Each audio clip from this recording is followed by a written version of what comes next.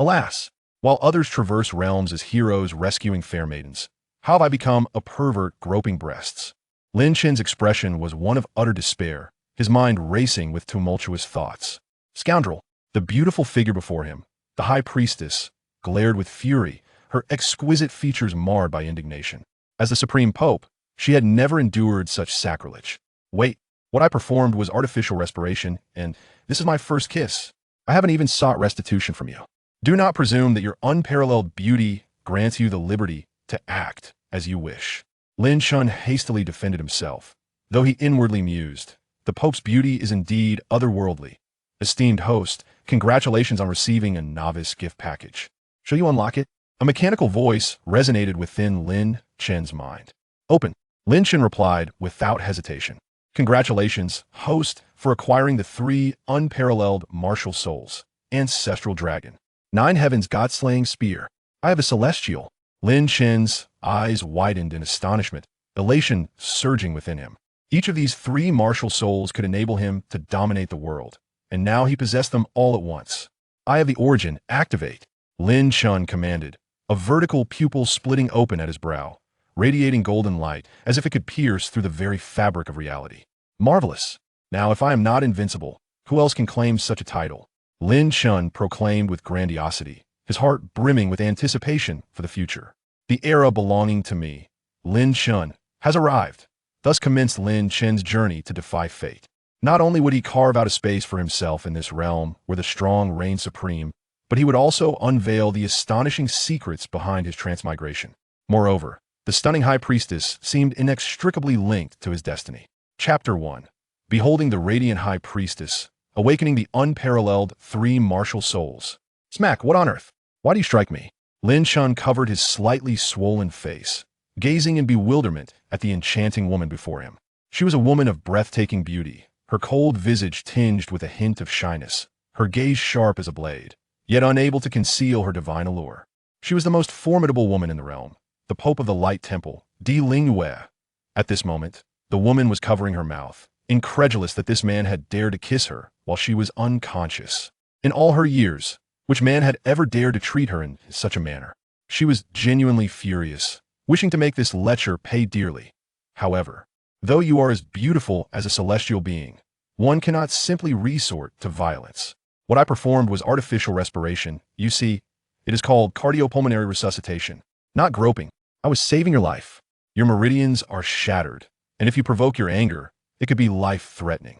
Without waiting for her response, Lin Chen brought forth a basin of brown medicinal ointment. Though the color may be unappealing, I assure you it will cure your ailments. Stay still. I shall apply it. Before she could protest, Lin Chen proceeded. Di Lingyue's cheeks flushed crimson, yet the young man before her, not yet 20, spoke the truth.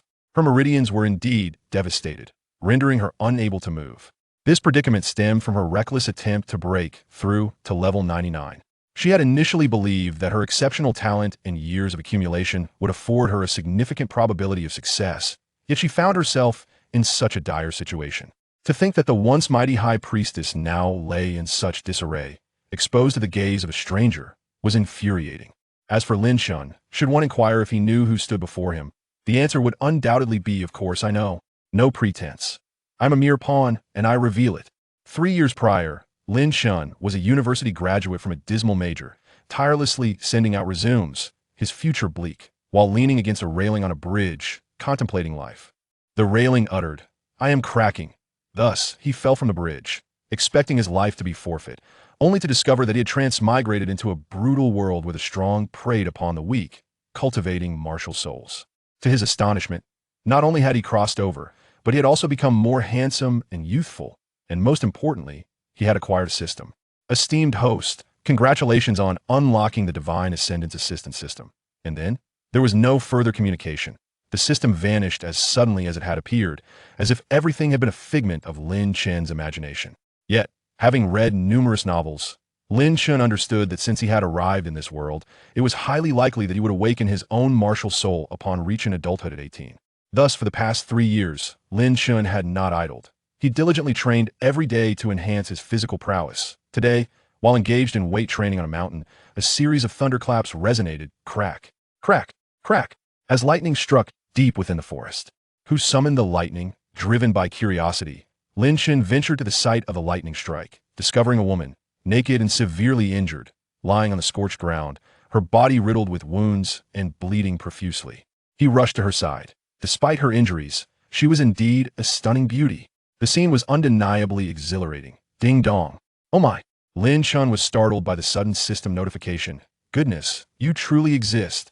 I thought you had perished. Host, please refrain from cursing me. I am immortal. Task unlocked. Heal the High Priestess of the Light Temple, Di Lingwei.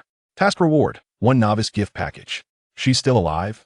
Lin Chen exclaimed in surprise, astonished that the woman before him could endure such devastation from lightning and yet still cling to life. A remarkable feat, indeed. After a moment of reflection, Lin Chen promptly removed his clothing and wrapped it around the High Priestess, gently cradling her and returning to his abode. Fortunately, the system provided a method for healing. Otherwise, he would have been a loss. Thus unfolded the earlier scene, where he had just administered artificial respiration to Di Lingwei and received a slap in return. With medicinal ointment on his hands, he delicately applied it to Di Lingwei's exquisite form. Despite having recently been struck by lightning, her skin remained smooth, supple, and resilient. Luckily, Lin Chen was not a man easily swayed by beauty. Otherwise, should the woman before him bear a grudge, the consequences would be dire. The intimate contact with a stranger was a first for Di Lingwei, rendering her cheeks a deeper shade of crimson. She resolved to close her eyes and accept the treatment, silently vowing that should he dare to overstep, he would pay dearly. After a considerable time, Lin Chen finally finished applying the ointment to all her wounds. Do not move today. Otherwise, I shall have to reapply it. He gently covered Di Lingwei with a blanket before retreating. Did he just express disdain for me? Di Lingwei furrowed her brow. I still look quite presentable, do I not? Why did he not steal another glance? Was my earlier blow too forceful? System, come forth. I have treated her. Quickly grant me the novice gift package. Lin Chen hurried into the courtyard, eagerly anticipating the novice gift package after 3 long years of silence from the system. Ding dong. The novice gift package has been credited. Please check. Host, I wonder what treasures await. I hope nothing absurd arises, for I have waited 3 years for this. Recalling his previous life, where his luck in draws was always abysmal, he silently lamented. Heavenly spirits, earthly spirits, Taishang Laojun, reveal your powers. Open. Congratulations, host, for drawing a legendary reward. 3 unparalleled martial souls. Ancestral Dragon. The Ancestral Dragon is the supreme deity of the Beast Clan, the apex of all creatures, revered for its bloodline. When the Ancestral Dragon appears, all beasts bow in reverence, for I am supreme. The Spear of the 9 Heavens. Legend has it that this weapon embodies the essence of a primordial spear god, left behind upon his ascension, its sharpness unparalleled and invincible in its path. With this long spear clasped in hand, who could dare impede my journey? The eye of the divine. When a celestial eye opens, nothing can escape its gaze. Let us turn the tide of destiny. Eye of the origin, awaken. Lin Chen gazed in astonishment at the 3 extraordinary martial souls manifesting before him. He pinched himself fiercely, pain. This was no dream. This novice gift pack was nothing short of astounding. Would this not render him invincible henceforth? Ah, it seems I truly am the chosen one. Ha! Ding dong. Detection indicates that the host has reached the age of 18. Do you wish to merge the 3 martial souls and become a soul master? Is that even a question? Of course I shall. Why ponder? Even if I had merely drawn a blue silvergrass, I would have accepted it. But to obtain these 3 divine martial souls, what am I waiting for if not to merge them? Understood. Commencing the awakening and fusion now, a golden light enveloped Lin Chen as the 3 extraordinary martial souls transformed into beams, entering his very being. Chapter 2. Taking an Apprentice. The emergence of the 3 lives martial spirits. It doesn't hurt at all. I had expected a sensation akin to my body bursting apart. Lin Chen took a moment to assess himself and realized there was no discomfort whatsoever. I have spared the host from the agony of the transitional phase. Would you like to experience it? I can fulfill your small wish, the system chimed in. Upon hearing this, a chill ran down Lin Chen's spine. The system was indeed formidable, capable of rendering the experience painless. Wouldn't that mean future endeavors would be quite exhilarating? You are mistaken, host. This is merely a feature of the novice gift pack. Such benevolence shall not persist in the future, the system's cold yet somewhat teasing voice remarked. Lin Chen felt a twitch at the corner of his mouth, but he couldn't complain. After all, possessing 3 extraordinary martial spirits meant that any pain associated with them would likely be unbearable. Surely, no one would be foolish enough to feign bravado at such a juncture. Lin Chen was not one to embrace unnecessary suffering. With the system by his side, he was unconcerned about compatibility issues. He could distinctly sense the presence of his three martial spirits within him, ready to be summoned at will. Esteemed host, you may now review your information and status. Review. Before Lin Chen, a panel materialized, revealing a figure depicted in green, presumably indicating good health. Alongside it was his personal information, name, Lin Chen. Age 18. Spirit power level, 1. Martial spirit 1. Ancestral dragon. Spirit skill, none. Martial spirit 2. Heaven's slaying spear. Spirit skill, none. Martial spirit 3. Eye of the celestial being. Spirit skill, none. Spirit bone, none. Gazing at the panel, Lin Chen mused that aside from lacking nurturing, he seemed to be in possession of everything else. This martial spirit combination was indeed remarkable. However, a pressing question arose. How was he to cultivate? His spirit power level was merely 1, and to grow stronger, he needed to train, yet he had no knowledge of how to cultivate spirit power. Dear host, is there not a top-tier expert lying in your abode? I suggest you might consider seeking her guidance. The system's voice resonated, awakening him to the realization. Indeed, the renowned female pope lay in his room, undoubtedly possessing formidable strength. If not exceptionally powerful, she must at least have methods of cultivation. Lin Chen glanced around the room, contemplating enlisting her assistance. Although he had just kissed her, it was to save her life. Surely, such a request would not be refused. That evening, Lin Chen prepared an extravagant feast, including a signature dish, roasted spirit boar. A creature at the bottom of the beast hierarchy, akin to wild boars from his previous life, easily hunted by any moderately skilled adult. At that moment, the female pope emerged, now clad in her own garments, having regained some strength. After all, she was a level 99 powerhouse, recovering swiftly from severe injuries. You have awoken? Perfect timing. I prepared dinner for us to share. Lin Chen looked up at Douluo and couldn't help but admire her beauty. She had transformed from her disheveled state into a vision of elegance, adorned in a flowing white dress that accentuated her long legs. Lin Chen, however, remained focused solely on obtaining her guidance for cultivation. System, don't you possess any cultivation methods? Of course, but I have no desire to impart them, the system replied again, its tone unwavering. You have a point. I apologize for any offense caused today, but the situation was dire, and I had no choice, Lin Chen said, scratching his head with an innocent smile. That's of no consequence. Douluo, aware of the implication, remembered that he had taken her first kiss. Though irritated, she was not unreasonable. She understood the distinction between gratitude and grievance. Come, sample my culinary skills. Seeing an opportunity, Lin Chen seized the moment, breaking off a leg of the spirit boar and presenting it to Douluo. She gasped in surprise, but accepted it nonetheless. They began to eat in silence. And after a while, Douluo, having seemingly finished, observed Lin Chen devouring his meal with gusto and remarked, "You must have just awakened your martial spirit." Lin Chen paused. Disbelief etched across his face as he turned to Douluo. How did you know? Douluo smiled softly. You were quite radiant during your awakening. Ha, really? I hadn't even noticed. You saved my life today, which must be fate. Would you consider becoming my apprentice? Master, I bow to you. Without hesitation, Lin Chen knelt and bowed his head. Douluo, taken aback by his swift and unwavering action, paused momentarily. Do you know who I am? I do not. However, I observe that you are as beautiful as a celestial being, and having survived such a thunderous attack, you must be a powerful individual. Lin Chen's quick response left no room for criticism. I am Douluo, the current pope of the bright divine hall. From this day forth, I will take you as my disciple. Despite her flowing gown, she exuded a regal presence, her pride evident as she declared her identity. One might wonder why she would suddenly accept an apprentice she barely knew. It was because, during Lin Chen's awakening, Douluo had sensed the immense power of his martial spirit, a presence that surpassed even the elite of the bright divine hall. Such a promising talent was not something she wished to overlook. He could one day become a formidable ally. However, what caught Douluo off guard was that this young man displayed no reaction upon learning her identity, which piqued her interest. In truth, Lin Chen was already well aware of who she was. Release your martial spirit. Let me see it. Upon hearing this, Lin Chen closed his eyes to connect with his martial spirit, and in an instant, a deep, resonant dragon's roar echoed forth. A small black dragon emerged from Lin Chen's body, swirling around him.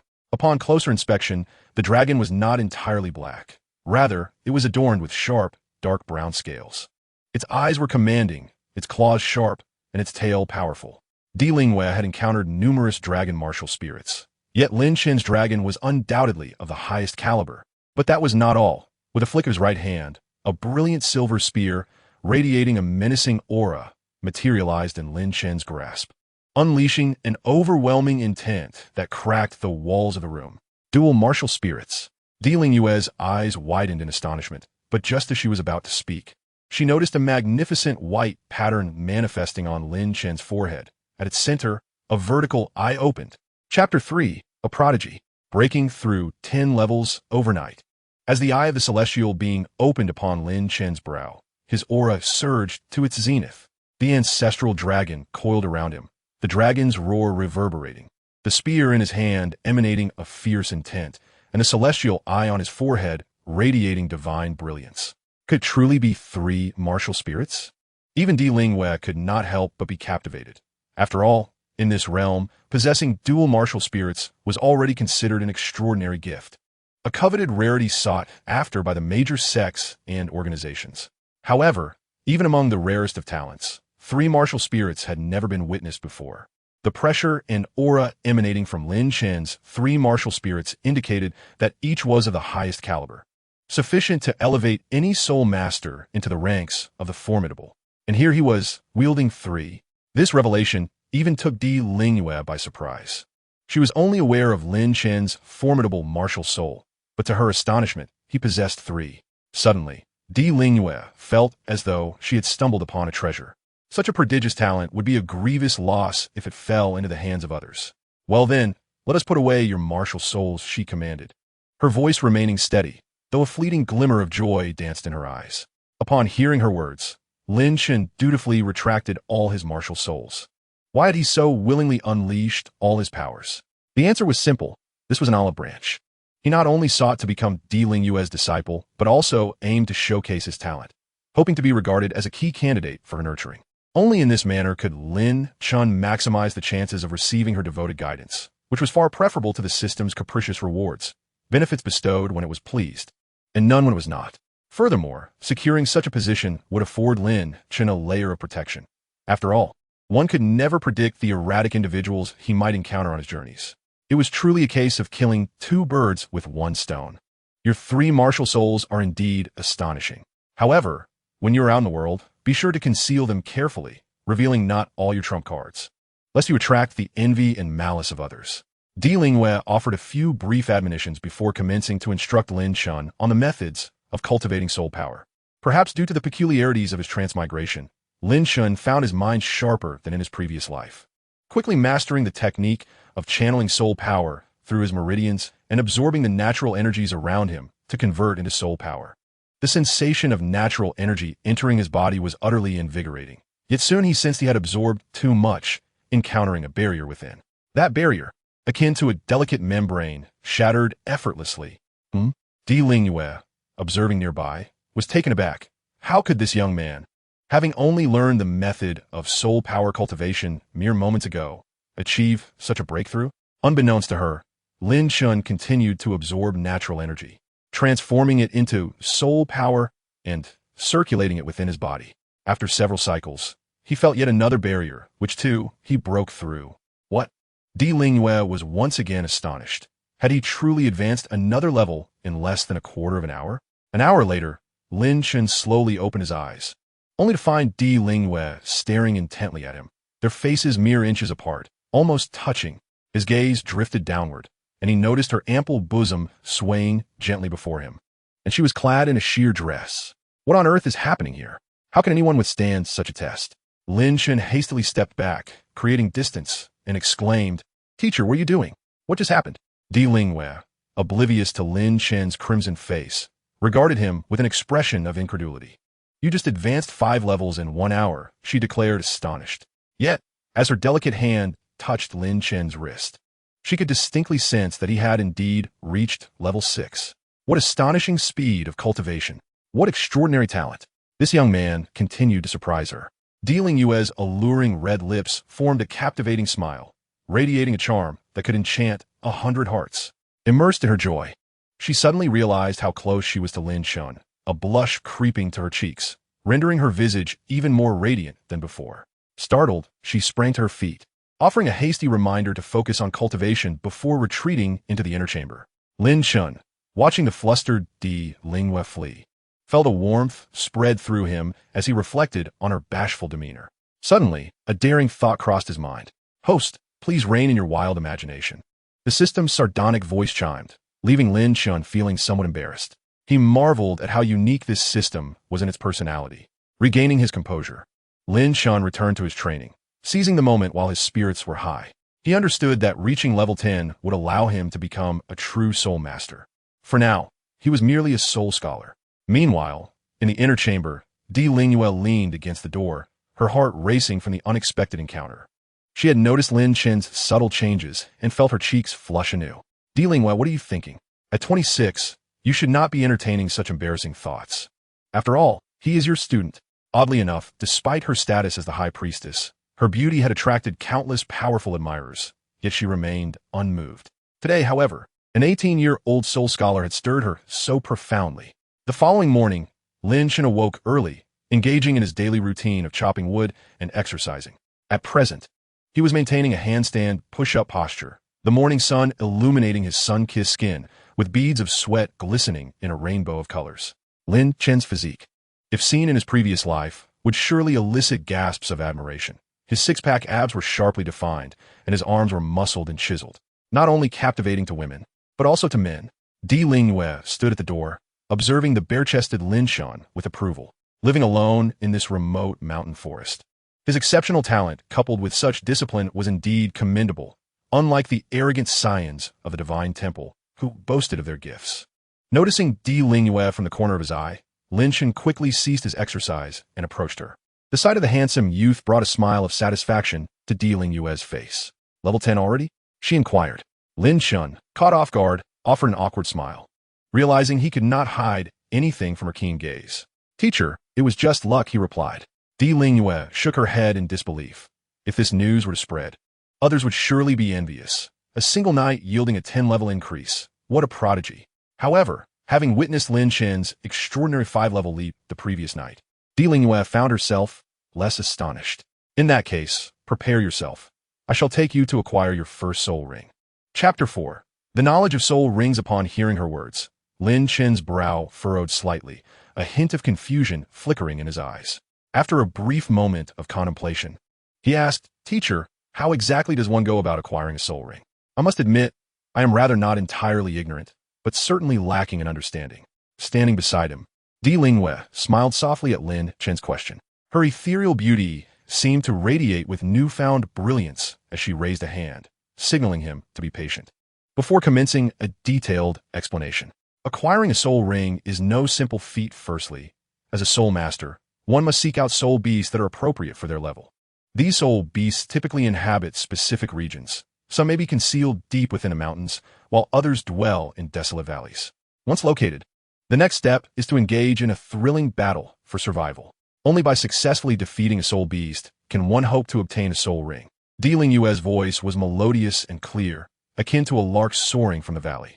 After a brief pause, she continued, "Generally, there are strict limitations on the age of soul rings that a soul master can absorb. Typically, an ordinary level 10 soul master can only absorb soul rings that are a century old or younger. Certainly, the ultimate capacity to absorb soul rings of varying ages ultimately hinges upon the innate talent and individual physical condition of the soul master. For the majority of ordinary individuals, the maximum they can hope to integrate lies within the range of 100 to 300 years. However, should one dare to forcibly absorb a soul ring of a higher grade than their own capabilities, the consequences could be dire, as an insufficient soul power to sustain such formidable energy might lead to catastrophic outcomes, including the possibility of death by explosion. Once such an incident occurs, there is virtually no opportunity for recovery. Thus, when confronted with the critical decision of selecting a soul ring, it is imperative to engage in careful contemplation and exercise prudence, avoiding any rash impulses. At this juncture, Douluo unconsciously elevated her tone and slightly intensified her enunciation, as if seeking to ensure that Lin Chen, who stood attentively by her side, would indelibly imprint each of her words into his mind. As for those fortunate individuals blessed with twin martial souls, they can typically endeavor to absorb soul rings of approximately 600 years. However, Douluo suddenly shifted her focus, her gaze fixating on Lin Chen as she slowly articulated. In your rare case of possessing 3 martial souls, the situation is markedly different. Although I cannot yet ascertain the precise age of soul rings you can withstand, it is undoubtedly far beyond that of those with only twin martial souls. Yet, even with my extensive experience, I find it challenging to provide an accurate assessment of the specific figures. Lin Chen comprehended everything Douluo conveyed. Through her words, he effortlessly discerned the significant advantages inherent in his 3 martial souls. From the very beginning, he possessed extraordinary innate gifts. And as he formally embarked on his path of cultivation, the gap between him and a multitude of ordinary individuals would only widen with the passage of time and the gradual accumulation of his power, ultimately leaving most far behind. Consequently, those who frequently appear in various narratives, self-proclaimed geniuses, often come across as arrogant and imperious. The reason for this demeanor is simply that they have, from the outset, occupied a tier distinctly separate from the common populace. Once Douluo elucidated the fundamental knowledge regarding soul rings, she promptly guided Lin Chen on their journey. Their destination was a forbidden zone situated in the heart of the vast continent, the Soul Beast Forest. Within this expansive realm, there exists a mysterious and vibrant sanctuary, the concentrated habitat of soul beasts. This locale, with its picturesque landscapes and verdant canopies, resembles an ethereal paradise, yet conceals boundless perils. In this abode of soul beasts, a plethora of diverse and unique creatures reside. Some are as colossal as mountains, while others are diminutive and delicate like fairies. Certain beasts possess razor-sharp claws and fangs, capable of effortlessly rending their prey, while others excel in speed, acting as natural assassins whose attacks are often unforeseen. These soul beasts, each with their distinctive traits, collectively form a complex and colorful ecosystem. However, for all soul masters, when they reach a certain level of cultivation and encounter a bottleneck, they invariably converge here in search of suitable soul rings. Only by absorbing the soul rings generated by powerful soul beasts can they transcend their limitations and embark on a higher path of cultivation. Thus, an irreconcilable enmity has developed between soul masters and soul beasts. On one hand, soul beasts must survive, and humans are perceived as a delectable source of sustenance. On the other hand, soul masters yearn for continuous improvement and must hunt down formidable soul beasts to acquire precious soul rings. This conflict perpetuates a state of perpetual tension between the two parties, with little hope for reconciliation. As they journeyed along, Douluo seemed to embody a living encyclopedia. Her voice, melodious and clear as the babbling brook, meticulously detailing the unique habits of various soul beasts and the myriad hidden dangers that lurk behind them. With her engaging narration, Lin Chen felt as though he was being transported into a wondrous world brimming with mystery and exhilaration, becoming utterly captivated. After an extensive trek, the duo finally arrived at the entrance of the Soul Beast Forest. The moment they stepped into the vast expanse of the forest, Lin Chen acutely sensed a palpable aura of danger enveloping the surroundings, stirring a mix of excitement and anxiety within him, causing his heart to race. Douluo maintained a composed demeanor, effortlessly leading Lin Chen deeper into the woods. Do not rush to hunt a suitable soul beast. I must first ascertain your limits, she stated, her graceful figure gliding ahead with an air of ease. Her elegant poise suggested that this perilous realm, rife with hidden threats, was merely her backyard. Indeed, this was no exaggeration. Douluo was the esteemed high priestess of the Radiant Temple, possessing extraordinary strength and profound cultivation. Even within the treacherous confines of the Soul Beast Forest, the number of soul beasts that could pose a threat to her was exceedingly rare. Most of those beasts had already attained a semblance of sentience, fully aware of Douluo's formidable prowess, and thus reluctant to provoke this esteemed figure from the Radiant Temple. Moreover, these soul beasts are the sovereigns of the Soul Beast Forest, maintaining a delicate equilibrium with humanity, typically refraining from instigating conflict to avoid igniting a widespread war that could engulf the entire forest. As the pair continued their leisurely advance, suddenly, a soul beast resembling an antelope sprang forth from the underbrush. Its agile form darted like lightning, instantly capturing the attention of both master and disciple. Chapter 5. The hunting expedition, this antelope-like soul beast was enveloped in a thin veil of pale blue light, shimmering like moonlight casting ripples upon a tranquil lake, exuding an aura of gentleness and mystery. Its eyes were as deep as serene pools, seemingly concealing boundless secrets and power. Douluo parted her lips, softly introducing. This is the swift shadow antelope. Do not be deceived by its gentle appearance. Its speed is astonishing, akin to the wind's swiftness. Moreover, it possesses a unique ability to swiftly shift its form, creating illusory shadows to confound its foes, launching sudden and fierce ambushes when least expected. After a brief pause, she continued, this swift shadow antelope should have around 100 years of cultivation. Today, you shall attempt to hunt it. Upon hearing this, Lin Chen felt a jolt of excitement and trepidation coursing through him.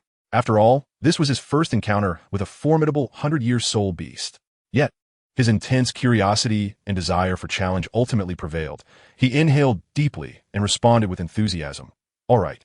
At that moment, the swift shadow antelope, which had been fixated on Lin Chen, suddenly emitted a low bleat, and without warning, it sprang forth with a burst of speed, charging toward Lin Chen like a bolt of lightning. Its velocity was astonishing, traversing several meters in the blink of an eye, leaving behind a series of indistinct afterimages that made it nearly impossible to pinpoint its true location. Lin Chen, however, remained unfazed, with a powerful push from his legs. He charged directly toward the swift shadow antelope. As the swift shadow antelope observed Lin Chen's audacious provocation, fury surged within it, causing its hooves to fly as it accelerated once more with the speed of lightning, leaving onlookers astounded. Its eyes widened, fixating on Lin Chen with an intensity that seemed capable of devouring him whole. Concurrently, it raised its pair of sharp, formidable horns high, charging towards Lin Chen with a fierce momentum, determined to pierce him to death with this strike. The sudden turn of events prompted Lin Chen to furrow his brows slightly. He contemplated inwardly. This shadow antelope is indeed a formidable opponent. Not only is it astonishingly swift, akin to a bolt of lightning that eludes capture, but it also wields such sharp horns as weapons. Should he falter and fail to evade in time, the consequences of being struck by those horns in full gallop would be dire. With this thought, Lin Chen dared not to delay even for a moment. He immediately summoned every ounce of focus, tensing his muscles, his gaze locked onto the swiftly approaching shadow antelope, his mind racing to devise a countermeasure. The distance between man and beast dwindled at an alarming rate. At that moment, a glimmer of determination and courage flashed in Lin Chen's eyes as he darted forward like a streak of lightning towards the shadow antelope. In the blink of an eye, just as a collision between man and beast seemed inevitable, Lin Chen executed a breathtaking maneuver, lunging forward and gliding along the ground, akin to a soccer player performing a sliding tackle. The sliding tackle. For a moment, both the girl and the beast, along with the surrounding atmosphere, froze in astonishment, as no one had anticipated Lin Chen would resort to such a tactic. However, the shadow antelope, caught in its high-speed charge, had no time to react. Its massive form, propelled by inertia, was tripped by Lin Chen's sliding maneuver, crashing to the ground with a resounding thud, kicking up a cloud of dust. Simultaneously, its sharp horns plunged deep into the earth due to the force of impact, rendering its body momentarily immobile.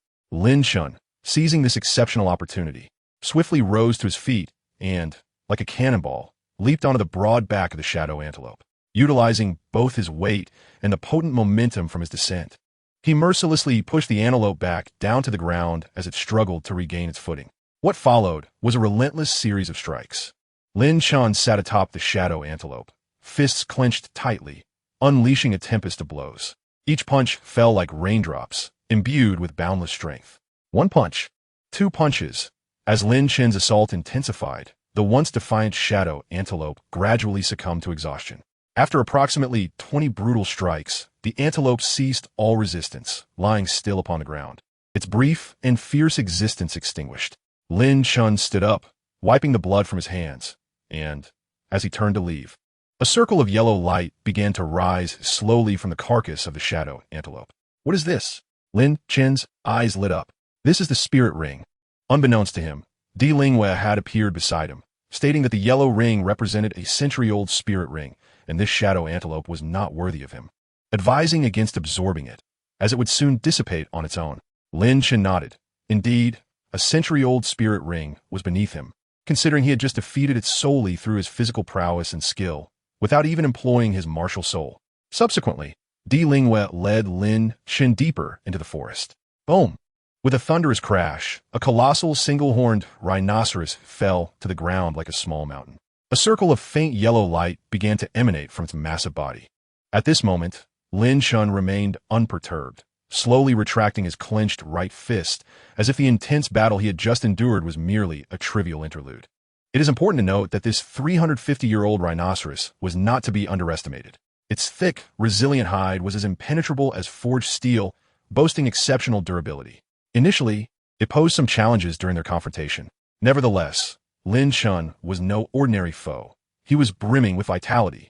In contrast, while the rhinoceros was tough and resilient, its mobility paled in comparison to the agility of the shadow antelope. Thus, faced with such an opponent, Lin Chen felt entirely at ease, unperturbed in the slightest.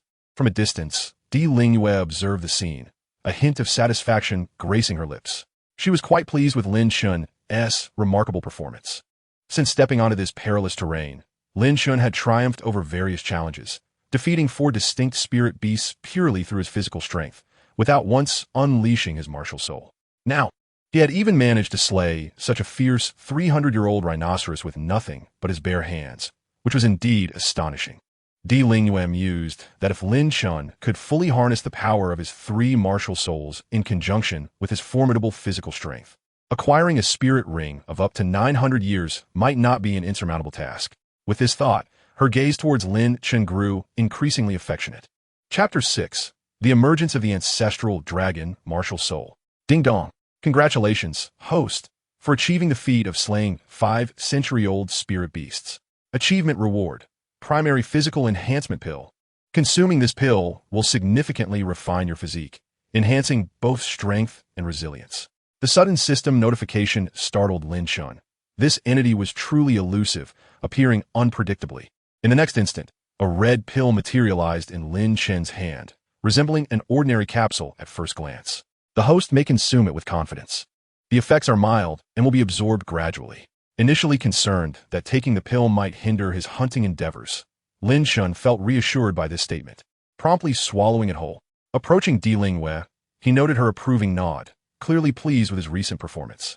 You did remarkably well. Your display exceeded my expectations. To single-handedly defeat a 300-year-old spirit beast without employing any techniques is quite commendable. Yet, the next moment, Douluo's tone shifted, however. It is time for you to begin utilizing your martial soul. Ultimately, a soul master relies primarily on their martial soul, especially considering you possess 3. You must learn to switch between and synergize them effortlessly. This is the purpose of my guidance. Lin Chen nodded in agreement. Douluo was correct. In truth, he was eagerly anticipating the opportunity to test his martial soul. Here it comes. Douluo's luscious red lips parted slightly, akin to cherry blossoms, as her melodious voice filled the air. Suddenly, a massive, majestic tiger-like spirit beast erupted from the dense undergrowth like a bolt of lightning. In the blink of an eye, a formidable presence materialized before Lin Chen and Douluo. This chilling tiger-like soul beast was cloaked in a resplendent coat of vivid red fur, each strand shimmering with a faint yet searing glow reminiscent of flames.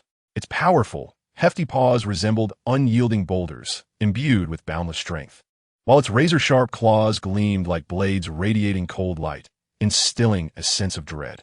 Most striking were its blood-red eyes, exuding an aura of sheer ferocity that seemed capable of devouring one's very soul in an instant. The remarkably sharp fangs sparkled with a chilling glimmer, suggesting that with the slightest bite, it could effortlessly rend any prey asunder. This was a fire tiger, boasting 6 centuries of cultivation, one of the most ferocious and brutal kinds of soul beasts. Its most notable feature was its ability to control searing flames, a power so devastating that it could incinerate everything in its path. In comparison, the swift shadow antelope, also possessing 6 centuries of cultivation, paled significantly. Should the two engage in a life-and-death struggle, the odds would be heavily in favor of the fire tiger, which would likely prevail 7 times out of 10, with the swift shadow antelope managing to endure for merely 3 minutes. Douluo spoke softly to Lin Chen, her tone gentle, yet the information she conveyed was profoundly shocking. After her words, she smiled slightly, and in an instant, Her form flickered and vanished into the void like a wraith, leaving Lin Chen to confront the formidable fire tiger alone, his face etched with astonishment. What? So it's a 7-3 chance, is it? Does this woman truly believe herself to be amusing? Lin Chen mused inwardly, yet his actions remained vigilant and unyielding. After all, encountering a soul beast of such formidable prowess for the first time was no trivial matter, and he could not afford to underestimate it. Come fort, ancestor dragon. It is time to reveal yourself. Lin Chen's gaze sharpened, fixating intently on the beast before him, as he emanated an unparalleled aura. Simultaneously, a deep, resonant dragon's roar erupted from within him, echoing like a primordial roar from the annals of time, captivating and awe-inspiring. In that instant, a colossal figure surged forth from Lin Chen's being. It was a 3-meter-long, dark brown ancestor dragon, coiling gracefully and exuding a formidable pressure that sent shivers down the spine. Its scales shimmered with an enigmatic glow, each one resembling a masterfully crafted work of art, radiating an ancient and powerful essence. As the ancestor dragon emerged, the very air around them thickened with gravity. It circled Lin Chen like a guardian spirit, majestic and dignified. Just then, another thunderous dragon's roar resonated, its sound waves rippling outward. The once fierce and poised fire tiger, poised to launch a lethal attack, stood frozen in place as if ensnared by an invisible spell. For the Soul Beast clan, the significance of bloodline rank was paramount. They revered the power of bloodlines, holding them in the highest regard. The ancestor dragon, as the progenitor of all beasts, possessed an overwhelming bloodline pressure. Under this terrifying influence, the fire tiger found its legs trembling, nearly unable to stand, and an instinctual urge to retreat surged within it. Yet, the ancestor dragon, hovering above, harbored no intention of sparing this audacious challenger. Upon sensing the hostile glare directed at itself, it was consumed by righteous fury, perceiving it as a grave affront and desecration. Witnessing the spectacle, Lin Chen was struck with both astonishment and elation. He had never anticipated that his ancestor dragon martial soul would be so potent, capable of instilling such fear in the ferocious fire tiger with merely a single roar. Truly, it was the progenitor of all beasts. Just as Lin Chen's thoughts began to stir, a deep dragon's roar erupted once more, and the ancestor dragon martial soul surged towards him, merging seamlessly in the blink of an eye. Instantly, a surge of powerful and mysterious energy cascaded from Lin Chen's core, coalescing towards his right arm. A layer of dark brown light shimmered across Lin Chen's right arm, and soon, razor-sharp dragon scales began to manifest, adhering closely to his skin as if they were always meant to be there. Simultaneously, his right hand underwent a remarkable transformation, morphing instantly into a fearsome, dark brown dragon claw, glinting with a chilling radiance. However, as he beheld this transformation, Lin Chen couldn't help but feel a flicker of confusion. Why had only his right arm undergone such a change while the rest of his body remained still? As if sensing Lin Chen's inner turmoil, the ever-watchful system promptly provided an explanation. Do not be perplexed, host. The reason only your right arm has manifested this condition is due to your current low level.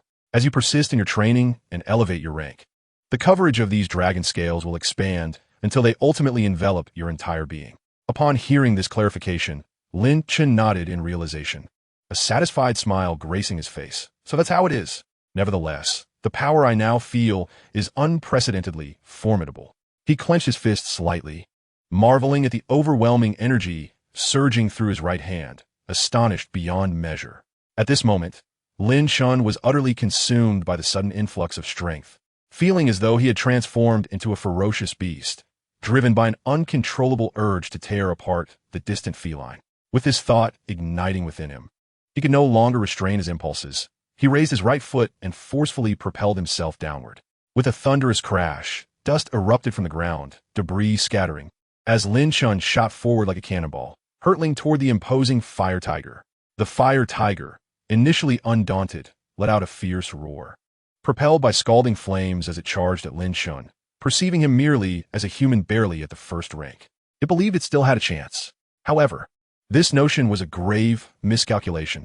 Just then, another deep and thunderous dragon's roar reverberated from within Lin Chen, and the once menacing fire tiger suddenly seemed to have its strength sapped, its limbs growing weak and unsteady. Its previously agile strides faltered, and before it could react or struggle, a streak of chilling light flashed across the sky. This icy gleam, swift as the wind and razor-sharp, was none other than Lin Chen's ancestor dragon claw, gleaming with a deadly radiance. Its immense power effortlessly pierced through the raging flames and the fire tiger's thick, resilient hide, cleanly severing its vulnerable throat as if slicing through tofu. In an instant, torrents of bright crimson blood gushed forth from the fire tiger's throat, spraying everywhere like a fountain. Moments later, the once formidable fire tiger, after a few violent convulsions, succumbed to silence, its life force extinguished. Concurrently, a halo of faint golden light, reminiscent of a ghostly apparition, began to rise slowly from the lifeless body of the fire tiger. Upon witnessing such a scene, Lin Chen was utterly astonished, his eyes wide with disbelief as he beheld the unfolding spectacle before him, his mouth agape as if it could accommodate an entire egg. "Oh dear tiger, how can you be so feeble? I haven't even exerted my full strength. Surely, you're not attempting to feign injury?" Lin Chen incredulously glanced down at the grand dragon claw in his hand, unblemished by a single drop of blood, and an overwhelming sense of elation surged within him.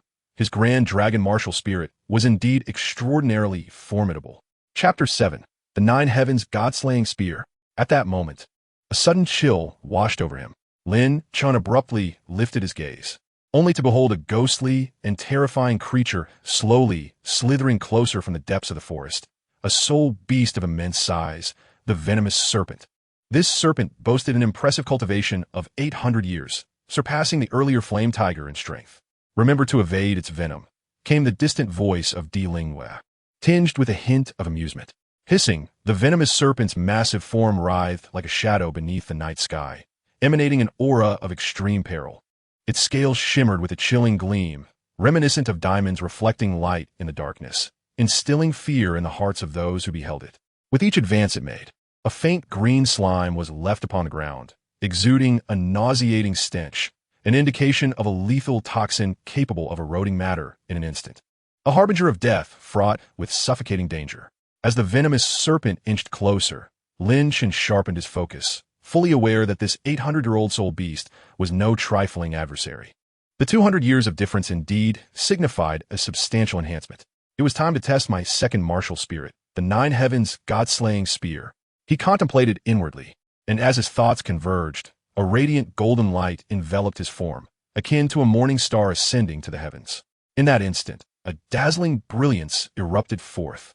Amidst this resplendent glow, a long spear of unparalleled elegance materialized from the depths of the void. The spear's shaft exuded a profound and mysterious black hue, resembling a bolt of lightning cleaving through the darkened sky, manifesting before him in a breathtaking display. Its surface glimmered with an icy radiance, sending shivers down the spine. Yet, the most striking feature was the faintly visible blood-red tip, akin to the blood of a raging war god, radiating an aura of insatiable ferocity and commanding presence that inspired trepidation. With a firm grip on the spear, Lin Chen felt a surge of overwhelming power coursing through him. Excitement and confidence swelling within his heart as if he were infused with this unseen force. A slight smile graced his lips, his gaze sharp as a blade, directly locking onto the venomous serpent. At this moment, the venomous serpent sensed the shift in Lin Chen's demeanor. Its cold scales shimmered with an uneasy light, as if contemplating the sudden might of this human. Its tongue flicked in and out, testing Lin Chen's aura, while its cunning and ferocious eyes glinted with malice. "Umph, little one, let us see if my spear can withstand your might," Lin Chen murmured to himself, his blood surging with fervor, every cell in his body exulting in anticipation of the impending battle. He leaped forth, his feet pounding the earth like a tempest unleashed upon the venomous serpent. The Nine Heavens God-Slaying Spear danced in his hands, tearing through the air with a piercing shriek that resonated throughout the forest. In that fleeting moment, the serpent's eyes lit up with alarm. It sensed an unprecedented threat. Instantly, it opened its maw to unleash a dense cloud of venom that surged toward Lin Chen like a murky river, the acrid scent nearly suffocating. Yet, Lin Chen's gaze sparkled with unwavering determination as he thrust the Nine Heavens God-Slaying Spear forward, channeling unparalleled power directly at the oncoming toxic mist. With the spear's thrust, the sound of air being rent asunder echoed like a furious gale, unleashing a shockwave that swept through the surroundings. The thick venom was torn into countless tiny particles, exploding like fireworks in the air, scattering in a dazzling display. Lin Chen moved like a specter through the swirling mist, every step as swift as the wind, his feet causing the ground beneath him to slightly indent, as if nothing could deter his resolute advance. As the noxious mist was torn apart, the true form of the venomous serpent was finally revealed. Its colossal body loomed before Lin Chen like a monstrous beast, its eyes gleaming with ferocity, akin to two malevolent stars in a darkened sky, yet now radiating an icy cunning. As Lin Chen approached, its tongue flicked restlessly, testing this sudden threat. However, the venomous serpent had no time to react. Lin Chen's nine heavens god-slaying spear traced a perfect arc, wielded with unparalleled strength. Like a lightning bolt tearing through the heavens, aimed directly at the massive soul creature. With a bone-chilling roar, Lin Chen plunged the spear deep into the serpent's body. Crack! A sound akin to something being torn apart reverberated through the air as the serpent's scales were effortlessly pierced, crimson blood gushing forth like a tidal wave, instantly staining the earth. The mingling scents of blood and decay coalesced into a nauseating miasma that rapidly pervaded the air. In the blink of an eye, Lin Chen delivered a fatal blow, the enormous form of the venomous serpent collapsing before him, convulsing as it left behind ghastly streaks of blood on the ground. Its once cunning and fierce eyes now reflected a glimmer of resignation and decay, akin to stars in the night sky consumed by the dawn. Soon, a circle of yellow soul rings ascended, heralding the brief end of the serpent's existence. Lin Chen gazed at the fallen venomous serpent and the soul ring, a wave of elation swelling within him, as if all his strength had been liberated in that moment. He sheathed the nine heavens god-slaying spear, his eyes still aglow, as if proclaiming his victory. This is indeed slightly better than that tiger, just a brother among brothers, he muttered under his breath, his tone laced with disdain and mockery, as if engaging in a silent dialogue with the recently vanquished soul beast. The air was thick with the scent of blood, mingling with decay. Truly a peerless martial spirit, lacking any finesse, purely brute force. With proper training to suit your spear technique, coupled with the application of soul skills, you will undoubtedly become invincible in due time. Douluo emerged gracefully from the void, applauding and praising him. Indeed, my friend possesses a system. A swell of pride surged within Lin Chen. Yet despite this, one must not grow overly complacent. I have witnessed too many prodigies fall from grace due to their arrogance. As my disciple, I hope you do not tread that path. Douluo's expression turned serious, as if perceiving Lin Chen's hubris. Chapter 8. Level Suppression. Lin Chen quickly composed himself, respectfully responding, I shall heed Master's teachings. Douluo nodded slightly, her gaze reflecting satisfaction. As night descended, enveloping the surroundings in darkness, the two resolved to set up camp. Lin Chen expertly erected the tent, and once finished, he constructed a grill, skillfully preparing the carcass of the flame tiger gifted by Douluo from her spatial ring. Before long, the enticing aroma of roasted meat wafted through the air. Lin Chen presented a piece of the grilled meat to Douluo, who accepted it gracefully and began to savor it. With the bright moon hanging high, its silvery light cascading like water upon the forest, the two sat across from each other, a fragrant feast of roasted meat laid before them. They indulged in the delectable fare while engaging in cheerful conversation. At this moment, Lin Chen was quietly contemplating how he might further narrow the distance between himself and his master. Ahem, I trust that all esteemed lords present can surely empathize with his current sentiments. It is essential to note that Douluo is a woman of unparalleled beauty. Her graceful figure and enchanting visage render her an epitome of exquisite charm. To claim that Lin Chen harbored no feelings for such a captivating beauty would undoubtedly be disingenuous. Thus, in an effort to capture Douluo's attention and foster a deeper connection, Lin Chen began to deliberately recount amusing anecdotes from his childhood. Those whimsical and joyous memories seemed to reverse the flow of time, infusing the atmosphere with a light-hearted and pleasant ambience. Moreover, he reminisced about the circumstances surrounding their initial encounter. However, upon hearing these recollections, Douluo's cheeks instantly flushed a deep crimson, akin to a ripe apple. The mere thought of her bare form being fully visible to this student before her stirred within her an indescribable sense of shyness and embarrassment. Consequently, Douluo slightly furrowed her elegant brows, feigning a countenance of barely contained fury. Her captivating eyes flared with intensity, casting a sharp gaze upon Lin Chen, akin to a bolt of lightning. Startled by this sudden glare, Lin Chen trembled involuntarily and hastily sealed his lips. Internally, he lamented his folly. Acutely aware that he had seemingly provoked this seemingly gentle yet inherently authoritative master.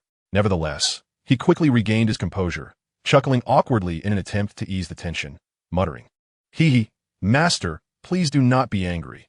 Your disciple acknowledges his mistake, while inwardly reveling in the knowledge that Di Lingwei was not truly incensed. At that moment, Di Lingwei appeared to intentionally shift the topic of conversation, directing her attention toward Lin Chen's first soul ring. She gently parted her ruby lips and spoke in a soft tone, "The prowess you exhibit now genuinely surprises me. If I am not mistaken, after successfully advancing to the 10th level, you must have continued your cultivation and made significant strides, correct?" Upon hearing her words, Lin Chen, who was previously indulging in his meal with great enthusiasm, abruptly halted his actions. He raised his head, gazing at Di Lingwei with a countenance of astonishment, his eyes brimming with disbelief. Clearly, he had never anticipated that such a minor secret of his would be so effortlessly unraveled by this exceptionally astute woman. After a moment of stunned silence, Lin Chen could not help but inwardly marvel. Truly, she is the high priestess, possessing an insight so keen that nothing escapes her discerning gaze. "Ha! You thought to deceive me with your trivial schemes?" Di Lingwei's enticing lips curled into a knowing smile, revealing a hint of her all-seeing nature. Feeling somewhat embarrassed at having his thoughts laid bare, Lin Chen scratched his head sheepishly before bursting into laughter, saying, "Ha! I merely wish to surprise you, master." He playfully winked, attempting to diffuse the tension that hung in the air. However, confronted with Lin Chen's antics, Di Lingwei chose not to dwell on the matter. She gently shook her head and began to patiently explain to him. "The method of breakthrough you are currently experiencing is known in the cultivation world as level compression. In simple terms, it involves accumulating as much personal power as possible before preparing to advance to the next realm, utilizing smaller breakthroughs to continuously enhance one's foundation." At this juncture, Di Lingwei paused to gather her thoughts before continuing. "It is important to understand that the more times you undergo level compression, the greater the power you will exhibit when you ultimately succeed in ascending to the next level. For instance, even among those who are both at level 21, a practitioner who has undergone just one level compression will possess a vastly superior strength compared to a typical level 21. After absorbing this information, Lin Chen nodded thoughtfully and replied, "By your standards, master, I've already completed 7 instances of level compression." Hearing this, Di Lingwei nodded slightly in acknowledgement. Her lips parted gently as she continued, "In that case, your soul ring's age must undoubtedly exceed a century." Lin Chen paused, pondering her implication. "What do you mean, master?" "A millennium at the very least," Di Lingwei remarked. Although she was taken aback, her extensive experience allowed her to quickly regain composure. Lin Chen's innate talent was indeed beyond the reach of most. 1,000-year soul ring. When Lin Chen received this definitive answer from Di Lingwei, despite having harbored some suspicions, he could not suppress the surge of excitement and joy within him. His eyes sparkled with fervor, resembling the brilliant stars in the night sky, radiating a profound yearning for formidable power. If he could successfully absorb this Millennium Soul Ring and transform it into his first, it would undoubtedly place him far ahead of his peers from the very outset. With this thought, Lin Chen felt his heart race and his hands tremble slightly with exhilaration. "System, tell me, given my current physical condition, how many years of Soul Ring can I absorb?" Lin Chen eagerly inquired within the depths of his mind. Just then, a melodious chiming resonated, akin to a celestial melody gracing Lin Chen's ears. The system's voice echoed. "The host's current physique can withstand the energy impact of a soul ring of up to 1,500 years. Upon hearing the system's response, Lin Chen's elation intensified. His subsequent task was to seek a soul beast of approximately 1,500 years as his target. "I have dined sufficiently. At dawn tomorrow, I shall guide you in searching for your first soul ring," Di Lingwei declared, gracefully rising to her feet. Her long and alluring legs moved with an elegance that seemed to strike a chord in the hearts of all who beheld her, each step exuding an irresistible charm. She glided toward the tent that had been prepared, akin to a flower blooming amidst the night, captivating Lin Chen's gaze.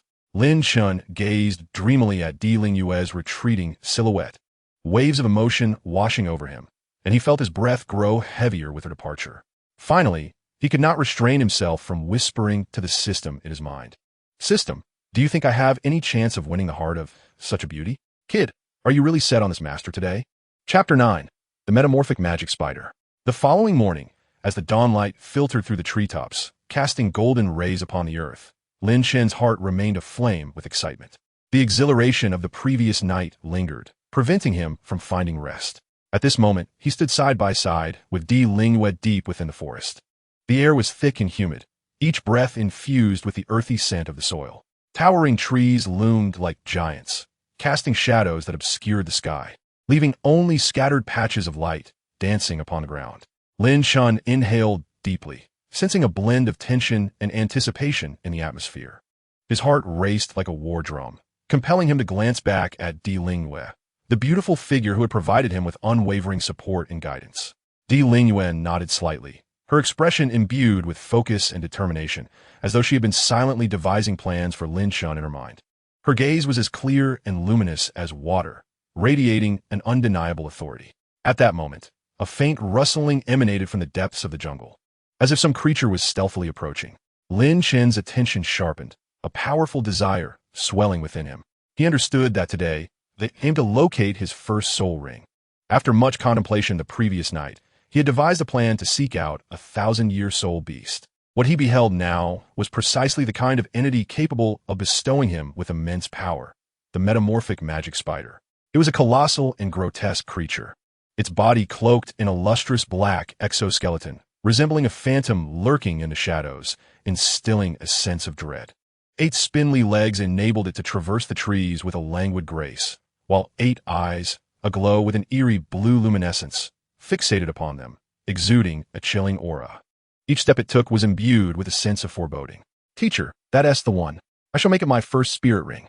Lin Chen clenched his fists, his countenance reflecting a blend of exhilaration and trepidation.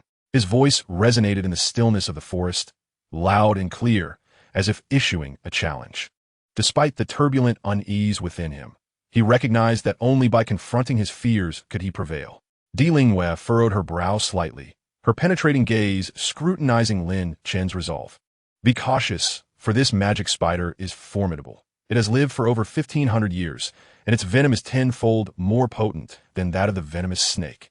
Her voice was soft yet tinged with concern, acknowledging that this was Lin Chen's first encounter with such a foe. In the tense and silent atmosphere, Lin Chen's heartbeat quickened. He leaned slightly forward, attuned to every subtle movement around him, poised to embrace the impending challenge. He believed in his own strength and yearned to acquire his inaugural spirit ring through this battle. At that moment, the shape-shifting magic spider finally sensed their presence. Its elegant yet imposing form slowly turning, its fluid movements reminiscent of a dancer gliding across a stage. Yet, this elegance did not diminish its aura of menace. Instead, it intensified the sense of dread.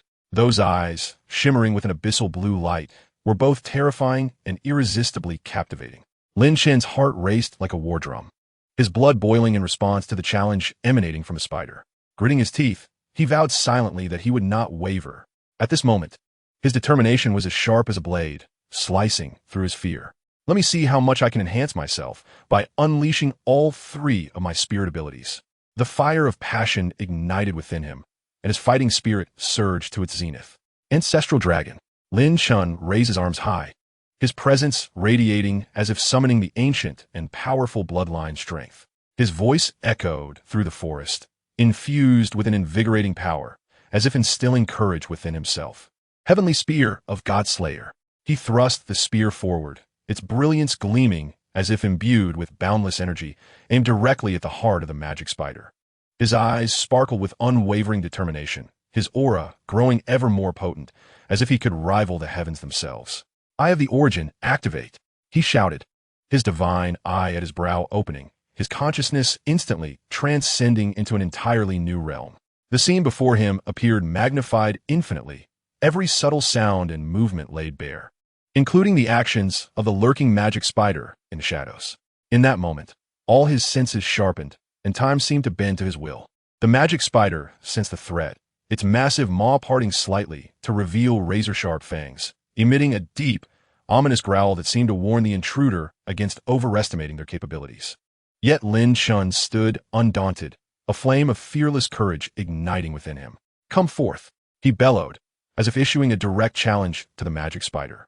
As his words hung in the air, the distance between the Godslayer's spear and the spider narrowed in an instant, an overwhelming pressure enveloping him, as though signaling that this was a battle of life and death, a pivotal moment for his transformation. Douluo stood by, resembling a blooming ice lotus, silently observing the fierce struggle unfolding before her.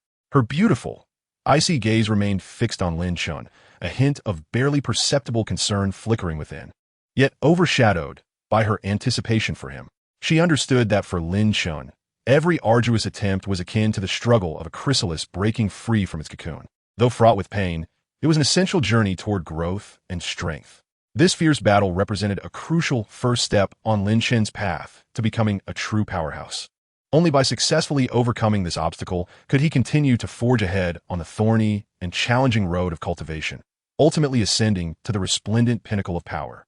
The air was thick with tension, and within Lin Chen's soul surged a torrent of fervent blood, as if all his efforts and perseverance converged into a formidable force at this moment. The figure of the magic spider gradually came into focus, and all fear and uncertainty transformed into a driving force for progression. He was ready to embrace this life-or-death struggle. Lin Chen initiated the assault, the ancestral dragon spirit enveloping him. His aura soaring as a colossal spectral dragon seemed to manifest behind him, while his right arm became encased in dragon scales once more. He lunged forward with the Godslayer spear, its tip gleaming with a chilling light. The shape-shifting magic spider, however, showed no sign of fear, its 8 long legs moving swiftly, vanishing from sight in an instant. Lin Chen was taken aback, activating the Eye of the Divine, rendering the fluctuations of the surrounding space visible to him. He discerned that the spider was stealthily maneuvering behind him, its speed astonishing. With no time to turn, Lin Chen swung the Godslayer spear backward. The spider's sharp fangs clamped onto the spear's shaft, and with a forceful flick, he propelled it away. Before Lin Chen could catch his breath, the spider unleashed strands of black silk that spiraled toward him like resilient ropes. He had no choice but to evade repeatedly, fully aware that being ensnared by those venomous threads would yield dire consequences. Utilizing the terrain to evade the magic spider's webbing, Lin Chen sought an opportunity to counterattack. As he dodged, he circulated his internal soul power. His gaze sharpened, and he shouted, "Now's my chance." Seizing the Godslayer spear with both hands, its brilliance flared, and he swept it forward with great force. A crescent-shaped wave of energy surged toward the magic spider. Realizing the threat, the spider quickly wove a thick web in front of it to block the attack. Yet, the energy wave shattered through the web, striking the spider, which emitted a piercing shriek in response. However, the magic spider grew even more ferocious upon being wounded. Its body began to transform, rapidly expanding several times in size, its original 8 legs morphing into 16, and the bristles covering its body standing erect, radiating a dark sheen. Lin Chen was internally astounded. This spider possessed such metamorphic capabilities, truly deserving of its name, the shape-shifting magic spider. The spider renewed its assault, its 16 powerful legs shooting toward Lin Chen like arrows released from a bowstring. Lin Chen planted his feet firmly, leaping high into the air, simultaneously hurling the Godslayer spear at the spider's eyes. The spider sidestepped, and Lin Chen seized the moment to land on its back, clenching his fists, imbued with the power of the ancestral dragon, and struck down with great force. The spider thrashed wildly, attempting to dislodge him. Lin Chen clung tenaciously to the hard shell on the spider's back, unleashing a relentless barrage of attacks as the battle escalated into a fevered intensity.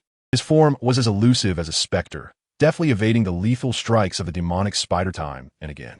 After successfully dodging several attacks, Lin Chen seized the opportune moment, propelling himself off the ground with a powerful push of his legs, soaring into the air. In that instant, without hesitation, he hurled the god-slaying spear, the Jiutian Shsh in Qi Ying, with all his might, aiming directly at the spider's grotesque, menacing eyes. The demonic spider sensed Lin Chen's intention and swiftly attempted to evade the sudden assault. Unfortunately, the proximity between them, compounded by the spider's massive size, severely hampered its agility. Despite its efforts, it could not entirely escape the strike. With a sharp sound, the spear's blade ruthlessly sliced through the spider's 3 eyes, causing blood to spatter. The spider let out a piercing scream of agony, clearly suffering immense pain from the injury. Seizing this moment, Lin Chen nimbly landed upon the spider's broad back. Clenching his fist, enveloped in dark brown dragon scales, he summoned the surging power of the ancestral dragon, channeling it into his fist. He then unleashed all his strength, delivering a devastating blow to the spider's back. Remarkably, the spider's seemingly impenetrable carapace yielded under the force of Lin Chen's strike, creating a significant indentation. The spider writhed in unbearable pain, desperately thrashing its massive body in an attempt to dislodge Lin Chen from its back. Yet, Lin Chen was not one to yield easily. His left hand clamped down like an iron vise on the spider's hard shell, remaining steadfast despite its frantic struggles. Meanwhile, his right hand transformed into a razor-sharp dragon claw, unleashing a barrage of relentless strikes upon the spider. The fierce battle escalated to a fever pitch. In the distance, Douluo observed the unfolding drama with rapt attention. As she witnessed Lin Chen's deft maneuvers against the spider's ferocious onslaught, a profound sense of satisfaction welled up within her. The dynamics of battle were ever-shifting, and even the most seasoned warriors could scarcely predict what would transpire next. Yet Lin Chen exhibited a remarkable ability to seize fleeting opportunities and respond with precise counterattacks. A rare and exceptional skill. Had she not known that Lin Chen had only recently embarked on this path of cultivation, she might have mistaken him for a battle-hardened veteran. Just then, a swift sound pierced the air as Lin Chen's right hand, glimmering with icy light, slashed across the spider's back. In an instant 5 deep, bone-revealing claw marks were etched into the spider's resilient body. The demonic spider erupted in a thunderous scream, filled with anguish and an overwhelming fury directed at the audacious human before it. At that moment, a shocking transformation took place. The spider seemed to lose all semblance of reason, descending into madness. Its 8 powerful legs thrashed violently, propelling it erratically across the ground. Simultaneously, its body shook violently as if caught in a tempest. What was even more chilling was that the spider's other 8 legs, disregarding their own safety, lunged wildly at Lin Chen with the ferocity of lightning strikes. Each attack carried a menacing wind and a deadly threat. Good heavens, this creature has truly gone mad, Lin Chen thought, his eyes widening in disbelief as he beheld the frenzied spider intent on his demise. He could hardly fathom the lengths to which this soul beast would go. This opponent is indeed formidable, Lin Chen muttered under his breath, swiftly focusing his mind to confront the imminent crisis. Without hesitation, he activated the eye of the celestial god, which erupted with blinding brilliance. Utilizing the eye's formidable insight and the agility of the dragon claw, Lin Chen adeptly evaded the onslaught of the spider's legs from all directions, seizing the opportunity to mount effective counterattacks. However, just as the situation appeared to stabilize, Douluo, watching from the sidelines, suddenly paled, her eyes filled with terror and concern. "No, Lin Chen," she cried out in alarm. "Damn it," Lin Chen cursed, refusing to allow a moment's delay. Aware that the spider was willing to inflict harm upon itself in a desperate gambit, he understood that remaining on its back would only plunge him into greater peril. Without a second thought, he leaped away from the spider's back. After a brief pause in midair, he landed firmly on the ground. Almost instantly, he bent down to retrieve the Jiu Tian SHSH in that lay embedded in the earth nearby. "Come on, system, give me some advice," he urged. "Aim for its eyes." The system finally responded, offering timely guidance. Upon hearing the suggestion, Lin Chen wasted no time in executing the plan. He darted behind a nearby boulder and hurled the spear skyward with all his strength. Simultaneously, he inhaled deeply, grasping the massive stone tightly. Despite its weight, Lin Chen summoned remarkable strength, lifting it high and sending it crashing toward the demonic spider. The spider, sensing the impending danger, propelled itself off the ground with its powerful legs, aiming directly at the approaching boulder. With a resounding crash, the stone collided with the spider's legs, shattering into countless fragments. Yet, in that instant of destruction, the sharp spear, like a bolt of lightning, hurtled toward the spider. At that moment, the spider was momentarily caught off guard by the shattered boulder, unable to react in time. In the blink of an eye, the spear found its mark, piercing through all 8 of its eyes. Reeling from such a grievous injury, the spider let out a pained wail, its massive body swaying before it collapsed to the ground, utterly incapacitated. Meanwhile, Lin Chen, having executed this series of perilous maneuvers, remained in the posture of throwing the spear, gasping for breath as his chest heaved like a bellows. Beads of sweat streamed down his forehead, soaking his clothes, while his vision began to blur and distort. What is happening? Why am I? In the next moment, Lin Chen fell, landing softly in an embrace. Lin Chen, Chapter 11, The Healing of the High Priestess. Lin Chen, Douluo Continent, Lin Chen, who lay unconscious in her arms, his eyes shut tight and lips a haunting shade of deep purple, his once rosy complexion now as pale as a sheet of paper. Undoubtedly, these were classic symptoms of poisoning. Douluo gently and cautiously turned Lin Chen on his back, revealing a ghastly, gaping wound on his back that was utterly shocking. The wound was strikingly pronounced, resembling a fearsome dragon with its claws bared, coiling ominously upon him. The skin surrounding the injury had long since been eroded by poison, taking on a pitch-black hue, while thick, dark blood gushed forth from the gaping wound. Not long before, Lin Chen had found himself on the back of the shape-shifting demon spider, engaged in a life-and-death struggle against the terrifying creature. At that moment, Lin Chen was wholly absorbed in evading the frenzied, reckless assaults of the demon spider, his body enveloped in heightened tension and exhilaration as adrenaline surged to its zenith within him. In the throes of such a perilous encounter, his mind was solely focused on deftly dodging the relentless onslaught, while he sought the opportune moment to deliver a fatal blow. Consequently, he was utterly oblivious to the severe injury that posed a mortal threat to his life. It was only after succumbing to the poison that Lin Chen, through a series of vigorous movements, exacerbated the spread of the toxin, leading him into unconsciousness. It is crucial to note that this toxin was no ordinary venom. It was a potent substance secreted by the formidable soul beast, the shape-shifting demon spider, which had lived for a staggering 1,500 years. The virulence and potency of this poison were beyond imagination. Merely a drop could swiftly bring down a robust bull to its demise. At this moment, even someone like Lin Chen, who typically possessed exceptional physical prowess and robust health, found himself utterly powerless against such a horrific toxin. Were Lin Chen conscious at this juncture, he would have clearly seen his status panel. Name, Lin Chen. Age, 18. Status, poisoned. Spirit power level, 10. Martial spirit 1. Ancestral dragon. Spirit skill, none. Martial spirit 2. God-slaying spear, the 9 heavens. Spirit skill, none. Martial spirit 3. Eye of the celestial god. Spirit skill, none. Spirit bone, none. The large, outlined silhouette of his body. It was evident that Lin Chen's back had turned a sinister shade of black and red. Douluo's eyes widened in horror as she fixated on Lin Chen, who lay unconscious, his eyes tightly shut, his complexion as pale as parchment, and a ghastly wound on his back. The injury was grotesque, flesh torn and bloodied, as if a monstrous maw cruelly devoured his life force. In that instant, a wave of intense self-reproach surged over Douluo, overwhelming her like a tide. Recalling the harrowing scene that had just unfolded, her heart tightened in anguish. She had clearly witnessed Lin Chen being ambushed and wounded by the venomous leg of the spider, yet as she prepared to intervene, a moment of hesitation had seized her. Had she acted decisively to crush that vile little spider in that critical moment, perhaps the toxin would not have spread so rapidly. However, doing so would have meant that the arduous victory Lin Chen had fought so hard to achieve would have been in vain. It was this very hesitation that had culminated in the current dire predicament, with Lin Chen's overexertion allowing the already potent toxin to spread within him at an alarming rate. Douluo dared not delay any longer. She swiftly utilized her spirit power, meticulously sealing Lin Chen's meridians one by one to slow the toxin spread. Then, she concentrated her efforts, forcing the poison within him toward the wound. Yet, she was acutely aware that this was merely a temporary measure and could not fundamentally eliminate the lethal threat Lin Chen faced.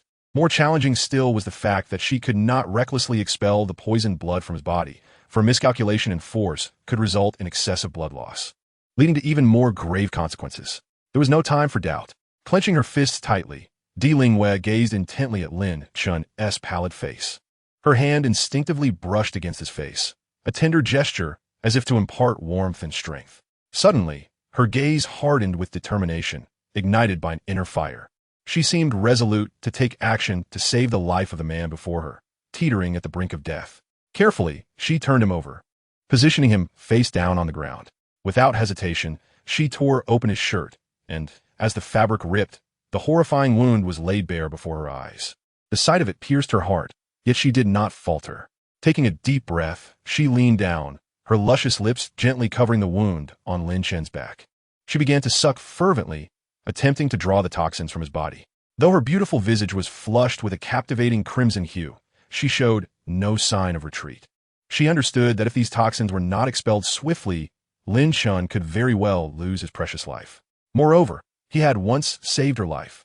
And this very poison was a consequence of his protective instincts. Lin Chen was her student. Thus, she was determined to do everything in her power to save him. Ling Yue's delicate lips pressed tightly against Lin Chen's wound, drawing the black, poisonous blood forth with each suck, which splattered onto the ground. The moment the toxic blood met the earth, it emitted a sharp, hissing sound. Again and again she repeated this action, and after several iterations, the color of the blood she expelled began to change. The alarming black gradually faded, replaced by a more normal dark red hue. Witnessing this transformation, the weight on Ling Yue's heart eased slightly. She did not allow herself to slacken. Hastily using a relatively clean piece of her clothing to gently tend to Lin Chen's wound, performing a makeshift bandaging. Once these tasks were completed, she exhaled deeply, feeling a considerable sense of relief wash over her. To ensure that the injured and unconscious Lin Chen lay more comfortably, Ling Yue carefully placed him upon her soft thigh. Then, she extended her delicate hand, as if cradling a precious treasure, gently caressing his slightly pale yet still handsome face. At that moment, she suddenly heard Lin Chen murmur incoherently, his voice fragmented and slurred. Ling Yue, like, you upon hearing these words? A delightful flush bloomed on Ling Yue's enchanting face, reminiscent of a ripe apple. Could it be that this young man harbored feelings for her? The thought took her by surprise, for she was a renowned and formidable female pope, often regarded with awe and fear by countless men. Yet here she was, becoming so flustered in the presence of an ordinary youth like Lin Chen. However, Ling Yue swiftly composed herself, casting a gentle smile at the unconscious Lin Chen as she softly remarked, "You must recover quickly." After speaking, she tenderly caressed Lin Chen's cheek, her eyes brimming with concern and anticipation. Chapter 12. Awakening. The following day, sunlight filtered through the leaves, casting dappled shadows that resembled a captivating oil painting, serene and warm. Lin Chen's consciousness drifted between obscurity and clarity, akin to a small boat swaying upon the undulating sea. As time progressed, his surroundings gradually crystallized, his heartbeat quickening as he felt enveloped in a comforting warmth. At last, his eyes fluttered open, revealing a familiar and soothing scene. Ling Yue sat serenely beside him, her visage bathed in sunlight, appearing as if gilded, exuding an extraordinary softness. Her features were as picturesque as a painting, her lips slightly curved, seemingly lost in a delightful dream. In that moment, Lin Chen felt a warm surge rising from the depths of his heart. At that moment, Lin Chen lay feebly across Ling Yue's long, fair thigh, his cheek gently pressed against her, savoring the unparalleled softness and warmth. The sensation was reminiscent of being on a cloud, intoxicating him in its embrace. What has happened to me? Lin Chen furrowed his brow, filled with perplexity as he silently inquired of the system. Soon, the system provided an answer. Yesterday, the host inadvertently fell victim to the sharp legs of the shape-shifting spider, succumbing to poison and falling into a coma. Upon hearing this, vivid images of the previous day's harrowing battle began to materialize in Lin Chen's mind. He recalled feeling a piercing sting, but in the throes of overwhelming tension, he had been oblivious to it. As this realization dawned, Lin Chen felt a surge of warmth in his heart. Undoubtedly, it was Ling Yue who had saved his life. Though it might have been a mere triviality for someone of her formidable prowess, this act of kindness deeply resonated within Lin Chen. At that moment, a mischievous chuckle from the system echoed in his ear. Host, would you like to witness the thrilling footage from yesterday? The suddenness of this inquiry left Lin Chen momentarily speechless, and it took him a while to process. What? You actually recorded it? You possess such miraculous functionality? However, the system offered no response to Lin Chen's surprise and skepticism, instead commencing the playback of the previous day's events. The imagery displayed Ling Yue, her face etched with guilt and regret, tightly grasping Lin Chen's hand, her eyes filled with concern and anxiety. Then, unexpectedly, she leaned down without hesitation, using her delicate lips to extract the venom from his body. Witnessing this scene, Lin Chen felt a rush of warmth flood his cheeks, his heart racing uncontrollably. To his great embarrassment, there followed a segment where he, in a dazed state, called out Ling Yue's name in his sleep.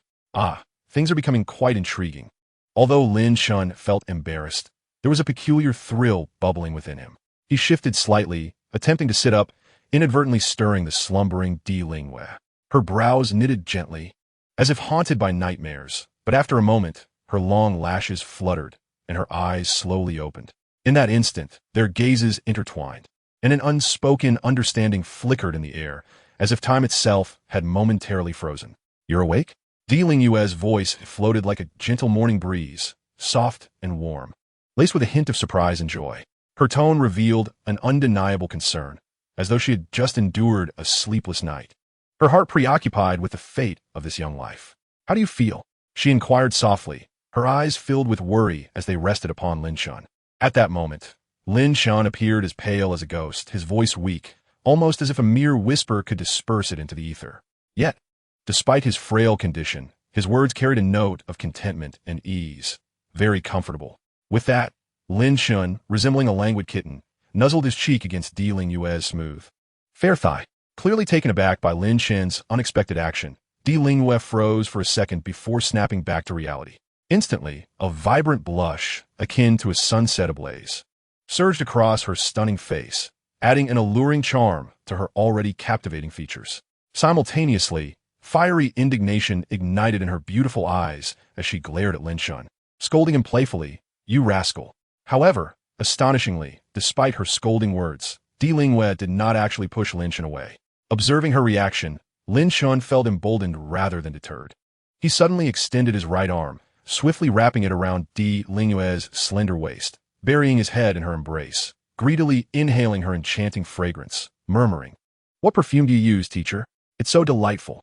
Ling Yue, caught off guard by Lin Chen's sudden embrace, was a mix of embarrassment and anger. She raised her delicate hand to gently swat at his arm encircling her waist, exclaiming with feigned irritation, "Are you better now? If so, hurry up and get up."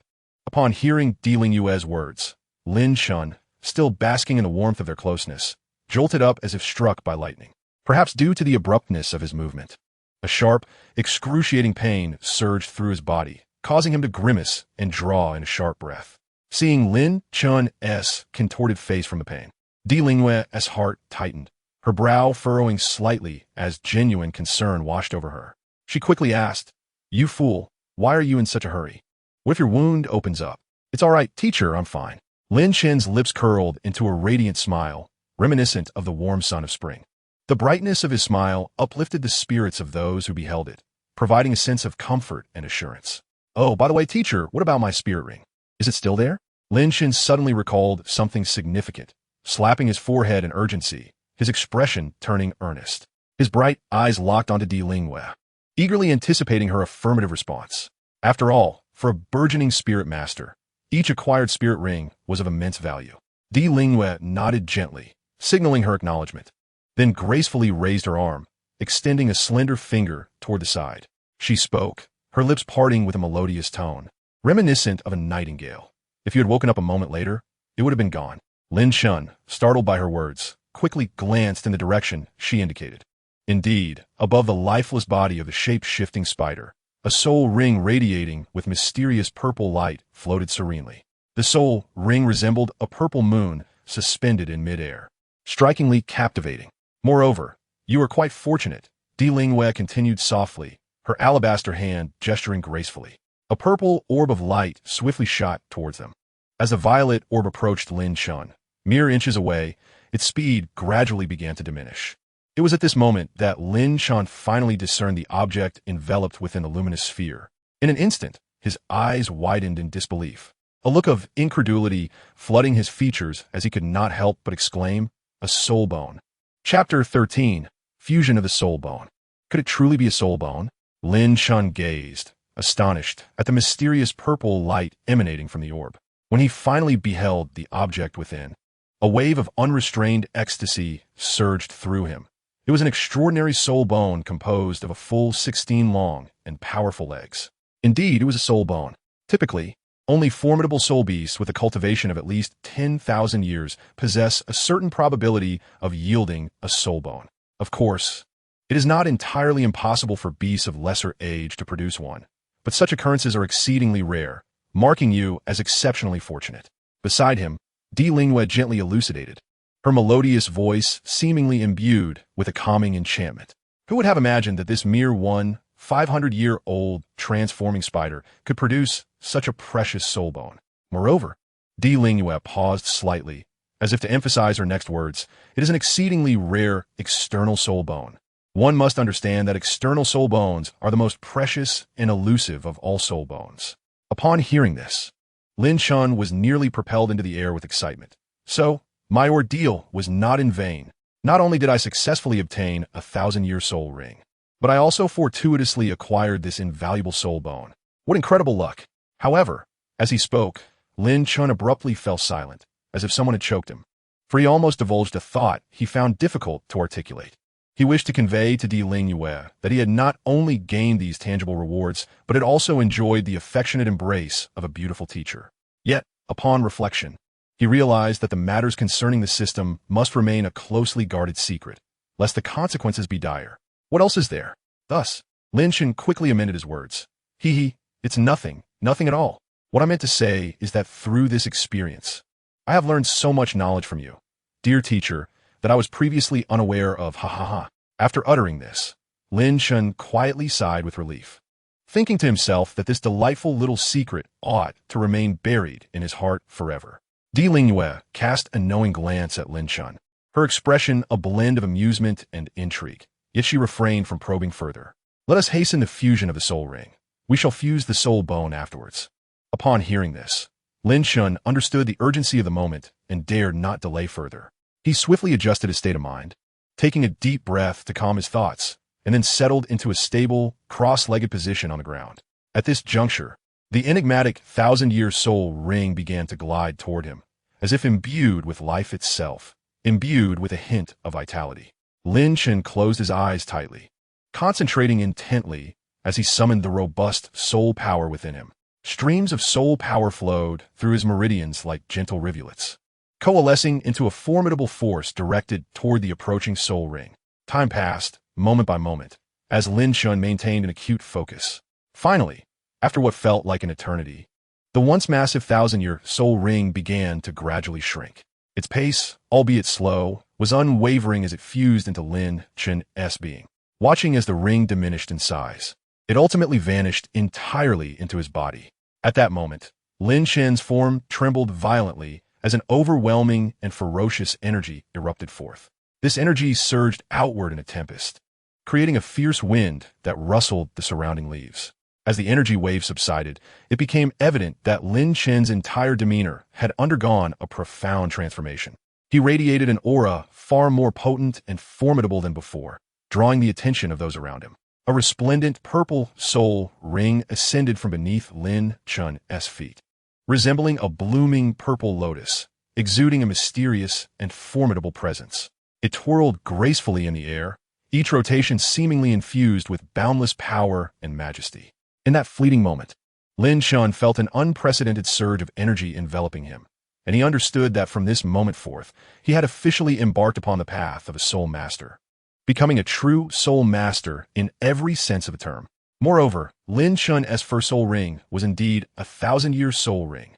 This indicated that he had already surpassed the vast majority of his peers at the starting line, endowed with extraordinary talent and potential. Observing the entire process closely, Douluo's beautiful visage blossomed into a satisfied smile as she nodded gently. Though her gesture was subtle, it brimmed with profound acknowledgement and sincere admiration for Lin Chen's remarkable performance. Following this, Lin Chen turned his gaze toward the nearby external soul bone. It shimmered with an extraordinary radiance, seemingly harboring infinite mysteries waiting to be unveiled. Taking a deep breath, Lin Chen endeavored to quell the excitement and anxiety within him, then cautiously began to attempt the fusion of this precious external soul bone, employing the methods imparted by Douluo. With unwavering focus, Lin Chen summoned his soul power, akin to a nimble dragon, gradually drawing the external soul bone towards his back. As the bone made contact with his skin, an overwhelming sense of rejection assailed him like a tidal wave, threatening to engulf him in its ferocious grip, prompting him to cry out in pain. Yet, with the resolve of steel, he refused to yield easily. Gritting his teeth, he summoned a will of iron to stifle the fierce, repulsive force, painstakingly urging the soul bone closer to his body, inch by inch. Sweat cascaded from Lin Chen's forehead like a flood, soaking his garments, yet his gaze remained steadfast, unwavering as the stars, undeterred. Douluo observed the young man closely, noting the beads of sweat rolling down his brow. Despite the agony that felt as though it could tear his body asunder, he remained silent, enduring the excruciating pain. A glimmer of relief flickered in Lin Yue's eyes. Radiant like blossoms in spring, impossible to conceal. She understood well that Lin Chen was undergoing an unprecedented trial. Such suffering was beyond the endurance of ordinary individuals. However, Lin Yue could only stand quietly by, watching him grapple with his torment. She was acutely aware that this was akin to a silkworm breaking free from its cocoon to become a butterfly. Although the process was fraught with hardship and tribulation, the splendor and beauty that would emerge upon successful transformation would be breathtaking and unforgettable.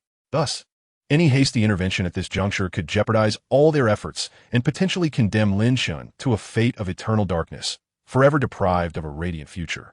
As time trickled by, each second felt infinitely prolonged.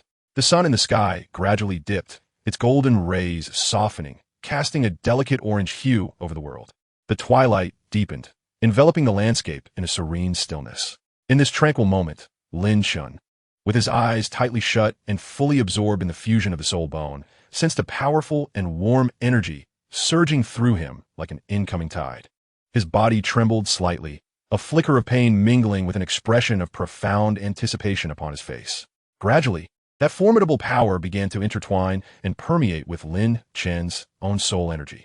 They resembled two rivers, once flowing independently, that ultimately converged into a surging torrent. This process was far from effortless, yet Lin Chen persevered with unwavering determination and steadfast belief. At last, after enduring a protracted and arduous struggle, Lin Chen successfully achieved complete fusion with the soul bone. In that instant, he suddenly opened his eyes wide, two beams of brilliance shooting forth from the depths of his gaze, as if capable of piercing through all darkness. He felt a powerful force continuously surging within him, an indescribable wave of joy and excitement swelling in his heart. Chapter 14. The Hall of Light. An extraordinary atmosphere enveloped the air. Lin Chen could sense the power emanating from within him surging like a tidal wave, wrapping his entire being in a warm and potent radiance. At that moment, he was entirely liberated from his previous suffering, and his heart overflowed with an ineffable joy and exhilaration. He gazed at the external soul bone that had long since become part of him, his heart filled with boundless sentiment. This soul bone was not merely a symbol of strength. It was a testament to his courage and perseverance. The unprecedented sense of power nearly compelled him to roar, as if he sought to convey the fervor and elation within him to the very heavens. At this moment, Lin Yue was equally astonished by Lin Chen's transformation. She gazed at him intently, a sense of pride swelling within her. Lin Chen, in that instant, resembled a butterfly emerging from its cocoon, its wings adorned with resplendent brilliance. The surroundings grew increasingly vivid due to Lin Chen's awakening.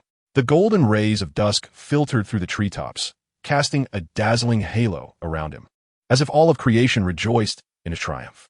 A gentle breeze caressed him, mingling with the rustling of leaves, as if offering him blessings. "I have succeeded," Lin Chen whispered, his voice brimming with shock and joy. He sensed the 8 spider spears behind him, which could further separate into 16. In battle, these could yield unexpectedly effective results. And since this soul bone resonated harmoniously with him, he could control it at will, retracting it into his body or releasing it freely. Lin Chen understood that this was not merely an enhancement of power. It was a profound metamorphosis in his life. His gaze was resolute, an endless stream of conviction surging within him, as if he were about to soar into the skies and commence a magnificent chapter of his own. Upon glancing at the system panel, name, Lin Chen, age, 18, spirit power level, 10, martial spirit 1, ancestral dragon, spirit skill, ancestral dragon's poison claw, martial spirit 2, 9 heavens god-slaying spear, spirit skill, none, martial spirit 3, eye of the celestial god, spirit skill, none, spirit bone, 16 spider spears. Lin Yue's gaze shimmered with brilliance as she approached Lin Chen with measured steps, softly stating, "With a millennium spirit ring and the successful fusion of the soul bone, your future will undoubtedly be radiant. I eagerly anticipate what lies ahead." Her voice was as gentle and warm as a spring breeze, evoking a sense of intimacy. Lin Chen was momentarily taken aback, a warm current flowing through him, as if, in that moment, all his hardships and pains had been rewarded in the most beautiful manner. The gentle breeze rustled the leaves, as if heralding a victorious anthem for him. Di Lingyue smiled faintly, her gaze filled with pride and admiration, her recognition of Lin Chen growing ever more resolute. It is time for us to return to the Hall of Light. As my disciple, it is only fitting that others become acquainted with you, Di Lingyue softly declared, her tone laced with a hint of excitement. She extended her hand, grasping Lin Chen's wrist, feeling the boiling power within him that seemed to quicken her own heartbeat. Together, they traversed through layers of tree shadows, embarking on the path leading to the Hall of Light. The scenery along the way appeared to bloom with an extraordinary brilliance in celebration of their return. Sunlight streamed through the leaves, casting flecks of golden light, as if paving a path of illumination for their journey. The Hall of Light stood as a resplendent palace, its golden roof shimmering brilliantly under the sun's rays. The Pope has arrived, a voice echoed from afar. With their arrival, the atmosphere within the hall instantly transformed into a lively buzz.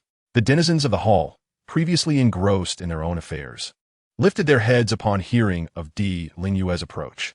However, when they beheld the Pope, their expressions turned to reverence, for her prowess was widely acknowledged, and she was known for her kindness.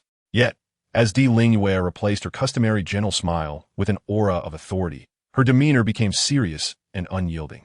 Upon noticing Lin Chen's figure, however, her expression revealed doubt and disdain. Who is this unfamiliar youth? He appears to be an ordinary boy. Why is he in the company of the Pope? Murmured one among the crowd. Whispers of speculation began to circulate within the hall, a palpable air of mockery hanging in the atmosphere. Lin Chen felt a tightening in his chest. Although he had successfully fused with the soul bone, the murmurs weighed upon him with a slight pressure. Yet it was but a mere flicker.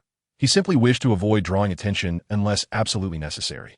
Di Lingyue noted the hushed discussions, her brow furrowing slightly. She stepped forward, positioning herself before Lin Chen, her gaze resolutely sweeping over everyone present. This is Lin Chen, my disciple, who will become the next saint child. Her voice resonated like thunder, reverberating throughout the hall with an undeniable authority. Her declaration fell like a stone cast into a tranquil lake, sending ripples of surprise through the crowd. Some exchanged glances, clearly incredulous that Di Lingyue would place such importance on this young man. He was merely an ordinary individual without connections. What right did he have to earn respect within the Hall of Light? A burly, imposing saint child stepped forth, provocatively questioning what makes him deserving of such recognition. His tone was deep and scornful, like a tempest seeking to stir even greater turmoil. Di Lingyue's expression darkened, a flicker of anger igniting within her. She felt that this saint child had grown increasingly arrogant. Turning to face the speaker, she retorted firmly, "Do you believe that only connections signify strength? If so, your so-called background means nothing to the Hall of Light, or to me as the Pope. True power stems from perseverance and effort, and Lin Chen has proven this with his resolve." Her words acted as a catalyst, igniting a tense atmosphere among the assembly. Whispers began to circulate, some expressions wavering. As a hint of curiosity and respect for Lin Chen began to take root, he slowly lifted his head, his eyes, deep and reflective as tranquil waters, shining with unwavering resolve. As if capable of penetrating all obstacles and doubts, he surveyed the crowd, his piercing gaze akin to a sword, daring anyone to meet his eyes. Then, with a low yet confident voice that resonated throughout the space like a mighty bell, he proclaimed, "Regardless of how you perceive me, I shall unhesitatingly demonstrate my strength to all." His voice was rich and powerful, akin to thunder rolling across the sky, effortlessly tearing apart the hall's previous tranquility. The voice carried an unparalleled conviction, akin to a surging torrent, sweeping through every individual present with an overwhelming force that struck deeply at their hearts, provoking waves of tremors. Following this, Lin Chen offered a serene smile, stating, "To be honest, I'm unaware of the profound abilities possessed by each of you here. However, I can candidly reveal that I am merely a humble level 10 soul master. Oh wait, it seems I've already ascended to level 11.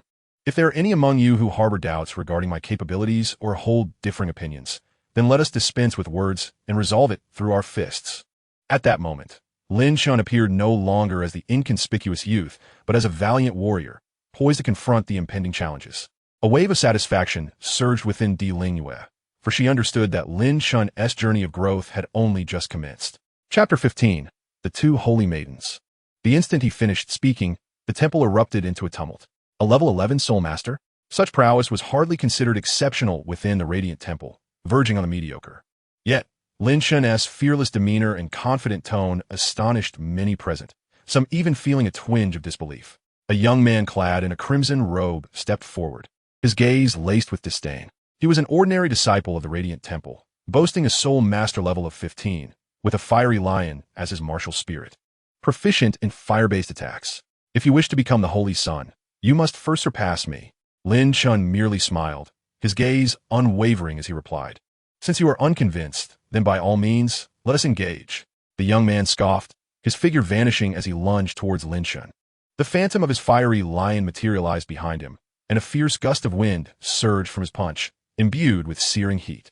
However, Lin Chen remained rooted in place, unyielding, until the very moment the punch was about to land. He gracefully sidestepped, evading the blow. Subsequently, Lin Chen raised his right hand, a faint surge of soul power coalescing in his palm. With a gentle motion, he struck, and the young man was instantly overwhelmed by an immense force, sent sprawling backward to crash onto the ground. How could this be? The young man's face was a mask of shock, clearly unprepared for such a swift defeat at Lin Chen's hands. Lin Chen withdrew his hand and remarked nonchalantly, "The level of a soul master does not define everything. True strength lies in the application of one's abilities." Having fully absorbed the effects of the body-tempering elixir, Lin Chen's physical prowess had now reached the second ring. This scene elicited astonished expressions from the other disciples present. Those who had previously dismissed Lin Chen now found themselves re-evaluating this seemingly ordinary youth, especially since he had not even summoned his martial spirit. Just then, several more young disciples emerged from the crowd, their soul master levels ranging from 14 to 17, each with a different martial spirit, eager to challenge Lin Chen and prove their own strength. Yet, the outcome was entirely unexpected.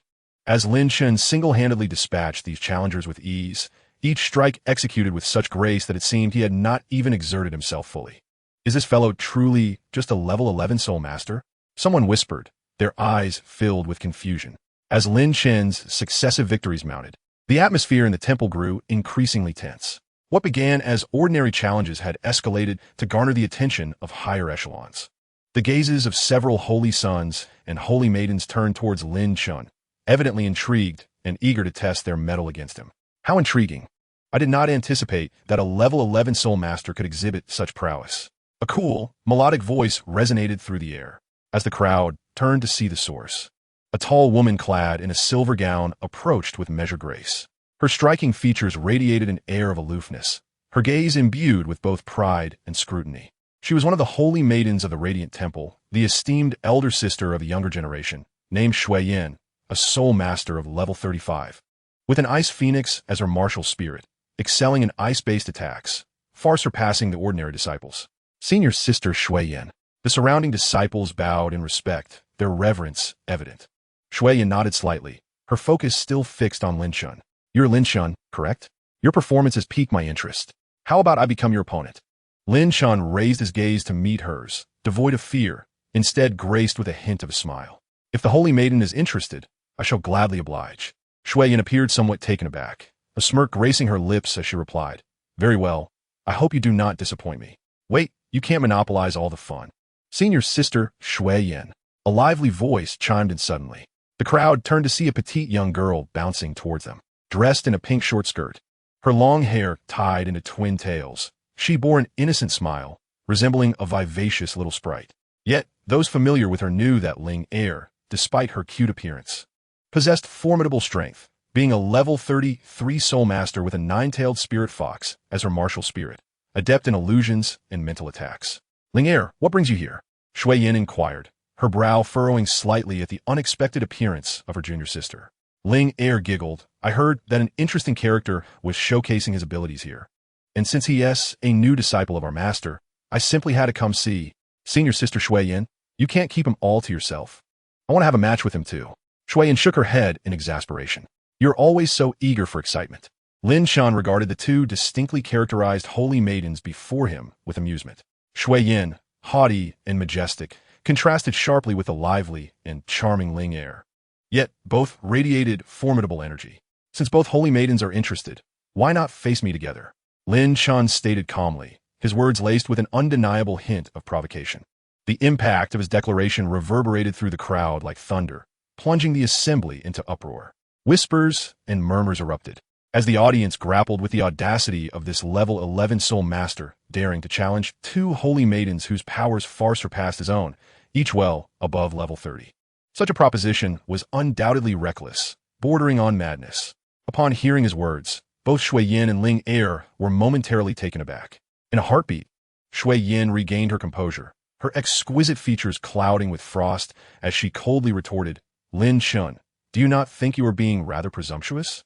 As she spoke, a formidable aura of soul power emanated from her, as if she were prepared to teach this audacious youth a lesson. In contrast, Ling Er's reaction was markedly different. Blinking her sparkling eyes, she first regarded Lin Chen with surprise, then erupted into laughter, exclaiming, "Wow, you really do have guts. But, I quite admire your courage." With that, she playfully stuck out her tongue at Lin Chen. Observing the starkly different reactions of the two women, Lin Chen's lips curved into a subtle smile. However, he refrained from uttering further words, instead silently adjusting his body to its optimal combat state. His feet slightly apart and fists clenched before him, he assumed a posture of readiness. Deep down, he was acutely aware that the impending battle would be exceptionally arduous. Yet, he felt no fear. Rather, an unprecedented thrill surged within him. After all, for Lin Chen, who had long yearned to demonstrate his prowess, this moment presented itself as a splendid opportunity. Chapter 16, Showcasing Talent? A flicker of cold determination flashed across the stunning visage of Shui Yin. After exchanging a knowing glance with Ling Er, the two women simultaneously launched their offensive. Shui Yin let out a delicate cry, and a colossal, resplendent ice phoenix spirit materialized behind her. The ice-blue wings unfurled dramatically, casting a shadow that obscured the sky as a bone-chilling wave of frost surged forth like a tidal wave, instantly enveloping the surroundings, freezing the very air and sending shivers down one's spine. Simultaneously, Ling Er's form danced like a wisp, her nine-tailed spirit fox emerging ethereally. The 9 fluffy tails swayed gently, radiating a mysterious and enchanting glow. Ling Er's illusions and mental assaults intertwined, forming an invisible net that descended upon Lin Chen, leaving him utterly defenseless. In the face of such a fierce onslaught, Lin Chen remained unperturbed, his gaze as tranquil as still water. With nimble footwork, he glided effortlessly through the gaps in their attacks, akin to willow fluff in the wind. Occasionally, he would seize the opportunity to counterattack, each move executed with precision, as elusive as the antelope's horns, impossible to trace. Although his soul power was significantly inferior to that of the two Sanuses, his mastery over it had reached an extraordinary level, with each strike precise and formidable. The intense battle raged on for a considerable duration, with Lin Chen consistently on the defensive. Yet, astonishingly, he persisted with unwavering tenacity, showing no signs of defeat. His remarkable performance left the onlookers astounded, their hearts brimming with admiration. Even Shui Yin and Ling Er, both exceptionally powerful Sanuses, could not help but be moved, reluctantly acknowledging that this seemingly ordinary youth possessed extraordinary talents beyond imagination. What was even more surprising was that, up until that moment, Lin Chen had yet to unleash his own spirit. In yet another fierce clash, Lin Chen was struck by a torrent of force, stumbling backward in disarray. He staggered for over 10 steps before finally managing to regain his footing. Once stabilized, he clicked his tongue softly, pondering. It seems that facing these two opponents of over level 30 is indeed quite challenging. Although it's evident they're holding back, I still find it exceedingly strenuous. Alas, my strength truly leaves much to be desired. As this thought crossed his mind, Lin Chen shook his head in resignation, feeling rather dissatisfied with his current state. However, at that very moment, an unmistakable spark of excitement flickered in his once dull eyes, akin to a roaring flame igniting in the darkness, illuminating his entire being. Concurrently, an overwhelming surge of soul power began to surge within him, like a relentless tide crashing in waves. A deep and resonant ancient dragon's roar echoed through the heavens, deafening and spine-chilling. Suddenly, a colossal brown-black ancestral dragon spiraled forth from behind Lin Chen. This ancestral dragon, as massive as a mountain, glimmered with an icy sheen, its sharp claws and formidable fangs emanating an aura of boundless majesty and ferocity. With the manifestation of his ancestral dragon spirit, Lin Chen's aura soared dramatically, rocketing skyward like a rocket. His robes billowed as if caught in a tempest, rustling in response to the overwhelming force. In that moment, Lin Chen stood tall and proud, his long hair dancing in the wind, exuding an extraordinary grace, resembling a celestial being gracing the mortal realm. Is this truly Lin Chen's spirit? It is astonishingly powerful. Just by observing, one feels an insurmountable pressure. The onlookers were left speechless, their faces etched with disbelief. What is happening? Why does my spirit suddenly stir uncontrollably at this moment? It seems to sense the immense threat posed by the ancestral dragon spirit. Those with beast spirits displayed visible terror, acutely aware that their spirits were trembling, as if confronted by a natural enemy. Me too. I feel the same. A voice of astonishment emerged from a distance, as Shui Yin and Ling Er exchanged bewildered glances, both acutely sensing the unusual agitation of their spirits. The sensation was akin to encountering an innate ruler, evoking an involuntary impulse to submit. Could it be that his spirit surpasses ours? Shui Yan's eyes widened in disbelief, her mouth agape, grappling with the incredulity of the situation. After all, both she and Ling Er possessed exceptionally powerful and rare spirits.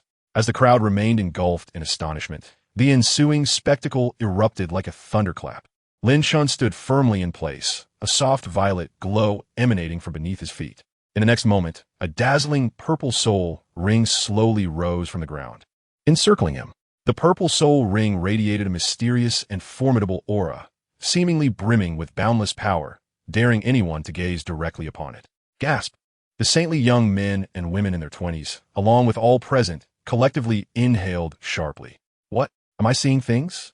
A purple one? His first soul ring is purple? Heavens! Why didn't you say you were this impressive earlier? One young man was already gazing at Lin Chen with adoration, completely shedding the facade of a saintly figure. Such a sight even caused the two ethereal saintesses in the distance to catch their breath in astonishment. Not only was this fellow's spirit powerful, but his first soul ring was also purple. Wow, senior brother Lin Chen's first soul ring is actually purple. That's truly remarkable. Ling Er's eyes widened in wonder, her face radiating admiration, her gaze sparkling with countless stars. At that moment, Shui Yin, hearing Ling Er's words, paused in confusion and asked, "What do you mean, senior brother? He is clearly a junior brother." Ling Er, upon hearing this, became indignant, hands on her hips, and retorted, "I don't care. I want to call him senior brother Lin Chen. I don't want to be a senior sister. I want to be an adorable little junior sister and have my senior brother dote on me. Besides, Shui Yin, don't you think senior brother Lin Chen is quite handsome?" Shui Yin could only shake her head in exasperation, chuckling softly, "Oh dear, I really can't deal with you, you little rascal." Before she could finish, Ling Er interrupted her. I don't care. I want it this way." Ling Er stubbornly turned her head away. Seeing Ling Er's defiance, Shui Yin could only sigh, retract her spirit, and calmly address Lin Chen. "All right, Lin Chen, I must admit, I have witnessed your talent." Yet at that moment, Lin Chen was utterly perplexed, a multitude of large question marks seemingly floating above his head. He inwardly muttered to himself, "What is going on here? I have merely just awakened a martial soul. How can they claim to have witnessed my talent?" Ling Er, with a cheerful smile, retracted her hand and exclaimed, "Brother, you're truly remarkable." Lin Chen, slightly out of breath yet still wearing a faint smile, replied, "Thank you both for your kindness, dear saintesses." Soon, Lin Chen processed what was said. "What did you call me? Shouldn't you be my senior sister?" No, I don't want to be your senior sister. I want to be your little junior sister." As she spoke, Ling Er dashed over and hugged Lin Chen's arm. Shui Yin cast a glance at him, her gaze softening with a hint of admiration. "Lin Chen, your potential is immense. I hope you can continue to grow within the Temple of Light. In the future, you may surpass us all." Lin Chen nodded, understanding that this battle was merely the commencement of his journey. The road ahead is still long, and he is prepared to embrace all challenges. Ling Er beamed, "Baza Lin Chen, you are simply too amazing. Even when combined, Shui Yin and I could not defeat you. I have never seen such a powerful level 11. Lin Chen was somewhat taken aback by Ling Er's enthusiasm, but managed to smile politely. "You flatter me, Ling. It was merely a stroke of luck. Luck or not, strength is strength." Ling Er waved her hand dismissively. "By the way, don't call me Saintess anymore. Just call me Junior Sister Ling Er, or simply Ling." Lin Chen was momentarily stunned, surprised that this lofty Saintess was so approachable. He nodded and smiled. "All right, Ling Er." Upon hearing her name spoken by Lin Chen, Ling Er's joy multiplied. "Wonderful. From now on, you are my brother, and I can ask you to take me out for delicious food. By the way, since you just arrived at the Temple of Light, you must be unfamiliar with it. I can show you around." Before Lin Chen could respond, Shuiyin interjected from the side, Linger, don't be foolish. Lin Chen has just undergone several battles and needs to rest. Linger stuck out her tongue and turned to Shuiyin. Oh, Shuiyin, you're always so serious. Lin Chen is our new friend. It's only right that I help him get acquainted with the surroundings. Shuiyin cast a brief glance at Linger, but said nothing more, instead directing her attention to Lin Chen. Lin Chen, your performance was indeed surprising. However, the Temple of Light has many rules. As a newcomer, it would be wise for you to exercise caution. Lin Chen nodded respectfully. Thank you for the reminder. Senior Sister Shuiyin, I will be mindful. Shuiyin slightly inclined her head and then turned to leave. Her demeanor remained aloof. Yet Lin Chen detected a trace of concern in her tone. As soon as Shuiyin departed, Linger hurriedly sidled up to Lin Chen, beaming, don't mind Shuiyin. She is always like this, so cold. But she is actually quite nice, just not very expressive. Lin Chen smiled, choosing not to elaborate. His impression of Shuiyin was not negative. Rather, he found her blend of aloofness and subtle warmth intriguing. Let us go. I'll show you around. Linger took Lin Chen's hand, pulling him along without hesitation. Although Lin Chen found himself somewhat helpless against Linger's exuberance, he did not refuse. He understood that Linger genuinely wished to befriend him, and he indeed needed to familiarize himself with the Temple of Light. From her elevated position, Di Lingyue observed the scene with a satisfied smile, realizing that Lin Chen had begun to establish his footing within the Temple of Light. As Lin Chen and Linger traversed the corridors of the temple, she animatedly introduced various locations. This is the training ground where everyone practices their soul power. Over there is the library, housing numerous tomes on soul masters. And over yonder is the herbal garden, cultivating various rare spiritual herbs. Lin Chen listened attentively, occasionally nodding in response. He noted that while Linger was lively, her understanding of the Temple of Light was remarkably profound, clearly indicative of her long stay there. By the way, Brother Lin Chen, what are your plans for the future? Linger suddenly inquired. Lin Chen pondered for a moment before responding. I hope to rapidly enhance my strength. The Temple of Light is an excellent place for cultivation, and I will cherish the opportunities here. Linger blinked her big eyes and cheerfully replied, Then you must work hard. If you need assistance, feel free to seek me out. I'm quite formidable. She punctuated her statement by shaking her small, fair fist. Lin Chen smiled and nodded, Thank you in advance. Linger waved her hand nonchalantly, Brother. No need to be so polite. As they conversed, a cool voice suddenly echoed from behind them. Linger, are you slacking off again? Linger stuck out her tongue and turned to the newcomer, Shuiyin. I'm just helping Lin Chen get familiar with the environment.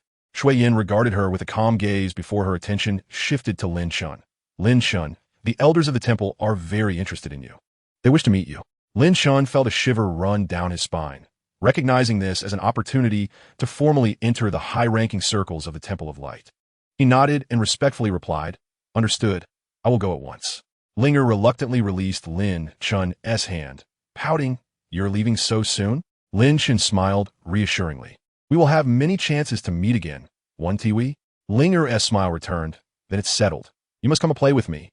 Lin Chen agreed with a nod, and then followed Shuiyin away. He understood that his journey in the Temple of Light was merely beginning, and these two distinct saintesses might become significant companions on his path ahead. Chapter 17. The Protective Di Lingyue. Inside the core hall of the Temple of Light, the atmosphere was heavy and solemn. The towering dome was adorned with countless gemstones emitting a soft glow, reminiscent of a dazzling starry sky. On either side of the hall, several elderly elders sat upright, their penetrating gazes fixed upon Lin Chen, who stood in the center.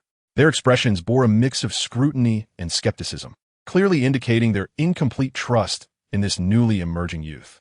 Di Lingyue occupied the seat of honor within the hall, draped in a magnificent silver robe, crowned with a clerical tiara and exuding an undeniable aura of authority. Her gaze was sharp and profound, as if capable of perceiving all. As the high priestess of the Temple of Light, her very presence exerted an intangible pressure. Lin Chen, a level 11 soul master, yet capable of defeating numerous high-ranking disciples and even contending with the saintesses Lung Yu and Linger without faltering. The Grand Elder began, his tone laced with doubt. Your talent is indeed surprising, but the Temple of Light requires more than mere talent.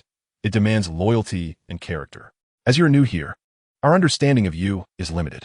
How can we be assured that you are worthy of the Temple's full investment in your training? Standing in the hall, Lin Chen maintained a tranquil demeanor, his gaze resolute. He was not swayed by the elder's skepticism, Instead, he straightened his back and replied steadily, I understand the elder's concerns. However, I, Lin Chen, act with integrity and a clear conscience. If the elders harbor doubts about me, I am willing to undergo any trials to prove my worth. The Grand Elder squinted slightly, his voice tinged with a hint of challenge. Oh, any trial? Do you realize that the Temple's trials are no trifling matter? A moment's carelessness could result in grave peril. Lin Chen showed no signs of retreat. Instead, he smiled confidently and met the Grand Elder's gaze. Since I have dared to speak, I am prepared. Please, present any challenge you deem fit. The hall fell silent as the elders exchanged glances, evidently taken aback by Lin Chen's confidence. At that moment, Di Lingyue slowly spoke, her voice cold yet commanding, imbued with an undeniable authority. Elders, Lin Chen is someone I personally brought back to the temple. I am more aware of his talent and character than anyone else. Should you harbor any doubts regarding him, it would imply a questioning of my judgment. Her tone was devoid of embellishment, yet it exuded an invisible pressure, as if the very air within the grand hall had solidified in response to her words. A few elders subtly shifted their expressions, evidently feeling a sense of trepidation towards the demeanor of Empress Lingyue. The Grand Elder pondered momentarily, his tone softening slightly. Your Holiness, we do not question your judgment. However, Lin Chen is but a novice in the temple. Without a trial to test him, it may be challenging to win the trust of the populace. Empress Lingyue chuckled coldly, her gaze slicing through the elders like a blade. Win their trust? When did the Temple's regulations come to rely on the doubts cast upon a mere youth? Must I, Empress Lingyue, require your consent to act? With that, an invisible surge of spiritual power erupted forth, as her indifferent eyes bore into the Grand Elder with a sharp intensity. The Grand Elder, sensing the shift, hastily rose and bowed reverently, trembling as he spoke. Your Holiness, please temper your anger. That was not my intention. Empress Lingyue withdrew her gaze and the oppressive spiritual force, her authoritative voice ringing out once more. If you insist on testing him, I shall personally oversee it. Should he pass from henceforth, no one shall dare to cast aspersions upon him. Her tone carried an irrefutable dominance, as if declaring an immutable decree. The elders exchanged glances, ultimately acquiescing with nods. Lin Chen gazed at Empress Lingyue, warmth flooding his heart. He understood that this esteemed pontiff was leveraging her authority and status to fortify his position. Drawing a deep breath, he stepped forward, his voice resolute. Thank you, my teacher. Nonetheless, since the elders harbor doubts regarding me, I shall demonstrate my prowess to earn their respect. The words "be quiet" remained unspoken. Almost immediately, a colossal phantom materialized behind Lin Chen, the ancestral dragon martial soul. It was a massive dragon, its body adorned with shimmering golden scales, radiating an overwhelming aura that seemed capable of subduing the heavens and the earth. Following this, he clenched his left hand, and a pitch-black spear appeared out of thin air, its shaft enveloped in a fierce, killing intent. His second martial soul, the Nine Heavens God-slaying spear. Dual martial souls. The elders exclaimed in unison, their expressions a tapestry of astonishment. Dual martial souls were exceedingly rare on the continent, and Lin Chen's two souls symbolized the supreme majesty of the Dragon Clan while embodying the ruthless killing intent of a god-slayer. Truly a prodigious talent. At this revelation, the elders' attitudes underwent a dramatic transformation, their gazes toward Lin Chen now glimmering with newfound respect. Beside him, Xian stood with her mouth agape in surprise. She had not anticipated that this individual possessed dual martial souls. Simply based on one martial soul, both she and Linger had felt uncertain of their ability to triumph. And now it was revealed he bore yet another, and one so formidable at that. Moreover, he was merely at the 11th level. A flicker of surprise also crossed Empress Lingyue's eyes, though she quickly regained her composure. A slight smile graced her lips, as if conveying, "See, this is the one I have chosen." Simultaneously, she felt a wave of relief, for Lin Chen had refrained from unleashing all three of his martial souls, opting instead to retain a hidden card. Clearly, he had heeded her words. Lin Chen retracted his martial souls, his gaze sweeping over the elders, his tone calm, yet imbued with an undeniable authority. Now, do any of the esteemed elders still harbor doubts? If so, feel free to propose a trial. I, Lin Chen, shall face it head-on. The Grand Elder fell silent for a moment before sighing, a hint of sentiment lacing his voice. Lin Chen, your talent indeed surpasses our expectations. Given this, we shall refrain from further discourse. However, The temple's regulations cannot be disregarded. You must still undergo a formal trial to prove your strength and character. Lin Chen nodded, unhesitatingly stating, "Please, esteemed elders, present your challenge." The elders exchanged glances amongst themselves and then turned to the pontiff, momentarily at a loss for what trial to propose. Observing this, Empress Lingyue stood, her gaze sweeping over the assembly, her voice resonating with authority. "In that case, I shall personally arrange the trial. 3 days hence, Lin Chen shall enter the Tower of Divine Trials. Should he succeed in reaching the 7th level, it shall affirm his qualification as a core disciple of the temple. Esteemed elders, do any of you dissent?" The elders shook their heads in unanimous agreement. None dared to oppose the Empress's decision. Lin Chen bowed slightly, his tone resolute. "I shall not disappoint you, my teacher, nor the esteemed elders." Empress Lingyue regarded him with a glance that bore a subtle softness. "Lin Chen, remember, the journey has only just commenced. The future of the Radiant Temple requires talents, such as yourself." Lin Chen nodded solemnly, silently vowing never to betray Empress Lingyue's trust and expectations. The atmosphere within the hall gradually eased, and the elders' attitudes towards Lin Chen underwent a subtle shift. However, Lin Chen understood that the true challenge was merely beginning. Chapter 18, The Serene Saintess. After the meeting concluded, the vast hall was filled with people streaming out, leaving Lin Chen standing motionless in place. Empress Lingyue raised her hand slightly, gesturing towards Lin Chen. Observing this, the others quickened their pace to exit the grand hall. In the blink of an eye, only Empress Lingyue and Lin Chen remained within the expansive chamber. The previously solemn and oppressive atmosphere dissipated with the departure of others, replaced by an indescribable sense of gentleness. Empress Lingyue gracefully descended from her lofty throne, striding directly towards Lin Chen.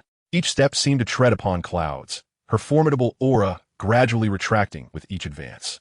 Upon reaching Lin Chen, the former severity in her gaze had completely faded, revealing a warmth akin to spring water, coupled with an unmistakable affection. "Lin Chen, your performance in the meeting was commendable." Empress Lingyue's lips parted, her voice as soft and melodious as a gentle spring breeze caressing Lin Chen's heart. Yet, she swiftly shifted her tone, her expression adopting a more solemn demeanor as she continued. "However, the Tower of Divine Trials is no ordinary place. The challenges contained within may far exceed your expectations. While you possess the rare and exceptional talent of 3 martial souls, do not underestimate the unknown trials that await." Hearing this, Lin Chen promptly nodded in reverence. "Thank you for your concern, my teacher. I shall bear it in mind and proceed with caution." Although his tone remained filled with respect, it subtly conveyed an undercurrent of closeness. Empress Lingyue, noticing this shift, couldn't help but smile. Extending a delicate hand to rest gently upon Lin Chen's shoulder, then teasingly remarked, "Before me, there is no need for such formality. You are the one I personally brought back to the temple, and for both emotional and rational reasons, I shall ensure your safety. Thus, venture forth boldly. Do not hesitate or falter. Remember, no matter the time or place, should you encounter difficulties, I shall always stand behind you in support." Lin Chen felt a warm surge at Empress Lingyue's caring words. He slowly lifted his gaze, meeting the eyes of this beautiful and noble woman, filled with profound gratitude. "Yes, I understand." At that moment, emboldened by a sudden surge of courage, he reached out and gently grasped Empress Lingyue's delicate hand. Empress Lingyue was taken aback by this unexpected gesture, her body shuddering as her face flushed a deep crimson, resembling a ripe apple. She quickly withdrew her hand, her enchanting eyes flashing with a mix of reproach and shyness, yet also harboring a subtle depth of meaning. "Go now. Prepare well. 3 days hence, I will personally escort you into the trial tower." Upon finishing her words, she slightly tilted her head, unable to meet Lin Chen's fervent gaze any longer. Lin Chen looked at Lingyue, who at that moment appeared bashful and charming, reminiscent of the girl next door, and found it difficult to reconcile her image with that of the formidable and exalted high priestess he had just encountered. He couldn't help but feel a momentary daze, silently marveling at the multifaceted nature of this woman. After a considerable time, Lin Chen regained his composure and nodded subtly at Lingyue, indicating his understanding. He then turned and strode away from the grand hall with resolute steps. Once outside, Lin Chen let out a long breath, as if attempting to expel all the tension that had accumulated within him. Just as he was adjusting his mood and preparing to retrace his steps to the residence Lingyue had specially arranged for him, an ethereal figure unexpectedly entered his line of sight. there stood a figure not far away, clad in a gown as white as snow, gently swaying in the breeze like a celestial being descended from the heavens. Her silvery hair cascaded down to her waist like a waterfall, shimmering with a faint luster. And her skin, fairer than snow, appeared translucent and delicate, as if it could be broken by a mere breath.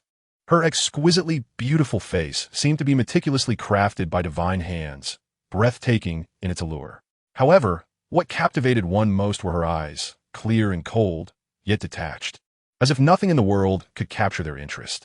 This figure was none other than the saintess of the Radiant Temple, Shui Yan. Shui Yan's gaze fell upon Lin Chen, and a flicker of complex emotions danced in her eyes. The mere thought of Lin Chen's dual martial souls sent ripples through her heart. A dual martial soul is a rarity, even within the prestigious Radiant Temple, an extraordinary prodigy that appears but once in a century.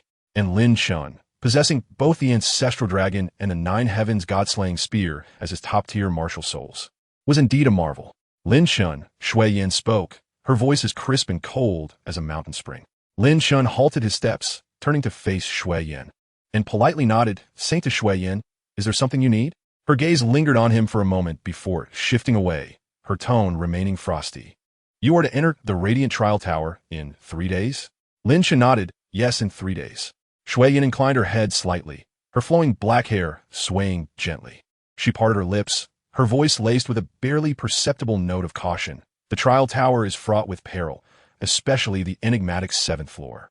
Even soul masters with strengths exceeding level 30 find it a daunting challenge to navigate successfully. While you indeed possess remarkable talents, you must not let your guard down in the face of such formidable obstacles." A smile graced Lin Chen's lips, radiant as the sun, his voice bright and resolute, imbued with an innate confidence. "Thank you for your concern and advice, Saintess. Rest assured, I will remain vigilant and meticulously prepare for any circumstances that may arise." Upon hearing his words, Shui Yan's beautiful eyes flickered again, as if she had a myriad of words to express. Yet ultimately, she merely uttered, "Then, I wish you good fortune." With that, she turned away, her graceful figure clad in white, dancing with the wind, her cold and aloof silhouette receding into the distance. Seemingly at odds with the world's bustling chaos, Lin Chen stood quietly, watching her retreating form, a wave of inexplicable emotions washing over him. This beautiful and aloof Saintess Shui Yan truly embodied a temperament akin to that of an icy mountain lotus. She was the epitome of the quintessential elegant woman. 3 days later, before the Radiant Trial Tower, Di Lingyue personally arrived, her presence instantly silencing the previously bustling crowd gathered before the tower. Several elders also appeared, clearly placing great importance on Lin Chen's trial. Lin Chen stood before the tower, gazing up at the soaring structure. The tower emanated a soft, luminous glow, as if it contained boundless power within. He understood that this tower concealed myriad dangers and opportunities, and his objective was to conquer the 7th floor. Di Lingyue approached Lin Chen's side, her tone gentle, yet imbued with an undeniable authority. "Lin Chen, remember my words. Be bold in your endeavors. I shall support you in all." Lin Chen nodded, his gaze resolute. "Do not worry, master. I will not disappoint you." Di Lingyue smiled softly and lightly patted his shoulder. "Go forth. I await your triumphant return." Taking a deep breath, Lin Chen stepped toward the entrance of the trial tower. The tower doors opened slowly, a wave of ancient and mysterious energy washing over him. Without hesitation, he entered, quickly disappearing from the sight of the onlookers. Outside the trial tower, Di Lingyue's gaze deepened as she murmured to herself, "Lin Chen, let me see how far you can go." Her heart brimmed with curiosity for her disciple. Meanwhile, Shui Yan and Ling Er stood a short distance away, gazing toward the trial tower. "Do you think our junior brother will be all right?" Ling Er asked Shui Yan. Turning to her, "I do not know," she replied, her cold demeanor softening slightly, revealing a hint of anticipation in her eyes. Within the trial tower, Lin Chen's challenge officially commenced. Chapter 19. The Radiant Trial Tower, Part 1. Just as Lin Chen stepped into the trial tower, he felt a flash of light before him. The surrounding scenery abruptly torn asunder by an unseen force, transforming into a completely alien world.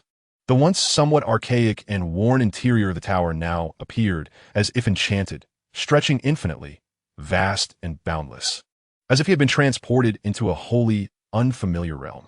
A thin mist enveloped the surroundings, ethereal and flowing like gossamer.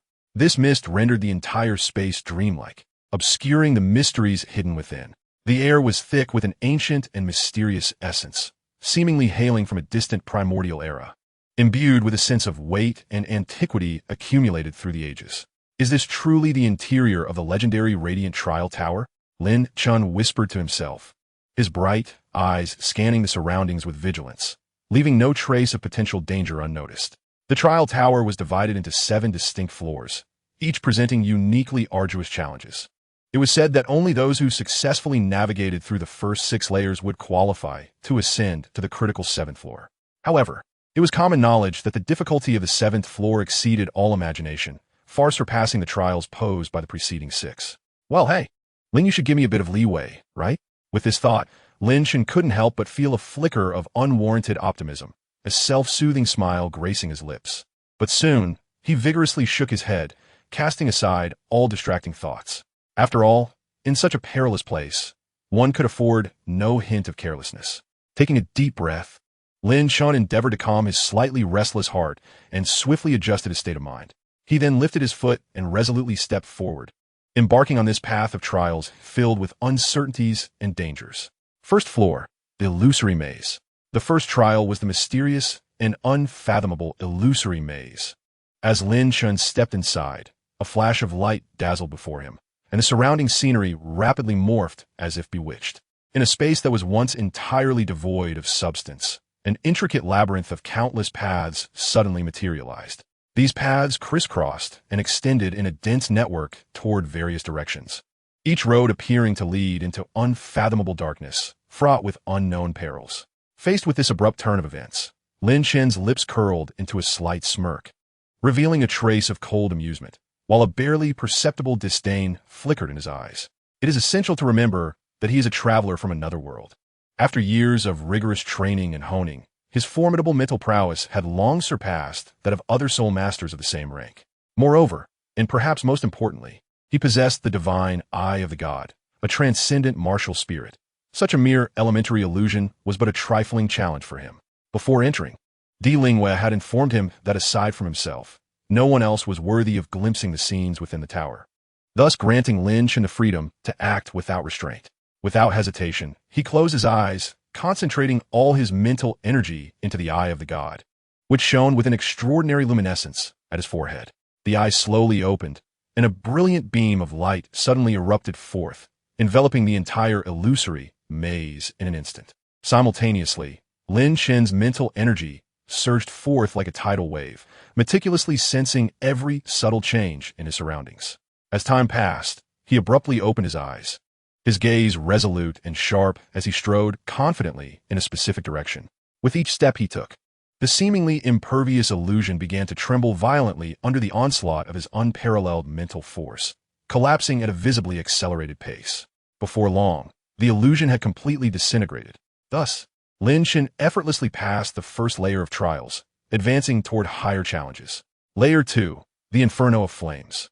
The moment he stepped into the second layer, Lin Chen felt the temperature around him soar abruptly, as if he had entered a colossal furnace. All around him, fierce flames roared, ravenously clawing at him, seemingly intent on consuming everything in their path. A torrid and searing heat surged toward him like a relentless tide. Yet, faced with such peril, he merely lifted the corners of his mouth, displaying a confident smile. It appears this is the trial of fire. No sooner had he spoken than his ancestral dragon martial spirit erupted forth, dark brown dragon scales swiftly enveloping his right arm, forming an indomitable shield before him. Although these scales could withstand some of the intense flames, they could not completely shield him from the heat. Nevertheless, Lin Chen did not falter. Instead, he boldly surged forward, racing ahead like an arrow released from a bow. He moved with the swiftness of the wind, braving the unbearable heat and roaring flames. As long as my speed is sufficient, these flames will have no time to react, he mused inwardly. Thus, with astonishing speed and unwavering determination, Lin Chen forged ahead through this inferno. Despite his clothes being singed and his unprotected skin turning red and hot, he never once halted his relentless advance. Finally, after an arduous sprint, he successfully traversed the sea of flames and reached the entrance to the third layer. Ah, time for a change of clothes, Lin Chen remarked with resignation. Layer 3, the Frozen Wasteland. The environment of the third layer stood in stark contrast to that of the second, resembling two extremes. Here, a blanket of white enveloped the landscape, adorned in silver, with snowflakes swirling through the air. A biting cold wind howled, sweeping in like a ferocious beast, mercilessly assaulting every intruder. The chill seemed capable of penetrating to the very marrow of one's bones, reaching deep into the soul, as if intent on freezing it entirely. As Lin Chen cautiously stepped into the third layer, a bone-chilling gust surged toward him like a tidal wave. He instinctively shivered, his body recoiling as if struck by an electric shock, snapping him into awareness. What kind of place is this? First, the scorching flames that roast one like a duck, and now this icy realm, freezing me to the core. This setup is simply life-threatening, he complained while vigorously rubbing his hands together in an attempt to generate warmth. However, he couldn't help but think that if Shui Yan were to face these two trials, she would likely have an easier time. Lin Chen's mind conjured the image of Shui Yan's ethereal and exquisite visage, along with the indifferent aura she emanated, particularly considering her Ice Phoenix martial spirit, which possessed the essence of the ultimate ice attribute. She would undoubtedly hold a significant advantage here. Such a haughty queen. She probably doesn't have a boyfriend, he mused. Host, perhaps you should focus on overcoming the trials instead, the system remarked, bemused by Lin Chen's musings. Just then, dozens of ice spikes surged toward Lin Chen. Chapter 20, The Light Trial Tower, Part 2. Lin Chen's expression sharpened. His ancestral dragon martial spirit manifested instantly, a layer of dark brown dragon scales covering his right arm. As the ice spikes descended upon him, he wielded the Nine Heavens God-slaying spear, its shaft radiating a piercing cold light as it clashed with spikes. Although many of the ice spikes were deflected, the icy chill spread along the spear, threatening to freeze him entirely. However, this was merely the beginning. The temperature plummeted dramatically, and the ground beneath his feet quickly froze, creeping toward him. Lin Chen hastily summoned his soul power to combat the frigid air, while his ancestral dragon martial spirit exuded a searing warmth in an attempt to melt the ice. Yet, the power of the ice was too great. As he melted some, more ice surged forward. At that moment, massive ice spikes coalesced in the sky, plummeting like rain. This is far more troublesome than the flames. What should I do? Lin Chen inquired inwardly while evading the spikes. Locate the core of this layer's ice seal and destroy it, the system instructed. Lin Chen's gaze sharpened as he quickly assessed the situation. The eye of the god at his forehead flickered, its golden light sweeping around and swiftly analyzing the source of the ice seal's power. The core of the ice seal is over there. Lin Chen's eyes fixed on a colossal ice pillar formed from crystallized ice in the distance, exuding an intense cold. It was evidently the nucleus of this frozen domain.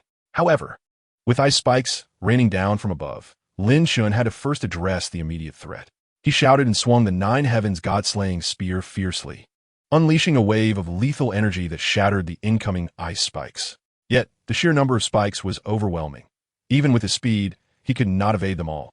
A sharp ice spike grazed his left shoulder, leaving a frostbitten mark on his skin, the biting cold swiftly spreading through the wound, as if intent on freezing his blood. Gritting his teeth, Lin Chen summoned the power of his ancestral dragon martial spirit once more, the dark brown dragon scales enveloping his right arm, expelling the invading cold. He stomped the ground fiercely, his figure shooting toward the ice pillar like lightning. However, the ice beneath him was exceedingly slick, and the ice seal's power continued to spread.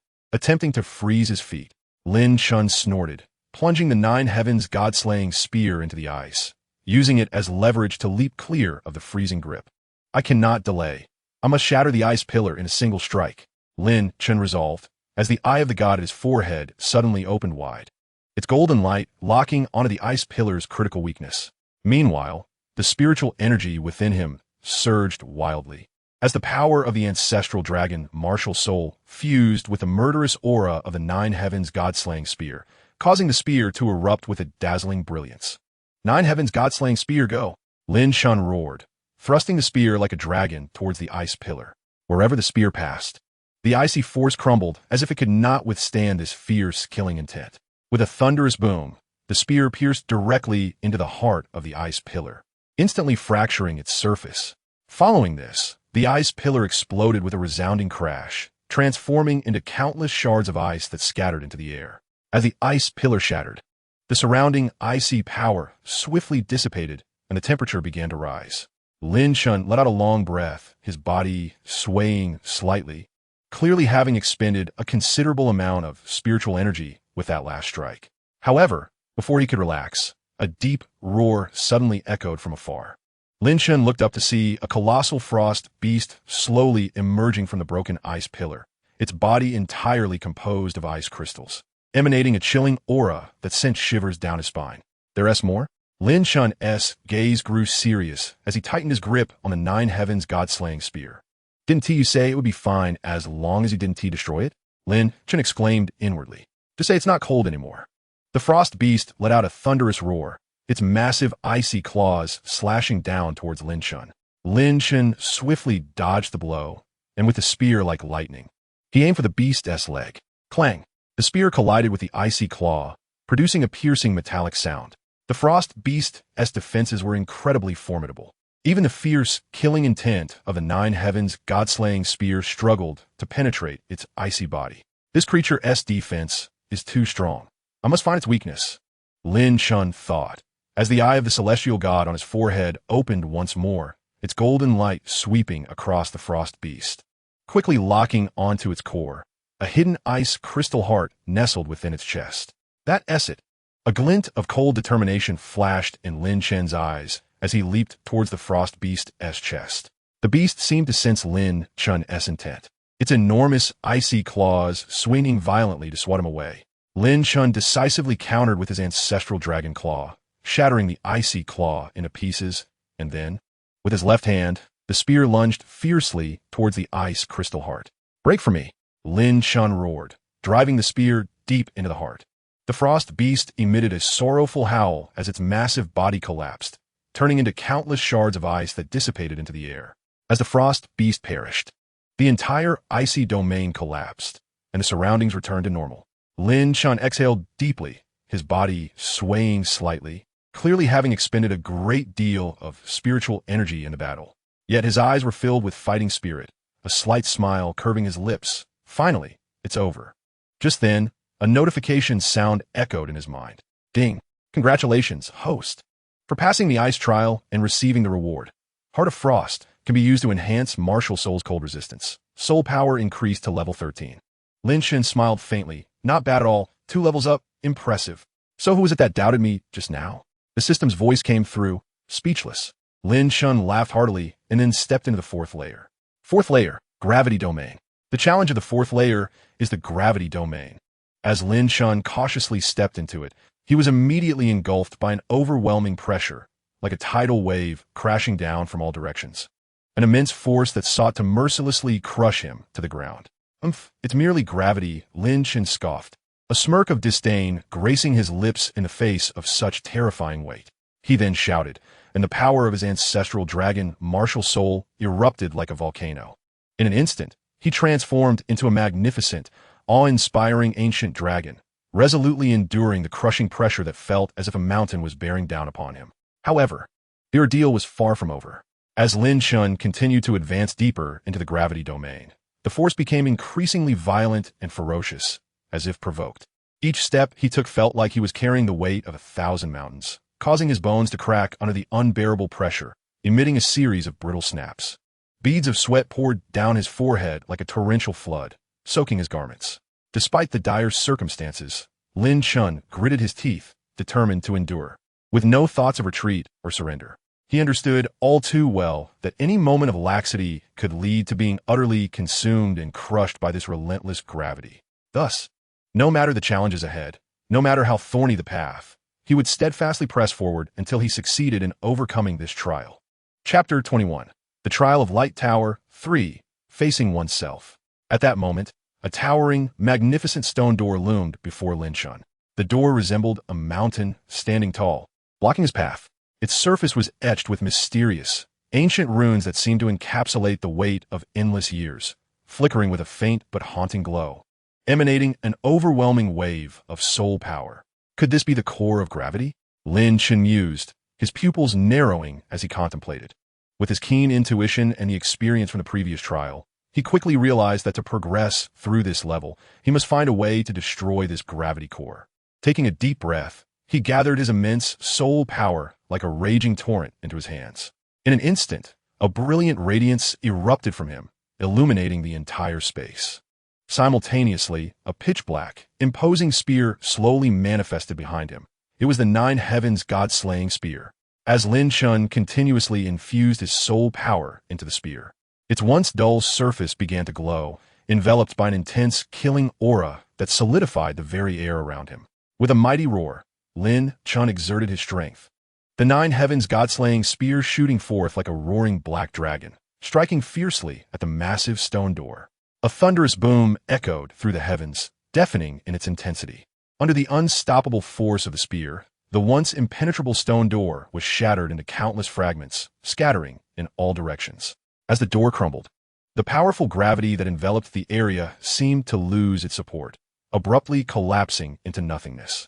Feeling the sudden lightness in his body, Lin Chen let out a long sigh, his taut nerves finally relaxing slightly. Without a moment's hesitation, he swiftly passed through the now-destroyed stone door, successfully entering the space of the fifth layer. Fifth layer, mirror battle. As Lin Chen stepped into the fifth layer, he felt the surroundings transform rapidly, as if entering a world entirely composed of mirrors.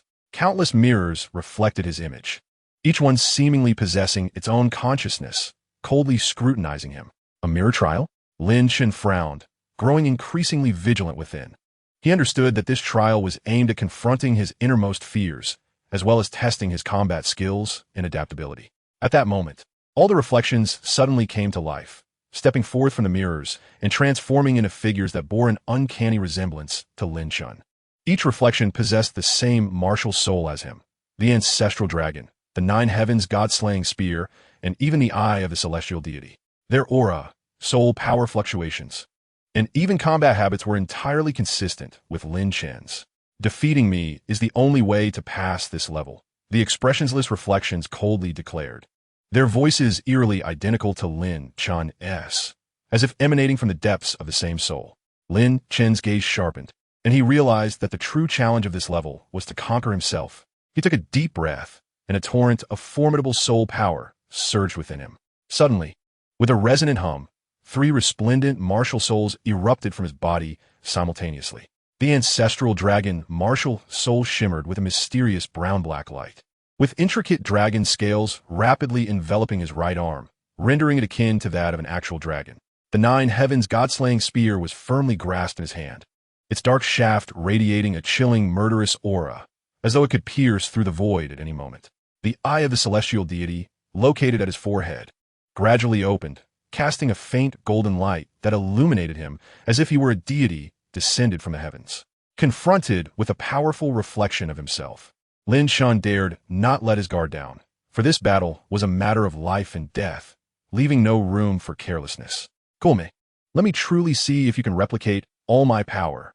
With a low shout, Lin Chen shot forward like a bolt of lightning, charging directly at the reflections. In an instant, a thunderous crash resonated as he collided violently with one of the reflections. The sound of dragon roars echoed throughout the space, as Lin Chen's Nine Heavens God-slaying spear clashed with the spear held by the reflection, producing a series of piercing metallic clangs. Astonishingly, the combat techniques of these reflections were perfectly synchronized with Lin Chen's. Every angle, speed, and force of their strikes were impeccably matched. Moreover, their manipulation of soul power was equally adept, not yielding in the slightest. Each of Lin Chen's fierce attacks came at the reflections like a torrential storm, yet they were effortlessly countered, as if they had vanished into the abyss. Simultaneously, the reflections launched their counterattacks with electrifying speed, forcing Lin Chen to exert every ounce of effort to fend off wave after wave of assaults. Indeed, battling one's own self was the most arduous of challenges.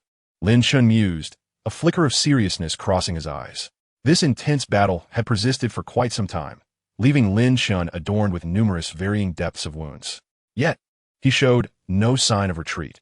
Rather, as time progressed, he grew increasingly resolute, embodying the spirit of an unyielding beast. For Lin Chen understood that only by continuously challenging and surpassing his limits could he hope to defeat these formidable reflections before him. Since conventional techniques and soul power proved ineffective against them, he resolved to rely on his unwavering will to determine the outcome.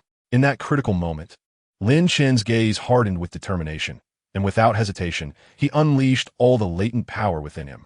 A deafening dragon roar erupted, As his unparalleled ancestral dragon, martial soul emanated a terrifying pressure. Simultaneously, the nine heavens god-slaying spear in his grip radiated boundless killing intent, enveloping the space in an overwhelming atmosphere of slaughter. The eye of the celestial deity at his forehead shone like a brilliant sun, releasing a captivating golden light that directly locked onto one of the reflections. "Break for me," accompanied by Lin Chen's desperate roar, empowered by the might of the ancestral dragon. His spear transformed into a ferocious dragon, piercing forth with thunderous force towards the targeted reflection. Despite the reflection's desperate attempts to resist this formidable strike, it ultimately succumbed to Lin Chen's full-force assault, shattering in a resounding explosion and dissipating into countless specks of starlight. However, this was merely the beginning. As the first reflection shattered like glass, an unexpected phenomenon occurred. More reflections surged forth like a tide, overwhelming Lin Chen with their sheer numbers, intent on engulfing him entirely. Faced with such a multitude of aggressive reflections, Lin Chen exhibited no trace of fear. Instead, a fierce fighting spirit ignited within him. "Gulme, let me see just how many of you can be created," he exclaimed, his voice ringing out as he transformed into a streak of lightning, plunging into the throng of reflections. At that moment, Lin Chen moved with the swiftness of the wind, fluidly navigating through the sea of reflections. His weapon danced in the air, striking with thunderous precision at the vital points of the reflections, while his agile movements allowed him to weave effortlessly between them. Each evasion executed with impeccable timing, almost ghost-like in its elusiveness. The fierce battle raged on, stretching time into an eternity. Despite Lin Chen's extraordinary prowess, the prolonged intensity of the combat began to wear on him. His body was now a canvas of wounds, blood seeping through his garments, staining his once pristine attire a shocking red. Yet, even amidst such grave injuries, the resolute gaze in his bright eyes never wavered. For within him resided a single unwavering belief. He must triumph over these accursed reflections and break through the obstacles before him. Finally, after hours of relentless and grueling combat, Lin Chen succeeded in vanquishing the 30th reflection. As the last reflection crumpled to the ground and dissolved into starlight, this breathtaking battle came to a close. This level tested the perseverance and mental fortitude of the challengers, as those who had reached this stage were often utterly exhausted. To pit them against the most familiar adversary, themselves, was indeed a hellish trial. Yet Lin Chen, through sheer willpower, emerged victorious, dragging his weary yet triumphant body across the ravaged battlefield, steadfastly stepping into the passage leading to the 6th level. Chapter 22. The Trial Tower of Light, Part 4. Outside the Trial Tower, Emperor Lingyue gently activated the observation privileges, skillfully applying special interference techniques to prevent the outside world from clearly witnessing Lin Chen's precise combat status within the tower. Thus, she effectively safeguarded Lin Chen's privacy and security, concealing his trump cards. Although the onlookers felt a twinge of curiosity regarding Emperor Lingyue's actions, none dared to voice dissent. After all, as the authoritative figure in this realm, her decisions were made with profound consideration and intent. Despite the fact that the onlookers could only perceive an exceedingly blurred image through the distorted visuals, they nonetheless faintly sensed Lin Chen's formidable presence and indomitable spirit amidst the fray. The esteemed elders stood in unison, their gazes intently fixed upon the direction of the trial tower. The Grand Elder nodded slightly, caressing his beard, and slowly articulated, "This young man's temperament is truly exceptional. He exhibits no hint of fear when facing daunting adversaries, and his own prowess continues to ascend throughout the battle. Such potential is indeed limitless." As his words echoed, another elder immediately concurred. What the Grand Elder has stated is absolutely correct. It is a rare occurrence to witness a disciple who can advance to the 5th level while demonstrating such remarkable performance. Moreover, let us not forget, Lin Chen is merely at a level in his early teens. At this moment, the multitude of students surrounding them perked up their ears, eagerly absorbing the elder's high praises for Lin Chen. Initially, these students harbored a modicum of disdain for this newcomer, but upon hearing the elder's accolades, their gazes toward the indistinct figure within the trial tower transformed into expressions of deep admiration. The prior's scorn and prejudice swiftly dissipated, replaced by profound respect and reverence. "Absolutely not. When he emerges, I shall immediately acknowledge him as my elder brother. I must cling tightly to this robust thigh," exclaimed one of the holy sons, his excitement palpable as his resolute gaze seemed to envision a splendid future after securing such an ally. Goodness, brother, you are a dignified holy son. How can you disregard your dignity in such a manner? Another holy son furrowed his brows. Incredulity etched across his face as he regarded his companion. What do you know? With such an opportunity at hand, who cares for appearances? The first holy son retorted dismissively, clearly perturbed by his comrade's skepticism. Shui Yin and Ling Er stood side by side, flanking Di Lingyu, their enchanting presence drawing glances from onlookers. Shui Yin parted her delicate lips, a hint of surprise illuminating her countenance. In her cold, star-like eyes, admiration began to surface. Meanwhile, Ling Er appeared more candid and vivacious, her eyes wide with anticipation as she eagerly inquired of Di Lingyu, "Teacher, where did you encounter this little senior brother? The more I look at him, the more peculiar he seems. Oh wait, no, I should say he is extraordinarily bizarre." After speaking, Ling Er playfully stuck out her tongue, as if feeling a touch of embarrassment for her candid assessment of Lin Chen. In response to Ling Er's inquiries, Di Lingyu merely smiled gently, choosing not to elaborate further. She remained poised and elegant, akin to a celestial being descended from the heavens. However, her enchanting gaze remained steadfastly locked onto the distant trial tower, never wavering. Simultaneously, the slight upturn of her lips conveyed an ineffable confidence and anticipation, as if she held unwavering faith in Lin Chen, who was fervently striving within the tower. At that very moment, Lin Chen, immersed in the throes of battle within the trial tower, wielded his spear with an agility akin to that of Spectre. Each thrust unleashed a torrent of lethal intent, forcing his foes to retreat. Yet, wholly absorbed in combat, he remained oblivious to the dramatic shift in public perception regarding him. Upon entering the 6th level, Lin Chen found himself in a drastically altered environment. The once serene space had morphed into a desolate battlefield, thick with the scent of blood.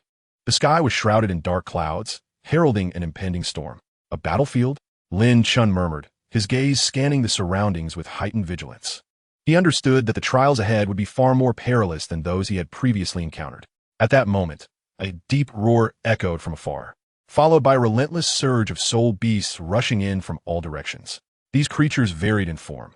Some resembled colossal wolves, others fierce tigers, and still others giant pythons, each emanating a potent aura, with the weakest possessing the strength of a level 20 soul master, while the strongest approached level 40. A horde of soul beasts? Their numbers and strength far exceed expectations, Lin Chen thought, his brow furrowed as he swiftly assessed the situation.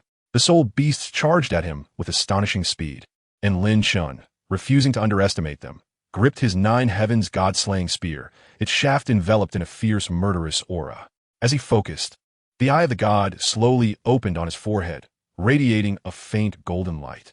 "Gome," Lin Chen called out, his form darting forward like lightning into the throng of soul beasts. Boom!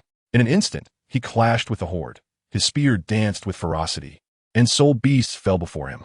However, the sheer number of foes was overwhelming. Each time he felled one, more would immediately surge forth. After a prolonged skirmish, Lin Chen bore several wounds, yet his gaze remained resolute. "I cannot continue like this," he thought, brow tightly knitted. So now, a deep and resonant dragon's roar erupted from within Lin Chen, reverberating like thunder across the heavens. In that instant, a 3-meter-long ancestral dragon spirit soared into the air, coiling majestically and exuding an aura of unparalleled majesty and dominance. The immense pressure radiated from Lin Chen, swiftly expanding in all directions like an invisible mountain. The once ferocious soul beasts, charging recklessly toward him, suddenly halted in sheer terror, as if ensnared by an unseen force. They sensed the incomprehensible dread emanating from the ancestral dragon spirit, their bodies trembling involuntarily, their once agile strides now sluggish. "Let me introduce you to my first soul skill." As Lin Chen summoned forth his 1,000-year soul ring, it ascended and erupted in dazzling brilliance. With a commanding voice, he declared, "First soul skill, ancestral dragon's venomous claw." Instantly, his right hand was enveloped in a layer of purple scales, sharp claws glinting with a chilling light, as if capable of rending the very fabric of space. The surrounding air seemed to freeze under the weight of this newfound power, a faint, acrid wind emanating from Lin Chen, pulsating outward. With a swift motion, he slashed forward, unleashing 5 streaks of purple light that shot forth like meteors, the air rippling in their wake, akin to a stone cast into a tranquil lake. In the blink of an eye, these 5 beams of purple light, like lightning, tore through the sky at astonishing speed, accurately striking several soul beasts. Those of lesser strength among the century-old soul beasts scarcely had time to react before being effortlessly cleaved in two. The cuts were smooth as mirrors, devoid of any creases or imperfections, as if meticulously polished. More alarmingly, upon contacting the air, these wounds rapidly turned black and began to decay, a potent, corrosive miasma emanating from the gashes, visibly spreading in all directions. For the soul beasts of greater strength or superior defenses, the situation was hardly any better. Although they were not directly severed, the venom carried by the purple light swiftly infiltrated their wounds. A searing pain surged like a relentless tide, compelling even the most ferocious soul beasts to emit anguished cries. They writhed in a frenzied attempt to escape the torment that penetrated to their very core. Yet all their efforts proved futile. The potency of the ancestral dragon's venomous claws was truly terrifying. Not only did they possess a chilling cutting force, but they also bore an overwhelmingly potent toxin. A mere scratch upon the skin could lead to certain demise. Lin Chen felt a surge of astonishment at the formidable nature of this first soul skill. Was the venom of the shape-shifting magic spider truly this powerful? Not quite. While the shape-shifting magic spider's venom was indeed formidable, the mere Millennium Soul Ring could not yield such effects. It was the might of the ancestral dragon martial soul that exponentially amplified the capabilities of the shape-shifting magic spider. At that moment, the system's cold voice resonated, clarifying Lin Chen's doubts. So this is the legacy of the progenitor of all beasts, Lin Chen exclaimed with excitement. However, despite this revelation, the army of soul beasts continued their relentless advance, fearlessly charging forward. This was untenable. Without eliminating the leading soul beast, there was no way to break through the current predicament. Lin Chen furrowed his brow, his gaze penetrating as he focused intently on the surging tide of soul beasts ahead. He summoned the powerful soul energy within him and infused it into the eye of the celestial deity situated upon his forehead. In an instant, the eye radiated a blinding brilliance, akin to a blazing sun in the sky, its formidable probing ability piercing through the throngs of soul beasts, finally locking onto a slightly smaller soul beast at the center of the horde. To his astonishment, it was a mandrill. It had concealed itself among the multitude of soul beasts, and without the miraculous capabilities of the eye of the celestial deity, it would have been nigh impossible to detect. I found you. Lin Chen's lips curled into a confident smile. He swiftly locked onto his target, unhesitatingly unleashing his ancestral dragon's venomous claws once more. A layer of purplish-black luminescence enveloped his right hand, the sharp claws glinting ominously, reminiscent of the scythe of death itself. As he activated the ancestral dragon's venomous claws, a powerful force surged forth, fiercely striking at the rampaging soul beasts. One by one, they succumbed to the effects, their movements becoming sluggish, and the once tightly knit formation began to exhibit cracks. Seizing this opportunity, Lin Chen propelled himself forward with a powerful push from his right foot, launching himself towards the central mandrill with astonishing speed, akin to a cannonball ignited by a fuse. Simultaneously, he raised the Nine Heavens God-slaying spear in his left hand, its tip emanating a fierce brilliance as if it were about to rend the very fabric of the void. In the blink of an eye, Lin Chen found himself directly before the mandrill. Faced with such a swift assault, the mandrill had no time to react, helplessly watching as the spear, brimming with lethal intent, thrust towards it. With a piercing sound, the Nine Heavens God-slaying spear effortlessly penetrated the mandrill's body. Blood splattered, staining the ground beneath Lin Chen's feet. At the moment the mandrill was slain, the previously menacing soul beasts and the entire scene around them vanished, as if it had been but a fleeting dream. You have passed the trial, the system's voice announced. Reward obtained, soul power elevated to level 15, and a soul beast soul acquired, which can be used to enhance the martial soul. Lin Chen smiled faintly and stepped through the 6th layer into the 7th layer. 7th layer, pinnacle of light. The environment of the 7th layer stood in stark contrast to the preceding 6 layers. Here, there was neither danger nor enemies, only an expanse of tranquil light. The moment Lin Chen stepped in, he felt a warm force enveloping him, as if cleansing his very soul. Is this the 7th layer? Lin Chen mused softly, a hint of perplexity in his gaze. Just then, a gentle voice resonated in his ear. Lin Chen, Congratulations on passing the trials of the first 6 layers. For the 7th layer, you must answer question. Lin Chen was momentarily taken aback. Was it truly that simple? He nodded affirmatively. What is the question? The voice gradually inquired. Why do you pursue power? Lin Chen paused for a moment, then resolutely replied, to protect those I hold dear, to pursue the convictions within my heart, and to become a true powerhouse. The voice appeared to be quite satisfied with his answer, softly stating, excellent. Your heart has passed the trial. The trial of the Tower of Light has been completed. No sooner had the words left the voice than Lin Chen felt a surge of potent energy flood into his body, causing his soul power to ascend instantaneously from level 15 to 17. Outside the trial tower, Douluo sensed the fluctuations emanating from within, a smile gracing her lips. Her eyes filled with pride. Lin Chen, you have indeed not disappointed me. Shui Yin stood not far off, her gaze complex as she regarded the trial tower's direction. It was noteworthy that even she could only reach the 5th layer, whereas Lin Chen had traversed the entire journey.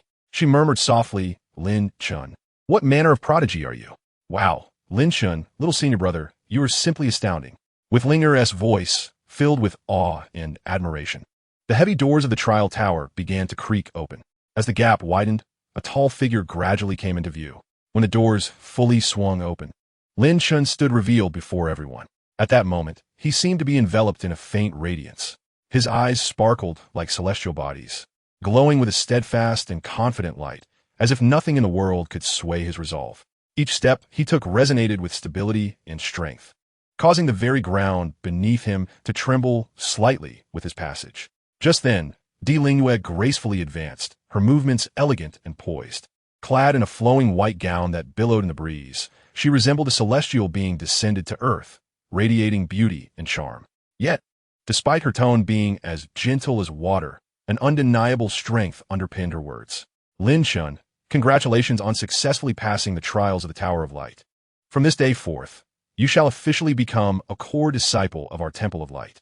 I believe that with your talent and diligence, you will surely shine brightly on the path of cultivation, bringing honor to our Temple of Light, Douluo proclaimed with a smile. Her eyes filled with admiration and anticipation for Lin Chen. Furthermore, from this day forward, Lin Chen shall be designated as the Holy Son. Douluo's authoritative voice echoed, resonating with everyone present. Congratulations, Lin Chen. The disciples' voices rose in unison, celebrating his achievement. Chapter 24. The Bonding of Holy Sons. The news of Lin Chen's triumph in the Tower of Light spread like wildfire throughout the Temple of Light. A level 11 soul master with dual martial souls. A Millennium Soul ring as his first. Such a prodigy was exceedingly rare in the annals of the temple's history. Even more astonishing was that Lin Chen's performance in the trial tower was projected in real time onto the temple's viewing platform, allowing nearly all the holy sons, holy maidens, and elders to witness his battle firsthand. His composure, decisiveness, and exquisite utilization of his martial soul left everyone in awe.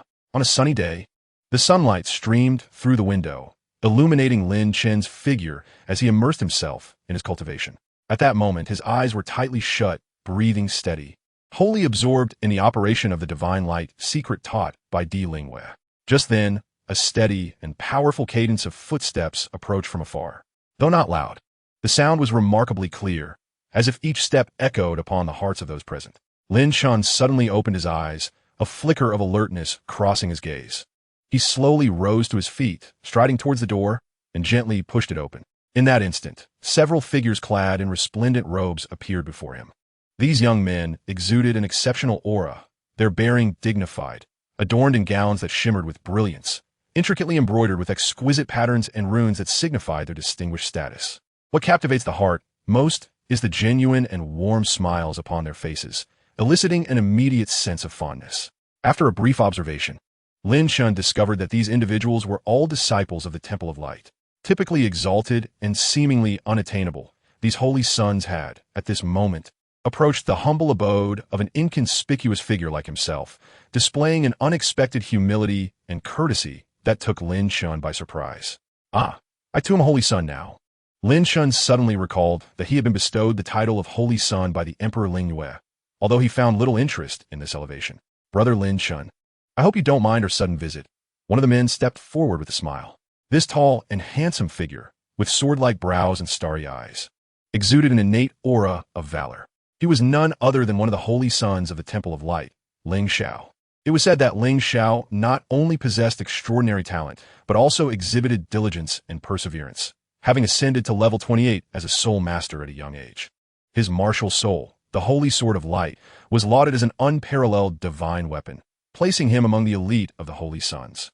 Lin Chen was momentarily taken aback, but quickly regained his composure, bowing respectfully. So it is holy son Ling Xiao. May I inquire what brings you here on such an important occasion? Ling Xiao shook his head with a smile. Brother Lin Chen, you overestimate the matter. We are not here to discuss pressing issues, but simply wish to become acquainted with you. A few days ago, we were fortunate to witness your audacious ascent of the Celestial Tower, and were profoundly impressed by your strength and courage. Thus, we made this visit in hopes of forging a friendship. Another holy son stepped forward, sincerity evident in his tone. Brother Lin Chen, I am Feng Xing, and my martial soul is the wings of Gale. We have previously clashed in battle, and your combat skills and mastery of your martial soul were truly astonishing. If the opportunity arises, I hope to spar with you again, so that we may all improve. A faint smile graced Lin Chen's lips, his gaze calm and profound, as if he could see through all pretenses. At this moment, he understood the genuine admiration this group of holy sons held for his prowess. He felt no aversion to befriending them, for he was well aware that respect among the strong was an unwritten custom within this mysterious and solemn temple. With both hands clasped in salute, Lin Chen inclined his head slightly, speaking softly, You are all too kind. I am but a newcomer here and still have much to learn. I hope you will generously offer your guidance in the future.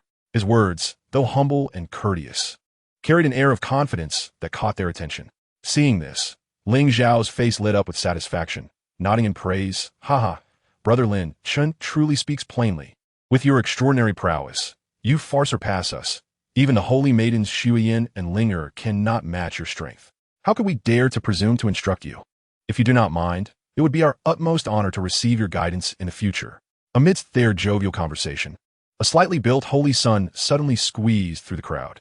His youthful face was radiant with excitement, his eyes glimmering as he exclaimed, Brother Lin Chen, I am Xiao Hu, and my martial soul is the Earth Bear. Your dashing and formidable appearance during the trial at the Celestial Tower left me in awe. Might I have the honor of calling you brother? He gazed at Lin Chen with an earnest expression. Xiao Hu's enthusiasm momentarily left Lin Chen at a loss. However, as he lifted his gaze to meet Xiao Hu's sincere eyes, any hesitation dissipated instantly. In Xiao Hu's gaze, he saw only authenticity and goodwill, devoid of pretense. Thus, Lin Chen's lips curled into a warm smile, and he gently nodded, Brother Xiao Hu, since you have expressed such sentiments, let us henceforth consider ourselves brothers. No sooner had the words left his mouth than Xiao Hu erupted with joy, as if he had received the most precious gift, waving his arms exuberantly and dancing in delight while exclaiming, This is wonderful. From today onwards, I shall loyally follow you, Brother Lin Chen, and I shall rely on you for guidance. The sight of this scene caused Ling Xiao and the other holy sons to burst into hearty laughter. They understood that winning over Xiao Hu's admiration and willingness to follow so swiftly was a testament to Lin Chen's extraordinary abilities and compelling charisma. At that moment, the gazes directed toward Lin Chen were infused not only with respect, but also with a newfound admiration. After conversing amicably for a while, the other holy sons began to take their leave. Just then, Xiao Hu turned to depart, but suddenly paused, looking back at Lin Chen and calling out, Brother Chen, if you ever need assistance, do not hesitate to ask. Whatever it may be, I shall do my utmost to help. With a bright smile, he then strode away with purpose. Watching Xiao Hu's retreating figure, Lin Chen couldn't help but nod inwardly. He felt quite satisfied with this enthusiastic and earnest young brother who had chosen to ally himself with him. In a world rife with competition and intrigue, having someone so genuine and willing to serve was indeed a rare treasure. Moreover, Xiao Hu appeared quite clever and capable, should he encounter trivial troubles in the future. Delegating them to him might very well save Lin Chen considerable time and effort. Chapter 25.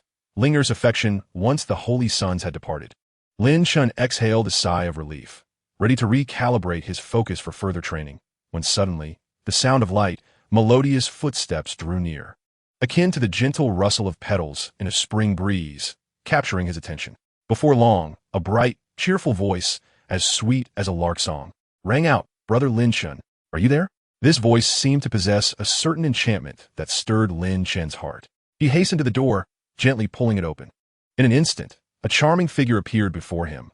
Linger. Today, she was adorned in a delicate pink skirt, its fabric fluttering like the petals of blooming peach blossoms, while her long, flowing black hair was fashioned into playful twin ponytails that swayed with her animated movements, enhancing her vivacious charm. At that moment, her exquisite little face radiated a smile more radiant than the sun, her large, glistening eyes sparkling as they gazed at Lin Chen, resembling two resplendent gems set against her fair complexion.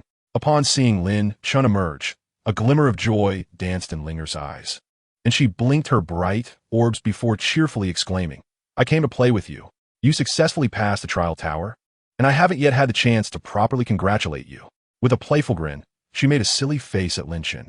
Observing the lively and adorable Linger before him, warmth surged within Lin Chen's heart.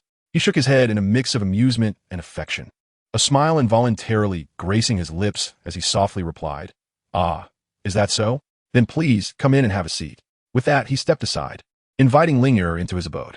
Linger entered the room with the exuberance of a joyful little rabbit, her nimble, expressive eyes surveying her surroundings with an insatiable curiosity, as if she wished to absorb every corner of the space. After completing her exploration, she gracefully approached a chair and settled into it. With her delicate hands resting on either side of her face, propping up her chin, she fixated her gaze on Lin Chen, her eyes shimmering with admiration and intrigue. "Lin Chen, you are truly remarkable. I witnessed the entire process of your triumph in the tower, and the thrilling battle on the 6th level was nothing short of breathtaking. How did you manage to discover that golden baboon?" Linger's voice was as melodious and enchanting as a lark song. In her excitement, she instinctively rose from her seat, animatedly mimicking the fierce combat that had transpired. In response to her exuberant praise, Lin Chen merely smiled faintly and replied in a composed tone, "It was nothing extraordinary, merely an instinctual reaction during battle." He had no intention of revealing the existence of his divine eye to anyone at that moment. Upon hearing Lin Chen's nonchalant response, Linger pouted slightly, a hint of dissatisfaction crossing her features. What do you mean by instinctual reaction? Clearly, it's because of your exceptional strength. Anyway, putting that aside, what are your plans next? How about we go to the Spirit Herb Garden together? There are countless rare and precious herbs there, and perhaps one of them could aid in your cultivation." After speaking, Linger gazed at Lin Chen with eager anticipation, her eyes sparkling with excitement.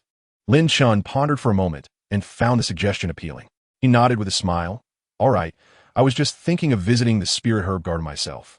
Upon receiving Lin Chen's enthusiastic agreement, Linger immediately burst into jubilant cheers. Without hesitation, she grasped his hand and eagerly pulled him towards the door, urging, "Let us set off quickly." Lin Chen allowed himself to be led by her, a blend of exasperation and affection gracing his features. Beneath the surface of his apparent reluctance, a warm current flowed through his heart, for he understood that the girl named Linger truly regarded him as a dear friend. Her innocent, vibrant spirit and boundless enthusiasm were like the gentlest spring breeze, dispelling the shadows that had lingered in his heart, allowing him to experience rare moments of ease and joy even within the solemn confines of the sacred temple. The two proceeded onward, soon arriving at the Spirit Herb Garden situated on the eastern side of the sacred temple. It appeared to be a mysterious and enchanting realm where an array of rare herbs thrived. Upon entering the garden, a subtle and refreshing medicinal fragrance enveloped them, invigorating their senses. Linger flitted through the lush garden like a cheerful bird, effortlessly guiding Lin Chen as she enthusiastically introduced each herb and its unique properties. "Look, this is the ice heart grass. It is a crucial ingredient for concocting the ice heart pill. Anyone who consumes the ice heart pill crafted from it will find their mind swiftly restored to tranquility. Especially during cultivation, its assistance greatly reduces the risk of falling into madness." Linger pointed at the translucent, crystal-like herb, her eyes glimmering with excitement. Lin Chen followed her gesture, his gaze resting on the ice heart grass, and he nodded slightly, committing it to memory. For one who ardently pursued the path of cultivation, he was acutely aware of the immense benefits these precious herbs could provide. At that moment, Linger suddenly halted, pointing at a vibrant red herb with an air of mystery. "Lin Chen, do you know what that herb is?" Lin Chen scrutinized it closely and shook his head. Linger's lips curled into a triumphant smile as she replied in a playful tone, That is the crimson flame flower. This treasure is exceedingly rare, hardly seen by ordinary folk. If a fire element soul master consumes it, their strength can see a significant enhancement. However, she continued with a teasing pause, but harvesting it is not an easy feat. It requires a special technique, and if done incorrectly, it could trigger a massive explosion. Upon hearing this, a flicker of intense interest ignited in Lin Chen's eyes. He eagerly inquired, "Is it really that impressive? Do you know this special harvesting technique?" With a mischievous twinkle in her bright eyes, Linger cheerfully responded, "Of course I do. But you must agree to one condition first." She playfully made a face at Lin Chen, shrouded in mystery. Lin Chen, unable to hide his smile, asked with gentle curiosity, "What condition?" Linger tilted her head as if deep in thought before her eyes sparkled with delight. "Aha! From today onwards, you must frequently accompany me in play. And you can't just bury yourself in your cultivation all the time." She placed her hands on her hips, gazing at Lin Chen expectantly. Initially taken aback, Lin Chen soon smiled and nodded, responding in a warm tone, "All right, I promise." Linger's face lit up with joy, and she began to demonstrate how to harvest the crimson flame flower. Her technique was deft, clearly indicative of her familiarity with the herb garden. Lin Chen watched her focused profile, feeling a surge of warmth within. He realized he was not alone in the temple, with a friend like Linger by his side. The journey ahead would undoubtedly be more vibrant and fulfilling. Chapter 26, An Interlude at the Market. The sunlight poured over the herb garden, a gentle breeze caressing the green leaves as they swayed softly. The two strolled through the garden, their laughter ringing out like silver bells in the air. Linger blinked her lively eyes, her radiant smile illuminating her face as she patiently explained the wondrous effects of various herbs to Lin Chen. He listened intently, nodding in acknowledgement, his eyes filled with a thirst for knowledge and admiration for Linger. Time drifted by unnoticed, and before they realized it, the sun began its slow descent, painting the sky in hues of orange and red, resembling a beautiful canvas. Finally, as the last rays of sunlight vanished beyond the horizon, the night enveloped them, and the dusk settled in. The two emerged from the herb garden, and just as Lin Chen was about to bid farewell to Linger and return to his quarters, she suddenly grasped his arm tightly, shaking her head with determination. "I don't want to return to cultivation so soon, Lin Chen. Let us go out and have some fun." Lin Chen was taken aback by her enthusiasm and inquired with curiosity, "Out? Where to?" Linger replied with excitement, "Let us explore the market outside the temple. It's always bustling and surely so much fun. What do you say?" As she gently tugged on his arm, her eyes sparkled with anticipation. Faced with such an adorable girl pleading in earnest, especially with those sparkling, gem-like eyes, Lin Chen found it impossible to refuse. He smiled helplessly and nodded, responding, "All right, then I'll accompany you to stroll through the market." Upon receiving this affirmative reply, Linger was as jubilant as a cheerful little bird, bursting into exuberant cheers. With a joyful leap, she grasped Lin Chen's arm tightly and eagerly dashed toward the door, her mouth continuously exclaiming, "Wonderful! You're the best. Senior brother, let us hurry." As the duo exited the temple, they were met with the vibrant hustle and bustle of the market. An array of peculiar items adorned the streets, alongside treasures that radiated splendid brilliance. Linger flitted about like a lively bird, peering curiously in all directions.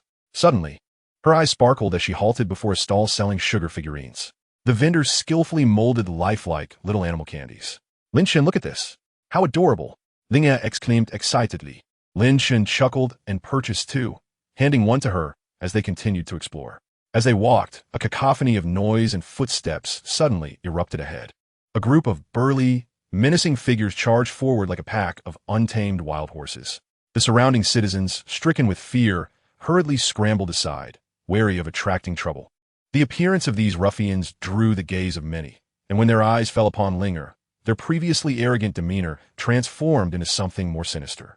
Particularly, the leading brute, with his shifty eyes fixated on Linger's delicate and charming face, his lips curling into a repugnant smirk. "Well, what a beautiful little girl we have here. Come, come, let us play together." The large man leered, advancing toward Linger as if she were already his prize. Faced with such shamelessness, Linger felt a surge of disgust. She shot a fierce glare at the grotesque brute before her and shouted, "Get lost! Stay away from me!" However, the man paid her no heed, continuing his lewd banter. "Oh, don't be so fierce, little sister. If you come along with me, I promise to buy you lots of delicious treats and fun toys." As he spoke, he reached out with his large, furry hand, attempting to grasp Linger's arm. At that moment, Lin Chen, who had remained silent until now, finally took action. With a gentle wave of his sleeve, a seemingly casual gesture, he unleashed a formidable force. This energy surged like a tidal wave, crashing into the brute. A pained yell escaped the man as he stumbled backward, struggling to regain his footing. Did you not hear her? Leave? Lin Chen stepped forward, shielding Linger protectively behind him. His expression was as cold as ice, his gaze sharp enough to freeze the air, fixated on the malevolent group before them. Linger, obediently heeding behind Lin Chen, peeked out and playfully made a face at the bullies, sticking out her tongue as if mocking their audacity. You little brat, how dare you meddle? Get him! The hulking brute glared at Lin Chen, his face contorted with rage, barking orders. His lackeys, eager for a fight, revealed their martial spirits and lunged at Lin Chen, all of them at the second ring. Against such a fierce onslaught, Lin Chen merely sighed softly and remarked, "Why bother?" Yet, before he could finish his sentence, an overwhelming wave of soul power erupted from him. This energy surged forth like a mighty tide, sweeping through the air with unstoppable force. The once aggressive bullies were sent sprawling backward, as if felled by a fierce gale, crashing to the ground. Before they could react, a spear, gleaming with a chilling light and radiating a deadly intent, appeared before the lead brute in a flash. Terror gripped him as he stared at the weapon so close. Sensing its cold, murderous aura, his face paling as he dared not even breathe. In that instant, he realized he had bitten off more than he could chew. This seemingly unassuming young man possessed terrifying strength. In an instant, his previously arrogant attitude underwent a dramatic transformation, his body trembling involuntarily as he fell to his knees, banging his head on the ground while pleading, "I apologize, esteemed sir. I did not recognize your greatness and have offended you. Please spare my life. I beg you. Don't kill me." Lin Chen, however, regarded the man with indifference, barely glancing at him as he coldly uttered a single word, "Leave." Upon hearing this, the bullies felt as though they had been granted a reprieve from death, scrambling to their feet and fleeing the scene in a panic, not daring to look back, fearing Lin Chen might change his mind. "Wow, senior brother Lin Chen, you're so cool," Lingia exclaimed, wrapping her arms around Lin Chen's as she chimed with laughter like silver bells. "Let us continue having fun." Lin Chen sheathed his spear and gently spoke to Ling, and the two resumed their outing, appearing as a couple blessed by the heavens. Chapter 27. A Poor Appetite, No Choice. Beneath the radiant moonlight, a grand and mysterious temple stood silently, emanating a sacred and tranquil glow, as if enveloping the world in a soft veil of silver. Lin Chen and Linger strolled side by side along a serene path, their laughter and lively chatter filling the air with joy. Linger's jewel-like eyes sparkled with vibrancy, tightly clutching a string of translucent, enticing candied fruits. Moreover, the space ring adorning her dainty fingers housed several beautiful garments that Lin Chen had meticulously selected and gifted to her. "Senior brother Lin Chen, I am truly overjoyed today," Linger exclaimed, shaking the candied fruits in her hand, resembling a lively little rabbit. However, just as she was about to share her joy further, a stern and distant voice sliced through the night's tranquility like thunder. "Oh, just how happy are you?" In an instant, the lively and spirited Linger, who had been bouncing about like a mischievous monkey, froze as if struck by a spell, becoming rigid on the spot. Slowly, she turned around, cautiously sticking out her rosy tongue playfully, stammering, "Teacher, what are you doing here?" Before them stood her master, Douluo, with a serious expression and a hint of reproach in her beautiful eyes. She gently admonished, "You little rascal, it's one thing not to focus on your cultivation, but to have the audacity to drag Lin Chen into your frivolous antics." Upon hearing this, Linger hastily cast a glance toward Lin Chen, hoping for some assistance. Yet, to her astonishment, Lin Chen seemed entirely oblivious to the unfolding situation, turning away to leisurely admire the enchanting moonlight. Seeing no hope for rescue, Linger steeled herself and pleaded, "Senior brother, please help me." "Oh dear." Douluo slightly furrowed her brows, extending her delicate hand to gently tug at Linger's petite ear, reproaching, "Quickly return and focus on your training. Stop playing all day." Linger cried out in protest as she was tugged. All right, I understand, teacher. I will start cultivating right away. Just let go of me, please. You're hurting me." Upon hearing Linger's pleas, Douluo finally released her grip. Lingia, as if liberated from a great burden, quickly covered her reddened ears with her small hands and darted away like a gust of wind. Watching Linger's retreating figure, Douluo shook her head in resignation, letting out a soft sigh. Alas, it's truly my fault for indulging this girl. She possesses remarkable talent. Yet she shows little interest in cultivation. It's quite vexing. At that moment, she inadvertently turned her head and found Lin Chen gazing intently at her. In an instant, a barely perceptible blush flitted across Ling Yue's exquisite face. She feigned calmness and, with a mock frown, questioned, "What are you staring at, disciple?" Lin Chen, however, appeared unfazed, slowly responding, "Just admiring the moon." Upon hearing this, Ling Yue's lovely visage blushed even deeper, akin to a ripe apple, radiant and alluring. With a playful scold, she retorted, "Stop spouting nonsense. Do you believe I won't give you a good lecture right now? By the way, tell me about your recent life in the temple. Are you adjusting well?" "It's not too bad. I haven't felt much pressure so far," Lin Chen replied, gently shaking his head, a serene smile gracing his face. This was not false modesty, but rather the truth, as the challenges he faced at present were hardly daunting for him. Yet internally, Lin Chen was indulging in a moment of self-congratulation, musing, how could someone as exceptional and capable as I feel pressured by such circumstances? Nevertheless, I must maintain a facade of humility. At that moment, a dispassionate voice from the system suddenly echoed, drenching Lin Chen in a cold reality. "Please be mindful of your demeanor, host." Hearing this, Lin Chen coughed lightly twice to mask his slight embarrassment. Meanwhile, Ling Yue, oblivious to the interaction between Lin Chen and the system, nodded slightly in acknowledgement of his words, fully aware that no one would trouble him at the moment. Thus feeling at ease, she then inquired, "You must have gained something from that mysterious tower the other day. What level have you reached now?" "Level 17. Lin Chen replied as he opened his system panel to check. Name, Lin Chen. Age, 18. Soul power level, 17. Martial spirit 1. Ancestral dragon. Soul skill, Ancestral dragon poison claw. Martial spirit 2. 9 heavens god slaying spear. Soul skill, none. Martial spirit 3. Eye of the celestial god. Soul skill, none. Soul bone, 16 spider spear excellent. Continue your cultivation diligently.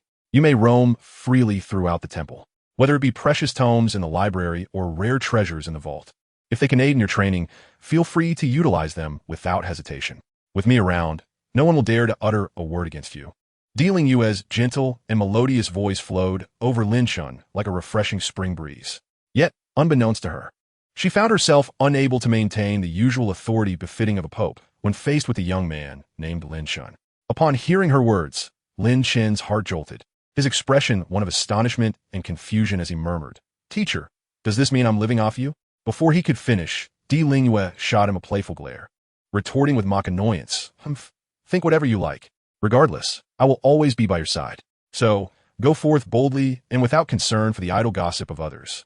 After delivering this statement, Ling Yue's figure vanished into the vast night like a shooting star, leaving Lin Chen standing alone, lost in thought as he pondered the events that had just transpired.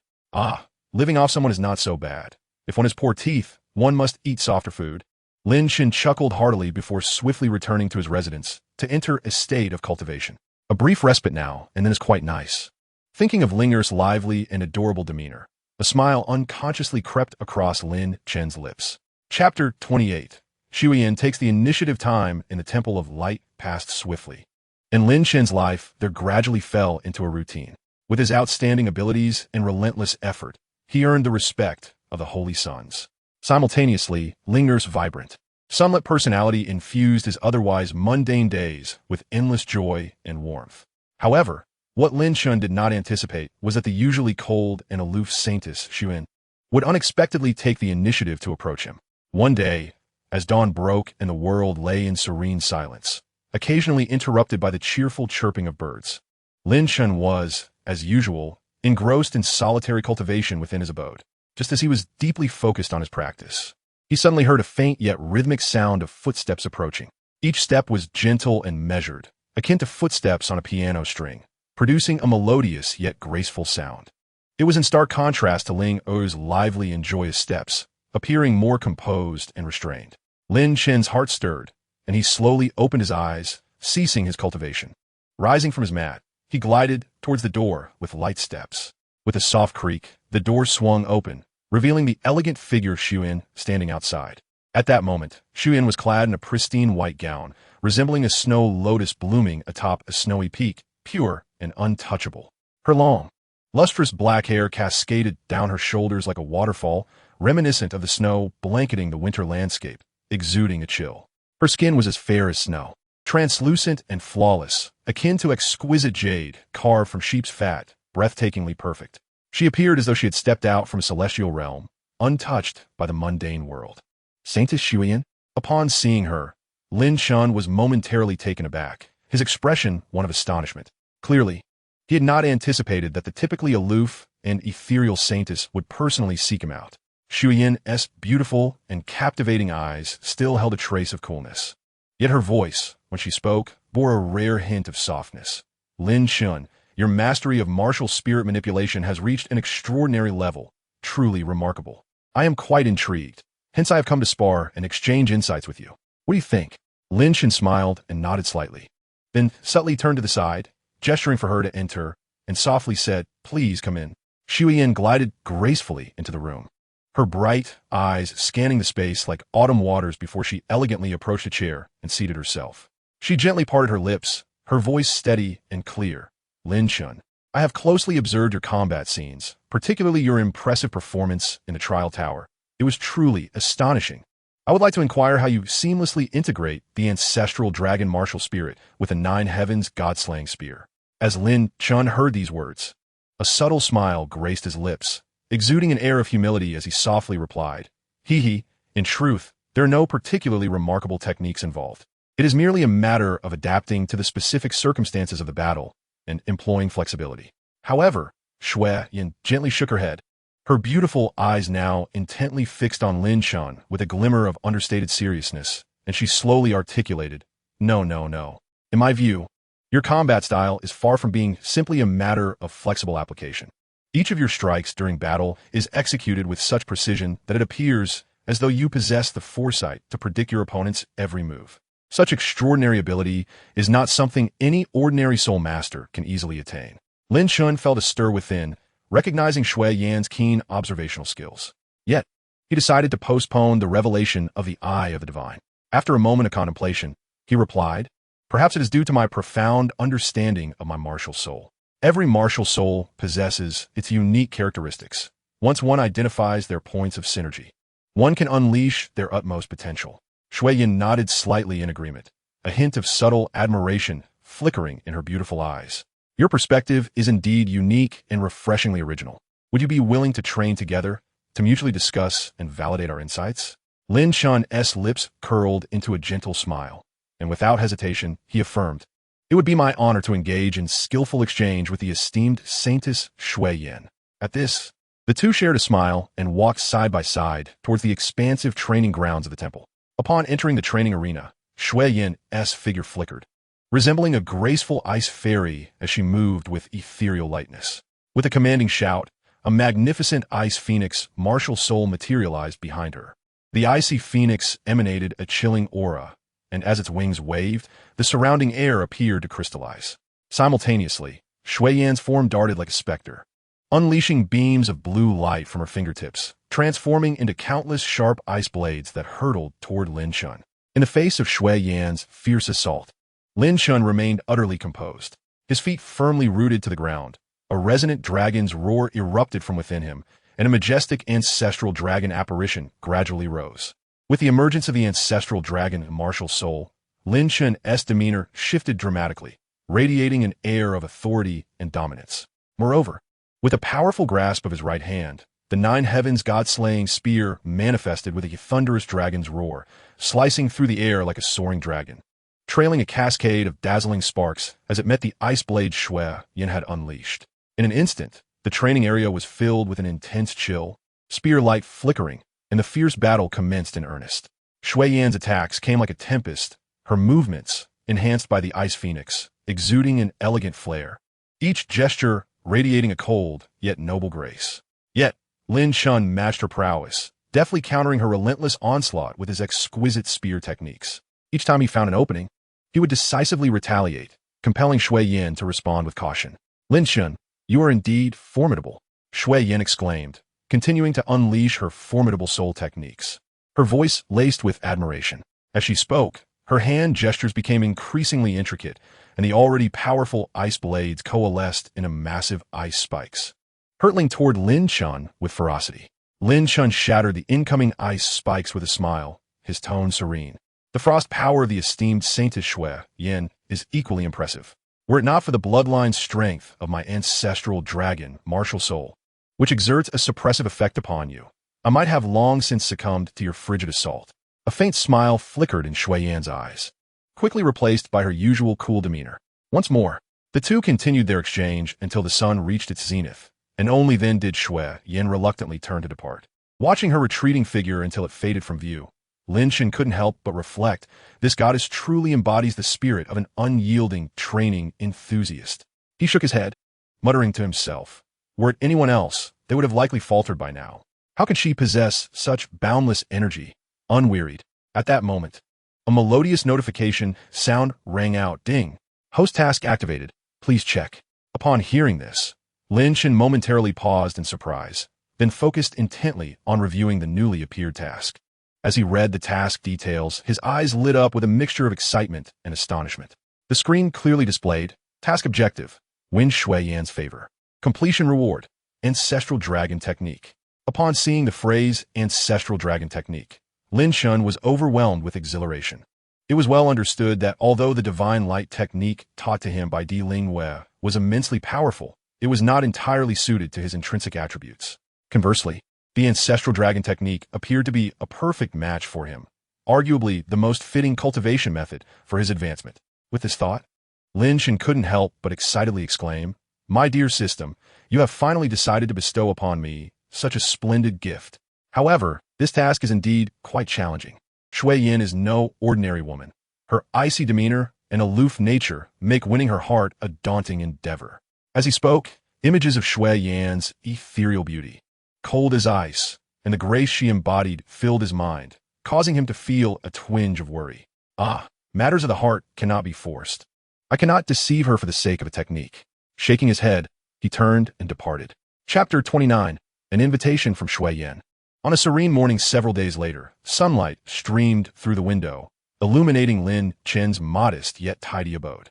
At this moment, Lin Chen sat cross-legged on a mat, his eyes closed in quiet meditation.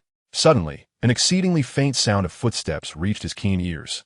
He swiftly opened his eyes, darting to the door and flinging it open. There stood Shui Yan, a vision of grace in her flowing white gown, reminiscent of a celestial being descending to earth. In her delicate hand, akin to jade, she held a weathered ancient tome. Upon noticing Lin Chen's emergence, a subtle smile graced her cool visage, and she spoke softly, "Lin Chen, I have heard of your extensive knowledge and profound study of ancient texts. Might I trouble you to accompany me to the library today?" Though her tone retained an air of frosty aloofness, her captivating eyes sparkled with a hint of barely perceptible anticipation. Lin Chen was momentarily taken aback, instinctively responding, "How do you come to know of this?" Shui Yin blinked in mild confusion, answering, "Linger told me. She mentioned you possess considerable expertise in this area." With that, she glanced at Lin Chen with curiosity. Upon hearing this, Lin Chen inwardly lamented, realizing that the little girl had likely concocted this scheme due to his previous inaction in saving her before Di Ling Wei. The thought made his mouth twitch. Yet, when he beheld Shui Yan's pure, expectant expression, he found it difficult to refuse her. Thus, he quickly summoned the system in his mind. "Oh, dear system, what should I do now?" After a moment, the system lazily replied, "Truly, I find you quite exasperating." Upon hearing the system's words, Lin Chen's spirits were instantly invigorated. Realizing that there was still hope for a turnaround, he quickly nodded in agreement, saying, "All right. In fact, I've been meaning to visit the library to see if I can find some valuable texts." With that, Lin Chen gestured for Shui Yan to proceed ahead. The two of them made their way to the library within the temple. Inside the library, countless tomes were housed, and the air was suffused with a faint fragrance of ink. Shui Yan led Lin Chen to a particular bookshelf, pointing to the ancient texts above as she remarked, "These are ancient works concerning martial souls." She continued, "I have always harbored numerous questions regarding the awakening of martial souls, such as why some individuals can awaken powerful martial souls by birth, while others remain dormant throughout their lives." Lin Chen, feigning calmness on the surface while urgently seeking assistance from the system internally, soon received a detailed explanation. Following the system's guidance, he spoke eloquently. The awakening of a martial soul is profoundly influenced by one's bloodline heritage. Powerful families often possess superior martial soul genes. Additionally, the nurturing environment of spiritual energy plays a crucial role. Those raised in areas rich in spiritual energy have a higher probability of awakening their martial soul.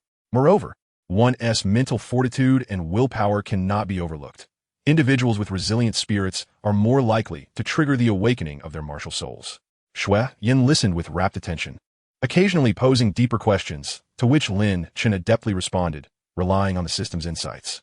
Suddenly, Shui Yin delicately lifted a dusty tome, its pages thickly coated with the patina of time.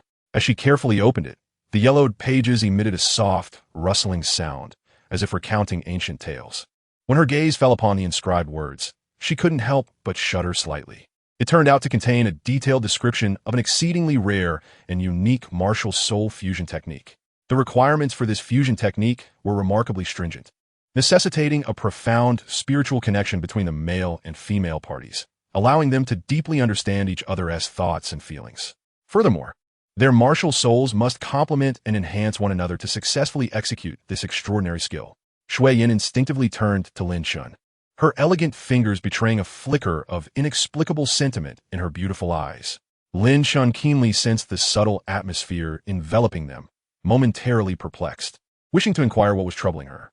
Just then, the previously serene library was abruptly shattered by a cacophony of noise from outside, akin to a stone thrown into a calm lake, instantly disrupting their rare tranquility. Sharing a silent understanding, Lin Chen and Shui Yin exchanged glances before hastily making their way toward the library's entrance. Upon reaching the doorway, they beheld a group of spirited young disciples encircled in a heated debate. As they drew nearer, it became apparent that two of the disciples were embroiled in a fierce dispute over a prized martial arts manual. One disciple, his face flushed, vociferated, "I discovered this manual first, so it rightfully belongs to me."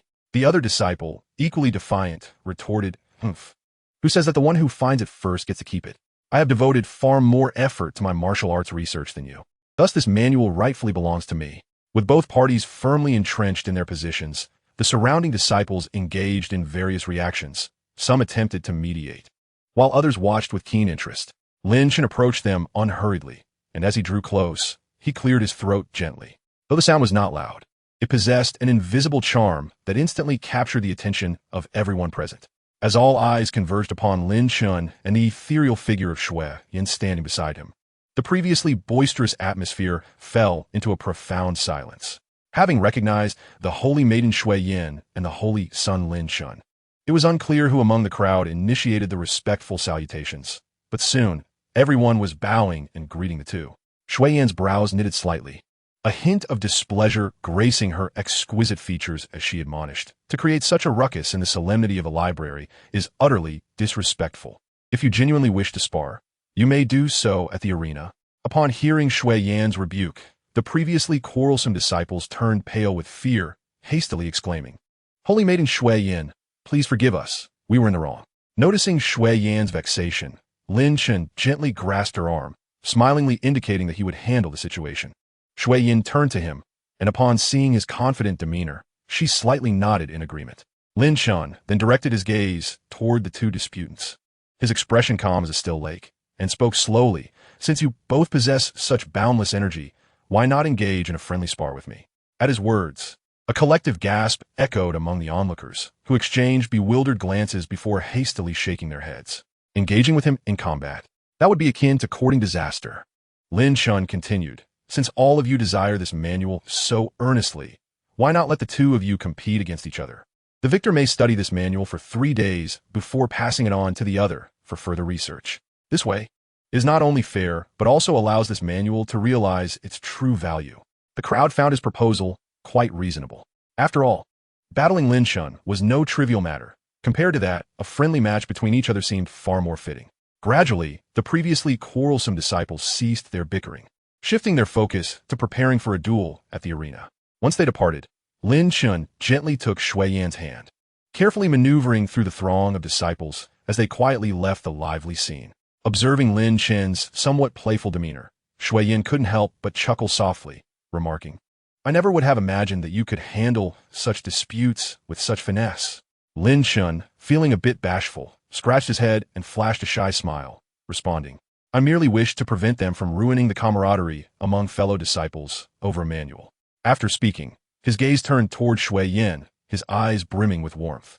Subsequently, The two returned to their previous harmonious atmosphere, seamlessly resuming their fervent discussion about martial souls. It seemed that the earlier commotion was merely a brief interlude, having no impact on their passion and focus regarding their research. Chapter 30. The Deepening Affection. Upon returning to the library, the two found themselves immersed in the vast world of ancient texts. Shuiyin fixed her gaze intently on Lin Chen, who was articulating the mysteries of the ancient tomes with great eloquence, her heart swelling with admiration. She could hardly fathom that this seemingly youthful and inexperienced boy not only possessed extraordinary talent and formidable strength, but also exhibited an adept mastery of complex theoretical knowledge that surpassed her own. As she observed Lin Chen, who was animatedly expounding his thoughts, the once frigid glimmer in her eyes gradually softened with an imperceptible warmth. Meanwhile, Lin Chen, while quietly pondering, silently expressed gratitude to the system within. He murmured to himself, "The system is truly remarkable. Without it, I would have floundered today." Immediately, a slightly smug voice echoed in Lin Chen's mind. A mere trifle, a mere trifle. It must be said, Lin Chen found the system he possessed to be quite enigmatic. At times, it would take the initiative to manifest and offer assistance, yet more often than not, it displayed an air of aloofness, responding with indifference even when questioned, a true embodiment of individuality. Nevertheless, it was precisely due to the enigmatic system support that Lin Chen could successfully bridge the gap between himself and Shuiyin. Contemplating this, he couldn't help but express his gratitude. "I truly owe a debt of thanks to that spirited girling." Meanwhile, in a serene and tranquil courtyard within the Temple of Light, a girl engrossed in her cultivation suddenly sneezed loudly without warning. "Hyo?" She paused, rubbed her nose, and mused aloud. "How strange. Who could possibly be speaking to me behind my back? Is someone bad-mouthing me?" As a handsome visage unexpectedly flashed in her mind, she shook her head, casting aside distracting thoughts to return to her cultivation, for she wished to avoid any excessive favoritism from her teacher. Inside the library, the two were engaged in an animated discussion, and as time slipped away, evening approached unnoticed. Outside, the sunset blazed like blood, painting half the sky a vivid crimson, resembling a splendid and colorful canvas. It was not until this moment that they reluctantly meandered out of the library. Shuiyin gently cradled a book in her hands, the very tome that chronicled the precious fusion techniques of mysterious martial souls. However, Lin Chen remained blissfully unaware of this fact. He merely observed with curiosity as Shuiyin focused intently on the book, refraining from further inquiry. "It's already quite late. I truly appreciate your company in studying today," Shuiyin remarked, lifting her gaze to meet Lin Chen's, her beautiful eyes locking onto his. With her jade-like fingers delicately tucking away a few errant strands of hair by her ear, she flashed a gentle smile and spoke softly. Upon hearing Shuiyin's words, Lin Chen broke into a hearty laugh. His tall, striking figure, illuminated by the remnants of the sunset, appeared even more handsome, though he felt a slight tension in his body. After a moment of internal struggle and reflection, he finally mustered the courage to extend an invitation to Shuiyin. "In that case, how about we go out for dinner together?" He watched her intently, filled with anticipation, hoping for her affirmative response. Shuiyin was momentarily taken aback, and hesitation flickered across her face. She bit her lip, her gaze wavering as she contemplated how to respond to Lin Chen's invitation. Observing her indecision, Lin Chen seized her delicate hand and, without further ado, declared, "Don't hesitate. Let us go. I'll treat you to delicious grilled fish." In truth, Lin Chen was acutely aware that Shuiyin harbored her own thoughts. Otherwise, she would have bluntly declined instead of lingering in uncertainty. After all, girls are often more reserved and bashful. In such pivotal moments, it is imperative for boys to be courageous and decisive. With a startled exclamation, "Ah!" Shuiyin found herself unexpectedly pulled along by Lin Chen, her legs moving instinctively to keep pace. Overwhelmed by shyness, her porcelain-like face instantly flushed a rosy hue, radiant and alluring. Meanwhile, her bosom rose and fell with the rhythm of their sprint, reminiscent of two lively little rabbits. "This is the first time a boy has held my hand," she mused, lightly biting her lower lip in silent contemplation. Yet, when she lifted her gaze and met the eyes of the handsome boy who was gripping her hand tightly as they ran, an inexplicable sweetness blossomed within her heart, causing her lips to curve into a faint smile. Perhaps this experience wasn't so bad after all. Within the grand and solemn interior of the temple, a crystal-clear stream meandered gracefully, At that moment, Lin Chen erupted from the water, sending a cascade of glistening droplets into the air, clutching two exceedingly plump fish. His face radiated with joy and pride. With nimble hands, he tossed the fish onto the bank where Shui Yin awaited, and then flashed her a confident grin, saying, "Don't worry, I'll catch a few more." Before he had even finished speaking, he plunged back into the refreshing waters, disappearing from view like a dragon in its element.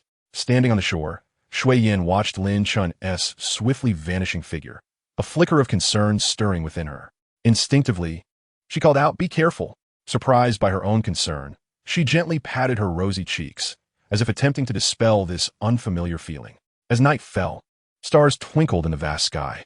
Lin Chen skillfully set up a crackling bonfire by the riverbank, its flickering flames illuminating his determined and focused face. He carefully placed the cleaned fish over the fire to roast slowly, occasionally turning them to ensure even cooking. Gradually, the tantalizing aroma of grilled fish wafted through the air. When he deemed them ready, he deftly picked up one perfectly golden and crispy fish, blew gently on it, and handed it to Shui Yin while softly advising, "Be cautious. It's hot." Shui Yin accepted the grilled fish, tentatively testing its warmth with her fingers.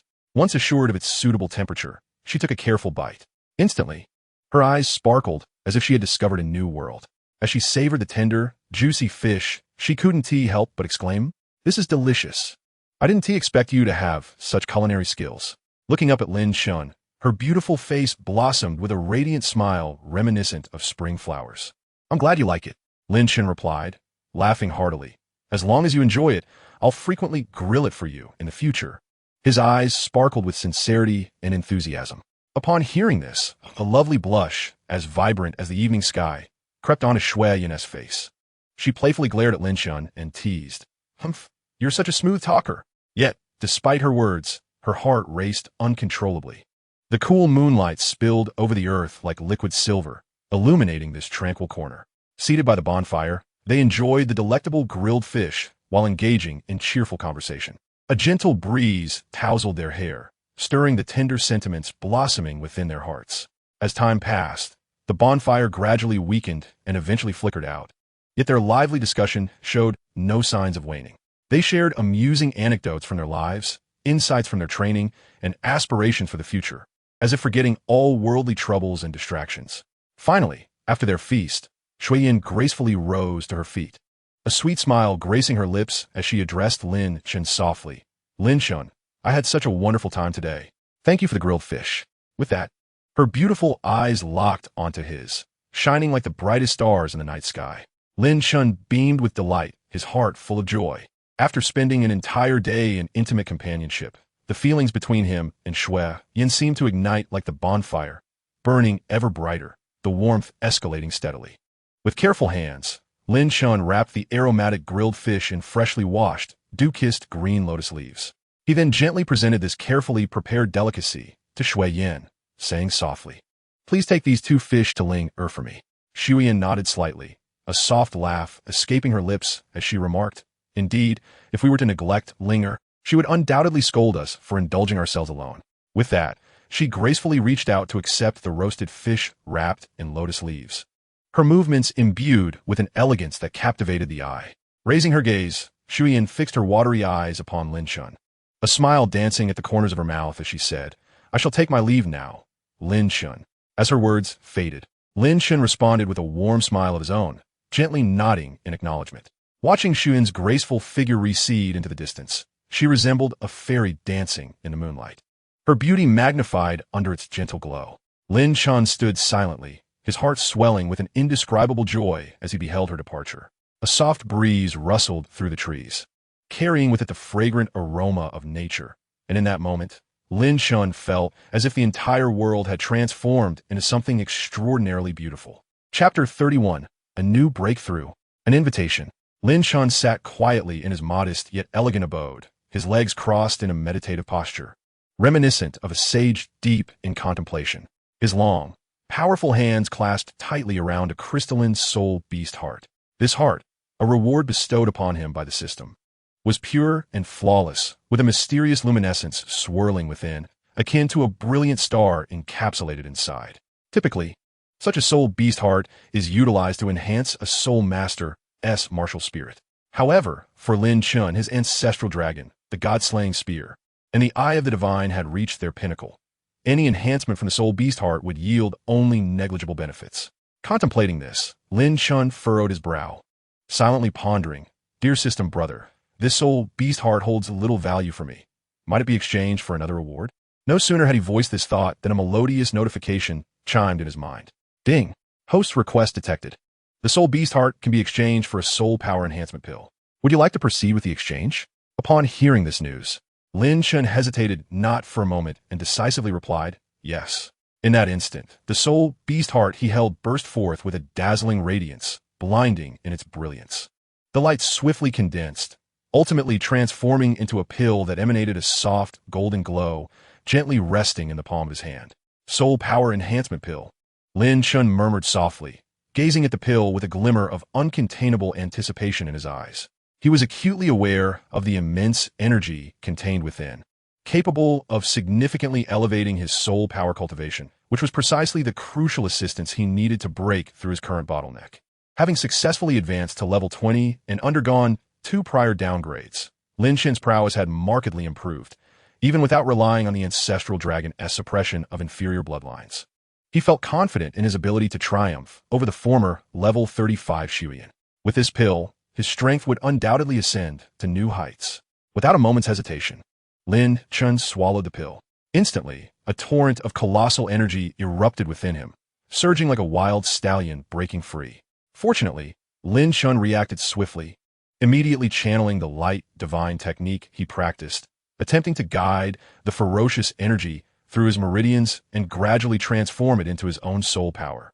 As time slipped by, Lin Chen's aura blazed like an ever-rising flame. While his soul power level remained at 20, astonishingly, after this refinement, he achieved 5 more downgrades. This remarkable feat attested to the pill's potency and his extraordinary talent. At last, Lin Chen slowly opened his eyes, an undeniable joy flickering within them. In that moment, he possessed the capability to rival those above level 40. In the days that followed, Lin Chen devoted himself entirely to rigorous training, unwavering in his resolve to solidify the hard-won results of his cultivation. He invested nearly all his time in practice, day and night, not daring to slacken for an instant. After 2 more downgrades, Lin Chen smiled to himself, brimming with delight and satisfaction. With the previous attempts combined, he had now executed an astounding total of 9 downgrades since breaking through to level 20. Just as Lin Chen reveled in this sense of gradual accumulation and burgeoning strength, a faint sound of footsteps reached his ears. He opened his eyes wide, swiftly rising from his seat and hastening to the door, gently pushing it open. There stood Shuyan, a vision of grace. Clad in a pristine white gown, she appeared as pure as snow, her long hair cascading like silken threads, falling delicately upon her slender shoulders. Her skin, luminous under the sunlight, seemed almost translucent, and the aura she exuded remained as frosty as ever, as if untouched by the mundane world. Yet, upon closer inspection, one could discern a subtle softness hidden within the depths of her beautiful eyes. "Shuyan?" Lin Chen exclaimed, momentarily taken aback, his expression betraying a hint of surprise. It was evident he had not anticipated this typically aloof woman would seek him out today. Shuyan nodded slightly in acknowledgement, her voice as calm as ever. "Lin Chen, I intend to seek out my 4th soul ring and hope you will accompany me. I wonder if you are willing?" Upon hearing this, Lin Chen initially paused in astonishment before quickly regaining his composure, exclaiming, "What? Have you already reached level 40? However, after that brief moment of surprise, he promptly nodded in agreement. "Of course, I would be delighted to accompany you, but why choose me as your companion?" In response to Lin Chen's puzzled gaze, Shuyan's cheeks flushed slightly. She lowered her head and spoke softly, "Your strength and expansive knowledge are qualities I greatly admire and trust. Thus, with you by my side, our journey will undoubtedly be much smoother." As she spoke, an imperceptible flicker of anticipation shone in her beautiful eyes. Lin Chen's lips curled into a gentle smile, his gaze sincere as he looked at Shuyan. "Since the esteemed saintess trusts me so, I shall spare no effort. Assisting you would be my greatest honor." Upon hearing his words, Shuyan nodded appreciatively. A rare softness graced her chilly countenance, her lips parting to say, "Thank you, Lin Chen. With your help, I believe the search for a suitable soul beast to obtain my 4th soul ring will proceed much more smoothly." At that moment, An unexpected notification echoed through Lin Chen's mind, startling him. Ding! Task unlocked. Accompany Shuiyin to find a compatible soul beast and assist her in obtaining the fourth soul ring. Completion of this task will reward Ghost Shadow Steps. The sudden system notification left Lin Chen momentarily stunned, but soon his face lit up with elation. After all, this was the legendary Ghost Shadow Steps, a technique famously wielded by Tang San. For a long time, he had been somewhat troubled by the absence of a refined martial art, and now this reward undoubtedly felt like a timely blessing. Contemplating this, Lin Chen could hardly contain his excitement, secretly pondering that once he acquired the Ghost Shadow Stealth technique, his strength would surely ascend to new heights. Chapter 32. The Frost Giant Wolf. Lin Chen and Shuiyin stood before the teleportation array of the Temple of Light, their feet upon the intricate array of flashing runes, surrounded by several elders responsible for activating the formation. The extreme northern lands lay far from the temple, and a journey on foot would likely require several months. Thus, the temple had opened the teleportation array for them, directly transporting them to the outskirts of the extreme north. Such was the privilege afforded to core disciples of great powers. Are you ready? Shuiyin turned her head to look at Lin Chen, her tone still cool, yet her gaze softened with a hint of warmth. Lin Chen nodded, his eyes resolute. Let us go. As the light of the teleportation array ignited, their figures vanished in an instant. In the extreme northern land, when Lin Chen opened his eyes once more, the scene before him had changed dramatically. Surrounding him was a vast expanse of white, an icy world where the howling wind whipped up flurries of snow, as if intent on freezing everything in its path. The temperature in the extreme north was terrifyingly low. Even soul masters needed to channel their soul energy to fend off the chill. This cold is far more dreadful than I could have imagined, Lin Chen murmured, unable to suppress his astonishment. Beside him, Shuiyin nodded gently in agreement, her tone as tranquil as ever. Indeed, the extreme north has always been one of the coldest regions on the continent, with most soul beasts dwelling here possessing ice attributes. My goal in coming here is to seek out a compatible ice-type soul beast and absorb it as my fourth soul ring. Upon hearing this, Lin Chen was momentarily taken aback before inquiring. Then, Shuiyin, what age of soul beast do you think would be suitable? After a brief moment of contemplation, Shuiyin replied, ideally, one around 3,000 years old. Lin Chen nodded thoughtfully, now having a clearer understanding of her intention. He then declared without hesitation, in that case, let's set off quickly. But I must ask, with such a frigid environment, why are you dressed so lightly? Before Shuiyin could respond, Lin Chen swiftly shed his outer coat and gently draped it over her shoulders. However, he seemed to afford her no chance to speak. Firmly taking her delicate hand and striding forward with purpose, Shuiyin's face flushed crimson at the sudden intimacy, and she playfully protested, "Oh, I can walk on my own." Yet, despite her words, she did not withdraw her hand from his warm grasp, allowing him to lead her onward. Lost in the warmth of her touch, Lin Chen appeared oblivious to her fluster, reveling in the comforting sensation that coursed through him like a gentle stream. Meanwhile, Shuiyin's heart, already racing, now beat even faster, akin to a startled fawn. Together, they walked shoulder to shoulder, their steps firm and resolute, advancing deeper into the extreme northern land. The biting cold and swirling snowflakes posed no hindrance to their determination. Unbeknownst to them, several hours passed. Suddenly, Shuiyin, who had been moving steadily, came to an abrupt halt. Her beautiful eyes were filled with vigilance as she whispered, "A soul beast is approaching." Concurrently, Lin Chen sensed the chilling aura drawing near and swiftly focused his gaze on a distant figure. Before them loomed a colossal frost giant wolf, its form resembling a small hill, adorned with a dense coat of icy blue fur akin to a crystalline armor. Its eyes gleamed with a chilling light that could freeze one's very soul. A mere glance felt like a plunge into an icy abyss. Undoubtedly, this frost giant wolf was an exceedingly formidable soul beast. The frost giant wolf. It appears to be over 2,000 years old. While it is not our intended target, it may yet pose a significant threat, Lin Chen remarked, his voice betraying an unintentional gravity. Upon hearing this, Shuiyin nodded slightly in agreement and calmly replied, "In that case, let's avoid it. There is no need to linger here and risk delaying our purpose." However, just as they prepared to circumvent the beast, the frost giant wolf emitted a low growl and charged at them. "Not good, it has spotted us," Lin Chen exclaimed, brandishing his nine heavens god-slaying spear. Shuiyin quickly summoned her ice phoenix martial spirit, icy blue wings unfurling behind her, enveloping the air in a chilling aura. Lin Chen, hold off, she urged, her tone laced with urgency. Lin Chen nodded in acknowledgement, and at that moment, the ancestral dragon erupted from within him, accompanied by a deep, resonant dragon's roar that echoed through the air. The sound reverberated with an aura of unyielding majesty and power, instilling a sense of dread. In an instant, an overwhelming dragon's might surged forth, sweeping across the surroundings. The once ferocious frost giant wolf momentarily stiffened in response to this formidable presence, its fierce gaze now betraying a flicker of inexplicable fear. Seizing this opportune moment, Shuiyin wasted no time in unleashing her soul skill.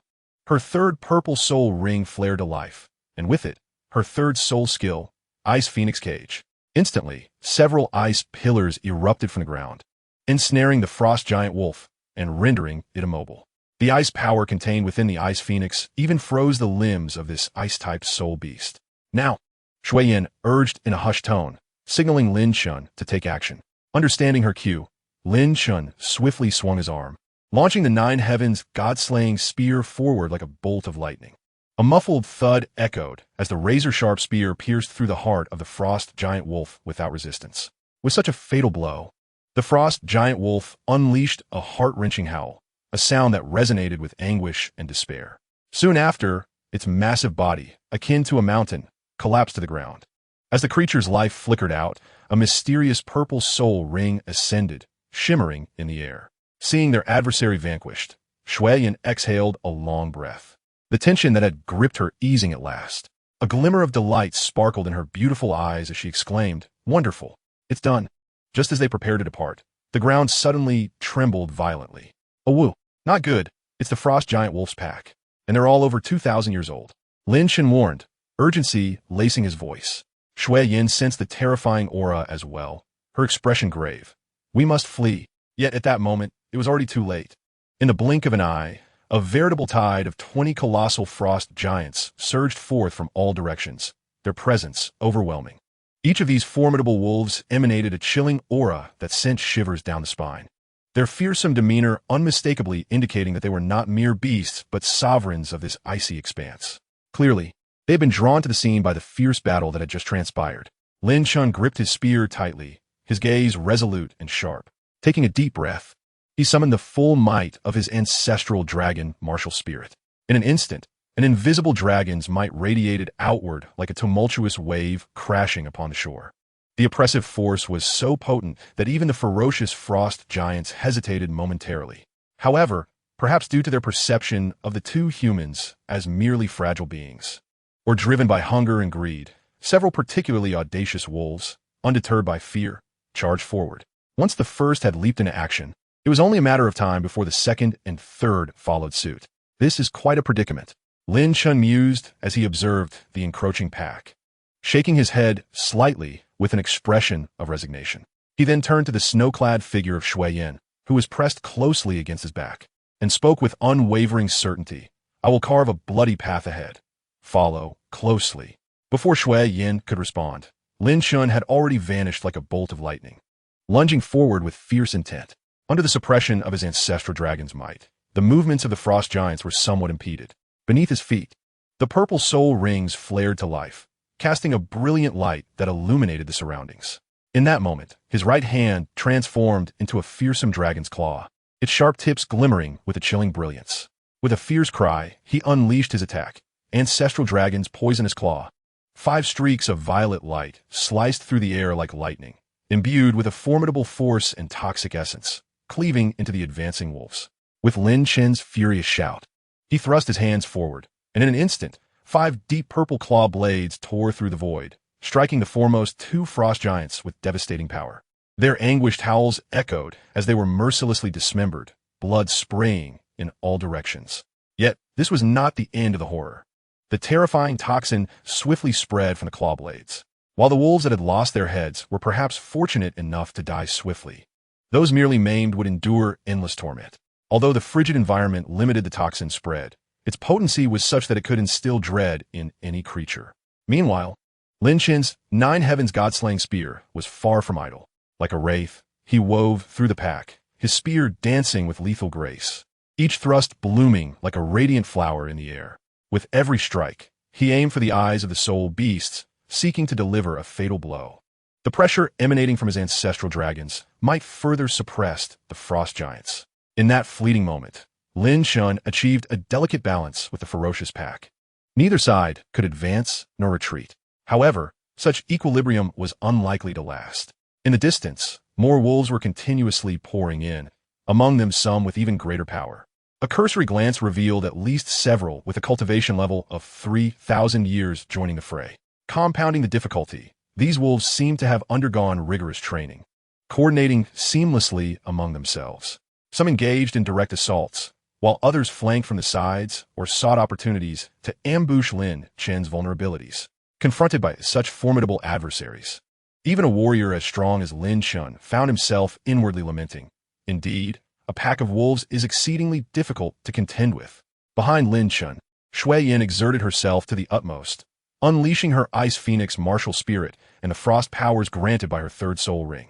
Yet even so, faced with the relentless tide of wolf attacks, she could only manage to fend them off with great effort. This was untenable. If they did not quickly identify the alpha among the frost giants, they would inevitably be worn down and perish here. As Lin Chen accurately pierced the throat of a frost giant lunging at him, he contemplated the dire situation. Yet, the surrounding landscape was a blinding white expanse, the harsh environment severely limiting visibility. Coupled with the sheer number of wolves in constant motion, discerning the leader amid the chaos was a daunting challenge. Just as he was deep in thought, Shui Yan's urgent voice broke through. "Be careful." Almost simultaneously, a chill swept over him from behind. A 3,000-year-old frost giant, having concealed itself in the shadows, took advantage of Lin Chen's momentary distraction to conjure a powerful ice cannon and launched it at his back. As Lin Chen turned to confront the imminent threat, he saw the ice cannon, emanating a bone-chilling aura, hurtling towards him. In the nick of time, a graceful figure darted in front of him. It was Shui Yin. Gritting her teeth, she gripped her sword tightly. With a resounding crash, the ice cannon collided with her blade, the immense force propelling her backward. Ultimately, she stumbled and fell into a firm yet warm embrace. "Shui Yin," Lin Chen exclaimed, quickly reaching out to steady her faltering form. As he beheld her exquisite face, now marred by a faint trace of crimson at her once pink lips, his expression shifted from surprise to profound concern, and finally ignited into a blaze of rage. "Shui Yin, I am so sorry. This is all my fault." He gazed at her beautiful visage, now pale and weakened from her injury, filled with endless remorse and regret. Suddenly, a dazzling light erupted from his brow. Upon closer inspection, a mysterious and ornate pattern began to manifest, sparkling brilliantly like stars in the night sky. At that moment, Lin Chen felt an unparalleled surge of power rise within him, as if it were breaking free from the constraints of his body. The eye of the celestial god snapped open, radiating an aura of dread. Almost immediately, a circle of soul rings, glowing with a platinum hue, ascended from beneath his feet, illuminating the surrounding space. Simultaneously, an astonishing transformation overtook Lin Chen. His left arm rapidly became enveloped in a layer of dark brown, resilient dragon scales, each glistening with a cold light, exuding an aura of unmatched majesty and dominance. Just then, the familiar notification from the system echoed in Lin Chen's mind. "Congratulations, host. You have successfully awakened the latent abilities of the Eye of the Celestial God and acquired a million-year soul ring. This soul ring contains 5 powerful soul skills. However, the host can currently utilize only 2, and their effects are limited. Furthermore, your left hand has evolved into a dragon claw form, possessing the ability to crush." This should have been a moment of unbridled elation. Yet Lin Chen's gaze was consumed only by an inferno of wrath. You possess another martial spirit?" In the embrace of Lin Chen, the still frail Shui Yin struggled to raise her head, her gaze fixed upon the divine eye at the center of Lin Chen's brow, which emanated an enigmatic aura. A flicker of astonishment passed through her beautiful eyes. Yet, in the blink of an eye, she could not contain a laugh, playfully scolding, "Humph. You rascal, how could you hide this from me for so long?" Hearing Shui Yan's words, Lin Chen gently lowered his gaze upon the lady in his arms, softly reassuring her, "This is not the time for such talk. You should rest here for now. Leave the rest to me." With that, he cautiously leaned Shui Yin against a nearby ice block and resolutely turned to face the oncoming tide of ravenous wolves. At that moment, Lin Chen's gaze was unwavering, devoid of any hint of retreat. Gripping his spear tightly, he radiated an imposing aura, as if he was fully prepared to engage in a life-and-death struggle with a pack of ferocious wolves. With his right hand firmly grasping the magnificent Nine Heavens God-slaying spear, he felt as though he had become one with this extraordinary weapon. Under the gaze of the divine eye, the world before Lin Chen transformed into a crystal-clear panorama, as if he had ascended to a divine perspective, capturing every movement of the surrounding wolves. The heavenly eye granted him profound insight. A surge of mysterious and formidable power erupted from within him, rapidly enveloping the vicinity.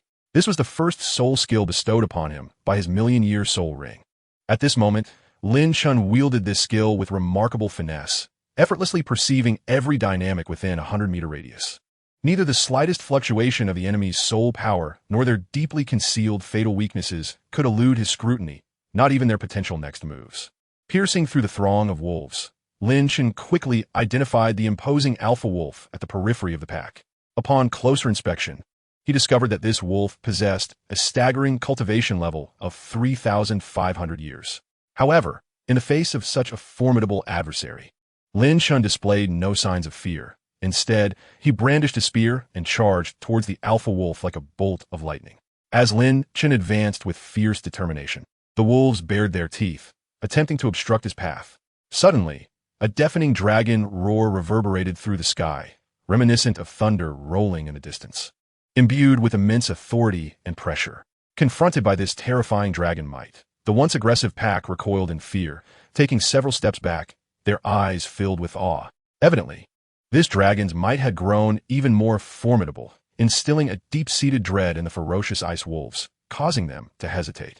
Utilizing the extraordinary abilities granted by the divine eye, Lin Chen surged like lightning through the ranks of wolves, swiftly carving a bloody path straight toward the commanding alpha. With a sudden motion, his dragon claw on his left arm sliced through the air, generating a fierce gust of wind. Any giant wolf that dared approach was sent flying as if severed from its tether, while those unfortunate enough to trigger the shattering effect were obliterated into a grotesque mass of flesh and blood. Meanwhile, Lin Chen's right hand clutched the fearsome Nine Heavens God-slaying spear, striking with unfaltering precision and ferocity as the surrounding wolves fell lifeless to the icy ground, staining the pristine surface with crimson. Witnessing Lin Chen's unyielding advance, the alpha wolf issued a low, thunderous roar, as if commanding its subordinates to recklessly obstruct the oncoming threat. Yet, Lin Chen's speed was astonishing, akin to a phantom weaving through the pack, undeterred by their frantic attempts to impede his progress. He drew ever closer to the alpha wolf. At this critical moment, the alpha wolf suddenly leapt high into the air, its entire body suspended in an ominous pose. In an instant, a chilling, icy force erupted from within, radiating outward from its center. The once warm air seemed to freeze instantaneously, even the surrounding dust suspended in midair. Yet, faced with such a formidable display, Lin Chen exhibited not a trace of fear. A glimmer of resolve flashed in his eyes as he unhesitatingly hurled the Nine Heavens God-slaying spear with tremendous force, akin to a meteor streaking through the heavens. Imbued with an insatiable thirst for destruction aimed directly at the alpha wolf. Simultaneously, he invoked the second skill granted by his million-year soul ring, Rule Rewrite. In that fleeting moment, the divine eye at Lin Chen's brow erupted with resplendent light, akin to a radiant sun blazing forth. This brilliance enveloped the alpha wolf, bathing its entire form in a brilliant glow. Then, a shocking scene unfolded. The once lightning-fast wolf suddenly found its movements inexplicably sluggish, as though an invisible and potent force had ensnared its limbs. Every action, every step became arduous, as if it were mired in a quagmire, unable to extricate itself. Under the terrified gaze of the alpha wolf, the Nine Heavens God-slaying spear approached with an imperceptible speed, magnifying before its very eyes. The icy tip gleamed ominously, reminiscent of the scythe of death, poised to claim a life. This was all a result of Lin Chen's Rule Rewrite. Once activated, it could temporarily alter the rules of combat, rendering him completely immune to any adverse effects during that time. Moreover, his attack and defense would see a substantial enhancement, while his enemies' defenses would plummet and their movements would slow. However, Lin Chen's mastery over this soul skill was still limited. The effects it could yield were far from the pinnacle of its potential. At present, employing this skill only augmented his soul technique power by a mere 15%, and the enhancement would last only a fleeting minute. Yet, in the brutal chaos of battle, Even a mere minute could pivot the tides of conflict, determining life or death. With the formidable power bestowed by Rule Rewrite, the Nine Heavens God-slaying spear, exuding boundless intent and pressure, pierced unimpeded into the alpha wolf's broad and robust chest with the force of a thunderbolt. In that instant, an overwhelming surge of spear intent erupted, sweeping forth like a violent storm. This terrifying force obliterated any flicker of life within the alpha wolf, leaving no room for resistance or struggle.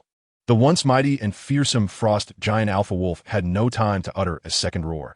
Its massive body crumpled to the ground, raising a cloud of snow and dust. As this once vibrant and imposing figure collapsed, all signs of life dissipated as though it had never existed. Witnessing such a horrific spectacle, the remaining wolves were stricken with terror. Their spirits shattered as they howled in panic, then fled in all directions like a receding tide. After Lin Chen dealt with the head wolf, he swiftly turned and dashed back towards the direction where Shui-Yin was located. Although she appeared somewhat weak at that moment, the brilliance of excitement and admiration still flickered within her enchanting eyes. Shui-Yin slightly lifted her head to gaze at Lin Chen, a gentle smile gracing her lips as she remarked, "You truly are a prodigy." Upon hearing this, Lin Chen couldn't help but respond with a subtle smile. "I merely had good fortune. But what about you? How do you feel now?" As he spoke, his eyes filled with concern as he examined Shui-Yin from head to toe.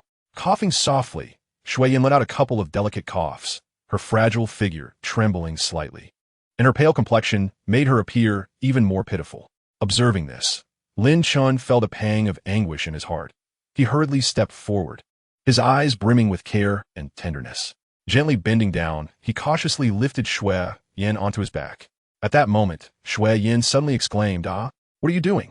Clearly, she had not anticipated such an action from Lin Chen and was taken aback.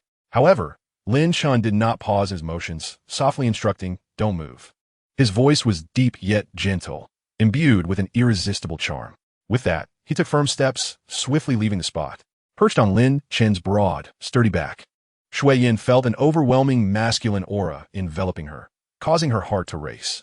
At that instant, her face blushed like a ripened apple, her heart fluttering like a frightened deer. Why does this fellow always act so suddenly, without even asking for my opinion first? Shui-Yin inwardly chided him, yet simultaneously, a hint of indescribable sweetness and anticipation blossomed within her. Perhaps if he had asked, I wouldn't have refused. With this thought, she couldn't help but bury her face deeper into Lin Chen's back. As Shui-Yin reveled in this delicate atmosphere, a clear and melodious notification chimed in Lin Chen's mind. Ding! Congratulations to the host for completing the task. Reward: Ancestral Dragon's Secret. Upon hearing this, Lin Chen's pace abruptly halted, a tremor of surprise coursing through him. Completion of the task meant he slightly turned his head, glancing back to see the girl shyly burying her face against his back. Observing the usually aloof Shui-Yin displaying such an adorable demeanor, Lin Chen couldn't suppress a gentle smile that tugged at the corners of his lips. Taking a deep breath, Lin Chen swiftly quelled the fleeting emotions that had just surged within him, then steadily continued forward with Shui-Yin on his back. Before long, a concealed cave appeared ahead, difficult to notice without careful scrutiny. Upon entering the cave, Lin Chen cautiously set Shui-Yin down, allowing her to lean against the wall to rest. He then set about starting a fire for warmth. Shui-Yin quietly reclined against the cave wall, her gaze following Lin Chen as he busied himself. He moved with practiced ease, and before long, a roaring campfire illuminated the cave, casting a warm glow on Lin Chen's face, which appeared particularly charming in his focus. Lin Chen retrieved some pre-prepared herbs from his pocket, placing them into a pot to simmer. The flickering flames painted a picturesque scene, captivating Shui-Yin completely. As time passed, the fragrant aroma of the concoction began to waft through the air. Time for your medicine, Lin Chen softly announced, then carefully approached Shui-Yin with the prepared herbal brew. She extended her hands, accepting the warm bowl, and took a tentative sip. The bitter taste instantly spread across her palate, causing her to wrinkle her brow slightly. Observing this, Lin Chen smiled warmly, then handed her a piece of deliciously roasted wolf meat, gently saying, "Here, have a bite of this to mask the bitterness." Shui-Yin nodded obediently, taking a bite of the juicy meat. The delightful flavors exploded on her taste buds, prompting her to exclaim, "This is really good." Hearing her praise, a glimmer of joy sparkled in Lin Chen's eyes. They exchanged smiles, and at that moment, the atmosphere within the cave felt incredibly warm and delightful. After taking the medicine, you should feel much better by tomorrow. By the way, do you have any other injuries? Let me check, Lin Chen said, his gaze filled with tenderness as he regarded Shui Yan. She gently shook her head, responding in a voice as soft and melodious as a nightingale. No. How's the wolf meat? If you find it unsatisfactory, I might just have to roast that trembling 2-year-old ice bear over there, Lin Chen said with a smile, pointing at the terrified ice bear shivering not far away. Just moments ago, they had sought refuge in this hidden cave, intending to take a short rest.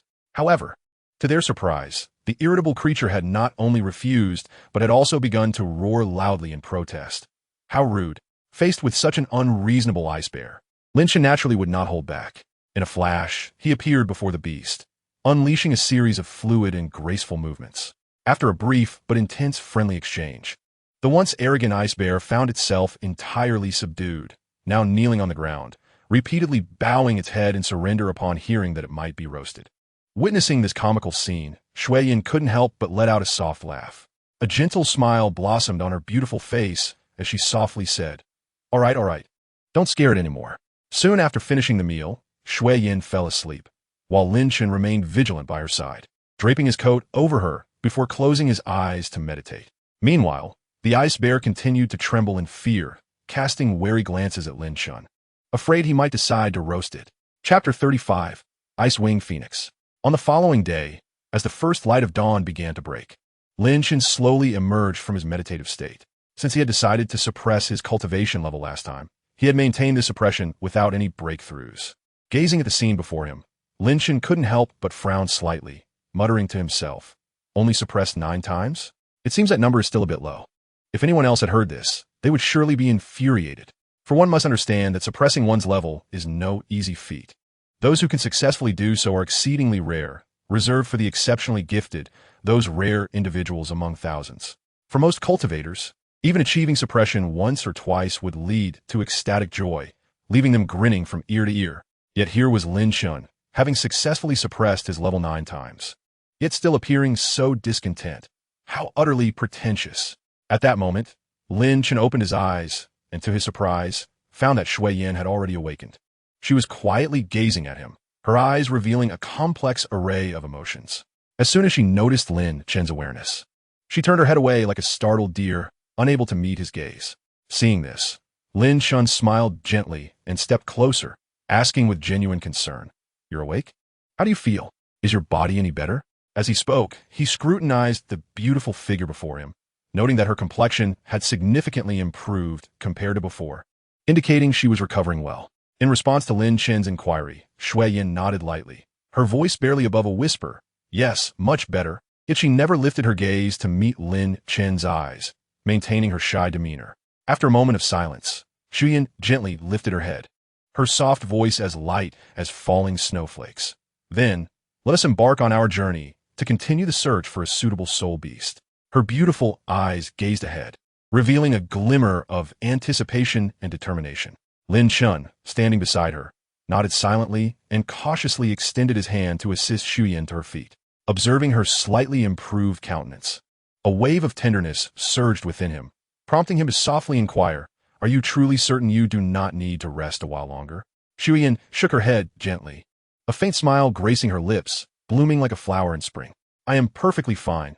I have nearly recovered," she replied, her voice clear and resolute, leaving no room for refusal. With a playful wink, she seemed to reassure Lin Chen in her own way. Witnessing this, Lin Chen refrained from saying more and quietly followed Shui Yan as they proceeded onward together. As they ventured further, they left behind the recently subdued ice bear, which was now slowly rising from the ground, its massive body marred by numerous wounds, blood staining its once white fur. Yet, there was no trace of pain in its eyes. Instead, they reflected a profound sense of relief at having survived. The ice bear warily turned its head, scanning its surroundings. Only when it confirmed that Lin Chen and Shui Yan had distanced themselves did it let out a sigh of relief. It then limped away, dragging its injured form toward its lair. Meanwhile, Lin Chen and Shui Yan continued to explore their surroundings, traversing vast, desolate ice fields and scaling steep, perilous ice peaks. Their perseverance bore fruit as, beneath an imposing ice cliff that touched the clouds, they keenly detected a powerful surge of soul energy. Following this energy, they beheld an enormous ice-winged phoenix, majestically perched. Its feathers, as pure as snow, shimmered with a faint blue light, reminiscent of the twinkling stars in the night sky. The frigid mist enveloping it added an air of enigmatic allure. The ice-winged phoenix unfurled its wings, each spanning dozens of yards, a sight to behold. Every feather appeared as if meticulously crafted from ice crystals, exuding a bone-chilling aura. Shuiyen's enchanting eyes fixated on the magnificent ice-winged phoenix, her expression betraying an unmistakable blend of astonishment and resolve.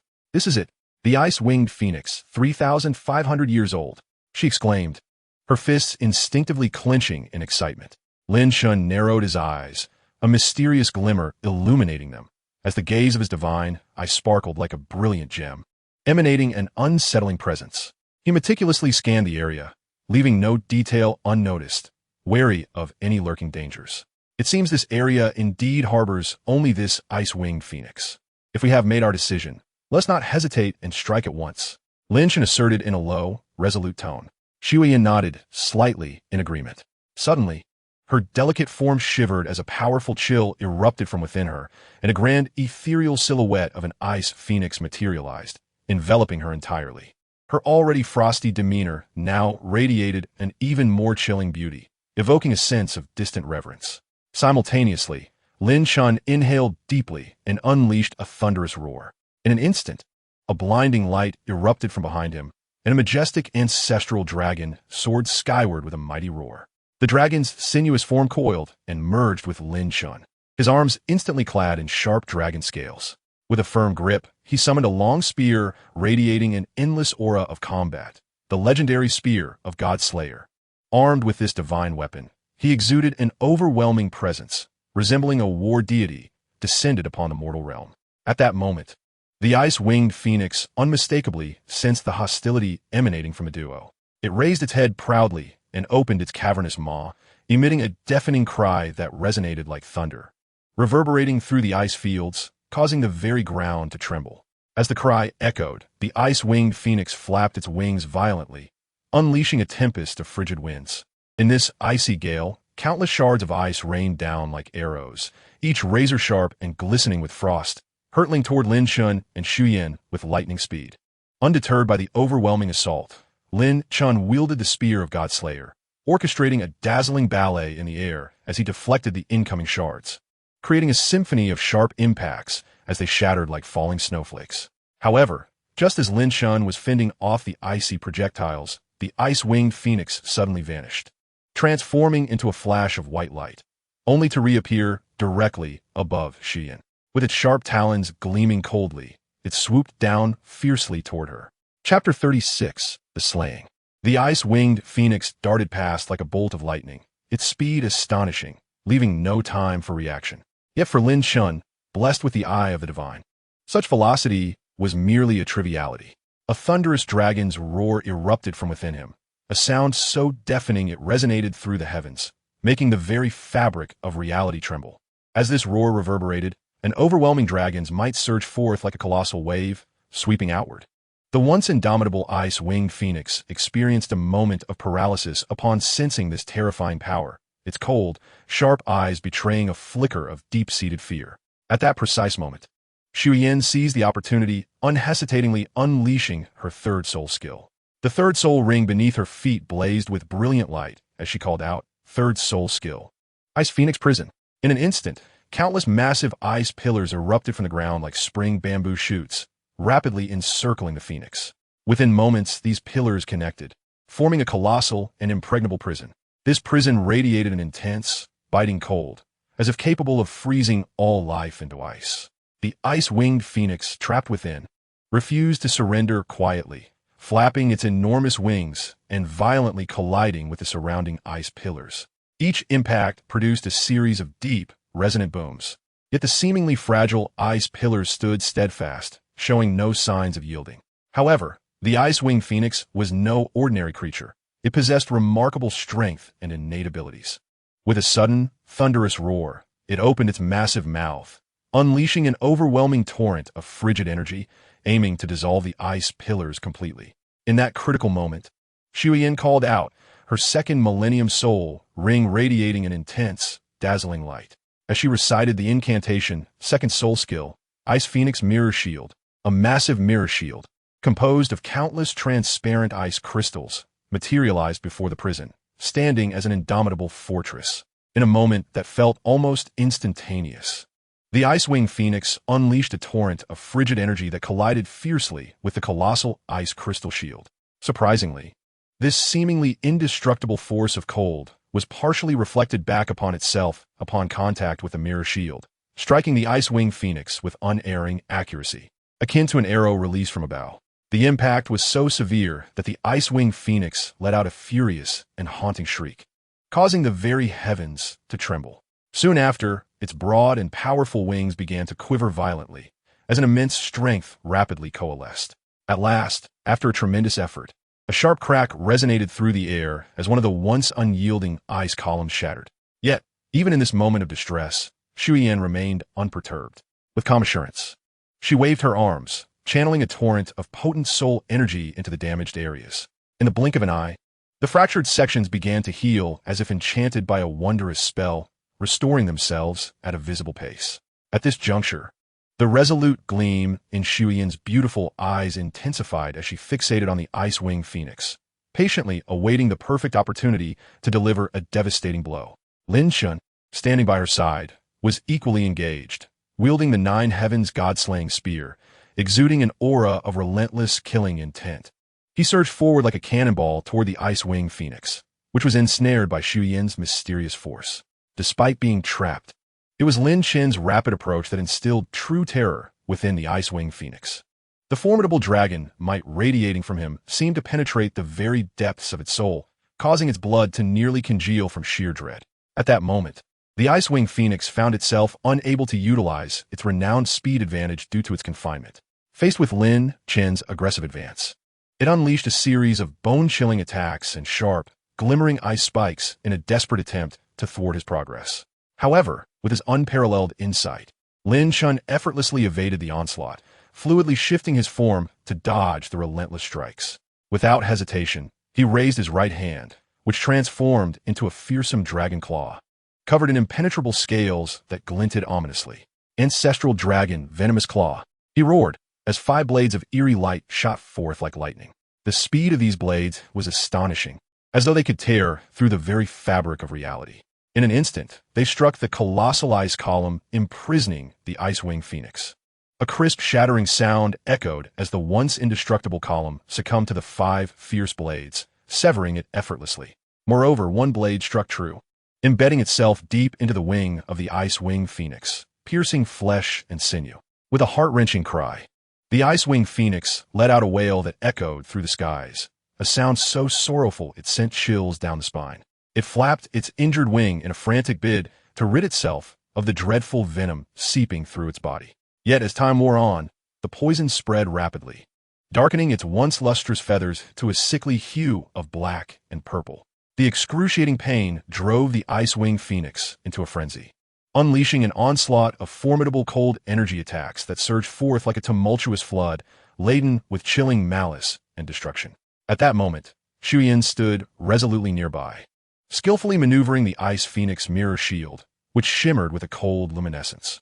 This enigmatic shield served as an impenetrable barrier, continuously aiding Lin Chen by deflecting and repelling the ferocious attacks from their foe. Seizing this opportune moment, Lin Chen darted forward with the swiftness of lightning, arriving at the Ice-Wing Phoenix's side in an instant. The Nine Heavens God-slaying spear in his grasp pierced through the air with incredible speed, impaling the other wing of the Ice-Wing Phoenix, pinning it firmly to the ground. Now, Lin Chen called out, and Shuyan, attuned to his intent, leaped forward. With a swift motion, her sword, gleaming with icy radiance, plunged directly into the vulnerable throat of the Ice-Wing Phoenix. The creature emitted a chilling and heart-rending scream, a wail so dreadful it seemed to shatter the very fabric of existence, as the once vibrant life force within it began to wane. In the wake of this catastrophic blow, a ring of mysterious purple light ascended from its massive carcass, resembling a dazzling star in the night sky. "We did it," Shuyan exclaimed, unable to contain her elation at the sight. Overwhelmed with emotion, she instinctively wrapped her arms around Lin Chen's, her face flushed with excitement. Feeling the softness of her embrace, Lin Chen momentarily trembled, yet quickly regained his composure. He gazed at her radiant expression and smiled gently. Indeed, we have finally succeeded. Chapter 37, Tease. Lin Chen's tender gaze fell upon Xueyin, illuminating her with warmth akin to the gentle rays of the spring sun. Her enchanting visage blossomed into a radiant smile, vivid and vibrant, rendering the world around her seemingly devoid of color. Suddenly, as she reveled in her joy, Xueyin became acutely aware of her tight grip around Lin Chen. Akin to a startled fawn, her cheeks flushed a deep crimson, reminiscent of ripe apples, evoking an irresistible urge to take a bite. Flustered, she quickly released her hold and tucked her hands behind her back, awkwardly turning away. Internally, she scolded herself. Oh dear, Xueyin, what on earth is happening to you? This is not at all like your usual self. Unbeknownst to Lin Chen, he remained oblivious to the tumult of emotions swirling within her. Yet, witnessing Xueyin's adorable shyness filled him with an inexplicable joy. Hurry and absorb the soul ring, he murmured softly. Do not concern yourself with anything else. I will guard you here. Xueyin nodded gently, acknowledging his words. She slowly settled into a meditative position, closing her eyes and taking a deep breath, striving to quell her restless heart. After a period of adjustment, she finally regained her calm demeanor and focused her energy on absorbing the soul ring of the Ice-Wing Phoenix. Meanwhile, Lin Chen stood by with a serene smile, protecting Xueyin as she concentrated on her task. The divine eye upon his forehead blossomed, radiating a powerful and mysterious glow. Simultaneously, his insight reached its zenith, perceiving even the slightest change in their surroundings. Should any disturbance arise, he would be the first to detect it, ready to respond and ensure Xueyin's safe and successful absorption of the soul ring. As he found a moment of leisure, Lin Chen finally had the opportunity to examine his status panel. Name, Lin Chen. Age, 18. Soul power level, 20. Accumulated pressure level, 7916. Martial Soul 1. Ancestral Dragon. Soul skill, Ancestral Dragon's Poisonous Claw, 1000 years. Martial Soul 2. Sky Devouring Spear. Soul skill, none. Martial Soul 3. Eye of the God. Soul skills, Heavenly Eye. Universal Insight, million years. Heavenly Eye, Rule Rewriting, million years. 3. Awaiting Unlocking. Soul Bone, 16. Spider Spear. Alas, I must admit, I completely forgot about the Soul Bone. Lin Chen smacked his forehead and exclaimed, once Xueyin successfully absorbs her soul ring, I must hasten to seek out my second soul ring. Brother Tongzi, please calculate for me. Given my current condition, what is the maximum age of the soul ring I can absorb? At that moment, a somewhat languid voice drifted from the system. Based on your current overall strength, the maximum age of the soul ring you can absorb is approximately 4,000 years. Upon hearing this, Lin Chen nodded thoughtfully. Truth be told, the Ice-Wing Phoenix before him did captivate him. Yet its mere 3,500 years of cultivation was indeed a tad insufficient. Moreover, in comparison, it was evident that Xueyin needed this soul ring far more urgently than he did. Just as Lin Chen was lost in contemplation, the system's voice, tinged with a hint of mockery, rang out once more. You're in trouble. You've fallen in love. Feeling a wave of embarrassment wash over him due to the system's teasing, Lin Chen quickly retorted, Hey, this ISNT something I willingly embraced. ISNT, it all part of the task you assigned me?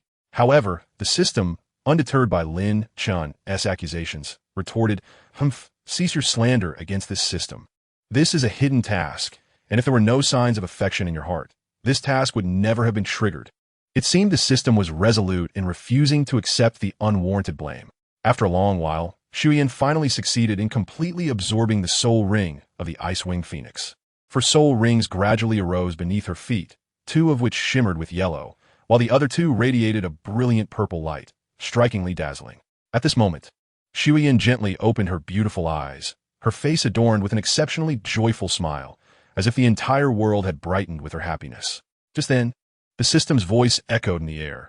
Her absorption of a soul ring over 3,000 years old was indeed a bold endeavor, had he not been by her side.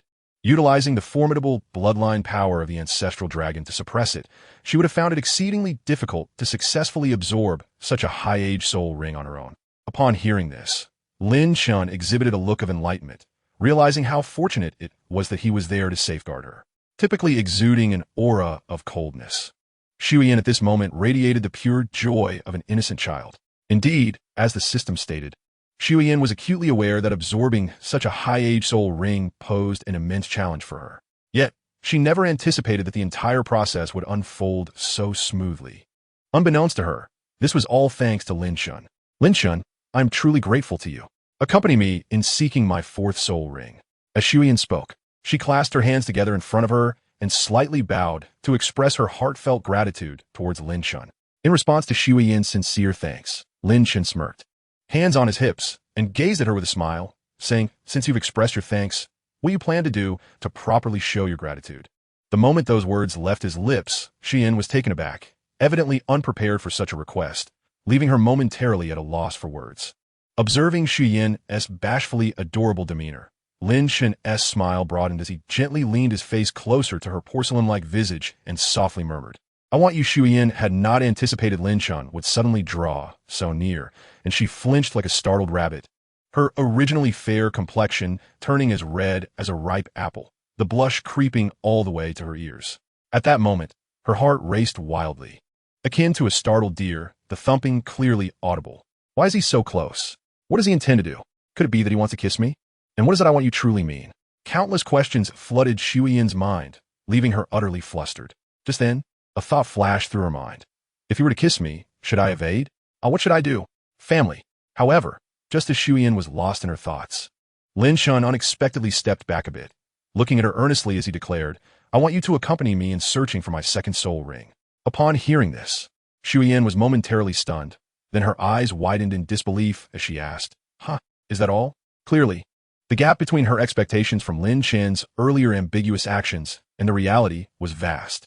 Lin Chen, feigning surprise, retorted, what did you expect? After which, he couldn't help but chuckle. Xu Yin, feeling both embarrassed and vexed by Lin Chen's playful jibe, could only stomp her foot in frustration, quickly turning away and refusing to glance at him again, striding forward on her own. Though she appeared nonchalant on the surface, her cheeks remained flushed, the warmth lingering long after. Xu Yin, what on earth are you thinking day by day? Observing Xu Yin's demeanor, Lin Chen was overwhelmed by an indescribable joy. His lips curved into a smile, the tension on his face dissipating, and an uncontrollable laugh escaped his lips. Without hesitation, Lin Chen swiftly pursued Xu Yin, moving as swiftly as an arrow released from a bow. His steps were light and agile, each stride filled with joy and anticipation. However, just as Lin Chen caught up to Xu Yin, he discerned through the eye of the god that a group of individuals was approaching. Chapter 38. Ice Crystal Phantom Fox. Someone is coming. Lin Chen's gaze sharpened, fixating on the approaching figures, his eyes betraying a hint of vigilance. Before long, a cacophony of sounds grew louder, and a team of sleds sped towards them like arrows, halting abruptly before the two. This team of sleds bore 7 individuals, each exuding a stern demeanor, radiating an aura of chilliness. At the forefront stood a burly middle-aged man, his face marked by rugged features, his large, bell-like eyes scrutinizing Lin Chen and Xu Yin. Before either could respond, the middle-aged man bellowed, You too, do you know the way to Isekai Valley? Lin Chen, unfazed, firmly gripped Xu Yin's hand, shielding her behind him. He calmly replied, I do not know. His voice, though soft, carried an undeniable conviction.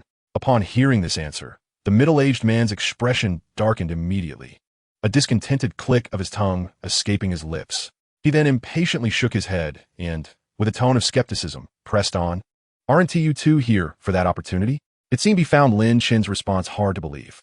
Lin Chen's eyes brightened at the mention, and he eagerly inquired, May I ask, what opportunity are you referring to? The middle-aged man cast a glance at Lin Chen and slowly began to speak.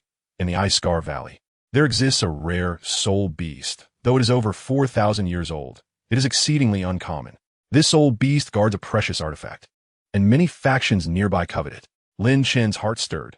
He thought to himself, over 4,000 years? Isn't that precisely what I desire? This soul beast might be fated to be with him. Perhaps it could become his second soul ring.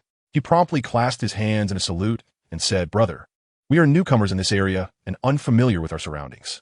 Might we accompany you to Isekai Valley? The middle-aged man scrutinized Lin Chen and Xu Yin for a moment. Then, after a brief contemplation, replied, Having 2 more people is beneficial. Very well, follow along. We are somewhat lost ourselves. The various families are likely nearing the location, so we must hasten. However, once we arrive, it will be every man for himself. We cannot guarantee your safety. Lin Chen expressed his gratitude with a bow. The group set forth towards Ice Scar Valley. Along the way, they encountered other treasure-seeking teams. Some eyed them with predatory intent, attempting to rob them. Lin Chen clenched his fists, prepared to act at any moment, while the middle-aged man calmly dealt with the provocateurs. As they drew closer to Ice Scar Valley, an enigmatic aura filled the air, accompanied by faint ripples of soul power. Lin Chen's heartbeat quickened. He wondered what kind of soul beast awaited them. Upon reaching the entrance of Ice Scar Valley, the group was immediately engulfed by an even stronger surge of soul power. The middle-aged man, standing at the forefront, lowered his voice gravely and addressed everyone. Listen carefully. The soul beast concealed within this valley is the ice crystal phantom fox. This creature is exceedingly cunning and possesses formidable strength, guarding a treasure known as the 10,000-year profound ice pearl. It is said that this pearl harbors an exceptionally pure and dense soul power. If we can obtain it and refine it, it would significantly enhance our abilities as soul masters. At this moment, numerous factions from various regions had gathered in the valley. They remained vigilant against one another, none daring to let their guard down. The atmosphere was tense, akin to a bowstring on the verge of snapping, where even the slightest provocation could ignite a cataclysmic battle. Just then, one faction could no longer restrain their impulses. At a command from their leader, they surged forward into the valley like arrows released from a bow. Observing this, the other factions, unwilling to be outdone, hastily followed suit, charging into the valley. In an instant, the air was filled with shouts and roars, and fierce combat erupted. Across the battlefield, every individual unleashed their unique martial spirits, each varying in form and brilliance, dazzling the onlookers. However, in terms of overall strength, most possessed martial spirits at the second or third ring level, with only the middle-aged man accompanying Lin Chen and a few other faction leaders showcasing fourth ring prowess. In that moment, blades clashed and light danced, as various radiant soul skills soared through the air. The once tranquil valley had transformed into a chaotic battlefield. Amidst the fray, Lin Chen tightly grasped Shui Yan's hand, cautiously evading the soul power waves that flew about them. Suddenly, he caught sight of a figure, a beautiful fox, glistening and seemingly sculpted from ice and snow, concealed behind a massive rock not far away. Undoubtedly, it was the legendary ice crystal phantom fox. Despite the glint of ferocity in its eyes, its stunning form left one breathless. Beside it lay the 10,000-year profound ice pearl, quietly resting on the ground, shining like the most brilliant star in the night sky. This is the ice crystal phantom fox. Lin Chen gazed at the fox, radiating an icy aura and shimmering with ethereal beauty, his eyes igniting with fervor as he thought. This old beast is simply perfect. If I could make it my second soul ring, my power would undoubtedly surge. At that moment, excitement coursed through him, causing his hands to tremble slightly as he struggled to contain his impulse, eager to seize this rare treasure. Just then, a gust of wind howled, and a second-ring soul master charged at Lin Chen like a hungry tiger pouncing on its prey. Faced with this sudden assault, Lin Chen could only shake his head in resignation, sighing, "Why must you come to trouble me, of all people?" In the blink of an eye, he waved his right hand, and a cold light flashed as a formidable long spear, the Nine Heavens God-slaying spear, appeared in his grasp. In an instant, Lin Chen vanished from sight, like a specter confronting the second-ring soul master. The two crossed paths, and in just one exchange, the second-ring soul master had not even registered Lin Chen's movements before an overwhelming force struck him, sending him soaring through the air like a kite severed from its string. Crashing to the ground. Having effortlessly dealt with this minor annoyance, Lin Chen paid no heed to the moaning second-ring soul master sprawled on the ground, turning to stride towards the direction of the ice crystal phantom fox.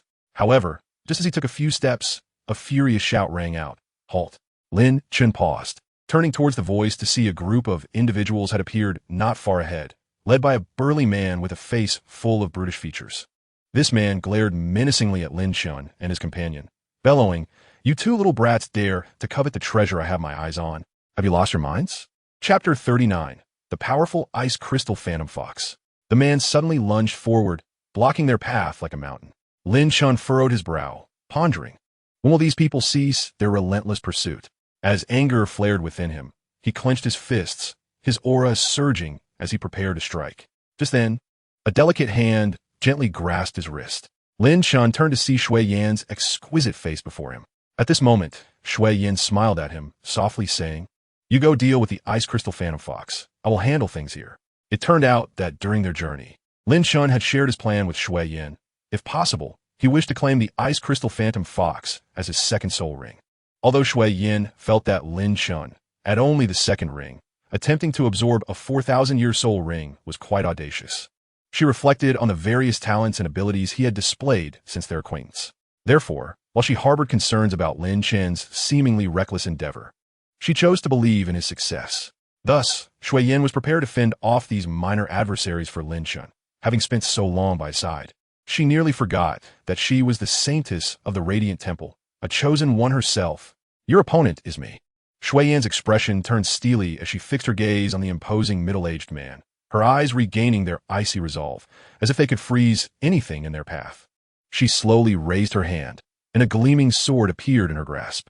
The middle-aged man, initially advancing with great menace, halted abruptly at the sight of the poised Shui Yin blocking his way. He was momentarily taken aback, but soon a malicious grin crept across his face. Oh, little girl, you truly possess a remarkable audacity to dare cross my path. TSK, TSK, TSK.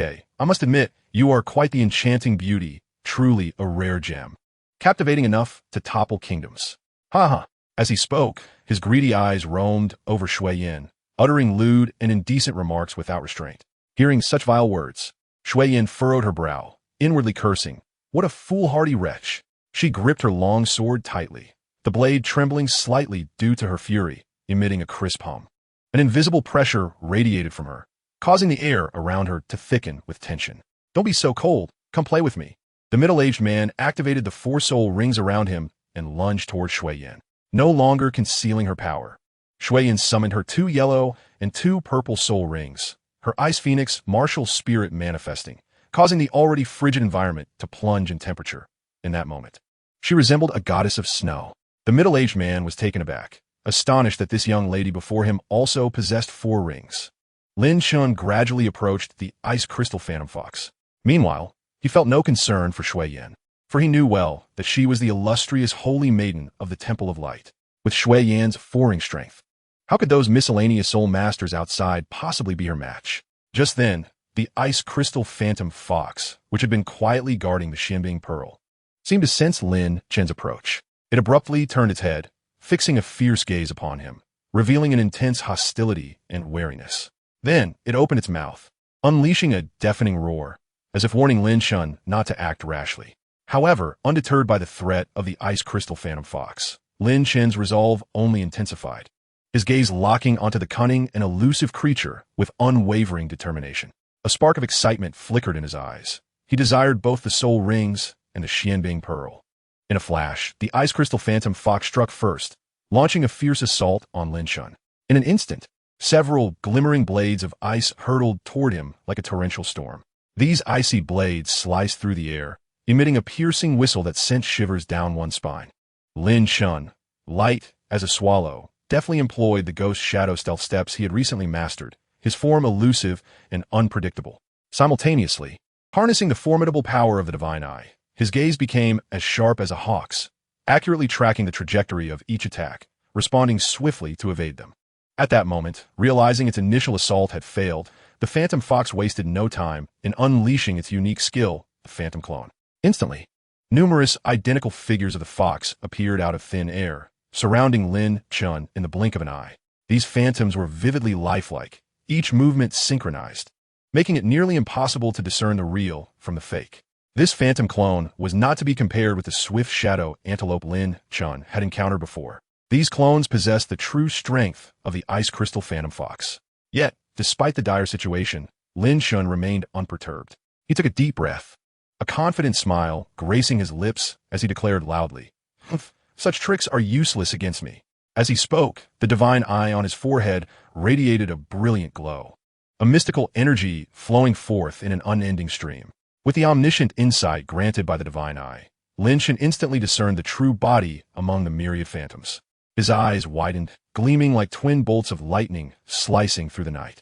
In the next moment, he transformed into a whirlwind, dashing towards that location with thunderous momentum. The 9 heavens god-slaying spear in his hand surged forward, propelled by unparalleled might and unwavering resolve, aimed directly at the body of the phantom fox. That strike resembled a rainbow piercing the sun, an unstoppable force, tearing through the air with a sharp wail. However, that razor-sharp attack merely pierced the fox's icy protective barrier, failing to harm its true form in the slightest. The phantom fox's eyes flashed with anger, clearly enraged and humiliated by the breach of its defenses. In an instant, the icy power coursing through the fox surged wildly, as if it were channeling all its strength into this moment. As the icy energy intensified, the surrounding temperature plummeted.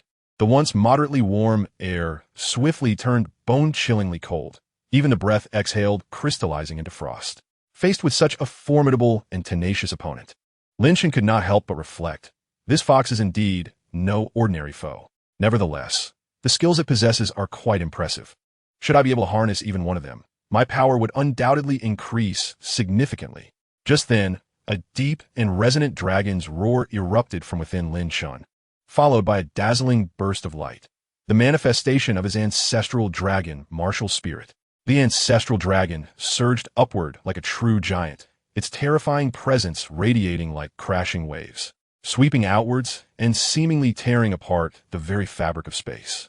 The once formidable ice crystal phantom fox appeared diminished in the face of the ancestral dragon's power.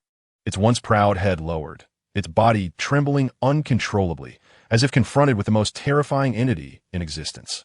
It is known that the suppressive force of the ancestral dragon's bloodline is immensely powerful and enigmatic. The purer and stronger the bloodline of a creature, particularly those of draconic descent, the more sensitive and acute their reaction to such suppression becomes. Thus, beings like the ice crystal phantom fox and the previously encountered ice-winged phoenix, both of which belong to the apex of soul beasts, are significantly affected by this phenomenon. In that moment, with the ancestral dragon martial spirit enveloping him, Lin Chen's arms became covered in a dense layer of sharp, ebony dragon scales. These scales glimmered with a cold, chilling light, resembling razor-sharp blades, instilling fear in all who beheld them. Simultaneously, a vast and overwhelming aura surged forth from within him, akin to an invisible tidal wave sweeping outward, causing the very space around him to tremble. Lin Chen's presence soared like a rocket, escalating at an astonishing rate. Chapter 40. The astonishing speed shocks all. At the instant the ancestral dragon martial spirit manifested, the entire space seemed to be enveloped by an unparalleled aura of power. The once menacing and imposing ice crystal phantom fox now appeared somewhat diminished in the presence of the ancestral dragon spirit. The icy chill emanating from it seemed subdued, unable to flaunt its previous arrogance. As the dragon's might spread like a tidal wave, all the soul masters in the Ice Scar Valley possessing beast martial spirits felt an unprecedented pressure.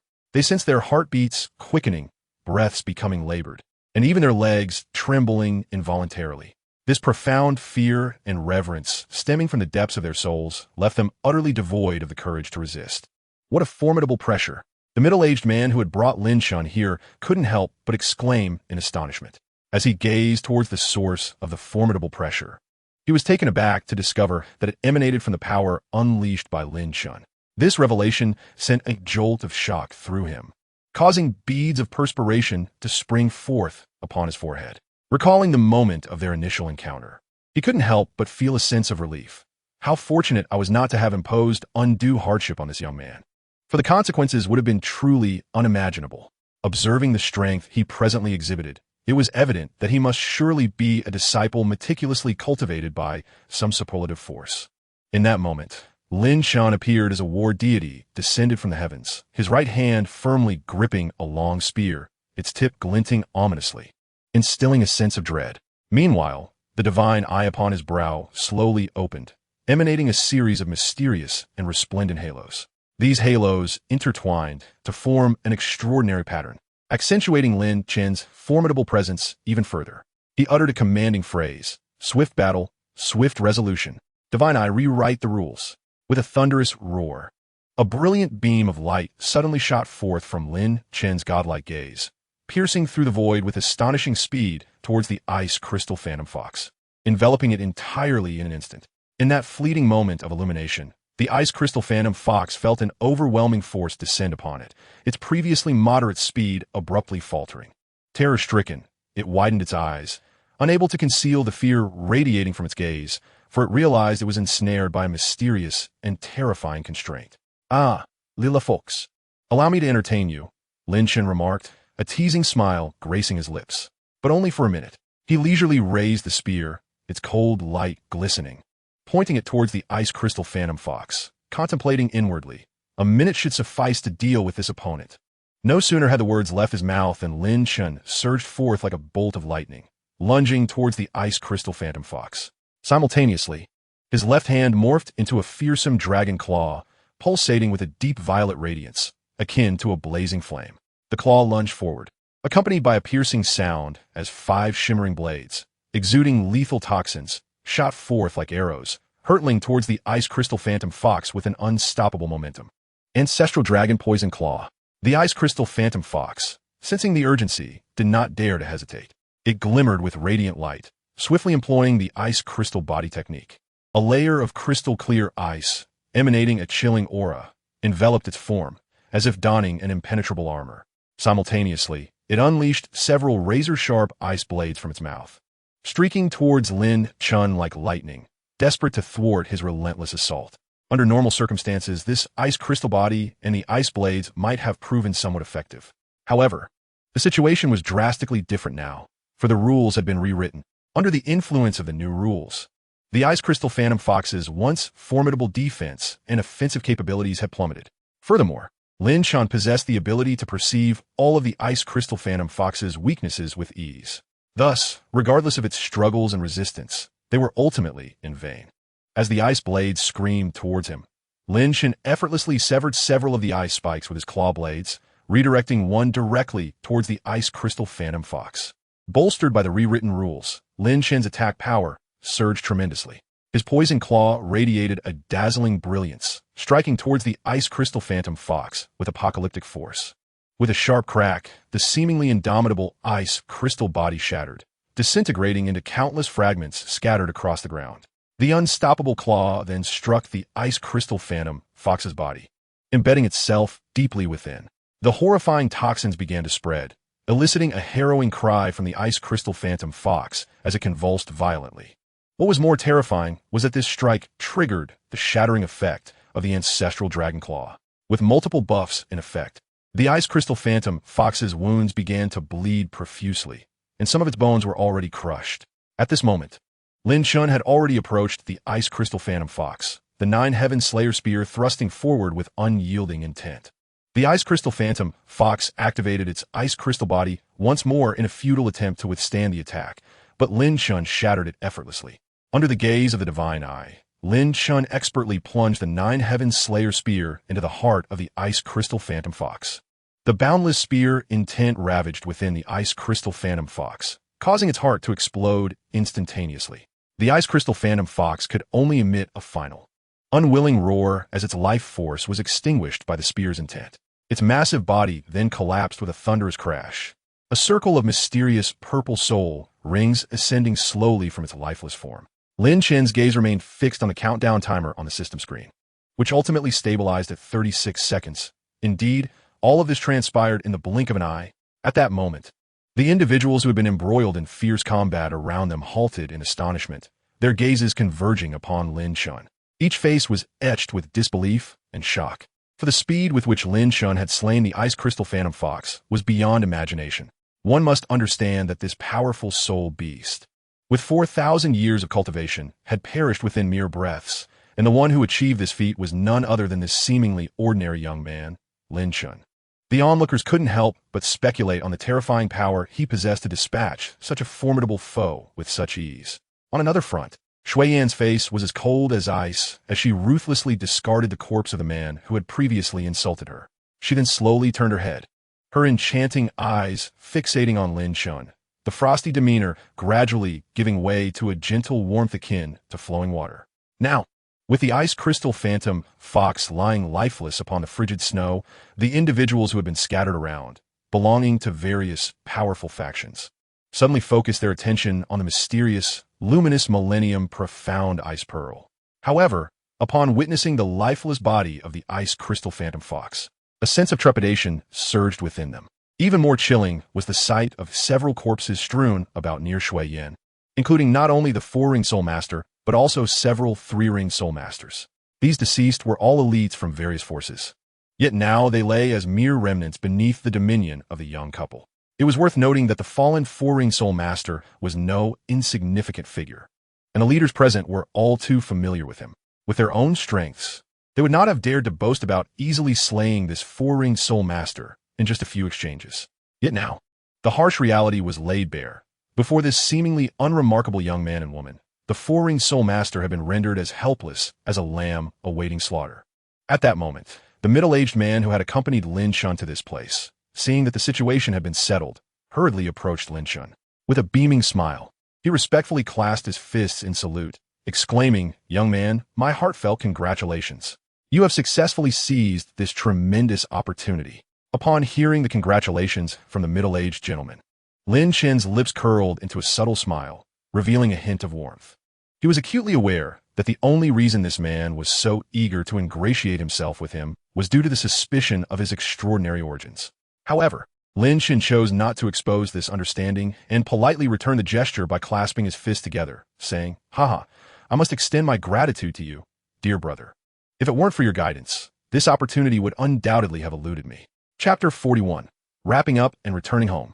Lin Chen wore a beaming smile as he engaged in casual conversation with the imposing middle-aged man before him.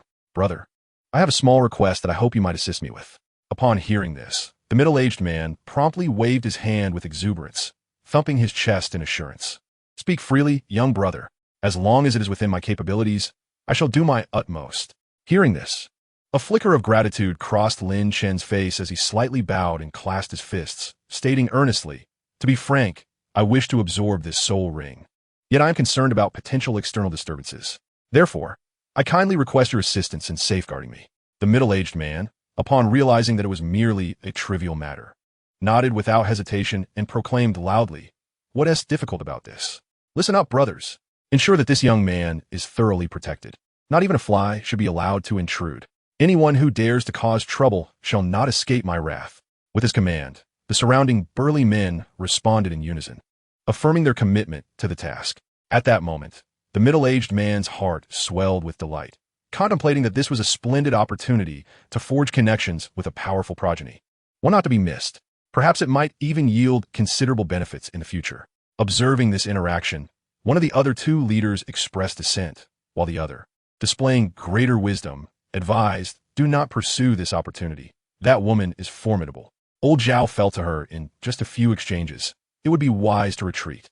Upon finishing, this leader promptly led his companions away. The other, witnessing this, shook his head in agreement, realizing that if old Zhao could not prevail, he too would only meet a similar fate, and thus followed suit in departing. Shui Yin, witnessing the unfolding scene, allowed a soft sigh, gradually retracting the shimmering sword that exuded a cold light. Light on her feet, she approached Lin Chen, her beautiful eyes brimming with concern as she whispered, "Have you truly made up your mind to absorb the soul ring of the ice crystal illusion fox? It possesses a cultivation of 4,000 years.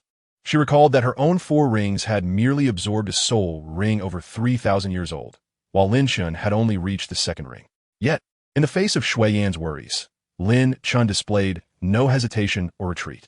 A confident smile blossomed on his face, radiating an enchanting charm that momentarily eased Shui Yan's previously taut nerves.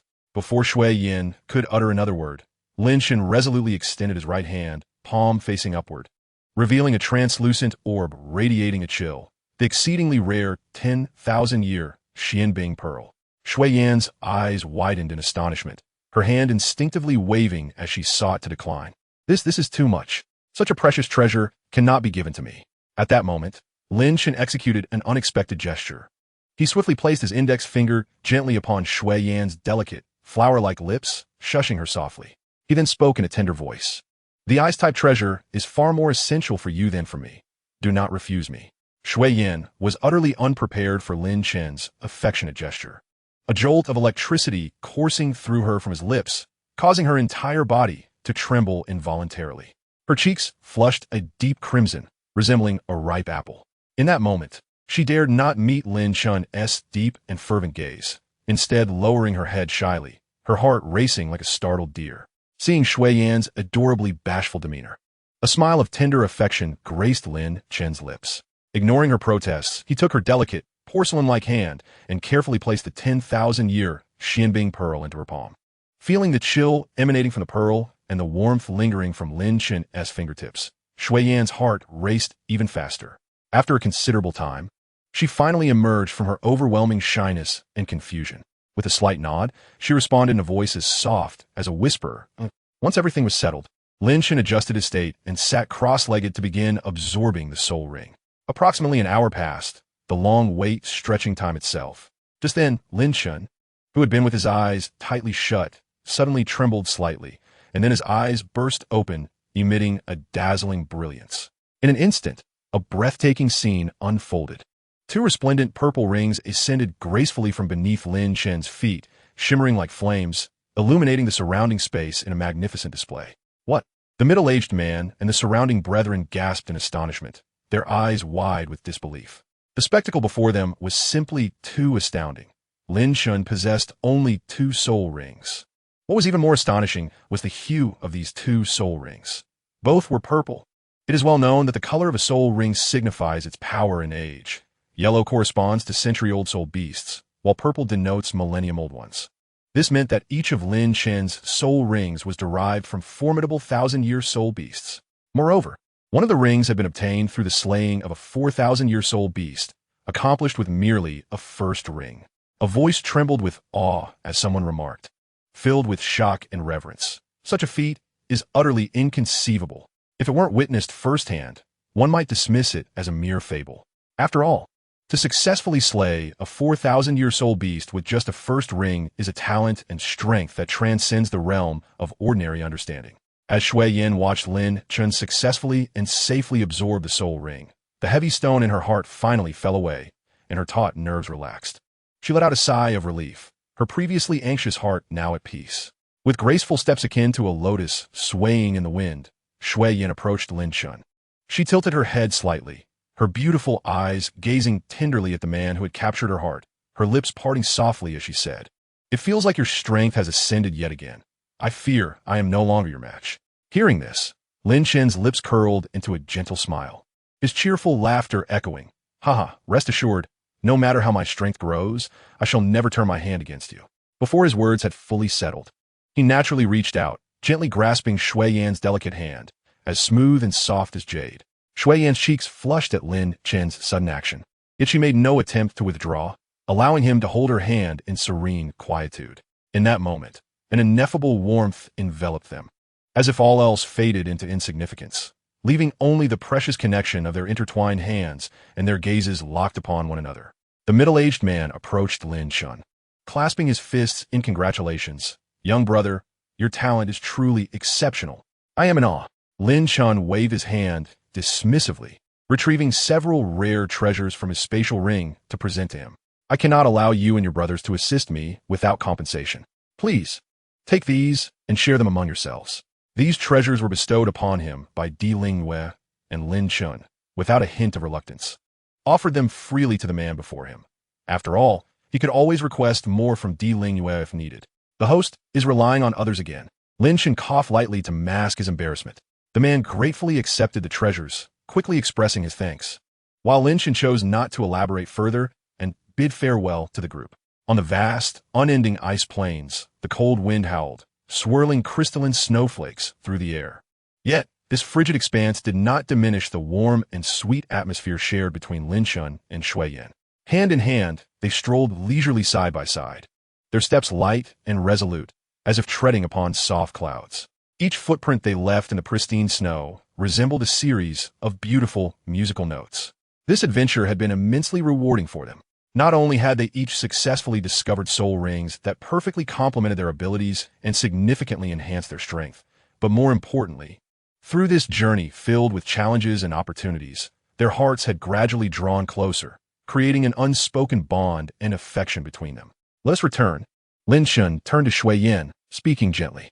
His gaze, akin to the warm sun of winter, fell upon her delicate face, causing her to feel a rush of shyness. Upon hearing his words, Shui Yan slightly turned her head, seemingly shy to meet his fervent eyes. She bit her lip gently, responding in a voice as soft as a whisper, Okay." though it was merely a brief utterance. The emotion contained within flowed like a warm current into Lin Chen's heart. Chapter 42. The Continental Youth Soul Master Competition. In a magnificent and resplendent hall of light, as the teleportation array suddenly radiated a dazzling brilliance, a powerful wave of energy rippled outward. Soon after, two figures gradually emerged, hand in hand, Lin Chen and Shui Yan. At that moment, the spacious and brightly lit hall had already gathered a considerable number of individuals, some whispering quietly to one another, while others stood silently awaiting the event. Among them, the most conspicuous were Di Lingwei and Linger. As the crowd's gaze turned toward the newly arrived Lin Chen and Shui Yan, particularly noticing Shui Yan's hand tightly held by Lin Chen, an inexplicable jolt surged through Di Lingwei and Linger, causing their hearts to skip a beat. An indescribable sensation washed over them, momentarily leaving them in a state of slight astonishment. However, with remarkable quickness, both Shui Yan and Lin Chen sensed the subtle shift in the atmosphere. After exchanging a glance, they hurriedly released each other's hands, stepping back with a hint of awkwardness. Shui Yan promptly bowed respectfully to Di Lingwei, softly saying, "Teacher." Di Lingwei nodded expressionlessly, then waved her sleeve gently. An immense yet gentle force enveloped her and her three disciples, swiftly transporting them away to her residence. Once they had landed steadily, Di Lingwei turned her gaze upon Lin Chen and Shui Yan, her eyes calm yet deeply perceptive. After a brief pause, she finally inquired, "What rewards have you garnered from this trial? Pray, enlighten me." Taking a deep breath, Lin Chen began to recount in detail their entire journey from their departure to the extreme north and back.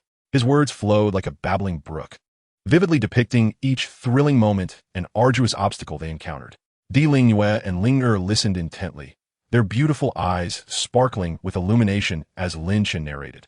Upon his conclusion, the two exchanged a knowing glance, nodded in unison, and simultaneously unleashed their soul rings. In an instant, radiant light erupted, and the soul rings slowly ascended from beneath their feet. Shui Yan's soul rings manifested a combination of 2 yellow and 2 purple colors, while Lin Chen's displayed 2 purple. These soul rings exuded powerful fluctuations of soul energy, causing the air around them to tremble. Di Lingwen nodded slightly, indicating her satisfaction with their accomplishments. Yet, the matter was far from concluded. At that moment, Lin Chen suddenly retracted the 2 purple soul rings, and a brilliant light erupted from his brow. As everyone focused, they realized it was Lin Chen's heavenly god, I martial soul. With the activation of the heavenly god, I, a platinum soul ring surged up from beneath his feet, emanating an aura of overwhelming pressure, as if it contained boundless divine power. Linger, who had been silently observing, could not help but gasp in astonishment. Having already found Lin Chen's earlier account difficult to believe, witnessing the mysterious glow of the heavenly god, I, and the rare platinum soul ring left her utterly speechless.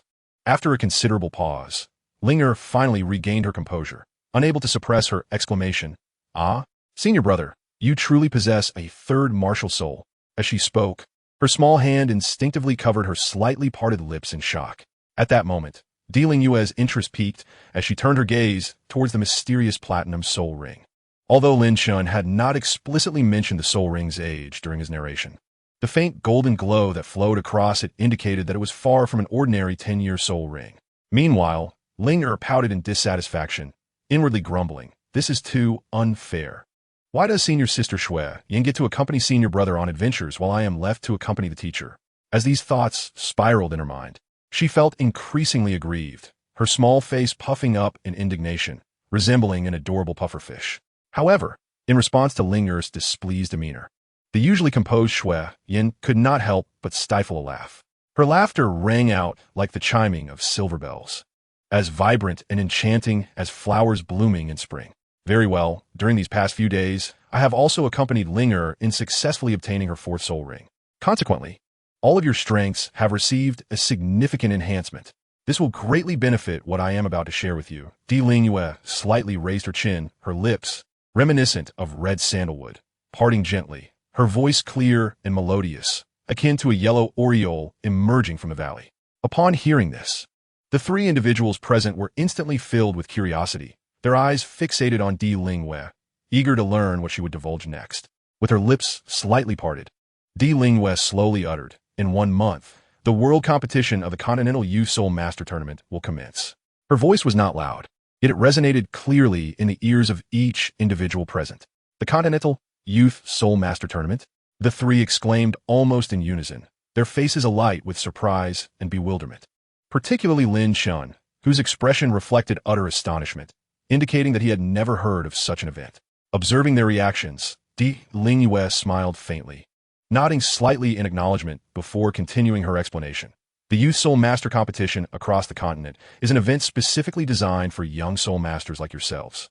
All soul masters aged between 18 and 24 are eligible to register for participation. This grand tournament is divided into two phases, the regional and the world competitions.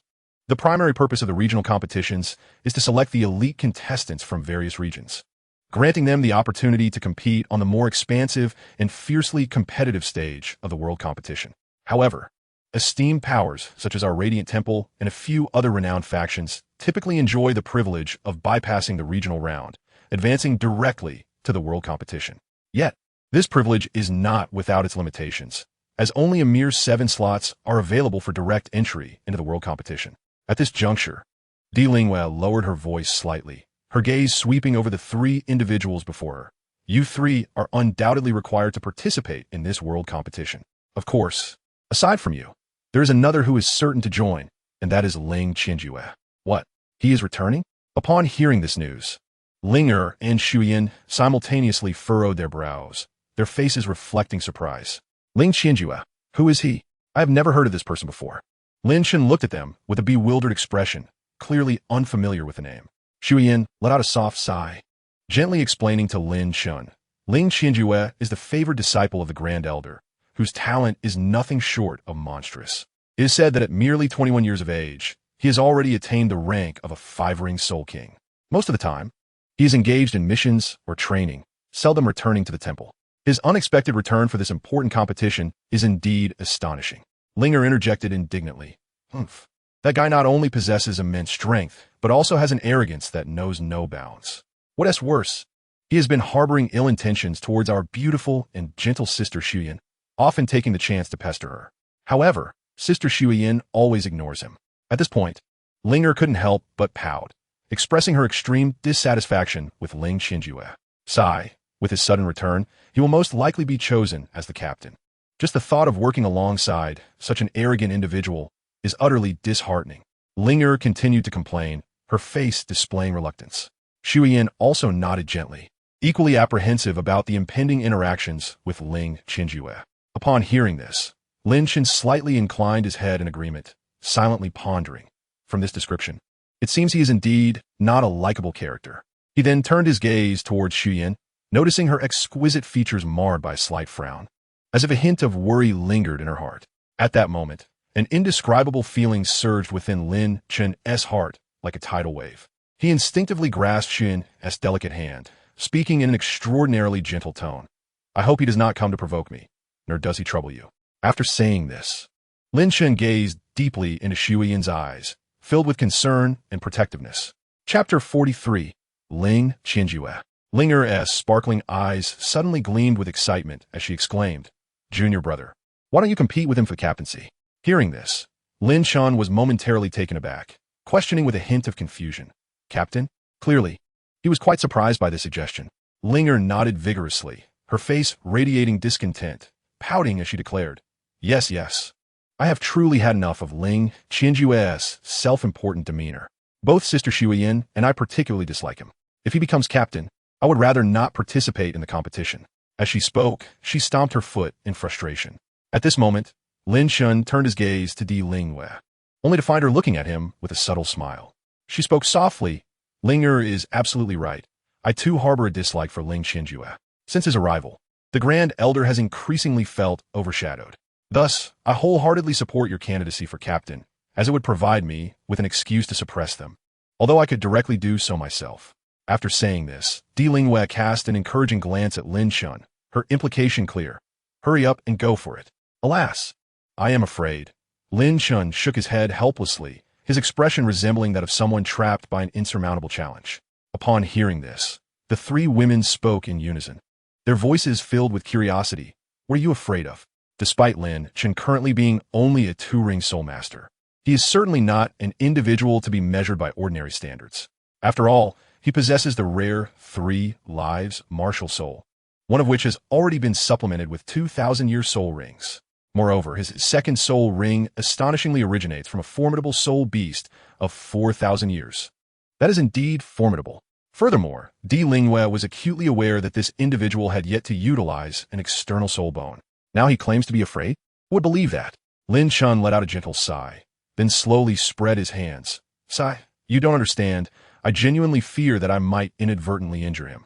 If the Grand Elder were to target me in secret because of this, it would be quite troublesome. After saying this, he feigned a worried expression, as though genuinely concerned that such an incident might occur.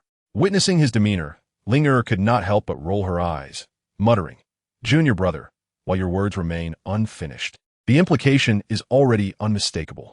Meanwhile, Di Lingyue gently placed her delicate hand against her forehead, letting out a soft sigh. Contemplating inwardly, how did I come to have such a boastful yet pretentiously humble disciple? Who could he have learned this from? Surely, it could not have been from me. Yet, a faint smile involuntarily graced her lips. Upon hearing this, Shuyin could not help but let out a light laugh, her melodious laughter resonating like a spring breeze through the hearts of those present. However, she quickly composed herself, adopting a serious expression as she addressed Lin Chen. You must not take this lightly. You must remember, he is a 5-ring soul king, while you are currently merely a 2-ring. The disparity in strength is not trivial. Furthermore, as far as I know, this individual is notoriously narrow-minded and ruthless. So you must exercise utmost caution. Lin Chen nodded earnestly, indicating that he had taken Shu Yin's words to heart. However, at that moment, a fierce battle spirit gradually ignited in his starry eyes. He clenched his fists tightly, murmuring to himself, a 5-ring soul king. This is the perfect opportunity to thoroughly test the extent of my strength. With that, a powerful confidence radiated from him, drawing the attention of those around him. The next day, within the temple hall, Lin Chen, Shuyin, and Linger arrived in the spacious and well-lit hall, ready to participate in this significant meeting. As they stepped into the hall, before they could fully steady themselves, an incredibly terrifying and invisible pressure suddenly descended like a mountain crushing an egg. This force surged in with great ferocity, rapidly filling the entire hall, as if the once light and flowing air had instantaneously frozen into impenetrable ice. Sister Shuyin, who is this? At that moment, a voice, clear yet tinged with a hint of coldness, unexpectedly pierced through the heavy and oppressive atmosphere. Everyone turned toward the source of the sound, and there emerged a tall and slender young man, standing with the proud stature of a pine tree, gradually stepping into their sight from the shadows. Clad in a splendid and resplendent platinum robe adorned with exquisite runes and patterns that shimmered with a mysterious and dazzling light. His extraordinarily handsome visage appeared as if sculpted by chisel and axe, with sharp and distinct features radiating a chilling aura. His long, lustrous black hair cascaded over his shoulders like a waterfall, gently swaying in the breeze, adding an ethereal quality to his presence. Most striking was the enormous 7-pointed star badge emblazoned on his chest, crystal clear and emitting a dazzling brilliance that resembled the brightest star in the night sky, making it difficult for anyone to gaze directly at its light. Though Shui Yin harbored disdain for him, the decorum of the grand hall compelled her to regain her composure swiftly. She parted her lips slightly and softly introduced, Brother Ling Qianjue, this is Lin Chen, the newly initiated saint's son. Upon hearing this, Ling Qianjue's previously calm eyes suddenly ignited with 2 piercing beams of light, akin to lightning slicing through the night, swiftly sweeping over Lin Chen and Shui Yin with a speed that left one breathless. Those gazes, palpable in their intensity, seemed to freeze the very air around them. Ultimately, they settled firmly upon Lin Chen, unwavering. A slight smirk graced Ling Qianjue's lips, revealing a smile that was both enigmatic and elusive, tinged with a hint of disdain and mockery. He then slowly uttered, "So you are the fortunate one with the dual martial souls." Before his words had fully dissipated, a blinding radiance erupted from beneath Ling Qianjue's feet. As the light gradually subsided, 5 soul rings of varying colors silently emerged, circling beneath him. 2 yellow soul rings shimmered with a gentle and warm glow, while 3 purple rings exuded an aura of mystery and depth, intertwining to create a breathtaking spectacle. "I have heard you are quite strong," Ling Qianjue remarked indifferently. His voice was soft, almost understated, yet each word struck the audience like a hammer, imbued with an undeniable authority and oppressive weight. In that moment, it seemed as if the world had narrowed to the sound of his voice, compelling all to listen intently. Too intimidated to dissent. Faced with Ling Qianjue's formidable presence, the other saints' sons and daughters present began to tremble in fear. After all, Ling Qianjue's innate talent and strength far surpassed their own. Brother Ling has grown even stronger.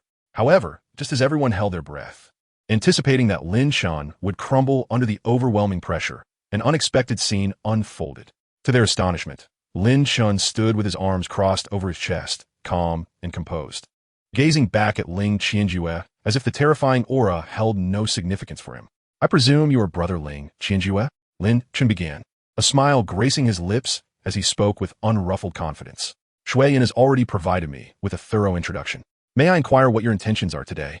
Perhaps you wish to offer guidance on my cultivation path?" As he spoke, he gently wrapped his right arm around Shui Yan's slender waist, drawing her closer into his embrace. He then lifted his gaze, fearlessly meeting Ling Qianjue's sharp, hawk-like eyes, continuing to question him without a hint of trepidation. "Ha! It is merely a minor sparring session. There is no need for you to be so anxious, junior brother." Upon hearing Lin Chen refer to Shui Yin so intimately and witnessing his overtly affectionate gesture, Ling Qianjue's ire was ignited, a surge of intense dissatisfaction swelling within him. Nevertheless, this proud individual refrained from an outburst in that moment, allowing a smirk, laced with disdain and derision, to play upon his lips. Without warning, Ling Qianjue casually raised a hand, and suddenly, a blinding radiance erupted, accompanied by the brilliance. A sacred sword, exuding an overwhelming presence and authority, rapidly coalesced in his grasp. The sword sparkled with resplendent light, reminiscent of the brightest star in the night sky, and mysterious runes flickered along its blade, radiating a pulse of power that was both awe-inspiring and intimidating. "Qianjue, remember to keep this sparring session within limits. Do not harm Saint Sun Lin Chen, lest we disturb the harmony among our sect." At that moment, the elderly voice of the Grand Elder resonated in the ears of the audience. On the surface, his words appeared to express concern for Lin Chen's safety. Yet those astute enough in attendance understood that the old fox's true intentions were far more complex. At the head of the assembly, the previously meditative Emperor Ling Yu, upon hearing these words, stirred as if awakening from millennium of slumber, her cold, narrow eyes slowly opening. Her gaze, sharp and penetrating, fixed upon the speaker, the Grand Elder. However, despite the icy demeanor, she refrained from uttering a single word. At that moment, Ling Qianjue's mocking and disdainful laughter echoed. "I hear you possess a dragon martial soul? How unfortunate, for my holy light unicorn revels in dragon slaying." As his words fell, a colossal unicorn, radiant with divine light, materialized behind him, exuding an aura of nobility and power as if it had stepped out of a myth. Before the audience could fully grasp the situation, Ling Qianjue's second soul ring suddenly ignited with brilliant light. Instantly, 12 chains, gleaming with radiance, shot forth like agile serpents, swiftly ensnaring Lin Chen's limbs. The abrupt turn of events elicited gasps of shock from the gathered disciples, their eyes wide with disbelief as the battle escalated with such rapidity. Meanwhile, the ever-observant Ling Xiao and Xiao Hu, standing quietly among the crowd, exchanged worried glances. Ling Xiao lowered his voice, murmuring, "Brother Ling's opening move is the binding light. He clearly intends to conclude this battle swiftly. It seems the outcome will soon be revealed." Chapter 44. Battling Ling Qianjue. The spider spear shocks the audience. "You wish to humiliate me in public?" Though my limbs are bound tightly, Lin Chen's lips curled into a slight, contemptuous smile. "This is quite the challenge." In that instant, a tremendous aura erupted from behind him, as the ancestral dragon's phantom roared skyward, seemingly intent on tearing the very heavens apart. The terrifying dragon might surged forth, causing Ling Qianjue's holy light unicorn to stir restlessly. "What is happening? Why is my martial soul agitated? His martial soul is this powerful. You claim your steed enjoys dragon slaying. I am curious, can my dragon be slain?" Lin Chen emitted a cold snort, embodying the ancestral dragon, as 2 circles of purple soul rings rose beneath his feet. "What? 2 circles of purple?" A look of shock flashed in Ling Qianjue's eyes. Lin Chen's ancestral dragon martial soul had already astonished him, but he never anticipated that Lin Chen would possess 2,000-year soul rings. At that moment, Lin Chen's first soul ring suddenly radiated a blinding purple light, its brilliance dazzling and impossible to behold. Ancestral dragon's venomous claw, with a surge of purple light. Lin Chen's pair of originally glimmering brown-black dragon claws transformed into a more grotesque and fearsome sight, swirling with purple energy as venom dripped from the claws, corroding the ground beneath with a sizzling sound. He then viciously clawed at the chains binding him, and with a crisp sound, the left claw triggered its shattering effect, instantly corroding the chains apart. The black poisonous mist surged back like a tidal wave, rushing towards Ling Chen. His face changed dramatically as the pristine white robe he wore became mottled and hideous upon contact with the poisonous mist, resembling a serpent's shed skin. Yet, faced with such peril, Ling Chen took a deep breath, channeling all his soul power. In an instant, his fourth soul ring illuminated, casting a brilliant glow across the battlefield, accompanied by a solemn and resonant proclamation. Holy light, judgment. Ling Chen emanated a radiant holy light that purified the poisonous mist. Simultaneously, he raised his holy sword, enveloped in divine light, casting it high into the air, transforming it into a colossal sword of judgment, engulfed in roaring sacred flames, descending with a cataclysmic force aimed directly at Lin Chen's brow. Just as the judgment sword was about to strike, Lin Chen manifested a long spear. Entirely black and exuding an endless aura of weaponry, the Nine Heavens God-slaying spear. Without flinching or retreating, Lin Chen gripped the spear tightly, thrusting it forward with all his might, heading straight for the descending giant sword. Upon the collision of the judgment sword and the spear's tip, a terrifying explosion erupted, sending shockwaves that blinded several disciples present. What? Lin Chen actually blocked that strike, someone exclaimed, drawing the attention of the crowd, who then saw that the giant sword had reverted to its original form, flying back into Ling Chenjue's hands, while Lin Chen had merely stepped back a few paces from the impact. The onlooker's pupils dilated in astonishment. How could a two-ringed great soul master withstand a blow from a five-ringed soul king and only retreat a few steps? This was truly unfathomable. Such terror. Lin Chen clenched his fists as the force of the collision had brutally split open the flesh at his palms, blood gushing forth like a fountain, staining his tightly clenched fists and wrists. Yet, despite the agonizing pain coursing through his body, admiration sparkled in his eyes as he secretly praised, truly a five-ringed soul king. At that moment, his previously tense face suddenly relaxed, breaking into an immensely satisfying smile as he exclaimed, "Delightful." Before his words faded, he vanished from sight in an instant. Such incredible speed. Ling Chenjue gasped, his eyes wide with disbelief as he stared at the now empty space before him.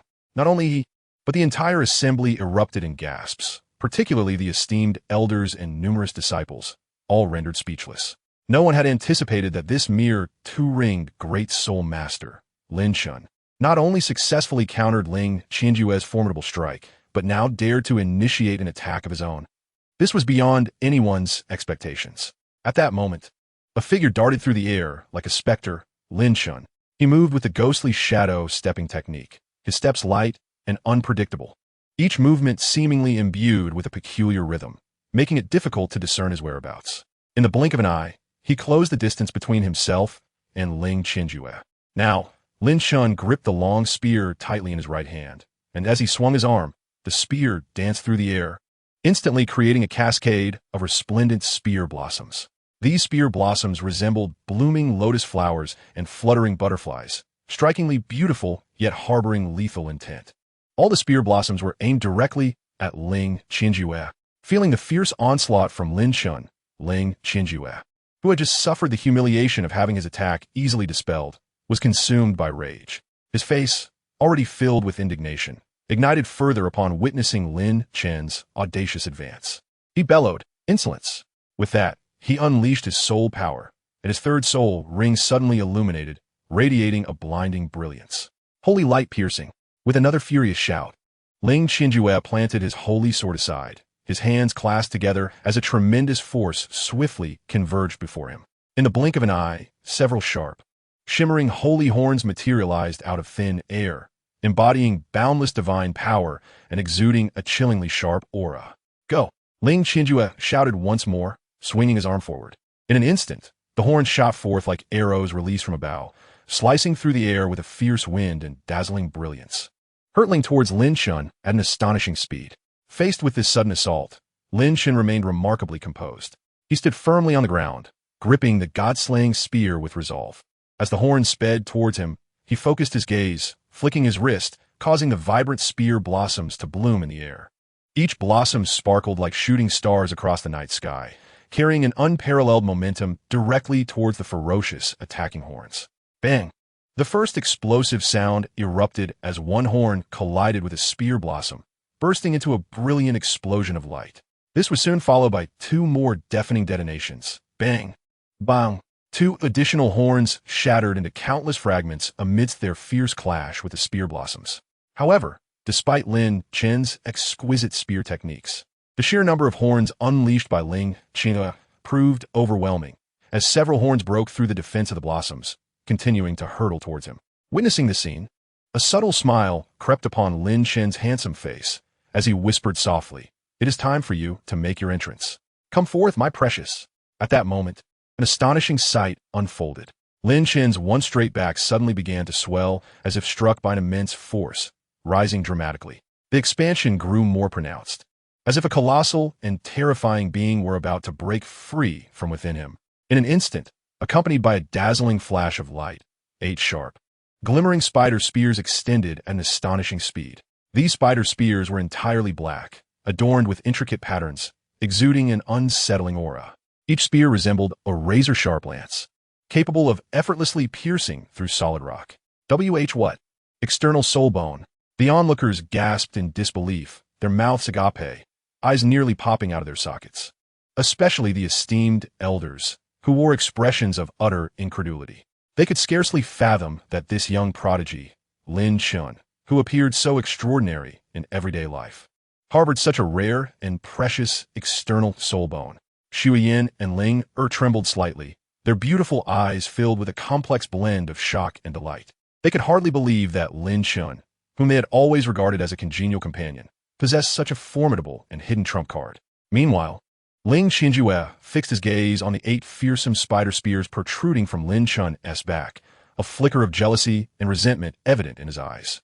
The other disciples had long since been rendered speechless, their expressions frozen in astonishment. The atmosphere was abruptly enveloped in a profound silence, with only Lin Chen's upright figure and the glinting spider spears behind him capturing everyone's attention. Chapter 45. Is that all you've got? In this moment, Lin Chen was wholly absorbed in the fierce battle, having no time to contemplate the thoughts swirling in the minds of those present. The 8 spider spears behind him danced with remarkable speed, akin to agile serpents. Each spear seemed to possess its own consciousness, striking with absolute precision at the several unicorns that charged at him like lightning. In an instant, a tremendous explosion erupted, and those unicorns shattered into countless fragments that scattered in all directions. Yet, despite the ferocity of the assault, Lin Chen remained unscathed. Ling Qianjue's seemingly overwhelming offensive had failed to inflict even the slightest harm upon him. Good heavens, Lin Chen is simply a monster, Ling Xiao exclaimed, his eyes wide with disbelief. Indeed, the prowess and opportunities that Brother Lin Chen possesses are enviable beyond measure. Little Tiger nodded in agreement, his eyes brimming with admiration. At this moment, the surrounding disciples began to whisper among themselves, extolling Lin Chen's astonishing display. Some praised his extraordinary strength, while others envied the remarkable opportunities he had been afforded. How is it possible for Lin Chen to be so strikingly handsome and possess such extraordinary talent? Some female disciples clasped their hands to their hearts, gazing adoringly at Lin Chen in the arena, murmuring incessantly. It was clear that they had been utterly captivated by his charm, falling into a state of infatuation. This young man is undeniably gifted, and his opportunities are unparalleled. Our light god temple is indeed blessed. Several elders began to voice their praise. The Grand Elder, too, wore an astonished expression, surprised to discover Lin Chen's hidden strengths. This is impossible. How can you possibly possess an external soul bone? Ling Qianjue exclaimed, his eyes wide in disbelief as he stared at Lin Chen, his voice echoing with shock. Meanwhile, those around them whispered in astonishment at this revelation. It was well known that since embarking on his path of cultivation, Ling Qianjue had been regarded as an exceptionally rare genius. With his outstanding talent and relentless dedication, he had successfully broken through to the realm of the 5 Rings Soul King at such a young age, becoming the focal point of attention. Yet today, this newcomer, Lin Chen, who had only recently joined the temple, was able to stand toe-to-toe with him, exhibiting a hint of superiority. How could the proud and self-important Ling Chen accept such a reality? At this moment, jealousy and rage blazed within him like a raging inferno, gradually consuming the last vestiges of his rationality. With a furious roar, Ling Chen activated his third and fourth soul rings, which immediately radiated brilliant light. In an instant, a powerful surge of soul power erupted from his body, gathering in front of him. In the blink of an eye, the previously few unicorns re-emerged, now significantly more numerous. Moreover, these newly manifested unicorns were imbued with the judgment power conferred by his fourth soul skill, emanating searing flames that rendered the scene both magnificent and terrifying, clearly indicating a tremendous increase in power. Standing nearby, Ling furrowed her brow and pursed her lips, remarking, "Though this guy is quite detestable, it cannot be denied that he does possess some real skill." Despite her sharp tongue, Ling was aware that Ling Chen accomplishments today were no mere coincidence. His exceptional talent and solid foundation in cultivation were beyond question. With this thought, her gaze involuntarily shifted to Lin Chen, who was confronting Ling Chen, a tinge of concern flickering in her eyes. After all, facing such a formidable opponent would not be an easy task for Lin Chen. Lin Chen, Shuyan said, her worry for him evident. Although she retained faith in his abilities, after all, he still had one martial soul left to unleash. On the main seat, Emperor Ling Yue opened her phoenix eyes, eager to see how Lin Chen would navigate the ensuing confrontation. Brother Ling is indeed powerful. It is impressive that Lin Chen has come this far. Many around murmured in agreement. Indeed, Lin Chen is merely a second-ring great soul master. Had they both been soul kings, Ling Chen would likely have been an inconsequential presence. Lin Chen shook his head, contemplating the situation. Yet, there was no trace of trepidation on his face. Rather, he appeared exhilarated. "Go!" Ling Chen barked, unleashing a barrage of unicorns imbued with sacred light flames toward Lin Chen. Lin Chen exhaled softly, and at that moment, the 8 spider spears behind him underwent a transformation, emitting a flash of purple-black light as each spear split into 2. Now, Lin Chen wielded a total of 16 spider spears. "Wow, you can even do that?" Little Tiger gasped in astonishment. Shuyan and Ling covered their mouths in surprise, clearly witnessing Lin Chen's hidden power for the first time. "How many more surprises does my junior brother have?" Ling's eyes widened in disbelief. Lin Chen stood firm like a mountain, his 16 spider spears swirling in the air with the agility of venomous serpents. A dense, almost suffocating miasma enveloped each spear, as if the poisonous mist possessed a life of its own, writhing and swirling, creating a nightmarish sea of purple. Simultaneously, he gripped the god-slaying spear tightly in his right hand, his arm muscles tensing before he swung the spear with great force.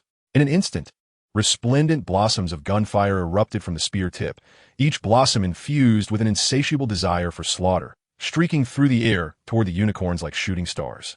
What followed was a deafening explosion that shook the very fabric of space.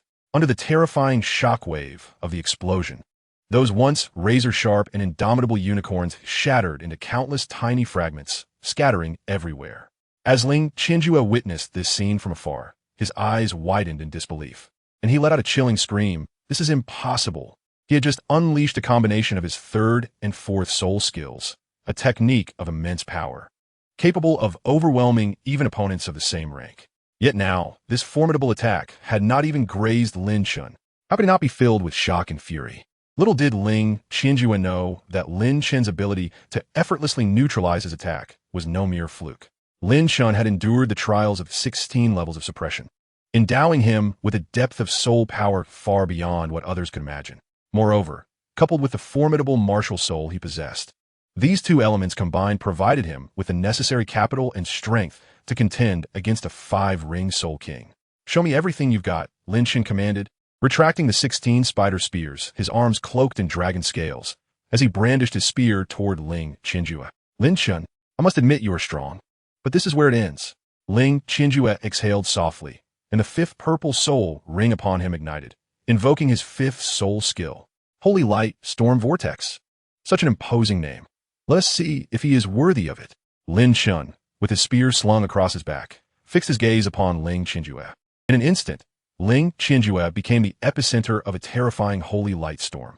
Within the tempest, countless waves of holy energy surged violently, coalescing into a rapidly spinning vortex. This vortex possessed an immense gravitational force, drawing in surrounding foes relentlessly. Once ensnared within its grasp, enemies would be subjected to relentless assaults of holy light from all directions, their bodies and souls ruthlessly tormented. Quite intriguing. A fervent battle spirit ignited within Lin Chen's eyes as his second millennium soul ring illuminated. Perfectly suited to test my new soul skill. Lin Chen, kneel before me. Ling Qianjue roared with fury. You dare? Lin Chen retorted. His second soul skill activated. Ancestral Dragon Icebound Domain. Chapter 46. The Might of the Icebound Domain. That dreadfully potent storm vortex loomed like a ferocious beast, its gaping maw threatening to obliterate everything in its path as it surged toward Lin Chen with apocalyptic force. In an instant, the winds howled, sand and stones flew, and chaos enveloped the scene in a blanket of terror. Witnessing such a horrifying spectacle, the onlookers widened their eyes, marveling at Ling Qianjue's might. They exchanged glances, a profound sense of helplessness washing over them. Amongst those present, how many could withstand such a ferocious blow? And those brave enough to confront it directly were few and far between. After all, no one wishes to gamble with their life. Yet at the heart of the storm, Lin Chen stood tall and unwavering like a pine tree. Gripping his long spear firmly, his gaze remained resolute, devoid of any inclination to retreat. Lin Chen, kneel! Ling Qianjue screamed, nearly driven mad by rage, his once handsome features contorted into a terrifying visage of fury. You dare? Lin Chen's lips curled into a disdainful smirk, his proud figure standing defiantly as his piercing eyes locked onto his opponent. With a cold snort, he seemed to shatter the very air around him. In that moment, Lin Chen's second millennium soul ring blazed to life, an overwhelming and mysterious power erupting from within him. Accompanied by his incantation, Ancestral Dragon Icebound Domain, a brilliant blue light shot forth like a bolt of lightning, rapidly expanding in all directions from Lin Chen's core. In the blink of an eye, a colossal ice domain materialized before the spectators, shimmering with an ethereal blue glow reminiscent of a crystalline world from a dream. Its diameter reached an astonishing 30 meters. Within this domain, a frigid aura emanated, chilling to the bone, as if time itself had come to a standstill. Ling Qianjue, trapped within the domain, felt an irresistible wave of cold wash over him, causing his body to tremble involuntarily. It seemed as if his very blood had congealed in that moment, rendering his movements sluggish. Even those not within the domain could distinctly sense the biting chill. The howling winds stung their cheeks, igniting within them a mix of fear and reverence. Goodness, the temperature is unbearably low, rivaling even Sister Xueyan. Gasps of astonishment rippled through the crowd, all captivated by the astonishing sight before them. However, the spectacle did not end there. Within the domain, the chilling air surged and coalesced, gradually forming 3 gargantuan frost dragons. They twisted and soared through the air, exuding an aura that instilled dread. At that moment, a fierce glint flashed in Lin Chen's eyes. Clenching his jaw, the draconic scales upon his arms, once a deep brown, now sparkled with an icy blue sheen, dazzling in their brilliance. Today I shall see who is to kneel. With a thunderous roar, Lin Chen swept his arm, uttering a single command, go. In an instant, the 3 frost dragons roared in unison, propelled by an unstoppable momentum toward the storm vortex conjured by Ling Qianjue. The titanic dragons, encased in glimmering ice, unleashed freezing breaths as they clashed with the tumultuous vortex in a breathtaking showdown. The icy dragons, their bodies glistening with crystalline layers, breathed forth chilling winds that threatened to engulf the world in frost, while the massive storm vortex spun violently, emanating a terrifying pull. In that heart-stopping moment, shards of ice and radiant holy light erupted like fireworks in all directions, dazzling yet fraught with peril. Witnessing this, Ling Yue's eyes sparkled, and with a graceful wave of her hand, an impenetrable, transparent barrier materialized, enveloping the 2 combatants like an unyielding fortress. Simultaneously, Lin Chen's expression turned grave. As he summoned the surging power within him, his gaze was as frigid as ice, resolute in his determination. Break for me. With a deafening roar, a torrent of unparalleled power surged from Lin Chen, crashing into the storm vortex. The once seemingly indestructible vortex shattered under the immense force, scattering like stardust across the sky. Yet, even so, a fragmented ice dragon continued its relentless assault, charging toward the beleaguered Ling Qianjue with unwavering ferocity. At this moment, Lin Chen was utterly spent. His soul power nearly depleted. As he beheld the approaching ice dragon, an unprecedented wave of terror washed over him. His complexion turned ashen, beads of cold sweat trickling down his brow, and even his once sharp eyes shrank in abject fear. With a thunderous roar, the incomplete ice dragon collided violently with Lin Chenjue's chest. In an instant, he was struck as if by a cataclysmic force, blood spewing from his mouth as he was flung backward like a marionette with severed strings, crashing to the ground and raising a cloud of dust.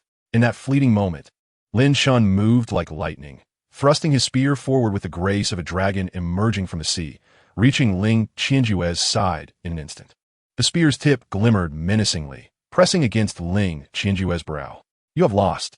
The chilling words escaped Lin Chen's lips, causing the very air around them to thicken with tension. The onlookers were left agape, disbelief etched across their faces, mouths open wide enough to fit an egg. They could scarcely fathom that this intense confrontation would conclude in such an unexpected manner. After all, Lin Chenjue was a formidable five-ring soul king, while Lin Chen was merely a two-ring great soul master. Such a vast disparity in strength had led no one to anticipate that Lin Chen would emerge victorious. Yet, the reality stood before them, undeniable. After a brief silence, the crowd erupted into astonished gasps and cheers. "My goodness, this is utterly unbelievable. Lin Chen has defeated Lin Chenjue. How on earth did he manage that?" Meanwhile, Linger, who had been watching from the sidelines, was as exuberant as a jubilant bird, dashing over to leap into Lin Chen's embrace. "Little senior brother, you were incredible. I knew you could win." Linger held Lin Chen tightly, her eyes brimming with admiration and joy. Faced with Linger's fervent display of affection, Lin Chen found himself momentarily at a loss. He gently lifted his gaze and caught sight of Shui Yin, who was gracefully approaching with delicate steps.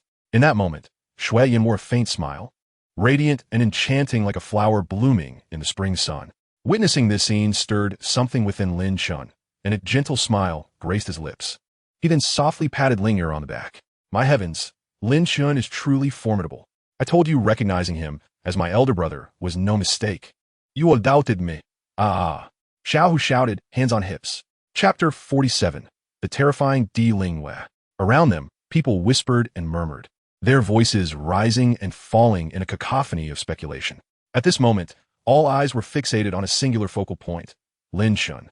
The young, handsome man was surrounded by two sanuses, a scene that evoked envy among onlookers.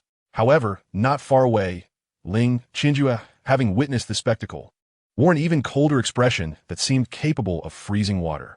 He glared at Lin Chen, his eyes ablaze with furious indignation, his hands clenched tightly into fists, nails digging into his palms, unnoticed by him. Lin Chen. Finally, Lin Chenjue could no longer suppress his simmering rage.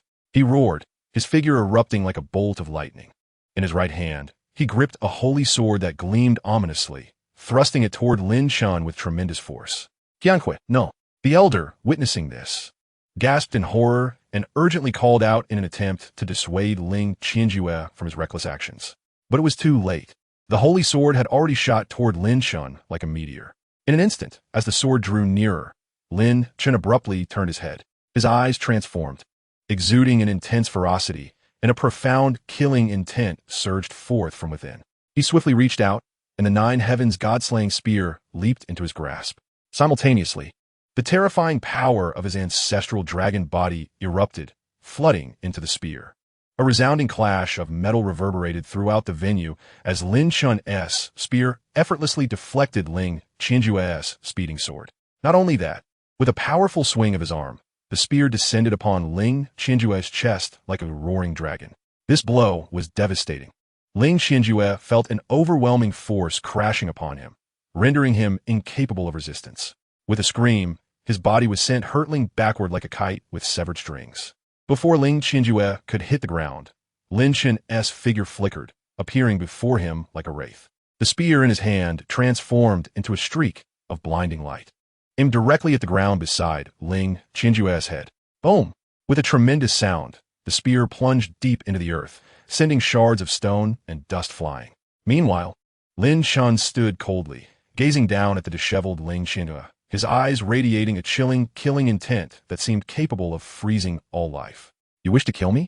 Lin Chen's eyes ignited with a fierce blaze of fury, the intense killing intent threatening to burst forth. He fixed his gaze upon the man before him, emanating an aura that instilled dread. In the past, during sparring matches, Lin Chen always refrained from causing lethal harm. Yet at this moment, with the intent to take his life laid bare before him, Lin Chen's moral threshold was irrevocably shattered. He understood that showing mercy to such a ruthless adversary, who sought his demise, would be a betrayal of his own life. Ling Chenjue struggled to lift his head, confronting the man radiating overwhelming power, his heart filled with trepidation as he met Lin Chen's ice-cold, murderous gaze. In that instant, he truly comprehended the vast chasm of strength separating them. He had no doubt that should he dare to make another move, death would be his inevitable fate. Lin Chen, you dare? With a furious shout, the elder's eyes widened, and he charged toward Lin Chen, preparing to intervene. Yet, at that critical moment, an overwhelmingly powerful force descended upon the elder like a mountain pressing down upon an egg. The elder, who had initially approached with fierce intent, suddenly faltered, as if an invisible hand had firmly restrained him. His knees buckled, and he found himself kneeling on the ground involuntarily. The entire scene fell into a stunned silence, with all present rendered speechless by the unexpected turn of events. Impudent! A voice, filled with authority and terror, echoed throughout the grand hall. It was as if it emerged from the depths of the abyss, carrying an icy chill that sent shivers down spines. The gathered crowd turned to see Di Lingwei seated regally upon her throne, her exquisite visage now marred by frost, her eyes glinting with a chilling light that evoked dread.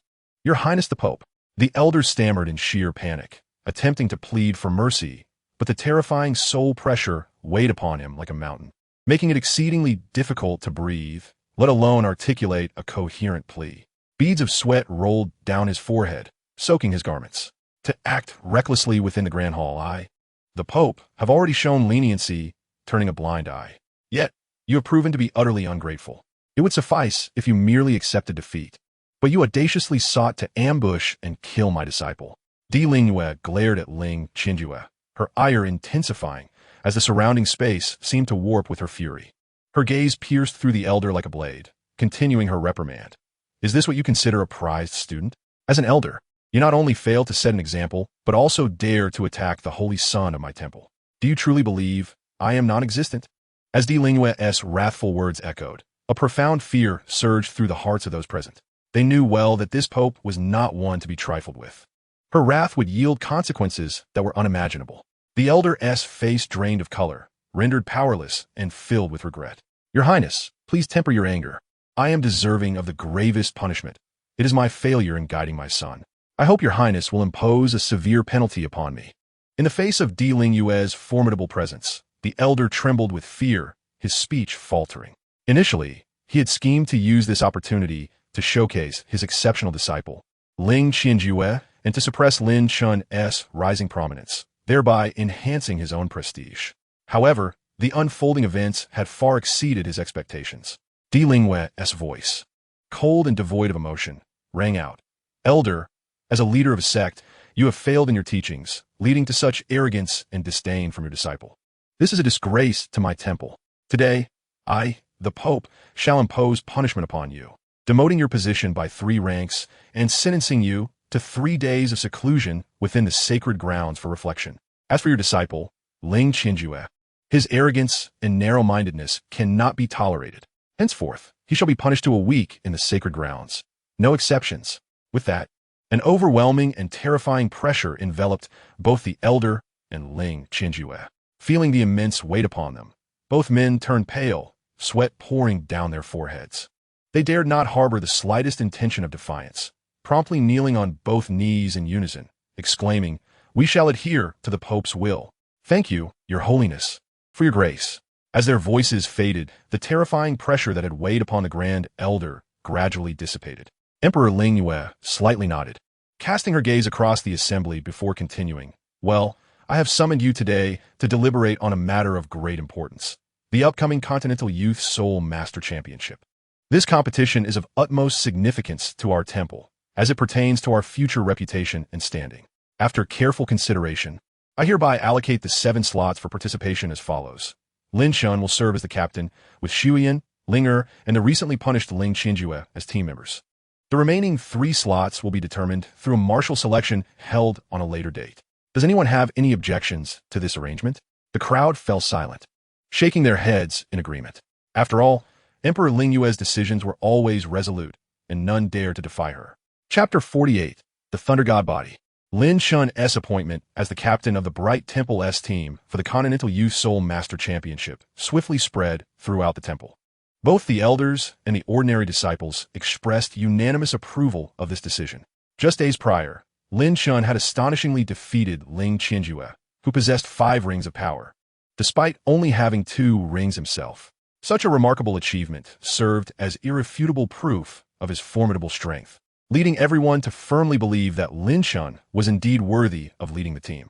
However, as the saying goes, some rejoice while others lament. At this moment, within a tranquil courtyard of the temple, Lin Chen leaned against his forehead with a sigh, lamenting, being appointed as captain is truly a troublesome affair. I must confess, I am quite unskilled in managing a team. In truth, Lin Chen had only sought to challenge Ling Qianjue to warn him against provoking Shuiyin and Linger in the future, and to gauge his own strength. The thought of becoming captain had never crossed his mind. Observing Lin Chen's troubled demeanor, Shuiyin couldn't help but stifle a laugh behind her hand, gently reassuring, "You needn't worry too much. When the time comes for the competition, you simply need to bear the title of captain. We shall handle all the trivial matters together with Linger." Upon hearing her words, Linger, standing nearby, eagerly blinked her bright eyes and nodded in agreement. "Yes, little senior brother.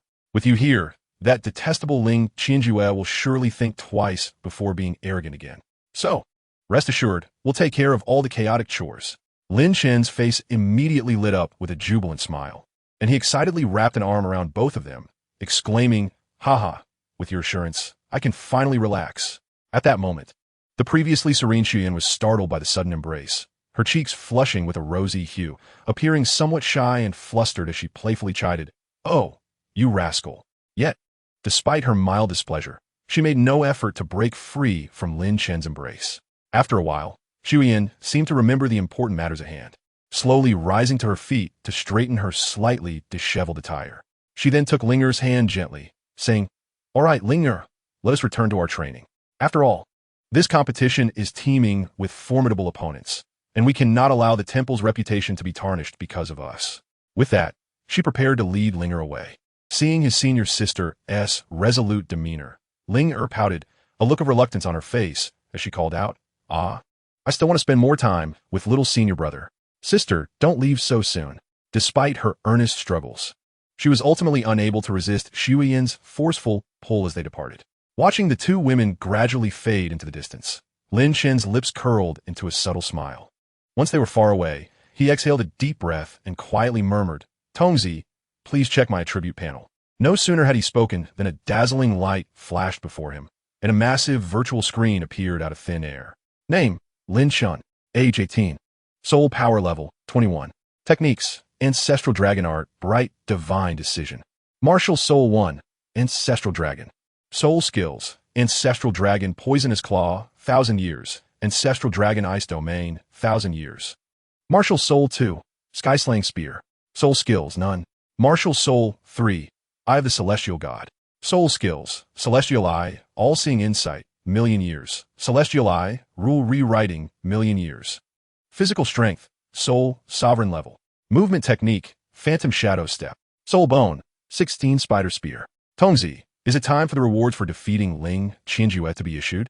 Lin Chen gazed expectantly toward a mysterious presence, as if it were where Tongzi stood.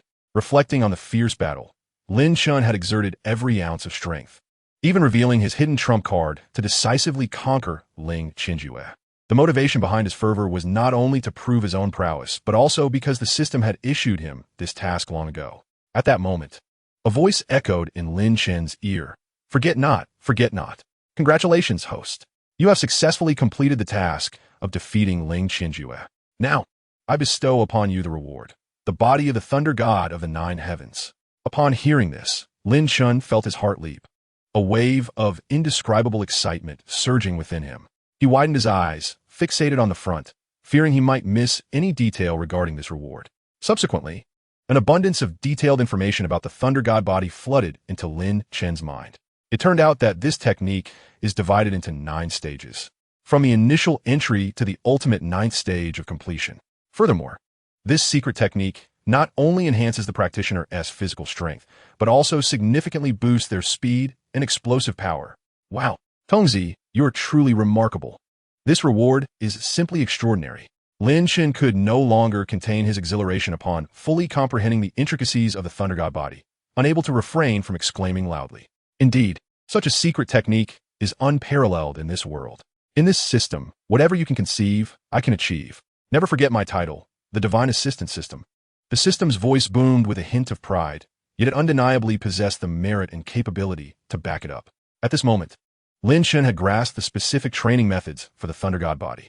However, the instant he comprehended them, he felt a shiver run down his spine.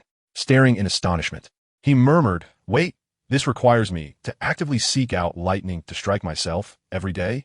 Isn't that a bit too brutal?" Seemingly sensing Lin Chen's inner trepidation and unease, the system promptly offered reassurance. As the saying goes, one must endure hardship to become exceptional. Although the cultivation process is indeed arduous, the benefits derived from it are undeniably substantial. Thus, you may proceed with unwavering confidence, for this system shall ensure that no unforeseen calamity befalls you. Upon hearing such comforting words from the system, and sensing its remarkably buoyant mood today, Lin Chen's once turbulent heart began to settle. Chapter 49, Thunder's Forging of the Body. Lin Chen inhaled deeply, his chest rising and falling rhythmically with each breath. The system's assertion rang true. The path to power is seldom devoid of arduous trials. The opportunity to acquire techniques from a parallel world is indeed a rare fortune. To remain here, quibbling and dissatisfied, would be utterly foolish. With this thought, excitement gradually ignited in Lin Chen's gaze, as if a blazing inferno had been kindled within him. At this moment, he had already formulated a clear plan in his mind. With merely a month remaining before the competition, he understood the necessity of seizing every fleeting moment. Consequently, he resolved to subject himself to the relentless strikes of lightning during the day to temper his physique, while dedicating his nights to the cultivation of the ancestral dragon technique, employing this method of day and night training to maximize his strength. As the adage goes, action speaks louder than words. Having made up his mind, there was no room for hesitation. Without delay, Lin Chen turned on his heel, hastening towards the abode of Douluo. After all, to cultivate the 9 heavens Thunder God body, one must harness the power of lightning. Yet, given his current abilities, it was evident that he could not summon the lightning on his own.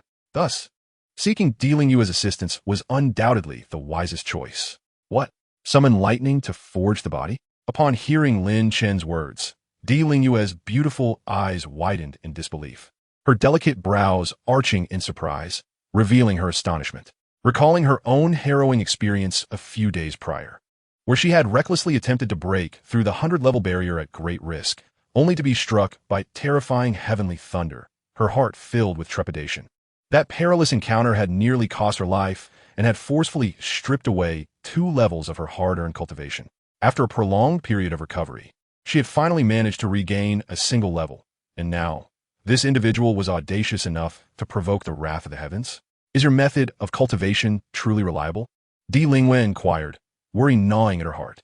Such an extreme approach to training was undeniably perilous. A moment's inattention could lead to utter annihilation. However, given her current strength, ordinary lightning should pose minimal danger to Lin Chen, and with her protection, she could at least ensure he would not meet an untimely demise. Fear not, it is absolutely reliable.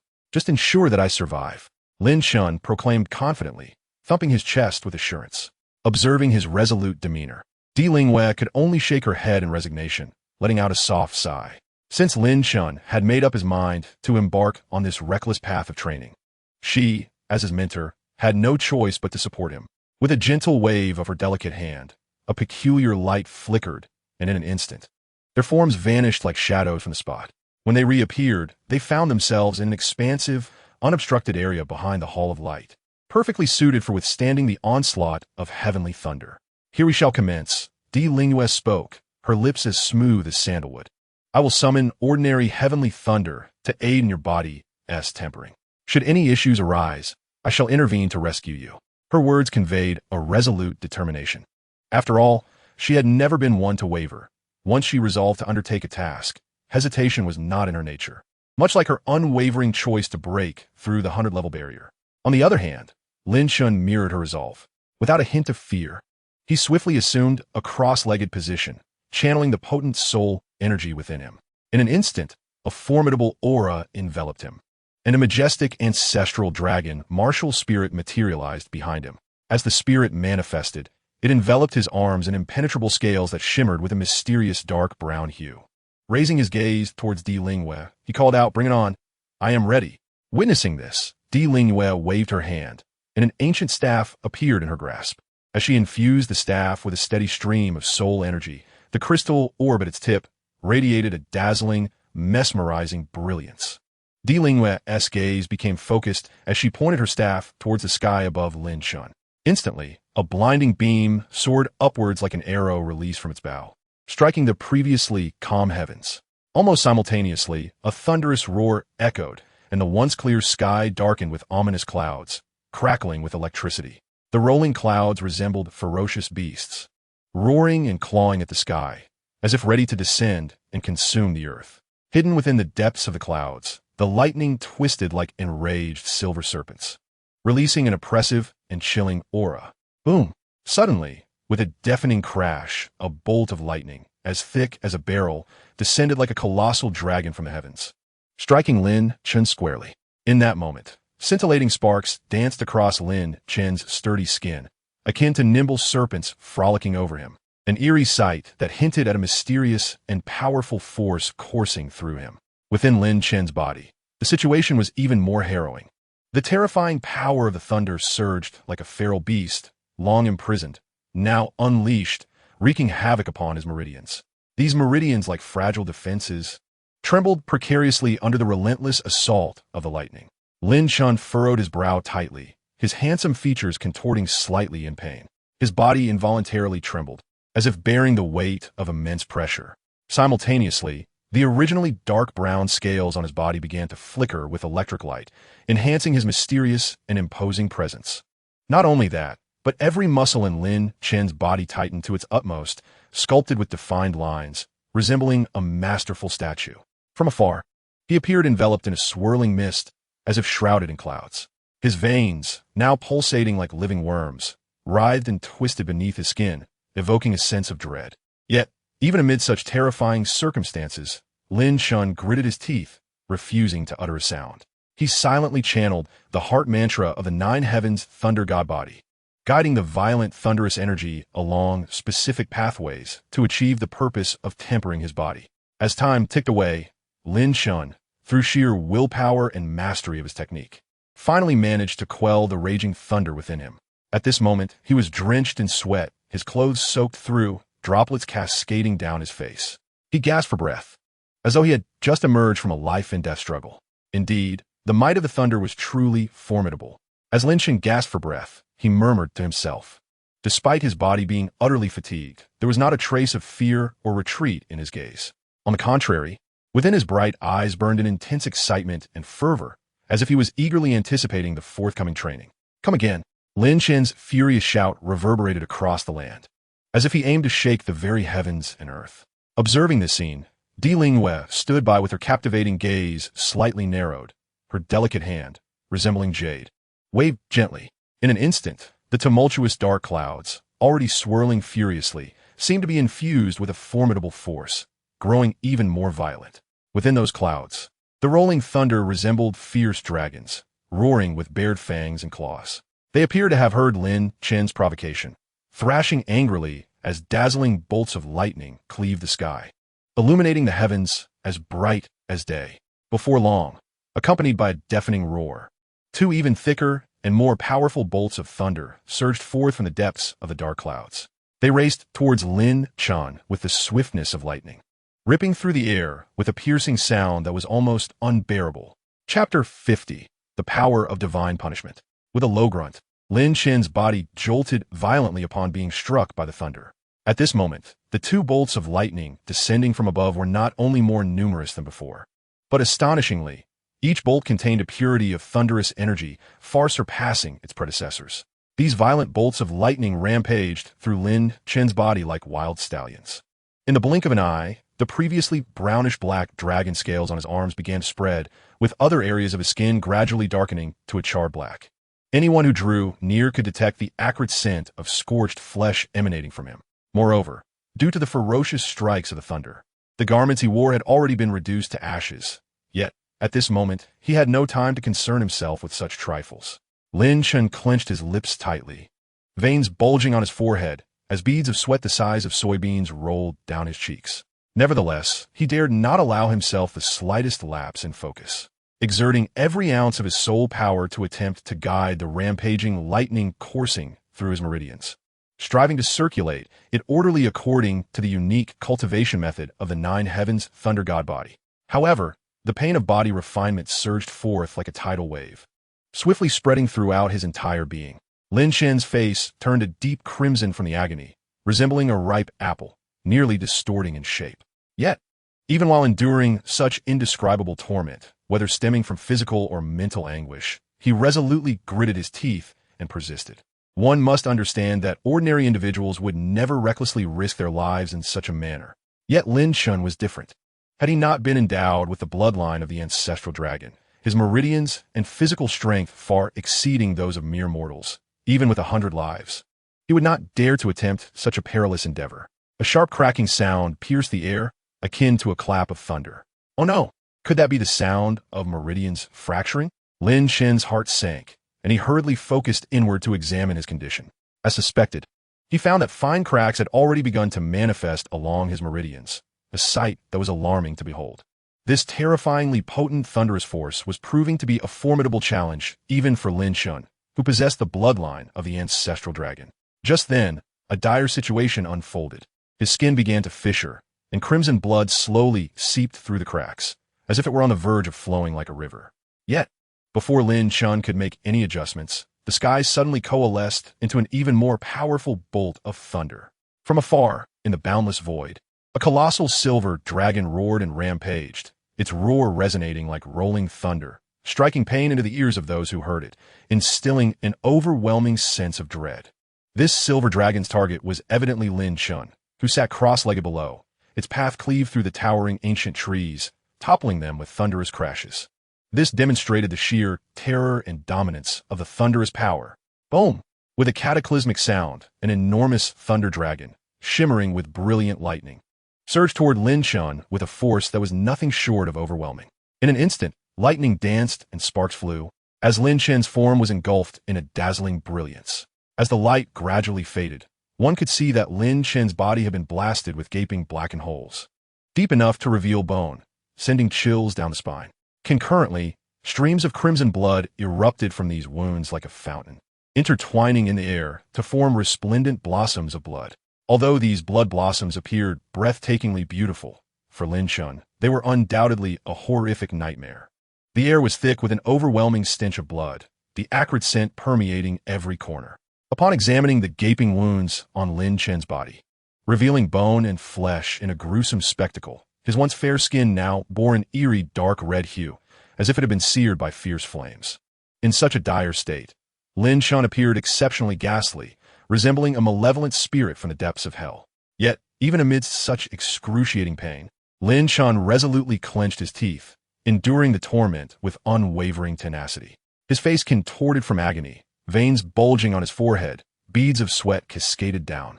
A trickle of blood seeped from the corner of his tightly clenched mouth, dripping onto the ground and staining the earth below. Nevertheless, despite this, Lin Chen dared not allow himself the slightest relaxation or negligence, for he knew that if he were to falter even slightly, utter defeat awaited him. Perhaps even the loss of his very life. Hold on, I absolutely cannot fall. As long as I draw breath, I must endure, Lin Chen repeatedly chanted within his heart, rallying his spirits.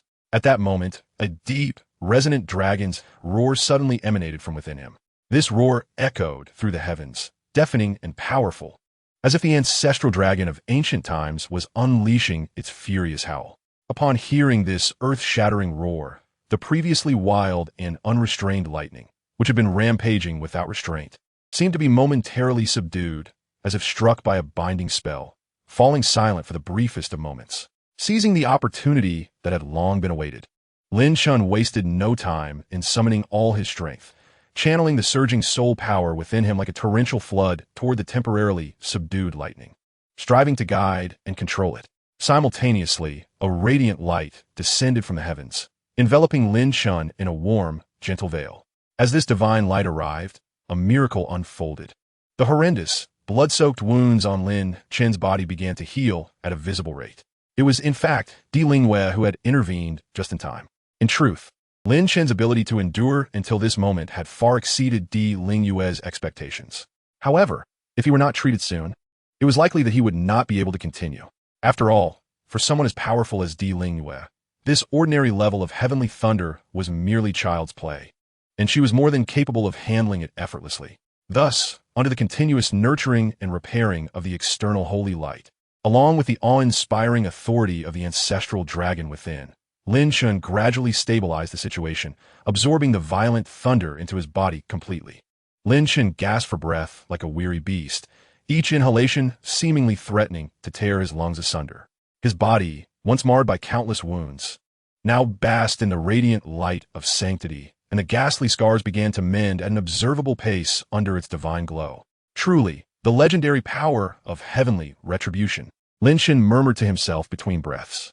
Despite the excruciating trials this formidable force had imposed upon him, he could still distinctly sense that every sacrifice had been worthwhile. For just moments ago, as he channeled the terrifying bolts of heavenly punishment to forge his body, he felt an overwhelming surge of energy flowing into him, nurturing and fortifying his very flesh. Clenching his fists tightly, he endeavored to perceive the transformation within his being. Indeed, after this baptism, he could unmistakably discern a significant enhancement in his physical prowess. Yet compared to his anticipated first tier of the Nine Heavens Thunder God body, a considerable gap remained. At that moment, a graceful figure approached him, reminiscent of a dancing fairy. It was Di Lingyue, her enchanting eyes now filled with concern, akin to a gentle, crystal-clear spring. She raised her delicate hand, and a soft holy light emanated from her palm, cascading down upon Lin Chen once more. "Are you feeling better?" Di Lingyue inquired softly, her voice laced with worry. Lin Chen nodded slightly, a grateful smile gracing his lips. "Thanks to your timely assistance, I might have truly been obliterated otherwise." Chapter 51. The Ancestral Dragon Art. Again, boom, boom, boom. Again, boom, boom, boom, boom.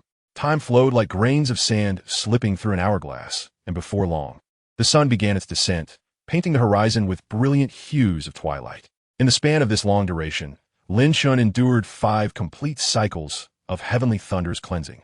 He now sat quietly within a vast and profound pit, a chasm evidently carved by the relentless strikes of the formidable thunderbolts. Surrounding him, a faint aura of thunderous power shimmered, as if he had entered into a wondrous resonance with the lightning of the heavens. His skin, once charred and blackened, gradually crumbled like a candle in the wind, giving way to a delicate and fair new layer reminiscent of mutton fat jade.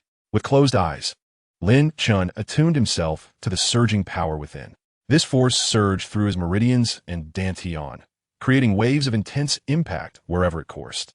After the fierce confrontation with the heavenly thunder, he could keenly perceive a substantial enhancement in his strength. Compared to his earlier self that morning, he had become several times stronger. Nevertheless, he still had not achieved the anticipated breakthrough to the first tier. Just then, Di Lingyue, who had been observing from a distance, gradually lowered her staff and approached Lin Chen with light steps. Hearing her footsteps, Lin Chen abruptly opened his eyes, instinctively wanting to rise and greet her. However, he was unaware that he was completely unclothed at that moment. With a sharp cry, Di Lingyue's eyes widened in astonishment as she beheld Lin Chen, who stood before her without a shred of modesty. A vivid crimson flushed her porcelain-like cheeks, resembling a ripe apple. Embarrassed, she hastily turned away, playfully scolding, "You must put on some clothes." Upon hearing her exclamation, Lin Chen, as if awakening from a dream, became acutely aware of his predicament. The calm demeanor he had retained crumbled, his face tinged with a faint blush. In a flurry, he retrieved a set of garments from his spatial ring and hastily donned them. Once properly clothed, he cleared his throat and said, somewhat sheepishly, "I'm decent now."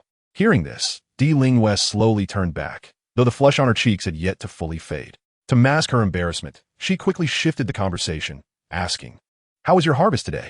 Did you meet your expectations?" As she spoke, Her phoenix-like eyes remained fixed on Lin Chen. Lin Chen gently shook his head, a hint of regret illuminating his expression. He sighed, "I did not reach my expectations, but the gains were not insubstantial." With that, he began to stretch his limbs, and with each contraction and extension of his muscles, a series of crackling, thunderous sounds echoed, as if an inexhaustible power within him awaited its release. Any gains are indeed commendable. Douluo took a deep breath, striving to regain her composure from the earlier emotional turmoil. Her exquisite visage once again exuded calmness as she softly inquired, "How many more days do you estimate you will require for this training?" Lin Chen furrowed his brow, pondering for a moment before replying, "I cannot be certain. Perhaps around 5 days, but it could extend to 7 or even half a month." His tone bore a trace of uncertainty and resignation. Douluo nodded slightly, indicating her understanding, and then said with a gentle nod, "If that is the case, we shall meet here again tomorrow. The day is waning. You should return to rest and recuperate." With a flick of her delicate hand, the air before her was instantly rent asunder, creating a vast rift, and in a flash, she vanished into it, disappearing without a trace. Watching where Douluo had departed, Lin Chen couldn't help but chuckle softly. "I never imagined that this formidable and awe-inspiring pontiff would exhibit such a demeanor akin to a young girl."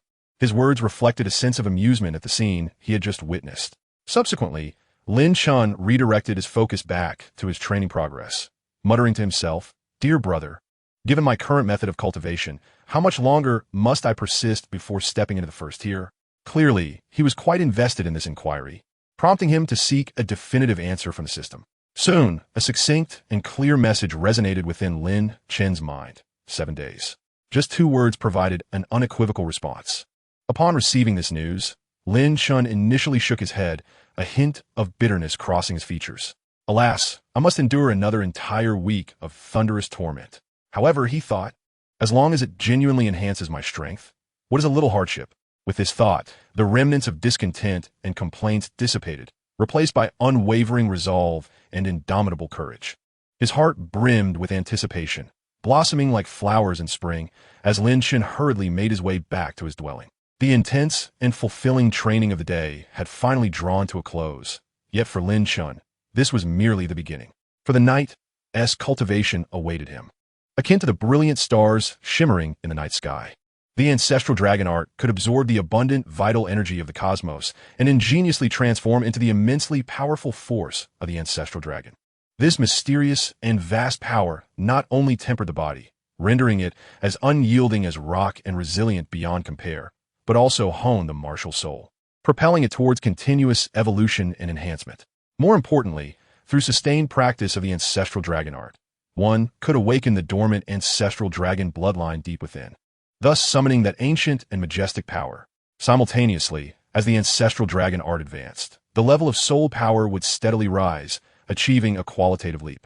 Especially astonishing is the soul power cultivated through the ancestral dragon technique, which embodies the might of the ancestral dragon itself. In comparison to ordinary soul power, it is far more ferocious and tempestuous, akin to a surging tidal wave, yet also more profound and substantial, reminiscent of an unending mountain range. An incessant flow of information regarding the ancestral dragon technique surged into Lin Chen's mind like a torrent, granting him a deeper understanding and insight into this unparalleled divine skill. Truly remarkable. Lin Chen found himself murmuring in awe, his eyes shimmering with an unmistakable glimmer of excitement. At that moment, he abruptly realized the potential astonishing effects that could arise from harmonizing the ancestral dragon technique with the Nine Heavens Thunder God body. Surely, by the time he reached the final stages of cultivation, he would wield such formidable physical strength that he could traverse the world unopposed, becoming an existence truly invincible. Just the thought of this sent a rush of fervor through Lin Chen, filling his heart with boundless yearning and aspiration. With his heart brimming with anticipation and dreams of a glorious future, Lin Chen swiftly adjusted his mindset, immersing himself entirely in his cultivation. He closed his eyes tightly, silently reciting the esoteric and intricate incantations of the ancestral dragon technique. As he continued to chant, and his inner energy flowed gently, a radiant orb began to coalesce above his head. This orb grew ever brighter, eventually taking on the vivid form of a dragon-shaped illusion. The ethereal giant dragon, fierce and imposing, opened its enormous maw wide, as if it intended to devour the heavens and earth. Subsequently, countless nearly invisible streams of energy surged toward the dragon's mouth from all directions, drawn by the allure of the purest vital energy of the universe. These vital energies flowed unceasingly into the dragon's maw, where they were refined and transformed into an ancient and formidable power through the unique methods of the ancestral dragon technique. Upon sensing this power coursing through his body, Lin Chen couldn't help but feel an overwhelming joy. Surely, this was the legendary might of the ancestral dragon. Thrilled yet cautious, Lin Chen dared not relax for a moment. He took a deep breath and once more exerted all his strength to channel the newly acquired power of the ancestral dragon through his meridians. If the thunder he experienced during the day could be likened to a ferocious beast, then the ancestral dragon power surging within him at that moment resembled a towering mountain. Steady and majestic. Chapter 52. Continuous Strengthening. Lin Chen sat cross-legged upon his bed, his eyes tightly shut, exuding an aura of tranquility reminiscent of a meditative monk. After taking a deep breath, he began to activate the latent powers of the ancestral dragon technique within him. Instantly, an invisible force radiated from his being, stirring the surrounding air like a vortex. Under the influence of this tremendous gravitational pull, the purest and most concentrated natural energies of the universe seemed to respond to his call, converging toward Lin Chen and flooding into his meridians like a relentless tide. Initially, these natural energies bore their original transparent hue, but as they traversed the pathways dictated by the ancestral dragon technique, they gradually became imbued with a mysterious and profound dark golden luster. This dark golden glow became increasingly resplendent, sparkling like the stars in the night sky. With each cycle of the ancestral dragon technique, more and more natural energy was transformed into the power of the ancestral dragon, surging through Lin Chen's meridians with a deep, resonant roar reminiscent of an ancient dragon's song echoing through the heavens. Roar. Another thunderous dragon's roar erupted from deep within Lin Chen's meridians, causing even the furniture in the room to tremble slightly under the sonic waves. At this moment, Lin Chen dared not show any sign of complacency. He focused intently on controlling the trajectory of the ancestral dragon technique, carefully guiding the surging power toward his flesh and bones. As the ancestral dragon power made contact with his body, an indescribable sensation of itchiness arose within him. Lin Chen understood that this was a manifestation of his body undergoing transformation and enhancement through the ancestral dragon power. If one were to look inward at that moment, they would be astonished to find intricate dark golden patterns emerging upon the surface of his bones, resembling naturally formed runes that exuded a heart-stirring aura. Simultaneously, during this nourishing and cleansing process of the ancestral dragon power, Lin Chen's soul power experienced a significant enhancement. What was once already formidable soul power now surged forth like a wild stallion, and the soul power itself became infused with the mysterious dark golden hue, rendering it even more profound and vast, brimming with limitless potential. It is uncertain how much time passed, but as Lin Chen found himself in deep contemplation, a sudden and intense burning sensation erupted from his chest without warning. It felt as if a raging inferno was wreaking havoc upon his heart, causing him to shudder involuntarily. Instinctively, Lin Chen reached to tear open his clothing, and when he lowered his gaze, he was struck with astonishment at what he beheld. Emerging slowly at the position of his heart was a mysterious and ancient dark golden dragon pattern. The dragon pattern was vivid and lifelike, as if it might break free and soar at any moment. Though the dragon's eyes were tightly shut, merely gazing upon it instilled a palpable sense of overwhelming pressure. Could this be the mark of the legendary ancestral dragon bloodline? Lin Chen's eyes widened in disbelief as he murmured to himself. It is worth noting that previously, the connection between his bloodline and the legendary ancestral dragon was merely a subtle influence due to the overwhelming strength of his ancestral dragon martial soul. However, at this moment, a profound transformation had taken place. After the tempering of the ancestral dragon technique, Lin Chen's own bloodline had begun to actively and genuinely evolve towards that of the ancestral dragon. This astonishing change was akin to a seed buried deep underground, with its evolution becoming more apparent over time. An ancient aura emanated from Lin Chen, as if he were gradually becoming the embodiment of the ancestral dragon, the ruler of all things from a mythical era. Trembling, he extended a finger to gently touch the dragon pattern. Upon contact, a strange energy coursed through his body from his fingertip, causing him to shiver. Simultaneously, Lin Chen attempted to move his limbs, and with each motion, low, rumbling dragon roars emanated subtly from within him. Moreover, intertwined with the dragon roars were faint echoes of thunder, resounding powerfully. At that moment, Lin Chen could distinctly feel the strength within his body steadily intensifying, particularly the robustness of his physical form, which was increasing at an astonishing rate. Judging by the current circumstances, his physical strength was nearing the level of a soul master. The ancestral dragon technique truly lives up to its reputation as an extraordinary skill, displaying unparalleled dominance. Unable to contain his excitement, Lin Chen erupted in exuberant praise.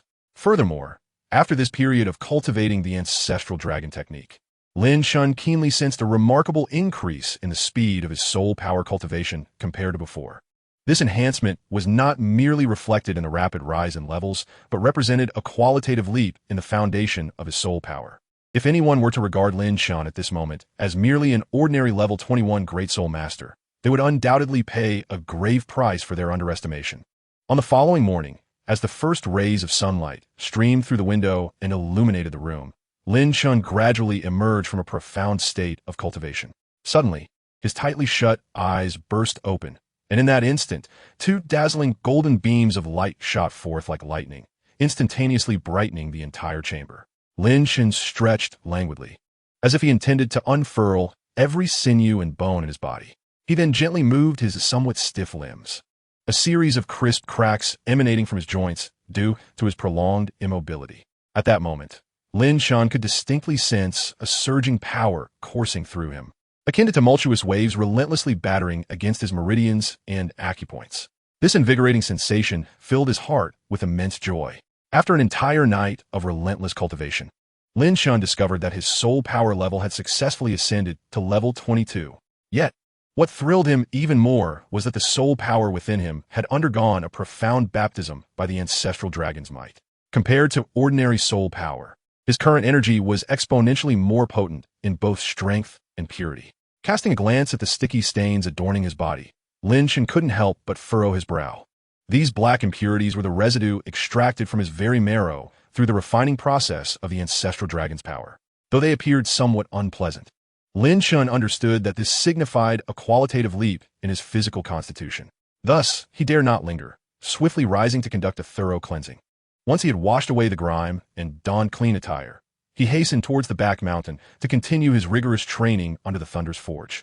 Before long, Lin Chen arrived at the back mountain, where tranquility and serenity reigned, with lush trees casting shade and the air filled with the fragrance of blooming flowers. Upon reaching the spot where he had cultivated the previous day, a familiar figure caught his eye. It was Emperor Lingyue. She stood quietly beneath an ancient tree, a gentle breeze tousling her hair. When she spotted Lin Chen, a glimmer of surprise flickered in her beautiful eyes. "Your aura today seems markedly different," she remarked softly, her gaze fixed intently upon him. Hearing this, Lin Chen's lips curled into a radiant smile. Indeed, last night's cultivation bore significant fruit. Emperor Lingyue slightly parted her delicate lips, nodding ever so slightly, her voice as ethereal as a celestial melody. "In that case, let us commence today's thunder forging. Are you prepared?" Standing beside her, Lin Chen took a deep breath, his gaze resolute as he looked at Emperor Lingyue and responded loudly, "Let us begin." With that, he swiftly seated himself in a cross-legged position, closed his eyes, and began to channel the enigmatic Nine Heavens Thunder God technique with all his might. With a graceful wave of her jade hand, Emperor Lingyue conjured a staff that appeared instantaneously in her grasp. As she recited incantations, dark clouds in the sky seemed to respond to some unseen call, swiftly gathering with visible speed. In the blink of an eye, the once clear sky had turned ominously dark, heavy clouds flashing with ominous purple lightning, as if concealing boundless destructive power. At that moment, Emperor Lingyue abruptly pointed her staff towards the heavens and cried out, "Go!" Instantly, a bolt of lightning, as thick as a barrel, descended like a roaring dragon, its claws poised to strike Lin Chen, who clenched his teeth and braced himself against this sudden onslaught. Unfazed, he tightened his muscles, desperately summoning the ancestral dragon's power within to withstand the thunder's assault. With a resounding crash, the lightning struck Lin Chen with tremendous force, a powerful current coursing through his entire being, inflicting excruciating pain.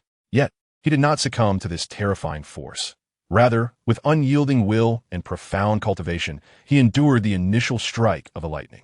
As time passed, the frequency of the lightning increased, each strike more formidable than the last, cascading down upon Lin Chen like a relentless rain. Each bolt sent violent tremors through his body. But he remained steadfast, continuing to channel his energy in resistance. Gradually, Lin Chen realized that although he was experiencing indescribable agony, he was also undergoing remarkable transformations amidst the tempestuous baptism of lightning. His bones became tougher, his meridians widened, and his muscles brimmed with explosive strength. He could clearly perceive that today, his pain was significantly less than yesterday's. Lin Chen understood that all of this was attributable to the mysterious and powerful ancestral dragon art.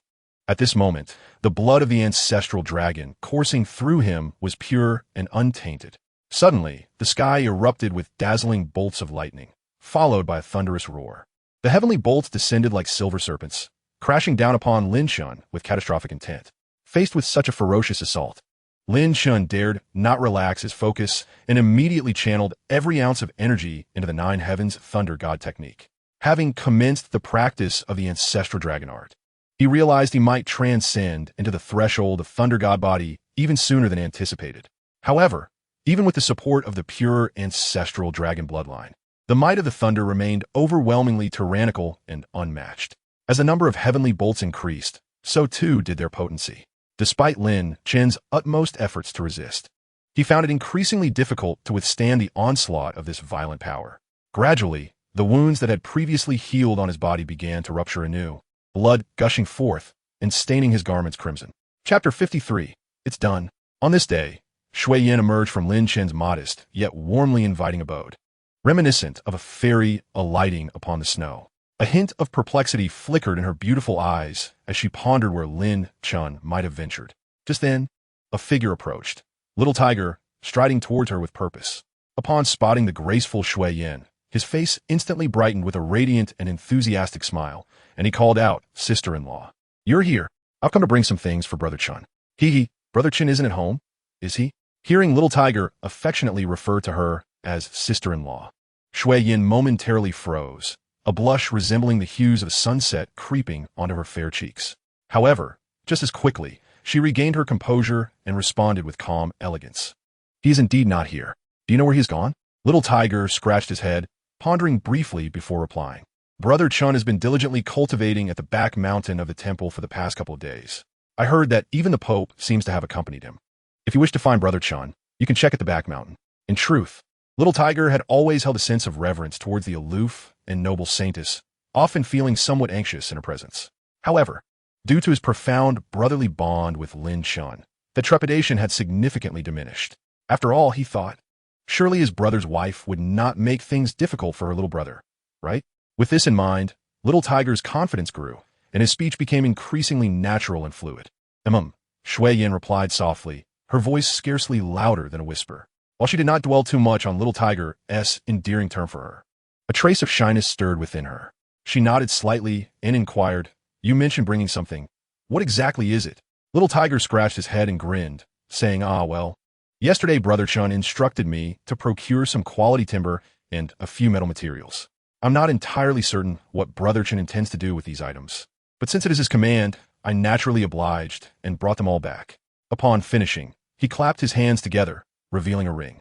Shui Yin nodded slightly, indicating her understanding, and then turned around, slowly making her way towards the back mountains. Along the way, a sense of unease crept into her heart. For some inexplicable reason, she felt that something ominous was about to transpire.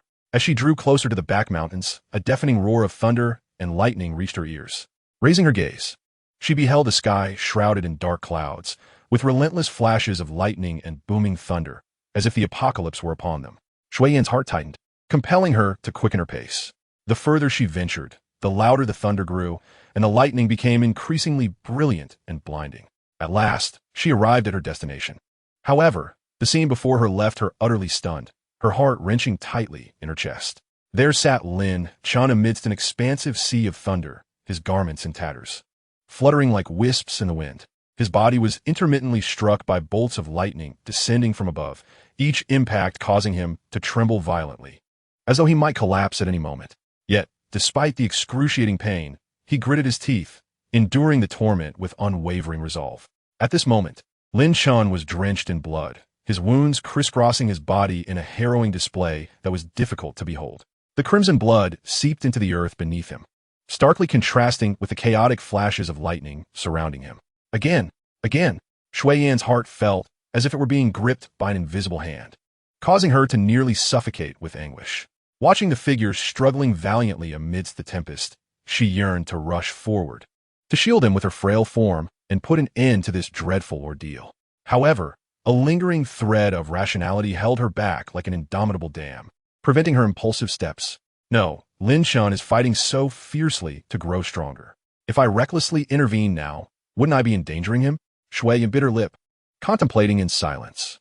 Unbeknownst to her, her once delicate hands had balled into fists, the sharp nails digging painfully into her palms, drawing forth droplets of blood. Yet she seemed oblivious to the pain. He had always been so resilient and brave, never faltering in the face of adversity. Even when confronted with the terrifying might of thunder, he pressed on fearlessly. And what about her? As the person closest to him, was her only role to stand idly by, watching him suffer? No, absolutely not. Tears began to well in her eyes, sparkling like jewels. Yet the determination in her gaze remained unyielding, growing more intense with each passing moment. Finally, as if she had made a profound resolution, she took a deep breath and slowly turned away. The first step felt like wading through lead, her legs heavy as if weighed down. But she gritted her teeth and persevered. Step by step, Shui Yan distanced herself from that place. She dared not look back, not even a glance sideways. For she knew that if she returned and see Lin Chen's likely battered visage, her heart would shatter irreparably. The mere thought of that heart-wrenching pain was almost unbearable, let alone witnessing it firsthand. Thus, she forced herself to suppress the overwhelming urge to turn back, resolutely moving forward without a moment's hesitation. Meanwhile, Di Lingyue, who had been silently observing from a distance, first cast her gaze upon Shui Yan's receding figure, then turned her attention back to Lin Chen, still ensnared in the tempest, battling valiantly. A brilliant glimmer suddenly flickered in her enchanting eyes as she softly murmured, "Lin Chen, with your tenacity and fortitude, given time, you shall surely surpass me and ascend to the pinnacle of this world." As time trickled by, each moment stretched out interminably. In the midst of this seemingly endless wait, Lin Chen focused intently, gradually drawing the heavenly thunder into his body, absorbing it with astonishing willpower and concentration. In an instant, a dazzling radiance erupted from his form, enveloping him in a cocoon of lightning. Lin Chen's eyes flew open, sparkling with uncontainable excitement, momentarily forgetting the gruesome wounds adorning his body. "I did it," he exclaimed, his voice brimming with exhilaration and joy. He sprang to his feet, feeling the surge of power coursing through him, filled with a profound sense of accomplishment. After enduring 5 grueling days of thunderous trials, Lin Chen had finally broken through, entering the first realm of the 9 heavens thunder god body. At this moment, Di Lingyue, witnessing his triumph, swiftly invoked a sacred light spell. Waves of warm, gentle holy light emanated from her hands, cascading down upon Lin Chen's battered body. These divine rays seemed to possess miraculous healing powers, swiftly mending his myriad wounds, restoring calm to his previously tormented visage. Observing Lin Chen's jubilant expression, Di Lingyue could not help but smile in delight, for she alone understood the inhumane trials and tribulations he had endured over the past few days. Each day, Lin Chen faced countless strikes of thunder, any misstep potentially leading to annihilation. Yet, even under such immense pressure, he had remained steadfast, never once considering surrender. Now, witnessing the fruits of his labor, Di Lingyue felt a deep-seated joy for him. Lin Chen gradually lifted his head, his gaze meeting Di Lingyue's from a short distance away. A gentle smile graced her lips, radiating beauty akin to flowers blooming in spring, captivating and enchanting. Overcome with excitement, Lin Chen, as if losing his senses, dashed towards Di Lingyue, enveloping her in a tight embrace. "I did it. I finally succeeded." His voice trembled with emotion, as if he wished to convey all his joy and accomplishment through this embrace. Di Lingyue, clearly taken aback by Lin Chen's unexpected action, was startled momentarily as he rushed towards her. A blush colored her ethereal face, resembling a ripened apple, endearing and charming. However, surprisingly, Di Lingyue did not push him away. Instead, she gently patted his back with her soft, ivory-like hands, her voice tender as she said, "All right now, I know you're overjoyed, but please let me go." Though her words carried a hint of playful reproach, they were laden with warmth and indulgence. Lin Chen released Douluo and began to examine his personal status panel. Name, Lin Chen, 18th Soul Power Level, 23, Bloodline, Ancestral Dragon Bloodline, Techniques, Ancestral Dragon Technique, Radiant Divine Art, Martial Spirit 1, Ancestral Dragon, Soul Skill, Ancestral Dragon Venomous Claw, 1,000 years, Ancestral Dragon Frozen Domain, 1,000 years. Martial Soul 2, 9 Heavens God-Slaying Spear. Soul Skill None. Martial Soul 3, Eye of the Celestial God.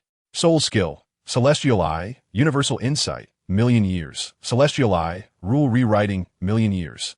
Physical Body, 9 Heavens Thunder God Body, First Stage, Soul, Sect Level. Movement Technique, Ghostly Shadow Step. Soul Bone, 16 Spider Spear. The power of his physical body had astonishingly reached the level of a 4-ring soul sect. Lin Chen's eyes widened in disbelief, and he exclaimed with uncontainable joy. What does this signify? It signifies that now, relying solely on his formidable physical strength, Lin Chen could confront a 4-ring soul sect member without fear, engaging them in a fair contest. With this thought, Lin Chen's heart brimmed with gratitude. In the next moment, he swiftly turned to the elegant and noble Douluo beside him, bowing deeply and sincerely expressing his thanks. "Thank you, teacher, for your unwavering support these past days. Without you, I could not have achieved such remarkable progress." Indeed, as Lin Chen stated, during the previous days, Douluo had tirelessly accompanied him from dawn till dusk, diligently guiding him in his arduous training. Moreover, she remained ever vigilant, safeguarding Lin Chen and ensuring that he would not be disturbed or threatened by any external forces. Such generous treatment is exceedingly rare, even within the renowned Temple of Light, let alone throughout the vast continent, where it would be almost impossible to find another place offering such exceptional conditions. With just over half a month remaining, the much-anticipated competition will soon commence. You must seize this precious time to train diligently. When the time comes for the contest, I insist that the world witnesses just how extraordinary my esteemed disciple, taught by Douluo, truly is. Douluo is mild warmly, earnestly encouraging Lin Chen. Hearing her words, Lin Chen's eyes sparkled with confidence and determination as he clenched his fists, responding with a booming voice. "Rest assured, my only aim in this competition is to seize the coveted champion's throne." At this moment, he was aflame with passion, eager to step onto the stage and showcase his abilities. Chapter 54, The Music Box. As dawn broke, the morning light filtered through the leaves, casting a golden veil over the entire courtyard. The crystalline dew had yet to fully evaporate, resembling tiny pearls scattered among the green grass and petals.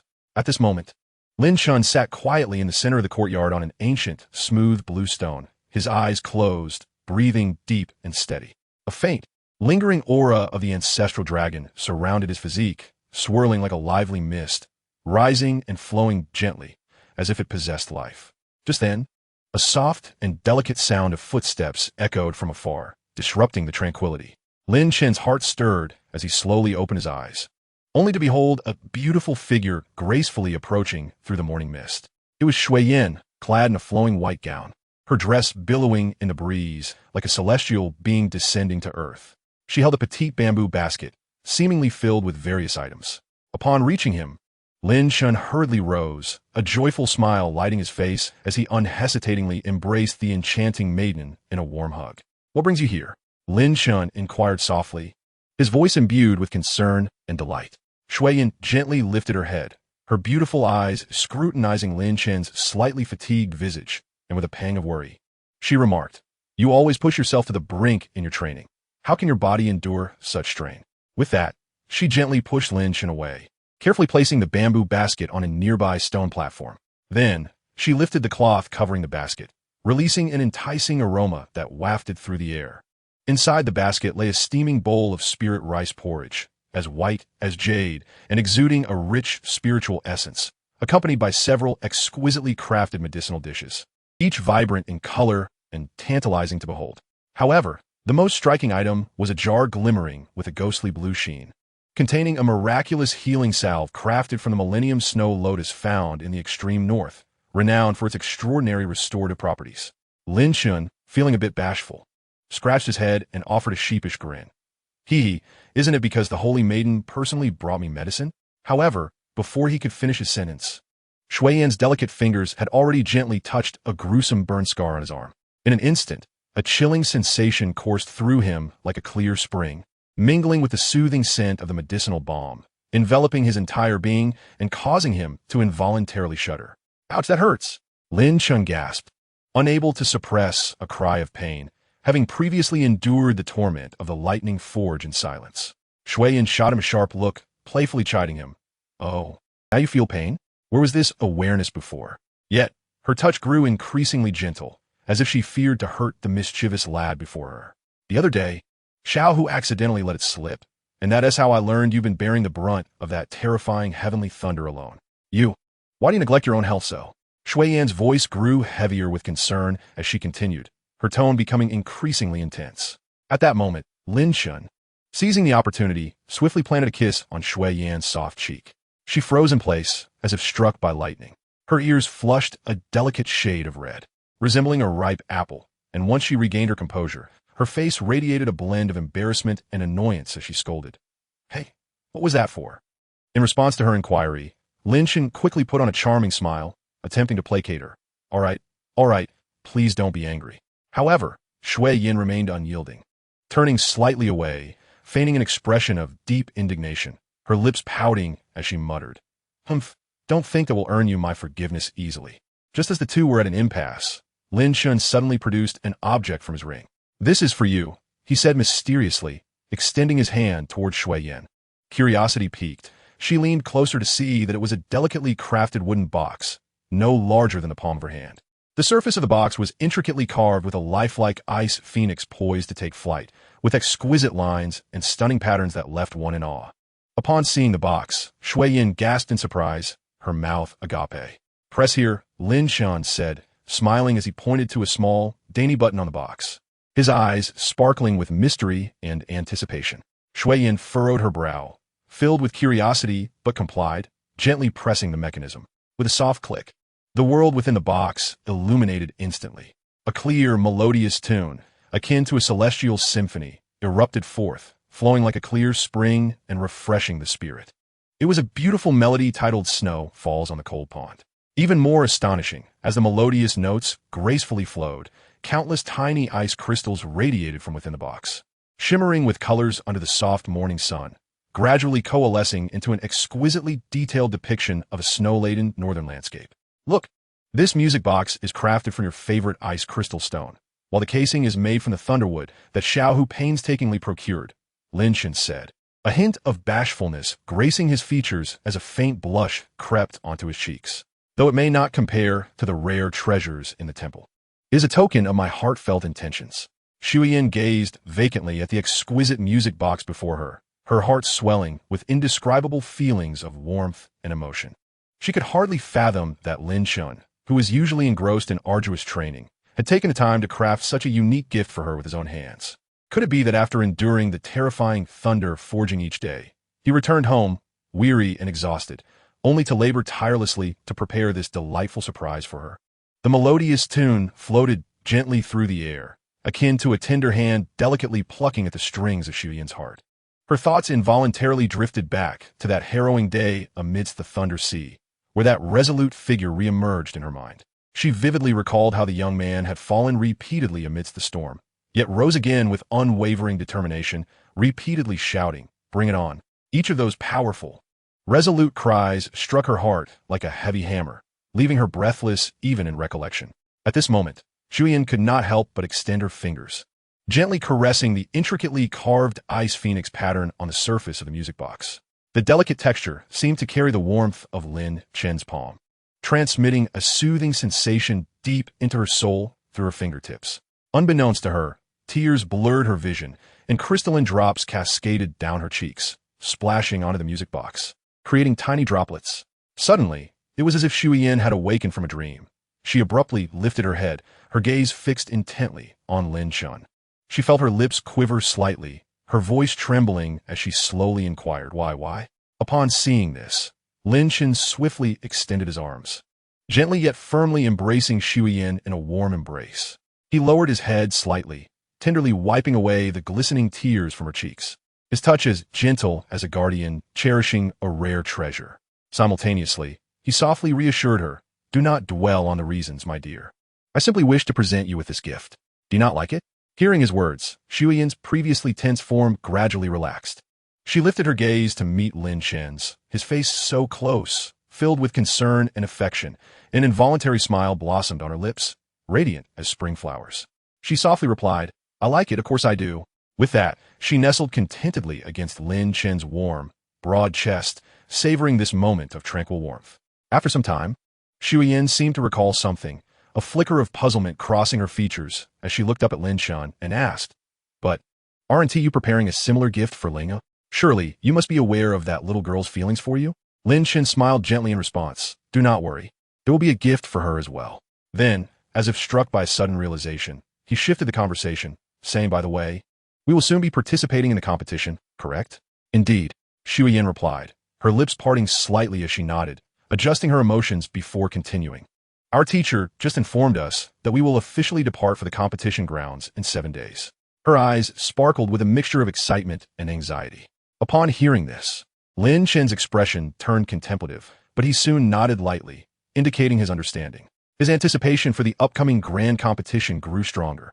After all, it was a momentous event across the entire continent, and merely participating was an unparalleled honor. Just then, a crisp, mechanical voice echoed suddenly in Lin Chen's mind. "Task issued. Secure the championship in the Continental Youth Soul Master World Competition. Reward, a treasure map."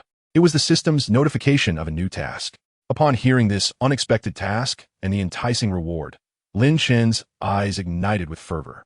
He focused intently on the details displayed on the virtual screen before him, along with the mysterious treasure map's image, feeling a surge of adrenaline course through him. As if he were ablaze with ambition. Without a doubt, he was determined to give his all in this competition, striving for the championship title. For it was only through this victory that he could obtain the precious treasure map and embark on an unknown yet exhilarating adventure. Chapter 55, The Forces of the Continent. 7 days later, within the grand hall of the Temple of Light, Lin Chen walked alongside Xueyan and Linger, gradually entering the solemn and majestic chamber. There, they found several familiar faces waiting. Ling Qinjue, Ling Xiao, Little Tiger, Feng Xing, and Chen Hong. At that moment, Ling Qinjue appeared transformed from the person he once was. Previously arrogant and disrespectful, the punishments he had endured within the sacred grounds had served to smooth out his rough edges. Moreover, the icy, murderous glare Lin Chen had cast upon him lingered in his memory like a deep imprint, instilling in him a profound fear that prevented him from ever daring to provoke Lin Chen again, not even to meet his gaze. Just then, observant Little Tiger was the first to notice Lin Chen's arrival. His face lit up with joy as he rushed forward, exclaiming, "Brother Chen, you've finally arrived." His excitement was palpable. On the other side, Ling Xiao and Feng Xing quickly approached Lin Chen, cupping their fists in greeting. Their attitude was notably more respectful than before, fully aware of Lin Chen's formidable strength. Despite their own recent breakthroughs to the rank of Soul Respect at level 30, they had witnessed Ling Qinjue, a Soul King, suffer a crushing defeat at Lin Chen's hands. Thus, they were naturally deferential in his presence, not daring to show any signs of disrespect. "Weren't there supposed to be 7 of us? Why is there one more?" Lin Chen furrowed his brow slightly, offering a brief salute to the newcomer before inquiring with curiosity. Little Tiger sheepishly scratched his head, answering with a hint of embarrassment, "Brother Chen, I'm not a primary team member for this operation. I'm merely a substitute. But rest assured, I can assist with logistics," he said with an earnest smile. Lin Chen nodded thoughtfully, indicating his understanding. He then began to assess the team from the Temple of Light.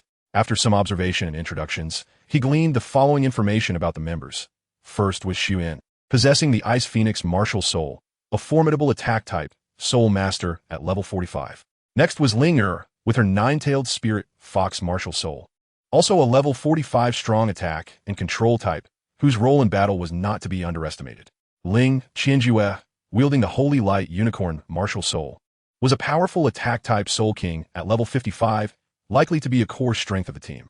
Ling Xiao, holding the Holy Light Sword, was a level 34 attack-type Soul Respect, while Feng Xing, with his Gale Wings Martial Soul, excelled in speed as a level 34 agile attack-type Soul Respect. Chen Hong was a defensive Soul Master with the Xianling Turtle Martial Soul at level 33. Lastly, the newcomer Little Tiger possessed the Earth-Bearer martial soul and was currently at level 32. Observing his teammates, Lin Chen couldn't help but shake his head in resignation, chuckling softly, alas. It seems I'm the lowest level among us. Over the past few days, Lin Chen had dedicated himself tirelessly to mastering the ancestral dragon secret art, refusing to slacken even for a moment. After 7 days of relentless effort, he had finally succeeded in breaking through to level 25. Although the elevation in rank may not be particularly significant compared to previous instances, he could distinctly sense the burgeoning and tumultuous energy of his soul power within, as if an inexhaustible reservoir of strength was ceaselessly surging forth. Just as several individuals engaged in conversation, the fabric of reality tore apart, and the figure of Lingyue emerged. Observing the assembled crowd, she gently parted her lips. Now that we are all present, let us proceed. With a sweeping motion of her hand, the group vanished from the location. The venue for this competition was set in the sacred city of Shanghui, situated at the heart of the Soul Continent, merely 100 miles from the temple. The Holy Radiance Arena, constructed by the first pope through divine miracles, floated majestically in the air, capable of accommodating 1 million spectators. The Soul Continent can be divided into the central state, the eastern and western domains, the southern wilderness, and the northern frontier. The central state, also known as the Light God Domain, is governed by the Light Temple, with Pope Lingyue wielding the Holy Judgment Staff and her 7 cardinal bishops overseeing the 7 divine offices of judgment, redemption, protection, and so forth, safeguarding the central state. It is the sanctum of Light System Soul Masters, boasting the most comprehensive training system for Soul Masters on the continent, with nearly 70% of past competition champions hailing from this region. In the eastern part of the central state, the Chu family, known for their dragon spear, has long collaborated with the protective bishop to defend the area. Their martial soul, the sky-splitting dragon spear, can transform into a dragon form, and their family's ultimate technique, the 7 styles of sky-splitting, once pierced through the ranks of 1 million soul beasts. The current young master, Chu Xinghe, at the age of 19, has faced the 10,000-year soul beast, the Hellhound, in single combat without defeat, earning the moniker Dragon Spear Shattering Stars. The eastern domain, characterized by volcanic and arid landscapes, is home to the most aggressive fire-type soul masters. They reject all defensive soul techniques, holding the belief that offense is the best form of defense. The Burning Sky Valley has reigned supreme for a millennium. The Infernus, a subterranean chamber beneath an active volcano, is said to seal the remnants of the ancient fire god Zhuron, where disciples must temper their martial souls in magma. The young valley master, Yan Jin, awakened his martial soul, the fire phoenix, which manifested molten gold eyes, causing magma to surge in his wake. His ultimate technique, the 9 strikes of nirvana, can evolve continuously during battle. The western domain is a land of machinery and strategy.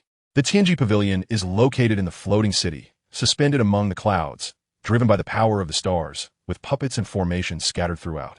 The young pavilion master, Mo Xian, possesses the martial soul of the star chessboard, capable of predicting all of his opponents' moves within 3 breaths.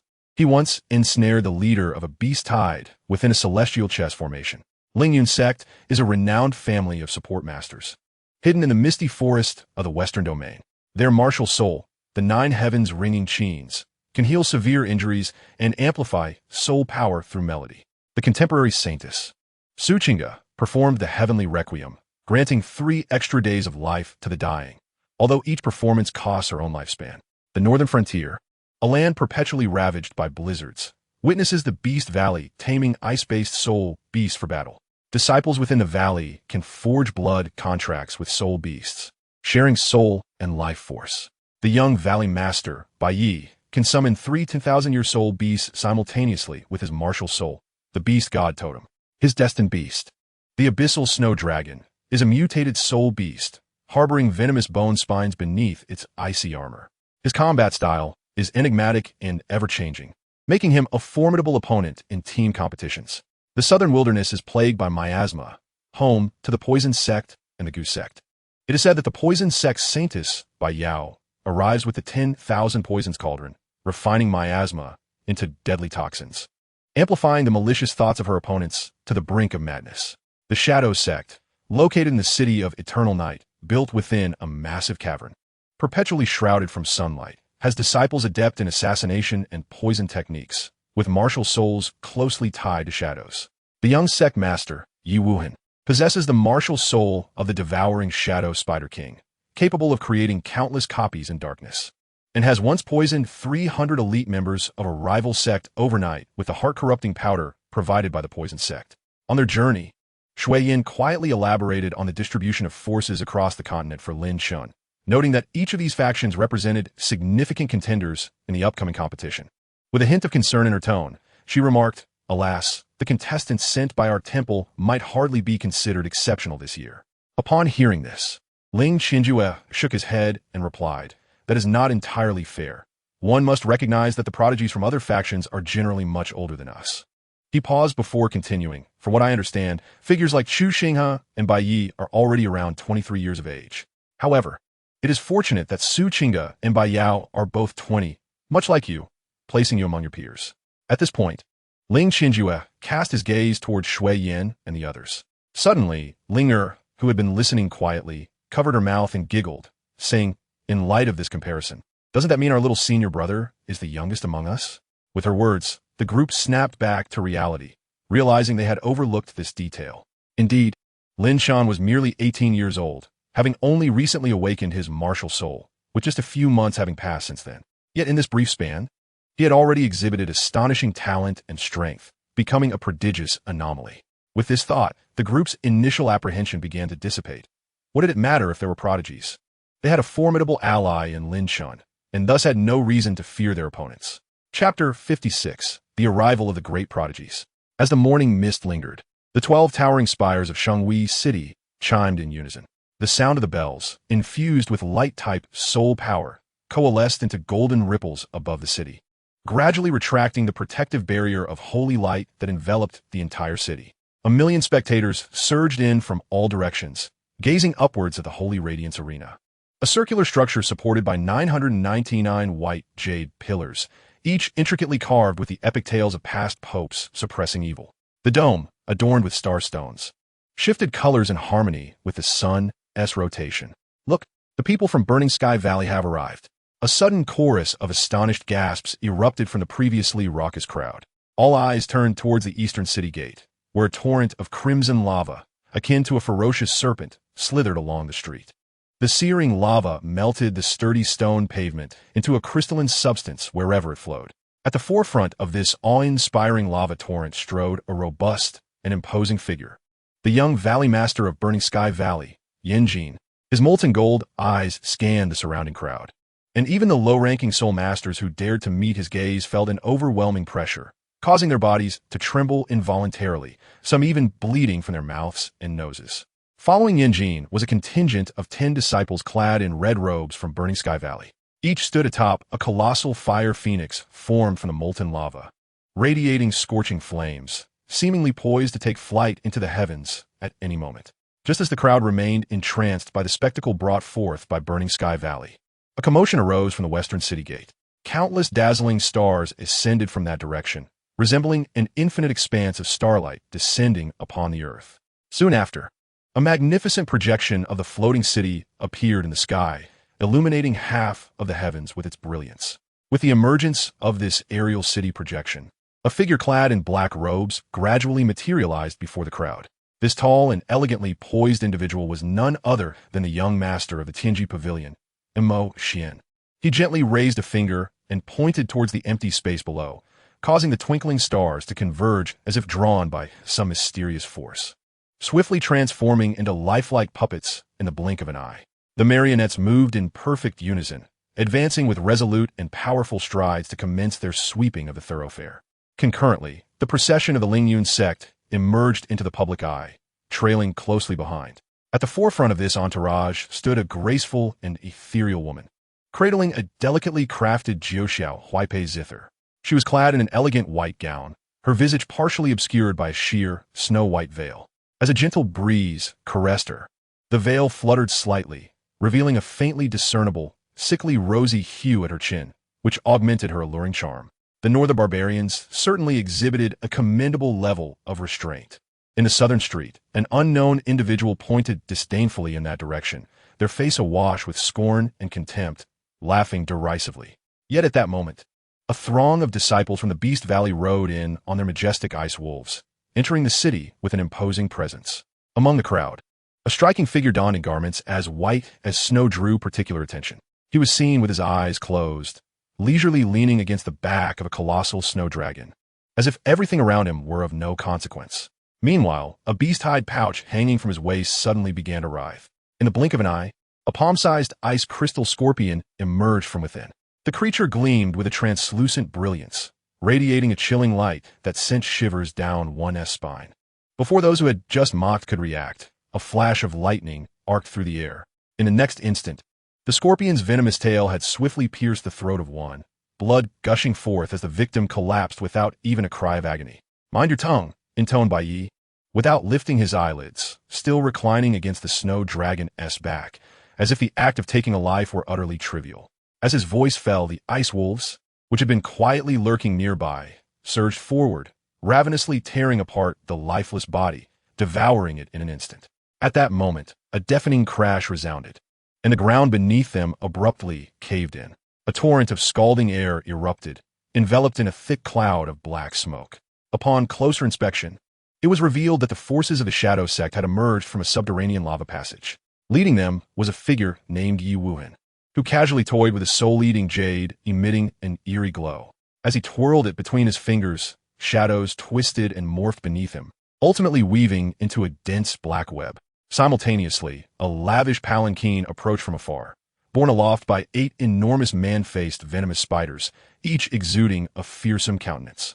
When the curtains of the palanquin were gently lifted, a thick plume of pink toxic mist billowed forth, incapacitating half the street's populace in an instant. "Oh dear, I truly apologize. My hand slipped," the woman within the palanquin cooed sweetly. This lady was none other than Bai Yao, who, with a light laugh, extended her delicate fingers to lick the poison from her nails, observing the astonished expressions of those around her with great delight, leisurely explaining, "But fret not.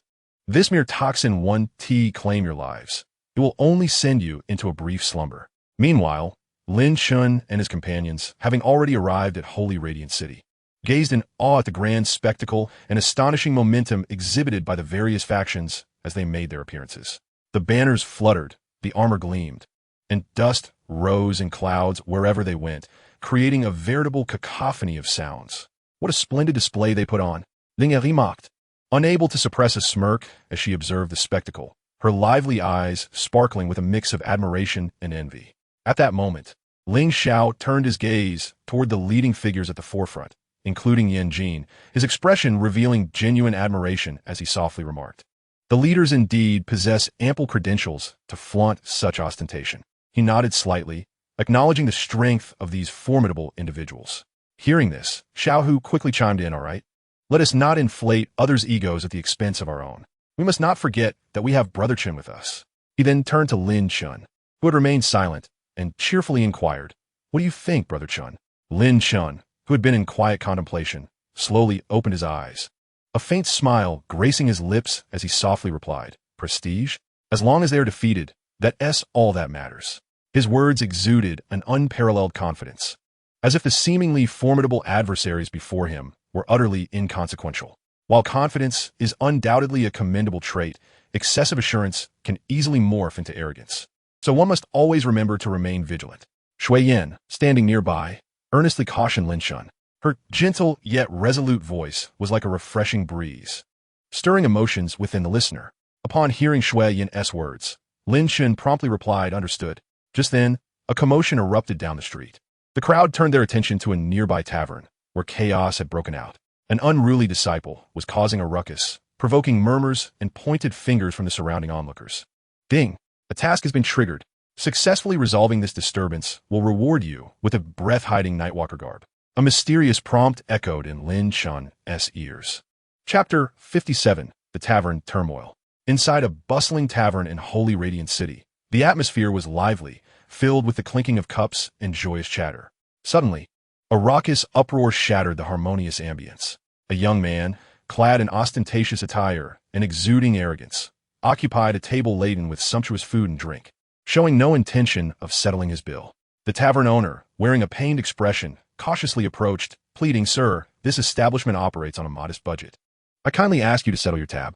However, the disciple was unfazed. He abruptly stood, violently overturning the table. With a resounding crash, dishes shattered and food splattered everywhere. The disciple, with wide eyes, pointed aggressively at the tavern owner, bellowing, "I left in such haste today that I forgot my money. You insolent ants dare to demand payment from me? Do you not know I am a celebrated disciple of the Shadow Sect?" With that, he crossed his arms, assuming an air of invincibility. The tavern owner trembled in fear, his face as pale as a sheet, yet faced with such brazen insolence. He could do little but stand helplessly by, unable to utter another word. Just then, a tall figure stepped into the tavern. This was Lin Chen, garbed in a simple long robe, his sword-like brows and starry eyes exuding an extraordinary presence. Lin Chen observed the unfolding scene with an impassive expression, then calmly spoke. "What of the Shadow Sect? Does the Shadow Sect have the right to dine and dash in Holy Radiant City? There has never been such a rule here." His voice was not loud, yet it resonated clearly with everyone present. The disciple of the Shadow Sect, enraged by the audacity of someone daring to openly defy him, glared at Lin Chen with fury, gritting his teeth. "Who do you think you are? How dare you meddle in my affairs? Get out of my way, or I want to be polite." Without a moment's pause, he swung his fist, propelled by a fierce gust, lunging at Lin Chen. As the massive fist approached Lin Chen's face, he deftly sidestepped, easily evading the blow. In a swift motion, Lin Chen seized the disciple's arm, twisting it forcefully and lifting upwards, executing a clean shoulder throw that sent the disciple crashing heavily to the ground. The disciple, utterly disheveled, scrambled to his feet. In a fit of rage and humiliation, he swiftly drew the dagger from his waist and lunged at Lin Chen once more. The sharp blade glinted ominously under the light, sending shivers down the spine. Yet, in the face of this sudden onslaught, Lin Chen remained unperturbed. A cold glint flashed in his eyes as he gently raised his right index finger, unleashing an invisible force that erupted with sudden ferocity. With a swift whoosh, the dagger was wrenched from his assailant's grasp, soaring upwards and embedding itself deeply into the wooden beams of the ceiling. Witnessing this spectacle, the crowd was left in stunned silence, their mouths agape, grappling with disbelief as they beheld this extraordinary young man, speculating about his true identity. Just as the Shadow Sect disciple prepared to continue the fray, a chilling voice, akin to a specter, drifted through the air. "Night, enough." This voice seemed to emanate from the depths of the abyss, instilling a profound dread in all who heard it. The crowd turned towards the source, where a young man clad in a pristine white robe, wielding a black iron fan, entered with deliberate grace. His hair flowed like freshly fallen snow, cascading down his back, swaying gently with his movements. His countenance was stern and forbidding, while his eyes glimmered with a chilling light, reminiscent of ice in a dark abyss. Could this be the young master of the Shadow Sect? Someone in the crowd whispered in astonishment. "Indeed, it is he, Knight Wuhan of the Shadow Sect. It is said that his poison is exceedingly potent.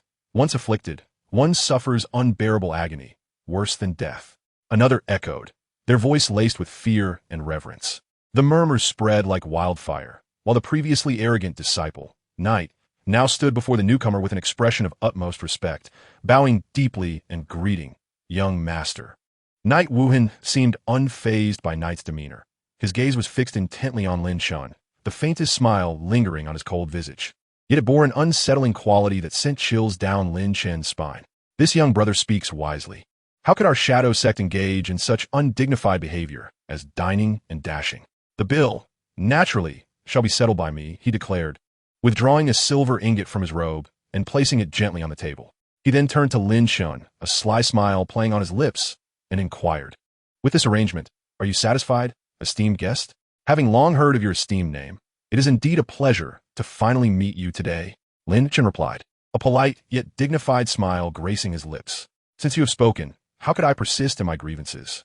Thus, I shall take my leave, and until we meet again." With that, Lin Chen turned elegantly, preparing to depart. However, at that moment, Knight Wuhan abruptly called out, "Hold on." His voice thundered through the room, causing everyone present to flinch. Knight Wuhan's exquisite iron fan began to sway gracefully, producing a melodious sound that belied the ominous intent beneath his smile. "Now that the matter of the meal has been amicably resolved, and you have graciously chosen not to pursue further grievances, I, as the young master of the sect, must address your unprovoked assault on my disciple." Hearing this, Lin Chen paused, slowly turning to face him, a flicker of curiosity in his eyes. "Oh, what do you mean by that, young master?" he inquired softly. Knight Wuhan chuckled lightly, his fan pausing momentarily before he continued. I have always believed in resolving matters with reason. You have injured my disciple. It is only right, as his young master, that I seek an explanation on his behalf. Lin Chen shrugged nonchalantly, crossing his arms, and with a sardonic smile, he replied, Your words seem rather biased, young master. It was your disciple who breached decorum first, initiating the attack against me. I merely administered a minor reprimand, imparting a small lesson. Is there truly a fault in that? As he spoke, his gaze sharpened, locking onto Knight, who instinctively lowered his head. Oh, are you daring to provoke my shadow sect? Knight Wuhan's previously mocking smile vanished, replaced by a countenance of dark gravity and murderous intent. Suddenly, a colossal, grotesque spider materialized behind him, its pitch-black body covered in dense, bristly hair, with razor-sharp fangs glistening ominously. This was Knight Wuhan's martial spirit, the Shadow-Devouring Spider King. With the emergence of the Shadow-Devouring Spider King, 5 soul rings of varied colors began to rise from Knight Wuhan's feet. 2 yellow, 2 purple, and 1 black soul ring ascended, the latter being an ominous black that seemed to devour all surrounding light. What? A 10,000-year soul ring? Gasps erupted from the crowd, eyes widening in disbelief as they beheld the eerie black glow of the soul ring. 5 rings, and one of them is a 10,000-year ring. How is this possible? They whispered among themselves, their expressions a mix of shock and awe. Yet, in the face of such formidable power, Lin Chen remained composed. He lowered his arms, shaking his head with a hint of disdain, sighing, indeed, one can always tell the nature of a dog by its master. His words dripped with scorn and derision. However, despite his outward demeanor, Lin Chen was keenly aware of the gravity of the situation, fully understanding the significant power boost that a 10,000-year soul ring represented. Just as Lin Chen prepared to confront the threat, a booming voice resonated throughout the establishment. Knight Wuhan, how dare you wield a feather as a command? Threatening violence over such a trivial matter? Is this truly the conduct of the young master of the Shadow Sect? With that exclamation, a towering figure descended from the 2nd floor of the tavern. This man, sturdy as an iron tower, approached with deliberate strides that shook the very ground beneath him. The crowd turned to witness a giant of a man, standing over 9 feet tall, his muscular arms resembling cast bronze, radiating an aura of palpable strength. His resolute features and piercing eyes were framed by a mane of fiery red hair that danced in the breeze like flames. Upon seeing the newcomer, Knight Wuhan's brows furrowed slightly. Brother Yanjin, I did not expect to see you here. However, this is a matter concerning my Shadow Sect. It is best that you refrain from intervening. Yet, Yanjin erupted into hearty laughter, his voice echoing like thunder throughout the tavern. Ha ha ha! Knight Wuhan, do you not know my nature? I thrive on excitement and meddling in affairs that do not concern me. Since fate has brought me here today, I cannot simply stand by.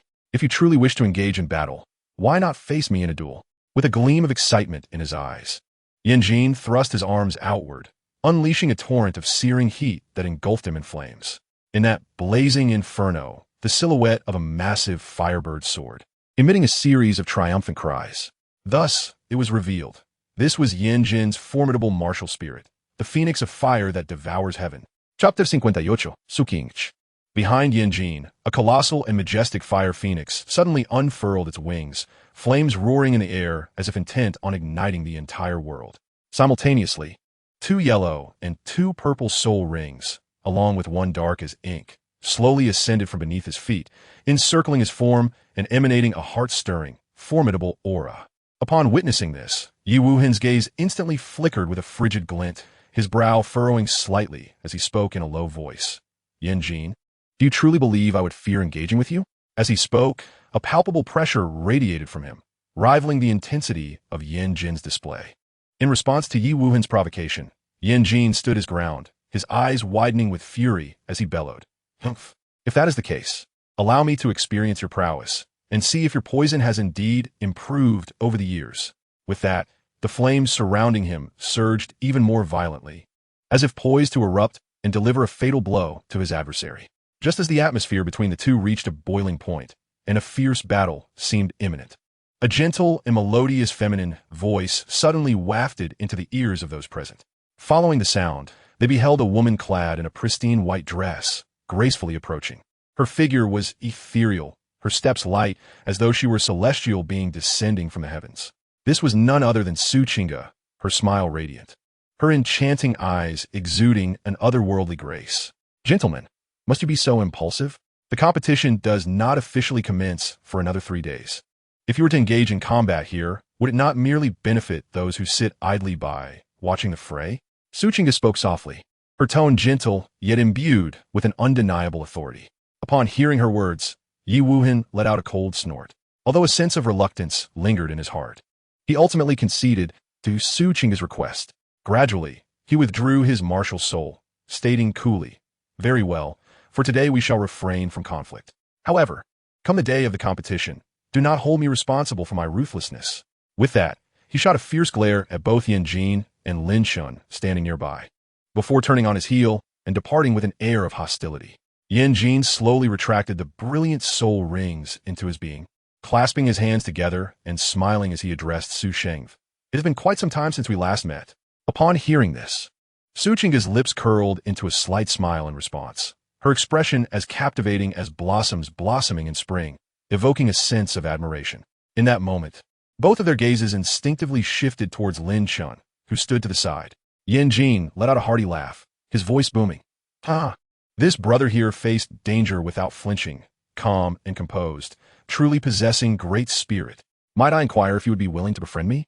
Lin Chen pondered silently, recognizing that establishing good relations with these gifted individuals from various regions would undoubtedly benefit his path of cultivation in the future. Of course, the prerequisite was that this person was worth befriending. With that thought in mind, he nodded without hesitation. "Certainly, I am Lin Chen, and it is a pleasure to make the acquaintance of Brother Yanjin and Su Shengv. Had it not been for your timely assistance today, I surely would have been embroiled in a fierce conflict." However, beneath Lin Chen's calm exterior, his heart was tumultuous. While discreetly examining the night cloak concealed within his garments, he inwardly lamented, "Oh dear, Brother Song, you have truly set me up with a task. This is clearly a ploy to entangle me in conflict." Just then, a slightly mocking voice echoed in Lin Chen's mind. "Hey host, there's no need to play coy after gaining an advantage." It was the system responding to his thoughts. Hearing the system's words, Lin Chen could only helplessly curl his lip, but soon regained his composure. Yanjin, brimming with enthusiasm, replied, "Haha, Brother Lin Chen, you are far too courteous.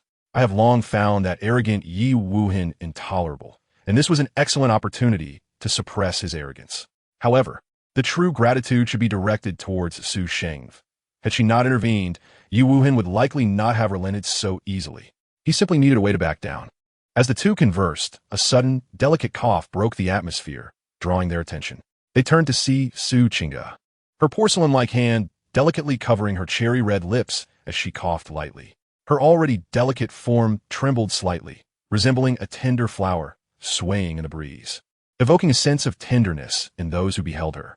"I apologize, but I have not been feeling well lately and may need to retire upstairs for a while," Suchinga said softly, slightly bowing to the two men in apology.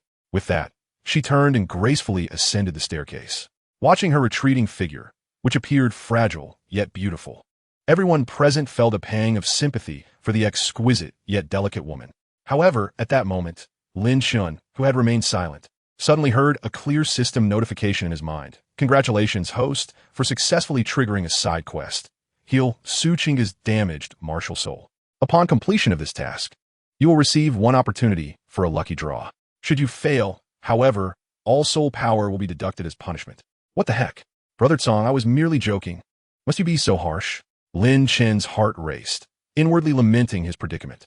Yet he understood all too well that once the system issued a task, there was no room for negotiation. Thus, despite his inner turmoil, he endeavored to maintain a fade of calm. At that moment, Yanjin, wearing a bright smile, turned to Lin Chen and warmly invited, "Brother Lin Chen, it is rare for us to gather here today. Why not share a few drinks together?" Faced with such a heartfelt invitation, Lin Chen found it difficult to muster any enthusiasm. At that moment, his mind was consumed with thoughts of how to complete the challenging side quest, leaving no room for socializing with Yanjin. Consequently, Lin Chen quickly clasped his hands together and politely declined, "Brother Yan, I regret to say that it is quite unfortunate. My teacher has specifically instructed me to return and discuss the competition matters. Therefore, I must decline your kind offer today. However, rest assured, once the competition concludes, I shall find a time to enjoy a hearty drink with you, and we shall not depart until we are intoxicated." After delivering this statement, Lin Chen wasted no time in departing hastily. Chapter 59. Persuading Su Qingge.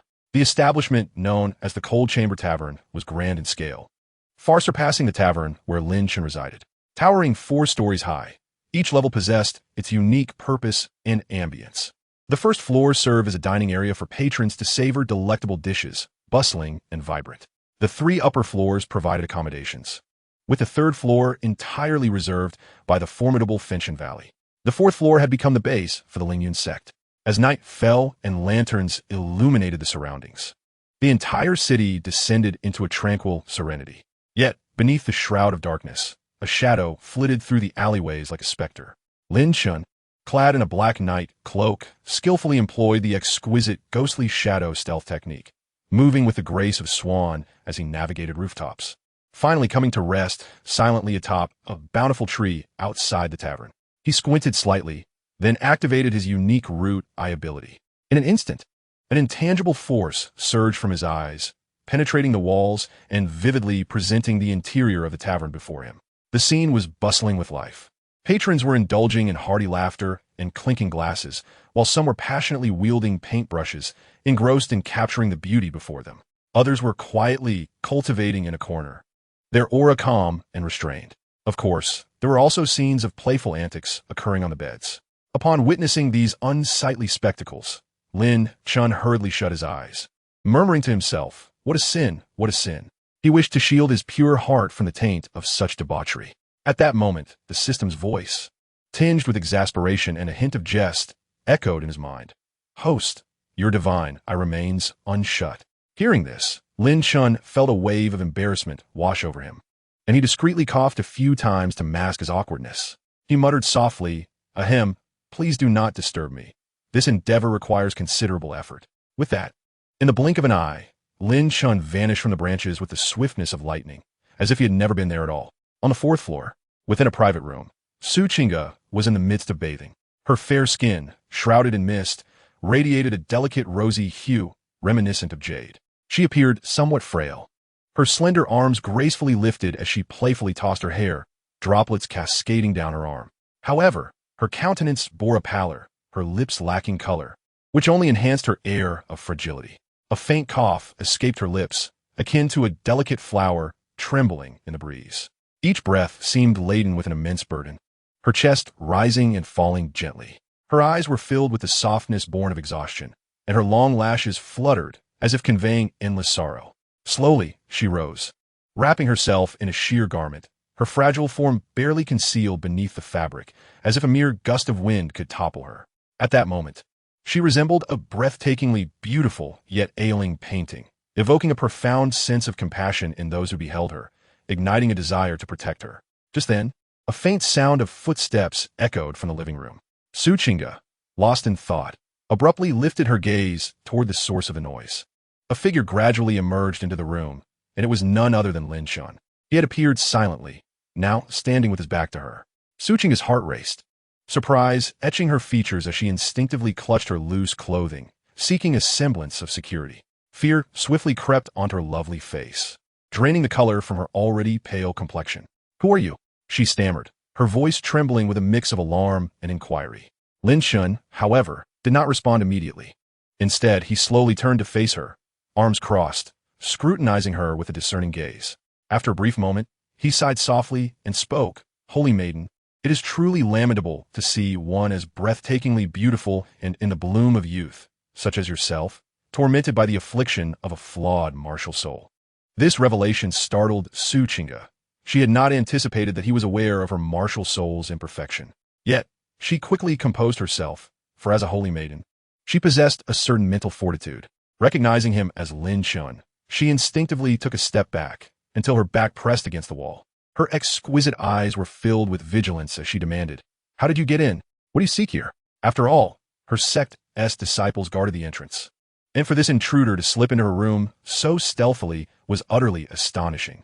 Lin Chen's lips curled into a gentle smile, reminiscent of a warm spring breeze, as he replied softly, "There is no need to be so tense. Had I truly harbored ill intentions, I fear you would have already met with misfortune, would you not? In truth, I am merely curious about your martial soul and wish to ascertain whether there is any possibility of its restoration. Upon hearing this, a flicker of doubt flashed in Su Qing's beautiful eyes, soon followed by a glimmer of faint hope. She fixed her gaze on Lin Chen, urgently inquiring, "My martial soul has long been deemed irreparable. Could it be that you possess some extraordinary method?" Lin Chen shook his head gently, responding in a calm tone. "At this moment, I cannot guarantee that a viable solution exists. However, the world is vast and full of wonders. Who can say for certain that I will not discover a way to resolve this predicament?" As his words lingered, he casually strolled over to the sofa, settling down with ease. Unceremoniously, he reached for the teapot on the coffee table, pouring himself a steaming cup of tea and drinking it heartily. Witnessing this, Su Qing's cheeks flushed slightly, and she quickly interjected that was my tea. Yet, it was too late. Lin Chen had already consumed the entire cup. Unfazed, Lin Chen returned the cup to its place and redirected his attention to Su Qing. He could not deny that she was indeed a paragon of beauty.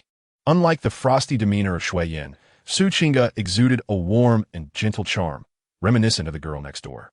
Especially now, having just bathed. Droplets of crystal-clear water clung to her damp hair, cascading down her snow-white neck, accentuating her delicate, almost ethereal appearance. Her slightly pale skin evoked a sense of pity, compelling one to wish to embrace and cherish her tenderly. "If you trust me, I can attempt to help you." Lin Chen knew that gaining Su Qing's trust was paramount.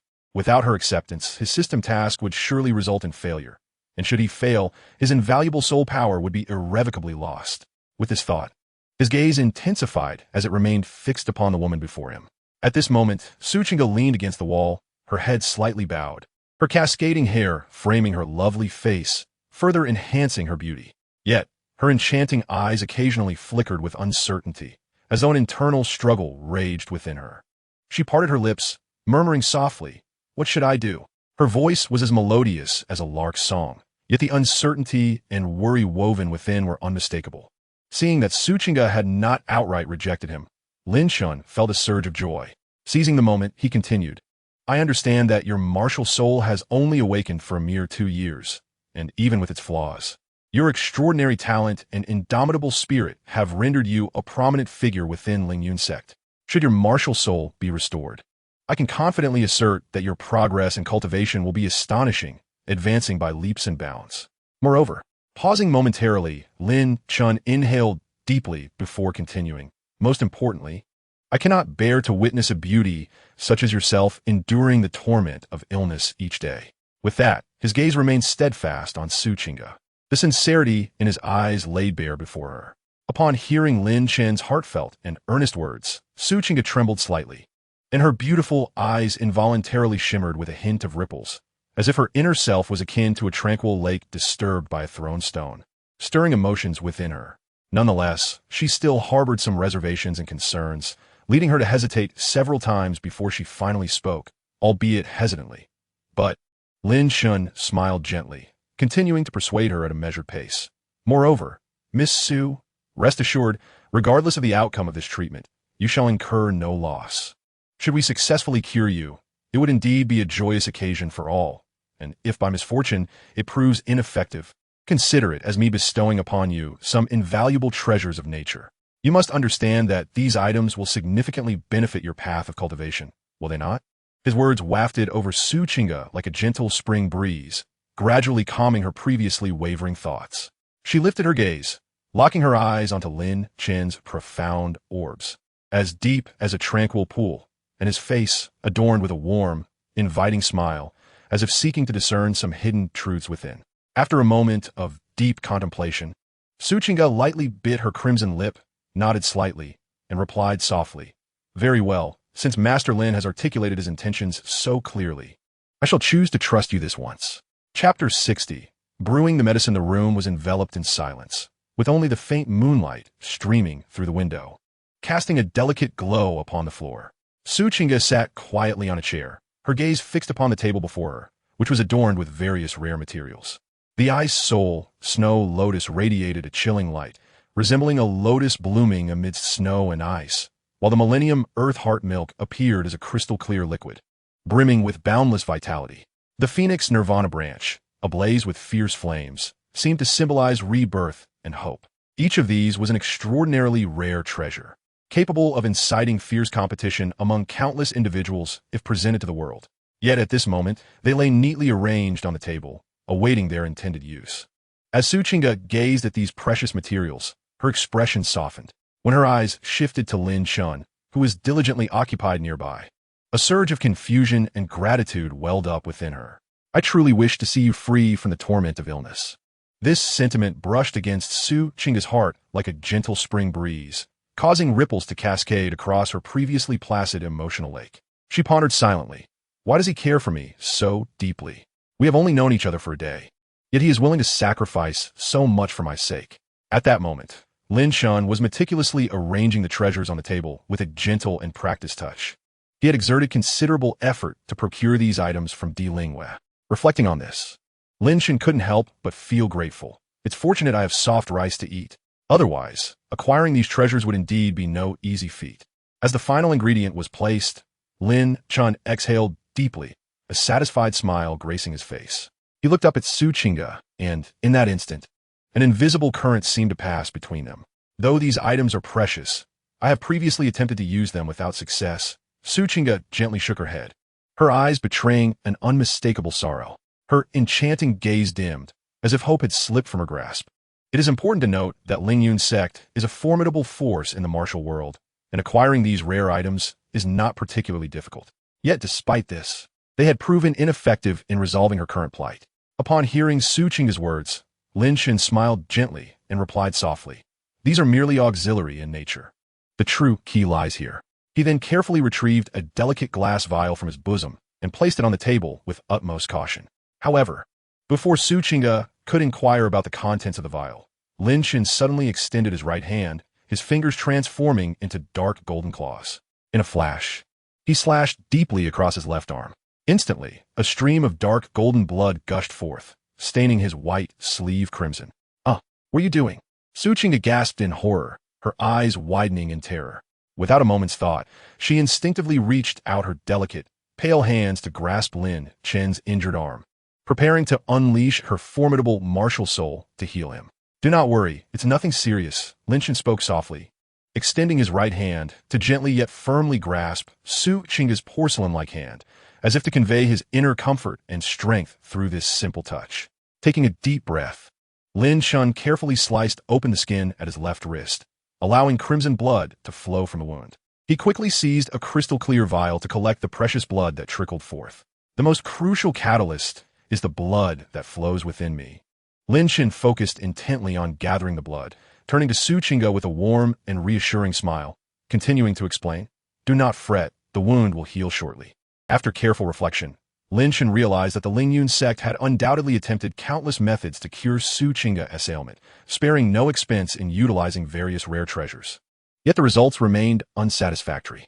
At this moment, the only card Lin Chen could play was the unique blood coursing through his veins. According to the ancestral dragon scripture, the power of the ancestral dragon possesses remarkable abilities to refine the body and enhance the martial soul. Thus, it stands to reason that the ancestral dragon bloodline, born of the same origin, should also wield similar effects, should it not? After all, Lin Chen had first-hand experience of the extraordinary healing capabilities of his blood. The relentless torment of the thunder tempering, were it not for Di Lingyue's assistance and the resilient recovery brought forth by his ancestral dragon bloodline, he would not have endured time and again. In this moment of focus and introspection, he could clearly envision a majestic ancestral dragon coiled within the depths of his dantian, its powerful and imposing form relaxed, seemingly reveling in the tranquility and ease of the moment. Suddenly, the dragon seemed to sense the external scrutiny, lifting its noble head with a resonant roar, as if proudly proclaiming, "Rest assured, I will protect you." Meanwhile, Suchinga's gaze remained fixed on the crimson blood flowing from Lin Chen's left arm, and an indescribable pang of sorrow surged within her. Her once bright and captivating eyes gradually moistened, crystalline tears cascading down her delicate cheeks like pearls strung loose from their thread. "Why would you go to such lengths to help me?" Suchinga's voice trembled with confusion and bewilderment. She could not fathom why this man, whom she had only just met, would so readily expend his invaluable essence to treat her affliction. In response to Suchinga's inquiry, Lin Chen merely smiled gently, revealing a row of pristine teeth, and softly replied, "Did I not already say I cannot bear to see you suffer from illness. This simple declaration struck Su Qing's heart like a heavy stone cast into the still waters of her emotions, stirring up ripples that left her momentarily speechless, unsure of how to respond. Very well. The time has come to officially commence the alchemical preparation, Lin Chen declared with a grave expression, gently placing the vial filled with the precious bloodline of the ancestor dragon beside him. With deft movements, he retrieved an antiquated medicinal pot from his spatial ring and carefully positioned it on the firm stone floor of the room. Once everything was set, Lin Chen inhaled deeply, crouched down, and delicately ignited the flame. The flames leapt upward, licking the base of the pot. At that moment, Su Qingge, who had just finished bandaging Lin Chen's wounds, could not help but voice her concern. Is it truly safe to ignite a fire in here for concocting medicine? Would it not risk a fire hazard? A hint of worry flickered in her beautiful eyes. Lin Chen glanced at Su Qingge, offering a reassuring smile. Do not worry. The floor is composed of extraordinarily sturdy stone, so there will be no issue. Perhaps just a bit of smoke. With that, he stood and approached the window, forcefully pushing it open to allow fresh air to flood the room. Having completed these preparations, Lin Chen returned to the pot and began to earnestly brew the medicine. After all, this was his first experience in personally concocting a remedy, and he approached each step with utmost caution. He first selected a medicinal herb, scrutinizing it for a moment before gently placing it into the pot. However, after several attempts to measure the various herbs according to conventional proportions, he was astonished to discover that he could not achieve the desired effect. Moreover, if he continued on this path, the pot might very well shatter under the pressure. Faced with this challenging predicament, Lin Chen remained composed. He slightly closed his eyes, concentrating his mind, and soon a fine fissure began to form at the center of his brow. In the next instant, a radiant divine eye emerged from within. As the divine eye opened, the world before Lin Chen transformed dramatically. Everything around him became startlingly clear, with even the minutest details under the scrutiny of his keen gaze. Through the divine eye, Lin Chen could distinctly observe the flow of energy within each herb, along with their changing trajectories. After meticulous observation and analysis, he finally discovered the most precise and perfect proportions for the various ingredients. Witnessing this scene, Su Qingge was left utterly astounded, unable to articulate her feelings. Just moments ago, Lin Chen's right arm had morphed into one covered in dark golden dragon scales. Now, a mysterious vertical pupil slowly appeared at the center of his forehead. What did this signify? It indicated that Lin Chen possessed a dual martial spirit. Yet at this moment, it was not merely Lin Chen's astonishing dual martial spirit that captivated Su Qingge's attention. As she observed Lin Chen's unwavering focus and meticulousness in brewing the medicine, an unprecedented, enchanting sensation surged within her heart. At this juncture, Lin Chen seemed entirely absorbed in the task of concocting the remedy. His earnest demeanor, concentrated attitude, and the patience he exhibited in every step resembled a seasoned master diligently crafting a singularly exquisite work of art. This unique aura profoundly touched Su Qingge's heart, creating ripples in her once tranquil heart lake. The enchanting feeling expanded within her, akin to blossoms quietly unfurling in spring, gradually occupying her entire being. Unconsciously, her heart began to race uncontrollably, like a fawn bounding within her chest.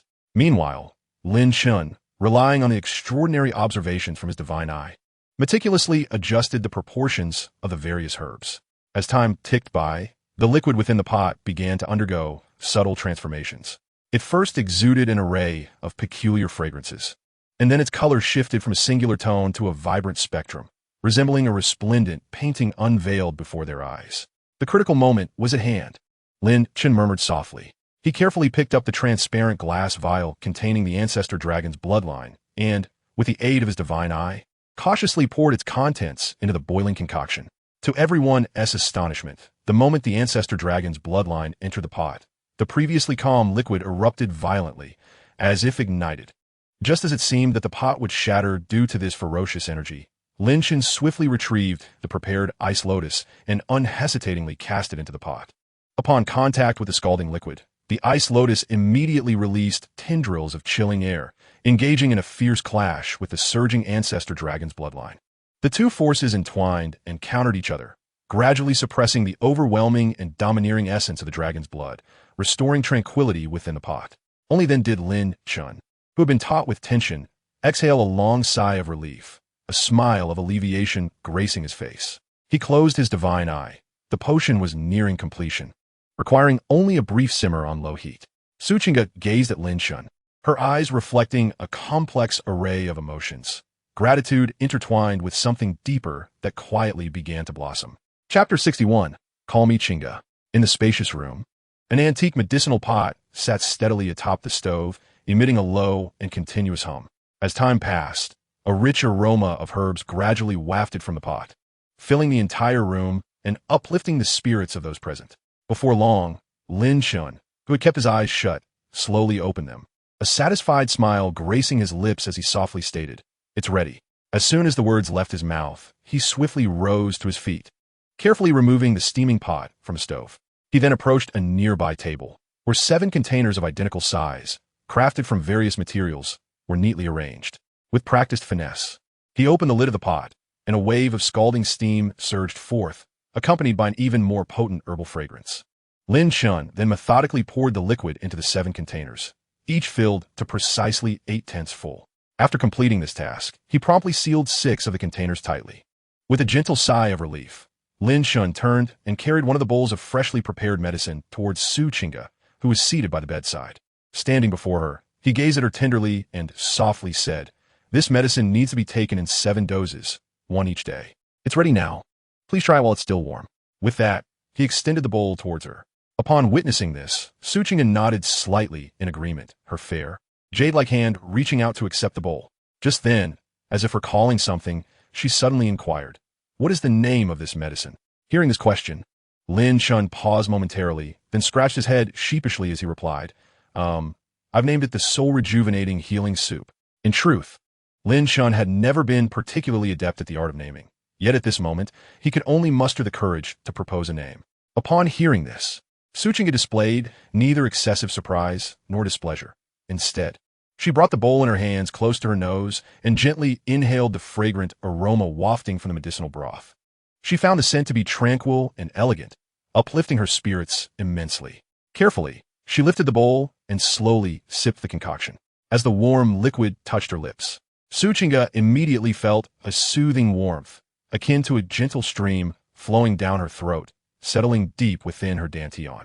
Within the broth, the ancestral dragon's formidable essence surged forth, while the Jiuxiao Huaipei Qin, which had remained dormant in her dantian, trembled as if confronted by a fearsome presence. Emitting a faint buzzing sound, faced with this situation, Su Chinga dared not hesitate.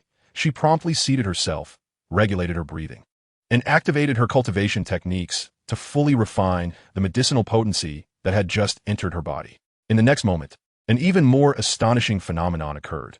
The ancestral dragon's power from the broth began to emanate ceaselessly, resembling agile serpents that slowly yet resolutely slithered towards the Jiuxiao, Huaipei Qin, and the meridians and flesh of Su Chinga's body. Fortunately, due to the prior infusion of the ice soul, snow lotus, and numerous other precious materials that had harmonized and neutralized the medicinal properties, the power of the broth had transformed into an exceedingly gentle force, sparing Su Chinga from any overwhelming impact.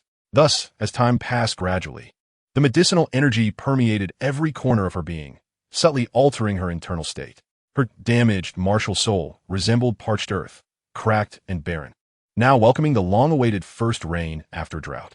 The sense of weakness that had often assailed her due to her martial soul's impairment began to ebb away like the receding tide, leaving her feeling considerably lighter. Moreover, the chronic ailment that had plagued her for so long and rendered countless physicians helpless underwent a miraculous transformation after just 1 bowl of broth. Previously, during an episode, she would feel an indescribable tightness in her chest, as if a massive boulder pressed down upon her, making it difficult to breathe. Yet now, that constricting sensation dissipated swiftly like morning mist under the sun, replaced by an unprecedented lightness and ease. She felt as if she had shed the burdens of 1,000 pounds, becoming agile and even capable of dancing with grace. Each inch of her skin seemed to bask in the warmth of a soothing hot spring, caressed tenderly, enveloping her in indescribable comfort. As time ticked by, approximately half an hour later, Su Chinga finally succeeded in absorbing the entirety of the medicinal potency from the revitalizing broth. She gently opened her eyes, and in that instant, a brilliant light flashed within them, akin to dazzling fireworks blooming in the night sky. Subsequently, she turned to Lin Chen beside her, her face alight with joy, and spoke, her voice trembling slightly with excitement. This broth is truly miraculous. I feel I have already improved. Not only is my martial soul showing signs of recovery, but even the pains within my body have alleviated significantly. Before her words could fully settle, Suchinga could no longer contain the surging joy within her heart. Like a jubilant bird, she leaped into Lin Chen's embrace, holding him tightly as if to merge him into her very being. Simultaneously, her shoulders trembled as she softly wept, her tears soaking the fabric of Lin Chen's chest. Thank you, Lin Chen. I am truly grateful. If it were not for you, I cannot fathom how much more suffering I would have endured. This was not merely a display of gratitude. It was a heartfelt expression of sincere appreciation emanating from the depths of her soul. It is essential to note that 2 years had elapsed since her martial soul awakened. Despite being hailed as the first unparalleled genius since the founding of the Lingyun sect, the pain hidden beneath her glamorous exterior was something only she could truly comprehend. Born into a family of support-type practitioners, her mission was to provide aid to others, and her ultimate destiny was to seek a partner with formidable offensive capabilities, or more accurately, to journey alongside someone, wholly dedicating herself to their support. Indeed, her breathtaking beauty and extraordinary talent had drawn countless prodigies to her side. However, it was disheartening that none of them had genuinely cared about the debilitating ailment caused by her incomplete martial soul. To them, she was merely a vessel for their selfish ambitions. Thus, today, when Lin Chen, without hesitation, offered his own blood as a catalyst for her treatment, the depth of his affection left Su Chinga feeling an overwhelming sense of indebtedness. Moreover, Lin Chen's heartfelt endeavor bore fruit, and his healing methods indeed yielded remarkable results. How could this not fill Su Chinga with unbridled joy? Lin Chen gently patted Su Chinga's back, his face aglow with uncontainable elation. He privately rejoiced at the smoothness of the treatment and the evident success, which signified that the daunting task assigned to him by the system could finally be accomplished. As long as the task was completed successfully, his precious soul power would not be ruthlessly reset to zero, and the alluring rewards promised by the system were currently far from his thoughts. Lin Chen gently pushed Su Chinga back a little, gazing into her tear-streaked eyes, glowing with excitement, and softly remarked, "Regarding the Lingyun sect, I have conducted thorough research. As I understand, the ancestral martial soul of your sect is the mysterious and ancient Huaipei Qin. However, due to your exceptional talents, on the day of your martial soul's awakening, the ordinary Huaipei Qin underwent a remarkable transformation, evolving into the unparalleled Jiuxiao Huaipei Qin. Alas, this transformation has not fully realized its potential, possessing certain flaws and inadequacies, which is why you experience that dreadful backlash each time you deploy your soul techniques." After a brief pause, Lin Chen added, "In addition, there is a crucial factor contributing to the backlash of your martial soul, which is that your own physical constitution has yet to attain sufficient strength." As he spoke, he scrutinized the enchanting figure before him, whose emotions had rendered her tearful. Su Chinga's slender and graceful form resembled a delicate willow swaying in the breeze. Her skin as pale as snow, gleaming like fine white jade. Such a captivating appearance was truly heartwarming. It is precisely for this reason that you ultimately find it challenging to withstand the immense impact and pressure exerted by the martial soul's backlash, leading to your current condition. However, now, my bloodline shall gradually enhance your physical constitution while also gently repairing your damaged martial soul. Lin Chen spoke with unwavering confidence, having previously felt some trepidation, but now he was filled with complete assurance. Upon hearing Lin Chen's words, a subtle blush crept across Su Chinga's previously alabaster visage, resembling a peach blossom blooming in spring. Radiant and enchanting, she slightly lowered her head, her voice a mere whisper akin to the hum of a gnat, murmuring, "Please refrain from addressing me as Miss Su, and even less so as the holy maiden Su. Simply call me Qin Ge." Upon uttering these words, it seemed as though she had expended all of her courage and strength, rendering her somewhat shy and timid. Lin Chen, however, could not help but let the corners of his mouth curve upwards, revealing a gentle and warm smile as he replied, "Very well, Qin Ge." The simplicity of those two syllables, when spoken from his lips, exuded an essence of boundless affection and tenderness. Chapter 62. All bets on Lin Chen's victory. Beneath the moonlit sky, atop the roof of the Hanxiang Tavern, a melodious and enchanting sound of a zither began to waft through the air, akin to a celestial symphony. The exquisite notes danced like delicate butterflies, compelling passersby to pause their hurried strides and succumb to the allure of the music. In this tranquil and beautiful evening, Lin Chen sat quietly beside Su Qinggu, gently resting his hands behind his head before slowly closing his eyes, completely immersed in the intoxicating realm of melodies. A gentle breeze whispered past, tenderly stirring the soft strands of Su Qingji's hair, which swayed lightly like twinkling stars in the night sky. The silvery moonlight cascaded down like liquid mercury, gracefully illuminating the exquisite zither, as if draping the scene before them in a sanctified and mysterious glow. Su Qingji's slender, elongated fingers glided across the strings with an ethereal grace, each elegant pluck seemingly narrating the depths of her boundless love and affection. In this moment, Lin Chen kept his eyes gently closed, a faint smile gracing his lips as he absorbed the profound emotions conveyed by each pulsating note, allowing the enchanting melody to flow into his heart like a warm spring of water.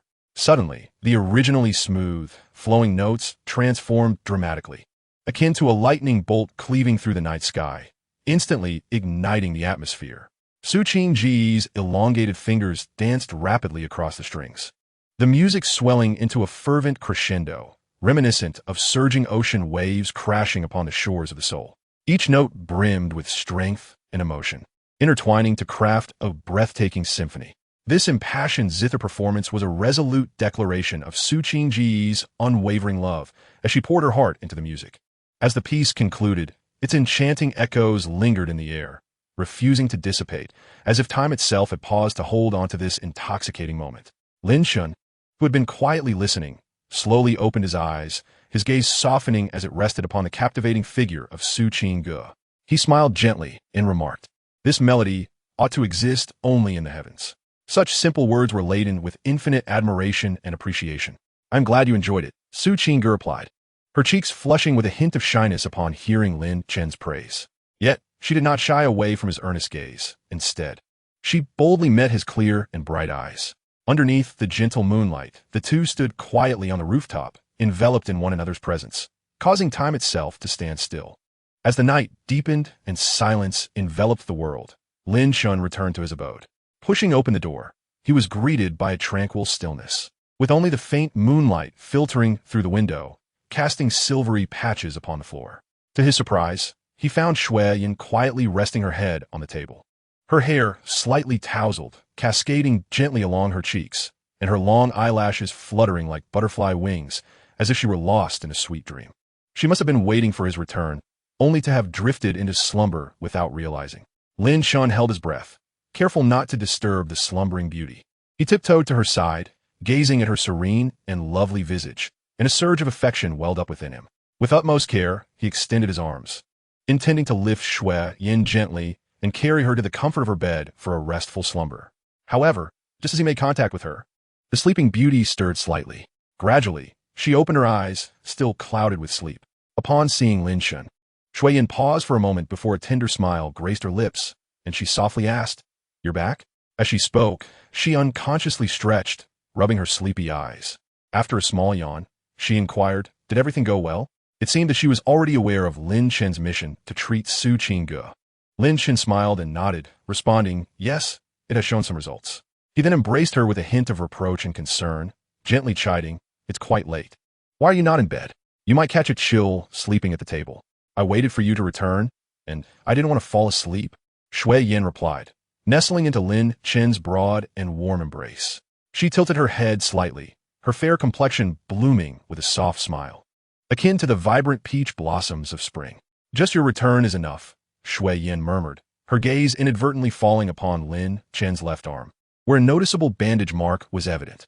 The remnants of drowsiness vanished from her eyes, replaced by concern. "What happened to your arm?" she asked, her tone laced with worry and urgency. Sensing her concern, Lin Chen quickly reassured her, "It's nothing, just a little blood was needed during the treatment. Don't worry." He endeavored to keep his voice light, not wanting to alarm Shui Yin too much.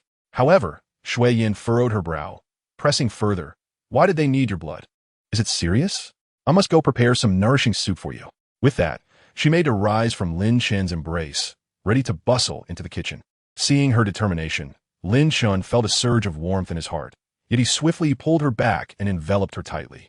"It's truly nothing. The night is deep, You should rest and sleep now, he said softly, gently patting her back in comfort. As soon as the words left his lips, Lin Chen hesitated no longer. He swept her up in a princess carry and strode toward the bedroom. Shui Yin gasped at the unexpected gesture, unable to suppress a cry of surprise. I should go sleep by myself. Despite her words, her arms instinctively wrapped around Lin Chen's neck. Yet, Lin Chen paid no heed to her protests as he confidently entered the bedroom, carefully placing her upon the soft bed, before lying down beside her and wrapping her gently in his embrace. 2 days later, as the morning mist lingered, the 12 towering spires of St. Radiant City rang their bells simultaneously. The chimes, infused with light-based soul power, wove golden ripples in the air, gradually retracting the holy light barrier that enveloped the city. Millions of spectators surged from all directions, gazing up at the celestial arena suspended in the clouds. A circular structure supported by 999 white jade pillars, each engraved with epic tales of past popes vanquishing evil. The dome, adorned with starstones, shifted colors in harmony with the sun as it traversed the sky. Inside the arena, the crowd was a sea of faces, their cheers rising and falling like waves. Some waved flags emblazoned with the emblems of their favorite competitors, while others animatedly discussed the impending matches. Who do you think will clinch the championship this time? One inquired. I believe that Yin Jin from the Burning Heaven Valley stands the best chance. What a laugh. If you ask me, it has to be Mo Xian from the Heavenly Machine Pavilion. Whoever wins, wins. I am here solely to witness the radiant Saintess Shuyan of the Light God Palace and the enchanting Saintess Su Chinga from the Lingyun sect. You old lecher. Amidst the vast and bustling corridors of the arena, several merchants were fervently engaged in their business. They swiftly set up their stalls and raised their voices, calling out, "Ladies and gentlemen, don't miss out as you pass by. Come, place your bets on the champion of your choice. A successful wager could yield returns of up to 100 times your stake." This alluring call echoed like a siren's song, drawing numerous passers-by to gather around these stalls. Eyes wide with greed and anticipation, they deliberated in silence on which contestant would be the wisest choice for their investments. At that moment, Lin Chen, accompanied by Shui Yin and Linger, arrived at the lively arena. The wide-eyed Linger, akin to an inquisitive little rabbit, excitedly surveyed her surroundings, exclaiming, "Wow, it's so lively here." Hearing her words, Lin Chen smiled and nodded in agreement. His gaze casually swept the area, landing on a nearby betting station teeming with a crowd, a truly spectacular sight. Witnessing such a scene, the once tranquil lake of Lin Chen's heart rippled with intrigue, stirring a profound interest within him. Without delay, he turned to his companions, exchanging a few words before striding eagerly towards the betting stalls. As he approached, Lin Chen bent slightly, addressing the stall owner. "Could you please explain how the betting works?" The proprietor, a corpulent man with a slick visage, immediately raised his head, his face adorned with a sycophantic smile. As he enthusiastically responded to Lin Chen, he patted the crystalline screen displaying the odds with fervor, proclaiming, "Dear patron, the rules for betting are exceedingly simple. Look here, Yin Jin from the Burning Heaven Valley has odds of 1 to 2, while Mo Xian from the Heavenly Machine Pavilion stands at 1 to 3. And lo, the formidable Ling Qianjue from the Light God Palace boasts odds of 1 to 5.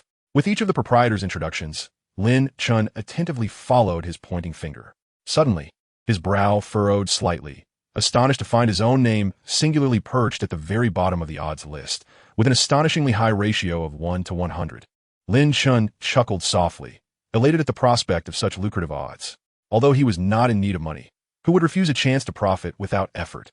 "I'll place all my bets on Lin Chen," he declared, producing all of his savings. "You bet on him to lose?" the stall owner asked, glancing at Lin Chen's name at the bottom of the list. "No, I bet on him to win," Lin Chen replied with a smile. Chapter 63. The competition begins. All bets on Lin Chen to win. As Lin Chen's words settled, the stall owner and the surrounding onlookers seemed momentarily paralyzed, as if under a spell.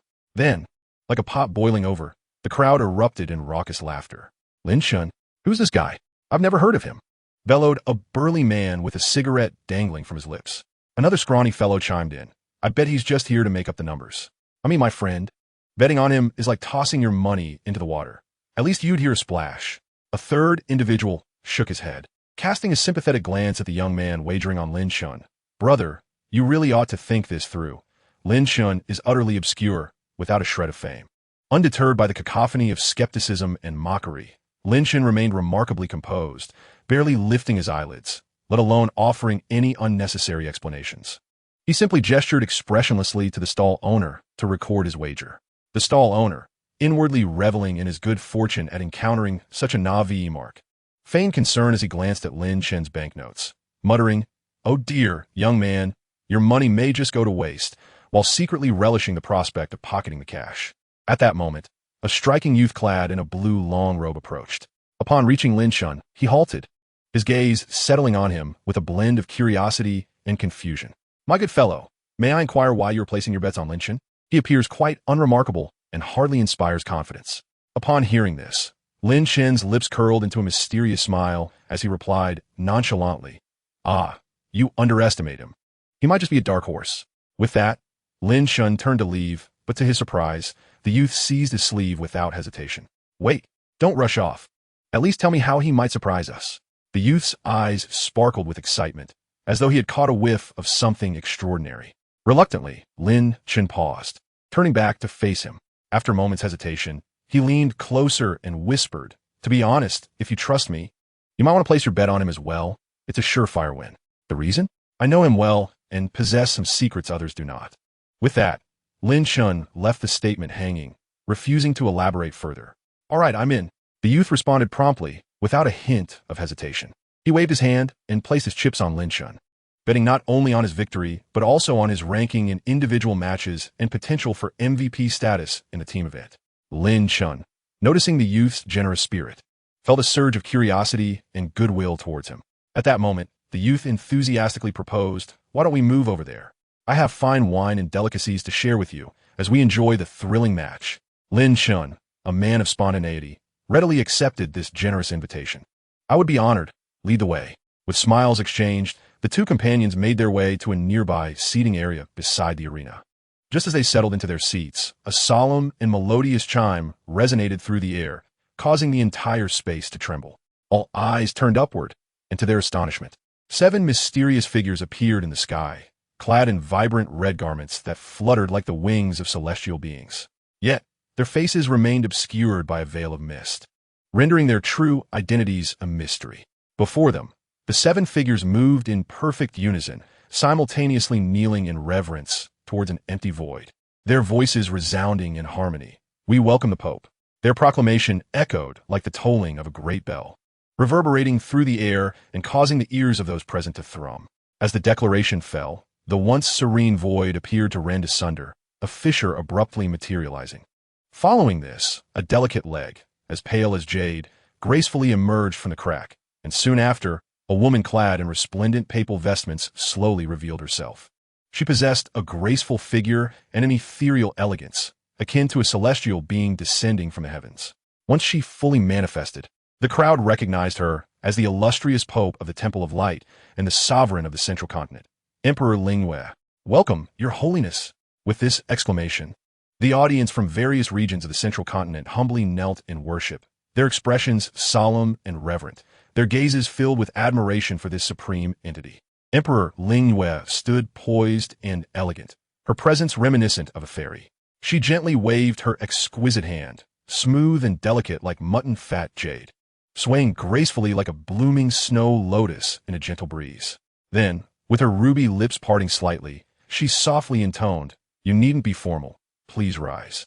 Her voice was melodious and clear, akin to a celestial melody that reached the ears of all present. Standing nearby, Lin Chen could not help but widen his eyes in awe, silently marveling. This was his first time witnessing Emperor Lin Chen in such grandeur. He had never contemplated that she commanded such a lofty status and respect throughout the Central Continent, inspiring countless individuals to be entranced and worship her. Just then, the void before Emperor Lin Chen seemed to tear apart, fissures rapidly spreading. One by one, figures stepped forth. The first to emerge was Yin Tianba, the Lord of the Burning Sky Valley. He was a formidable figure, robust and muscular, exuding an unparalleled aura of strength. As he stepped forward, flames ignited behind him, casting a crimson glow that illuminated the surrounding space. Yin Tianba laughed heartily. Your Holiness, it has been far too long. Today, you remain as resplendent as ever, captivating all." His laughter resonated, causing the entire arena to shudder slightly. Next to appear was Mo Shou, the master of the Heavenly Mechanism Pavilion. donned in a flowing black robe that danced with the wind. His countenance was stern, his gaze as profound as the ocean, imparting an air of inscrutability. He clasped his hands in a salute to Emperor Lin Chen, bowing respectfully as he murmured, "It is indeed fortunate to see your holiness still possessing the grace of yesteryears." Then emerged the enigmatic Yi Wuqing, the leader of the Shadow sect, shrouded in darkness, obscuring his true visage. He appeared like a specter, silently materializing before the crowd. Only when he spoke did his deep, gravelly voice resonate. "I pay my respects to the Pope." The leader of the Lingyun sect, adorned in a pale blue gown, stepped forward with an ethereal grace, reminiscent of a celestial maiden. The artifact she held, imbued with spiritual energy, accentuated her extraordinary elegance. She gracefully advanced, curtsying with a smile, and softly remarked, "Sister Yu, it has been far too long." The leader of the poison sect, veiled yet revealing enchanting eyes, was dressed in opulent yet dignified attire, akin to a noble lady. Upon hearing the Lingyun sect leader's words, she couldn't help but chuckle lightly, her voice clear and melodious. "Sister Pope, you remain as striking as ever. I trust you are well." At this moment, Bai Bing, the master of the 10,000 Beast Valley, approached, accompanied by several peculiar little beasts, some vibrant in color and others dainty and adorable. Bai Bing laughed heartily, addressing Emperor Lin Chen, "Your Holiness, this grand assembly is indeed exhilarating." Then, a steady and commanding footstep echoed, prompting everyone to turn and gaze upon Chu Fengyun, head of the Chu clan, who strode forward with confidence. Tall and imposing, he emanated an air of authority. Upon reaching Emperor Lin Chen, he respectfully clasped his fists and earnestly stated, "It is our honor that your holiness graces us with your presence.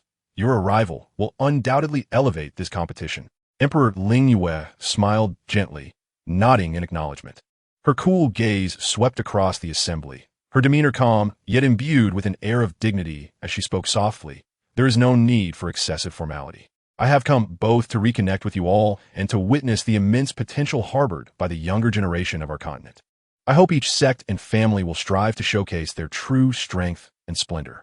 The crowd nodded in agreement, and then, with a delicate gesture of her jade-like fingers, 7 exquisitely carved chairs appeared as if imbued with life, aligning neatly on either side. She elegantly raised her hand, smiling as she invited everyone to take their seats.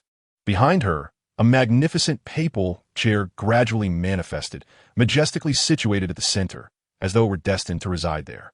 No one contested this arrangement, for they were on Emperor Lin Yue's territory, and as the host of this grand event, such privileges were wholly appropriate. Moreover, the Central Continent had long been recognized as one of the most powerful regions, its might well known, making Emperor Lin Yue's presence in the prominent seat most fitting. Across the various VIP sections of the arena, elders from various sects had already taken their seats, some appearing solemn, others smiling, all seemingly eager for the commencement of this grand competition. Meanwhile, the young contestants, ready and spirited, awaited their turn with palpable excitement. Emperor Lin Yue surveyed the arena, and upon confirming that all was in order, she subtly signaled to Chu Fengyun. Understanding her cue, he strode purposefully to the center of the arena. Pausing to take a deep breath, channeling his inner strength, he projected his voice, resonating like a mighty bell. The Continental Youth Soul Master Tournament is now officially underway. As his words echoed, the previously bustling arena fell into a profound silence, every gaze fixated upon Chu Fengyun at the center, marking the grand inception of this thrilling Soul Master Tournament. Chapter 64. Bloodblade Hall? Evil Soul Masters? As the atmosphere intensified, all present held their breath, poised for the drawing of lots, when suddenly a voice, eerie and ominous, resonated throughout the venue as if it were emanating from the depths of the abyss. Such a grand affair cannot be devoid of our Bloodblade Hall's presence. Upon hearing this unexpected proclamation, the crowd turned in unison, witnessing a group draped in distinctive crimson robes slowly approaching. As they drew near, a subtle wave of unease rippled through the crowd, with many displaying evident distaste and wariness, some instinctively retreating, eager to distance themselves from these unwelcome interlopers. However, in the face of the crowd's reactions, the leader of the Bloodblade Hall, striding at the forefront, appeared utterly unconcerned. A subtle smirk curled at the corners of his mouth, crafting a smile imbued with mischief, as though the fear and disdain radiating from those before him were mere performances for his amusement. At that moment, Chu Fengyun, standing beside him, turned his gaze towards the Empress Douluo at the main seat, his eyes reflecting a hint of inquiry. He spoke softly, "Your Holiness," though the statement remains unfinished. The underlying concern is undeniably evident. Meanwhile, Lin Chen, who was also observing the arrival of the Bloodblade Hall's members, furrowed his brow, his eyes betraying a flicker of confusion. Clearly, he was largely uninformed about this sudden emergence of the Bloodblade Hall. At this juncture, a young man seated nearby seemed to perceive Lin Chen's bewilderment. He gently set down his wine cup and smiled as he elucidated, "Oh, you are unaware of the Bloodblade Hall? It is a notorious evil lineage on our continent, reputed for its merciless disciples who would resort to any means necessary to achieve their ends. This reputation has earned them the scorn and loathing of society, with rumors suggesting that they secretly collude with the infamous Soul Evil Masters. Thus, it is hardly surprising that people harbor wariness and distrust towards them." "Soul Evil Masters," Lin Chen murmured softly, furrowing his brow further, before downing the rich, fragrant wine in his cup. Meanwhile, Douluo, after whispering with several other sect leaders, slowly rose to her feet. Her voice, both cold and authoritative, echoed through the chamber like a chilling spring. "Now that all of you have gathered here, let us proceed with the drawing ceremony. However, I must caution everyone, should anyone dare to concoct any insidious schemes or devious plots here, do not blame this pope for being merciless." Upon hearing this, the leader of the Bloodblade Hall revealed a faint smile, inclining slightly in respect towards Douluo, and said with deference, "Rest assured, Your Holiness, we shall certainly adhere to the rules of the competition and will not overstep any boundaries." As for the disciples of the Bloodblade Hall, each displayed an unsettling aura, whether through their cold, piercing gazes or the faint, sinister smiles that graced their lips, instilling a chill among the onlookers who couldn't help but speculate whether these individuals truly harnessed the malevolent and formidable powers of the Soul Evil Masters. However, thus far, no one had unearthed conclusive evidence to substantiate this, compelling them to suppress their doubts for the time being and quietly observe the unfolding situation. With the leader of the Bloodblade Hall resuming his seat, the information of all participants was meticulously recorded and added to the drawing pool. At last, the much-anticipated drawing ceremony officially commenced, a tense and exhilarating atmosphere enveloping the venue as everyone held their breath in anticipation of the revelation of fate's decree.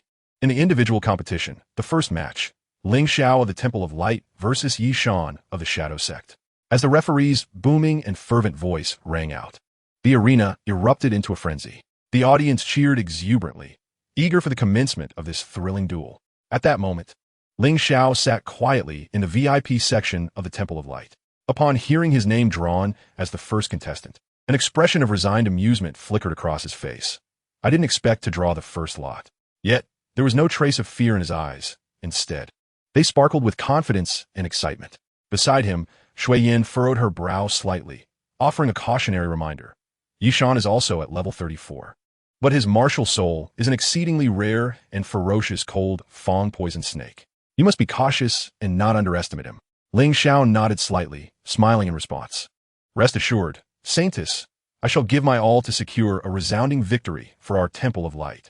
No sooner had he spoken than he blurred into motion, leaping forth like an arrow released from its bow, landing gracefully on the expansive competition stage after a series of agile jumps. Once he steadied himself, Ling Xiao took a deep breath and cupped his fist towards Yi Shan across the way, declaring loudly, "Ling Xiao of the Temple of Light, I hope for your guidance." At this moment, Yi Shan stood silently, his frame emaciated like a flickering candle in the wind, appearing as though a gentle breeze could topple him. His face was pallid as paper, devoid of any color, evoking a sense of pity.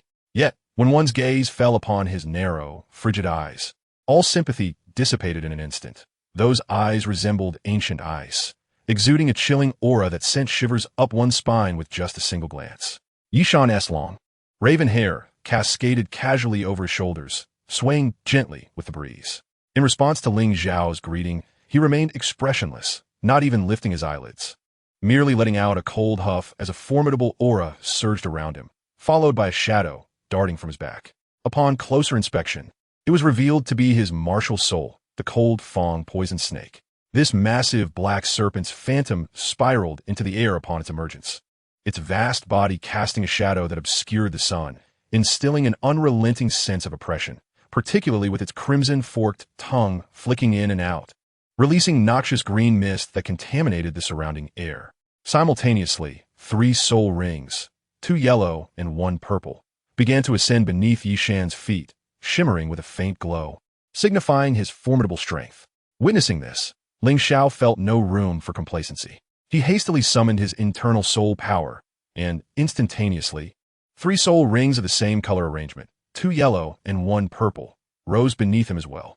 As the rings illuminated, Ling Xiao shouted, swinging his right hand forcefully, causing a resplendent holy light sword to materialize in his grasp. This sword radiated a sacred brilliance, dazzling like a blazing sun, dispelling darkness and illuminating a vast area around him. In the blink of an eye, Ling Xiao seized the initiative, launching his assault without affording Yishan any opportunity to respond. He lightly tapped the ground with his feet, propelling himself towards Yishan like a released arrow. The holy light sword in his hand, slicing through the air with fierce momentum. Yishan, observing this, allowed a slight smirk to grace his lips, a hint of disdain evident in his expression. With a mere thought, the cold fong poison snake behind him opened its gaping maw and unleashed a barrage of razor-sharp ice spikes, raining down upon Ling Xiao in a relentless torrent. In the face of such a concentrated assault, Ling Xiao appeared unfazed. He deftly dodged to the left and right, his movements as agile as a darting swallow, the ice spikes whizzing past him without inflicting any harm. Moreover, he seized the opportunity amidst his evasion, wielding the holy light sword to unleash a series of fierce sword energies that whistled through the air, bearing down on Yishan. Chapter 65. A Resounding Victory. Yishan swiftly evaded Ling Xiao's onslaught with a nimble sidestep, narrowing his eyes slightly as the cold fong poison snake enveloped him.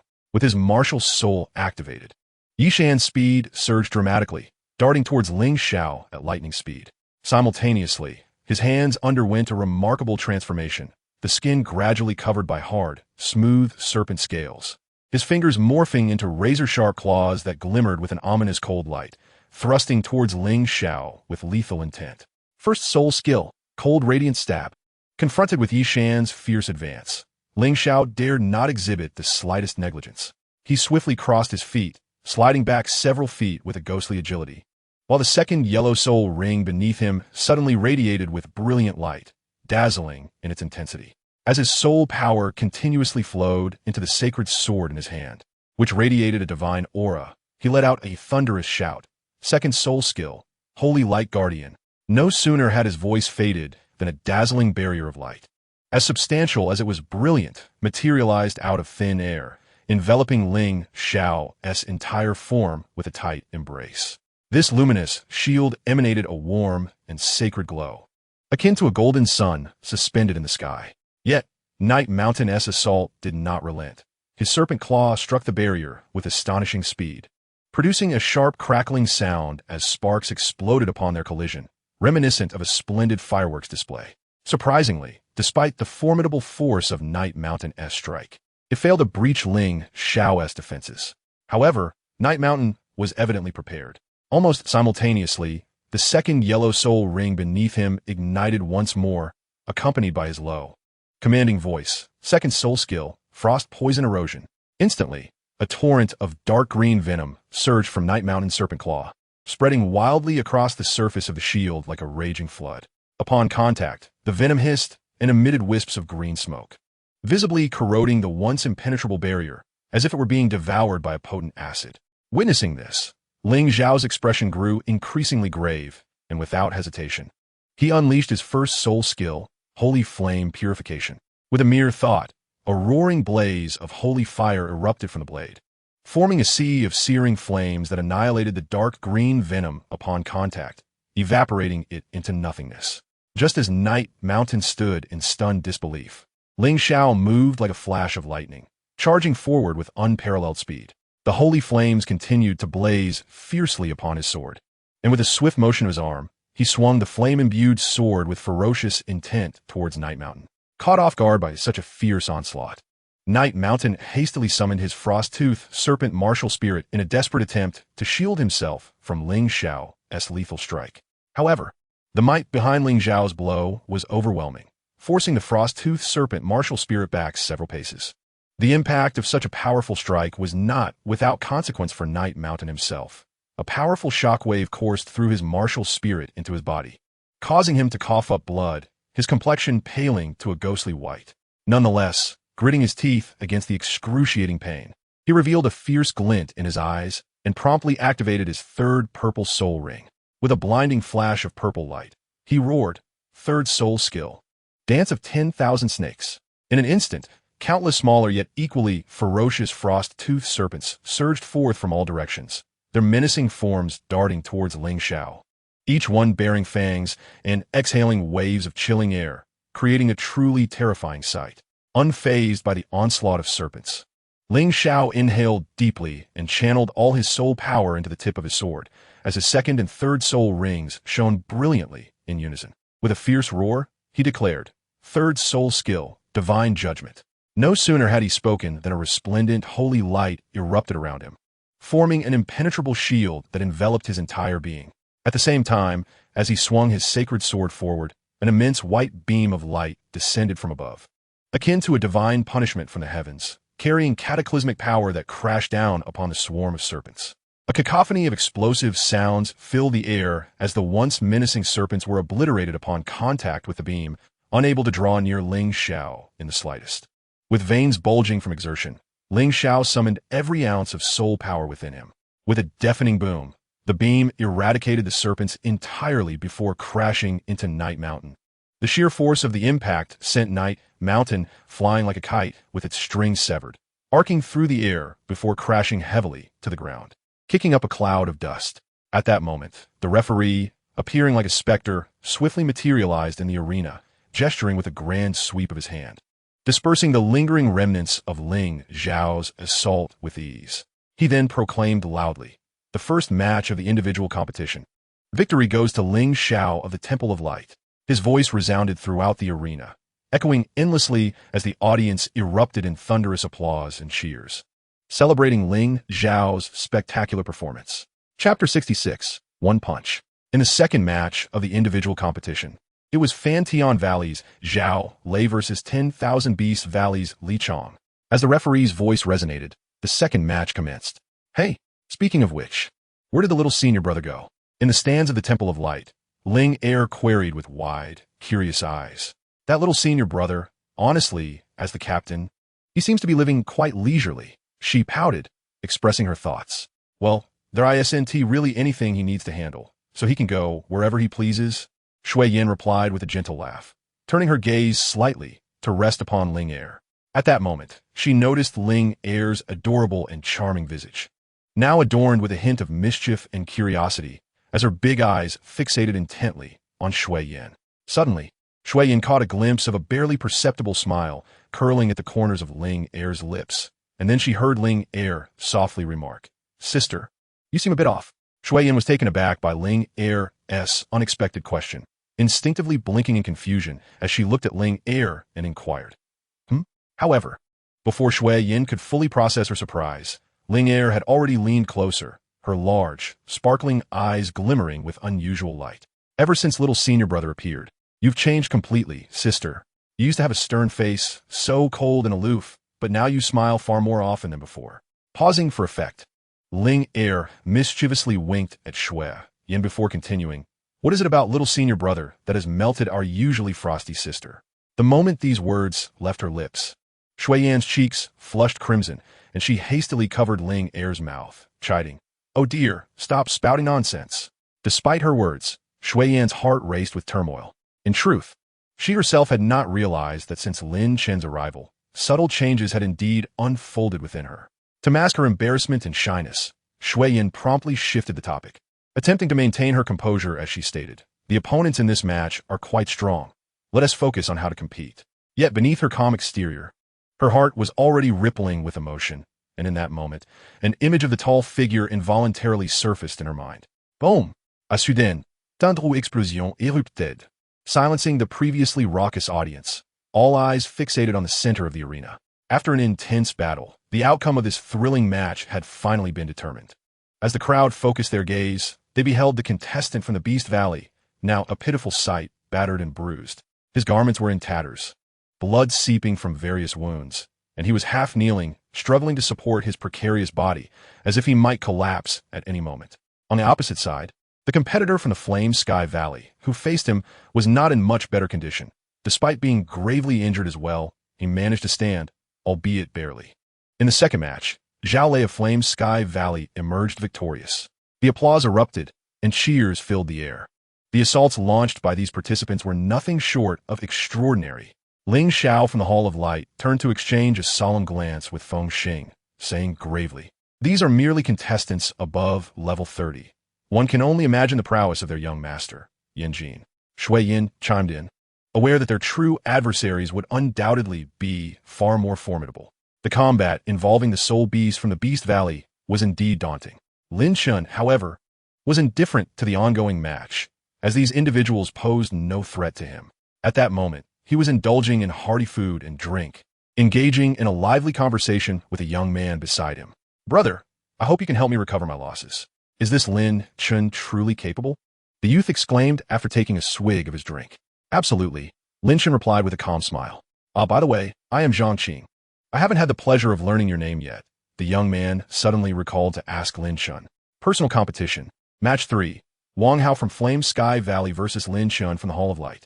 Just as Lin Chen was about to respond, the referee's voice announcing the next match interrupted him. "Wow, is it already Lin Chen's turn?"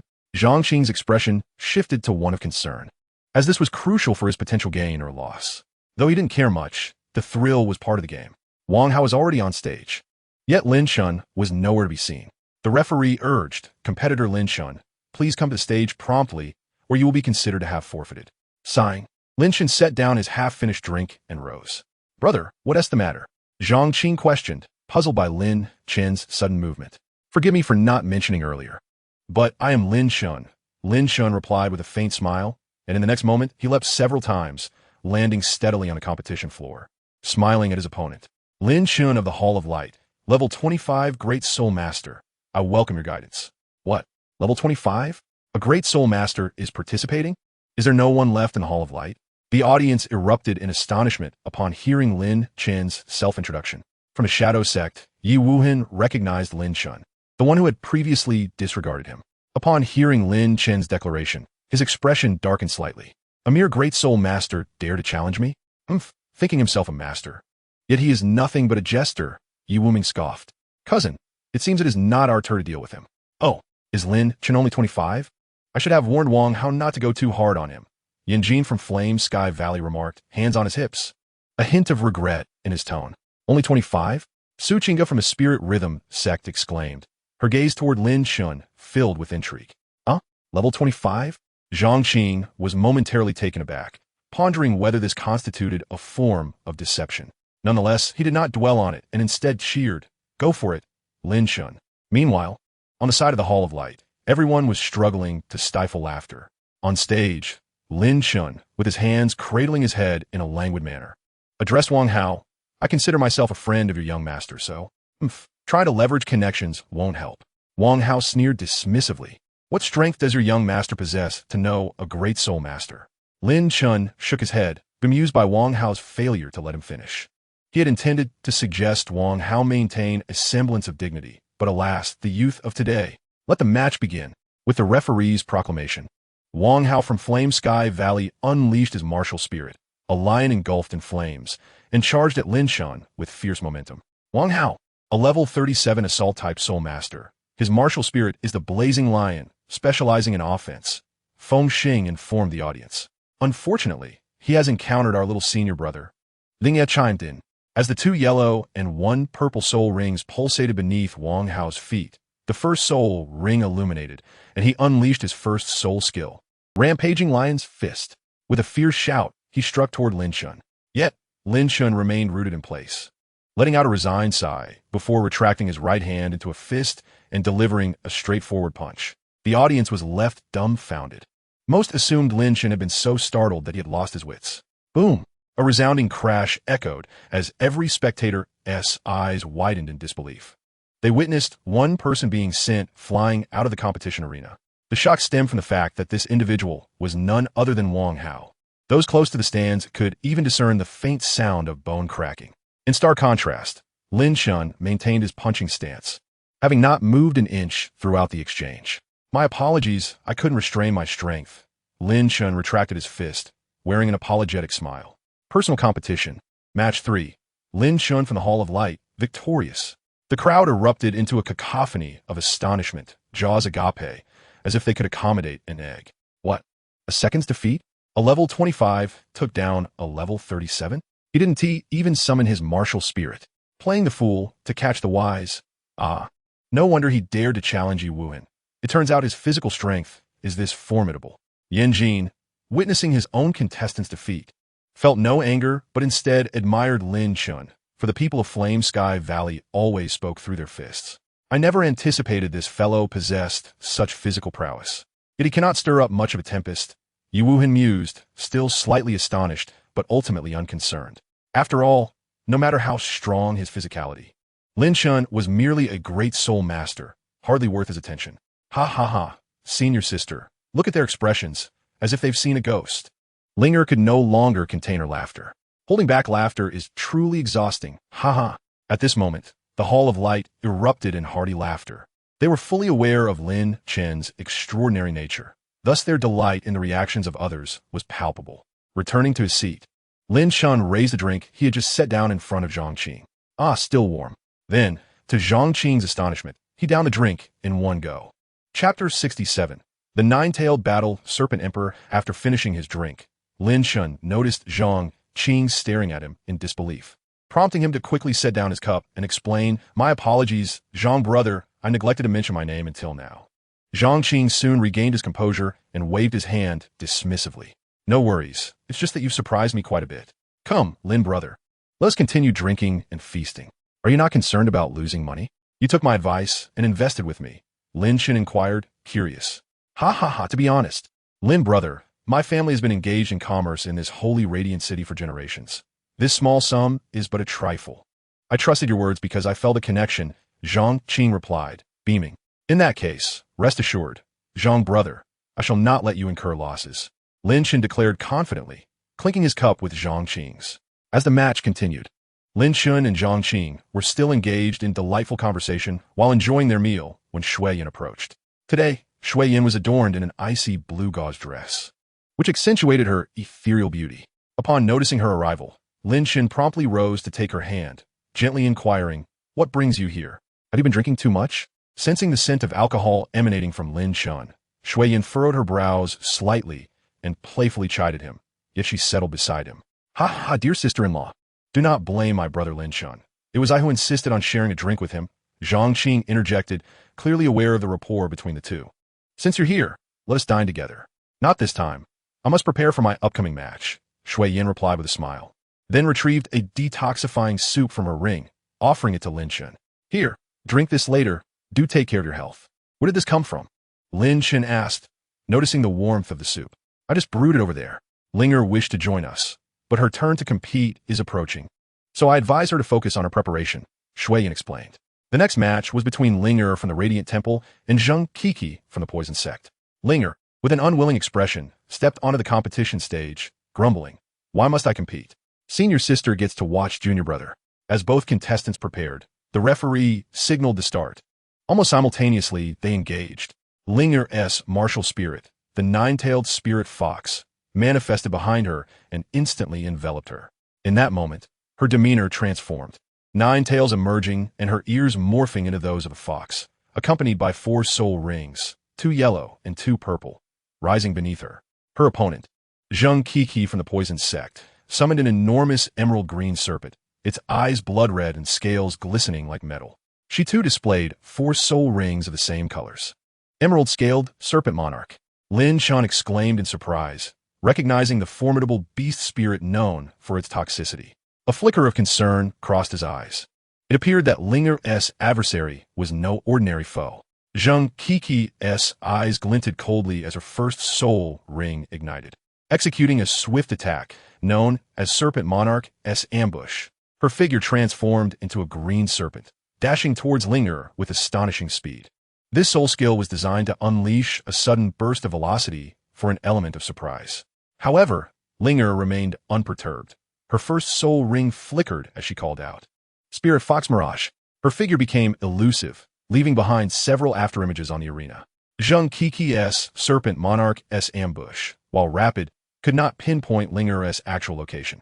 Yet, as a renowned prodigy from a prestigious sect, Zheng Qiki quickly adapted, activating her second soul ring to invoke the poison mist domain. Instantly a thick, green poison mist began to envelop the arena, and while Linger utilized her spirit fox mirage to evade, she could feel the toxins eroding her nerves. Her speed beginning to wane. Zheng Qiki scoffed from within the poison mist, revealing that this was no ordinary toxin, but rather a newly developed special toxin from her sect, designed to severely hinder her opponents when paired with her second skill. Third soul skill, Serpent Monarch S. Venomous Fangs. Zheng Qi's hands morphed into two green serpent heads, their fangs dripping with venom, locking onto Linger's true form due to the poison's influence. With her serpent jaws agape, the fangs lunged toward Ling. Yet, Linger was no ordinary contender. Her third purple soul ring flared to life as she invoked her third soul skill, Spirit Fox Guardian. A pink protective barrier enveloped her, and the venomous fangs collided with the shield, hissing as the poison sizzled upon impact. Seizing the moment, Linger activated her second yellow soul ring and declared, second soul skill, Alluring Eye. Her eyes radiated a captivating purple light, revealing the ethereal image of the nine-tailed spirit fox within her pupils. This skill's effect was to unleash a powerful mental shock on any opponent who met her gaze, causing a brief moment of dizziness, typically lasting around 0.5 to 1 second, a critical window in battle. The distance between Zheng Qiki and Linger was minimal, leaving no room for escape. At that instant, Linger's alluring eye struck Zheng Qiki with formidable mental force. Linger would not squander this perfect opportunity. She swiftly darted forward, her long, slender leg sweeping like lightning, delivering a powerful kick to Zheng Qi's abdomen. The impact was staggering, sending Zheng Qiki staggering several paces backward. Reeling from the blow, Zheng Qiki felt a sharp pain in her stomach, which jolted her from her temporary daze. Gritting her teeth, she steeled herself for a counterattack. Fourth soul skill, Nine-tailed Celestial Fox Fire. Linger exclaimed, and in an instant, the 9 snowy tails behind her ignited in blazing pink flames. The flames danced like ethereal spirits, and wherever they spread, the surrounding poison mist dissipated as if it had met the blazing sun. Zheng Qi's expression shifted slightly upon witnessing this display. Yet she showed no signs of retreat. Instead, she unleashed her own fourth soul skill, Phosphorescent Poison Explosion. In an instant, a torrent of emerald green poison erupted from her hands. Zulging Tulvat Lingia. The clash of the pink fox fire and the green poison created a cataclysmic explosion in mid-air, reverberating with thunderous sound. The sheer energy from the collision caused the entire arena to tremble, as if on the verge of collapse. However, neither side ceased their onslaught. The poison and fox fire intertwined in a dazzling display, releasing blinding light and a menacing aura. Just as the stalemate reached a critical point, Linger's eyes flashed with violet light once more. Alluring Eye. This unexpected maneuver momentarily halted Zheng Qi's actions, revealing a slight opening. Linger seized the chance, empowering her fox fire, breaking through the barrier of poison and lunging directly at Zheng Qi. Chapter 68. First Battle Bloodblade Hall. The pink fox fire threatened to engulf Zheng Qi when suddenly the referee appeared before the flames, gesturing with a sweeping hand to extinguish the fire, leaving Zheng Qi with a resigned expression. Their battle showcased an impressive balance of power, garnering thunderous applause from the audience. However, Zheng Qi was ultimately outmatched, and the referee's intervention signified her defeat. Victory to Linger of the Radiant Temple. The audience erupted in applause, and those from the Radiant Temple cheered in celebration. Thus far, 3 members of the temple had advanced in the individual tournament, though Fengxing and Chen Hong's battles had not gone as smoothly. Both halted in the first round of elimination. Beside Lin Chen, Shui Yin clapped in approval, but he suddenly leaped onto the competition stage, embracing Linger in his arms. Upon closer inspection, it was evident that Linger's once rosy complexion had turned pale, an indication of poisoning. Junior brother, Linger softly murmured, nestling closely against Lin Chen's broad chest, as if seeking to merge into the warmth he offered. She tilted her head to gaze at him. At this moment, Lin Chen gazed at Linger in his arms with a heart full of concern, his eyes unwaveringly fixed upon her, entirely neglecting the presence of Zheng Qi standing nearby. His voice was deep and cold as he commanded, "Bring me the antidote."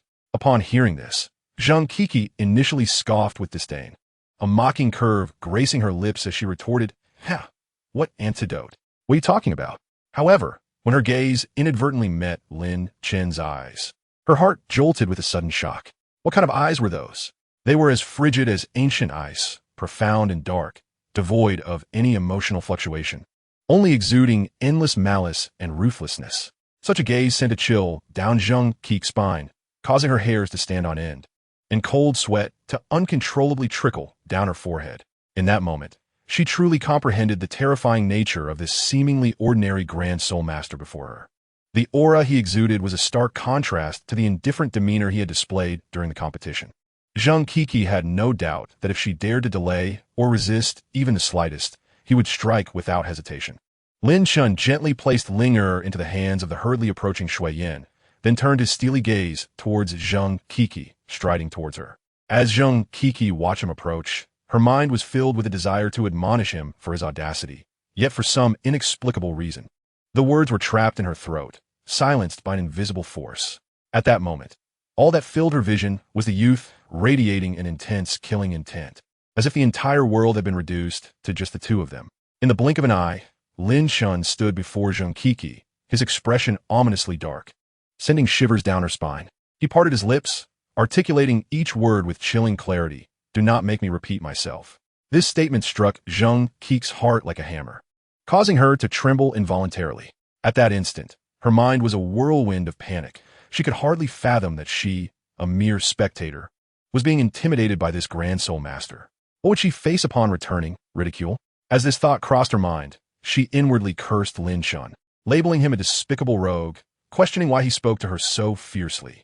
Nevertheless, despite her inner fury, she could not help but project an outward demeanor of compliance in the face of Lin Chen's icy, piercing stare and formidable presence, her voice quivering slightly as she stammered. "I am Zhang Qiqi." She fidgeted nervously with the hem of her clothing, her eyes beginning to redden, tears welling up and threatening to spill over. "Hey, handsome, don't be so hasty. My sister may have acted poorly, but please don't make things difficult for her." The antidote ISNT with her. At that moment, a provocatively dressed woman stepped onto the stage, her tone enticing. The audience below was instantly captivated, some even gasping in recognition. Yet, Lin Chen remained uncharmed, his eyes fixated on a small vial in her hand. He recognized her as Bai Yao, the leader of the poison sect, yet he remained unperturbed and approached her directly. "You're not deceiving me, are you?" Lin Chen said coldly.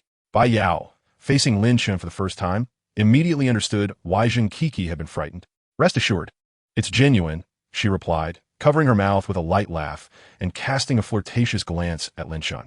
Lin Chen chuckled lightly, leaning in closer, nearly face to face with Bai Yao, which startled her, causing her right leg to instinctively retreat. "Are you trying to seduce me?" he whispered in her ear. "You'll have to try harder. I have many admirers." Bai Yao was still in a daze as Lin Chen returned to lecher with the antidote, leaving her and Zhang Qiqi in a state of shock. "Sister Yao, he is such a scoundrel," Zhang Qiqi exclaimed, shaking Bai Yao's arm. "Interesting." Bai Yao's lips curled into a dangerous smile. "Can we trust him?" Shui Yin inquired with concern. "It's fine," Lin Chen reassured, feeling confident that the antidote was willingly given due to the pressure exerted by Di Lingyue, eliminating any cause for worry. He administered the antidote to lecher gently, whispering, "Rest well." He then lifted her effortlessly and made his way toward the stands, while lecher joyfully wrapped her arms around his neck, resting against his chest. Next to compete was Ling Qianjue, who fortuitously faced an opponent of merely over 30 levels, effortlessly claiming victory and progressing past the first round. Thus, only Shui Yin from the Radiant Temple had yet to compete. In the 27th match of the individual competition, it was Radiant Temple's Shui Yin versus Bloodblade Hall's Xuezong. The moment the referee's voice resonated in the air, Lin Chen's brow furrowed involuntarily. He was no stranger to the name Bloodblade Hall, having witnessed several of their brutal and bloody matches, each memory stirring a deep discomfort within him. "Be extra cautious." Lin Chen's expression turned grave as he fixed his piercing gaze on Shui Yin, his tone unusually solemn as he urged her. Shui Yin nodded slightly, her clear, water-like eyes meeting Lin Chen's concerned gaze, a warm current surging within her heart. At that moment, an unspoken understanding seemed to flow between them, easing the tense atmosphere surrounding them. Shui Yin gracefully leaped onto the arena, her ice-blue gown fluttering in the wind like a blooming ice lotus, her eyes cold and clear, as if capable of freezing anything. Opposite her, Xuezong donned dark red attire, a sinister smile gracing his face as he bore a jagged dark red curved blade on his shoulder, the blade adorned with vein-like patterns that flickered ominously with his breath. This was the Bloodblade Hall's secret weapon, the bloodthirsty demon blade, capable of siphoning the opponent's blood through wounds to nourish its master. Radiant temples, Ice Phoenix? Xuezong licked his lips, a glint of greed flashing in his eyes. I've heard your martial soul is a top-tier beast martial soul. I wonder if your blood is as cold as your martial soul? Shui Yin remained silent, merely casting him a frigid glance as frost began to coalesce around her, the temperature of the air plummeting. Her martial soul, the Ice Phoenix, slowly manifested behind her, its ice-blue wings unfurling, exuding an intense chill, while the phantom of the Ice Phoenix spread its wings and let out a piercing cry, instantly coating the arena in frost. With the referee's command, the match officially commenced. Chapter 69, The Power of Extreme Cold. Across from her, the menacing Xuezong slowly twirled his dark red serrated knife. The veins of the blade seemed to possess a life of their own, suddenly pulsating violently, and a thick, nauseating scent of blood erupted from the patterns, filling the air. He extended his tongue, lightly licking the sharp edge, a cruel smile spreading across his face, simultaneously causing the third soul ring on his body to explode with radiant light. In that instant, the once rigid and straight serrated blade twisted and elongated like a serpentine creature, transforming in the blink of an eye into a menacing blood whip stretching 3 meters long. Third soul skill, Crimson Noose. With a roar, Xuezong lashed the blood whip forward like a venomous snake, creating a fierce wind and a stench of blood. At this moment, Shui Yin had already lightly stepped onto the arena. As her foot touched down, a splendid six-pointed ice flower blossomed beneath her, reminiscent of a snow lotus in winter. Simultaneously, a massive phantom of an ice phoenix unfurled its wings behind her, both beautiful and regal. Ambush! Shui Yin's gaze was firmly fixed upon the incoming blood whip, and without hesitation, she activated her second skill, the second soul skill, Ice Phoenix Mirror Shield. In an instant, the moisture in the air condensed dramatically, and hundreds of crystalline ice shards materialized out of thin air, swiftly coalescing into a thick hexagonal prism shield that stood before her. However, the barbed blood whip was astonishingly powerful, striking the ice shield with tremendous force. A resounding crash echoed as the mirror-smooth ice shield was shattered into countless fragments, scattering in all directions. Yet, the blood whip encountered no hindrance, continuing its assault like a ferocious venomous serpent, tightly ensnaring the remaining shards of ice. As the ice shield teetered on the brink of total collapse, a glimmer of determination flashed in Shui Yin's eyes. She abruptly spun and leaped, her petite form tracing a graceful arc through the air. Simultaneously, her third soul ring radiated a brilliant purple light. The third soul skill, Ice Phoenix Prison. Accompanied by Shui Yin's melodious shout, the once fractured shards of the mirror shield seemed to be drawn by some mysterious force, swiftly reassembling. They intertwined and coiled together, forming a colossal cage of ice that securely trapped the blood warehouse within. However, at that very moment, the seemingly indestructible cage erupted with a dense mist of blood. The blood warehouse instantly unleashed his first soul skill, Blood Shadow Escape, his body flowing like liquid through the narrow gaps in the ice, reconstituting behind Shui Yin in the blink of an eye. Now my turn to strike. With a furious roar, the fourth soul ring on the blood warehouse blazed with blinding purple light, and the previously scattered 9-section bloodbone whip rapidly reformed into an enormous 3-meter-long blade. Without hesitation, the blood warehouse swung the massive blade, shouting, "Fourth soul skill, Blood Devourer." In an instant, accompanied by the fierce, downward slash of the blade, a terrifyingly large mouth of blood materialized out of thin air, charged with an overwhelming stench of blood as it lunged toward Shui Yin. At that moment, the spectators seated in the stands could faintly detect a strong odor of rust, causing a wave of nausea and fear to wash over them. With a sharp crack, Shui Yin's hastily raised ice mirror shield was utterly incapable of withstanding this formidable attack, shattering instantly. At the same time, a startling line of blood erupted from her left shoulder, the crimson liquid arcing through the air before cascading down. Sister, Linger, having regained her senses, gasped at the sight. Meanwhile, Lin Chen had locked onto the blood warehouse with lethal intent. However, an unexpected turn of events occurred. The droplets of blood that splattered from her wound had not yet struck the ground when they bizarrely coalesced into glistening ice beads, scattering in a flurry. Moreover, the wound on Shui Yin's shoulder began to crystallize with a thin layer of ice at a visible speed. as if an invisible force were staunching the flow of blood. Observing this scene, the blood warehouse's pupils dilated in shock. He realized with dread that the blood-sucking property of his blood devourer, granted by his fourth soul ring, had been completely frozen and blocked. This was utterly unforeseen, as he had always relied on this unique ability to gain a significant advantage in battle. Yet now, his most trusted method had been effortlessly countered, plunging him into considerable trouble. His expression darkened further. Seizing the moment, Shuyin lightly tapped the ground with her toes, her form retreating swiftly like a specter. At the same time, her fourth soul ring erupted with brilliance, and she called out with fervor, "Fourth soul skill, Dance of the Ice Phoenix."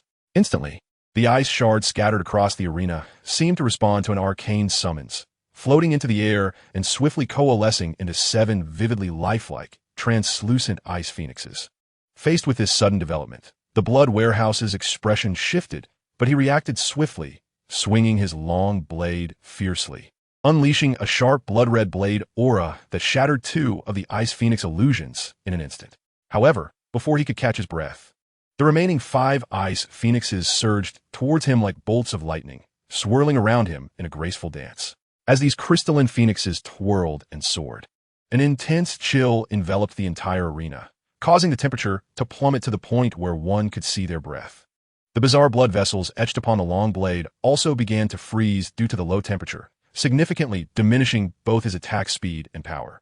Shuyin raised her delicate hand, pressing down forcefully as she commanded, "Break." The 5 ice phoenixes simultaneously let out piercing cries, unfurling their wings and diving towards the blood warehouse like 5 streaks of white lightning. Sensing the overwhelming force of this assault, the blood warehouse's eyes widened, and with a roar, he unleashed his second soul skill, Blood Fiend Shield, summoning a thick layer of blood-red energy that erupted from within him, forming an incredibly sturdy shield to counter the Ice Phoenix's onslaught. Nonetheless, the power contained within these 5 Ice Phoenixes was simply too terrifying. They effortlessly pierced through the blood-red energy shield and collided directly with the blood warehouse's body. A dull thud resounded as he was sent flying like a kite with its string cut, crashing heavily at the edge of the arena, where he became encased in ice. Frozen in the posture of wielding his blade, the serrated edge of his weapon glistening with finely crystallized ice. At the moment the referee struck the bronze bell, the ice sculpture erupted violently. The blood warehouse knelt on one knee, gasping for breath, his weapon's blood vessels completely shattered from freeze.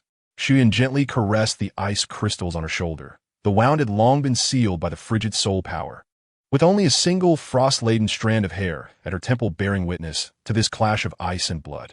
The referee, witnessing the scene, promptly announced, "Shuyin of the Radiant Temple wins." As the announcement of Shuyin's victory echoed, the audience finally realized that the arena had transformed into a dichotomy of ice and fire, with the left side a crystalline world of cold, and the right side awash in a crimson frost of blood. The crowd erupted into fervent applause, and the members of the Radiant Temple cheered in jubilation.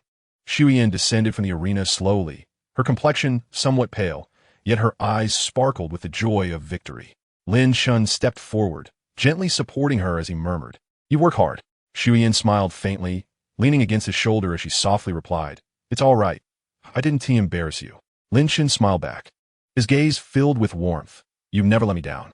The subsequent matches remained fiercely contested, but the members of the Radiant Temple had successfully advanced past the first round. The battles to come would undoubtedly be even more arduous. Chapter 70. Who is more ruthless? The first day's competition had officially concluded, with 5 members of the Radiant Temple advancing, a commendable achievement among all sections.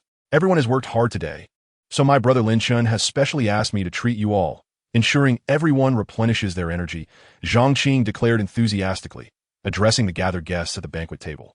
"Wow, brother, you've really gone all out." Ling Xiao and the others expressed their gratitude as they surveyed the lavish spread of fine wines and delicacies. To which Zhang Qing replied, "It was merely a small matter." "Where is junior brother?" Ling Er inquired, noticing Lin Chen's absence. He mentioned he had some matters to attend to and instructed us to eat first. Although Shuyin felt a twinge of concern, she still believed that Lin Shan would be safe. The moonlight cascades over the ancient and enigmatic city of Shenghui. Lanterns flicker throughout the streets. Yet beneath this tranquil moonlit night, a shadow flits through the alleys with ghostly swiftness. It is Lin Chen, clad in a black night cloak. At this moment, the eye of the divine opens upon his forehead, emitting a faint but profound glow. As his insight awakens, a formidable power of perception envelopes a radius of 100 meters around him. No subtle movement escapes Lin Chen's astute observation, and every scene vividly materializes in his mind. Suddenly, Lin Chen halts, tilting his head slightly to one side. Without hesitation, he propels himself at full speed in that direction, moving as swiftly as an arrow released from its bow, vanishing in the blink of an eye. In a secluded dwelling, a delicate-faced woman retreats in terror, her eyes brimming with fear and helplessness. Before her stands a tall, menacing man, advancing towards her step by step. "Don't come any closer. Help! However, before her cries can fully escape her lips, the man swiftly covers her mouth with his hand. This man is Blood Warehouse. At this moment, his eyes glint with greed and malice as he grasps the woman's mouth, inhaling the faint fragrance that emanates from her, a sinister grin spreading across his face. "Do not scream, my dear. I am not a villain. I simply wish to savor your sweet, delectable blood," Blood Warehouse sneers. After suffering a humiliating defeat in today's competition and facing severe reprimands upon returning to the hall, even those who usually bore him ill will mock him relentlessly. Overwhelmed by frustration, Blood Warehouse slipped out into the night, seeking a bit of amusement. "Rest assured, my beauty, I shall cherish you." His perverse voice reached the woman's ears, leaving her feeling utterly desolate, and she closed her eyes, tears silently streaming down her cheeks. Suddenly, as Blood Warehouse prepared to strike, the wall behind him shattered, startling him. He turned to see a gaunt figure emerging from the smoke, wielding a sharp spear. "Who are you? How dare you interrupt my business?" The intruder, clad in a dark cloak and masked, left Blood Warehouse unable to discern his features. "Indeed, this figure is Lin Chen. I am the bearer of your demise." Lin Chen pointed the nine-heaven spear at the astonished and enraged Blood Warehouse, his voice cold and unyielding. "How dare you? Do you know who I am? I am Blood Warehouse of the Bloodblade Hall. You dare come and disrupt me?" Blood Warehouse initially gaped in shock, then erupted in furious curses. "I am precisely the one seeking you." Lin Chen wasted no words, executing the ghostly shadow step to vanish from sight, accompanied by the crackling sound of thunder. Realizing the peril, Blood Warehouse summoned the bloodthirsty demon blade, but Lin Chen's speed was overwhelming. Before he could react, Lin Chen materialized before him, delivering a powerful strike with the spear to Blood Warehouse's chest. The forceful blow sent blood gushing from Blood Warehouse, propelling him away. When he managed to rise, only shock remained on his face. As he attempted to speak, Lin Chen's presence swiftly encroached upon him once more. In desperation, Blood Warehouse activated his first soul skill, Blood Shadow Escape, transforming into a puddle of blood that dispersed in all directions. However, fate had other plans as he encountered Lin Chen. With a clenched fist, Lin Chen unleashed a torrent of violent lightning that struck the ground. Thunderous fury, the terrifying electricity surged through the blood, and in the next moment, a scream echoed as the blood coalesced into a human form, revealing a stunned Blood Warehouse, electrified and bewildered as he gazed at Lin Chen. "I bear no grudge against you. Why do you relentlessly pursue me?" Blood Warehouse's arrogance had waned, for he perceived the vast chasm of power that Lin Chen possessed. He sensed that Lin Chen was merely toying with him, and when he grew weary, he would be finished. Lin Chen remained silent, advancing towards Blood Warehouse. "You are exceedingly arrogant." Blood Warehouse activated his fourth soul ring, wielding the demon blade, transformed into a 3-meter-long weapon, swinging it down towards Lin Chen. In that instant, a voracious beast with a gaping maw lunged at Lin Chen. "Oomph, is this all you have?" The sound of a dragon's roar emanated from Lin Chen as his left arm morphed into a draconic-scaled appendage. Activating his first soul ring, his left hand shimmered with a purple glow, and in the next moment, 5 claw blades shot forth. The 5 claw blades effortlessly shredded the voracious beast, continuing their trajectory towards Blood Warehouse with unrelenting speed. There was no time for Blood Warehouse to evade. He instinctively raised his blade in defense. Crack! The poisonous blade, enhanced by the left dragon claw's shattering effect, obliterated Blood Warehouse's weapon, and one claw pierced his left arm, shattering it into a spray of blood and flesh. In an instant, Blood Warehouse, his martial soul shattered, coughed up a mouthful of blood, akin to a kite severed from its string, hurtling backward. Even now, he remained oblivious to the true identity of his assailant. "The Bloodblade Hall will not spare you." Blood Warehouse collapsed into a pool of his own blood, his eyes filled with a malevolent glare directed at Lin Chen. "I do not like your gaze." Noticing Blood Warehouse's defiance, Lin Chen swiftly drove his spear through Blood Warehouse's right arm, pinning him to the ground. Who are you? How can you be more ruthless than those of the Bloodblade Hall? Blood Warehouse's face contorted in agony. I relish that assessment. I shall disclose my identity to you. Lin Chen smiled faintly, leaning closer to Blood Warehouse's ear. For every drop of blood you inflict upon her, I shall take your life. In the next instant, the razor-sharp dragon claw pierced Blood Warehouse's throat, ending his life. Lin Chen then crushed Blood Warehouse's heart, only withdrawing his spear when the system notification chimed. He then slowly approached the woman who had been abducted. The woman, now utterly terrified, witnessed Lin Chen's combat prowess, her heart sinking, thinking she had merely escaped the jaws of one beast only to fall into the clutches of another. Lin Chen stood before her and gently spoke. Come with me. Huh? The woman was taken aback, finding his words surprisingly direct. He is from the Bloodblade Hall. If you do not leave, they will soon come for you. You have 1 minute to decide. Stay or go. Lin Chen gestured toward the dismembered Blood Warehouse, his tone calm yet urgent, aware that he could not linger long. I will go. I will go. The woman quickly made her choice, fully aware of the Bloodblade Hall's reputation for ruthlessness and brutality. If she did not leave, she feared for her life. Very well. Lin Chen wasted no time, swiftly lifting her into his arms and taking flight. The task of eliminating Blood Warehouse had been completed, and the reward was now granted. The Nine Heaven Spear unlocked a new effect, armor piercing, ignoring 50 of the opponent's defense. Chapter 71, An Apology. Zheng Kiki trudged along the bustling street with her hands weakly clasped behind her back, her head bowed as she walked slowly. The market around her was alive with noise and activity, the crowd flowing like a river. Yet at that moment, she seemed entirely disconnected from it all, lost in her own thoughts and appearing distracted. Just as Zheng Kiki felt her mind drifting, a large, powerful hand suddenly emerged, swiftly covering her mouth and dragging her into a nearby dark alley with lightning speed. Zheng Kiki was startled by this sudden turn of events, her face paling as she instinctively sought to summon her martial soul to resist. However, before she could make any move, an exceedingly sharp aura pressed against her delicate, pale neck. Startled, she widened her eyes in terror, only to see a glimmering, razor-sharp dragon claw hovering perilously close to her throat.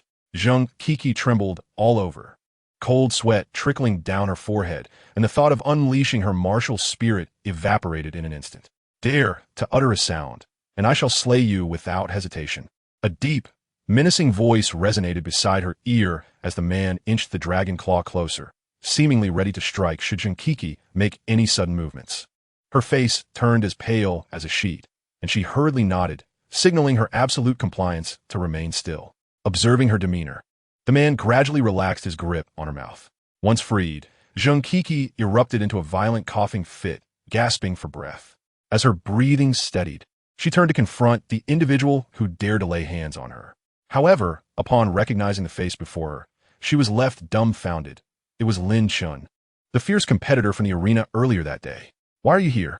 Zheng Kiki intended to question him, but her tone softened unexpectedly. What? You expected someone else? Lin Chen replied with a faint smile. No, I didn't mean that. Zheng Kiki quickly waved her hands in denial. Yet, as she processed Lin Chen's words, she found herself momentarily frozen in place. Foolish woman, Lin Chen observed with a hint of amusement at her rather comical expression, shaking his head in resignation. I won tea. Zheng Kiki began to refute, but was cut off by Lin Chen. What do you intend to do about the harm caused to Linger? He cut straight to the point, and though Lin Chen's face was adorned with a smile, to Zheng Kiki, it appeared dreadfully ominous. That wasn't my fault. Everyone in our poison sect must undergo transformation and use the newly developed toxins, and didn't I provide you with the antidote? Zheng Kiki mumbled, her voice dwindling to a whisper. So you strike without regard for others? Lin Chen lamented the cruelty of the poison sect internally. Yes, otherwise we would be the ones harmed. After all, we in the poison sect are merely frail women, she murmured, fidgeting with the hem of her clothing. That is of no concern to me. You have harmed my woman, and there are two choices. Either you die, or you accompany me now. Lin Chen raised his right hand, forming a two gesture in the air. Accompany you? Zheng Kiki felt her face flush, her heart racing inexplicably. You will return with me and sincerely apologize to Linger. You must demonstrate your contrition. Lin Chen was unaware of Zheng Kiki's inner turmoil, but he felt that anyone who harmed his woman should pay a price. Although a barrier still existed between him and Ling, he would never betray her feelings. Huh? Apologize? Zhang Kiki was momentarily taken aback. What else do you wish to do? Understanding her expression in an instant, Lin Chen decided to tease her. He was a reasonable person. Had Blood Warehouse members displayed even a hint of courtesy like Zhang Kiki, he might have spared them. And no, I didn't plan anything. Zhang Kiki stammered, her face growing even redder. Lin Chen escorted the two women to a tavern, and upon opening the private room door, he discovered Zhang Qing already intoxicated with Xiao Hu and the others. Let me tell you, Zhang Qing, my brother Chen, is sure to make you a fortune. Xiao Hu is already inebriated beyond coherence. Indeed, even I, a soul king, cannot best him, so rest assured. Ling Qinjue was also swaying unsteadily. It's all in the liquor, Zhang Qing exclaimed, downing his drink. Shui Yin and Ling had distanced themselves from the raucous group, and upon seeing Lin Chen enter, both displayed smiles, with Ling excitedly leaping into Lin Chen's embrace. Little senior brother, you've returned. They were so loud, but wait, who are they? As Ling vented to Lin Chen, she suddenly noticed the two women following him and became alert. Lin Chen, where have you been? Why did you take so long to return? Shui Yan's concern was primarily for Lin Chen, despite recognizing the two newcomers. I was attending to some matters. You all know this one. Zhang Kiki. She has come to apologize to Ling. Lin Chen gestured towards Zhang Kiki, signaling her to speak. Apologize? Ling appelait bewildert. Dear Ling, I sincerely apologize for any offense during today as competition. Please accept this token of my sincerity. Zhang Kiki presented a spatial ring to Ling with both hands, her demeanor exceedingly earnest. Huh, this. Ling was at a loss for words, caught off guard by Zhang Kiki's sudden gesture. You were compelled to act today. We acknowledge your intentions, but you should take the item back, Shui Yin chimed in, her expression softening with a smile. No, please accept it.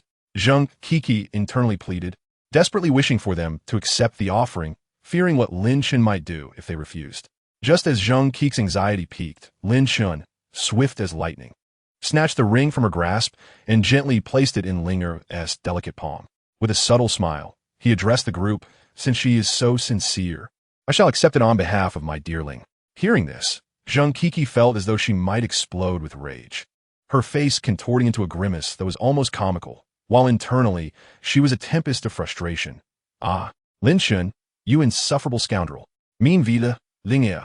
Blushing at the endearing term my dear Ling, lowered her head, tightly clutching the ring and unable to meet Lin Chen's gaze. Observing this, Shui Yin shook her head in exasperation. Turning her attention to the other silent woman standing nearby, she curiously inquired, and who might this young lady be? Upon hearing the question, the woman offered a slight bow before softly responding, Good day to you all. My name is Bai Jie. I was fortunate to be rescued by this young gentleman. Had he not arrived in time, I might have met a dire fate. Concerned for my safety, he kinda brought me along. Bai Jie adhered to Lin Chen's earlier instructions and refrained from mentioning the Blood Warehouse incident. The leader of the Bloodblade Hall surveyed the disarray of the Blood Warehouse with a dark expression. How intriguing. It seems some are even more ruthless than us. Dig deep and bring him to me. Several figures behind the leader responded respectfully, cautious not to speak further, for they knew this was merely the calm before the storm. The following day, news of the Blood Warehouse's grisly demise spread rapidly throughout the Holy Radiant City. Some questioned who would dare provoke such a formidable adversary as the Bloodblade Hall, while others applauded, feeling a sense of righteous satisfaction. Under normal circumstances, the Bloodblade Hall would have unleashed a spree of indiscriminate slaughter, especially since the deceased were notable talents within their ranks. Yet, in Holy Radiant City, any rash actions could attract the ire of Emperor Lingyu, who sought to suppress any potential threat. Upon learning that a disciple of the Bloodblade Hall had been slain, Emperor Lingyu was incensed. He promptly dispatched soldiers to secure every street in Holy Radiant City, vowing to hold the Bloodblade Hall accountable, and issued a proclamation demanding that all citizens remain vigilant in the presence of soldiers to prevent further violence. My teacher is truly cunning. This isn't merely about preventing the culprit. It's about keeping the Bloodblade Hall in check. Linger laughed heartily at the proclamation, though Shui Yin regarded Lin Chen with a contemplative expression. Chapter 72. I allow you to insult. Despite the minor incident involving the Bloodblade Hall, it did not impede the continuation of the tournament the following day. On the first day of the competition, a total of 64 contestants participated. After an intense and thrilling first round of eliminations, 32 competitors successfully advanced, among whom 5 members from the Radiant Temple emerged victorious. Lin Chen, Shui Yin, Ling Er, Ling Qianzhu, and Ling Xiao. In contrast, the Ling Yun sect faced misfortune, as none of their participants advanced. However, none dared to underestimate them, for their supportive abilities would only truly manifest in team matches. Today's contest promised to be even more challenging. In the stands of the Radiant Temple, several individuals gathered in discussion about the day's match. I hope the draw does not pair me with an opponent who is too formidable, Lin Xiao prayed, hands clasped in earnest supplication. Beside him, Lin Chen appeared remarkably at ease, as if indifferent to the proceedings. At that moment, Shui Yin approached Lin Chen, hesitating as if she had much to say, yet was unsure how to begin. Noticing her demeanor, Lin Chen smiled gently and remarked, "It seems you have already guessed. What you're doing could lead to trouble," Shui Yin replied, her brow furrowed with concern. Lin Chen wrapped an arm around her, stroking her delicate hand. "Do not fret.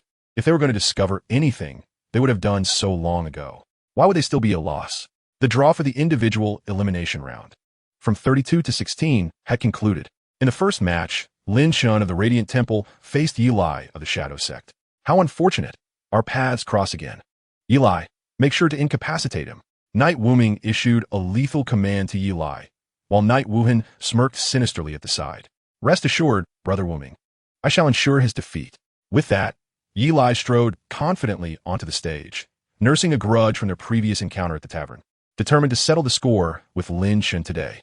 Lin Chen shook his head in exasperation, reluctant to part from Shui Yin, and complained, "To think I'm the first match. This is utterly vexing." Shui Yin, witnessing Lin Chen's frustrated expression, chuckled softly.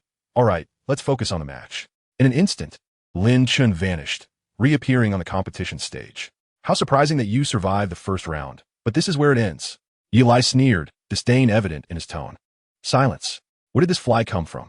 Lin Chen retorted, nonchalantly digging into his ear, ignoring Yi Lai's insults entirely. "You're seeking death." Yi Lai's fury ignited upon seeing Lin Chen's reaction. "Hurry and start, referee. I have a girlfriend to return to." The audience gasped as Lin Chen's words reverberated through the arena like thunder. Is he not being overly arrogant? How can a soul master from the second ring have a girlfriend? Is he more handsome than me? Brother, you are making a fool of yourself. What? He already has a girlfriend? Su Qinggu of the Ling Yun sect felt a surge of emotions, but quickly steeled her resolve. With the referee's authoritative voice signaling the commencement, the match officially began. Yi Lai unhesitatingly unleashed his soul, a manifestation of his own. Suddenly, before anyone could comprehend the situation, a slender figure lunged at Yi Lai, delivering a thunderous punch imbued with electrical force to his previously handsome face. Blood and teeth rained down like a tempest. However, the ordeal was far from over. Lin Chen had no intention of granting Yi Lai a moment's respite or the chance to escape. Seizing the moment, he firmly grasped Yi Lai's flailing arm and yanked him back, refusing to allow him any retreat. Simultaneously, Lin Chen's left hand clamped down on Yi Lai's fragile throat, lifting him before slamming him down onto the ground with a jarring thud, raising a cloud of dust. What followed was a scene too brutal to behold. As Lin Chen continued his relentless assault, his fists raining down upon Yi Lai's already disfigured face, with each blow fueled by boundless rage and power. Deep craters formed where Yi Lai's head once was. "This is what you get for your insolence," Lin Chen declared, crushing Yi Lai's raised hand underfoot, grinding it mercilessly. Only then did the referee, finally regaining his composure, shout for Lin Chen to cease, rushing to separate them. Gazing down at Yi Lai, now a pitiful sight with a bruised visage, the referee could only draw a sharp breath, looking at Lin Chen as if he were a monster before announcing loudly, "The first match goes to Lin Chen." Upon hearing the verdict, Lin Chen expressionlessly shook off the remnants of the confrontation from his hands, as if they bore some unclean residue. Without a backward glance, he descended from the arena, coldly remarking, "This is the consequence of reckless words." What has transpired? Was Lin Chen's speed truly that terrifying? Yi Lai didn't even have the chance to summon his soul. What do you mean? Lin Chen didn't summon his soul either. Returning to the stands, Lin Chen found his teammates gazing at him in astonishment, unsure of how to react. What is with those expressions? Shouldn't you be happy I won? Happy? We are overjoyed, little senior brother, but your methods were rather excessive, Ling Er remarked, linking her arm with Lin Chen's with a smile. He deserved it for his insolence, Shui Yin asserted, supporting Lin Chen's actions. Meanwhile, within the Shadow Sect, Night Wuming cursed Yi Lai for his incompetence. While Night Wuhin chuckled softly, this fellow possesses some intrigue. In the second match, Shui Yin faced off against Mo Xing from the Heavenly Mechanism Pavilion. As the referee's call echoed, Shui Yin gracefully ascended to the stage, clad in a gown as white as snow, exuding a cold elegance akin to a celestial being emerging from the frost. Mo Xing, dressed in a black robe adorned with mysterious golden patterns, approached with poise, his handsome face shadowed by an air of enigma. Raising his hands, a brilliant light enveloped him, and a colossal mechanical spirit bird materialized behind him, his soul, the Heavenly Mechanism bird. This avian figure shimmered with metallic luster, its wings etched with intricate runes, its eyes gleaming with an otherworldly intelligence. My lady, it is an honor to battle you, yet I shall show no mercy, Mo Xing said with a slight bow, respect evident in his demeanor. Shui Yin nodded slightly, an aura of chill emanating from her as the Ice Phoenix soul manifested, enveloping her in crystalline blue radiance. Bring it on. As the referee's command rang out, Mo Xing launched the first attack.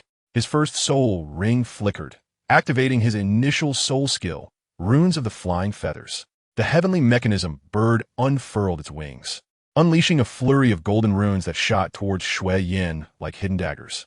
Shui Yin remained calm, swiftly forming seals with her hands, declaring second soul skill. Ice Phoenix Mirror Shield. A massive ice blue shield appeared before her, adorned with a vividly carved image of an ice phoenix. The runes clashed against the shield, producing a cacophony of sounds, yet failing to breach its defenses. Impressive, Mo Xing remarked, a hint of a smile gracing his lips. The Heavenly Mechanism bird emitted a clear cry, its wings flapping rapidly as beams of blue energy erupted from its beak, intertwining to form a colossal energy net descending upon Shui Yin. Second soul skill, Heavenly Mechanism Binding. Montak Sing Shantit. Shui Yin's beautiful eyes narrowed slightly as she raised her hands, her third spirit ring radiating an intense glow. Third spirit ability, Ice Phoenix Prison. Instantly, innumerable ice pillars surged from the ground of the arena, rapidly growing to form a massive ice cage before Shui Yin in the blink of an eye. An energy net collided with the ice prison, emitting a dazzling light. The cage trembled slightly, yet remained unyieldingly robust. The reputation of the Ice Phoenix martial spirit was indeed well-deserved. Fourth spirit ability, all mechanisms return to origin. Mo Xing exclaimed in admiration as his fourth spirit ring shimmered with a purple brilliance. The runes on the body of the celestial mechanism bird blazed with energy, and the bird itself began to phase out of existence. Countless tiny mechanical parts detached from the bird's body, spinning rapidly in the air to form a metallic storm, sweeping towards Shui Yin. He truly was the third-ranked contestant of the Celestial Mechanism Pavilion. Understanding the gravity of this attack, Shui Yin took a deep breath, her soul power surging as her fourth spirit ring burst forth with resplendent light. Fourth spirit ability, Dance of the Ice Phoenix.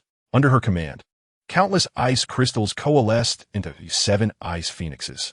In unison, the 7 ice phoenixes let out a piercing cry, their wings flapping mightily, converging into a colossal ice-blue tornado that surged skyward to confront the metallic storm.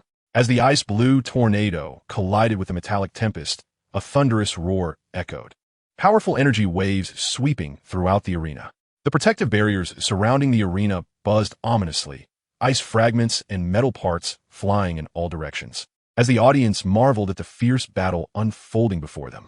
At the epicenter of this energy clash, Shui Yin and Mo Xing exerted all their strength in opposition. Shui Yin bit her silver teeth, relentlessly channeling her soul power to maintain the might of the Dance of the Ice Phoenix, while beads of sweat dotted Mo Xing's forehead as he struggled to control the metallic storm composed of the celestial mechanism bird's parts.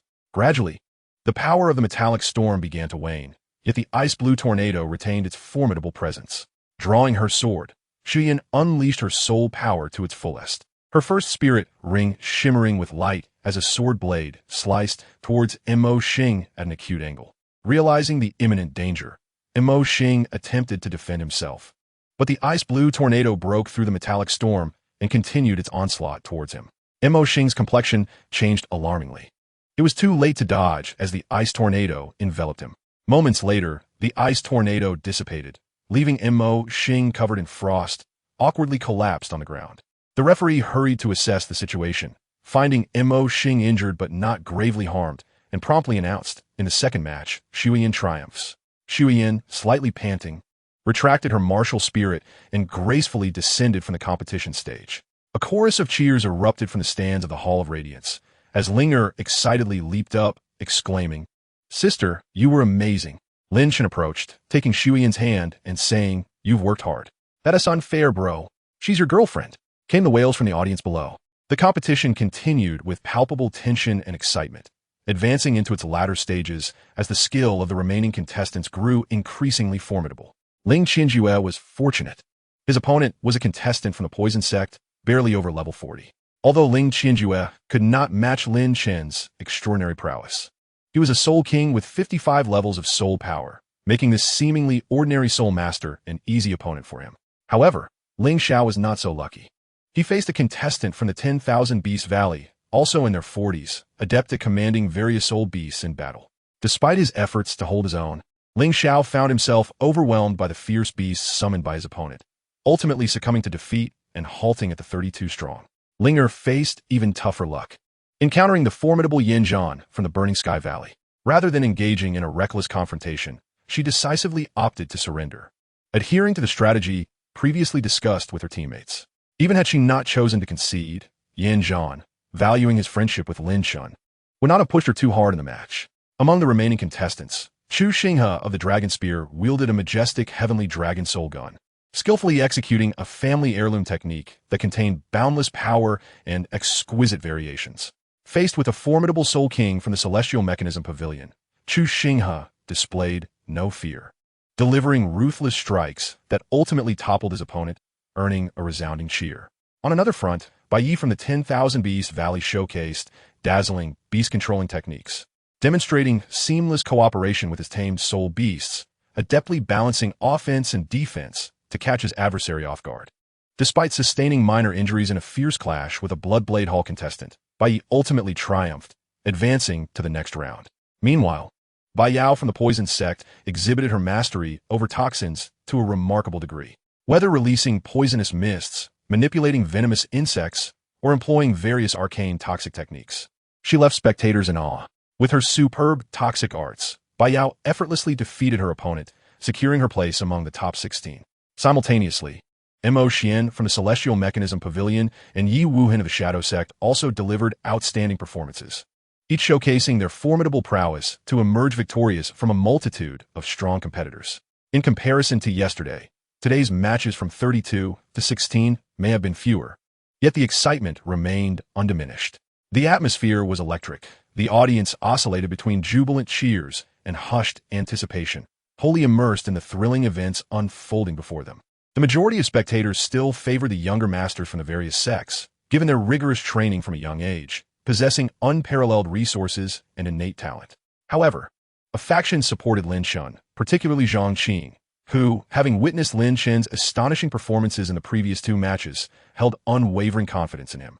Furthermore, the fact that he had yet to utilize his martial spirit added an air of mystery, earning him the title of this tournament's most surprising dark horse.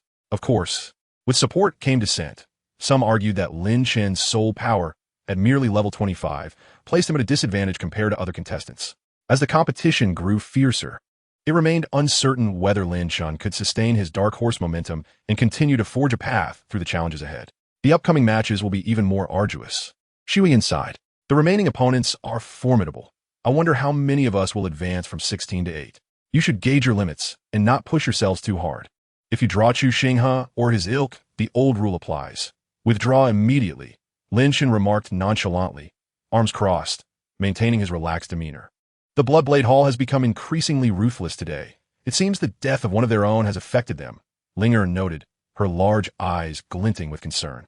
All right, everyone, let us replenish our stamina with some food, suggested Xiao Hu, alongside Zhang Qing and his entourage, who brought forth a selection of delicacies. The morning's 32 to 16 matches had concluded, with the afternoon set for the 16 to 8 encounters. The referee's voice rang out. This year's grand tournament is far more spectacular than in previous years.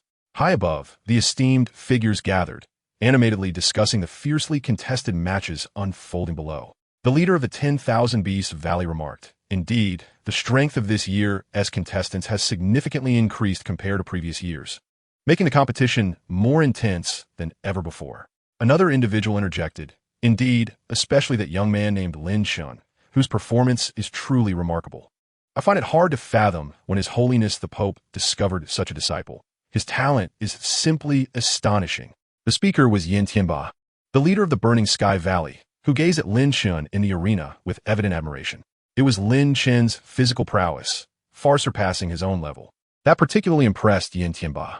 At that moment, Yi Wuqing, the leader of the Shadow Sect, suddenly interjected. However, this young man seems rather ruthless in his approach. Does he not? He furrowed his brow, seemingly dissatisfied with certain actions of Lin Chen. Upon hearing this, Yin Tianba let out a hearty laugh and proclaimed, "Ah, my dear Wuqing, you mustn't say that. We cannot interfere in the battles of the younger generation. Once they choose to tread this path, they must be prepared to endure failure and setbacks. If one lacks the skill to compete, how can they blame others? If that lad, Yin Jin, is similarly overwhelmed in the competition, I shall certainly discipline him upon his return." Lin Chen indeed possesses remarkable abilities. My Qing Ji's martial soul harbors flaws, leaving even the elders of our sect at a loss for effective solutions over the years. Yet, who could have anticipated that this seemingly inconspicuous young man could resolve such an issue? At this moment, the leader of the Ling Yun sect looked at Lin Chen with admiration and respect, turning to Sister Yu beside her and saying, "Sister Yu, you truly have stumbled upon a treasure this time." Meanwhile, the leader of the poison sect slightly furrowed her brow, delicately covering her luscious red lips with her slender, jade-like fingers, and playfully remarked, "That may be true, but this Lin Chen does seem rather fierce toward our Kiki. Poor dear disciple of mine." Hearing this, Di Lingyue smiled gently and explained, "Lin Chen is a person of deep emotions and loyalty. His seemingly harsh demeanor towards your Kiki is simply a reflection of his concern for that girl, Linger. This young man indeed has a knack for surprising us all." With that, a look of satisfaction graced Di Lingyue's face, clearly pleased with the high regard in which Lin Chen was held by everyone. Chapter 74, Bai Yi of the 10,000 Beast Valley. The third round of the individual elimination matches. The draw for the top 16 has concluded. As the referee's resonant voice echoed, the audience in the arena erupted into fervent applause and cheers. The first match, Lin Xinjue of the Light God Palace versus Bai Yi of the 10,000 Beast Valley. The first match is already so formidable. Lin Xiao and others in the stands of the Light God Palace felt somewhat unlucky upon hearing the announcement. Bai Yi was already regarded as a strong contender for the top 8, as his martial soul, the War God Totem, enabled him to summon 3 Millennium Spirit beasts simultaneously. Particularly, his innate beast, the Abyssal Snow Dragon, was exceedingly powerful and possessed a millennium level of cultivation, certainly not to be underestimated. Lin Xinjue's expression grew serious. He knew this battle would be arduous, yet there was no hint of retreat in his eyes. As a key disciple nurtured by the Light God Palace, he bore his own pride and conviction. Drawing his sacred sword, Lin Xinjue steadily ascended the competition platform, a flash of light surrounding him as his martial soul. The Holy Light Unicorn manifested, exuding a radiant glow, its horn gleaming with a mysterious luster, 2 yellow and 3 purple soul rings pulsating beneath him. Bai Yi, Unfazith, stepped onto the competition stage, the War God Totem appearing behind him, its light swirling with a faint roar of beasts emanating from it, while beneath his feet rose 2 yellow, 2 purple, and 1 black soul rings. So you are Lin Xinjue, the strongest from the Light God Palace. Yet you lack even a Millennium Soul Ring. How pitiful. Meeting me here, the top 16 will be your stopping point, Bai Yi declared confidently. Let us see whose skills prevail. Lin Xinjue's gaze sharpened as he shouted resolutely. After all, Bai Yi bore wounds from the fierce matches earlier that day, presenting an excellent opportunity for Lin Xinjue. In an instant, Lin Xinjue's first soul ring shone brilliantly, and a powerful, mysterious force rippled outward like a wave. The space surrounding Bai Yi began to distort, as if an invisible giant hand were carelessly manipulating the area. First soul skill, Holy Light Soundwave. This skill not only impacted the enemy's psyche, but could also influence the surrounding environment with sound waves, thereby restricting the opponent's movements. However, facing such a bizarre attack, Bai Yi emitted a sonorte dismissivity, hemepe, amere parnortidik. Just as quickly, Bai Yi's second 100-year soul ring ignited, and he invoked his second soul skill, Be Spirit Guardian.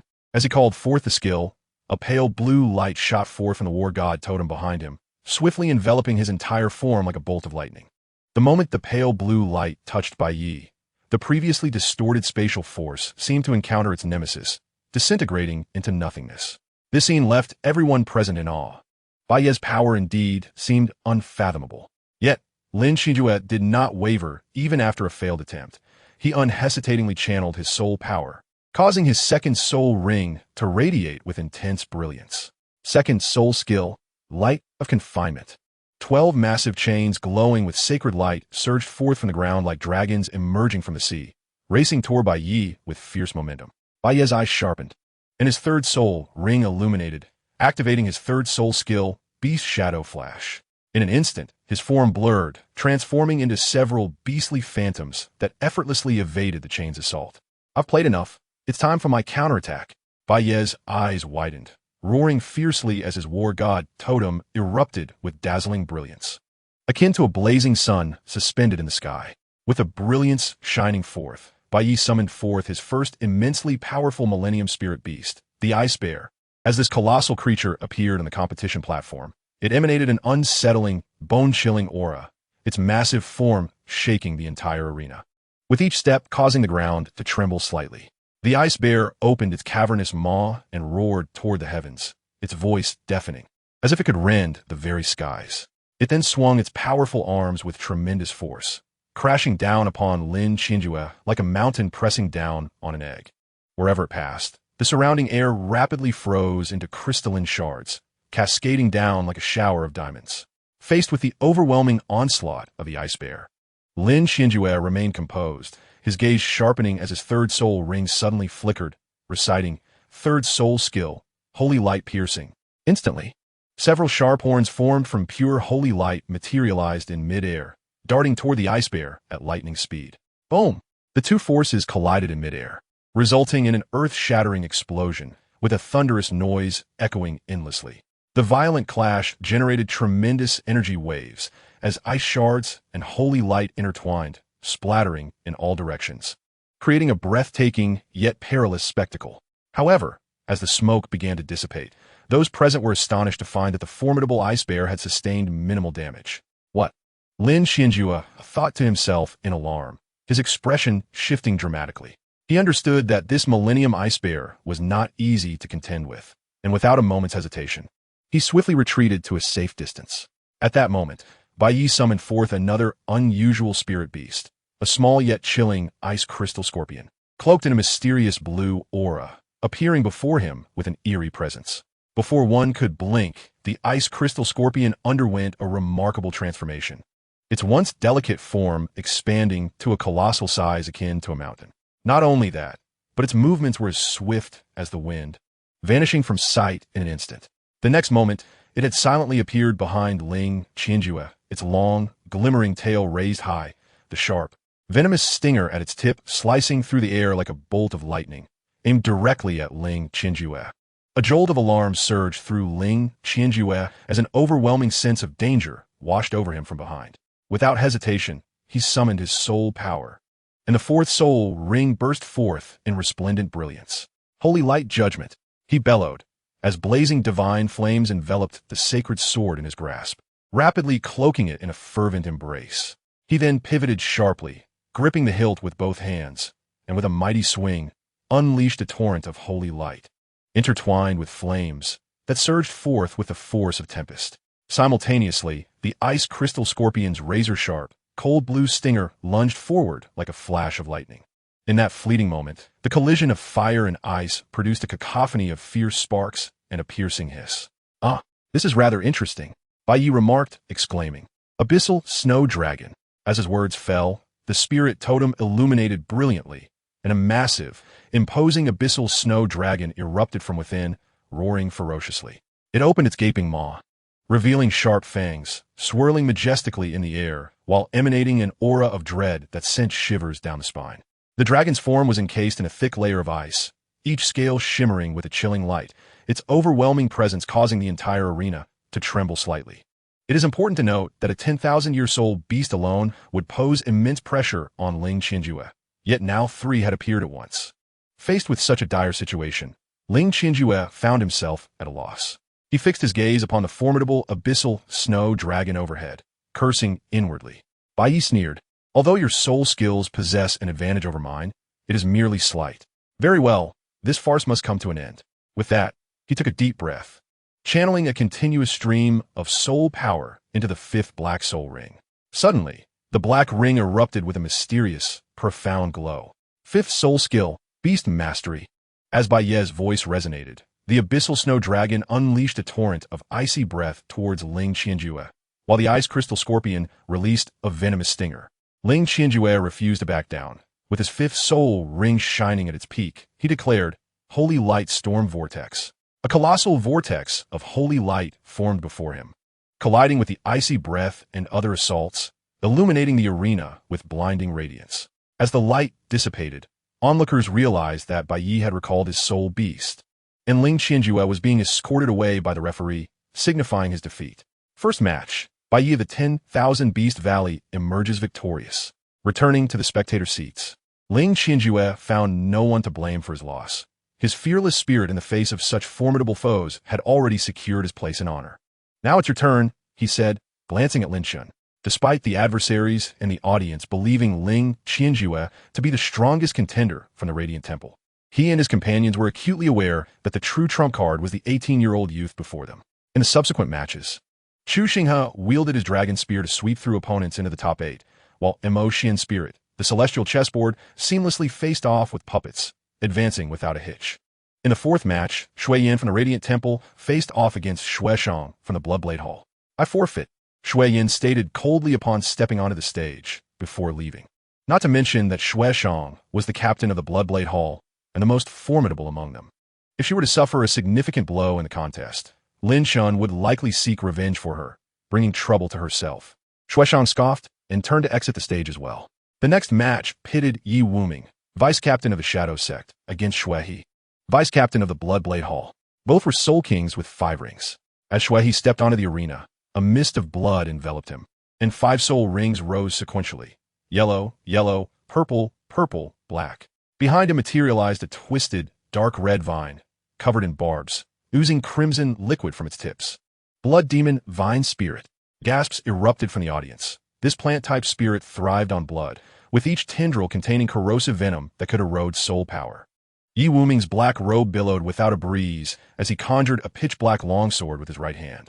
The sword was enveloped in tendrils of black mist, and 5 perfectly matched soul rings revolve at his feet. Yellow, yellow, purple, purple, black. Behind him, 9 sword shadows faintly emerged, representing his spirit, the Nether Shadow Sword. Third soul skill, Blood Prison Cage. Shui He struck first, unleashing hundreds of blood-red vines from his sleeve. These vines wove into a web-like cage in the air, each covered in suction cups, voraciously siphoning moisture from the atmosphere. Yi Wuming's sword spun rapidly, and his 4th soul ring flared brightly. 4th soul skill, Shadow Assault. The nether sword split into 8 specters, piercing through the net of vines like black lightning. The severed blood vines fell to the ground, corroding the blue stone arena and releasing wisps of white smoke. Shui He grinned as he channeled his soul power. The 10,000-year soul ring shimmered with black light, and the severed vines suddenly swelled and burst, enveloping the arena in a blood mist. 5th soul skill, Blood Demon Frenzy. Surrounded by the blood mist, Shui He manifested a 3-headed, 6-armed demon figure. Each of the demon's 6 hands struck down simultaneously, each blow accompanied by the wails of tormented souls. Yi Wuming's pupils constricted as his 5th soul ring radiated dark brilliance. Nether Slash. 9 sword shadows converged into one, the blade entwined with shadowy mist, cleaving through the blood mist before the demon's palm could descend. The residual sword energy swept across the audience, prompting the front row soul masters to erect their protective shields. Blood trickled from the corner of Shui He's mouth as he suddenly bit his tongue, spitting out a blood arrow. 4th soul skill, Blood Devourer of Heaven and Earth. Thick, viscous blood seeped from the cracks in the arena's blue bricks, quickly rising to envelop Yi Wuming's ankles, the blood behaving as if it were alive, constricting around him. Yield. The blood poison will counteract your soul power. Before Shui He could finish, Yi Wuming's 3rd soul ring glowed with a ghostly light. Shadow Clone. The figure ensnared by the blood water transformed into black mist and vanished, revealing the true body now positioned behind Shui He. As the long sword was about to strike him, several sturdy vines suddenly shot forth from behind Shui He, intercepting Yi Wuming's attack while ensnaring his limbs, lifting him off the ground. As the vines tightened around him, Yi Wuming's complexion paled, his blood being gradually siphoned away. Fortunately, the referee intervened in time. Otherwise, Yi Wuming's life would have been in jeopardy. Victory to Xue He of the Bloodblade Hall. The referee's announcement echoed, yet not a single person in the audience applauded. Consequently, the Bloodblade Hall became the first faction to have 2 members advance to the top 8. Xue Lingfeng, your disciple's path is evidently that of an evil soul master. Knight Wuqing, high above, seethed with rage, slamming his hand on the seat, rising abruptly to point an accusatory finger at Xue Lingfeng, the leader of the Bloodblade Hall, and thundered, "How dare you?" In the face of Knight Wuqing's accusations, Xue Lingfeng remained remarkably composed, replying with a slow, measured tone, "Why must you be so enraged? My friend, if my disciple were truly practicing the arts of an evil soul master, would I dare to bring him here to compete in this grand tournament? After all, this place is a gathering of prominent figures such as yourself. I would have neither the audacity nor the justification to act otherwise." As he spoke, Xue Lingfeng remained composed in his seat, arms crossed over his chest, exuding an air of tranquility and confidence. Yi Wuqing, incensed by Xue Lingfeng's words, turned pale with anger, ready to retort, but was restrained by Mo Shou, the master of Tianji Pavilion, who gestured for Yi Wuqing to remain calm. Then, turning to Xue Lingfeng, he spoke with a grave tone, "Brother Wuqing, please temper your anger and allow him to explain. However, Xue Lingfeng, given the circumstances, you must provide a reasonable account to everyone." At this moment, all eyes were fixed on Xue Lingfeng, awaiting a compelling explanation. An explanation? What is there to explain?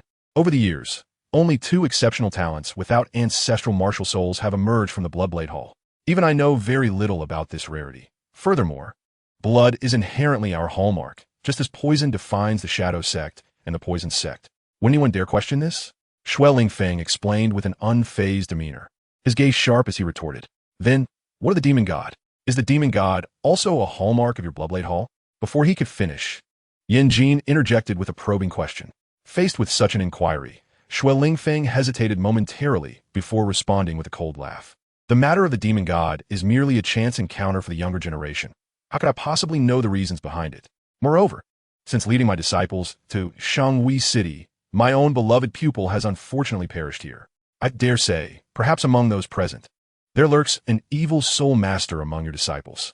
At this point, Xue Lingfeng erupted in fury, emanating a powerful aura that sent chills down one's spine. "What? Do you intend to engage in a physical confrontation here?" Yan Jin, undaunted, immediately unleashed his formidable soul power, with others following suit, causing the entire space to tremble violently from the collective surge of energy. Just as the situation threatened to spiral out of control, Di Lingyue finally spoke. Her delicate voice, akin to a celestial melody, rang out, "Enough, everyone. Let us first focus on successfully completing this match. As for other matters, we shall discuss and resolve them after the competition concludes." As she spoke, a fleeting, almost imperceptible glint of ruthlessness flashed in her beautiful eyes before she swiftly regained her composure, leaving her true thoughts shrouded in mystery. Chapter 76. Immunity to all poisons. In the 6th match, it was the battle between Lin Chen of the Temple of Light and Bai Yao of the Poison Sect. Lin Chen gracefully alighted onto the stage, maintaining a languid demeanor that irked the audience, filled with envy and disdain.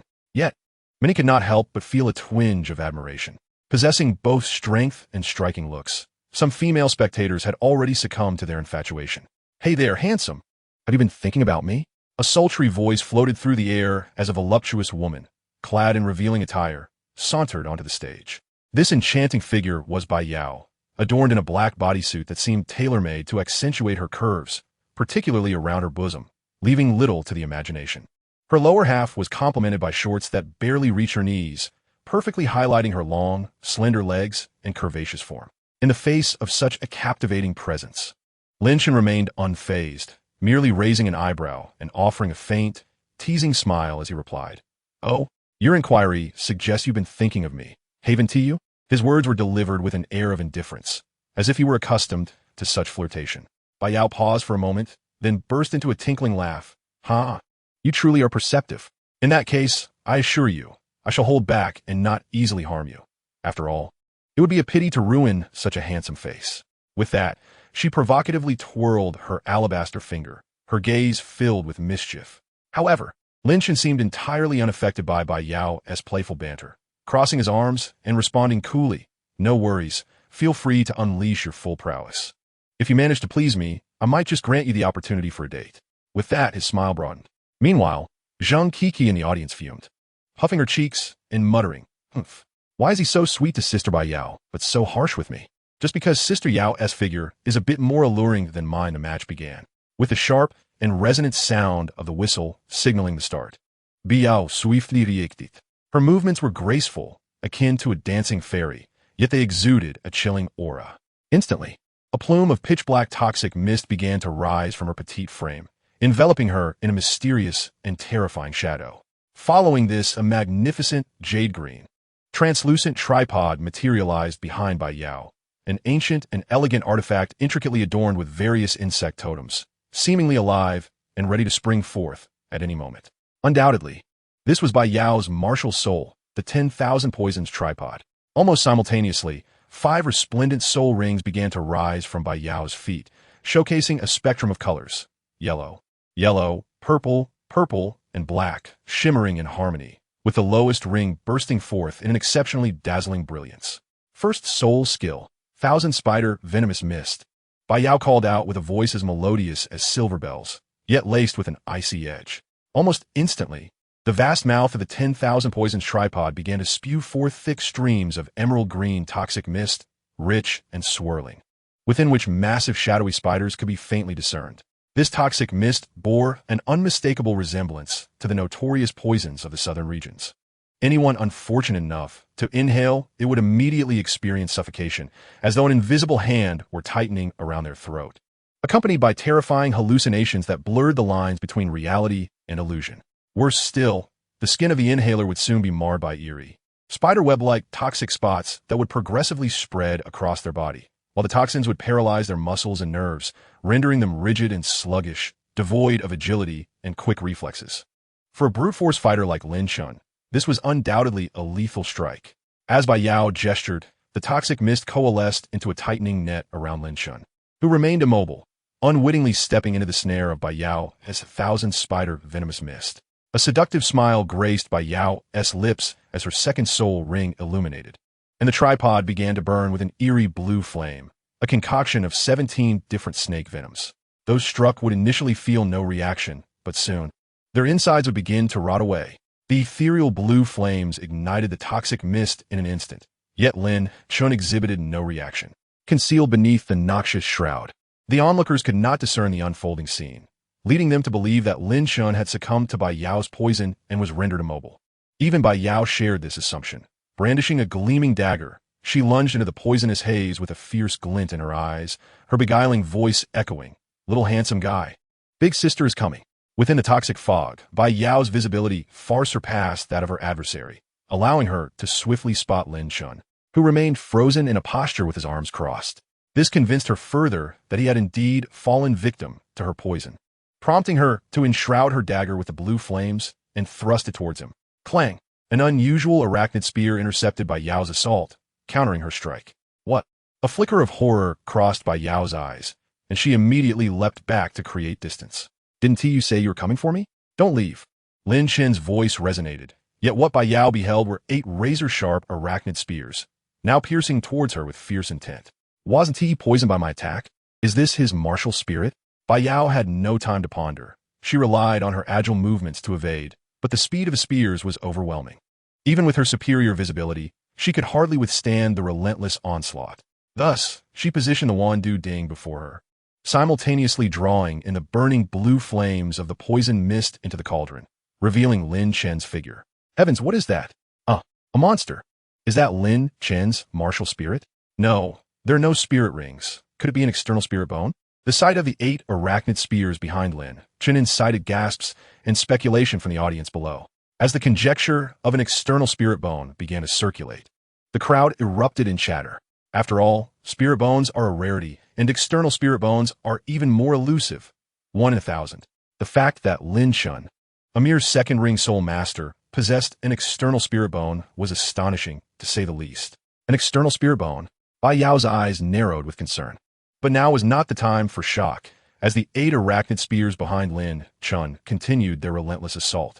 Bai Yao quickly reacted, her third soul ring illuminating with a purple glow.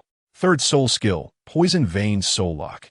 8 purple-black chains of toxic gas surged forth from the Wandu Ding, precisely ensnaring Lin Chen's arachnid spears, rendering both parties unable to advance or retreat. Little handsome guy, you truly surprise me time and again. However, I don't understand why you Haven Tea succumbed to my poison. Bai Yao exhaled softly, finally able to catch her breath and voice her inquiry. It was imperative to note that the toxic mist she had unleashed was not merely a soul skill. It had been laced with over 100 terrifying toxins from the poison sect, any one of which could obliterate a great soul master multiple times over. Oh, I forgot to mention, I'm immune to all poisons, so your toxins are ineffective against me. Lin Chen smiled. This was no exaggeration. After practicing the ancestral dragon secret art, his blood and sinews underwent a purifying transformation, evolving into the ancestral dragon bloodline, rendering him truly invulnerable to toxins. Oh, and one more thing, my body is quite resilient, you know? If that's all you've got, you want to be able to drain me dry. Lin Chen shrugged his shoulders in feigned exasperation. Ha ha, little handsome guy. It may be a bit premature for you to say that. I never claimed that big sister only had 8 chains. With that, 3 more chains of toxic gas erupted from the Wandu Ding, targeting Lin Chen directly. Wow, what a delightful surprise. Let me return the favor. Lin Chen feigned astonishment, raising his right hand before him. The 8 arachnid spears, tightly entwined by the chains of toxic gas, began to tremble slightly, and in the next moment, each spear split into another. 3 of the newly formed spears intercepted the incoming chains, while the rest surged towards Bai Yao. Goodness, they can split too? 666, my eyes are deceiving me. Bai Yao exclaimed, bracing herself as the fearsome attack of the spears struck the Wandu Ding, causing her some degree of impact as well, leaving her complexion a shade paler. Chapter 77, The Ancestral Dragon's Thunderous Might. What a delightful surprise, little handsome guy. Now taste my technique. A cold expression suddenly graced Bai Yao's stunning visage, as her 4th soul ring flared to life, emanating a dazzling purple light, accompanied by her icy exclamation, 4th soul skill. All poison returns to origin. The Wandu Ding before her started to tremble slightly, its body vibrating and emitting a peculiar, deep humming sound that seemed to possess some mysterious allure, sending shivers down the spine of anyone who heard it. Then, an even more bizarre scene unfolded.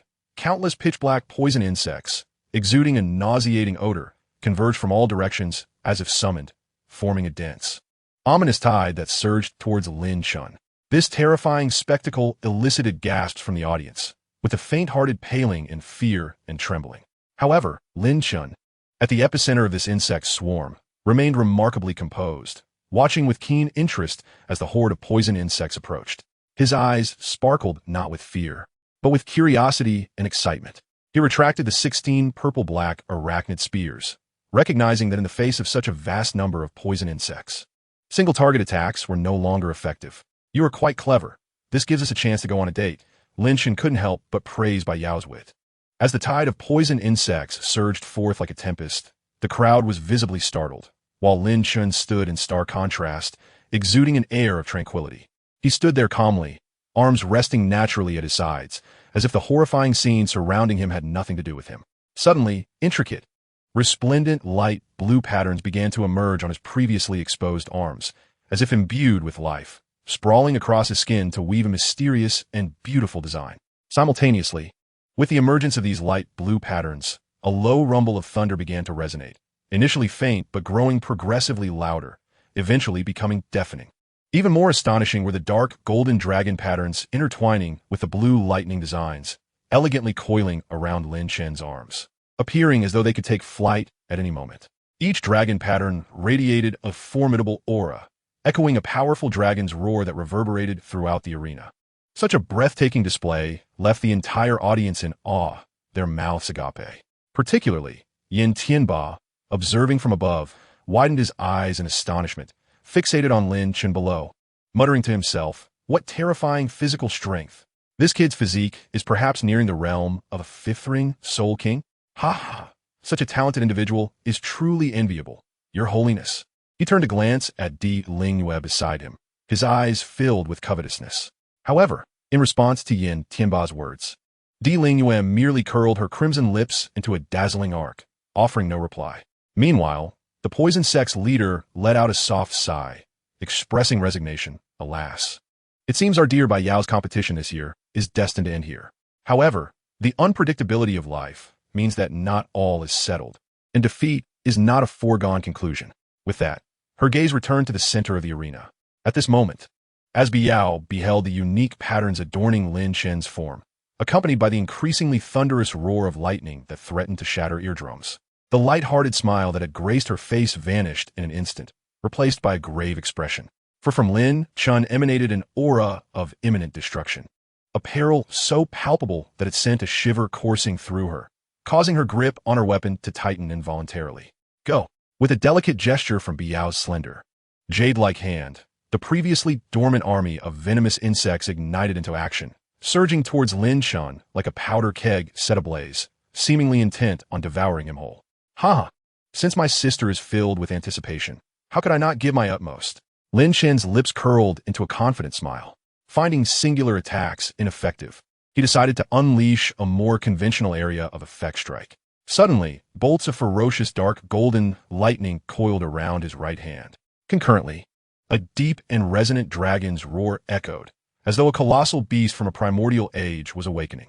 Ancestral dragon, the might of thunder, Lin Chen murmured, and with a fierce clench of his fist, a terrifying wave of energy erupted from his knuckles, the dark golden lightning intertwining to form a massive dragon's head, which then hurtled forth with blinding speed towards the army of insects. Oh my heavens, what in the world is this technique? Gasps of astonishment erupted from the audience, their eyes wide with disbelief. Buddy, are you really only at the second ring? This level of offensive power is beyond what a great soul master should be capable of. Someone exclaimed, their voice thick with shock and confusion. At this moment, the entire viewing platform erupted into a frenzy of discussion, all marveling at the formidable prowess displayed by Lin Chen. Undoubtedly, this enigmatic young contender had delivered one astonishing surprise after another to everyone present with his extraordinary performance. Above the arena, the terrifying dark golden lightning roared through the air like a wild dragon, wreaking havoc, its overwhelming pressure instilling fear in the hearts of all who beheld it. Yin Jin, observing from the sidelines, fixated on the scene, a grave expression flickering in his eyes as he pondered, such astounding might. Even with my strength, I would need to exert myself fully to barely withstand it. Not far off, Mo Xian from the Tinji Pavilion was equally captivated, narrowing his eyes with a barely perceptible smile, whispering softly, "Oh, this fellow is indeed intriguing," revealing his curiosity and interest in Lin Chen.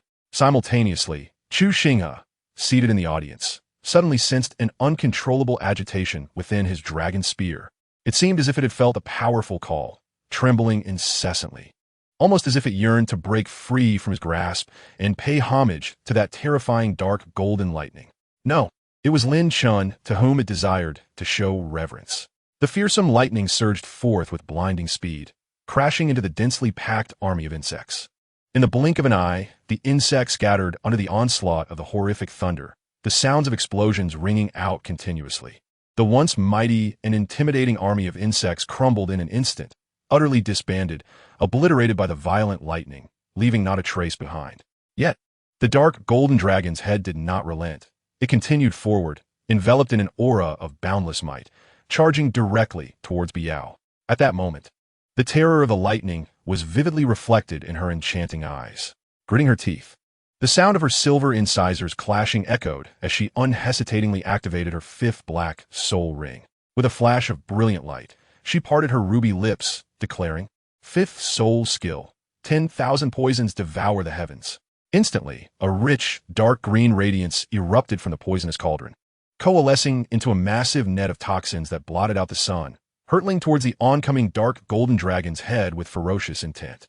The poison net shimmered with an eerie green light, akin to ghostly flames flickering unpredictably, containing a malevolence so profound that merely gazing upon it sent chills down one's spine. As the dark golden dragon's head plunged into the vast net of toxins, both forces became locked in a breathtaking stalemate. In an instant, an intense surge of energy erupted, cascading forth like a tempest in all directions, warping the very air around them, as if it would tear asunder at any moment. Lin Chen furrowed his brow, surprised by the ferocity of Yao's attack. Truly, it was a soul skill of immense renown. He poured more soul power into his strike, the dark golden lightning surging even more violently. Biao, refusing to yield, chanted a complex incantation as the poison net constricted, attempting to ensnare the dragon's head. Boom! A thunderous explosion reverberated, followed by dazzling bolts of lightning intertwining like silver serpents in a frenzied dance, accompanied by the chilling splatter of toxins, merging together to form a terrifying shockwave that surged toward the viewing platform with overwhelming force. The elders watching from the stands quickly intervened, managing to shield the audience from the dreadful shockwave. Thanks to their timely actions, the spectators narrowly escaped the catastrophe. As the dust settled, the crowd gazed intently, witnessing Biao's attire, already scant, now torn and tattered, revealing more of her alluring form. At this moment, she knelt on one knee, gasping for breath, evidently drained from the preceding clash. In stark contrast, Lin Chen remained calm, betraying no hint of panic, standing resolutely in place. "Sister, do you possess any more formidable techniques?" Lin Chen inquired, a faint smile gracing his lips as the mysterious patterns on his arm gradually faded away. Biao gently lifted her hand to wipe the blood from her lips, then smiled at Lin Chen, saying, "You truly have no regard for tender feelings, handsome." However, the battle is far from over. Just as her words fell, a deep, resonant rumble emanated from the poisonous cauldron before her. The cauldron began to tilt, and with its incline, a dense pink mist erupted from its mouth. This pink vapor surged forth like a tumultuous tide, rapidly enveloping Lin Chen, obscuring him in a thick shroud. I must admit, your strength is indeed formidable. Alas, it is a pity that once ensnared by my 7 emotions, absolute poison, no matter how formidable you may be, it will avail you nothing. This toxin has the capacity to amplify the malevolent thoughts that lurk deep within your heart: pride, envy, wrath, sloth, greed, gluttony, and lust. Ha ha ha! Lin Chen awakened. As Bai Yao beheld Lin Chen enveloped by her 7 emotions, absolute poison, she could not suppress a triumphant laugh, as if victory were guaranteed. However, that pink mist dissipated merely moments later, revealing an astonishing scene. Lin Chen stood rooted to the spot. A look of bewilderment etched across his face, murmuring, "Is this it? Has it ended?" Witnessing this unforeseen spectacle, Bai Yao's eyes widened in disbelief, her expression one of utter incredulity as she fixed her gaze upon Lin Chen's clear and profound eyes, exclaiming, "How is this possible? How could you be unaffected by the poison? Could it be that my concoction has failed? You stated that the poisonous mist would magnify one's evil thoughts. Yet I harbor none. So what would that mean for you?" Lin Chen shrugged with ease, then helplessly spread his hands. How can this be? Do you truly possess not a single wicked thought towards me?" Bai Yao's eyes widened, pointing at her own figure, partially revealed due to her tattered clothing, her face a canvas of disbelief. She found it utterly incomprehensible that this man could remain unfazed by such enticing sights. Yet, if he truly claimed to be immune to the poison, it would imply that within the depths of his heart there existed not a trace of malevolence, not even a hint of greed for her beauty and form.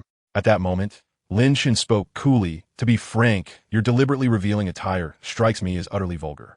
In comparison, you are leagues away from Coco." With that, he turned without hesitation, no longer casting a glance in Bai Yao's direction. Just then, the judge's voice rang out, announcing Lin Chen's victory. He strode confidently off the stage, as if this contest were but a trivial interlude. Meanwhile, Bai Yao stood frozen in place, her mind echoing Lin Chen's words, particularly the cold indifference in his gaze, which pierced her heart deeply. At this juncture, Zheng Kuku, seated in the stands, could not help but chuckle upon hearing Lin Chen's remarks. As the fierce competitions drew to a close, the list of the top 8 gradually emerged. Among them, the prodigious Chu Xinghe from the Chu family secured a spot with his formidable prowess and exceptional marksmanship, while Mo Xian from the Tianji Pavilion advanced through his inscrutable strategies. Bai Yi from the Beast Valley showcased his exquisite control over soul beasts. And the Bloodblade Halls, Xue Shang and Xue He, with their gruesome and brutal attack methods, also claimed their places in the top 8. Of course, the most captivating was Lin Chen, the dark horse who had emerged from obscurity. As merely a second-ring soul master, he had triumphantly carved his path to the top 8. Initially, many might have surmised that his success was merely a stroke of luck, but after he decisively bested the 57th level Soul King Bai Yao of the Poison Sect, shock rippled through all. It is worth noting that throughout previous matches, Lin Chen had not even summoned his martial spirit. Such hidden prowess rendered him an enigma. Simultaneously, the remaining 2 matches concluded swiftly. Yi Wuhan from the Shadow Sect exhibited the terrifying strength of the Spider Emperor, securing an effortless victory before his opponent could react. Yan Jin from the Burning Heaven Valley blazed a trail with his roaring flames, ultimately achieving his desired qualification for the top 8. Thus, after merely 2 days of intense competition, the individual matches had reached their midpoint.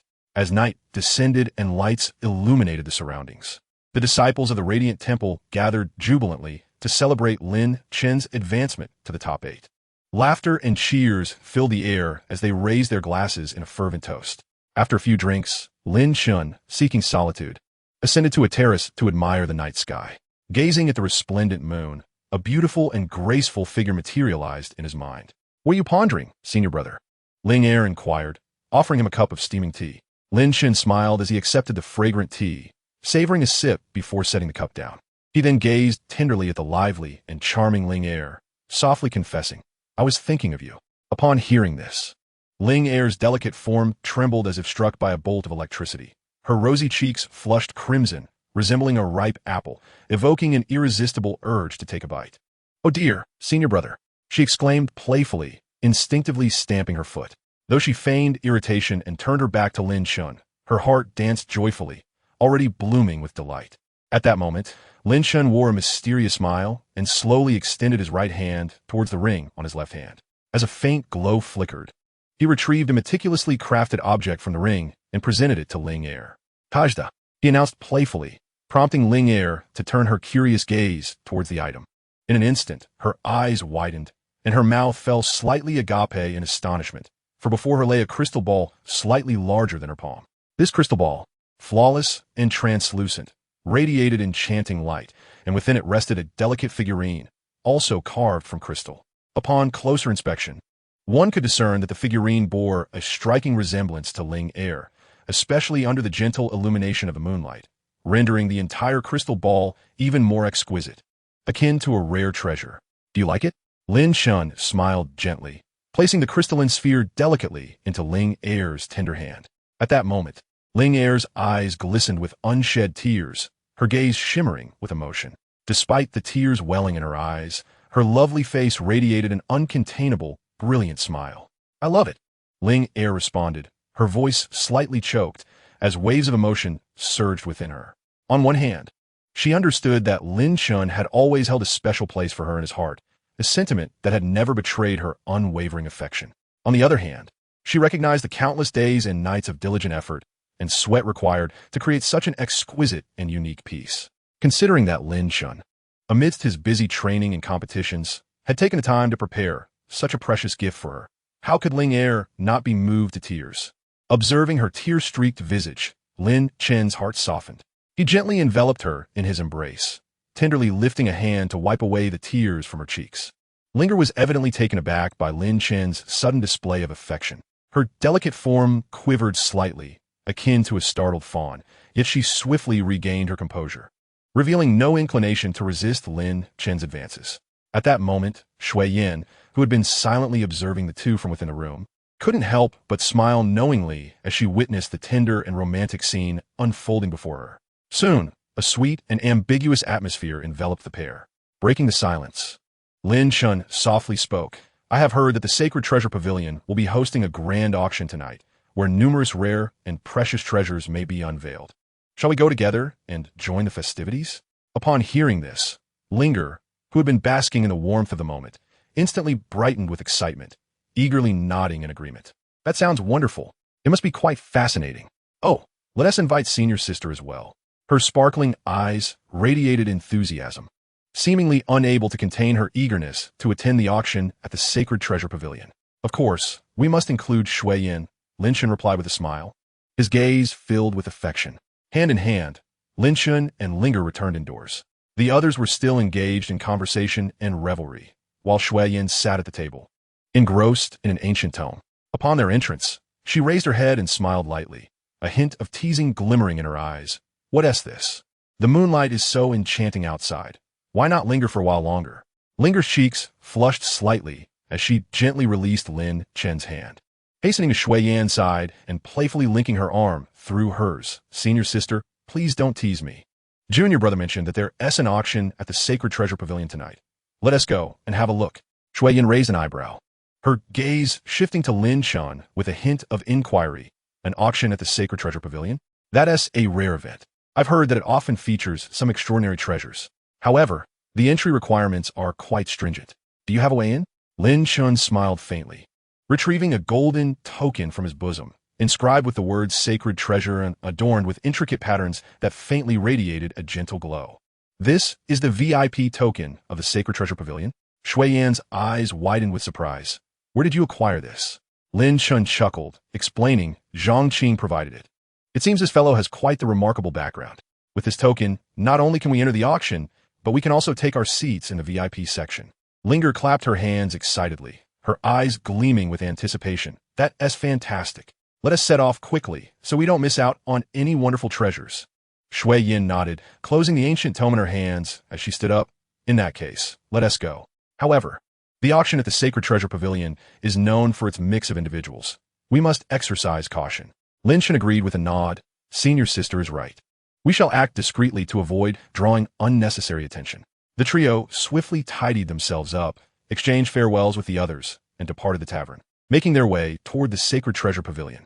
Situated in the heart of Sacred Radiant City, the Sacred Treasure Pavilion was an imposing edifice, soaring into the sky. Its exterior encrusted with countless gemstones that sparkled enchanting hues under the moonlight. A contingent of armored guards stood at the entrance, each exuding a calm demeanor, clearly of formidable strength. Upon presenting the VIP token, the guards immediately bowed respectfully and ushered the three into the pavilion. Chapter 80, The Auction. As soon as they entered the Sacred Treasure Pavilion, Linger was struck by the grandeur of the scene before her. The spacious hall was resplendent with opulence, adorned with numerous crystal chandeliers that illuminated the entire space as though it were daylight. In the center of the hall stood a vast circular auction platform, surrounded by several tiers of seating. The higher one ascended, the fewer seats there were, evidently reserved for esteemed guests. Lin Chen led Linger and Shui Yin directly to the VIP section on the second floor, taking a seat in room 3, closest to the auction stage. Linger gazed around with curiosity, her eyes wide with wonder. This place is magnificent. It's my first time in such a venue. Shui Yin smiled gently, responding in a low voice. The auction at the Sacred Treasure Pavilion is not an affair for just anyone. Those who can sit here are mostly individuals of considerable wealth or status. Lin Chen nodded, scanning the surroundings and recognizing several familiar faces, including some elders from various sects and members of noble families. He quietly cautioned, Linger, Shui Yin, no matter what you see, do not display excessive excitement to avoid drawing unwanted attention. Linger obediently nodded, though the thrill in her eyes was difficult to conceal. Before long, the auction commenced officially. A middle-aged man donned in an extravagant robe ascended the auction platform, greeting the guests with a smile. Welcome, esteemed guests, to the Sacred Treasure Pavilion. Tonight's auction is about to begin, and I trust you are all eager to partake, so let us proceed directly to the main event. As his words faded, a maid appeared, carrying an exquisite jade platter covered with a crimson silk cloth. The middle-aged man gently lifted the silk, revealing a translucent pill. The first item up for bid is a 9-turn spirit concentration pill, crafted painstakingly over a decade by a master alchemist. Consuming this pill significantly enhances one's mental acuity, particularly beneficial for cultivators of the soul path. The opening bid starts at 100,000 spirit stones. As soon as the words left his lips, a flurry of bidding erupted from the audience. Linger's eyes widened, and she whispered incredulously, a single pill demands 100,000 spirit stones? That's exorbitantly expensive. Shui Yin smiled faintly and explained quietly, the 9-turn spirit concentration pill is indeed precious, especially for those practicing in the realm of the soul. It is a rarity that is nearly impossible to acquire. Lin Chen nodded in agreement, silently contemplating, system, how beneficial is this pill for enhancing my mental acuity? It is advisable to bid. The host's current mental capacity is too low. Were it not for the formidable nature of the divine, martial soul, this martial soul would merely be a decoration for you. Lin Chen chuckled awkwardly, signaling Shui Yin to place a bid on his behalf while he continued his dialogue with the system. Speaking of which system, should the rewards for reaching the top 8 and for treating Su Qingga be dispersed now? The task of aiding Su Qingga in remedying her martial soul defect remains incomplete, as you have retained 7 days' worth of medicine. Today marks only the 5th day. However, The task of advancing to the top 8 in the world competition is fulfilled, and the reward is now issued. The first soul ring of the god-slaying spear will automatically generate, with a duration of 5,000 years. Lin Chen's eyes sparkled with excitement upon hearing this, and he inquired within, "That is splendid. Why not arrange it for my ancestral dragon? Do not be anxious, host. The soul ring for the ancestral dragon martial soul has a more suitable counterpart. The upcoming task rewards will involve this matter, so rest assured. 400,000 spirit stones for the first time, second time, third time. Congratulations to the esteemed guest in room 3 for acquiring this auction item. With the hammer S fall, the 9-turn spirit concentration pill was secured by Lin Chen. As the auction progressed, one rare treasure after another was sold, with prices soaring ever higher. Linger was dazzled by the spectacle, occasionally exclaiming in awe, yet she refrained from bidding. The next item presented was the blood-weeping rose battle armor, forged from roses and fallen god iron by a bloodline prince. The more severe the injury, the stronger the defense. The blood would transform into thorns for counterattack. The opening bid was set at 500,000 spirit stones. "Wow, junior brother, I want this one. It's so beautiful," Linger exclaimed, her eyes sparkling as she fixated on the pink armor, shaking Lin Chen's arm with excitement. "You little rascal," Shui Yin chuckled, covering her mouth in amusement at Linger's enthusiasm. "All right, let us bid for it then." Lin Chen smiled and nodded, promptly calling out, 700,000, 800,000. Came a voice from the 7th VIP room. Lin Chen called out again, 1,000,000, 120,000. The opponent remained relentless. 150,000. Lin Chen maintained his usual carefree demeanor, yet Linger beside him was already gritting her teeth in frustration. "Isn't that a bit too steep?" Shui Yin expressed her concern, doubting whether Lin Chen possessed such a wealth of spirit stones. However, Lin Chen remained unperturbed, for Zhang Qing had left him a substantial amount of spirit stones in the token, and Di Lingwei had previously gifted him a considerable sum as well. The joys of living off others, Lin Chen mused inwardly with a hint of triumph. 1,550,000. "My dear friend, I am Yi Wuan, the young master of the Shadow Sect. Might I request a favor?" The representative from the VIP section number 7 proposed after raising the bid. Lin Chen chuckled upon hearing this. Had it not been for their affiliation with the Shadow Sect, he might have considered their plea. But since they were from the Shadow Sect, he retorted, "Regrettably, I too have a keen interest in this armor. If the young master wishes to raise the bid, then so be it. After all, an auction is for the highest bidder, is it not? 2,000,000. Yi Wuhan was so incensed that he nearly spat blood. 2,000,000, going once, 2,000,000, going twice, 3 times sold. Wow. "Thank you, little senior brother," Linger exclaimed, throwing her arms around Lin Chen and kissing him, causing his cheeks to flush with embarrassment. "Go, see who dares to disrespect me."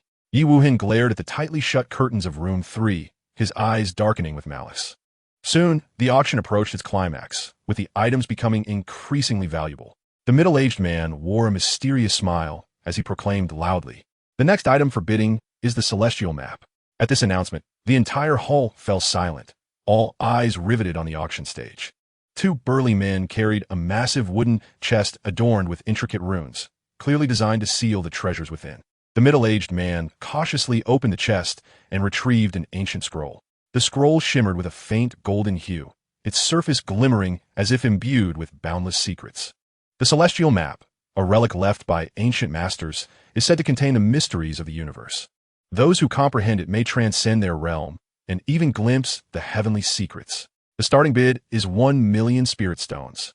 With the staff handling the precious scroll with utmost care, the revered artifact began to unfurl gradually. A faint yet captivating ethereal light seeped from the scroll, akin to a night blooming Sirius quietly blossoming under the stars, instantly capturing the attention of everyone present. Once fully unfurled, a grand painting, towering over a person, revealed itself, emanating an aura of mystique.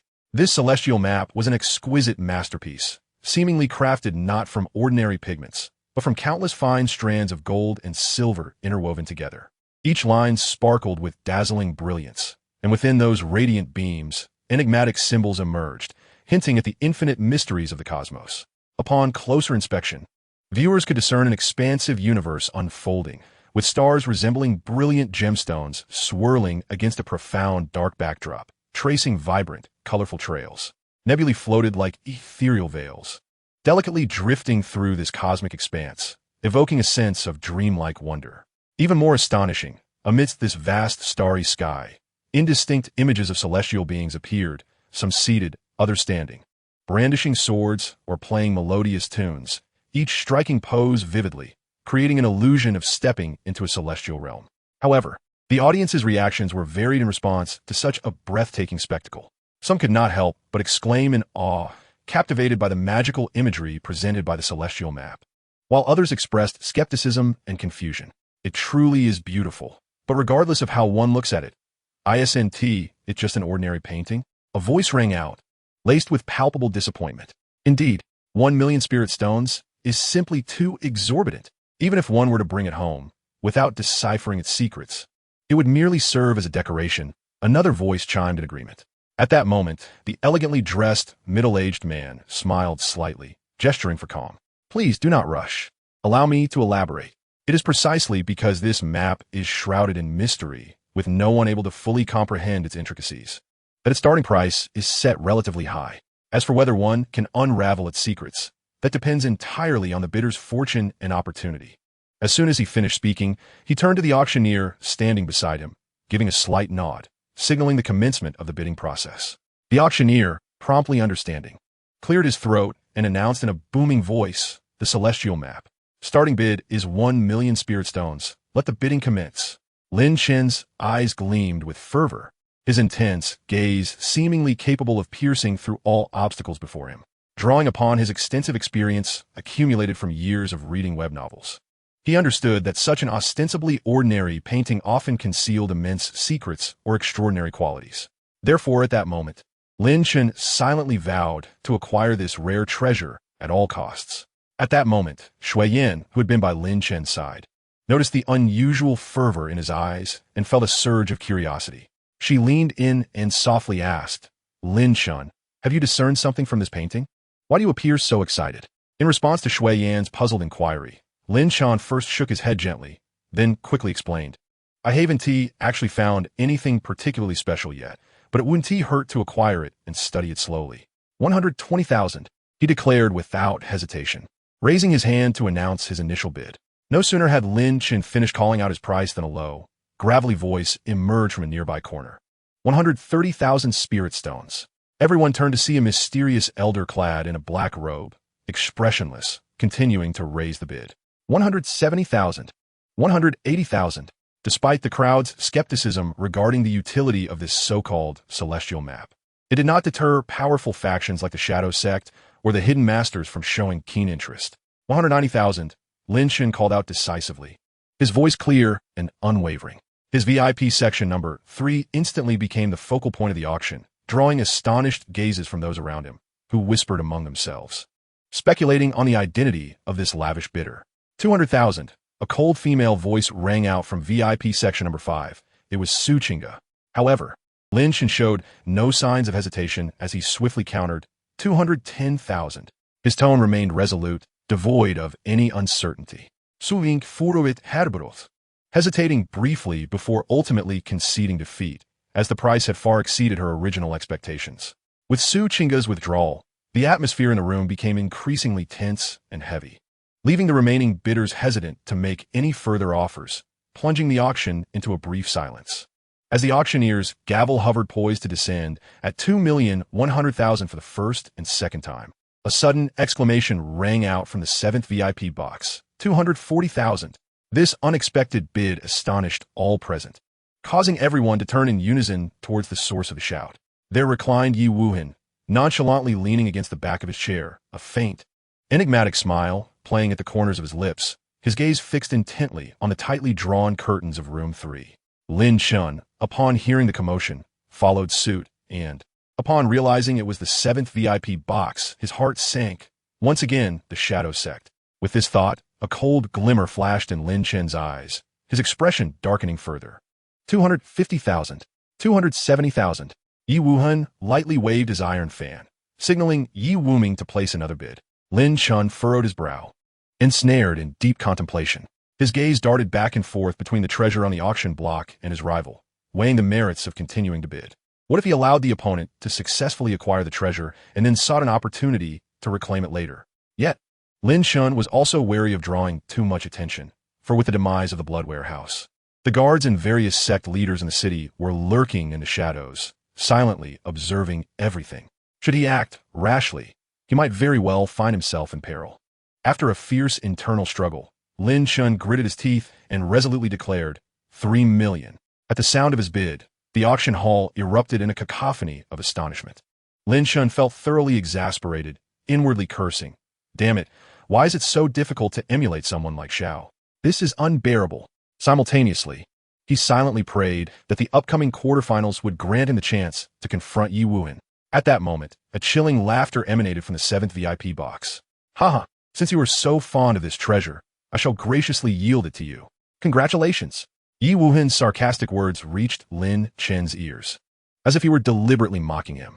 Upon hearing this, Lin Chen trembled with fury, his fists clenched tightly, nails digging into his palms.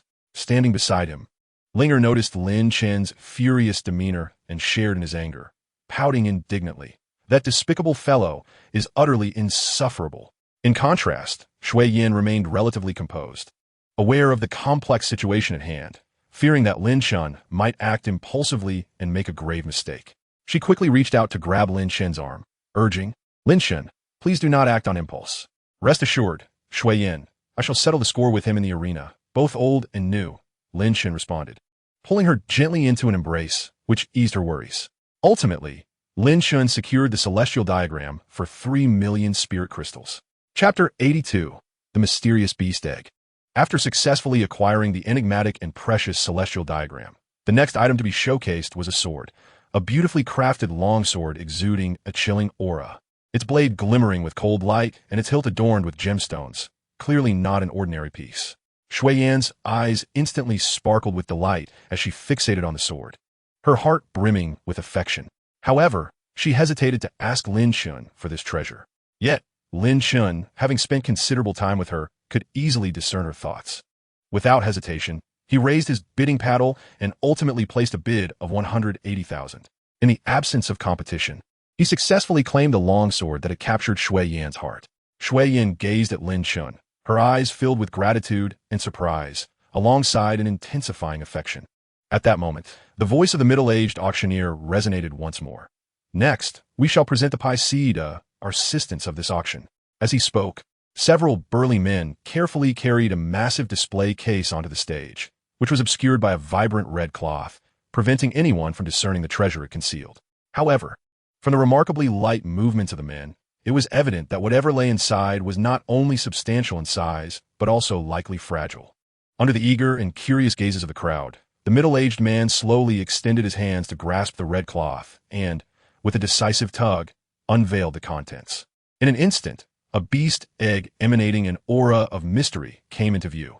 The egg exhibited a deep and captivating crimson hue, its surface shimmering faintly with a subtle glow, as if it harbored an immense and unknown power within.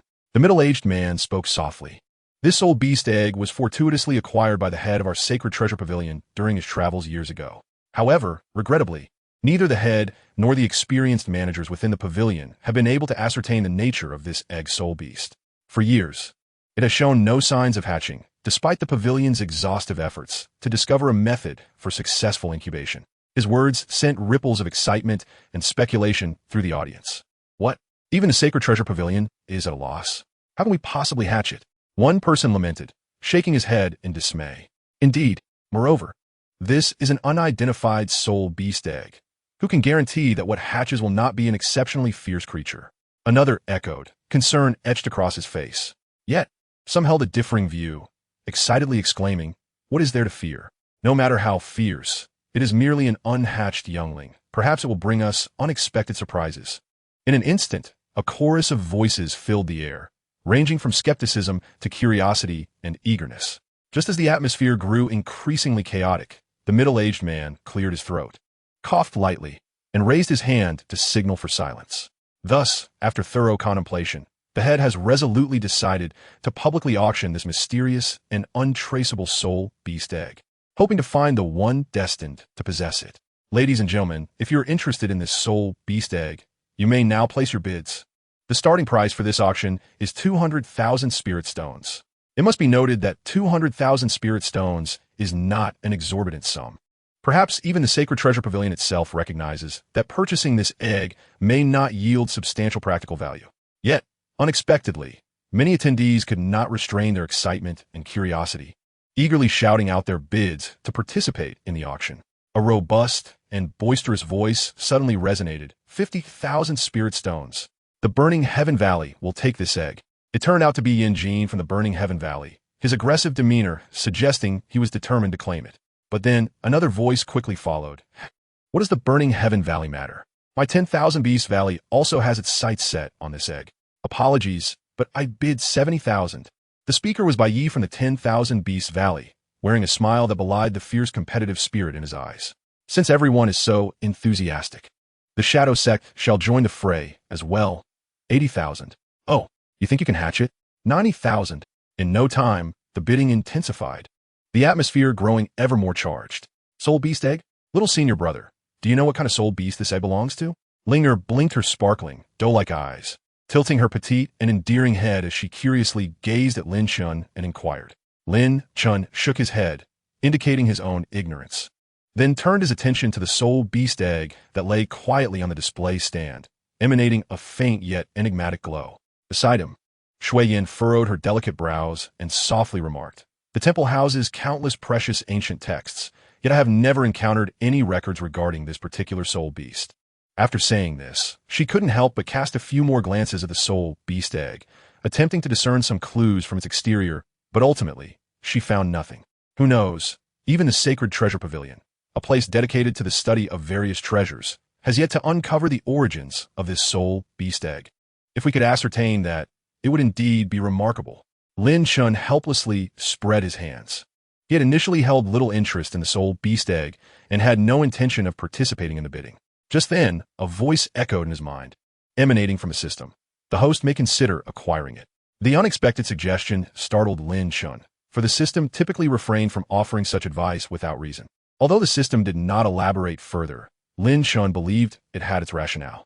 After a moment of contemplation, he resolved to heed the system's guidance and proclaimed loudly, 3 million spirit stones. At that moment, all eyes converged on the third VIP seat, as the price was astonishingly raised to a staggering 3 million. This astonishing act instantly sparked a stir throughout the venue. The attendees whispered among themselves, the air thick with speculation. Who exactly is this third VIP? Such extravagance. Could it be that they are confident in hatching this mysterious beast egg? In an instant, myriad conjectures and doubts filled the auction hall. Yin Jin and the others could only shake their heads in resignation, pondering privately. While the egg is indeed exceedingly rare, spending over 3 million spirit stones only to fail at hatching it would result in a tremendous loss.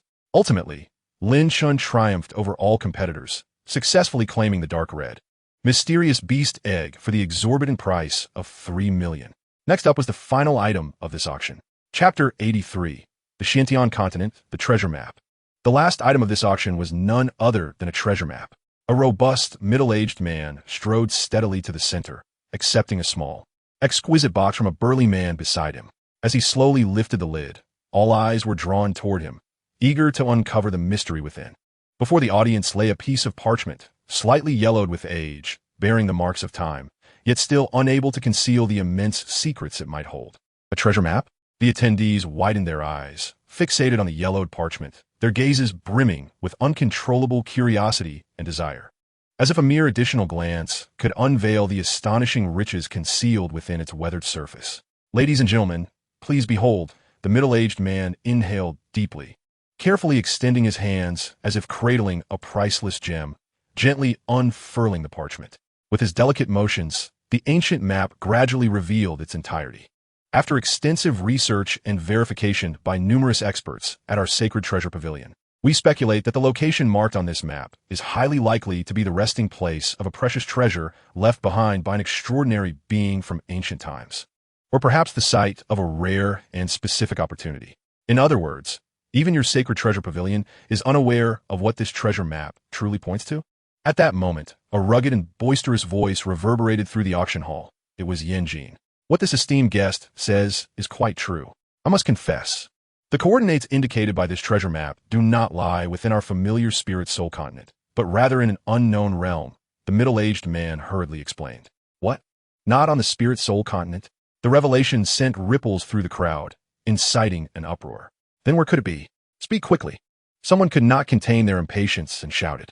According to our Sacred Treasure Pavilion's experts, the location indicated by this treasure map should be situated in the neighboring Xiantian continent. The middle-aged man cautiously returned the treasure map to the exquisite wooden box while gently elucidating to the audience. Upon hearing his words, Lin Chen couldn't help but furrow his brow slightly and murmured, Xiantian continent? Clearly, he felt both puzzled and intrigued by this unfamiliar name. At that moment, Shui Yan, standing beside Lin Chen, noticed the look of confusion on his face. She parted her lips gently and said in a soft voice, in truth, the spirit soul continent we currently inhabit is not the entirety of this world. From what I understand, the Xiantian continent lies to the southeast of our continent. After a pause, she continued, moreover, it is said that the Xiantian continent is a place shrouded in mystery. The spiritual energy there is exceptionally rich, far surpassing that of our spirit soul continent. There are even rumors that a unique cultivation system exists there, completely different from our emphasis on martial souls, as they determine the strength of cultivators based on their spiritual roots. Spiritual roots are classified into 5 elemental types: metal, wood, water, fire, and earth, along with mutated roots such as lightning and ice. In the Xiantian continent, those who possess spiritual roots are highly sought after by various sections. Furthermore, the Xiantian continent is home to numerous rare and exotic beasts. Some can even speak human language and possess remarkable intelligence, while others wield extraordinary powers capable of altering the very fabric of reality. However, a spatial barrier exists between the two continents, and it is exceptionally formidable.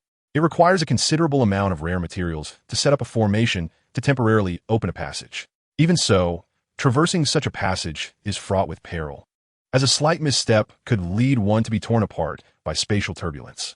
Hence, over the years, although a few have attempted to venture to the Xiantian continent in search of treasures and secrets, those who have truly succeeded in arriving there are few and far between.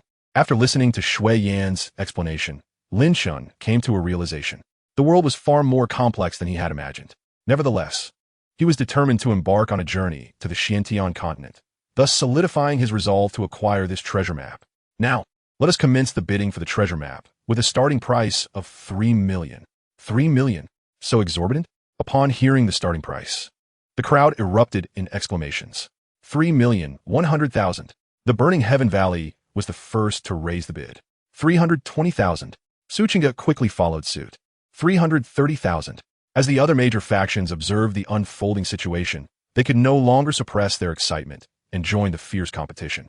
For these factions, compared to ordinary individuals, they undoubtedly possessed greater chances of reaching the Xiantian continent, despite the myriad of unknown risks and challenges that lay ahead. The prospect of obtaining immense power rendered all such adventures trivial and entirely worthwhile.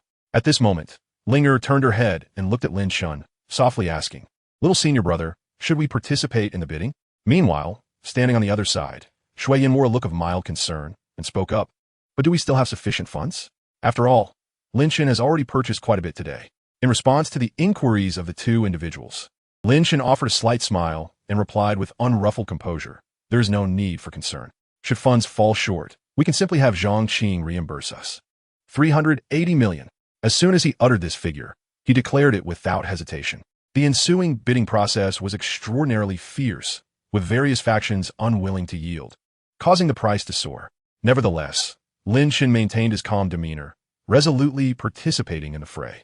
Ultimately, after a heart-pounding contest, Lin Chen successfully acquired the mysterious treasure map for the staggering price of 550 million spirit stones.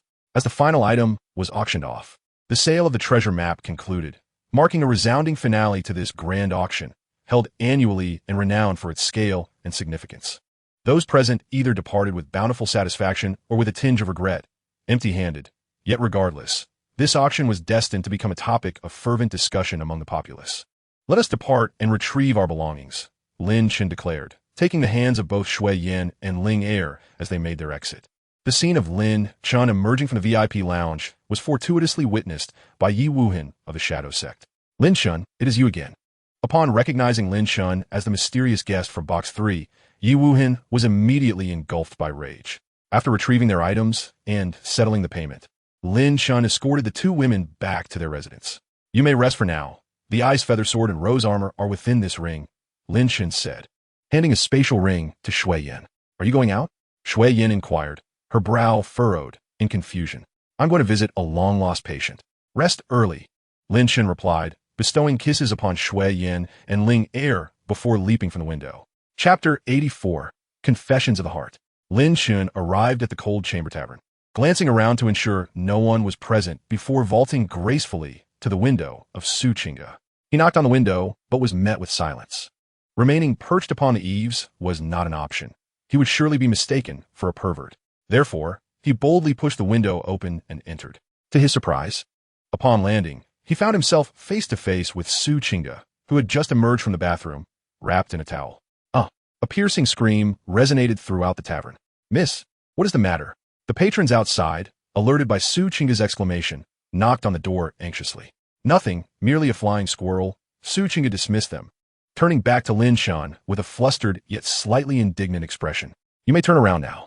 At the sound of her voice, as delicate as a whisper, Lin Chen slowly turned to face her. Embarrassed, he scratched the back of his head, a sheepish smile gracing his face as he said, I sincerely apologize. I assumed the room was unoccupied, hence my unannounced entrance. At that moment, Su Qingge's exquisite visage flushed a deep crimson, resembling a ripe apple. She lowered her gaze, her eyes flickering with uncertainty, silently relieved that she had emerged from the bathroom wrapped in a towel. What exactly did you see? Su Qingge, her voice laced with playful reproach.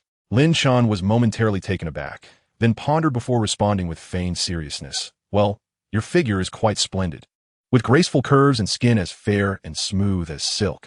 And if I were to estimate, it is about... He proceeded to gesture in the air. Ah, you scoundrel.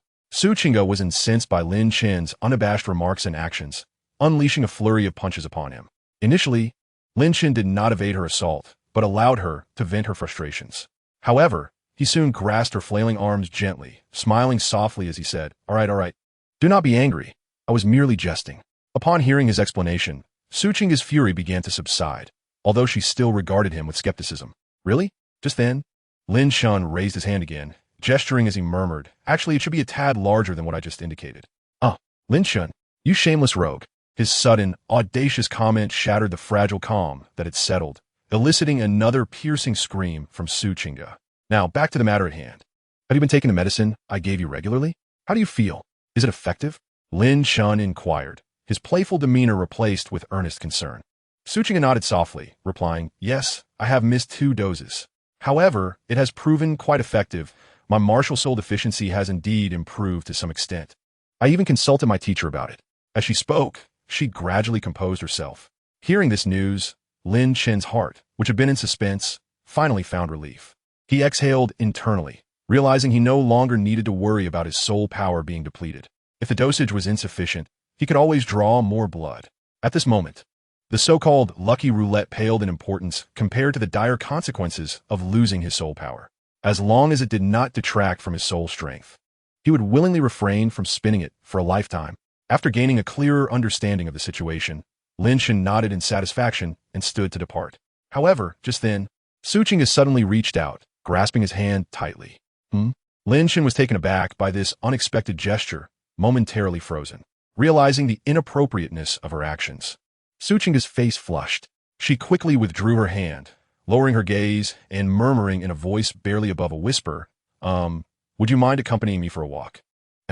Lin Chen and Su Qingge strolled side by side along the woodland path outside the Holy Radiant City. Dressed in a cerulean gown, Su Qingge clasped her hands behind her back, her eyes closed as she inhaled the fresh air. In truth, I do not wish to be a saint. I simply desire to embrace nature as I am now, she remarked softly, her gaze brightening. Lin Chen, observing her serene smile under the moonlight, queried, Why not? Being a saint is not a bad thing. To be revered and admired by others is a privilege. Su Qingge shook her head, her voice tinged with melancholy. Being a saint is not at all desirable. Although I appear to be a prodigy of the sect, admired and adored, they value only my talent, power, and beauty.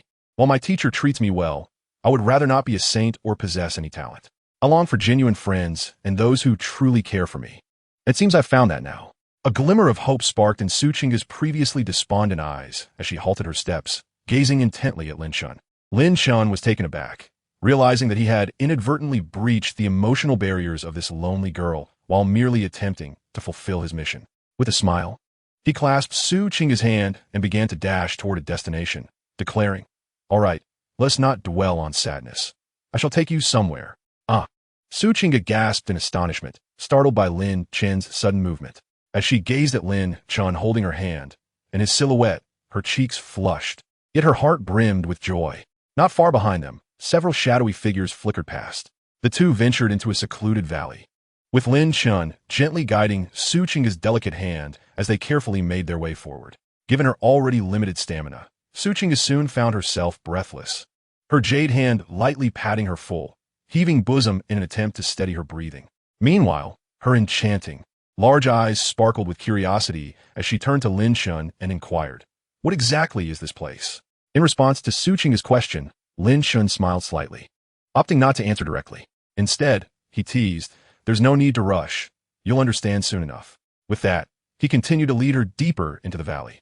They soon arrived at the edge of a cliff. When Su Chinga beheld the breathtaking scene within the valley, she was instantly rendered speechless. Chapter 85. A Desperate Situation? Su Chinga stared into the valley, her breath caught in her throat at the sight before her. The radiant moon hung high in the sky, casting its cool silver light throughout the valley. The ground was adorned with ethereal blue spirit flowers, their petals seemingly woven from the purest moonlight, shimmering with a faint glow.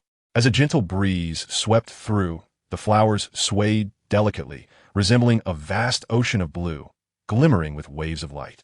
A crystal-clear stream meandered gently, its waters reflecting the moon's brilliance, as if a mirror image of the luminous moon resided within. Flanking the stream were peculiar spirit grasses, their leaves adorned with glistening dew that refracted a spectrum of colors. Towering ancient trees surrounded them, their trunks marked with mysterious patterns, and occasionally, twinkling starlight flickered among the leaves, as if playful sprites were at play. Su Chinga's eyes widened with delight and wonder, unable to contain her astonishment as she slowly stepped forward, each movement feeling as though she were treading within a realm of fairy tale beauty. This moonlit valley was nothing short of a dreamscape, an exquisite sight she had never encountered before. Just as Su Chinga was about to stumble over the cliff's edge, Lin Chen swiftly pulled her back, chuckling helplessly, "Fool, watch where you're going." Realizing her near misstep, Su Chinga patted her bosom in a moment of relief. Yet her spirits soared, for the scene was truly enchanting. "It's so beautiful," she exclaimed in admiration. Lin Chen, witnessing her joy, felt a swell of happiness within. Originally, this location had been a secret he intended to share with Shui Yin and Ling Er after the competition, never expecting that Su Chinga would accompany him first. Turning to face Lin Chen, Su Chinga gazed into his clear, bright eyes and, to her surprise, leaned in to rest against his chest. "Lin Chen, thank you," she murmured softly, feeling she had found her kindred spirit. Clap, clap, clap. What an enviable pair. Just as the two were immersed in this blissful moment, a sudden round of applause echoed from behind them, accompanied by a coarse voice. Moments later, 6 figures emerged from the shadows of the forest, each garbed in black robes that concealed their faces. Lin Chen turned to face them, instinctively shielding Su Chinga behind him. Without the use of the heavenly eye, he had no idea when these individuals had begun trailing them. With a cold gaze, Lin Chen demanded, "Who are you? Why have you been following us?"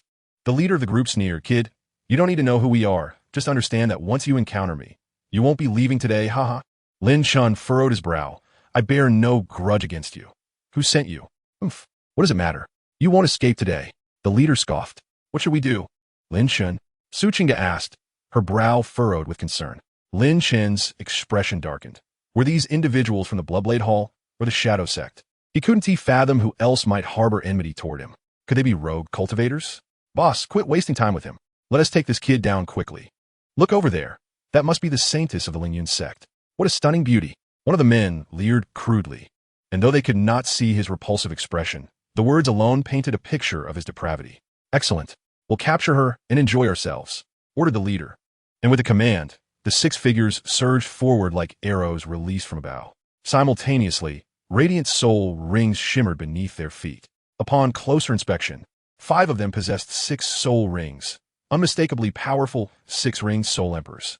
However, the most astonishing was the leader, whose 7 dazzling rings marked him as a 7-ringed soul saint. "Damn it, Lin Chen's scalp prickled at the sight of this formidable enemy lineup. At that moment, his mind raced to devise a strategy. If he chose to engage them head-on, perhaps he could escape with all his strength. But Su Qingge was at his side. He could not simply abandon her.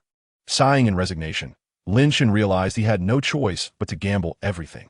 He turned to survey the valley behind them, finding no hiding places. Moreover, he was completely unable to contact Di Lingwei. The only glimmer of hope for survival lay in this fierce battle. Qingge, I'm so sorry to have dragged you into such peril, Lin Chen said with a guilty expression, looking at Su Qingge. No, it's not your fault. I insisted on coming with you. If it weren't for me, you wouldn't be in this predicament. Su Qingge quickly denied, her voice laced with deep remorse. She understood well that had they been in Saint Radiant City, such a scenario would never have unfolded. But just then, Lin Chen suddenly spoke with a smile. What is wrong? Don't you want to go on a date with me?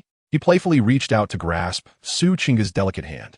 At his words, Su Qingge, whose mood had been heavy, couldn't help but let out a soft giggle, playfully rolling her eyes at him, her face flushed with a light blush. However, this fleeting sweetness was soon shattered. Oof, what a lovey-dovey pair. But too bad, today is your last day. Since you're so reluctant to part with each other, allow me to benevolently send you to the underworld as a pair of doomed lovebirds. The leader of the group cackled cruelly, clapping his hands before issuing the command. Brothers, attack! As his words fell, the 5 burly men behind him roared in unison, unleashing their formidable soul power and charging at Lin Chen and Su Qingge like hungry tigers pouncing on their prey. Qingge, support me. A deep, resonant dragon's roar emanated from within Lin Chen, his arms enveloped in dark golden dragon scales that shimmered under the moonlight. In his hand, the 9 heavens god-slaying spear emanated an overwhelming intent. At that moment, a mysterious vertical eye opened upon his forehead, radiating a mystical aura. Confronted with such a lavish enemy formation, Lin Chen knew he must go all out, for otherwise, both their lives could be forfeit. 3 lives, martial soul? The astonishment of everyone present was palpable, particularly that of Su Qingge, who had long believed Lin Chen to be a dual martial soul, only to discover that he was, in fact, a triad of martial souls. However, this moment was clearly not one for deep contemplation of such revelations. With a delicate furrow of her beautiful eyes, Su Qingge gracefully lifted her hands, and the 9 heavens ringing zither settled firmly into her porcelain-like grasp.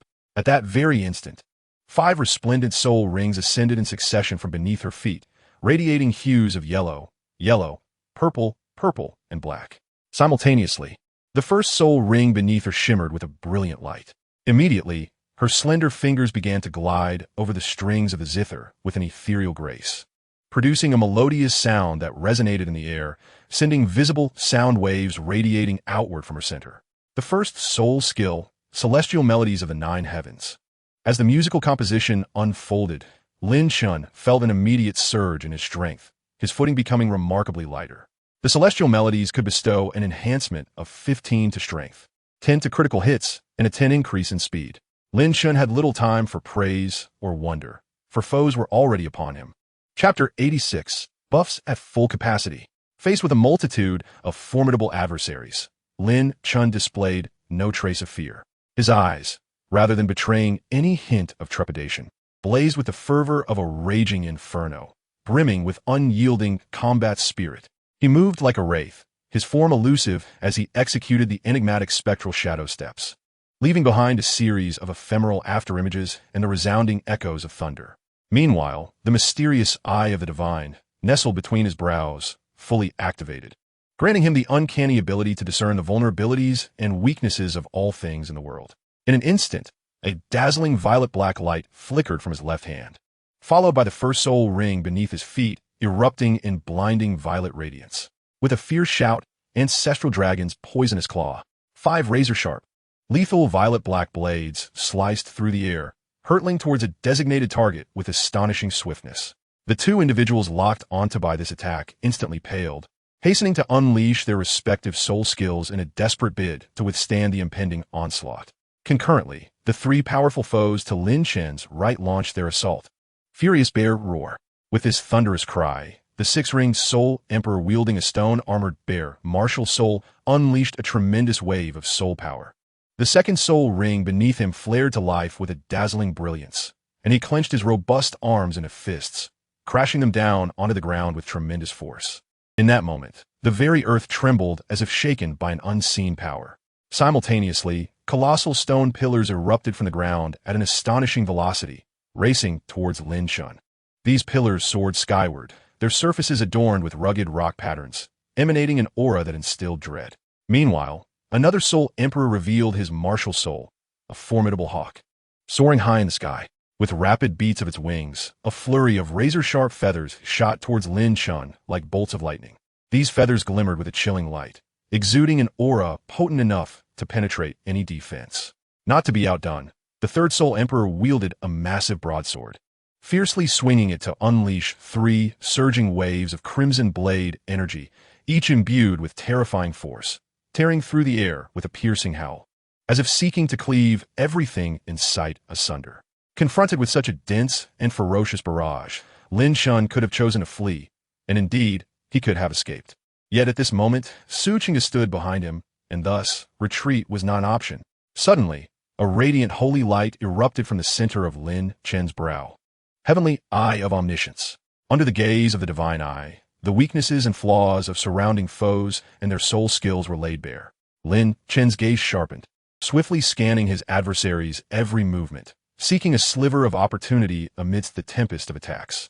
Grasping the 9 heavens god-slaying spear, its shaft crackling with dark golden lightning, he began to wield it, conjuring a dazzling display of spear blossoms in midair. Each thrust struck true, colliding with the oncoming stone pillars, feathers, and blade energies, resulting in thunderous detonations. Simultaneously, Lin Chen's back muscles rippled as 16 razor-sharp spider spears extended forth with a swift ferocity. These spears glimmered with a chilling sheen, darting towards the stone pillars with the grace of a serpent. In the cool moonlit night, the brilliant spear blossoms streaked across the sky like meteors, accurately landing upon the fluttering feathers and the relentless crimson blade energies. In an instant, the soul power surged forth like tumultuous waves, creating a powerful soul force tempest that swept outward. As the 16 fearsome spider spears, akin to lightning, struck the sturdy stone pillars with precision, a cataclysmic roar erupted as the pillars shattered into fragments, sending a rain of debris scattering in all directions. As these fragments cascaded down, a thick cloud of dust enveloped the surroundings, while the explosive winds from the soul power eruption obscured the enemy's vision entirely. In the wake of such an unforeseen upheaval, the enemies hesitated, momentarily stunned. In that fleeting moment, a soul ring radiating platinum light ascended behind Lin Chen, who promptly turned to face the 2 adversaries before him. Exchanging a swift glance with Suchinga, almost simultaneously, she comprehended Lin Chen's intent. The 4th soul ring beneath her flared to life, and with the enchanting sound of her zither, invisible sound waves emanated from her, swiftly enveloping the area in a nebulous fog. The 4th soul skill, Cloud Shadows in Layers. In the blink of an eye, these sound waves transformed into an expansive domain of mist, shrouding a 20-meter radius. Within this cloud, the enemy's mental acuity would be severely hampered, reducing their effectiveness by 20. In the depths of the night, the 2 foes were swiftly consumed by the thick fog. However, before they could react further, a deafening thunderclap reverberated through the air. Immediately after, Lin Chen's 9 heavens god-slaying spear erupted in a cascade of radiant colors, its intent converging at the spear tip with unparalleled momentum, hurtling towards one of the enemies with overwhelming force. Heavenly Eye of Omniscience. Rule rewritten. 1st soul skill, Sun Piercer. True to his status as a Soul Emperor, even amidst the interference of the cloud shadows and layers, his reflexes remained sharp, and he unleashed a life-saving skill, Iron Arms.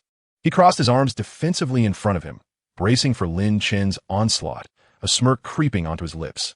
Believing that the attack of a mere 2-ringed Great Soul Master could hardly harm him, he simply needed to wait for the strike to pass before countering. Yet, he was up against Lin Chen, whose buffs were at full capacity. In the revised rules, Lin Chen gains enhancements while the enemies suffer debuffs. Suchinga's 1st and 4th soul skills respectively bolster Lin Chen and hinder the foes. The 9 heavens god-slaying spear possesses a piercing effect, further amplified by its passive armor-breaking ability, leading to an overwhelming advantage.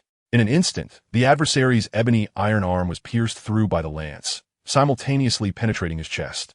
The Soul Emperor, glancing down at the spear, swiftly retracting from his body along with the gaping wound, was engulfed by a wave of bewilderment. Yet, he would never have the opportunity to uncover the reason, for the vitality in his eyes was rapidly extinguishing. After delivering a devastating blow, fortified by an array of buffs, Lin Chen continued unabated. The dark golden, terrifying thunder wrapped around the spear, aimed directly at another astonished Soul Emperor. Chapter 87.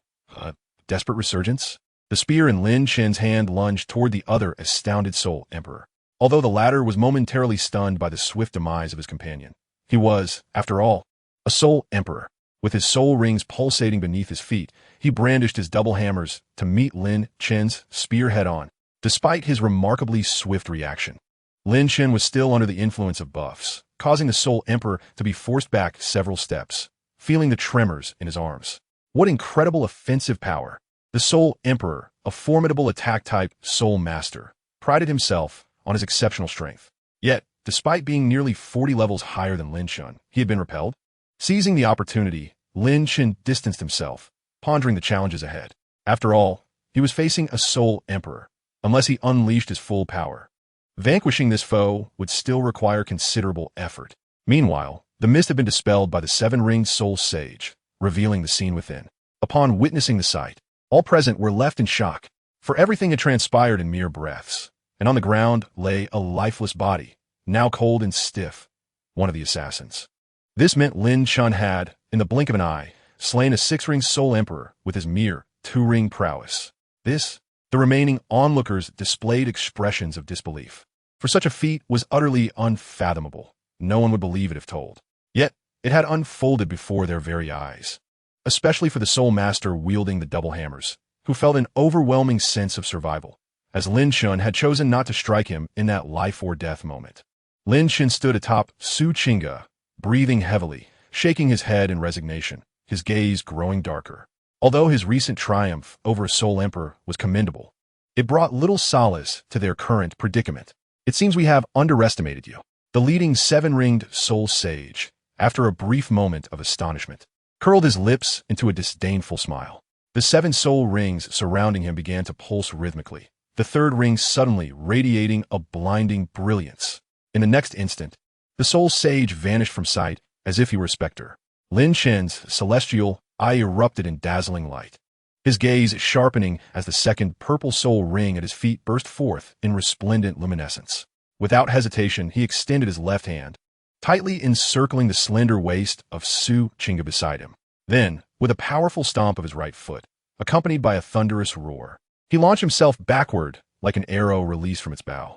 However, almost the moment Lin Chen and Su Qingge left their original position, the Soul Sage wielding the arm blade appeared in the very spot Lin Chen had occupied mere moments before.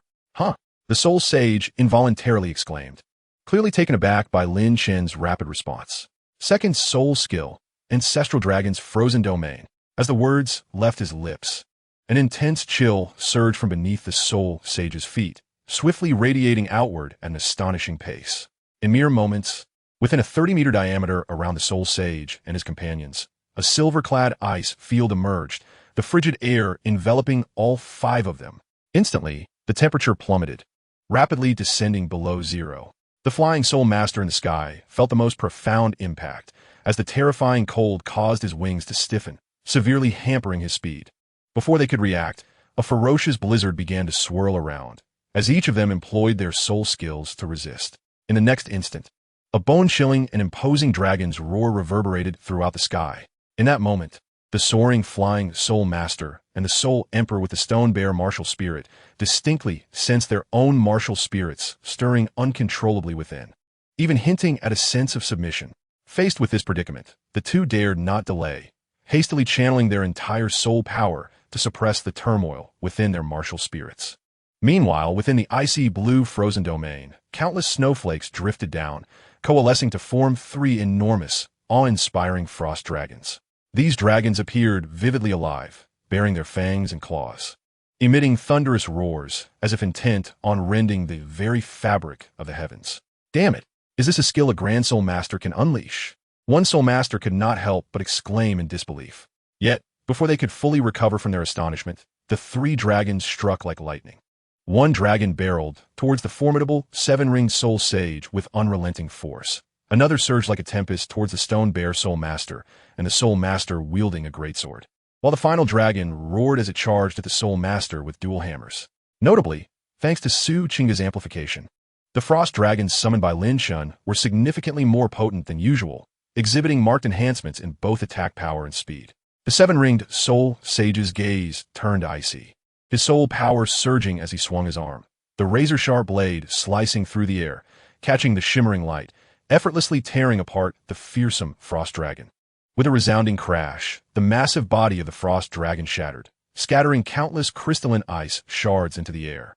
However, compared to the seven-ringed Soul Sage, the fates of the other combatants were far less favorable, particularly for the Soul Master wielding the double hammers, who found himself alone against the ferocious frost dragon. The situation was dire. Without hesitation, he summoned his soul power, his form illuminated as his fifth soul ring blazed to life, radiant and dazzling. Gripping the handles of his hammers tightly, he forcefully brought them together and, with all his might, hurled them at the frost dragon. As he shouted, "Double hammers unite!" The hammers soared like twin meteors, striking with unparalleled might against the frost dragon. A thunderous roar echoed through the heavens as the hammers collided with one side of the frost dragon's body. In that instant, ice shattered and fragments flew, as if the very space were being torn asunder by this immense power. Alas, despite the hammer's overwhelming force, they merely shattered half of the frost dragon's body. The remaining portion, still brimming with unstoppable momentum, ruthlessly collided with the chest of the Soul Emperor. Poof! Struck by such a forceful blow, the Soul Emperor was instantly sent reeling, blood spewing forth as he flew backward like a kite severed from its string. On the other side, under the joint efforts of the two, the frosty giant dragon was successfully shattered. However, both were left gasping for breath. Above in the sky, the flying spirit master gazed down at the battlefield with a serene demeanor, a hint of a smirk gracing his lips as he reveled in his thoughts. Fortunately, the opposing side possesses only 3 measly frosty dragons. Yet, just as he indulged in this sense of triumph, a streak of cold light suddenly pierced through the heavens, hurtling towards him like a bolt of lightning. Upon closer inspection, it was revealed to be a spear emanating a chilling aura of lethal intent, darting towards him with alarming speed. Merely a trifling skill. The flying spirit master scoffed, his expression betraying disdain. In an instant, he summoned his soul power, and his fourth soul ring flared to life, shimmering with brilliance as his hands transformed into a pair of razor-sharp eagle talons, ready to confront the oncoming spear. A resounding clang echoed as sparks flew. The aggressive nine-heaven spear was forcefully repelled and sent tumbling away, eliciting a sigh of relief from the Soul Emperor. However, at that moment, a deafening thunderclap erupted, resonating throughout the sky. The flying spirit master, startled, swiftly turned to see Lin Chen, who had seemingly appeared out of nowhere, now standing before him like a phantom. Lin Chen's right hand had morphed into a fearsome dragon claw, crackling with dark golden lightning that crackled ominously. The ancestral dragon unleashes a thunderous might. Chapter 88, Guardian of the Heart. In an instant, Lin Chen's claw, shimmering with dark golden lightning, loomed before the Soul Emperor's face, a dark golden dragon head swiftly engulfing the flying spirit master's form, followed by a series of crackling sounds. Accompanied by a wail of despair. The flying spirit master's eyes widened in disbelief, his face etched with incredulity as he struggled to comprehend how Lin Chen had appeared like a specter and launched such a fierce assault against him. In truth, the moment the frosty giant dragon had manifested, Lin Chen had cleverly exploited the immense explosive force bestowed by the frosty dragon and the nine heavens thunder god physique to leap upwards. However, Lin Chen had no intention of taking the opponent's life immediately. Instead, he precisely controlled his strength, merely inflicting grave injuries upon the flying spirit master. Subsequently, he swiftly extended his left hand, transforming it into a sharp dragon claw that firmly seized the opponent's throat, landing steadily before Su Qingga. At that moment, Lin Chen's gaze was as frigid as if it could freeze frost itself, while his right dragon claw concealed behind him pressed against the heart of the flying spirit master. Any sign of resistance would prompt him to unhesitatingly sever the opponent's throat and pierce his heart, delivering a fatal blow. "Do not move, or I shall slay him." It was evident that Lin Chen harbored a clear strategy. He understood that escaping from this encirclement of formidable foes would be no easy task. But if he could use this flying spirit master as a hostage, perhaps he could secure even the slightest chance for Su Chinga to escape. Thus, once Su Chinga had safely departed, it would be relatively easier for him to find a way out. Old 4. Upon witnessing their comrade captured, the remaining Soul Emperors were taken aback, their expressions shifting to one of alarm. They hastily maintained their battle stances, refraining from any rash actions. Among them, one comrade, closely bonded with the captured individual, cried out in a voice heavy with urgency. "Step aside, otherwise," Lin Chen bellowed, simultaneously tightening his left dragon claw. Blood began to seep from the already faltering throat of the flying spirit master, a sight that was truly gruesome. Just as the others were at a loss as to how to proceed, the leading Soul Saint's words left both sides in shock. "You have captured him. What right do you have to demand we step aside?" The Soul Saint chuckled coldly, his voice laced with a chilling mockery. "Wait, why does that line sound so familiar?" Lin Chen silently scoffed, feeling a chill creep into his heart. At this moment, he was already significantly drained. Had it not been for the evolution of his soul power into ancestral dragon strength through the baptism of the ancestral dragon technique, surpassing that of an ordinary individual, he would have likely succumbed to exhaustion by now. "Old 4, I'm truly sorry. If I release them, we may all have to join you, so you must go." The tone of the Soul Saint shifted abruptly from regret to sharp ruthlessness, his fourth soul ring glowing with a purple light. Fourth soul skill, Shadow Cross Slash. With that, the Soul Saint's arms transformed into cold, sharp blades flickering with eerie black flames, swiftly crafting two light blades before him, which coalesced into a cross and hurtled towards Lin Chen. Lin Chen and the ailing flying spirit master both paled, and without hesitation, Lin Chen hurled the faltering Soul Emperor towards the light blades, then swiftly scooped up Su Chinga, employing the ghostly shadow technique in conjunction with thunderous acceleration to retreat decisively. The crossed light blades sliced through the Soul Emperor's body, cleaving him into 4 segments before continuing their trajectory towards Lin Chen and Su Chinga. Lin Chen's left dark golden dragon claw, illuminated with a purplish-black glow, 5 toxic blades surged towards the opposing cross slash, resulting in a massive explosion that sent shockwaves rippling through the air as Lin Chen seized the opportunity to retreat once more. Due to the ongoing battle, the positioning of Lin Chen and his companions had shifted, prompting him to make an immediate decision to flee into the surrounding forest. In the process, he deftly retrieved the 9 Heavens spear, cradling Su Chinga as they vanished into the thicket. "Chase after them," the Soul Saint commanded immediately. As Lin Chen and Su Chinga sprinted through the forest, the divine eye on Lin Chen's forehead emitted a divine radiance, guiding them towards the direction of Holy Radiant City, while Su Chinga once again began to play the celestial melody, bestowing Lin Chen with enhancements. Lin Chen glanced down at Su Chinga in his embrace, and they exchanged a knowing smile. However, there was no opportunity for conversation, as the 7-ringed Soul Saint had swiftly caught up to them like a specter in pursuit. "Damn it, this is truly troublesome," Lin Chen muttered as he changed directions in the forest, attempting to confound his pursuer. However, the opponent, being an agile attack-type spirit master, was alarmingly swift, and it wasn't too long before Lin Chen found himself pursued once more. 5th soul skill, Shadow Assault. The Soul Saint's 5th soul ring flickered with a black glow, instantly augmenting his speed as he appeared before Lin Chen in the blink of an eye, his right arm blade slicing through the air with a dangerous arc aimed at Lin Chen's back. Lin Chen attempted to counter with his spear, but it seemed too late. Just as the situation grew dire, Su Chinga's 3rd soul ring illuminated, and she cried out softly, "Guardian of the Heart." A phantom of a green phoenix coalesced into a shield at Lin Chen's back. As the Soul Saint's blade struck, the shield shattered instantly. However, in that fleeting moment, a resonant phoenix cry echoed, causing the Soul Saint to momentarily falter. With the insight granted by the myriad insights, Lin Chen swiftly seized upon this opportunity, his spear crackling with lightning as he swung forcefully at the Soul Saint's face, sending him flying. In the next instant, Lin Chen accelerated to flee once more, inquiring, "What skill is this?" "It's my 3rd soul skill, Guardian of the Heart, which generates a shield for you. When the shield breaks, it emits a sound wave attack that stuns the attacker for 1 second. Su Chinga explained with a smile. "Mandatory stun? One extraordinary skill," Lin Chen exclaimed in astonishment, appreciating Su Chinga's brilliance. No wonder she was the rare genius saintess of the Ling Yun sect. Though he praised her verbally, Lin Chen's feet did not relent, for that adversary was once again upon them. These little pests are quite persistent. A sinister voice echoed from behind Lin Chen. Run, damn it. Lin Chen cursed inwardly. Just as Su Qingge prepared to unleash her powerful fifth soul skill, an eerie, bone-chilling hum resonated around them, imbued with an indescribable sense of the uncanny and terrifying. What is happening? The soul sage immediately sensed something amiss, his brow furrowing as his vigilant gaze swept across the surroundings. However, before he could ascertain the situation, countless bizarre and grotesque poisonous insects surged forth from all directions like a tidal wave.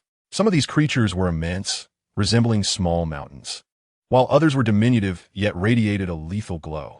There were also those adorned with sharp spines, instilling dread at a mere glance. They clustered together in a dense, dark cloud of insects, charging toward the soul sage with a swiftness that was almost deafening. What in the world are these fiendish creatures? Panic gripped the soul sage, for he had never encountered such a multitude of strange and fearsome insects. Faced with this sudden onslaught, he had no choice but to momentarily halt, concentrating his efforts on dealing with this terrifying adversary. Over here, a feminine voice called out. Without needing to be told, Lin Chen, possessing the eye of the divine, had already spotted her.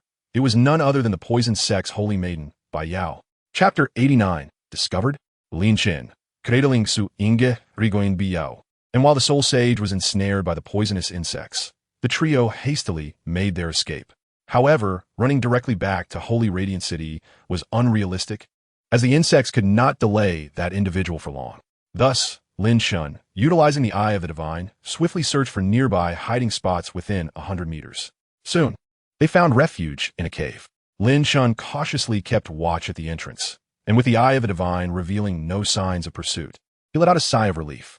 Upon entering the cave, the two women had already seated themselves on the ground, panting heavily, while a distinct bloodstain marred Su Qingge's arm, likely a remnant of their earlier skirmish. Lin Chen hurried over to tend to her wound, gently asking, "Does it hurt?" "It's nothing." Su Qingge felt a bit shy from Lin Chen's tender ministrations and responded softly, Hey, I did save you both. Shouldn't I at least get a word of thanks?"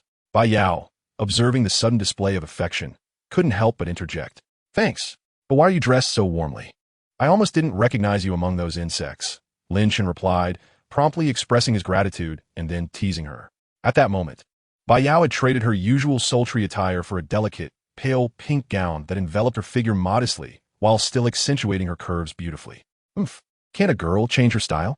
Bai Yao pouted, turning her head slightly. "Thank you for saving us, Sister Bai Yao."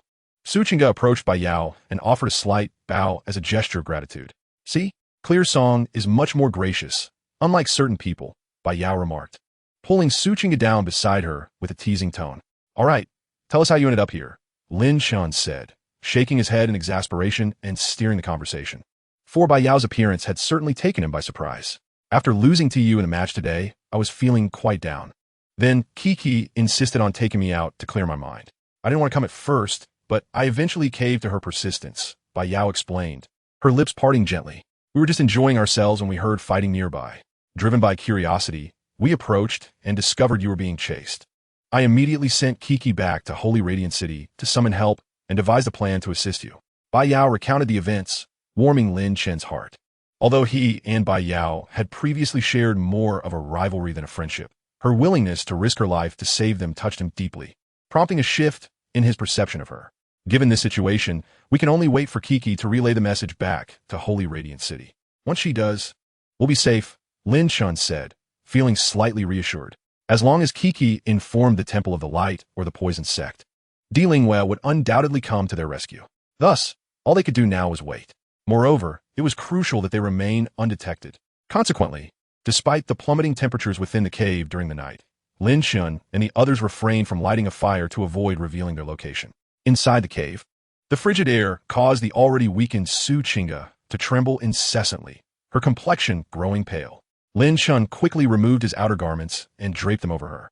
Su Qingge looked up at him, a faint smile gracing her lips. "Thank you." Lin Chen embraced Su Qingge to provide warmth, and she leaned against his sturdy chest, closing her eyes to bask in his body heat. "This won't do. If this keeps up, not just Qingge, but I might freeze to death as well." "Aki." Bai Yao rubbed her arms and sneezed, addressing Lin Chen. "We can't practice or even live like this. It will be challenging to endure the night. Just as Lin Chen was about to respond, his expression suddenly hardened. The eye of the divine had detected the whereabouts of their pursuers. Shoo! Lin Chen signaled for silence with a raised finger, then cautiously led the two girls to the cave entrance, preparing to flee at the first sign of danger. Before long, rustling sounds echoed not far from the cave, followed by human voices. Boss, we've searched the surroundings and found no trace of Lin Chen and the others. Lin Chen recognized the voice as belonging to someone with the stone armored bear martial spirit. They know my name? Lin Chen furrowed his brow, speculating about the origins of this group. Could it be that he escaped? One of them echoed. We've lost 2 soul emperors. If we still can't capture him, I'm afraid. They surely haven't run far. I was delayed for only 2 or 3 minutes. At their speed, they haven't made it back to Holy Radiant City yet. The leader of the Soul Sage said, his voice laced with fury and murderous intent. At that moment, the Soul Sage seemed to notice a concealed cave halfway up the mountain, his gaze honing in on it. He then gestured for his subordinates to investigate. Discovered? Bai Yao's brow furrowed in concern. Damn it! Realizing their cave had been compromised, Lin Chen cursed inwardly, clutching Su Qingga tightly as he contemplated his options. If he were to venture out and draw them away, the enemy might threaten Su Qingga and Bai Yao, jeopardizing their safety. In hindsight, perhaps tending to fire would have been a better idea. The two women exchanged incredulous glances at Lin Chen's attempt at humor in such dire circumstances. Without further ado, Lin Chen decisively exchanged glances with the two, and together they burst out of the cave. Rather than remain idle, they would take action. A purple-black hue flickered in Lin Chen's hand as 5 sharp claw blades whistled through the air, racing toward the approaching Soul Emperors. Fortunately, the Soul Emperors were on guard, preventing them from being caught off guard by Lin Chen's assault. The little mice can no longer hide. The Soul Sage's eyes gleamed with murderous intent as he beheld the trio's exit. He released his martial spirit, activating his 1st and 5th soul rings in succession. In the next instant, the Soul Sage vanished from his position. Lin Chen, with the eye of the divine, barely discerned the Soul Sage's location and raised his spear defensively. Clang! With a sharp metallic clash, Lin Chen was sent hurtling backward, crashing violently against the mountainside. Lin Chen, Su Qingga quickly played her Jade Zither, invoking her 1st soul technique, 9 Heavens Celestial Melody. Her 3rd soul technique, Phoenix Heart Shield, was activated, bestowing dual enhancements upon Lin Chen and the nearby Bai Yao. Lin Chen emerged from the cliff, shouting down, "You two, be careful." There was no alternative. He could feel that the Soul Sage was now fully committing to his attack, leaving him no choice but to focus entirely on the battle and warn them to be on guard. Sister Qingga, all we can do now is ensure our own safety and not distract Lin Chen. Behind Biao, the myriad poison cauldron tilted, continuously releasing toxic miasma, simultaneously alerting the worried Su Qingga beside her. Upon hearing this, Su Qingga nodded, and her jade fingers began to play the melody once more. Chapter 90. The Soul-Stirring Song of the 9 Heavens. The ancestral dragon's thunder roars, piercing the sun. Lin Chen infused the dark golden lightning into the god-slaying spear, unleashing a 5,000-year soul skill that drew forth a radiant arc, streaking through the night like a magnificent line, aimed directly at the 7-ringed Soul Saint. Clang! The Soul Saint crossed his arm blades defensively before him, blocking Lin Chen's assault. However, the force of Lin Chen's attack was tremendous, causing him to stagger back several meters. Such formidable power from someone of this cultivation level. It is no wonder the buyer was willing to pay a hefty price for your head. The Soul Saint's cold eyes fixed on Lin Chen's fierce gaze. He sighed. Let's see if you can afford this price with your life. Lin Chen retorted with a low growl, and a circle of platinum soul rings suddenly shone brilliantly beneath his feet. Heavenly IS rule rewrite. The Soul Saint, still bewildered by the nature of the platinum soul ring, abruptly sensed a waning of his power. This is bad. Alarm flickered in the Soul Saint's eyes. Realizing the gravity of the situation, seizing the moment of the Soul Saint's temporary weakness, Lin Chen deftly angled his spear and thrust it forcefully into the shoulder of his left arm, blood gushing forth in an instant. Damn it! As the Soul Saint regained his strength, he delivered a powerful kick to Lin Chen's abdomen, sending him flying. While he glared at the gaping wound from which blood poured incessantly, his heart ablaze with fury, Lin Chen crashed violently into a tree as thick as a thigh, which collapsed under the impact. Using the long spear for support, he rose to his feet, coughing violently, then wiping the blood from the corner of his mouth. The heavenly eye locked onto the distant Soul Saint, who was now coldly observing him. In the next moment, the seventh soul ring beneath him illuminated. Lin Chen, I will tear you to shreds. The soul saint roared, manifesting his true martial spirit. Black soul power radiated from his body, his arm blades expanding once more. And then he began to transform, for sharp spikes erupting from his back, while his face twisted grotesquely, resembling a malevolent spirit clawing its way from the depths of hell. Whoosh! Before Lin Chen could comprehend the transformation, the soul saint vanished from sight. Realizing the urgency, Lin Chen thought, this is not good, as he adeptly shifted his position, employing the phantom shadow maneuver. However, upon entering his true martial spirit form, the soul saint's speed and attack power surged dramatically, making it impossible for even Lin Chen, with the heavenly eye, to pinpoint his location.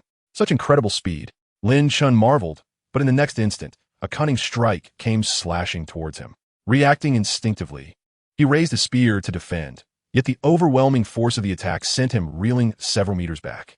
Before Lin Chen could gather himself, a chill swept over him from behind. His eyes narrowed as he rolled forward, narrowly evading a fatal blow, though a deep gash had already appeared on his back. The soul saint, like a phantom, relentlessly slashed at Lin Chen, who struggled to keep pace with the opponent's speed. Even the dark golden dragon scales on his arms had sustained damage, and the 16 spider spears behind him bore scratches, blood seeping from his back and legs. Suddenly, Lin Chen felt a cold wind rush towards him, followed by dual blades crashing down upon his chest. With a resonant cry, the soul saint revealed his form, momentarily dazed. Seizing the opportunity, Lin Chen's left hand, now clad in dark golden dragon claws infused with dark golden lightning, lunged towards the soul saint's face, while simultaneously, the 16 spider spears thrust forward. Oof! The soul saint sneered coldly, aware that his resistance had heightened in his true martial spirit form, and he had anticipated this move. Thus it was merely a trap laid for Lin Chen. Grasping Lin Chen's left hand firmly, he prepared to slash at Lin Chen with his right arm blade. At that moment, Lin Chen felt a chill creep into his heart, for his left arm was firmly ensnared and with the distance too short. He had no time to defend with his right hand spear. Is my strength still insufficient? Watching the dark arm blade loom larger in his vision, Lin Chen lamented helplessly. Lin Chen, Su Qingge called out, her fifth black soul ring illuminating beneath her feet, invoking her fifth soul skill, the soul-stirring song of the 9 heavens. As a wave of melodious music filled the air, all enemies present were ensnared in rigid stillness. This was the effect of Su Qingge's fifth soul skill, forcing all foes on the battlefield into a brief state of paralysis for 15 seconds. A truly divine skill. Yet this skill came at a price, bang. A crisp sound echoed as the strings of Su Qingge's qinshin broke, signifying that her combat capabilities would be severely diminished from this point forward. Naturally, Lin Chen would not let this opportunity slip away. With his left dragon claw grasping the soul saint's arm, he triggered the shatter effect, creating cracks in the one solid arm blade. With a swift toss of the god-slaying spear, he unleashed a powerful punch aimed directly at the soul saint's heart. However, the soul saint had already regained his composure. With a slight twist of his body, Lin Chen's punch veered off course but still struck fiercely against the opponent's chest. Simultaneously, a massive cauldron suddenly soared through the air, crashing heavily onto the soul saint's spiked back, dealing a severe blow. Lin Chen quickly distanced himself, joining Su Qingge and Biao. Observing the blood-stained corner of Su Qingge's mouth and her pale visage, he sincerely expressed his gratitude. Thank you, Qingge. This was no mere platitude. Su Qingge's 2 powerful control skills had saved Lin Chen from the brink of death on 2 occasions. I'm just glad you're all right. Su Qingge replied with a warm smile. But what shall we do next? Lin Chen's mind raced. He was battered and exhausted, unable to flee, and his soul power was nearly depleted, leaving him devoid of combat strength. Gazing at Biao and Su Qingge, it was clear they too were at their limits. Even if one of them remained able, they would still face dire consequences. Zheng Kiki, if you don't arrive soon, we 3 shall surely meet our end in the underworld. Lin Chen lamented. Ha ha ha, you truly are resilient, but this is likely your final dance. I sent it. The soul saint, despite his injuries, was far from defeated. Your time to dance is over. Now it is my turn. I shall tear you to pieces. Ha ha.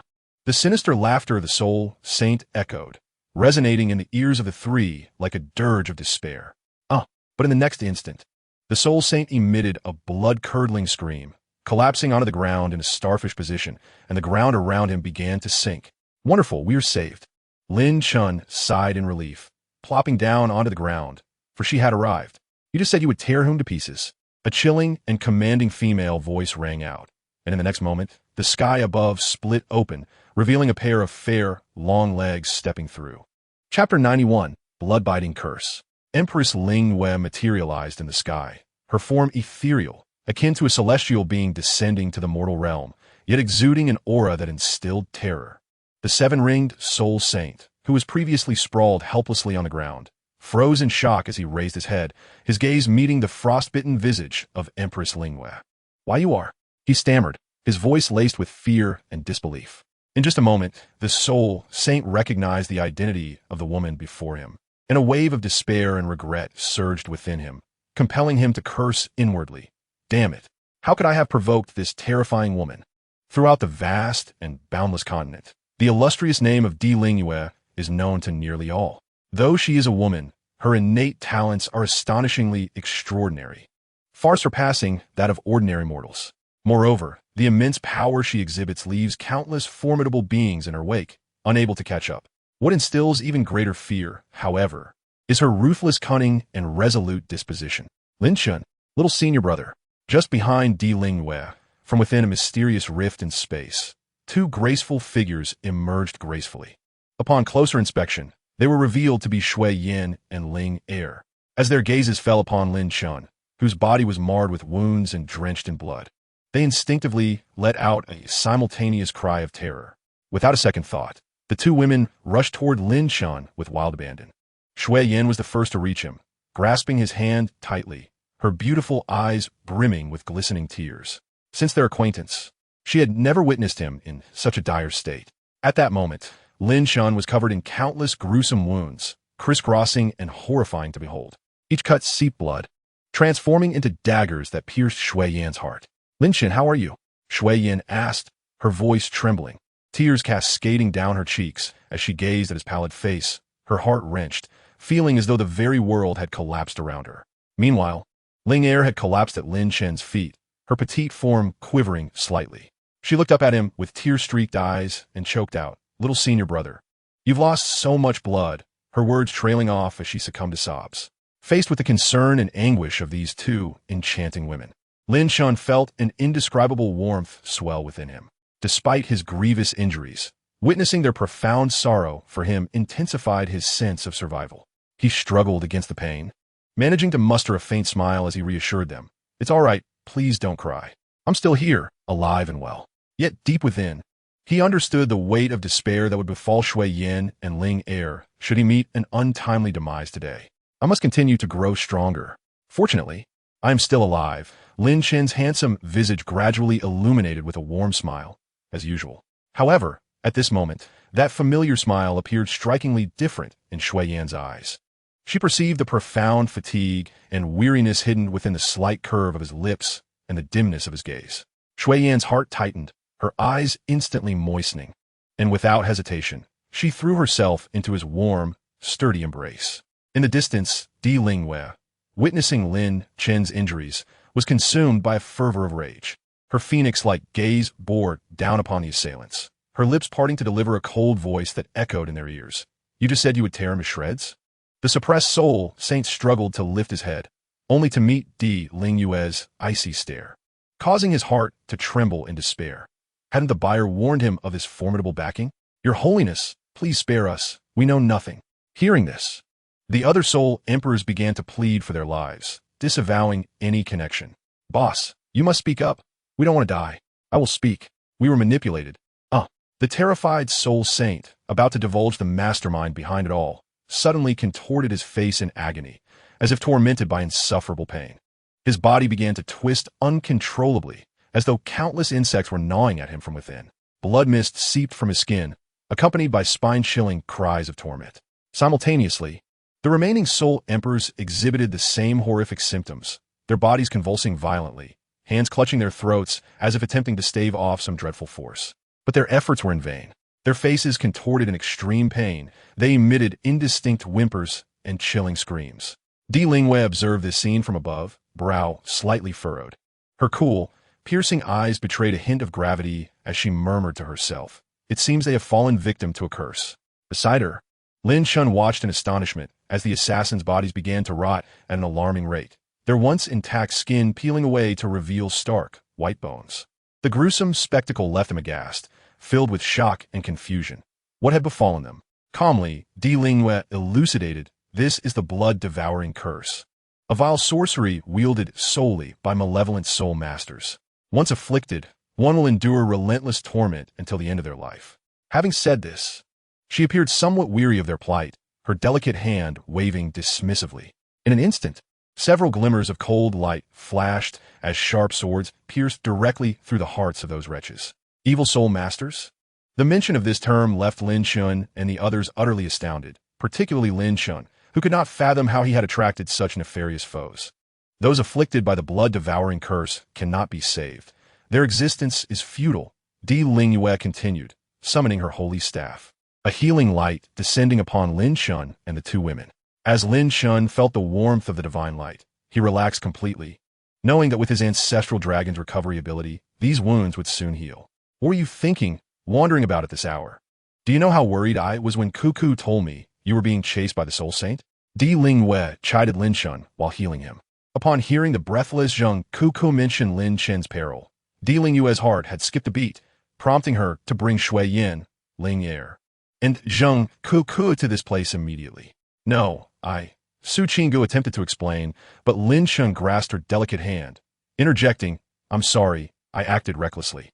For the first time, Lin Chen, usually so brash and carefree, adopted a serious tone in front of Di Lingyue, Shui Yin, and Ling'er, apologizing for causing them worry due to his actions. Though Di Lingyue feigned anger, inwardly, she was relieved that Lin Chen was unharmed. Retrieving her holy staff, she turned to leave the group, whispering into Lin Chen's ear, "Don't think this means you're off the hook." Chapter 92, The Protective Necklace. With a wave of her hand, Di Lingyue made them vanish from their location and reappear in Holy Radiant City. Lin Chen bowed in gratitude to Zheng Cuckoo and Bai Yao. This was no mere formality. Had it not been for them today, both Lin Chen and Su Qinggu might have met their demise. Seeing the once boisterous Lin Chen in such a state, both women exchanged faint smiles before heading back to the poison sex base. Su Qinggu remained behind with Shui Yin and the others, who, with eyes full of compassion, gently cleaned the blood from Lin Chen's body, her movements cautious as if fearful of causing him pain. "You scoundrel, I thought I might never see you again." Shui Yin's hands trembled slightly as she wiped Lin Chen's injuries with a towel. "It's all right, don't cry. I'm perfectly fine." Lin Chen gently enfolded Shui Yin in his embrace, softly reassuring her. "Sister Shui Yin, this is entirely my fault. I insisted on taking Lin Chen out to clear his mind." Su Qinggu, standing nearby, wore a despondent expression as she slightly bowed in apology to Shui Yin and Ling'er. "Dear Qinggu, Lin Chen has already expressed his gratitude to me. Had it not been for your assistance today, he might have met a tragic fate." "We owe you our thanks," Shui Yin promptly replied, pulling Ling'er along to bow in gratitude as well. "Oh dear, we are all family here, so let us not speak of thanks, shall we? Sister Qinggu, please do not be so formal." Despite the lingering worry for Lin Chen in her eyes, the clever and perceptive Ling'er could easily discern the nature of Lin Chen and Su Qinggu's relationship. She stepped forward, linking her arm with Su Qinggu's in an effort to help her relax and feel more at ease. "All right, after such a long and exhausting day, you both should rest. I will go seek out my teacher." Lin Chen felt a wave of reassurance wash over him at this scene, and he stood up to find Di Lingyue. At that moment, Di Lingyue stood atop the pavilion, her back turned to Lin Chen. The silvery moonlight cascaded upon her, enhancing her aura of elegance and chill. Lin Chen, feeling like a child who had erred, remained silent and simply gazed at her from behind. "What are your thoughts on today's ambush?" After what felt like an eternity, Di Lingyue finally broke the silence. Lin Chen pondered for a moment before voicing his conjecture. "I suspect it may have been orchestrated by the Shadow Clan and the Bloodblade Hall. I killed a disciple of the Bloodblade Hall. If they discover this, they will surely seek me out, though I feel the likelihood is slim. However, the young master of the Shadow Clan, Yi Wuhan, harbors a narrow-minded grudge against me. I had already crossed paths with him before the competition, and today, at the Sacred Treasure Pavilion auction, I overshadowed him. It is likely that he has employed someone to take the opportunity to eliminate me." Lin Chen articulated his thoughts, but regardless of which theory proved correct, they both implicated the malevolent soul masters, indicating that sinister forces were already at play within the city. Upon hearing this, Di Lingyue's beautiful eyes shimmered with contemplation. After a moment, she approached Lin Chen, her gaze falling upon the bloodstains on him, which tugged at her heartstrings. You. Just as Di Lingyue was about to speak, Lin Chen suddenly enveloped her in a tight embrace, leaving her momentarily stunned. What are you doing? Let go of me. A faint blush crept onto Di Lingyue's usually icy countenance as she feigned anger, gently struggling with her hands in an attempt to push Lin Chen away. Yet he only held her tighter, murmuring, I'm sorry, Lingyue. It was my fault. I thought I might not see you again. Hearing this, Di Lingyue's heart softened, and she gently patted Lin Chen's back, feeling his slightly trembling form. Her tone became tender. Could you please let go of me? What if someone sees? Only then did Lin Chen gradually release his hold on her. Di Lingyue's right hand shimmered, revealing a necklace crafted from countless delicate star stones, each seemingly containing a vast expanse of starry sky, glowing with a mysterious and enchanting blue light. Interspersed among the star stones were crystalline ice spirit crystals, emanating a chilling aura that cooled the surrounding air. Di Lingyue delicately lifted the necklace and moved closer to Lin Chen, saying, This is a talisman I prepared specifically for you. It can protect you from a lethal attack. Today's incident was far too perilous, and I may not be able to arrive in time next time, so I offer you this as a safeguard. Lin Chen gazed at the exquisite necklace, his heart swelling with gratitude as he bowed his head, allowing Di Lingyue to fasten it around his neck. When your life is in jeopardy, you can infuse it with your soul power, and it will automatically lock onto your location and relay it to me. I will come to your aid at once, Di Lingyue explained. As the necklace touched his skin, a refreshing sensation coursed through Lin Chen's body, and he could feel a coolness emanating from the necklace. Thank you, Lingyue, Lin Chen said, meeting her gaze with unwavering determination. Di Lingyue nodded slightly, her cheeks flushing as she added, From now on, in front of others, do not call me Lingyue. Also, you must be cautious to avoid attracting any ill-intentioned individuals. I will investigate the matter of the Soul Masters. You need not worry. Lin Chen nodded in acknowledgement and leaned closer to Di Lingyue's face, gently asking, So, when we're alone, may I call you that? Go away, go away. Di Lingyue's cheeks turned crimson as she vanished from sight, leaving Lin Chen alone. Lin Chen caressed the cool star necklace around his neck, warmth flooding his heart. He then returned to his quarters and lay down on his bed. Fatigue soon enveloped him, and for the first time that day, he fell into a deep slumber without engaging in any training. He slept soundly until dawn, when he awoke to find Xuan, unbeknownst to him, had come and was now peacefully sleeping at the edge of his bed. Observing her delicate sleeping face and the enticing aroma wafting from a box on the nearby table, presumably containing the meal Xuan had prepared, Lin Chen's heart brimmed with affection. He gently pecked Xuan's cheek, causing her to slowly awaken. Rubbing her sleep-filled eyes, she said, You're awake. Does your body still hurt? As she spoke, Xuan moved to the table and served Lin Chen some food. Lin Chen took the meal, shaking his head. My recovery ability is quite strong. I'm perfectly fine now. That's good to hear. Xuan rested her head on Lin Chen's shoulder, speaking softly. After a simple meal, Lin Chen stretched and prepared to assess the outcomes of yesterday's auction. He raised his right hand, which shimmered with light, revealing a translucent pill that appeared in his palm. Chapter 93. Late Stage of the Spiritual Awareness Realm. The 9-turn concentration pill.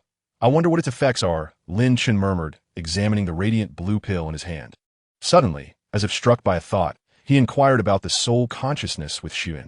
She patiently explained to him. The soul consciousness, also known as spiritual power, resides in the sea of consciousness. It represents a distinct path from soul power, though it is significantly more challenging to cultivate, with very few methods available. However, once the level of spiritual power is elevated, not only can it enhance control over soul power, facilitating its cultivation, but can also manifest as an offensive means. The power of an attack launched via intangible spiritual consciousness should not be underestimated. Xuan continued. The initial stage of spiritual practitioners is the spiritual awareness realm, which allows them to perceive subtle fluctuations of soul power in their surroundings. Upon achieving the ability to project their spiritual consciousness to attack enemies, they enter the soul concentration realm, where their spiritual presence becomes as resilient as substance. Lin Chen listened intently, curiosity sparkling in his eyes. Xuan elaborated. Beyond that is the form transformation realm, where spiritual consciousness can take on various forms, be it a fierce beast or a weapon, significantly amplifying its power. Upon reaching the divine communication realm, one can briefly commune with the divine will of the universe, gaining tremendous strength. As for the final source return realm, It represents the pinnacle of spiritual cultivation, said to trace back to the roots of all things and master the cycles of life and death. After hearing this, Lin Chen was profoundly shaken, clutching the 9-turn concentration pill as if he could see a brand new path of cultivation unfolding before him. Thus, Lin Chen internally called out to the system. System, dear system. With his call, a languid voice responded, "What is it?" "Oh, host, why are you so injured?" Lin Chen's lips twitched. He felt quite unfortunate to be entangled with such a system. Nevertheless, he refrained from voicing his grievances and got straight to the point. "What is my current state of soul consciousness?" Refreshing the attribute panel for the host. Name, Lin Chen. Age, 18. Soul power level, 26. Bloodline, Ancestral Dragon Bloodline. Cultivation method, Ancestral Dragon Art, Divine Light Technique. Martial Soul 1, Ancestral Dragon. Soul Skill, Ancestral Dragon Poison Claw, 1,000 years. Ancestral Dragon Icebound Domain, 1,000 years. Martial Soul 2, Heaven-Slaying Spear of the 9 Heavens. Passive, ignores 50 defense. Soul Skill, Sun Piercer 1,000 years. Martial Soul 3, Eye of the Celestial Deity.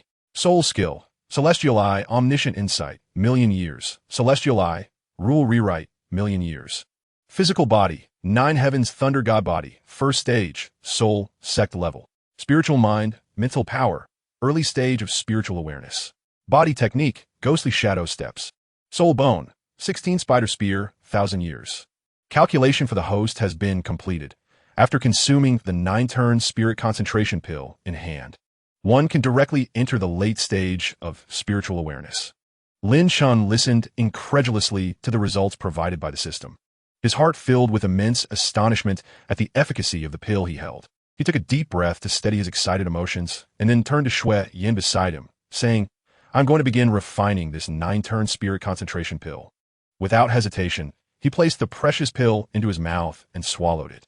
As the pill descended his throat, Lin Chen immediately felt a refreshing stream of energy surge down like a crystalline spring straight to his spiritual sea. Instantly, his mental ocean seemed to ignite, stirring up tumultuous azure waves. The hazy mist that had previously shrouded the surface of his spiritual sea coalesced into 9 colossal vortices, resembling 9 mysterious black holes. Slowly rotating within his mental ocean, Lin Chen closed his eyes, focusing intently on the tumultuous mental energy within his spiritual sea. The 9 azure vortices acted like powerful engines, each slow rotation generating waves of magnificent mental power. The once thin and nearly imperceptible mental energy began to condense and compress under the potent effects of the pill, ultimately transforming into twinkling stars that joyfully circulated within the vortices. At that moment, without any forewarning, the 9 vortices trembled violently, followed by a deafening roar of a dragon resounding from the depths of his spiritual sea. Lin Chen's consciousness seemed to be drawn toward the sound, revealing a breathtaking spectacle. Within him, the ancestral dragon bloodline had transformed into an enormous dark golden dragon, soaring freely through the spiritual sea. This dark golden dragon radiated a dazzling brilliance, its majestic form twisting the surrounding space. As the dragon glided, the once indomitable 9 azure vortices crumbled and disintegrated, showering the area with a dazzling cascade of light, akin to a grand meteor shower. Detected resonance between the ancestral dragon bloodline and the pill. Mental power is undergoing a qualitative transformation. The effects of the 9-turn Spirit Concentration Pill persisted. Lin Chen's mental power solidified, manifesting as a small azure dragon within his sea of consciousness. The small dragon was translucent, its scales shimmering with mysterious runes, resonating harmoniously with the enormous dark golden dragon born from the ancestral dragon bloodline. Mental power breakthrough to late stage of spiritual awareness. Lin Chen opened his eyes, emitting a brilliant gleam, feeling as though his consciousness had been infinitely extended, enhancing his perception of the surroundings. He eagerly unleashed the Eye of the Celestial Deity, which previously could only detect a radius of 100 meters, now expanded to an impressive 200 meters. A remarkable improvement. Master Tongzi, can the 3rd million-year soul skill be activated now? Not yet. The 3rd soul skill requires the host to reach the soul consolidation realm to be unlocked. Though slightly disappointed, Lin Chen felt the investment in the pill was worthwhile, given the substantial enhancement it had provided. The ancestral dragon bloodline has remodeled the host's spiritual sea, rendering it more resilient and robust than that of an average individual, rendering the host invincible among peers. This is splendid. Lin Chen couldn't help but marvel at the might of the ancestral dragon, which had even enhanced his mental prowess. The ancestral dragon, leisurely resting within his dantian, seemed to sense Lin Chen's thoughts, raising its imposing head as if to say, "Maintain humility." Seeing Lin Chen's elated expression, Shui Yin understood that he had achieved significant progress, and a smile of satisfaction graced her face. Lin Chen calmed his mental energy and then retrieved the next item from his ring. Chapter 94, Nightfire Lin Beast. Lin Chen carefully extracted the mysterious beast egg from the ring. When this egg was revealed up close, its full form became clear. It exhibited a profound and somber blood-red hue, reminiscent of congealed blood, delivering a striking visual impact. The surface of the eggshell was adorned with strange and intricate patterns, akin to ancient runes meticulously engraved upon it, each line emanating a faint yet inscrutable glow, as if harboring boundless power and secrets awaiting exploration. Even more astonishing was the subtle flow of energy that seemed to exist between those patterns. As Lin Chen gently touched the eggshell with his finger, he could feel a warm aura radiating through his fingertips, accompanied by a faint rhythmic thumping sound, akin to a small heart beating steadily within. Faced with such a mysterious and enchanting beast egg, Lin Chen's curiosity was thoroughly piqued. He silently communicated with the system within him, eagerly inquiring, "System, please tell me to which soul beast this egg belongs." Moments latte. The system's cold voice resonated in Lin Chen's mind. "This is the egg of the exceedingly rare Nightfire Lin beast, not originating from your continent. According to this system's precise assessment, this egg hails from the Nightfire Lin beast lineage of the distant Xintian continent." Lin Chen's eyes widened in astonishment as he took out the last treasure map he had acquired, realizing that, as stated by the Saint Treasure Pavilion, this map originated from the Xintian continent. He was taken aback that this beast egg also came from there. "Nightfire Lin beast," Lin Chen murmured, catching Shui Yan's attention as she tilted her head in confusion, listening to his words. "Nightfire Lin beast? What is that?" Shui Yan did not recall any such soul beast existing in the spirit soul continent. The system transmitted the information regarding the Nightfire Lin beast to Lin Chen, flooding his mind with a wealth of details about this creature, causing his pupils to constrict in shock. The Nightfire Lin beast was one of the legendary top soul beasts of the Xintian continent, possessing the exceedingly rare dual attributes of darkness and fire. This soul beast inherently commanded the powers of darkness and flame, capable of concealing its form in the night, gliding through shadows like a phantom, while also summoning searing flames to incinerate any adversary. An adult Nightfire Lin beast was enormous, resembling a qilin, covered in dark red scales with flames flickering subtly between them, as if ready to burst forth at any moment. Its eyes blazed with fire, akin to two burning stars, and wherever it gazed, it seemed capable of igniting the very void itself. The most fearsome aspect of the night flame unicorn beast lies in the pair of twisted horns that adorn its crown. Entwined with black flames, which represent its primal source of power, the night flame, capable of devouring all light and life. The night flame unicorn beast moves with unparalleled swiftness, particularly under the cloak of night, rendering it nearly impossible for anyone to track its movements. Its methods of attack are diverse. It can incinerate foes with its flames or corrode the very souls of its adversaries with its dark powers. Legends speak of adult night flame unicorn beasts possessing the ability to tear through the fabric of space, momentarily traversing between different realms, marking them as truly invincible beings. Furthermore, their intelligence surpasses that of ordinary spirit beasts, enabling them to communicate telepathically with humans and even acquire human languages and strategies. Thus, the Night Flame Unicorn Beast is not only a dominant force in battle, but also a partner of immense strategic value. Lin Chen was profoundly astonished. The might of the Night Flame Unicorn Beast surpassed his wildest imaginings. Should he succeed in hatching and taming this spirit beast, its assistance would be boundless. Upon hearing Lin Chen's description of this enigmatic spirit beast, Shui Yin was equally amazed by its formidable strength. Lin Chen glanced down at the beast egg in his hands, and the runes etched upon its shell seemed to respond to his gaze, flickering slightly as if acknowledging his anticipation. Taking a deep breath, Lin Chen resolved that, come what may, he would hatch the Night Flame Unicorn Beast to become his most powerful ally. However, Shui Yin suddenly raised a pivotal question, dousing Lin Chen's enthusiasm with cold water. If the Holy Treasure Pavilion has exhausted so many methods without success, how can we possibly achieve it? Lin Chen's lips twitched as he recognized the validity of her concern. Just as he was about to voice his thoughts, the system's voice chimed in. This beast egg cannot be hatched because it requires the absorption of the spiritual essence of the Douluo Continent. While this may not significantly affect humans, it is crucial for spirit beasts, particularly those of high bloodlines. Must I then journey to the Douluo Continent? Why have you instructed me to photograph it? Lin Chen questioned, somewhat exasperated. That is unnecessary. As the host, you possess the bloodline of the ancestral dragon, the progenitor of all things. You need only keep it by your side to bask in the essence of the ancestral dragon's blood. Moreover, the reason for having you photograph it is that this not only grants the host additional combat prowess, but also triggers a hidden quest. Hatch the Night Flame Unicorn Beast Egg, with rewards yet unknown. Your vagueness is quite infuriating. Why is it unknown? Lin Chen replied, bewildered. Yet, the prospect of hatching the beast was paramount. The system was right. Once hatched, he would gain a formidable mount, and the specifics of the rewards seemed trivial in comparison. Lin Chen, this spirit beast, is so powerful. Will it not be exceedingly ferocious? Are you truly set on hatching it? Is this truly wise?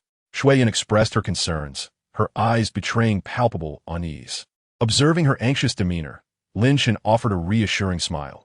Do not fret too much. As the saying goes, a tiger does not eat its cubs, regardless. I am the one responsible for its hatching. Even if this spirit beast grows to be fierce, it is merely a cub now. After all, one must start from the beginning. Should it later reveal any troubling or dangerous traits, I can simply deal with it. He shrugged lightly, conveying his nonchalance regarding the situation. After contemplating Lin Chen's words, Shui Yin found some merit in his reasoning, alleviating her worries somewhat. She nodded gently, saying, very well, if you say so, I hope all goes smoothly. At that moment, Lin Chen turned to Shui Yin with a playful smile, teasing, once this little one is born, you shall be its mother. Taken aback, Shui Yin blushed crimson, akin to a ripened apple. She playfully glared at Lin Chen and softly chided, what nonsense are you spouting? Who wants to be its mother? Yet, despite her words, an inexplicable feeling stirred within her heart. Chapter 95, The Quarterfinals. Lin Chen refrained from consulting the heavenly mechanism diagram again, as he surmised it would be beyond his comprehension.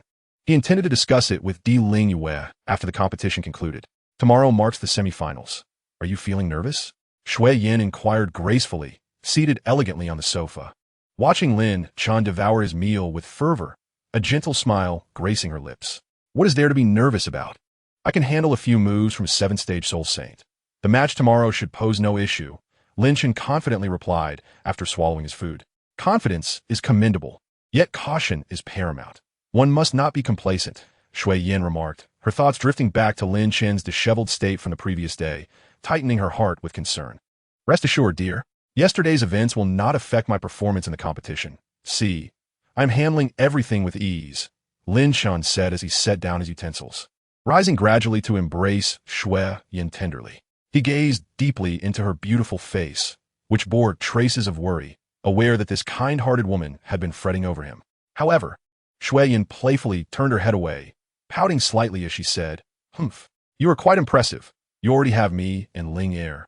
Yet you still find time to capture Qingge. Though she spoke jestingly, she did not genuinely harbor anger, merely seeking to tease Lin Chen a little. Upon hearing her slightly jealous words, Lin Chen felt a pang of anxiety and hastily explained, Darling, do not be upset. I will clarify things with Qingge right away and cease all interactions with her, all right? Seeing Lin Chen's anxious demeanor, Shui Yin could not help but burst into laughter. Oh dear, look at how flustered you are. I was merely joking. However, should you dare to treat Qingge poorly and turn into a heartless scoundrel, I will not let you off easily, she playfully scolded, her face radiating happiness. Then, Shui Yin snuggled closer into Lin Chen's embrace, speaking softly, in truth. I do not mind how many beautiful companions you have. After all, it is quite common for men to have multiple wives. As long as I hold a special place in your heart, that is enough for me. At this, a faint blush graced her cheeks as memories of their previous intimate moments together flooded her mind. When she had inadvertently touched Lin Chen's strong physique, particularly in certain areas, her heart quickened at the thought, leading her to ponder. Could she truly withstand Lin Chen's ardor alone? Lin Chen held Shui Yin tightly, savoring her softness and warmth. Yet he found himself contemplating, if Shui Yin were to discover my intentions to pursue her beloved teacher, I shudder to think of the consequences. Just as they basked in the warmth of their embrace, a sudden loud bang reverberated through the air as Lin Chen's door was thrust open without warning. Ling Er burst into the room like a gust of wind, exclaiming, "Little senior brother, that," however, upon seeing Lin Chen and Shui Yin locked in an embrace. Her words faltered and she swallowed hard. In that instant, 6 eyes met, and time seemed to freeze, engulfing the room in an overwhelming atmosphere of awkwardness. Ling Er swiftly turned around as if struck by lightning. Her face flushed as she murmured, "You all continue, please." With that, she hurriedly attempted to flee from the exceedingly awkward scene. "Vite, Ling Er," Lin Chen called out with a smile, hastily stopping her. At that moment, Shui Yin, who had just extricated herself from Lin Chen's embrace, could not help but gaze curiously at Ling Er. Ling Er composed herself, took a deep breath, and said, "Sister Qingge has come to see you." Before her words had fully escaped her lips, she had already rushed out of the room, reaching for Su Qingge, who was waiting outside the door, and together they entered the room. Su Qingge's face bore an expression of concern as her beautiful eyes fixed on Lin Chen. Softly asking, "Lin Chen, has your injury improved at all?" Her words conveyed a hint of worry. Lin Chen, unfazed, patted his chest with a grin, cheerfully replying, "Don't worry. Qingye, I feel as fit as a fiddle, and I can even dash up 10 flights of stairs without breaking a sweat." Haha.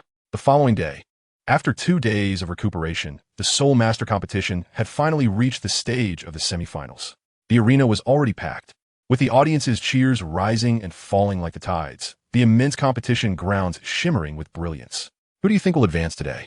That Long Chong, Chu Xinghe, wields exceptional spear techniques and possesses unfathomable strength. He is surely a contender. An excited young spectator analyzed. And then there Smo Xian from the Tianji Pavilion, whose intelligence is unparalleled. He is certainly not to be underestimated. Yin Jin will undoubtedly perform well too. But don't forget about the dark horse, Lin Chen. I have high hopes for him, another chimed in. Lin Chen and his companions stood by the sidelines, awaiting their turn to enter. Shui Yin leaned closer to Lin Chen and whispered, "Go for it. No matter what, we will support you." Lin Chen nodded, his gaze resolute. "I hope to draw the opponent I desire," Lin Chen thought, casting his eyes towards the Shadow Sect, where Yi Wuhan was also looking back at him. "Ladies and gentlemen, please take your seats. The drawing will commence shortly," the announcer called, prompting the audience to fall silent in eager anticipation of the results.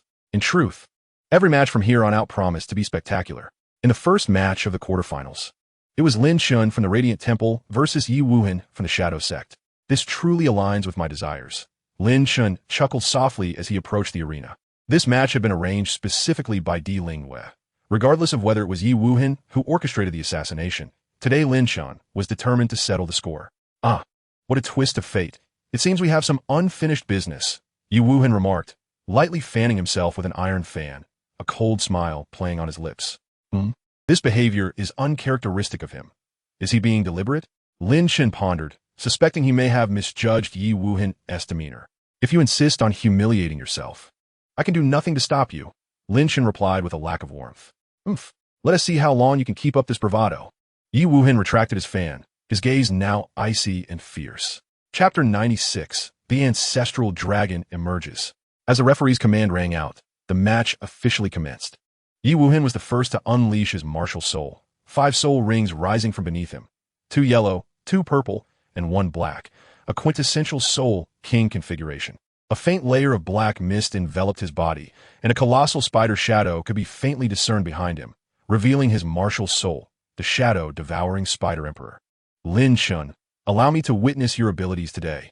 Yi Wuhan sneered, activating his first soul skill, web binding. "What a formidable martial soul. It is indeed a waste to pair it with you," Lin Chen replied coolly. Whether it is a waste or not is not for you to decide." Countless strands of black spider silk erupted from his hands, swiftly enveloping Lin Chen. Unperturbed, Lin Chen adorned his arms with intricate blue and dark gold patterns.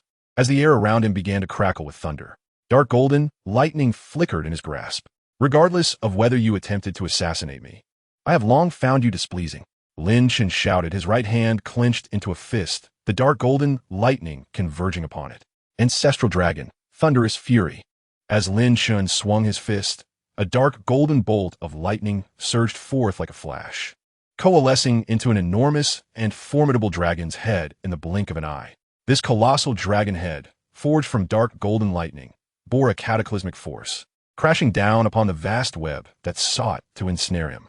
Upon the moment of contact between the web and the dark golden dragon head, a resounding crack echoed, as if the very fabric of space trembled. The once resilient and seemingly indestructible web was incinerated in an instant, reduced to mere ashes by the relentless fury of the lightning. However, the dark golden dragon head did not relent, charging ferociously straight toward Yi Wuhan.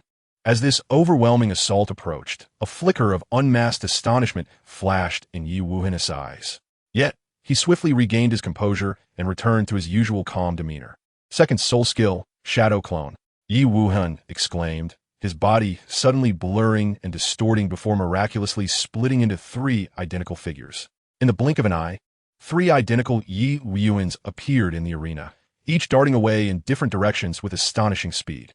Faced with this unpredictable evasion, the imposing dark golden dragon head found itself at a loss, ultimately crashing heavily against the unyielding arena floor. In an instant, dust surged and debris scattered, as the entire arena trembled from the cataclysmic impact. Although Yi Wuhan successfully evaded the brunt of the dark golden dragon head's attack, the shockwave generated by the explosion was still formidable, sweeping through the arena like a raging tide, sending the recently split Yi Wuhan tumbling away. 2 of his clones could not withstand the immense force and disintegrated into specks of light, leaving the remaining true body in a rather disheveled state. Damn it, this guy truly possesses such strength. It was only after experiencing Lin Chen's strike firsthand that Yi Wuhan fully grasped the terrifying prowess of his opponent. Is this all? A mere junior? It seems the Shadow Sect is running low on talent, Lin Chen taunted, eliciting displeasure among the participating disciples of the Shadow Sect, who began to hurl insults at Lin Chen from the stands. The game has only just begun. Yi Wuhan's lips curled into a sly smirk, revealing a playful intent. Simultaneously, the second and third soul rings beneath him began to shimmer, erupting in brilliance. With a commanding shout, Yi Wuhan declared, second soul skill, shadow clone. Before anyone could react, he followed up with another incantation. Third soul skill, shadow devouring strike. In the next heartbeat, an astonishing scene unfolded. The 3 Yi Wuhans radiated a dense black mist, akin to phantoms in the night. In an instant, they vanished without a trace, seemingly merging into the void. Yet, mere moments later, they reappeared with lightning speed, surrounding Lin Chen from all sides, their razor-sharp spider legs glinting ominously as they lunged towards him with tremendous force. Faced with such a fierce onslaught, those present at the scene could not help but exclaim in unison, heavens! Yi Wuhan's speed is astonishing. Lin Chen now found himself in a perilous situation, ensnared in a formidable encirclement.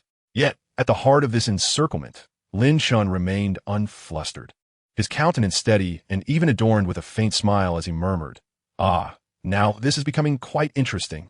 At that moment, a profound, thunderous roar akin to a dragon's cry erupted from Lin Chen, reverberating through the air like a primal roar from an ancient dragon, imbued with an aura of unyielding majesty and terror that swept outward in all directions.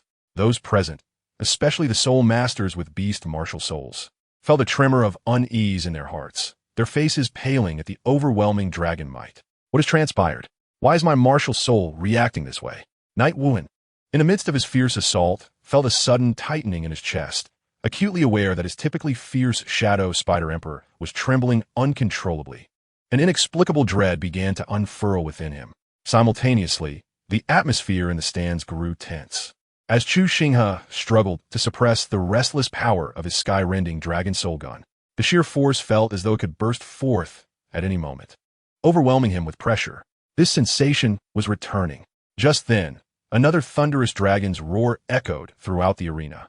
The crowd turned in astonishment towards the source of the sound, witnessing a dark golden dragon erupting from Lin Chen's being, its massive form shimmering with a mysterious and radiant light, emanating a chilling aura of dread. As the dragon materialized, it unleashed a tremendous tail swipe with the force of a tempest, striking fiercely at the legs of the shadow spider emperor. A resounding clash of metal rang out, reverberating throughout the arena. Following this, an immense shockwave erupted, directly impacting Knight Wuhan and his 3 doppelgangers. In an instant, they were sent flying like kites severed from their strings, 2 of the illusions disintegrating mid-air into twinkling starlight.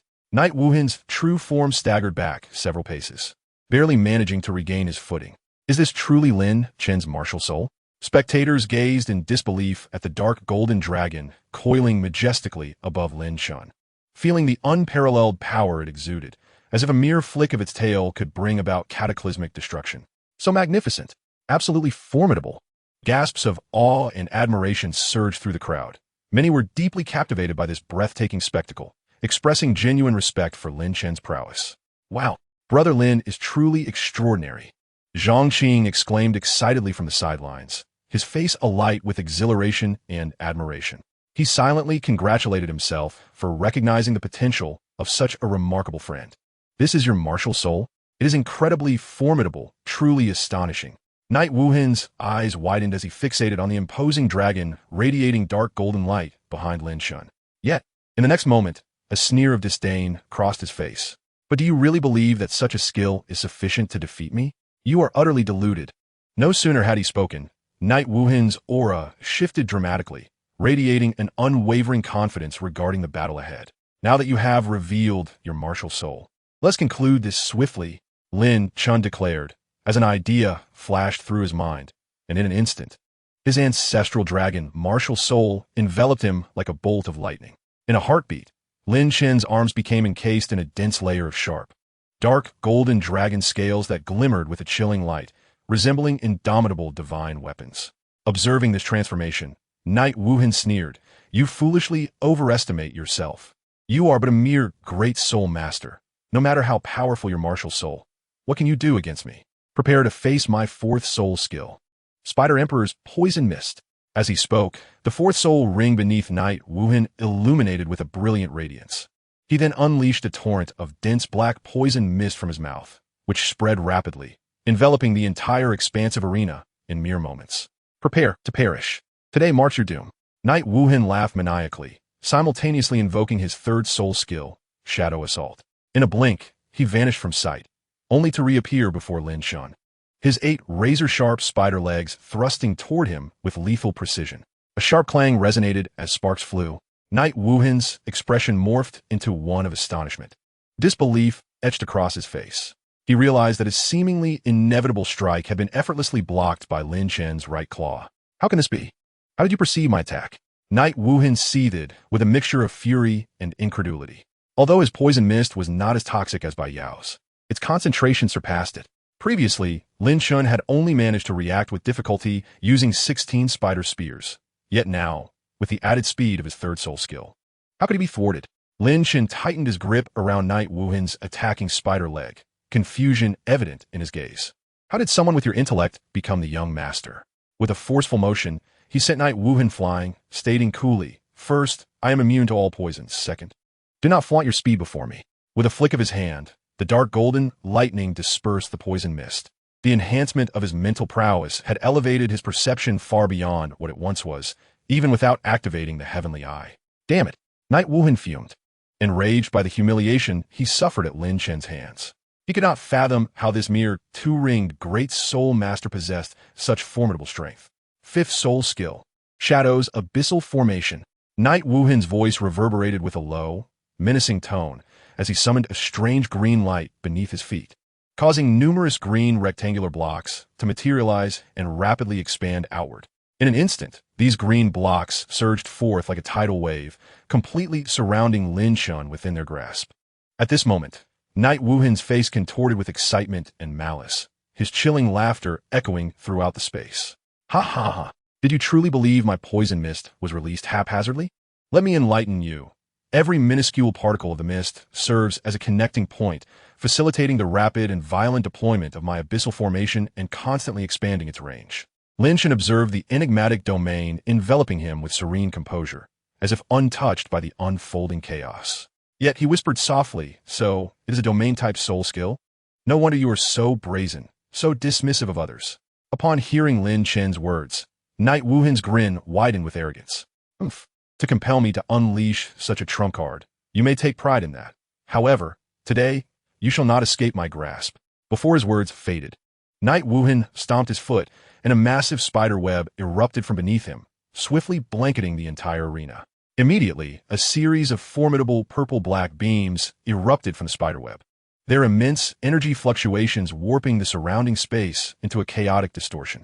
Trapped within this maelstrom, Lin Chen felt an irresistible force pulling him towards the contorted space. Simultaneously, an unsettling gnawing sound pierced the air as countless massive demon spiders crawled frantically from the rifts in the void, their gaping maws revealing razor-sharp fangs, mercilessly lunging at Lin Chen. In an instant, the horrific gnashing echoed like the wails of countless tormented souls, sending chills down one's spine. These demon spiders are capable of self-detonation. Lin Chen, enjoy this grand gift. Night Wuhan cackled. Ah, this soul skill is quite impressive, and it even has a gravitational effect. As Lin Chen sensed the subtle tearing of the distorted space and the intensified gravity, he beheld the oncoming tide of purple, green, and black spiders rushing towards him. He unleashed a powerful punch, dark golden lightning enveloping the swarm, producing a cacophony of crackling and explosions. Yet, more spiders emerged, spitting silk at him while charging like ticking time bombs.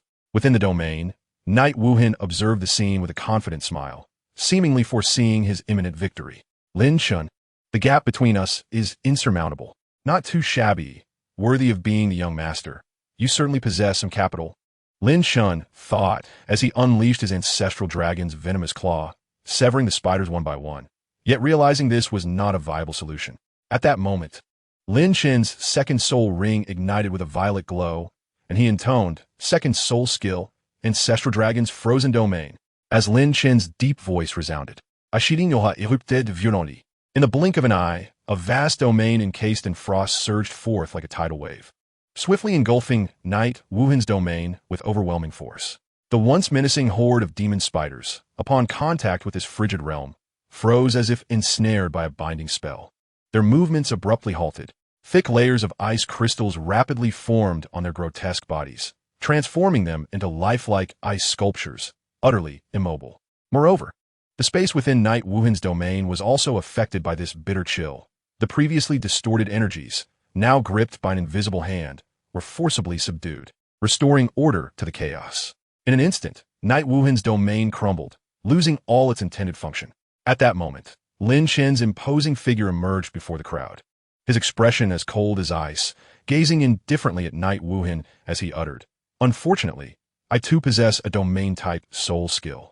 Night Wuhan stared in disbelief at the scene unfolding before him, utterly stunned by the ice domain that had effortlessly shattered his own. He could not fathom how a mere 1,000-year soul skill could wield such terrifying power, especially when considering that his fifth soul ring was a 10,000-year one. Suddenly, realization dawned upon him. 1,000-year soul skill? It was only then that Night Wuhan noticed the shimmering soul rings at Lin Chen's feet. Upon recognizing that there were two violet 1,000-year rings, a tempest of shock surged within him, his expression transforming into one of utter astonishment. Two violet 1,000-year soul rings? How is this possible? My heavens, Lin Chen's soul rings are both violet. The audience in the stands quickly caught on, murmuring in astonishment, marveling at Lin Chen's extraordinary talent. Wow, Lin Chen is truly formidable. Yan Jin, from the Burning Sky Valley, exclaimed upon seeing Lin Chen's soul rings, realizing that his earlier intention to protect Lin Chen was unnecessary. This guy is full of surprises. The likes of Chu Xinghe and Mo Xian praised Lin Chen's exceptional prowess, recognizing he had surpassed them all. Your disciple is indeed extraordinary, Your Holiness. In the heavens above, the enigmatic figures observed Lin Chen's displayed soul rings with a mix of admiration and envy, some unable to conceal their eager longing. They understood that for a soul master to successfully fuse 1,000-year quality soul rings at the first and second soul ring stages was a rarity, nearly unheard of. Yet, this young man named Lin Chen had achieved it, leaving them utterly astounded. Speculations arose among the onlookers. Where could Emperor Lingyue have discovered such a prodigy? After all, individuals like Lin Chen, endowed with powerful martial souls and unparalleled talent, would undoubtedly be coveted treasures among various sections. However, in response to the covetous gazes, Emperor Lingyue merely smiled, her exquisite visage radiating pride and possessiveness over the slender figure on stage. Please, do not entertain any thoughts of pursuing him. Lin Chen is my personal disciple. I hope you will refrain from attempting to lay claim to him. Her words were imbued with a protective sentiment, as if she regarded him as her most cherished treasure. Furthermore, Emperor Lingyue was not concerned about Lin Chen departing from the Radiant Temple. After all, he should. Lady Yu, look at Lin Chen. At such a young age, he has already displayed such extraordinary talent. I propose letting Su Chinga from my sect try to forge a connection with him. Who knows, it might lead to a beautiful romance. The leader of the Lingyun sect gazed at Emperor Lingwei, contemplating that this protectorate of hers was fiercely guarded, making direct acquisition impossible. Yet, before the Lingyun sect leader could finish, the leader of the poison sect interjected eagerly. Ah, Lady Yu, I believe my Bai Yao and Cuckoo would also be excellent choices. Not only are they stunningly beautiful, but they each possess unique qualities that rival Su Chinga. At that moment, Yin Tianba, the leader of the Burning Sky Valley, who had been standing silently nearby, could not help but rub his round head in exasperation, lamenting internally. Alas, everyone has such enchanting daughters vying for this opportunity, while I have not even produced a charming daughter of my own. Truly, the comparison is disheartening. With a resigned smile, Yin Tianba shook his head and continued to observe quietly. In the skies above, while the prominent figures conversed, Lin Chen remained oblivious to their discourse. His gaze was fixed intently on the incredulous face of Knight Wuhan in the distance. Simultaneously, under Lin Chen's mental command, 3 colossal frost dragons began to take shape. Spiraling majestically within the blizzard, their massive forms emanating a chilling aura, each scale shimmering with icy brilliance. My heavens, the power of this soul skill is truly terrifying. It seems the young master has run out of options, murmured Knight Wuming, a disciple of the Shadow sect, as he swallowed hard, realizing that this individual had been concealing his strength all along, an utterly fearsome revelation. At this moment, standing on the stage, Yi Wuhan gazed at the 3 formidable frost dragons charging towards him with ferocious intent. An overwhelming sense of helplessness surged within him. Despite his utmost efforts to unleash an even more powerful technique to defend himself, he soon realized he had exhausted all his options. Ultimately, after a fierce internal struggle, Yi Wuhan gritted his teeth and in resignation shouted aloud, "I concede." This declaration detonated like a bombshell, instantly stirring a tumultuous wave throughout the arena. The competitors, who were evenly matched with Yi Wuhan, displayed expressions of dismay, feeling an acute sense of discomfort. After all, none had anticipated Yi Wuhan's swift defeat, especially in such a manner. As the referee's authoritative voice rang out, in the first match of the quarterfinals, Lin Chen emerges victorious.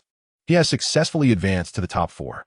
The audience initially fell into a brief silence before the followers of the Temple of Light led the charge in applause and cheers, which reverberated throughout the venue like thunder, echoing endlessly. The crowd erupted in jubilant celebration for Lin Chen's splendid victory, elevating the atmosphere to a fever pitch. If only I had placed my bet on Lin Chen. I can't believe I bet on Yi Wuhan. I'm beside myself. When Lin Chen returned to the stands of the Temple of Light, he was immediately met with congratulations. "Junior brother, you were magnificent," Linger exclaimed as she leapt into Lin Chen's embrace, which he caught with steady arms. Lin Chen beamed at the joy radiating from the faces around him, a smile of shared happiness gracing his lips. Chapter 99, The Breaking of 1,000 Armies. The quarterfinal matches continued to unfold with fervor. Yet on the side of the Temple of Light, the atmosphere had already transformed into a sea of joy. The reason was simple. According to the schedule, both the semifinals and finals were set to take place the following day, thus leaving the remainder of today's events entirely disconnected from Lin Chen. At this moment, Lin Chen was reveling in merriment with his companions, savoring every moment. Suddenly, a crisp system notification echoed. Task to repair Su Chinga's martial soul defect completed. Reward: 1 lucky draw, already credited. Would you like to use it immediately? This unexpected announcement caused Lin Chen, who had been lifting his cup in celebration, to pause momentarily. This fleeting moment of stillness was noticed by Shui Yin, seated to his right. Her captivating eyes flickered with concern as she gently grasped Lin Chen's hand, asking softly, "What's wrong?" Taken aback by her inquiry, Lin Chen quickly regained his composure, his lips curving into a faint smile as he replied softly, "It's nothing. I merely had a sudden epiphany." As he spoke, he turned his right hand to firmly clasp Shui Yan's delicate hand. He understood the significance of that notification. The martial soul defect that had long plagued Su Chinga was finally and completely cured. At that moment, an indescribable joy surged within Lin Chen. This happiness stemmed not solely from the avoidance of potential punishment for failing to complete the task, but more so from his heartfelt blessing and delight for Su Chinga. After all, through their time spent together, their bond had transcended the simplicity of ordinary friendship. Once he had settled his excited emotions, Lin Chen took a deep breath and silently conveyed his intention to the system. Use the lucky draw. Almost simultaneously, a vast, resplendent wheel of fortune appeared before Lin Chen on a cerulean virtual screen. Accompanied by a gentle humming sound, the grand wheel began to spin, gradually accelerating. However, this rapid motion was short-lived. After a brief interval, the wheel slowed, eventually coming to a complete stop, with the slender pointer resting firmly within one of the small compartments. At that moment, a message materialized above the screen. Congratulations, host! You have received a lucky gift pack containing a treasure map and a 500-year soul ring.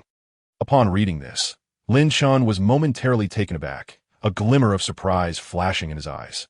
However, before he could fully savor this unexpected delight, the system notification chimed again, detected that the host currently has an empty slot for the Nine Heavens God-slaying spear. Would you like to equip the newly acquired soul ring to this weapon? Pondering this for a moment, Lin Chen nodded decisively. Equip it. The next instant, his information panel transformed. Name, Lin Chen. Age, 18. Soul power level, 26. Bloodline, Ancestral Dragon bloodline.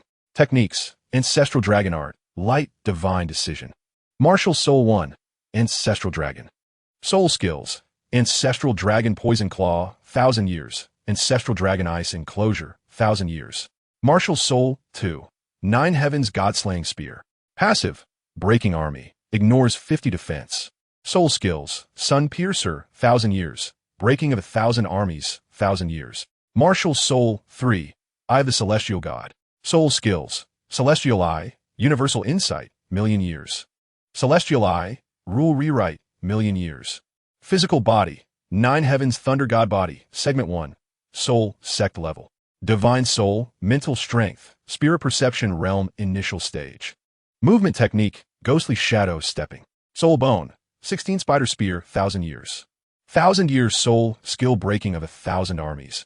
The spear sweeps across, splitting its radiance into 9 illusory shadows, delivering area damage to a fan-shaped region. With each shattering of a defensive soul skill, the dragon pattern on the spear glows, stacking up to 9 layers of array-breaking status. Each layer increases attack speed by 3. Lin Chen gazed at the sudden enhancement of his power, an uncontrollable thrill coursing through him. This unexpected boost invigorated him, for it signified the acquisition of a brand new ability, granting him a distinct advantage in facing future challenges. Simultaneously, he felt an intense curiosity regarding the mysterious treasure map. Having heard of it thrice before, he now held 2 of them in his possession. The thought of what precious treasures might lie hidden within these maps ignited a fervent curiosity within him. Just then, Lin Chen became acutely aware of a disconcerting notion. After toiling immensely to claim the championship, he had merely obtained a treasure map, while now, simply by opening a treasure chest, he could easily acquire another. This stark contrast left him feeling somewhat unsettled.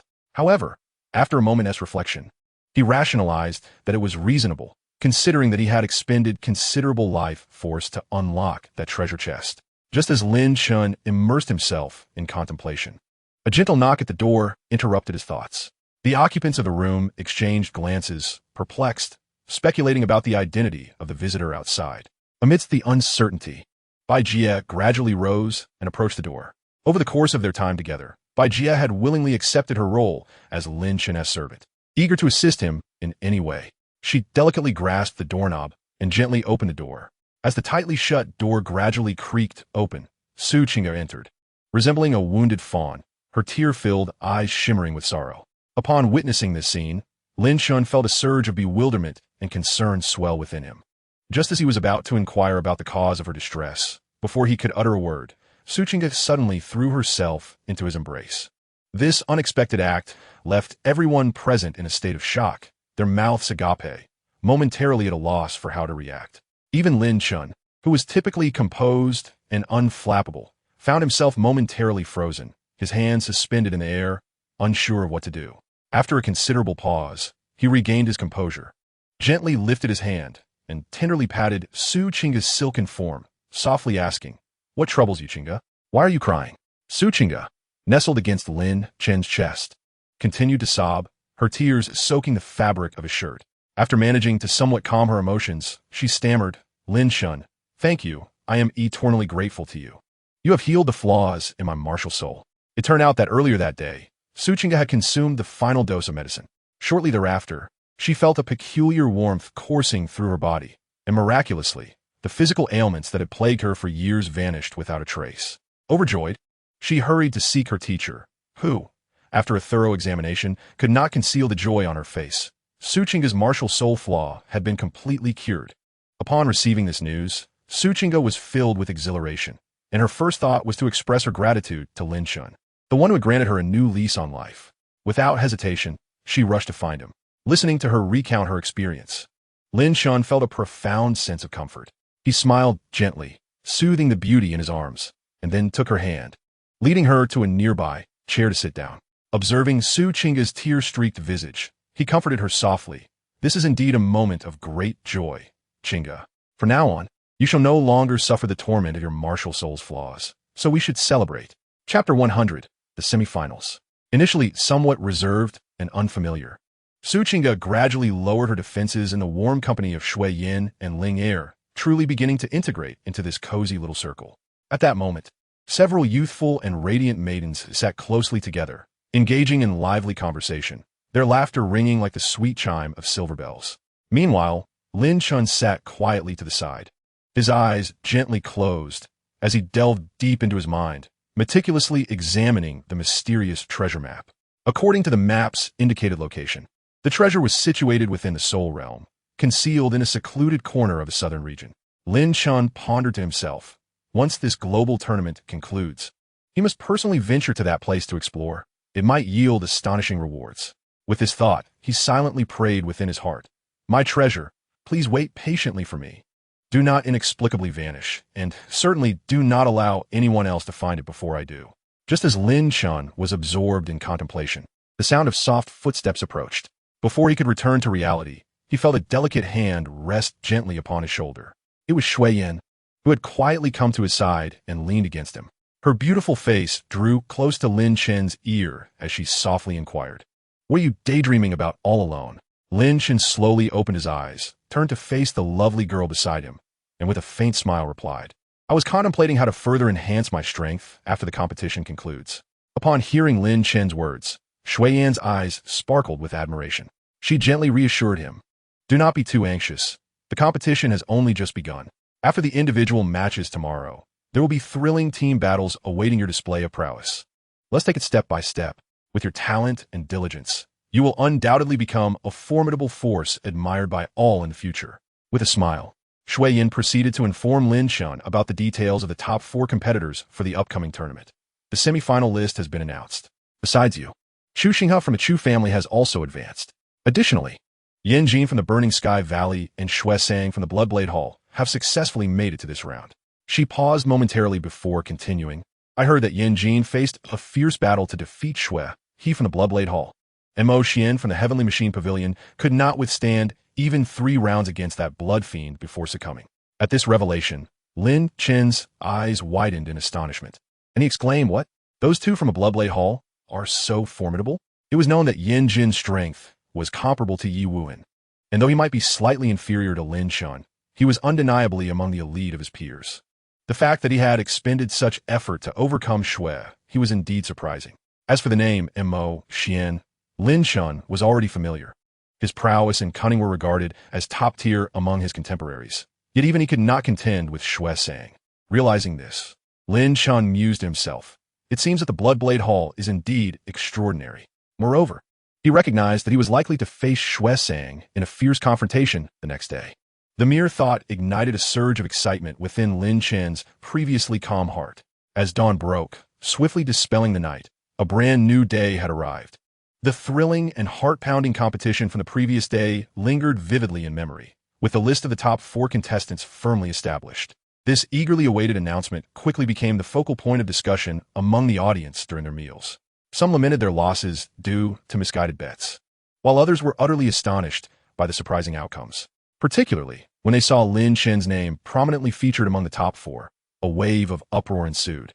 Who could have imagined that this young contestant, possessing only the cultivation of a great soul master, could triumph over all odds to secure a place in the semifinals? Reflecting on the beginning of the competition, it was hard to believe that anyone would have anticipated such an astonishing achievement from him.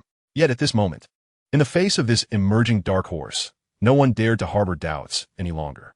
Looking back at Lin Chen's previous matches, he consistently exhibited calmness, effortlessly overpowering his opponents with formidable strength. His extraordinary talent left many spellbound. Numerous young women could no longer contain their excitement and admiration, falling head over heels for someone as handsome, charismatic, and powerful as Lin Chen. After all, how many could resist such captivating allure? Upon returning to the sect, the Lord of the Poison sect immediately issued orders to Bai Yao and Zheng Kiki, instructing them to spare no effort in securing Lin Chen's allegiance. Clearly, this leader had keenly sensed the immense potential residing within Lin Chen and was determined to bring this rising star into his faction. Had it not been for his own formidable strength, any actions would surely have drawn the attention of Emperor Lingwei, revealing his intentions. Now, back to the narrative at hand. Today marks the final day of the individual competition, with both the semifinals and finals taking place, unveiling the highest individual honor of this year's Continental Youth Soul Master Tournament. This undoubtedly heightens the tension among all present, as the level of excitement in the matches is expected to be unprecedented.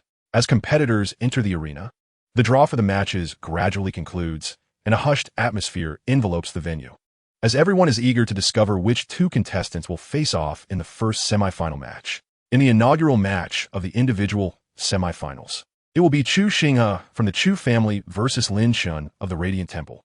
Clad in a flowing black robe, Lin Chen strides confidently onto the expansive competition stage, his demeanor calm and assured, akin to a leisurely stroll. Meanwhile, opposite him, another figure ascends the platform, a tall and imposing man dressed in a flowing earth-toned robe, which billows gracefully in the still air, exuding an air of effortless elegance. This individual is none other than Chu Xinghe, a remarkable talent among the youth of the Central Continent, renowned for his extraordinary marksmanship, famously dubbed the Dragon Spear. Upon seeing Lin Chen take the stage, the tension on Chu Xinghe's face slightly eases, though he remains stern and composed. After all, standing before him is Lin Chen, the son of the Radiant Temple, whose status and prestige far surpass his own. Thus, despite the pride swelling within him, Chu Xinghe demonstrates the appropriate respect. Son of Lin, it is indeed an honor to meet you today. Lin Chen regards his humble and courteous opponent, a subtle smile gracing his lips as he replies. I have long admired the illustrious name of Dragon Spear, Chu Xinghe. I have heard your marksmanship is unparalleled, and I look forward to learning from you today. In response to Lin Chen's words, Chu Xinghe quickly gestures dismissively, saying, I would not dare to claim such guidance. We are merely here to engage in mutual exchange. He then elegantly waves his right hand, and a long spear, shimmering with a cold light, materializes in his grasp. The spear, with its uniquely designed tip, appears capable of rending the very heavens, representing Chu Xinghe's martial soul, the heaven-rending Dragon Soul Spear. Noticing the swiftness with which Chu Xinghe summoned his martial soul, and the formidable aura emanating from the spear, Lin Chen cannot help but silently marvel. It seems that Chu Xinghe truly lives up to his reputation. Not only is his prowess exceptional, but his obsession with marksmanship is evidently profound. Surely, he must practice with his spear at all times. Rather than feeling daunted, Lin Chen finds himself increasingly exhilarated, for he is only a formidable opponent like Chu Xinghe who can truly awaken the fighting spirit and latent potential within him. On the spectator stands an elderly man with white hair and a face lined with wrinkles, yet possessing an indomitable spirit. Gently strokes his long beard as he gazes at his companion with a look of bewilderment. Look at that lad from the Chu family. His innate talent is truly remarkable, and his passion for marksmanship is undeniable. What are you still hesitating about? Are you truly waiting until the day you can no longer walk to sever the lineage? Oof. A cold snort interrupts, emanating from a nearby brawny elder with only one arm. He raises a goblet to his lips and drinks heartily before wiping his mouth. Though the lad from the Chu family indeed trains diligently, he is unfortunately constrained by the rigid traditions of their ancestral techniques, rendering his thought processes too inflexible. Moreover, this arrogant youth is rather full of himself. How could I possibly take such a disciple under my wing? Old ghost, do you think I am unaware of your true thoughts? If it weren't for your lingering interest in this Chu lad, why would you make the effort to watch this series of matches? The white-bearded elder laughs heartily, unabashedly revealing his friend's innermost calculations. Startled by this revelation, the one-armed elder takes a moment before letting out a long sigh and downing the remnants of his drink. Meanwhile, the referee at the competition arena announces the commencement of the match. The atmosphere on a martial platform becomes grave, as if time itself has momentarily come to a standstill. Chu Xinghe grips his spear tightly, its sharp tip quivering slightly, each tremor producing a crisp sound that reverberates throughout the arena. His earth-toned robe flutters as if caught in a breeze, and his already piercing gaze transforms into a pair of lightning-like eyes, radiating an intense and fierce aura. Lin Chen, observing this scene, contemplates for a moment before deciding to respond with a spear of his own. Suddenly, a peculiar light flashes from his brow, and a spear, exuding a chilling and sharp aura, materializes firmly in his grasp. This spear glimmers with a cold light, and ancient, mysterious runes seem to be inscribed along its shaft. With a few casual flourishes, one can feel an overwhelming essence of marksmanship emanating from it. However, what truly astonishes the onlookers is not merely the formidable spear in Lin Chen's hand, but rather the two circles of purple soul rings that gradually rise beneath his feet as he launches this seemingly simple attack. It is well known that Lin Chen has previously showcased his powerful dragon martial soul in battle. Yet, at this moment, it remains absent. This implies that Lin Chen possesses a second martial soul. Moreover, judging by the aura of the spear he wields, its rank is undoubtedly on par with, or even superior, to Chu Xinghe's weapon. The dazzling purple soul rings beneath Lin Chen's feet unequivocally indicate that both of his extraordinary martial souls are equipped with soul rings that are unattainable for ordinary individuals, evoking awe and admiration from all present. Another dual martial soul? The Pope, Yin Tianba, and others cannot help but be taken aback. What sort of divine favor has this young man received? Is he being spoiled by the heavens? This cannot stand. We must recruit him. The leaders of Ling Yun's sect and Poison sect share the same sentiment. Empress Ling Yu's alluring red lips curl into a satisfied smile as she gazes at Lin Chen, who stands with his spear poised, pride and contentment gleaming in her eyes. That spear martial soul? The one-armed elder exclaims in astonishment at the sight of Lin Chen wielding the Nine Heavens god-slaying spear. Oh, what is it, old ghost? The elder beside him inquires. This spear martial soul surpasses the quality of the Chu lad's heaven-rending dragon soul spear, and its essence is derived from ancient lineage. The one-armed elder's eyes glimmer with excitement, akin to someone who has discovered a treasure. So Lin Chen is indeed a dual martial soul wielder, and both are spear martial souls. This is the perfect opportunity for an exchange. Chu Xinghe feels a slight sense of relief, grateful that Lin Chen has not summoned his ancestral dragon martial soul, as its presence would make his own martial soul tremble uncontrollably. If that were to happen during the battle, it would undoubtedly hinder his performance. However, against the spear, Chu Xinghe feels no fear.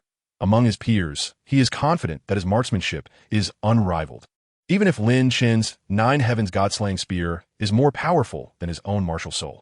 Suddenly, the arena is enveloped in a swirling vortex as the two divine spears resonate with a thunderous hum.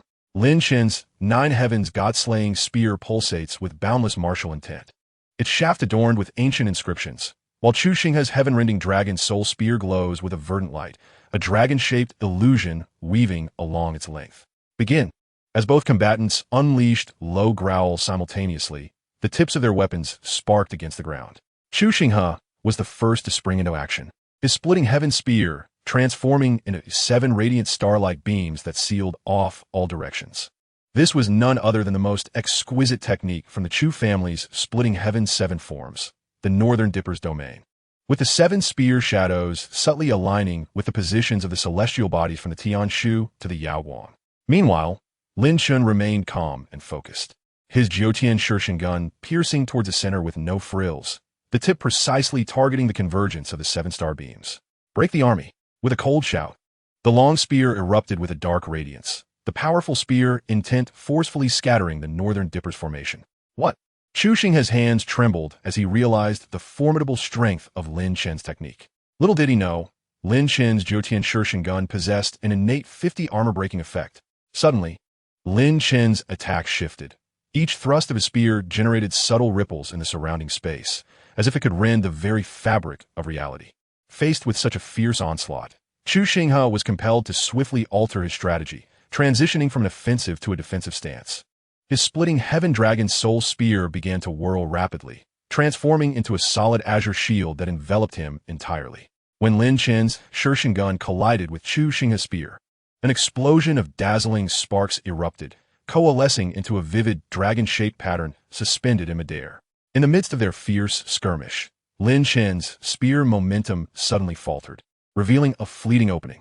Chu Xinghe, with keen perception, seized this ephemeral opportunity, spinning his body and dashing forward like a whirlwind, simultaneously bellowing, splitting heaven, startling swan. With his roar, the splitting heaven dragon's soul spear surged forth towards Lin Chen's throat with the force of thunder. Seeing this, Lin Chen quickly raised his Jiutian Shirshin gun to defend. A resounding clang echoed as the two spears clashed violently. Although Lin Chen successfully parried the strike, the overwhelming force still compelled him to stagger backward. He stumbled several steps before barely regaining his footing. What a thrill! Lin Chen exclaimed, unable to suppress his exclamation. He understood all too well that his spear technique still lagged behind Chu Xinghe's, having relied on the immense power of his martial soul to triumph in numerous battles, rarely encountering an opponent worthy of his full effort. Yet, this intense confrontation illuminated his inadequacies. It was only through such arduous battles that he could continue to improve and elevate his prowess. Now, Lin Chen's gaze grew resolute, his spear slightly inclined as it pointed toward Chu Xinghe, radiating a fierce battle intent. Chapter 102. Take it seriously. Chu Xinghe gripped his spear tightly, a brilliant 7-foot azure glow erupting from its tip, resembling a bolt of blue lightning cleaving through the void. Be cautious. With a thunderous shout, Chu Xinghe's form became indistinct, elusive as a wraith. Tianshu shattered stars. In the next moment, the splitting heaven spear shot forth like a meteor toward Lin Chen's throat, its ferocity instilling dread.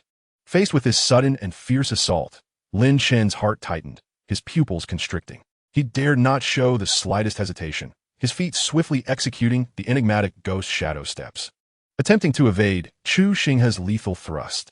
However, no matter how he shifted left or right, the spear tip remained steadfastly aimed at him, unable to escape its pursuit.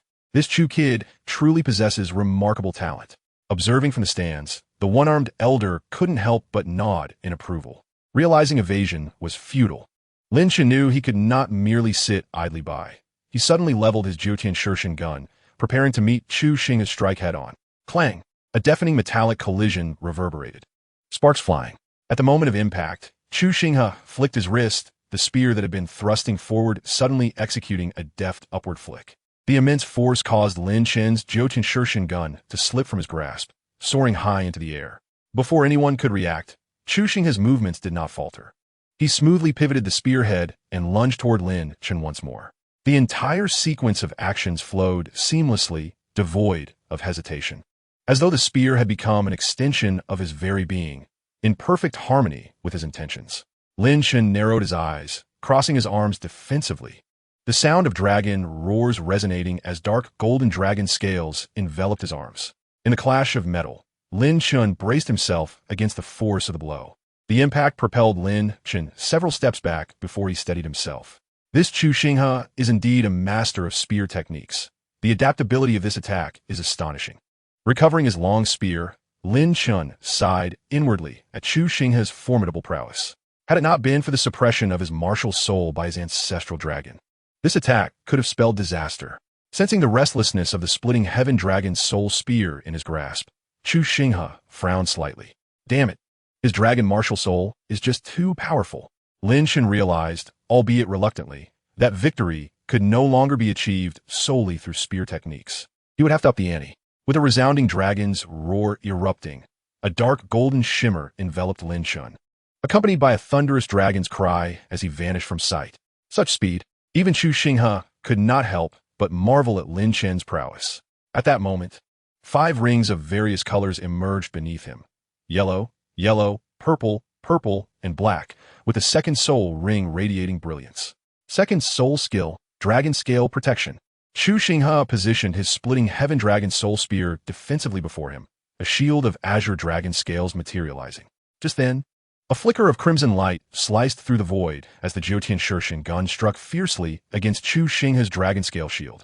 Although Chu Xinghe reacted swiftly, no one anticipated the immense power Lin Chen's strike contained. The explosive force from the ninth heaven thunder god body, combined with the armor-breaking effect of Lin Chen's first soul skill, was destined to deliver a decisive blow. The azure dragon scale shield shattered instantly, the spear's momentum unabated as it continued its thrust towards Chu Xinghe. Caught off guard by the instantaneous destruction of his shield, Chu Xinghe's long spear danced like a dragon, forming a swirling cyclone. Tianxian, roaming dragon. The Jiutian Shirshin gun collided with the circular cyclone, its trajectory forcibly redirected. Tianji, parting sea. Utilizing the momentum from his previous move, Chu Xinghe swept his spear horizontally, unleashing an invisible shockwave that sent Lin Chen flying.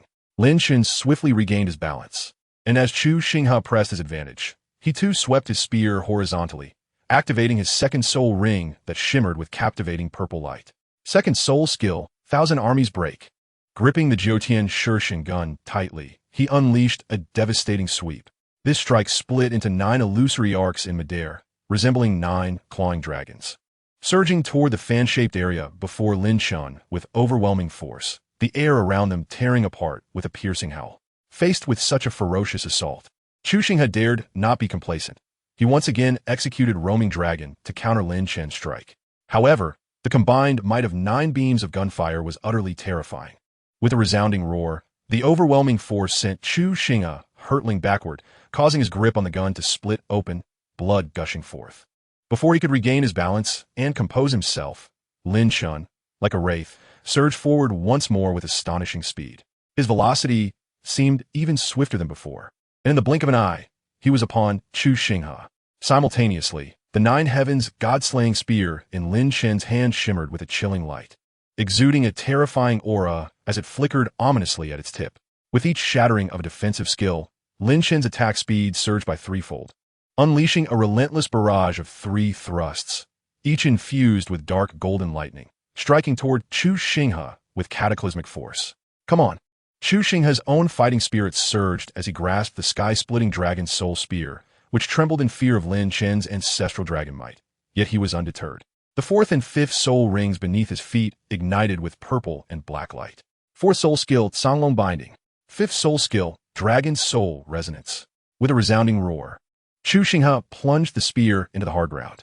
Instantly, a deafening crack echoed, and a vast, serpentine fissure erupted from the point where the spear struck, rapidly spreading outward and enveloping Lin Chen entirely. Concurrently, several thick azure vines erupted from the earth, slithering like agile serpents and ensnaring Lin Chen's legs. Within this domain, all damage inflicted by Chu Xinghe's attacks would be significantly amplified. At that moment, a powerful dragon's roar resonated. Onlookers turned to see the sky-splitting dragon soul spear engulfed in roaring azure flames, emanating a terrifying aura. Following this, Chu Xinghe intoned, "Yuheng, destroy the city." As his words fell, the spear, cloaked in azure dragon fire, transformed into a streak of lightning, slicing through the air with blinding speed, aimed directly at the immobilized Lin Chen. In the arena, the azure dragon fire resembled a colossal azure dragon, tightly enveloping the spear as if poised to pierce Lin Chen at any moment. Below, Shui Yin, Ling Er, and Su Qingge watched in horror, their faces pale as they shouted, "Be careful!" The audience, witnessing this spectacle, could not help but sigh in dismay, struggling to fathom how the bound Lin Chen could evade such a lethal strike. Yet Lin Chen remained remarkably composed, his face devoid of fear or panic, replaced instead by a fierce glare, a distinct fury emanating from one of higher status when provoked by a lesser foe. He tilted his head back and bellowed, his thunderous dragon's roar echoing throughout the arena, as if intent on shattering everything in its path. If Chu Xinghe's roar was crisp and high-pitched, Lin Chen's was deep and resonant. As Lin Chen's roar reverberated through the arena, Chu Xinghe suddenly felt a powerful force surge within his mind. The sky-splitting dragon's soul spear in his grasp began to tremble uncontrollably, as if it would slip from his hands, and in that instant, the azure dragon fire extinguished. Seizing the fleeting opportunity, Lin Chen forcefully broke free from the constraining vines. As lightning crackled, the 9 heavens god-slaying spear was now poised against Chu Xinghe's throat. Lin Chen's voice was as frigid as ice as he declared, "Your strength is indeed formidable, but you have lost." The spear tip was less than an inch from Chu Xinghe's throat, emitting a fierce intent. Sweat beaded on Chu Xinghe's forehead, clearly still in disbelief at the abrupt turn of events, appearing somewhat dazed. The audience shared his astonishment. They had presumed Lin Chen to be at a dead end, only to realize he now held Chu Xinghe's fate in his hands. A profound silence enveloped the arena, all eyes fixated on Lin Chen and Chu Xinghe. breaths held with trepidation. Lin Chen's gaze was resolute and cold as he slowly withdrew the 9 heavens god-slaying spear, its fierce intent dissipating. His movements were deliberate and rhythmic, as if savoring the sweetness of victory, reflecting on every detail of the battle. As if awakening from a dream, Chu Xinghe staggered backward, his face as pale as parchment, unable to reconcile with the reality of his defeat at Lin Chen's hands. "I have lost," he murmured, resigning to the truth. His voice tinged with resignation, but more so with respect for the victor. He sheathed his spear and clasped his hands in salute to Lin Chen, saying, "Thank you, Brother Lin, for your mercy." His demeanor was humble, his words imbued with acknowledgement of Lin Chen's prowess. Brother Chu's marksmanship is truly unparalleled in this era. This battle has illuminated my shortcomings. "I have learned much," Lin Chen replied, his voice devoid of arrogance, brimming instead with respect for his opponent. This was not mere flattery. Lin Chen was acutely aware that had it not been for the bloodline suppression of his martial soul over Chu Xinghe's, he might have already faced defeat. Barring the use of the eye of the celestial god, he understood that this victory was not solely due to his own strength, but rather leveraged by the advantage of his lineage. As the referee announced the outcome of the match, the arena erupted with thunderous applause and cheers. The audience's spirits soared, marking a triumphant conclusion to a spectacular duel. This victory also signified Lin Chen's advancement to the finals.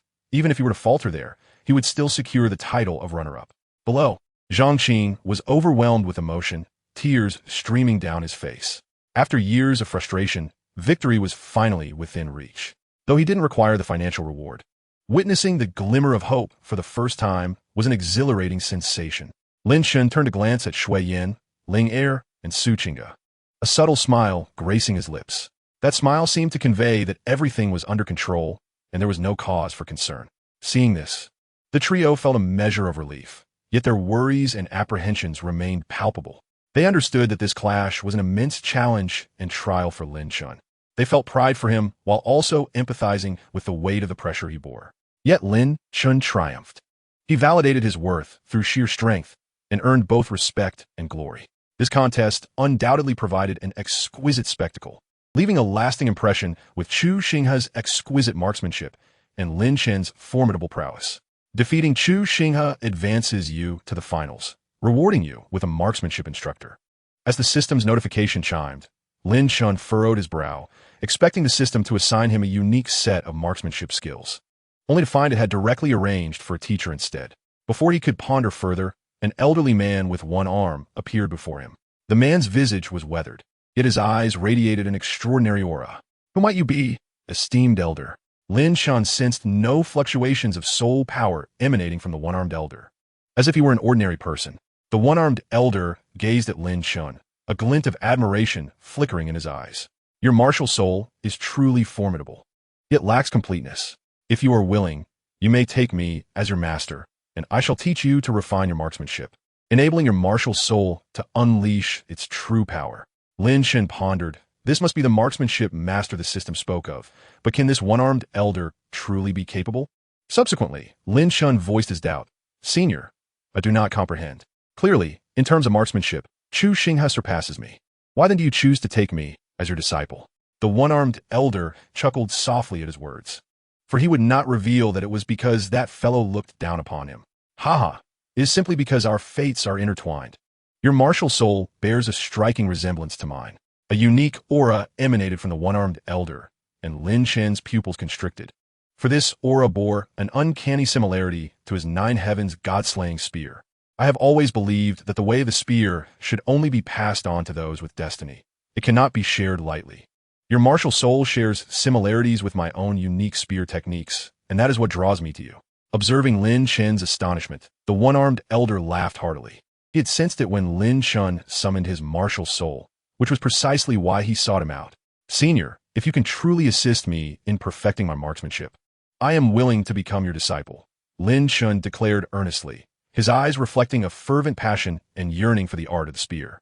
Through his battle with Chu Xinghe, Lin Chen had realized how much a novice he was in marksmanship, and he knew he had to improve.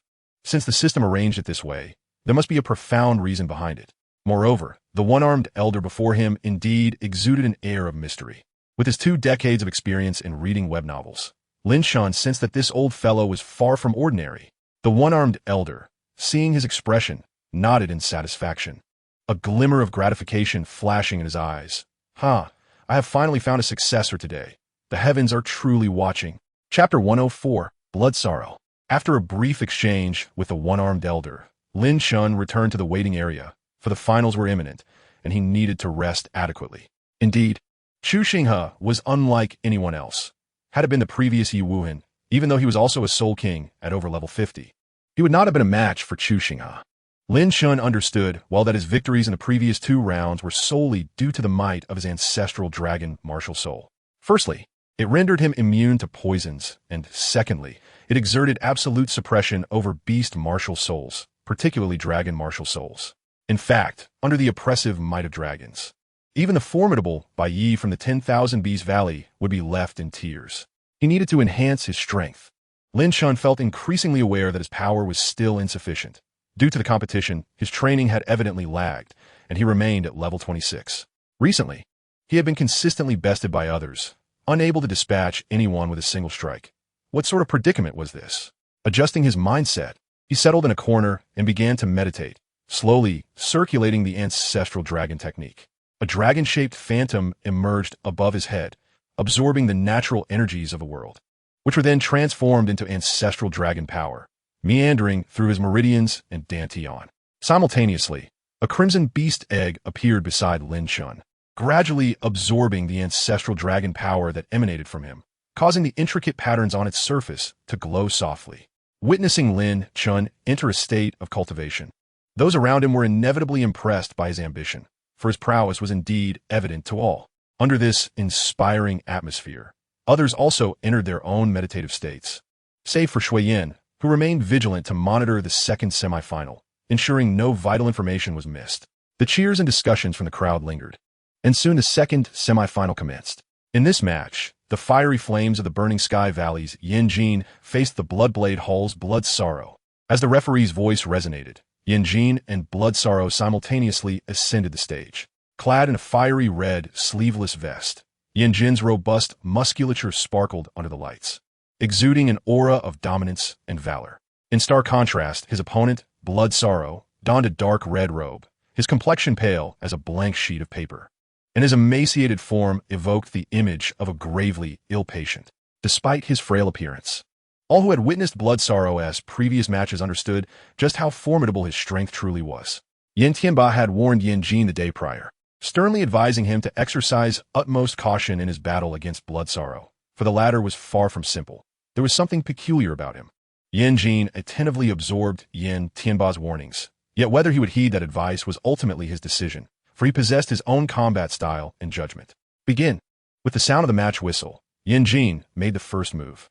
A phoenix engulfed in flames materialized behind him, his martial soul, the fire phoenix of Burning Sky, akin to Shui Yan's Ice Phoenix, both being among the world's most elite beast martial souls.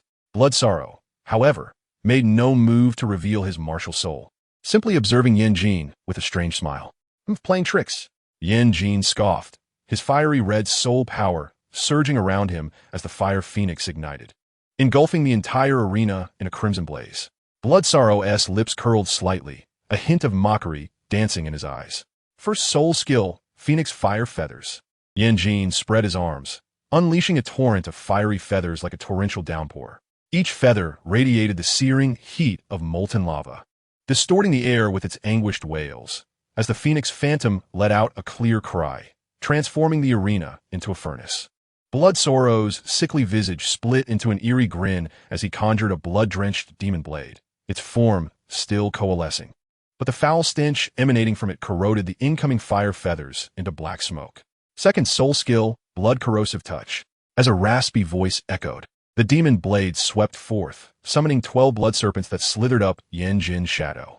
The collision of the fiery phoenix's flames and the sanguine energy emitted hissing sounds, as Yanjin realized with horror that his soul power was being ravenously consumed. Blood Sorrow stood upon a sequence of colors: yellow, yellow, purple, black, black. 2 10,000-year soul rings, and even though it was not the first time the audience had witnessed such a sight, they still gasped in awe. Blood Sorrow appeared to have no intention of wasting time. Suddenly, his 5th soul ring glimmered ominously. As the 5th black soul ring activated, A crimson domain enveloped the arena, the wails of countless vengeful spirits echoing in the ears of all present. Fifth soul skill, Crimson Prison. Blood Sorrow plunged his demon blade into the ground, and 18 blood coffins materialized behind him. The instant the coffin lids burst open, 18 blood-colored puppets, identical to Yin Jin, soared forth.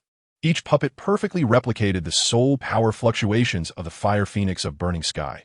Even the martial soul's characteristics had been flawlessly stolen. Yin Jin's eyes blazed crimson as he inwardly lamented the might of his opponent, yet his fighting spirit remained undiminished. The wings of the phoenix expanded dramatically. Fourth soul skill, Blazing Explosion. The phoenix phantom transformed into a fireball with a 10-meter diameter. But upon contact with a swarm of puppets, it was dissected and devoured by blood-red threads. More terrifyingly, those blood-colored Yin Jins simultaneously unleashed Yin Jin's soul skills in retaliation. Even if they could not fully replicate Yin Jin's strength, there were still 18 puppets. Puffed. Yin Jin spat blood as his left shoulder was pierced by his own fire feather. The excruciating pain gnawed at his shoulder, and the blood-soaked soul power carried with it a deadly poison. Fortunately, Yin Jin utilized the flames of the fire phoenix to disperse it. However, before he could react further, Blood Sorrow's figure flickered, leaving behind a phantom as he instantaneously appeared behind Yin Jin. A skeletal hand, as frail as a twig, silently pressed against Yin Jin's back. What? Yin Jin gasped in shock, utterly unprepared for Blood Sorrow's astonishing speed, unable even to muster a reaction time. Fourth soul skill, Blood Shadow Bone Erosion Hand. A somber voice resonated beside Yin Jin's ear, and with it came a chilling aura that surged up his spine, striking directly at his mind. However, just as the hand of the bloodshed was about to make contact with Yin Jin, a broad palm seized the arm of the bloodshed. To take a life, Shui Lingfeng. Your disciple truly exemplifies excellence. Yin Tianba bellowed skyward, his entire being radiating a more ferocious crimson spiritual energy than Yin Jin's, indicating the perilous nature of the preceding moment. Brother Yin, temper your anger. How was I to know that the younger generation would engage in such antics? I shall admonish them upon our return. Shueshang apologized. Shui Lingfeng replied with a forced smile. Yin Tianba appeared unimpressed by such words and was ready to retaliate, but Chu Fengyun suddenly materialized to restrain him, thus averting a conflict. Shueshang withdrew his hand and slightly inclined his head toward Yin Jin in a gesture of apology, before turning to signal the referee, indicating the conclusion of the match. The referee, upon observing this, declared the result. In the second semi-final, Shueshang of the Bloodblade Hall is victorious. The victory of Shueshang did not elicit cheers from the audience. In fact, he himself seemed indifferent, turning away from the arena. Meanwhile, in the Light God Palace, Shui Yin and Ling Er witnessed the formidable prowess displayed by Shueshang, capable of swiftly defeating Yin Jin, and their hearts grew heavy with concern for Lin Chen's predicament. At that moment, Lin Chen had awakened from his meditative state. Despite being engrossed in his cultivation, his spiritual energy remained outwardly perceptive. Thus, he was acutely aware of every detail of the match. Upon opening his eyes, he was met with the worried expressions of Shui Yin and Ling Er. Senior brother. Ling Er hesitated to speak, but was gently restrained by Shui Yan's hand. Lin Chen, the finals are about to commence. How is your recovery progressing? A warm smile blossomed on Shui Yan's otherwise icy visage, a tenderness meant solely for Lin Chen. Deep within, Shui Yin harbored concerns for Lin Chen's safety. Yet she understood that at this moment, she must provide unwavering support and unconditional trust. Seeing this, Lin Chen smiled faintly, gently embracing both women. Rest assured, I shall bring home the championship trophy. As Lin Chen's confident demeanor took shape, Ling Er regained her former vivacity. Senior brother will surely defeat that guy. The individual finals were set to commence, and the referee called for Lin Chen and Shueshang to prepare to take the stage.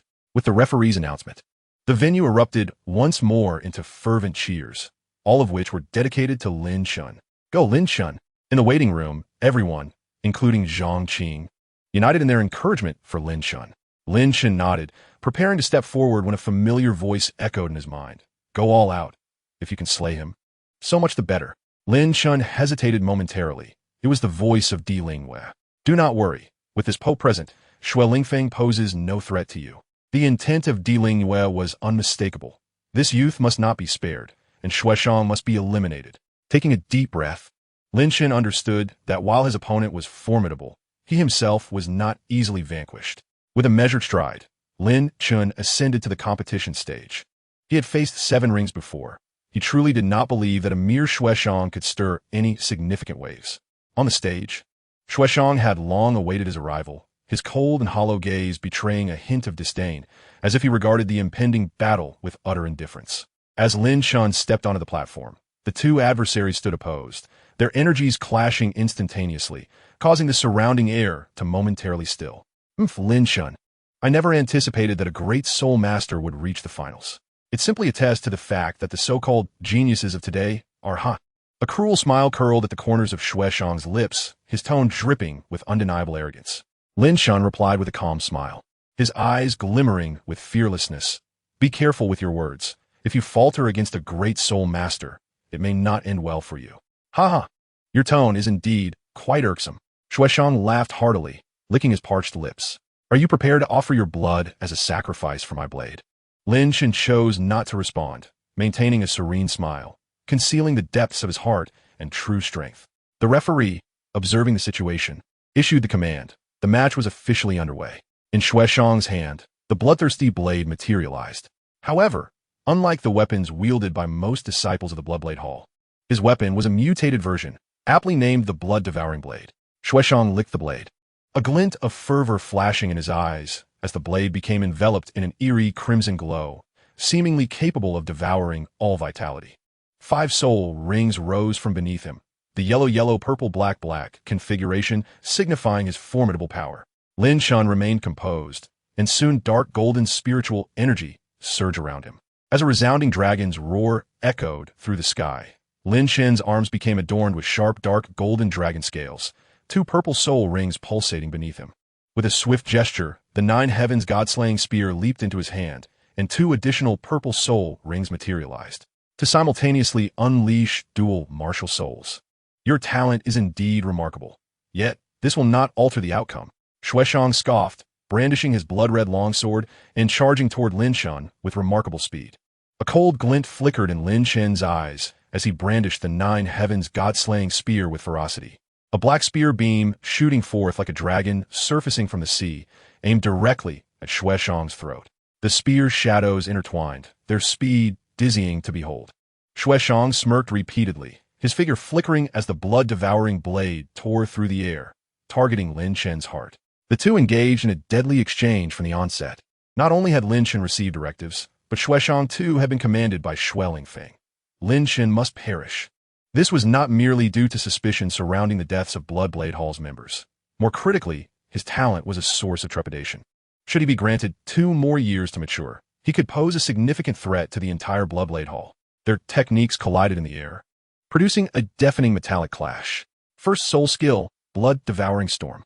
The first yellow soul ring at Shueshang's feet shimmered brilliantly as the blood-devouring blade danced in his hands, summoning a crimson tempest that swiftly enveloped the arena in a torrential downpour of blood and wind.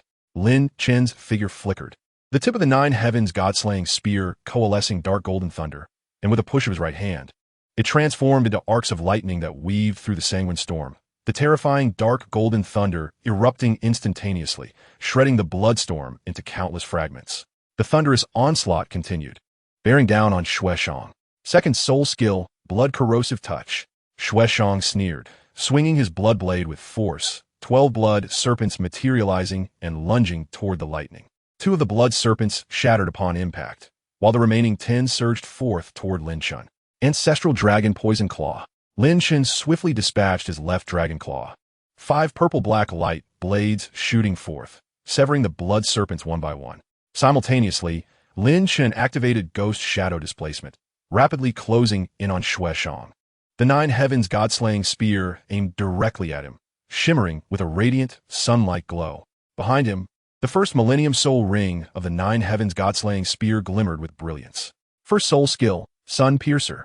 A flicker of mockery crossed Shueshang's eyes as he executed an elusive step, his form appearing as if a mirage, making it difficult for Lin Chen to lock onto his true position, thus skillfully evading Lin Chen's fierce strike. When Lin Chen's initial assault failed to yield the anticipated results, he exhibited no surprise. Instead, he began to emanate a dazzling dark golden radiance as the ancestral dragon emerged from behind him, followed by an immensely powerful tail swipe. The formidable force, akin to the thunderous roar of a tempest, instantaneously swept over all surrounding directions, striking the chest of his opponent, Bloodscar, with a resounding impact, delivering a significant blow. Chapter 106. A crushing blow to my teammate. Bloodscar, having been struck by the dragon's tail, was momentarily taken aback. How could the ancestral dragon martial spirit possess such formidable strength? At this moment, Lin Chen was surrounded by the resplendent, dark, golden aura of the ancestral dragon. His arms adorned with intertwining blue lightning patterns and dark golden dragon motifs, while the nine heavens god-slaying spear in his hand exuded a fierce black radiance. Though he could not rival Chu Xinghe in spear techniques, in terms of overall strength, Lin Chen felt no fear among the many competitors present. How intriguing! Bloodscar smirked slightly, brushing off the dust from his crimson robe. The blade of his blood-devouring knife, dripping with blood, as the fifth black soul ring beneath him shimmered to life. Fifth soul skill, Crimson Abyss. Bloodscar thrust his long knife into the ground, and in an instant, a blood-red domain unfurled from the center. You are not simple, thus I ought to show you some respect. Spirits of the endless abyss, grant me the power to ignite once more. As Bloodscar's soul power surged, 18 blood coffins arose around him, and a wave of foul winds and blood rain swept forth, the spirits of warriors roaring forth from within the coffins. Is it this technique again? Lin Chen's brow furrowed. These 18 blood coffins could summon 18 enemies, capable of duplicating the abilities of their counterparts. If that were the case, he would be facing 18 opponents on par with his own strength. He wondered, would his celestial eye be replicated as well? After all, he had yet to unleash the celestial eye. Taking a deep breath, Lin Chen's ancestral dragon martial spirit shone even more brilliantly, the spear's aura flickering like lightning. He had no choice but to test the waters. Forcing me to resort to this move, as a Grand Soul Master, you may take pride in that. Bloodscar sneered, the brilliance of his soul rings intensifying. The lid of the blood coffin slowly opened, releasing a noxious stench of blood, as the spirits within rapidly coalesced. Soon, 18 figures emerged, not Lin Chen, but rather Yin Jin, Yi Wuhan, Chu Xinghe, and even Shui Yin, and linger among them. What? Upon witnessing this scene, not only Lin Chen, but all present were left in shock. Copies of everyone had emerged from the blood coffins. When did this happen? In the Hall of Light. Linger and the others gasped in astonishment. This guy actually replicated all of us. Ling Qinjue slammed his hands on the railing, his eyes wide as saucers. It must be due to the competition. They must have gathered our information. But how could they replicate us so precisely, even the soul rings? Though confusion lingered in the air, Lin Chen had already deduced the truth. Blood? Oh, you are quite astute. Indeed, it is blood. My blood knife requires a daily intake of blood, and my fifth soul skill has granted me this ability, which has surprised me as well. It's just unfortunate that I have yet to collect your blood. Bloodscar, realizing Lin Chen had guessed correctly, ceased to hide the truth. Although these 18 blood corpses possess only 40% of your strength, it will still be more than enough for you to handle. Ha ha ha. Bloodscar cackled wickedly, convinced that Lin Chen could not withstand this assault, particularly with him lurking nearby, waiting for an opportunity. Lin Chen exhaled a breath of resignation, his gaze fixed upon the 18 familiar figures encircling him, understanding why Emperor Lingwei had insisted that this individual must not be spared. 40% strength, you say?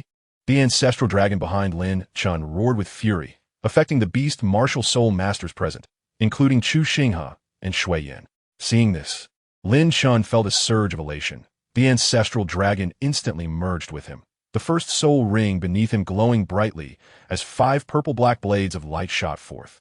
Targeting the left flank, where Yi Wuhan and Zheng Qiki stood. Ancestral dragons, poisonous claws. The 5 claw blades sever the arms of Yi Wuhan and Zheng Qiki. The left dragon claw triggering a shattering effect that instantly turned their arms to blood mist. Down below, Yi Wuhan and Zheng Qiki instinctively clutched their arms, a tingling sensation coursing through them. Lin Chen's movements did not falter. As the 5 blades repelled the nearest 2 foes, he sprang into action, employing the ghost shadow stealth technique. He evaded the icy prison conjured by his wife. Meanwhile, his left hand clenched into a dragon claw, infused with dark golden lightning. He struck back against the oncoming Yin Jin, sending him hurtling away, with a powerful thrust of his right leg, amidst the thunderous roar of lightning. Lin Chen instantaneously appeared before Chu Xinghe. The ancestral dragon's roar echoed within him, and Chuxing's sky-splitting dragon soul spear's azure flames dimmed considerably. Lin Chen's nine heavens god-slaying spear pierced through Chuxing's chest, the terrifying intent of the spear instantly shredding the blood corpse to pieces. Though possessing only 40% of its strength, the greatest threat here remained Chuxingha, with his unparalleled spear techniques. Thus, Lin Chen prioritized neutralizing him. At the moment the blood corpse shattered, Lin Chen's expression hardened as he turned to face Shuiyan, the god-slaying spear in his hand shimmering with a frigid light. However, just before he could strike Shuiyan, he hesitated for a brief moment. In that fleeting instant, Shuiyan seized the opportunity. Her icy sword dancing with lethal precision aimed at Lin Chen's chest, exuding an overwhelming chill. Lin Chen's eyes sharpened, instinctively raising his arm to defend. Clang! The ice sword struck against Lin Chen's dragon scales, sending ice shards flying. Yet Lin Chen's spear ultimately pierced through Shuiyan's Ice Phoenix mirror shield, tearing it apart. Only then did Shuiyan breathe a sigh of relief on the spectator's platform, her affection for Lin Chen deepening. Having swiftly dealt with two blood corpses, Lin Chen turned his attention to the remaining 16 familiar figures surrounding him, his gaze steely as he smiled coldly, satisfying. Before Lin Chen could catch his breath, an ice crystal scorpion suddenly expanded behind him, its venomous pincers lunging towards the nape of his neck, exuding a chilling aura. Lin Chen swiftly turned, unleashing the power of the ancestral dragon. The thunderous force collided with the ice crystal, erupting in a violent explosion. The ice crystal scorpion was sent reeling, half of its body obliterated, providing Lin Chen the opportunity to leap onto it, directing the nine heavens god-slaying spear at the power-conjuring Ling Qinjue. The spear's radiant light pierced through the gradually forming storm before directly penetrating the blood corpse's skull, shattering it instantaneously. Yet, before Lin Chen could regain his balance, he felt a sudden chill as two clouds of poisonous mist enveloped him. It was by Yao and Yi Wuhan's soul skills, and in an instant, he was surrounded by thick poisonous fog. Damn it! Although Lin Chen was immune to all poisons, his vision was obstructed. Faced with over a dozen blood corpses, not to mention Bloodscar lurking in the shadows, his situation appeared dire. 8 spider spears erupted from his back, instinctively blocking the surprise attacks from Yin Jin and Yi Wuhan. This won't do. Lin Chen assessed the situation. If it were merely the poison mist, he could manage. But the blood mist continuously seeping from the 18 blood coffins behind Bloodscar posed a grave threat. After a moment of contemplation, Lin Chen took a deep breath, an ethereal radiance blooming between his brows. Chapter 107. Turning the Tide, Celestial Eye. The mingled crimson, black, and green mist enveloped the entire arena, obscuring the situation within, leaving only the sounds of clashing steel and the roars of blood corpses echoing. Sister, little senior brother. Linger's delicate face was filled with worry as she instinctively turned to Shuiyan. Have faith in Lin Chen. He is never lacking in miracles. Shuiyan gently embraced Linger, a smile gracing her face, though her heart trembled slightly, knowing the magnitude of the challenge Lin Chen faced. Meanwhile, on the other side, Su Qingge clasped her delicate hands to her chest, silently cheering for Lin Chen in her heart. As the atmosphere grew tense, a brilliant light suddenly erupted from a mist. What is this? Sister Yu, what is happening? How many secrets does this young man possess? The esteemed individuals high in the sky were rendered speechless, seemingly witnessing something utterly unbelievable. The light, akin to the first rays of dawn, swiftly dispelled the fog, revealing Lin Chen's imposing figure. His arms were adorned with dark golden dragon scales, and he held a spear at an angle, while 16 spider spears loomed menacingly behind him. However, the most striking aspect was the vertical eye that had opened at his brow, radiating an ethereal brilliance, as if a celestial being had descended, exuding unparalleled majesty. A gasp rippled through the crowd. This signified what it truly meant. Lin Chen possessed a martial soul, a 3-life martial soul. Those like Yin Tianba in the sky were left at a loss for words. While dual martial souls were rare, each sect had 1 or 2. A 3-life martial soul, however, was a prodigy that appeared once in a millennium, completely shattering everyone's understanding of talent. The defeated contestants below, including Yi Wuhan, began to feel that their losses were justified, for Lin Chen had not even unleashed his full power, still holding back, while the crowd was astonished. None could rival the dread that now gripped Shueshang. Damn it! Lin Chen's talent had instilled a sense of unprecedented threat in Shueshang, making him realize why the Hall Master had ordered his elimination at all costs. A fierce glint flashed in Shueshang's eyes as he pointed with his left hand, eliciting a thunderous roar from 15 blood corpses, while his right hand swung the blood-devouring blade directly at Lin Chen. Shueshang, who had initially approached the fight with a playful demeanor, now understood that he had to give it his all to prevent any unforeseen circumstances. At that moment, Lin Chen appeared as a deity descended from the heavens, his divine eye aware of every movement of his foes around him. Heavenly eye, all-encompassing insight. Lin Chen unleashed a thunderous dragon's roar, locking onto the abyssal snow dragon behind him, and with a sudden halt, a dark golden dragon tail lashed out, sending the snow dragon flying. In an instant, ice crystal shards scattered across the ground, and the abyssal snow dragon collided with 3 blood corpses in its path, one of which was Bai Yi. The moment the ancestral dragon struck, Lin Chen did not remain idle. He gathered dark golden lightning at the tips of his spear and the 16 spider spears, directing them towards enemies in all directions. Some of the weaker blood corpses, such as Yilai and Feng Xing, were directly pierced through, followed by thunder tearing them apart. The 9 Heavens God-slaying spear clashed violently with Shueshang's bloodblade, the ear-splitting sound of metal colliding resonating throughout the arena, with an energy wave erupting that made the surrounding air seem to boil. Meanwhile, the ancestral dragon, having dealt with the abyssal snow dragon, reattached itself to Lin Chen, causing his strength to surge once more, directly forcing Shueshang back. Third soul skill, Blood Hunt Lotus. Suppressing his shock, Lin Chen's only purple soul ring illuminated as he spun his long blade, gradually forming a massive lotus composed of blood-colored petals, each petal spinning like a razor, hurtling towards Lin Chen. With a flick of his hand, Lin Chen tore through Yi Wuhin and the others. Then the heavenly eye emitted a radiant glow, causing the rapidly spinning blood lotus to appear as though it had slowed down to an almost infinite degree in his vision. Ho, impeho, mia trifis. Lin Chen's right foot stomped the ground, instantly cracking the arena, and he surged forth, piercing the sun. With the perception granted by all-encompassing insight, Lin Chen precisely identified the weakness of the rapidly rotating blood lotus, and with a thrust of his spear like a shooting star, the tip collided with the edge of the blood lotus petals. Boom! The entire blood hunt lotus erupted, countless blood-colored petals scattering like a rain of blood. Yet none could touch Lin Chen. Shueshang was sent flying back in shock, blood spilling from the corner of his mouth. Lin Chen aimed to seize this opportunity to learn more about Shueshang, but the remaining blood corpses closed in around him. A swirl of pink flames and a shower of fiery feathers enveloped Lin Chen, igniting the air around him. It was Linger, the technique of Yanjin.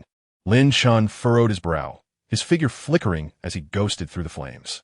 Simultaneously, the second soul ring of his ancestral dragon, Martial Soul, and the 9 Heavens God-slaying spear radiated a dazzling purple light, instantly covering the entire arena in a frosty landscape. The extreme cold freezing the flames and feathers, while also slowing the movements of the blood corpses present.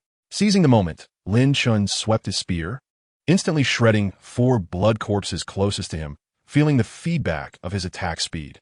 At the same time, 3 frost giants roared forth, enveloping the remaining blood corpses, rendering their counterattacks feeble in the face of the frost giants' rampage. Ancestral Dragon's frozen domain. The battlefield was left with only Linger's clone, and Lin Chen sighed softly, as dark golden dragon claws seized the blood corpse, triggering the shatter effect of his left dragon claw, instantly causing the blood corpse's head to explode into a cloud of blood mist. Thus, only Lin Chen and Shueshang remained on the field, reminiscent of the match's beginning. Yet the arena now lay in ruin, with frost still lingering. It seems your methods have run their course. Although Lin Chen had expended considerable energy, discerning eyes could see that Shueshang, who had endured several of Lin Chen's heavy blows, appeared even more disheveled. Wiping the blood from his mouth, Shueshang fixed his hollow gaze upon Lin Chen, then let out a cold laugh. The Hall Master has marked you for elimination, and I took it lightly. But now it appears that you are the only one among the contestants worthy of entering my Bloodblade Hall's kill list. Lin Chen merely smiled faintly at this, a smile laced with disdain and confidence. It seems they are already aware of the demise of Shueshang and that he was indeed responsible. Fortunately, with dealing Yue's protection, he was spared. In that case, I am here, so come and kill me if you can. If you don't, I might just take your life instead. Lin Chen said with a light smile. Ha ha ha, Lin Chen, do you truly believe I've already lost? Shueshang's face contorted in a savage laugh. Being pushed to this point indeed caught me off guard, but at that moment, 18 blood coffins behind Shui Shang began to dissolve into blood water, surging towards him. This is where it ends. Chapter 108. I am the rule. The blood water gradually seeped into Shui Shang's body, and to Lin Chen's astonishment, his previously withered figure began to fill out, solid muscle forming on his skeletal arms, and his body gradually enlarged, ultimately transforming into a 3-meter-tall small giant. What is this? Lin Chen's eyes fixed intently on the menacing visage of Shui Shang, as he sensed a dangerous aura. Ha ha! You cannot defeat me, Lin Chen. My fifth soul ring harbors a 30,000-year soul skill. The blood coffin is merely an appetizer. Forcing me to use this technique, you have every right to be proud. With that, Shui Shang drew the blood-devouring blade that had been plunged into the ground.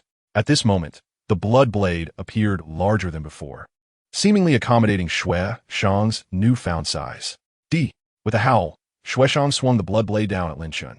The blade's light was as crimson as blood, seemingly capable of rending space itself. Lin Chen's expression grew grave as he swiftly positioned his spear to block, but the blade's power was overwhelming, forcing him to stagger back several steps. Gripping his long spear tightly, Lin Chen struggled to steady himself, taking a deep breath as he thought. Has his strength increased so drastically? Before Lin Chen could ponder further, Shui Shang swung his blade again, unleashing his first soul skill, blood-devouring storm, enveloping Lin Chen in a tempest of fury. Lin Chen did not dare to be complacent. He evaded with the ghost shadow steps. But the area of effect was too vast. He was still grazed by several streaks of crimson blade aura, which even shattered a few fragments of the dark golden dragon scales adorning his arm. With a solemn expression, Lin Chen unleashed 5 purple toxic blades to carve a path, the tip of his spear converging dark golden thunder as he thrust forward. Futile resistance. Blood Morning casually swung his blade, shattering the purple toxic blades. However, Lin Chen's thunderous strike cleverly circumvented Blood Morning's blade, directly piercing his chest. Amidst the flashes of electricity, Lin Chen's astonished visage and the mocking countenance of Blood Morning were starkly illuminated. The sharp 9 Heavens God-slaying spear had merely penetrated Blood Morning's chest by about an inch. It is worth noting that Lin Chen's 9 Heavens God-slaying spear possessed an inherent penetration capability of 50. The defenses had also been reinforced. Without hesitation, Lin Chen withdrew his spear and simultaneously swept it horizontally. 1,000-arm break. 9 spear shadows struck Blood Morning, ultimately forcing him back several paces. Although Blood Morning staggered, he appeared to sustain little damage, laughing maniacally as he brandished his blood blade once more. Ha! Lin Chen, do you think this can harm me? Blood Morning's derisive voice echoed across the battlefield. Lin Chen observed each of Blood Morning's movements with a calm demeanor, searching for an opportunity to counterattack. Up in the sky, Emperor Ling Yue's expression grew grave. It was no wonder that upon Lin Chen revealing his third martial soul, Bloodling Feng had merely shown slight surprise. Clearly, Blood Morning's 5th soul skill was akin to a miniature martial soul avatar, a capacity that indeed warranted arrogance. Nevertheless, Emperor Ling Yue firmly believed in Lin Chen, trusting in the boundless potential of this young man. On the stage, Lin Chen, after being pushed back by Blood Morning's Lotus Blossom, felt his chest heaving as well. Were it not for his ability of the Heavenly Eye, each perilous attack from Blood Morning would have already impacted him. Lin Chen took a deep breath, steadying his breath, as the divine eye upon his forehead continued to shimmer with a brilliant glow. Lin Chen, why has your attack become so feeble? Keep dancing. Blood Morning mockingly observed as he shattered 3 frosty dragons, gazing at Lin Chen with derision. It seems I can only go this far. Lin Chen shook his head slightly, lamenting inwardly that his strength was still too weak, being compelled to reveal his final trump card. He needed to enhance his power. A fierce glimmer flashed in Lin Chen's eyes as he gripped his spear tightly, pointing it directly at Blood Morning. Enough of your theatrics. I am weary of your tricks, and I shall send you on your way. Blood Morning scoffed disdainfully, dismissing the notion that Lin Chen possessed any cards that could threaten him. Subsequently, his 4th soul ring illuminated, activating the 10,000-year soul skill, Blood Shadow Bone Erosion Hand. Before one's eyes, the blood blade on his hand morphed into a pool of blood, adhering to Blood Morning's hands. Instantly, countless tiny blood-red spikes erupted from his hands, transforming his 5 fingers into claw-like appendages reminiscent of serpents. Blood Morning had resolved to end this game. His form flickered, speed surging as he nearly became a shadow of blood, lunging towards Lin Chen. Come at me, Belial, Lin Chen bellowed. As a circle of platinum soul rings rose behind him, erupting with dazzling radiance. A 10-year soul ring? The audience below was stunned, witnessing Lin Chen manifest a soul ring beneath 1,000 years for the first time. No, that isn't a 10-year soul ring. It bears golden patterns. The enigmatic platinum soul ring appeared even more mysterious, as Lin Chen's movements became extraordinarily agile. He leaped lightly, evading Blood Morning's blood shadow bone erosion hand with an elusive trajectory. What? How is this possible? Blood Morning was utterly astonished, acutely aware that his speed had diminished, and his soul skill felt as though it were slipping from his grasp. Lin Chen's figure was like a wraith, flickering in and out of existence, leaving behind trails imbued with dark golden lightning. Blood Morning's blood shadow bone erosion hand, in its bewilderment, tore apart a phantom, grasping at nothingness. Then, Lin Chen's spear shot forth like a meteor slicing through the night sky, imbued with a fierce intent, aimed directly at Blood Morning. A radiant trail of sunlight following in its wake. Blood Morning, taken aback, found himself unable to evade in time, watching helplessly as the spear approached him. Yet he remained unperturbed, convinced that Lin Chen could not breach his defenses. The moment the spear struck, he would utilize the blood shadow bone erosion hand too. Why does it feel so chilly? Blood Morning, perplexed, glanced down to discover his heart had been completely pierced through, dread flooding his blood-red pupils. This is impossible. How could I? Vitality was swiftly siphoned from Blood Morning's body as the heart, crushed to powder by the 9 heavens god-slaying spear's innate intent, ceased to function. As Lin Chen withdrew his spear, pristine and unstained by blood, Blood Morning collapsed heavily, the crimson glow fading, his flesh dwindling into a pool of blood that spread outward. Even in death, Blood Morning could not comprehend how Lin Chen had breached his defenses. How had this seemingly desperate individual turned the tide in an instant? Silence enveloped the surroundings, all eyes fixated on Lin Chen, each person bewildered by how he had so swiftly reversed the situation. This was also Lin Chen's final trump card. One of the million-year soul skills, the Heavenly Eye, Rule Rewrite. The Heavenly Eye, Rule Rewrite, conferred upon Lin Chen the ability to alter the rules of the battlefield. Against such a numerical anomaly, a mere chunk of flesh was of no use. On the battlefield, I am the rule. However, the price was that Lin Chen's mental energy had been entirely drained, and he was on the verge of fainting. Yet, he did not collapse. Bolstered by an indomitable will, he stood tall upon the stage. Lin Chen smiled faintly, raising his spear high above his head. The 9 heavens god-slaying spear emitting a low hum as the ancestral dragon martial soul enveloped him, releasing a thunderous dragon's roar, seemingly proclaiming victory. Chapter 109. The battle commences? Allies? As Lin Chen raised his spear, the audience below finally reacted, the entire arena erupting in thunderous applause and cheers. Lin Chen, Lin Chen, Lin Chen, marvelous, senior sister. Little senior brother has triumphed. Ling Er, who had been anxiously sweating for Lin Chen just moments ago, now excitedly grasped Shuiyan's hand, jumping with joy. Shuiyan gazed at the solitary figure on the stage, his upright posture reflecting her own overwhelming excitement. Only then did the referee come to his senses, ascending the stage to announce the final results. The winner of the individual finals, the overall champion, Lin Chen. Oh, Lin Chen, no, Lin Dad. Below. Zhang Qing wept tears of joy, having been stifled for so many years, finally achieving a grand slam. At this moment, Lin Chen's friends and companions rushed onto the stage, with Ling Er leaping into Lin Chen's embrace, showcasing the collective joy and excitement. Lin Chen retracted his martial soul to prevent his dragon scales from injuring Ling Er, nodding in acknowledgement to Shuiyan and Su Qingge. I never expected you to be the biggest dark horse. Yin Yin, Biao. And others joined him on stage to congratulate Lin Chen, hoping they would not encounter him in the upcoming team competition. It was surprising to hear the usually combative Yan Jin utter such words, but given the formidable prowess of Blood Morning, it was understandable. Both Mo Xian and Yan Jin had witnessed his strength firsthand, yet now Lin Chen had slain him directly. Such power was impossible to deny. What's wrong, Kiki? You seem a bit off, Zhang Kiki remarked, observing Lin Chen's demeanor towards Ling Er, feeling somewhat uneasy. This moment was noted by a nearby teammate, who immediately expressed their curiosity. Nothing. I'm perfectly fine. Zhang Kiki quickly shook her head, attempting to dispel any misconceptions. I perceive that someone has developed affections for Lin Chen. Have they not? Baiyao had unknowingly arrived by Zhang Kuku's side, casting a sardonic glance.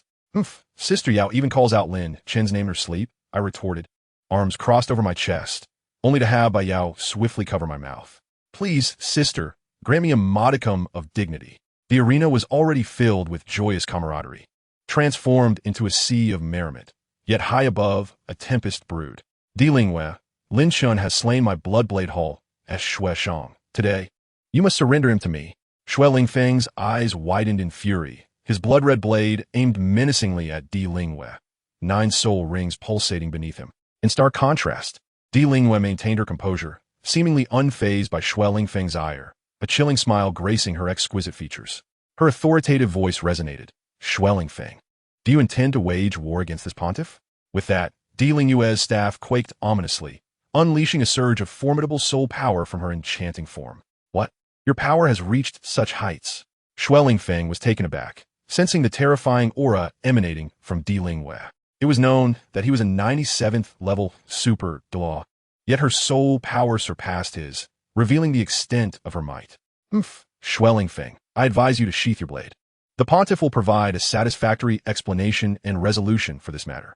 However, should you continue to point your weapon at her, you must first contend with me. Chu Fengyun. Chu Fengyun stood protectively before Di Lingwei, his own 97th level strength flaring, accompanied by the resonant roar of a dragon. Zhu Fengguin, you truly are this woman's loyal hound.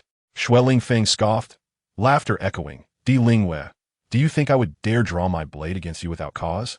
Unperturbed, Di Lingwei replied, because among those present, you have allies, do you not? Ha ha ha, as expected of the pontiff of the bright god temple. This exchange had not escaped the ears of the audience on the competition stage, seemingly by Di Lingwei's design. What? Does the Bloodblade Hall intend to go to war? Does the pontiff imply that we have infiltrators among us? Not me, I am merely observing. At this moment, the young men on stage and the elders from various sects began to cast wary glances toward the Bloodblade Hall, ever vigilant against a potential strike. However, upon hearing Di Lingwei's words, suspicion began to ripple through the ranks of the sects, their gazes darting around at those whose allegiances were unclear. They awaited their leader's declarations. Be cautious. Lin Chen shielded several women behind him, summoning his martial soul. The eye of the celestial god radiated, ever ready for battle. Confirmed by Shui Lingfeng. The remaining participants in the sky became alert, while the Lingyun sect's leader approached Di Lingwei, speaking softly. Sister Yu, beware the enemy's attempts to sow discord. Fear not, your holiness. My burning heaven valley shall not conspire with them. Yin Tianba's boisterous voice followed, standing resolutely alongside Chu Fengyun. He, who is virtuous and who is villainous, does this pontiff not know? Di Lingwei is my fiendly, appearing entirely composed. Just as her words echoed, a hand emerged from behind her. Di Lingwei's crimson lips curled into a seductive arc as her figure vanished in an instant, the hand concealed beneath her dark robe grasping at air. Followed by a chorus of astonishment. The crowd turned to the source of the sound, revealing the ambusher to be none other than Night Wuching, the leader of the Shadow Sect. What? Night Wuching? How could you? Yin Tianba and the others exhibited expressions of shock, but before he could elaborate, a hidden weapon surged from behind him. Be careful, Brother Yin. Utilizing his exceptional marksmanship, Chu Fengyun deflected the flying dagger, and amidst the astonished faces of the crowd, Mo Shou of the Tianji Pavilion revealed an expression of resignation. Did it fail? Mo Shou, I can accept Night Wuching's betrayal, but how could you, with your prominent brows and eyes, also turn against us? Yin Tianba could hardly believe that his longtime friend Mo Shou had struck against him. What? Am I the villain? The members of the Tianji Pavilion on the competition stage gazed in disbelief at their leader, Mo Shou, who had just launched a surprise attack from the sky, clearly unaware of his duplicity. Father, why is this happening? Mo Xian questioned his father above, well aware that he had always been taught to act with integrity, to fight for the Tianji Pavilion and for peace across the continent. Mo Shou looked at Mo Xian, momentarily at a loss for words, realizing that as a father, he had indeed been remiss. Conversely, the Shadow Sect seemed unsurprised by the turn of events, as if they had anticipated this outcome. Excellent. Splendid indeed. High above, Di Lingwei's figure reemerged, this time flanked by Yin Tianba, Chu Fengyun, and the leaders of the Lingyun sect and the Poison sect. Meanwhile, besides Shui Lingfeng, Mo Shou and Night Wuching had also declared their allegiance. Master Bai Bing, to which side do you belong? Di Lingwei's penetrating gaze fell upon Bai Bing, Now the only leader of the 10,000 Beast Valley yet to choose a side. Chapter 110, The Human Protector. So, by Bing, to which faction do you truly belong? Ling Yue's authoritative voice resonated throughout the competition arena, drawing the attention of all within the vicinity to the leader of the 10,000 Beast Valley. Seeing this scenario unfold, Bai Bing sighed in resignation. Your Holiness, I am truly sorry, but I am left with no choice. With that, Bai Bing positioned himself alongside Shui Lingfeng, thereby clarifying the stance of the 10,000 Beast Valley. Ha ha, Ling Yue, did you not anticipate that we would have so many supporters? Shui Lingfeng sneered, as if victory were already assured. Oh, is that so? You cannot possibly believe that the addition of Bai Bing will tilt the scales against me? Ling Yue elegantly stepped forward in the void, 9 rings of various hues slowly rising from beneath her delicate feet, among which were not lacking a striking red 10,000-year soul ring. Furthermore, this is my domain. Ling Yue locked her murderous intent onto the 4 opponents across from her, while the remaining powerful figures behind her summoned their martial souls. Ling Yue, do you believe for a moment that I would face you unprepared? Shui Lingfeng suddenly revealed a token, shattering it in an instant. In a heartbeat, crimson figures surged from the audience, each exuding an aura of malevolence and bloodlust, with the weakest among them possessing 6 rings of power. As the crowd sensed these presences, they gasped in unison. Evil Soul Masters. Ling Yue's brow furrowed, and she bellowed. How dare you, Bloodblade Hall, collude with Evil Soul Masters? Are you not afraid of the bright God Temple's wrath? Ha ha, the illustrious Pontiff Ling Yue. Indeed magnificent and imposing. Before Shui Lingfeng could respond, a shadowy voice abruptly echoed, followed by 3 indistinct figures stepping out of the void. Clearly Evil Soul Masters by their aura. The Human Protector. As the leader of the Bloodblade Hall, the super Duo Shui Lingfeng appeared remarkably deferential before the foremost individual. Ha ha, Shui Lingfeng, well done. The one referred to as the Human Protector briefly praised Shui Lingfeng before turning their gaze toward Ling Yue and her companions. Esteemed Pontiff, I wonder if our assembly is sufficient to be your adversaries? As the Human Protector's words fell, the 2 figures behind them unleashed their soul power, revealing themselves to also be super Douluos, albeit of the 95th level. With the hundreds of figures below, the arena was subtly but undeniably under the control of the Evil Soul Masters. Damn it, when did these people infiltrate? Upon witnessing the scene, Chu Fengyun and his companions were thrown into disarray. This was evidently the sinister handiwork of the Evil Soul Master, although Empress Ling Yue, as the leader of the Central Plains, commanded 7 cardinal bishops along with their red robe legions. All these forces were stationed at the borders, making a swift counteroffensive exceedingly difficult. Aside from a Dragonlance Chu family, there remained 3 top-tier families in the Central Plains, yet they had all opted to withdraw from the competition this time. Empress Ling Yue had previously stated that their absence was due to the rampaging soul beasts, particularly in the far north, where they were fully engaged in thwarting the incursions of these creatures. The sudden uprising of soul beasts, coupled with the surprise attack by the Evil Soul Master, surely indicated a significant ulterior motive. The leader of the Lingyun sect, Ling Ji, poised with her enchanting qin, stood ready to amplify her allies at a moment's notice. Regardless of their true intentions, the Evil Soul Master must not be allowed to prevail. Yin Tianba, surrounded by flames, seemed prepared to engage in battle at any moment. At this juncture, the elders of various sects also ascended into the air, confronting the enemies beside them. A grand conflict appeared imminent. In the face of such circumstances, the Protector unexpectedly raised his hand to halt the proceedings. Esteemed colleagues, I have not come here to engage in conflict today, but rather to present you with a grand gift.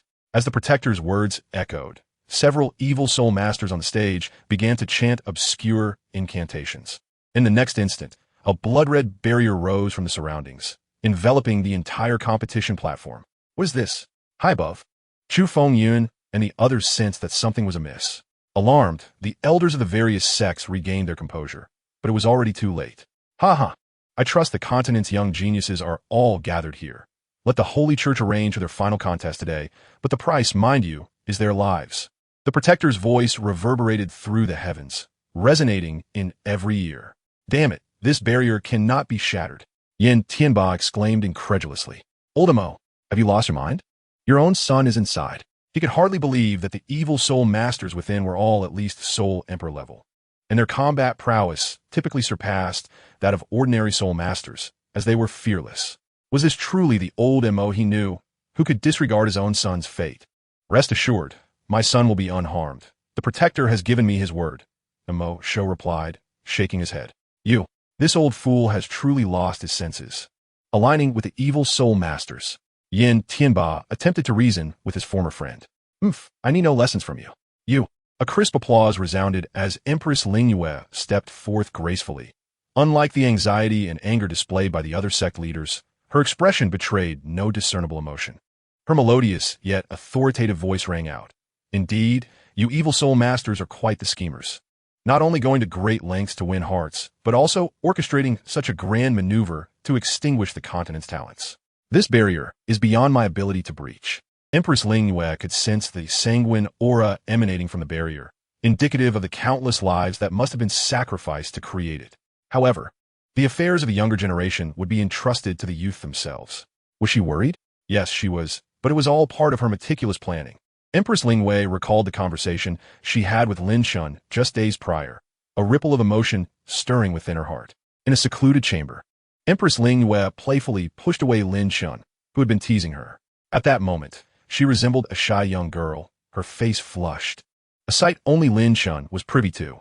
His playful banter effortlessly disarmed her usual severity, revealing a side of her seldom seen. Why was that?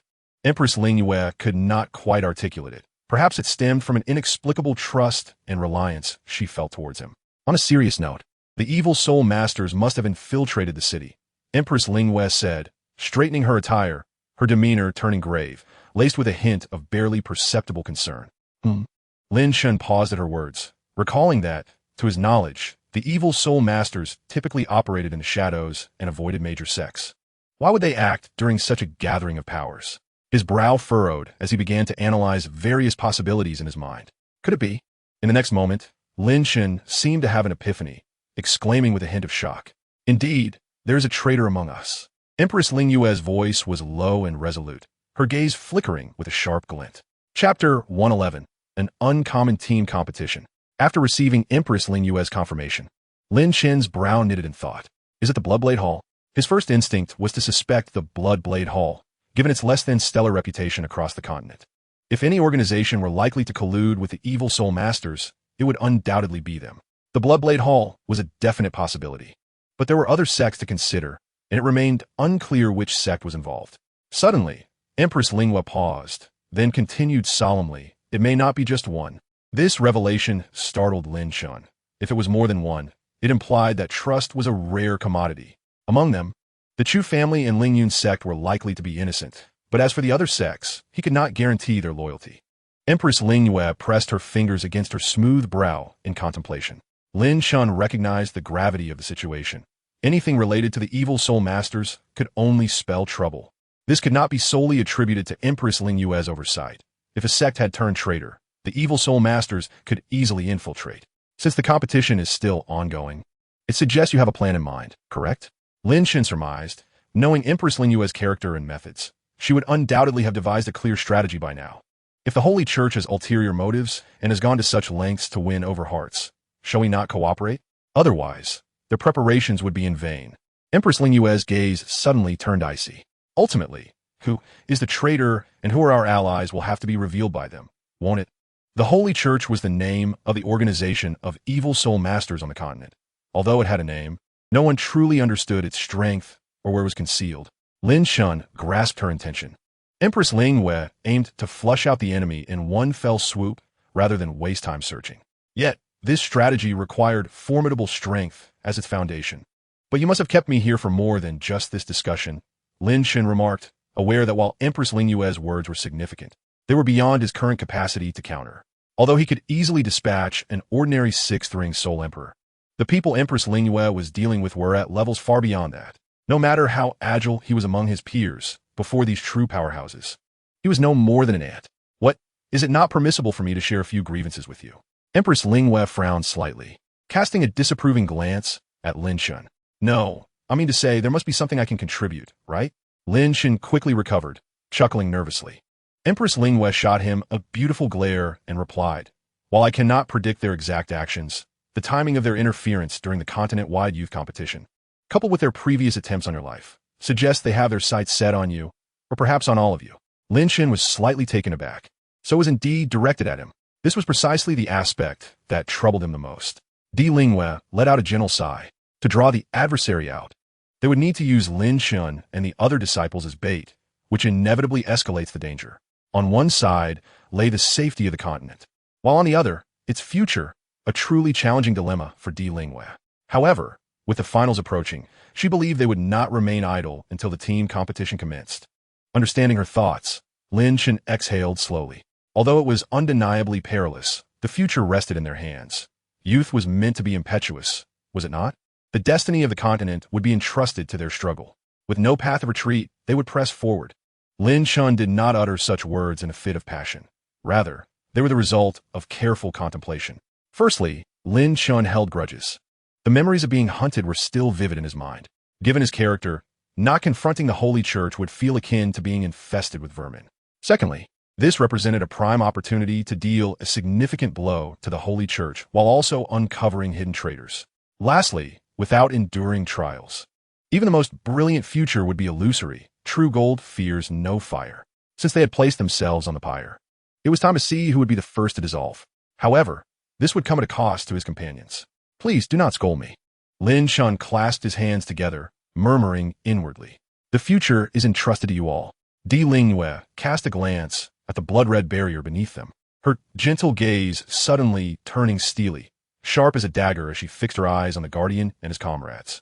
Her tone once more taking on a commanding authority. Since you have come today, do not leave. Arrogant, the Guardian retorted defiantly. With a resounding shout, the high-ranking Soul Masters from both sides plunged into battle. Within the barrier, Lin Chen, wielding the Nine Heavens God-slaying spear, remained unperturbed. The outcome had already exceeded expectations. Surrounding him were all 6-ring Soul Emperors, with only a handful of 7-ring Soul Saints, and the 8-ring Soul Douluo had yet to be discovered. Despite the enemy's numerical superiority, annihilation was not imminent. They underestimate us, Lin Chen remarked with a faint smile. Little senior brother, Linger, possessed by the nine-tailed fox, had shed her usual cute demeanor for a more seductive allure, yet her small head bore a large question mark. Don't stray too far from me. Lin Chen gently grasped Linger's delicate hand and addressed Shui Yin and the others. Shui Yin nodded slightly, although she was unsure of the circumstances. As the holy maiden of the Temple of Light, retreat was not an option. Lin Chen, Suchinga had now arrived at Lin Chen's side as a support Soul Master. She needed to be with her partner at all times. Everyone, today will be an extraordinary team competition. As the captain, I have but one request. Ensure that you all survive. Lin Chen surveyed the individuals present, lovers, friends, former rivals. But at this moment, they were comrades in arms. Understood. The crowd responded in unison, their spirits ignited in the face of the situation, each releasing their martial spirits and taking their positions. Suchinga stood centrally, prepared to amplify and assist everyone. Linger positioned herself behind Suchinga, her role in the team battle being crowd control. Flanking Suchinga were 3 individuals: Xiaohu, with the bear spirit, Ling Xiao, with the holy sword spirit, and Chun Hong, a defensive soul master. Behind Lingya, the 5-ring soul king Ling Qinjue and Feng Xing stood guard, protecting both Linger and Suchinga. At the front, Lin Chen and Shui Yin stood side by side. Although Shui Yin was slightly weaker in cultivation, her synergy with Lin Chen was unparalleled. Ha ha ha, there are quite a few fine sacrifices here.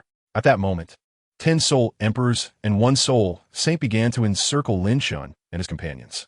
Chapter 112, Instant Flash. These individuals were indeed rare offerings. The leading 7-ring soul saint licked his lips, eyeing Lin Chen and his companions like a predator surveying a flock of sheep awaiting slaughter. This fellow is no pushover. Lin Chen tightened his grip on the spear, sensing a hint of danger from the sinister soul master before him. Do not engage unless necessary. Focus on protecting yourselves while aiding me in crowd control, Lin Chen instructed, his gaze steady. It was not arrogance. Only he could contend with 6-ring soul emperors on equal footing. The others nodded, understanding that, given their current lack of cohesion, executing a flawless team battle would be challenging. The initial strategy had been for Lin Chen to lead the charge, and that remained their best course of action. Then, Lin Chen and Shui Yin exchanged glances, and in the next moment, a resounding dragon roar echoed. Roar! Everyone felt their bloodlines ignite, their battle spirits soaring. This was the might of the ancestor dragon. simultaneously weakening the enemy while bolstering their allies. Lin Chen surged forward, aiming to diminish the enemy's combat strength before they could react. As Lin Chen charged, a phantom of the Qing Luan appeared before him. Mingwan Guardian. Su Qingge's melodious notes resonated, and shortly thereafter, similar protective mirrors appeared on the chests of the others. Elsewhere, battles erupted in rapid succession. Chu Xinghe wielded his dragon spear with finesse, easily countering the assaults of six-ring Soul Emperors. The fiery phoenix wreaked havoc upon the battlefield. Behind Bai Yao, a myriad of colorful toxic mists billowed from the Wan Poison Cauldron. They were all prodigies of the younger generation. Yet, overshadowed by Lin Chen and the likes of Blood Curse, their brilliance dimmed. Nevertheless, each of them possessed the capability to battle above their rank. Moreover, unlike Lin Chen's group, each of their squads had undergone daily training, and their synergy ensured that their strength was far greater than mere arithmetic could suggest. Clang! The Nine Heavens God-slaying spear struck with formidable force against the arm of a six-ring evil soul master, producing a resonant metallic sound. Oomph! Is that all? Have you not eaten? The evil soul master, with bronze arms resembling iron, displayed astonishing defensive capabilities. Lin Chen frowned, quickly creating distance. In the next instant, a skeletal evil soul master appeared where he had just stood, bringing down a bone staff with ferocity. Oh, quite the reflex. The agile attack-type skeleton soul master's raspy voice echoed, blue flames flickering in its hollow eye sockets. Yet, meeting him were 5 purple-black claw blades. Oomph, mere tricks.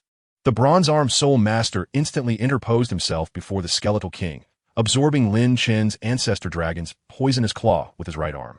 However, to his astonishment, the seemingly indestructible bronze arm was torn open in 2 places, and purple-black venom began to spread. How is this possible? The bronze-armed soul master and the skeletal king exchanged incredulous glances. Despite being merely a millennium-old soul technique, how could it possess such destructive power? What kind of assault is this? Just then, a flicker of lightning flashed, and Lin Chen's figure abruptly appeared behind the skeletal king. Thunder Shadow, Instant Flash. This was a self-derived skill from the Nine Heavens Thunder God body, granting Lin Chen the swiftness akin to a thunderbolt, something he had only recently developed. What speed is this?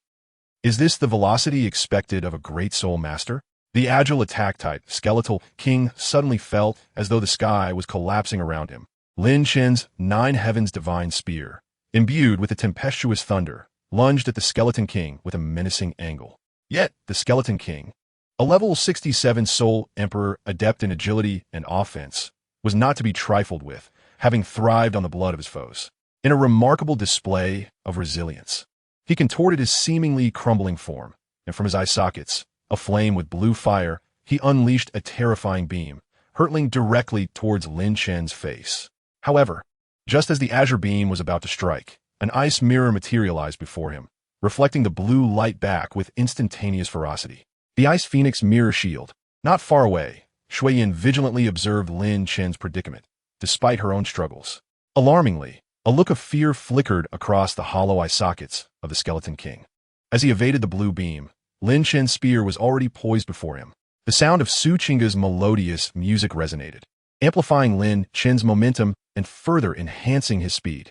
The dark golden thunder-infused Nine Heavens Divine Spear shattered the skeleton king's outstretched skeletal arm, simultaneously piercing through his very being. The entire sequence transpired in mere moments. Within a few breaths, the skeleton king had met his demise. It was evident that the evil soul master was considerably stronger than the average soul master, at least more formidable than the previous soul emperors encountered. Yet, Lin Chen was not alone in this battle. The copper-armed soul master, witnessing this, was instantly consumed by rage and retaliated, but Lin Chen showed no trepidation.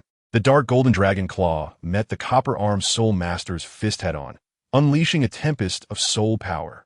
In the next instant, a figure was sent hurtling backward, blood gushing uncontrollably, crashing heavily onto the ground. None other than the copper-armed soul master.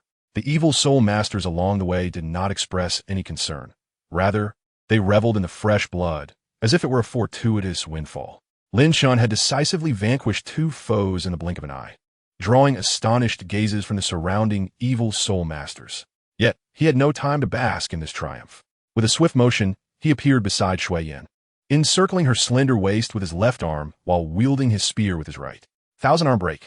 The 2 evil soul masters besieging Shuiyin, taken aback by this sudden and formidable assault, hurriedly distanced themselves. At that moment, the melody of the battlefield shifted. The once crisp and vibrant notes became deep and resonant.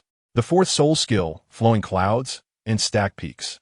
The music, heavy as mountains, enveloped the surroundings in ethereal mist, casting an air of mystery over the battlefield. This was Su Chinga's soul skill, capable of significantly diminishing the enemy's spiritual perception, ensnaring them in a fog that obscured the trajectory of their adversaries' attacks. Lin Chen and Shuiyan exchanged knowing glances, their thoughts synchronizing in an instant. Shuiyan's third soul ring flickered, and a colossal ice prison silently emerged behind the two evil soul masters, engulfing them within. The air inside the ice prison was biting cold, accompanied by the occasional clear cry of the ice phoenix, heralding the arrival of death. To trap us? Preposterous. One of the evil soul masters, surrounded by swirling black energy, transformed it into a blade and viciously struck the ice prison, the powerful assault causing shards of ice to scatter. As the other evil soul master began to make a move, a sharp spear sliced through the air towards him. Chapter 113. Shuiyan sighed.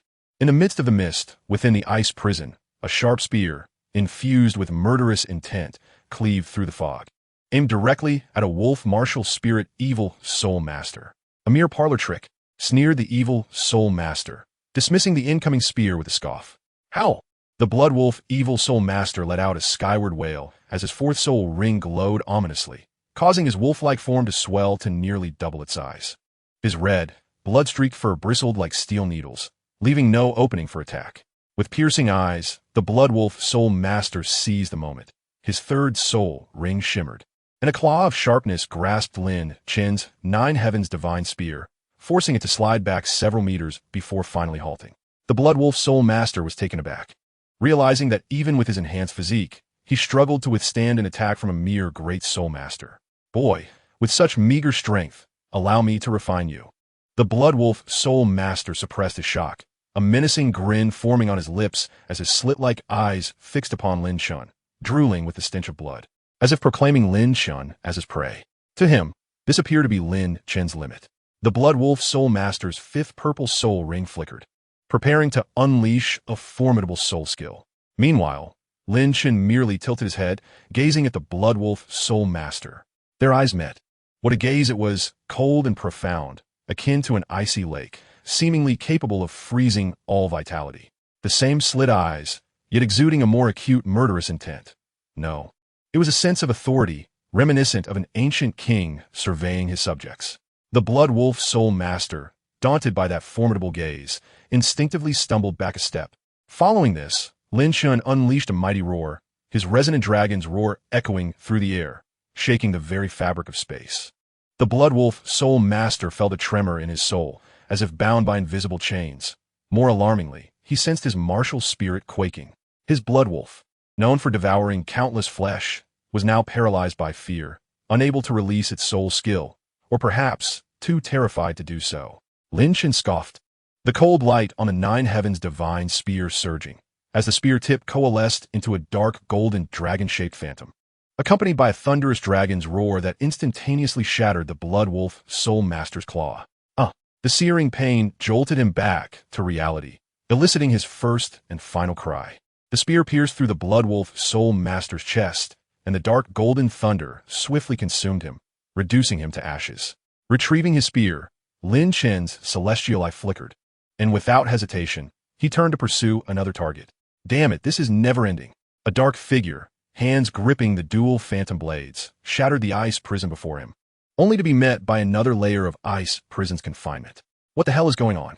The dark figure roared, wildly swinging his blades. Suddenly, a resounding cry of the phoenix echoed through the skies, as a colossal ice phoenix soared forth, its ice-blue wings stirring a piercing cold wind. A sneak attack. The dark figure scoffed, his fourth soul ring glowing, and he unleashed a cross-slash aimed at the ice phoenix's abdomen.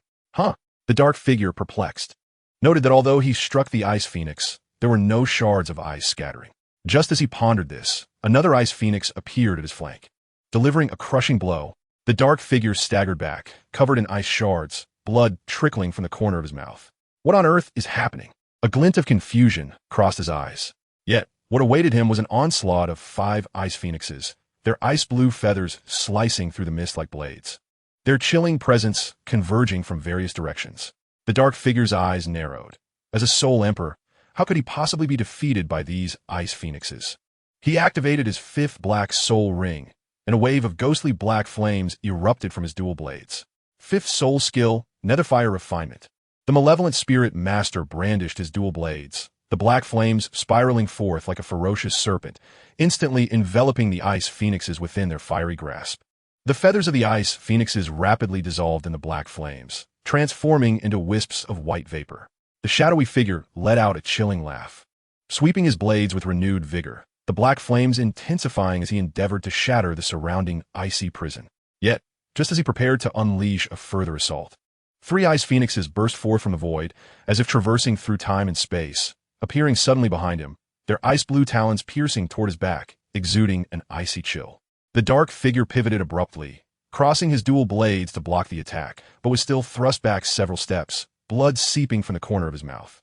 Before he could fully comprehend the situation, a wave of black flames surged toward him. What? The spirit master's eyes widened in disbelief. Was this not his own black flame? He trembled his blades, unleashing a similar torrent of black flames, which collided and erupted, enveloping the area in an expanse of dark mist. His soul technique was no trivial matter, and as he clutched his chest, gasping for breath, a flicker of terror flashed in his eyes, utterly confounded by the unfolding events. In that moment of mental relaxation, a cold gleam of sword energy descended like lightning, piercing through his defenses and striking directly at his heart. The shadowy figure's eyes widened in shock, filled with reluctance and confusion, before he collapsed weakly, transformed into a fragment of frost.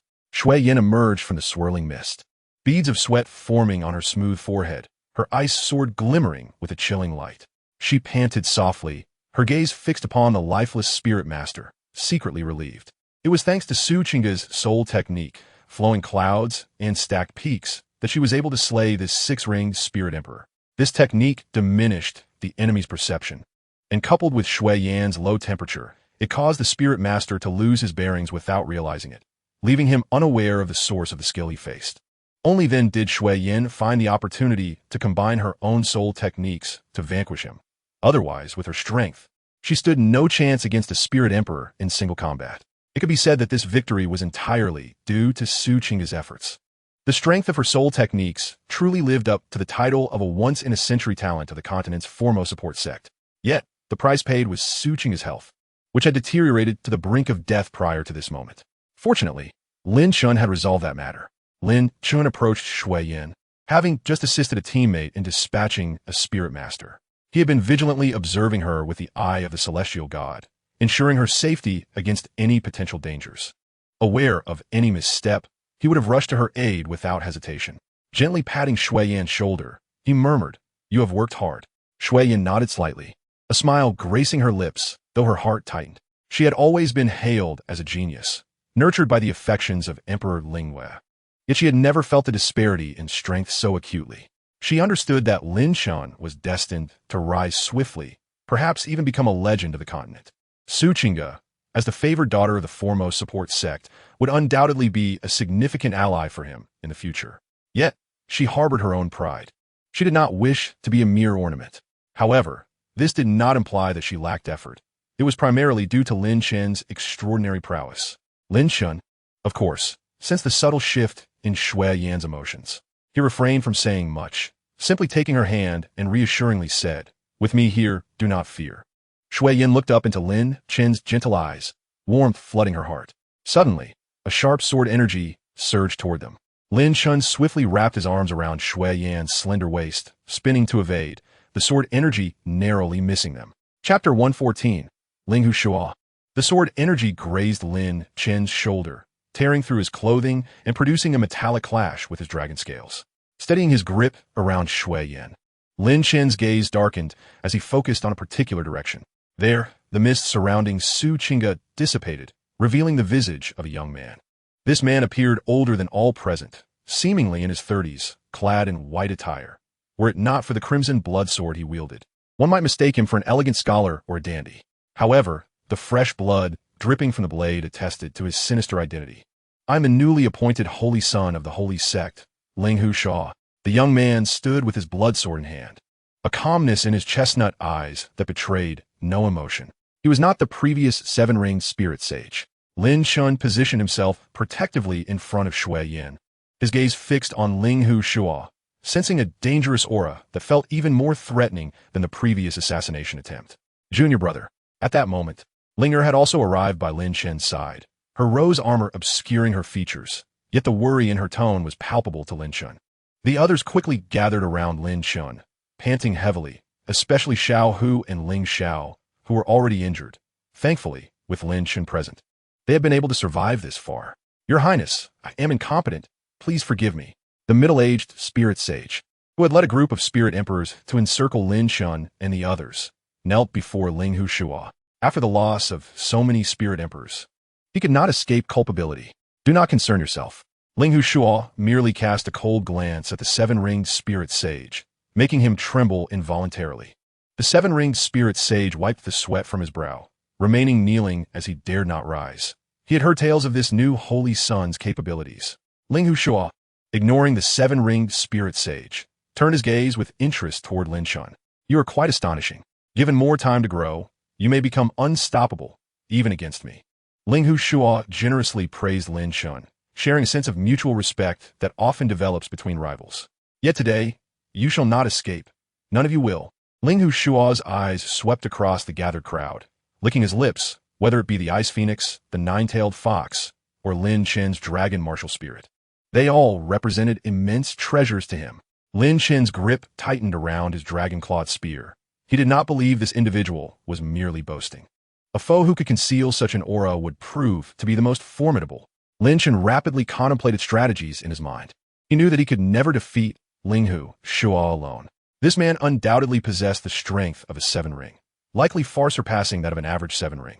Yet even so, Lin Chen understood that he could not afford to lose his momentum. What is your true scheme in coming here? Lin Chen fixed his gaze on Linghu Shuo's eyes. Oh. Noting Lin Chen's lack of fear, Linghu Shuo's interest deepened.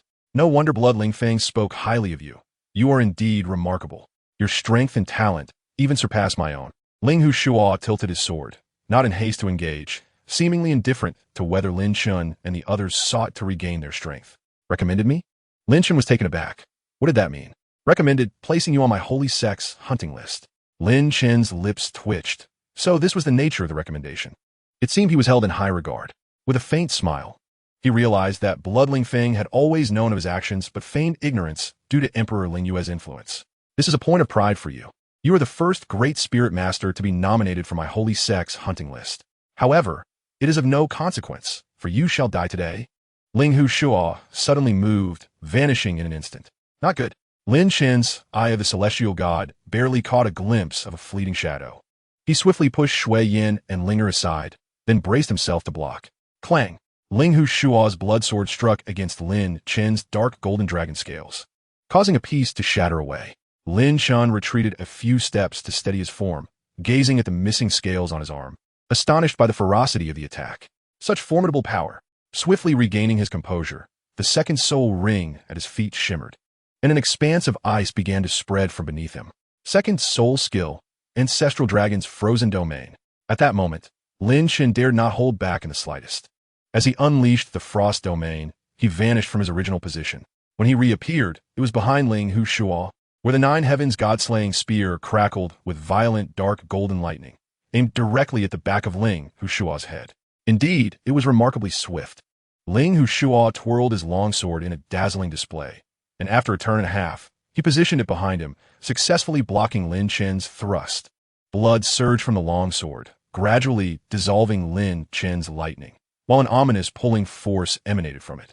Lin Chen kicked against the spear to dispel the suction, while his left hand shimmered with 5 radiant lights, purple-black claws lunging at Linghu Shuo's nape. Linghu Shuo bent low to evade and spun, thrusting his blood sword in a counterattack. Lin Chen dared not absorb this strike, for he had noticed the 6th black soul ring among the 7 on Linghu Shuo's arm flickering. This seemingly simple thrust concealed a tremendous peril. Lin Chen once again employed his instant movement to create distance, while 3 ice dragons surged forth, blocking Linghu Shuo's path. Oomph! Suddenly, a burst of blood light erupted from Linghu Shuo's blood sword, revealing its hidden might as dozens of sword energies instantly shattered Lin Chen's 3 ice dragons, scattering them into a flurry of icy shards. At the same time, the bloodlight sword energies surged toward Lin Chen. He could not afford to be negligent. In an instant, he unleashed several spear shadows to collide with the significantly weakened sword energies. Boom! A terrifying explosion resounded, causing Lin Chen to slide back several meters before stabilizing his form. However, Ling Hushua had somehow positioned himself behind him. This is bad. Lin Chen could not afford to mount a defense and was prepared to take the blow head-on, but in that instant, a flash of purple light darted into Ling Hushua's eyes. The enchanting eye. This was Ling Er's soul skill. Seizing the opportunity, she unleashed her control, accompanied by a surge of foxfire. Fourth soul skill, nine-tailed celestial foxfire. Pink flames clung to Ling Hushua, igniting with a fervor. After a brief moment of dizziness, Ling Hushua regained his senses, only to discover that pink flames had engulfed him, even hinting at the burning of his very soul. Simultaneously, a fist crackling with thunder approached him. Ancestral dragon, thunderous might. Lin Chen unleashed a punch as the dark golden dragon's head materialized and lunged toward Ling Hushua.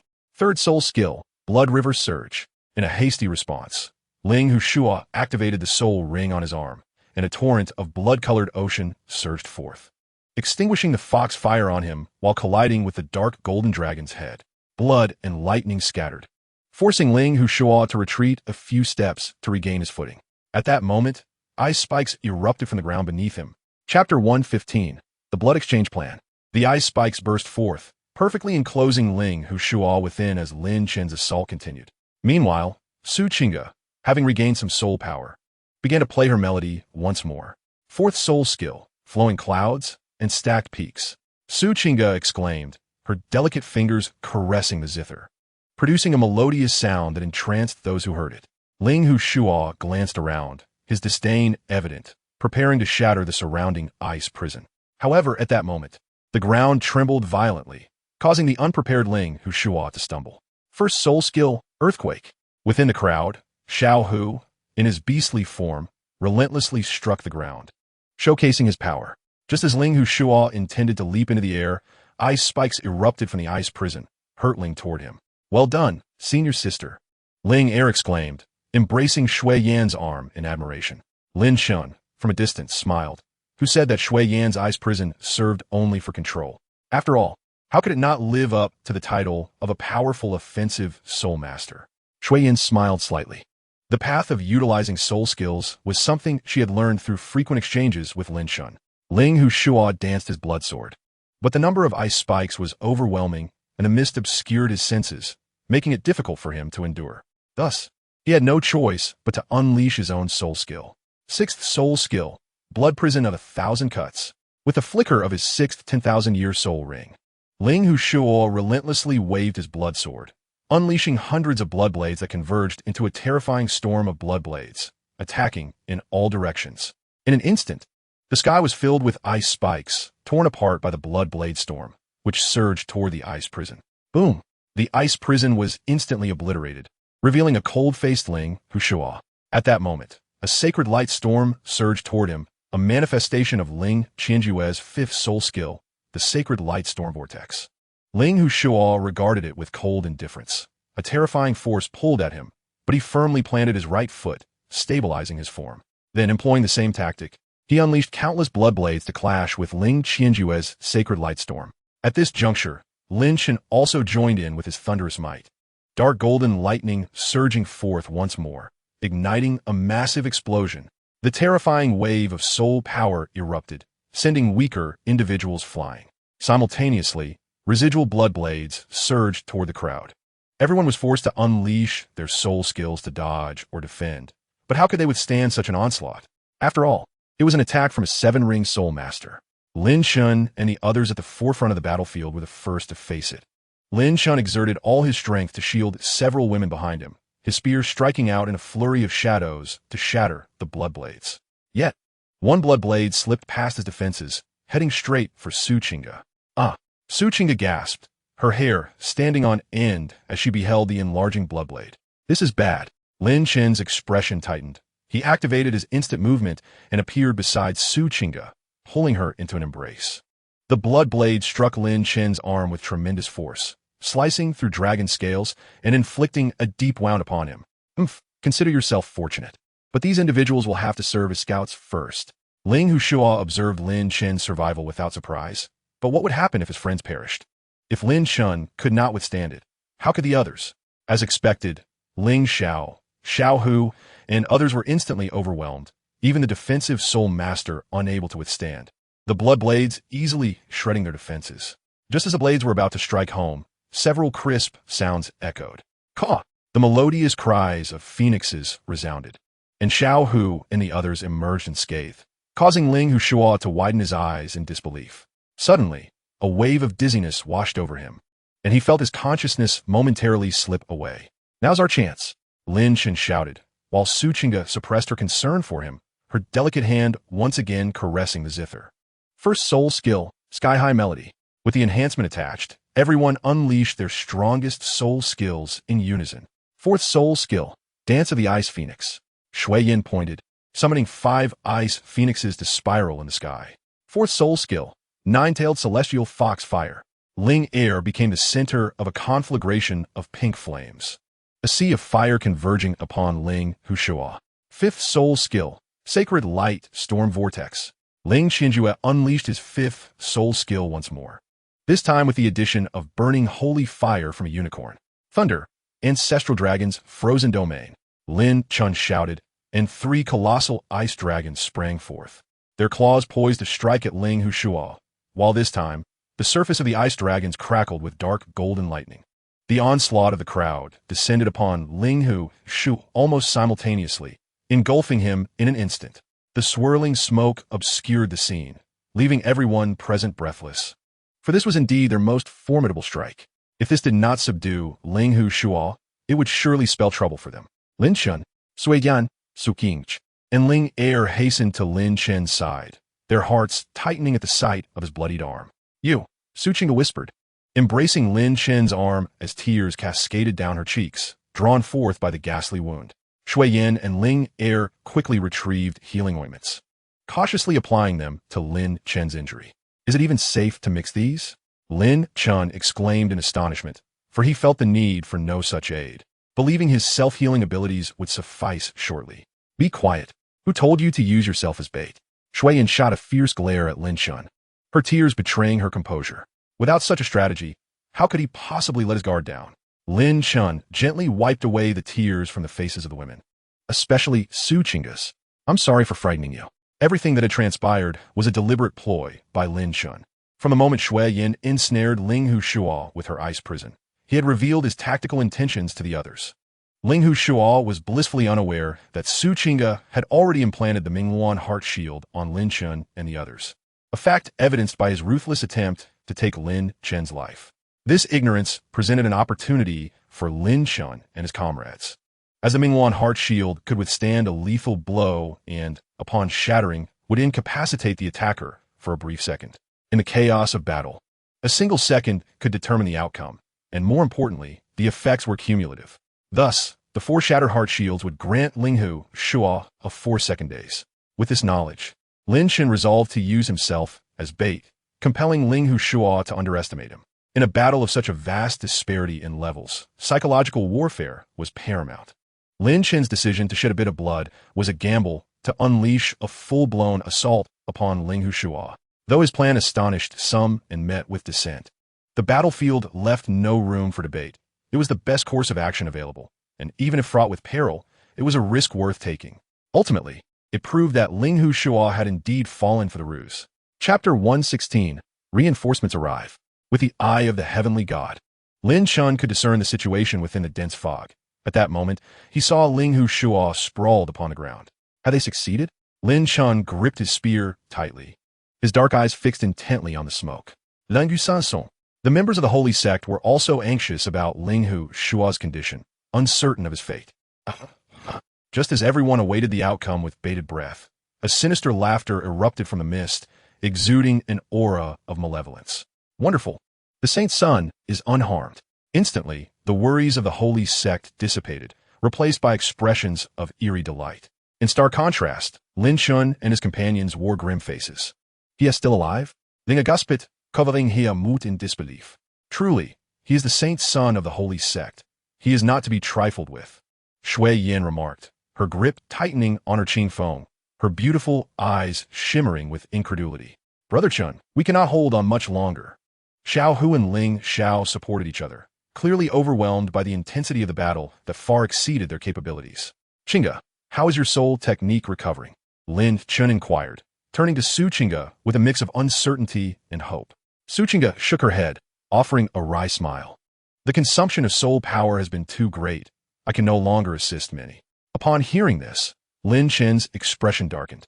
He had not anticipated the holy sect would send such a formidable adversary into the fray. Suddenly, his countenance sharpened.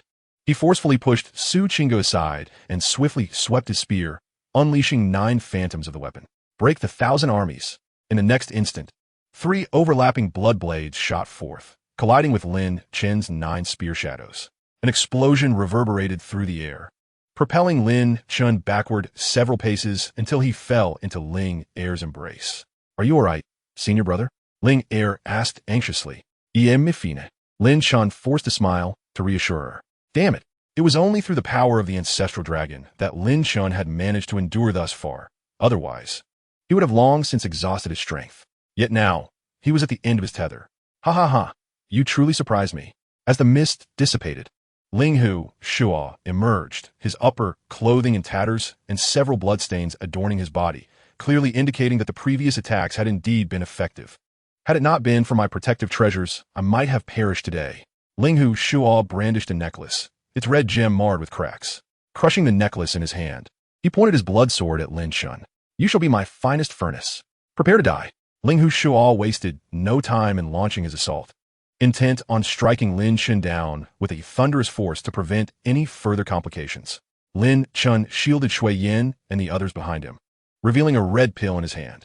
Just as he was about to consume it, he suddenly froze and shouted, Ling Hu, watch out behind you. Ling Hu Shuo scoffed, questioning Lin Chen's intelligence. Lin Chen, are you foolish enough to use such tricks on the battlefield? Before he could finish, a massive black cauldron came crashing down upon the back of his head. Ling Hu Shuo was sent sprawling to the ground, the weight of the cauldron creating a substantial crater in the earth. Saint Sun, several 7-ringed evil soul masters rushed forward to pry the cauldron away, concerned for his well-being. I warned you to be cautious of what lay behind you.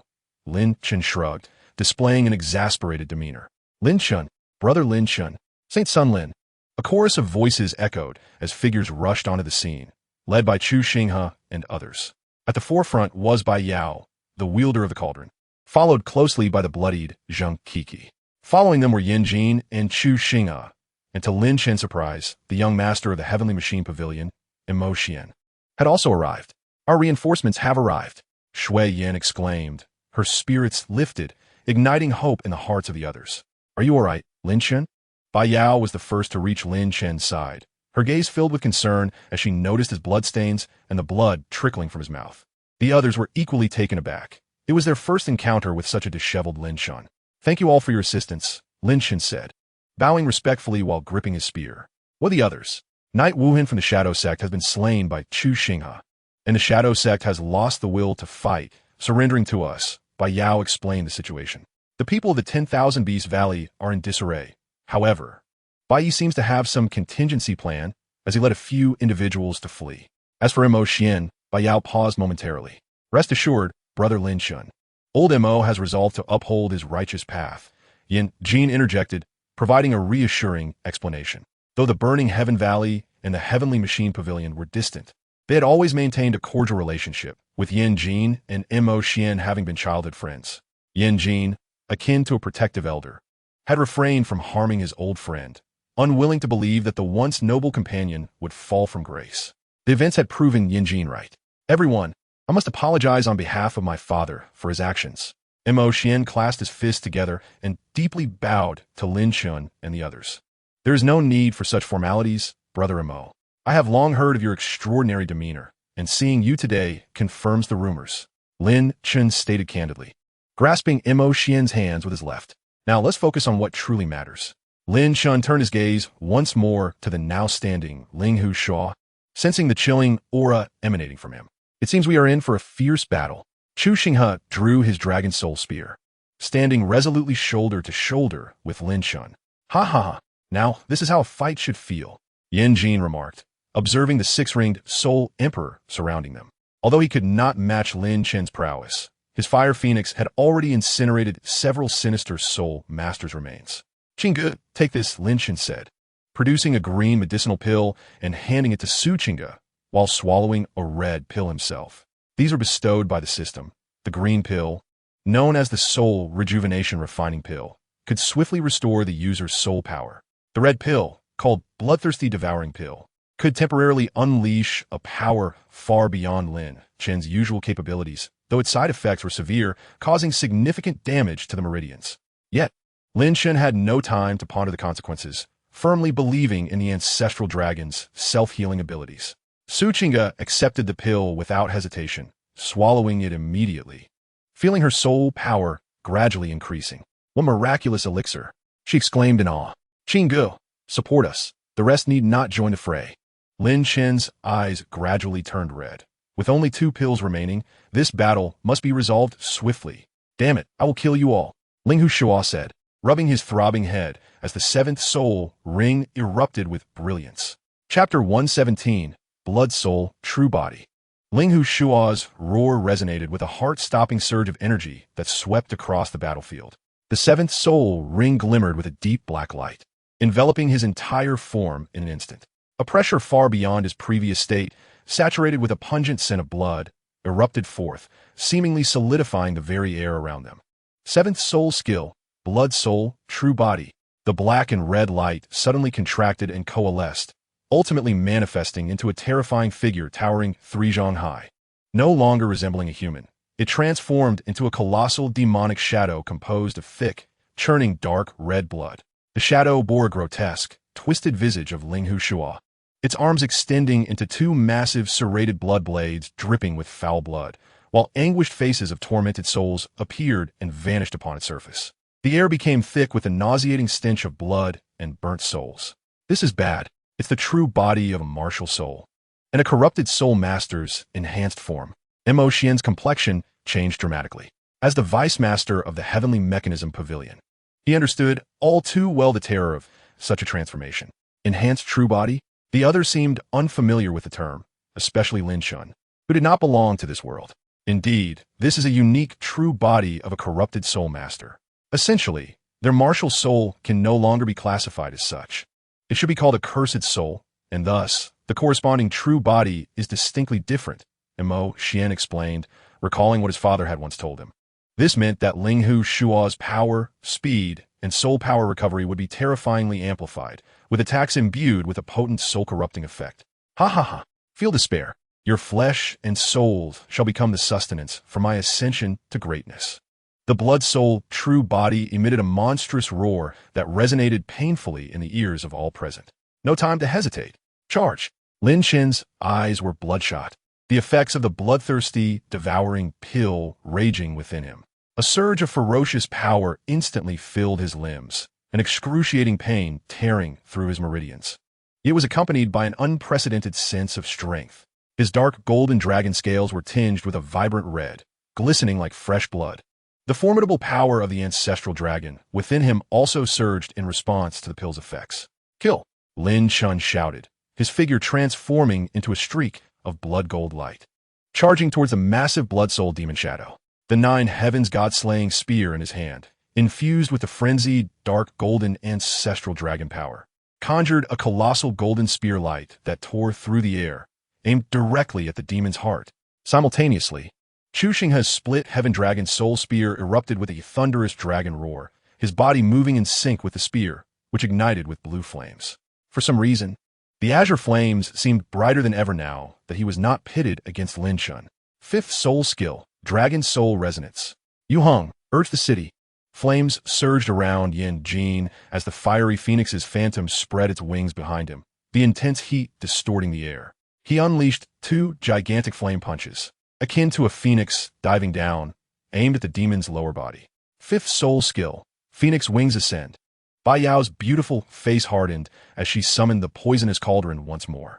This time, the cauldron's runes pulsed, releasing a dense stream of dark green poison gas that formed a massive, shadowy net, enveloping Linghu Shuo. Fifth soul skill. 10,000 poisons devour the heavens. Mo Xian's soul power radiated outward, revealing an ancient chessboard adorned with a deep night sky and interwoven with faint stars. This was Mo Xian's martial soul, the celestial star chessboard. The chessboard expanded instantly, engulfing the entire barrier. Fourth soul skill. Starry constellations tranquilize. A yellow chess piece coalesced in Mo Xian's hand before it was placed at Linghu Shuo's location, transforming into a mountain that pressed down upon him. Suchinga, suppressing her lingering weakness from incomplete soul power recovery, flicked her fingers, sending 3 beams of light precisely to Lin Chen, Chu Xinghe, and Yan Jin. Lin Chen's golden aura intensified, his strength surging once again. Chu Xinghe's spear's blue flames blazed, his speed skyrocketed. Yan Jin's flames grew even more ferocious and intense. First soul skill. Heavenly melody from the 9 heavens. Ants shaking a tree. Faced with the combined soul skills unleashed by Lin Chen and the others, the blood soul true body let out a disdainful roar, crossing its massive blood blades to strike. A cross-shaped, blood-colored light blade, infused with the wails of countless resentful souls, surged towards Lin Chen's golden spear light and Chu Xinghe's fiery dragon thrust. Boom! The deafening explosion reverberated through the heavens. A tumultuous energy shockwave spreading out like a tsunami. The ground erupted in layers, and debris shot forth like bullets. Linger, Shuiyan, Xiaohu, and Ling Xiao, despite being shielded by Mo Xian and Bai Yao, were still jolted back, their blood surging. Lin Chen's golden spear light and the blood-colored cross-light blade clashed for a brief moment, the spear light quaking violently, emitting a strained hum under immense pressure. The power granted by the bloodthirsty devouring pill enabled him to withstand this terrifying blow, yet the tremendous recoil shattered his palms, blood staining the spear's shaft. And he felt fresh blood trickling from the corners of his mouth. More alarmingly, his meridians felt as if they were being scorched by raging flames, sending agonizing pain through him. Chu Xinghe's flames rapidly diminished under the assault of the blood-colored light blade, and with a muffled groan, he was sent flying by the overwhelming force, stumbling several steps before regaining his balance, his face pale. Yan Jin's flame punch struck the demon's lower body, exploding into a mass of blood, mist, and fire. Though it caused slight damage, the surging flesh quickly writhed back into its original form. Bai Yao's poisonous net and Mo Xian's mountain were closing in. You dare to show off your trivial skills in front of me. Another cross/slash obliterated both of their attacks. Annoying flies. The Blood Soul's true form was evidently incensed by the relentless assault from the crowd. With a fierce swing of his colossal blood blade, he conjured a tempest of sanguine fury, sweeping menacingly towards Bai Yao, Mo Xian, and Su Qingge. This strike possessed a vast reach and unparalleled speed, its latent power sufficient to obliterate the Soul Emperor. Be careful. Lin Chen's eyes widened in alarm as he forcefully suppressed the surging blood energy within him, executing a rapid flash to rejoin Su Qingge's side.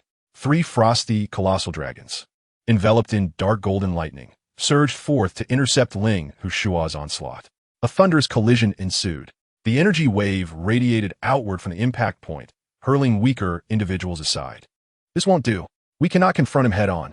The group steadied themselves, gazing at Ling Shuo, who resembled a Shura emerging from the depths of hell, their scalps prickling in realization of why Lin Chen had suffered such a setback. Damn it, Lin Chen gasped. Is this truly the end for me today?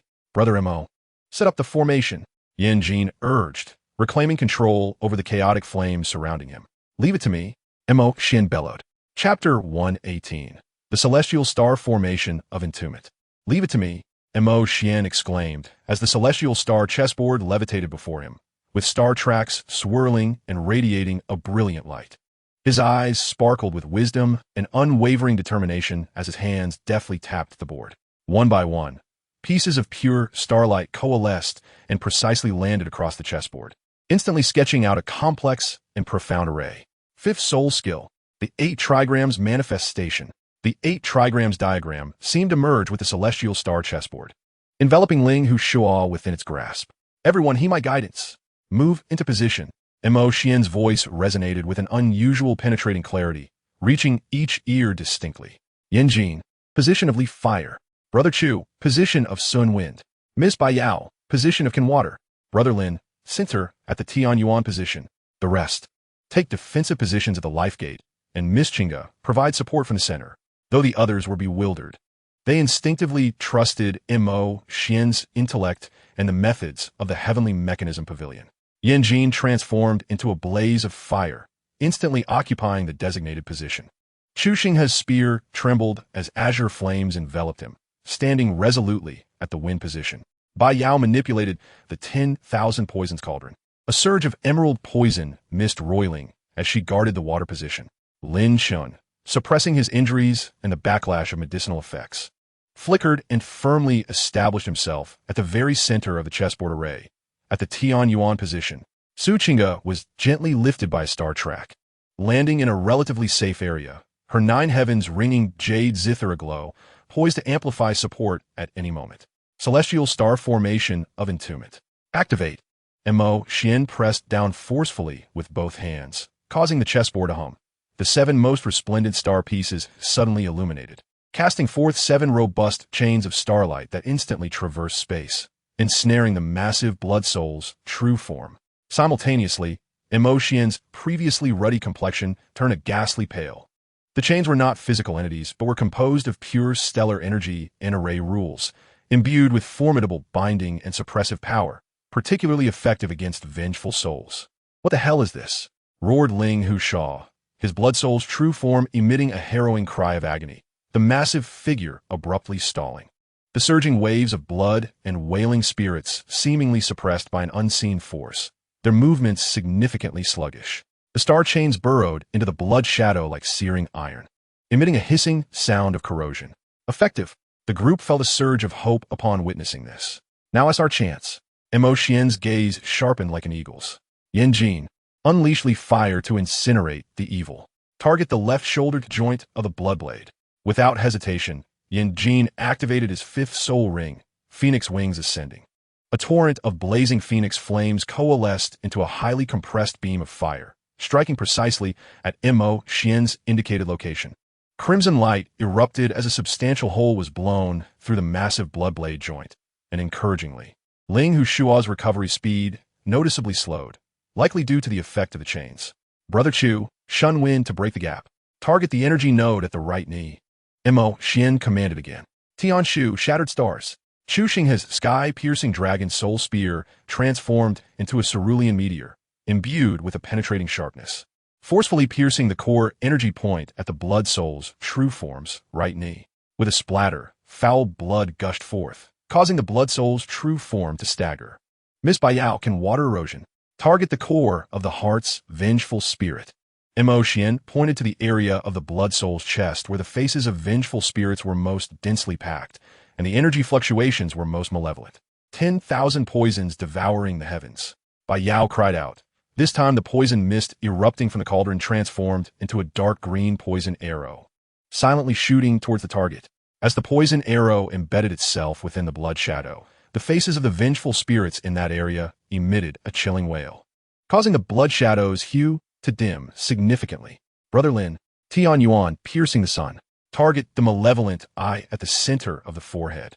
Mo Xian finally directed towards the center of the blood soul's head, where a distorted face bore a faintly discernible, eerie red vertical eye emanating an ominous glow. That was the core consciousness of Ling Hushua's evil soul. Celestial Eye rewrite the rules.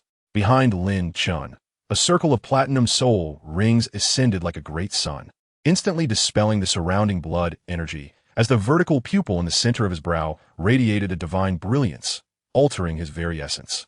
Ancestral Dragon, piercing the sun. Lin Chen, fully prepared, unleashed a blood-gold radiance from the 9 heavens, slaughtering God's spear, merging his being with the spear to transform into a streak of light that tore through the void, aimed directly at that sinister vertical eye. This strike encapsulated all of his remaining strength and medicinal power, bolstered by the formation. Most importantly, the rule rewrite granted Lin Chen formidable offensive capabilities and a momentary reduction in Ling Hushua's defenses. This was the opportunity Lin Chen had been awaiting, and now it had finally arrived. Boom! The spear's brilliance struck true.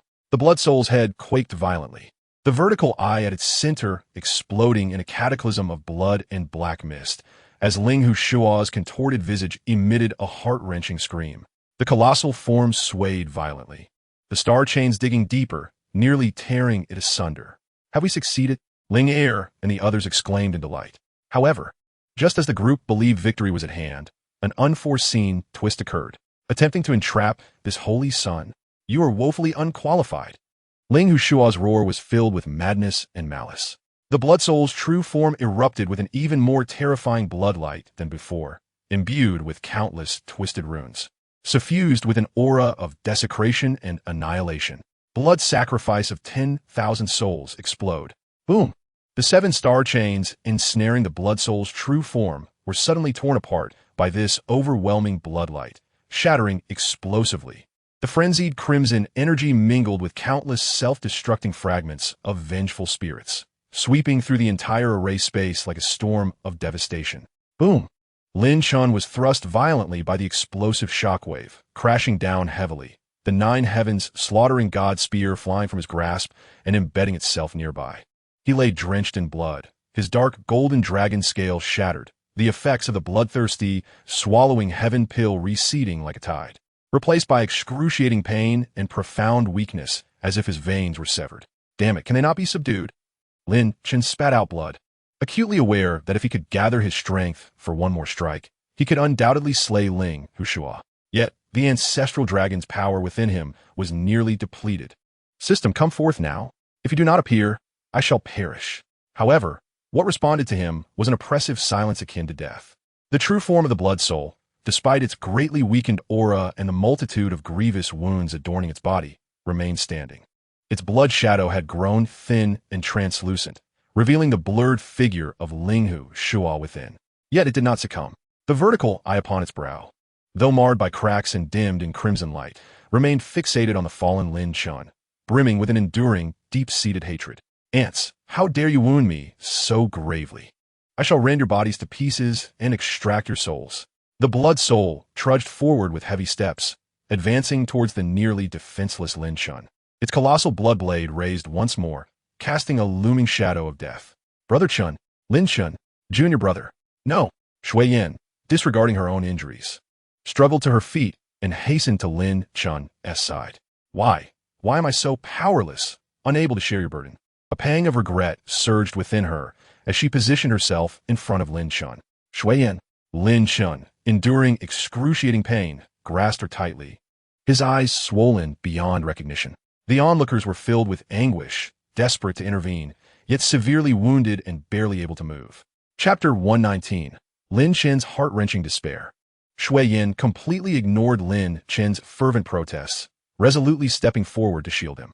At that moment, a razor-sharp blade of energy surged forth, imbued with unparalleled ferocity, hurtling towards Shui Yin with deadly intent. Thud! The blade of energy pierced through Shui Yin's delicate form, narrowly grazing Lin Chen's face. The merciless energy shredded her abdomen, causing blood to gush forth like a fountain, splattering onto the cold ground and forming a shocking pool of crimson. Yet, despite such grievous injury, a faint smile lingered on Shui Yan's face. Her gaze, gentle as flowing water, remained fixed on Lin Chen, as if time itself had come to a standstill for her in that instant. She stood there quietly, allowing her blood to stain her garments, showing no sign of retreat or fear. Even if she could not fight alongside Lin Chen, she would not permit him to perish before her eyes. No. Lin Chen snapped back to reality, disregarding his own pain, and embraced Shui Yan's rapidly fading form. Sister. In the distance, Ling witnessing this heart-wrenching scene, attempted to rush over, but was restrained by Zhang Kiki. Let go of me. Let go. She understood the depths of Ling sorrow. Yet reason compelled her to hold her back, preventing her from advancing. No, Shui Yin, no, why are you so foolish? Lin Chen, in a frenzy, abandoned his usual composure, cradling Shui Yin's pale face against his shoulder. Lin Chen, Shui Yin lifted her hand to caress Lin Chen's tear-streaked face, her tears cascading down. Did she fear death? No, she did not. Otherwise, she would not have risked her life to shield him from harm. Yet, she feared she might never again have the chance to accompany this radiant boy. Fool, promise me you'll take care of Ling Shui Yin uttered those words with her last ounce of strength, her hand that had caressed his cheek losing its vigor, gently falling limp. Lin Chen's anguished scream shattered the post-battle silence, a sound no longer human, filled with boundless despair, pain, and madness. He held tightly to Shui Yan's swiftly cooling body. His once bright, confident black eyes now reduced to hollow, blood-red voids filled with tears of devastation. Shui Yan's form felt as light as a feather in his embrace. Her grievous wound a ghastly sight, blood pouring forth and staining his clothing, as well as the scorched earth beneath them. That faint, gentle smile remained frozen upon her pallid face, as if silently declaring her unwavering devotion and regret. Ha ha! One exhilarating scene. From a distance, Ling Hushuo savored the poignant separation of life and death between Lin Chen and Shui Yan, deriving immense pleasure from their suffering. Fear not, do not grieve too much. You shall soon join her, ha ha! Ling Hushuo advanced step by step towards Lin Chen, his gaze mocking, akin to a predator eyeing its prey. Montak Xuan, struggling to lift his head, beheld the encroaching blood-soul specter, casting a glance at his gravely injured companions and the perilously cornered Lin Chen. A flicker of resolve igniting within his eyes. With great effort, he raised his bloodied fingers, trembling as they pressed upon the dim, cracked center of the celestial star chessboard. Apologies, everyone. Mo Xian's voice was weak yet resolute. By the celestial star as a guide, gather the star power, summon the souls, aid Brother Lin, and vanquish the evil. Montak Xuan, what are you planning? Yan Jin grasped the intent of his old friend in an instant, exclaiming in horror. This was clearly the act of sacrificing his own martial soul's essence to forcibly draw upon the residual power of the formation, channeling the collective soul energy into one. Mo brother, don't. Chu Xinghe called out urgently. Mo Xian offered no reply, his fingers erupting with a final radiance as all remaining star trails upon the chessboard ignited, forming a swirling vortex in reverse.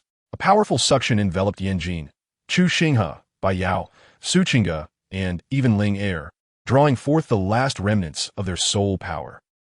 The group felt their soul energy being rapidly drained, their bodies growing weaker, yet no one resisted. For they understood what Mo Xian was attempting. Su Qingge, mustering her last vestige of clarity, her eyes reddened, urged Lin Chen, stay strong. In an instant, a torrent of vibrant, multi-hued soul energy, representing diverse attributes and wills, surged forth like rivers returning to the sea, flowing through the star power channel constructed by the celestial star chessboard, frenziedly rushing towards the kneeling Lin Chen. What is happening? Ling Hushuo was taken aback by this sudden turn of events, a wave of unease washing over him. This won't do, I must act swiftly. Suppressing his rising anxiety, Ling Hushuo activated his sixth soul ring, raising his blood blade high above his head, hurtling towards Lin Chen. The soul power, unfiltered and unobstructed, surged into Lin Chen's body all at once. These disparate energies, originally not belonging to Lin Chen, now clashed violently within his meridians, invoking excruciating pain. However, Lin Chen seemed oblivious to it all, for the heartache stemming from the loss of his beloved bore down upon him with the weight of 1,000 mountains, overshadowing the physical agony. With great care, Lin Chen laid Shui Yan upon the ground, tears streaming uncontrollably. How he longed to accompany her now. He feared her solitude. Yet, the enemy loomed before him. Lin Chen vowed to exact vengeance upon Ling Hushuo, to slay every wicked soul master. The ancestral dragon scripture appeared to resonate with Lin Chen's heart, stirring within him. Roar! Lin Chen's trembling form suddenly erupted with an ancient and profound aura, his voice ascending into a thunderous dragon roar. Time seemed to freeze, every moment elongating. An ethereal silhouette of an ancestral dragon coalesced above Lin Chen, voraciously absorbing the soul power still surging toward him, as well as the purest spiritual energy from the heavens and earth. In the depths of overwhelming sorrow, the ancestral dragon scripture fervently circulated within him, transforming the originally chaotic soul energies into magnificent ancestral dragon power, cleansing Lin Chen's meridians and body. Lin Chen let out a cry, a fusion of agony and newfound strength. The 9 heavens god-slaying spear, sensing its master's will, vibrated and flew back into Lin Chen's grasp. All of this transpired in the blink of an eye, merely within 2 breaths. The blood soul had already closed in, the colossal blood blade, descending with an air of annihilation, aimed directly at Lin Chen. I shall send you both to become a pair of doomed lovers. Perish. At this critical juncture, Lin Chen abruptly raised his head. In his eyes, the left one blazed with the blood-golden flames of the ancestral dragon, while the right reflected an endless intent to kill. The spear in his grasp was no longer merely black. It was entwined with blood flames, starlight, azure winds, raging fire, and toxic mists, coalescing into the ultimate strike that embodied the wills and powers of all his companions. He uttered not a single name of a soul skill. All intentions, all powers, all fury and protection converged into this unadorned thrust. With a thunderous impact, a beam of indescribable color burst forth, as if it transcended time and space, arriving before the bloodblade could descend, piercing precisely into the cracked, sinister vertical eye at the center of the blood soul's true form. Chapter 120. The Frenzied Lin Chen. There was no cataclysmic explosion. Time seemed to freeze. The blood soul's descending motion abruptly halted. That eerie vertical eye, fragile as glass, was instantly marred with a spiderweb of cracks upon the spear's touch. From those fissures, no blood flowed. Only the most profound, most tainted darkness and despairing light radiated forth. Then, the cracks rapidly spread across the vast form of the blood soul. This cannot be. This is not possible. The blurry silhouette of Ling Hushua, deep within the blood shadow, emitted one final incredulous shriek filled with boundless resentment. Boom! A resounding explosion erupted. The towering blood soul, akin to a burst balloon, exploded from within. There were no dazzling lights, only the purest, most thorough obliteration. The viscous dark red waves of blood, the wailing fragments of vengeful souls, the tainted malevolence, all that constituted this terrifying true form disintegrated under that spear beam, as if cast into the blazing sun, instantly melting away, evaporating into nothingness.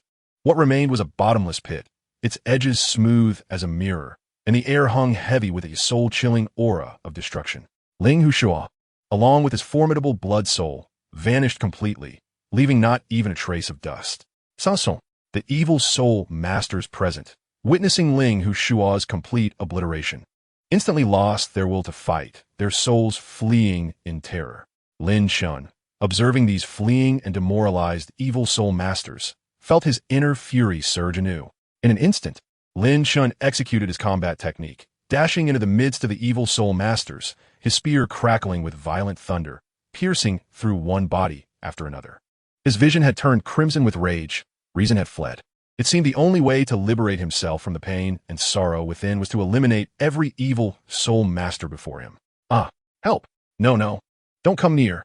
Though these evil soul masters were all at least six-ringed soul emperors or above, upon witnessing the might of Ling Hushua's demise.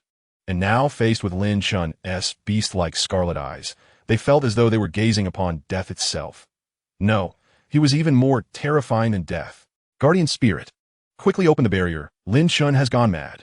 One of the seven-ringed soul saints, as if encountering a ghost, urgently called for the Guardian Spirit's aid using a special method. Outside the barrier, the sky was torn apart by violent energy. The Guardian Spirit, clutching his blood-soaked, nearly severed right arm, gazed in shock at the figure hovering in the air opposite him, whose holy radiance nearly dispelled half the gloom of the sky. Di Lingyue.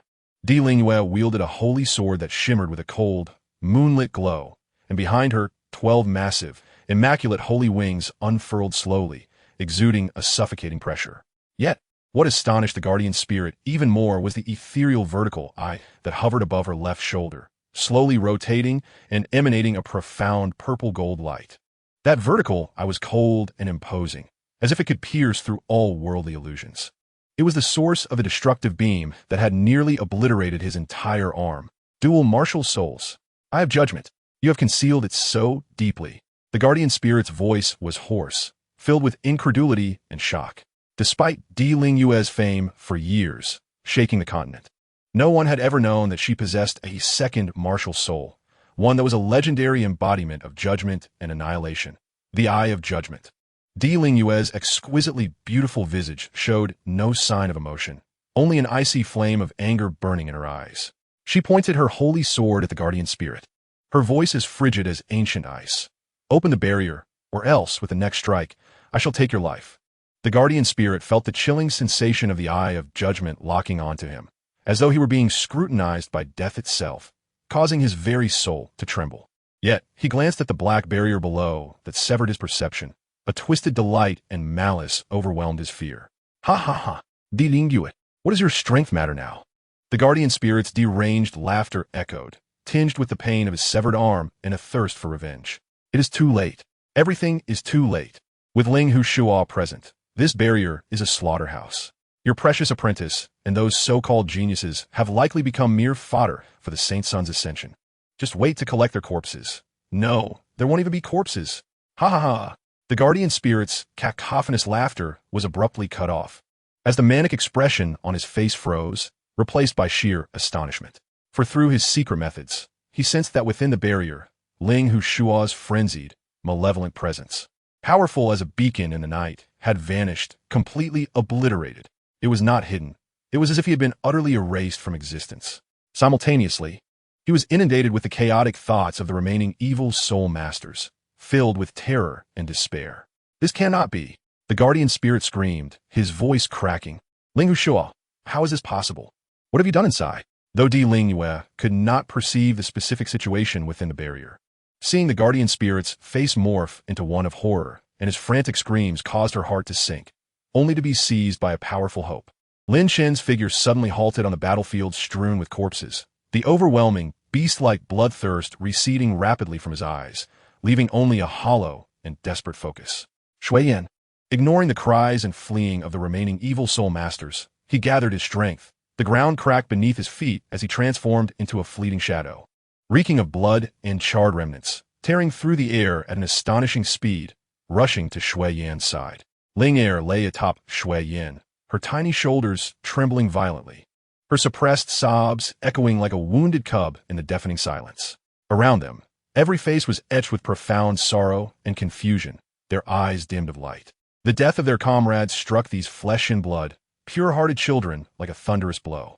Upon seeing Lin Chen's arrival, they silently stepped back, creating a space in the center. Their silence itself, a suffocating lament. Lin Chen gazed upon that exquisite visage, now devoid of color and life. The eyes that once sparkled with the vastness of stars were now tightly shut, with no rise and fall of breath in her chest. The world seemed to collapse before him, shattering into an eternal chill, just as the abyss of despair threatened to engulf all of Lin Chen's consciousness. A voice abruptly resonated deep within his soul. Chapter 121. To save her, even in death. A familiar voice resonated within Lin Chen's mind, akin to a glimmer of dawn amidst the encroaching darkness. Is it you, system? Lin Chen implored, plunging into the system interface, his cries frantic. Indeed, it is I. I apologize for my earlier unavailability. I am now aware of what has transpired. This voice struck Lin Chen like a bucket of icy water in the depths of winter, instantly awakening his nearly shattered consciousness. System, Lin Chen roared internally, grasping at the last vestige of hope. Save her, at any cost. Immediately. Rescue her. His thoughts overflowed with reckless desperation and pleading. Critical life signs have been detected as completely absent. Target, Shuiyan. Deep scan completed. Special energy residue detected. Origin of extreme cold. Nearing activation state. Host bloodline source exhibits violent fluctuations. Ancestral dragon bloodline, deep stress state. Host, there exists a theoretical possibility for the revival of Shuiyan. However, I must refuse to execute direct life support or revival protocols.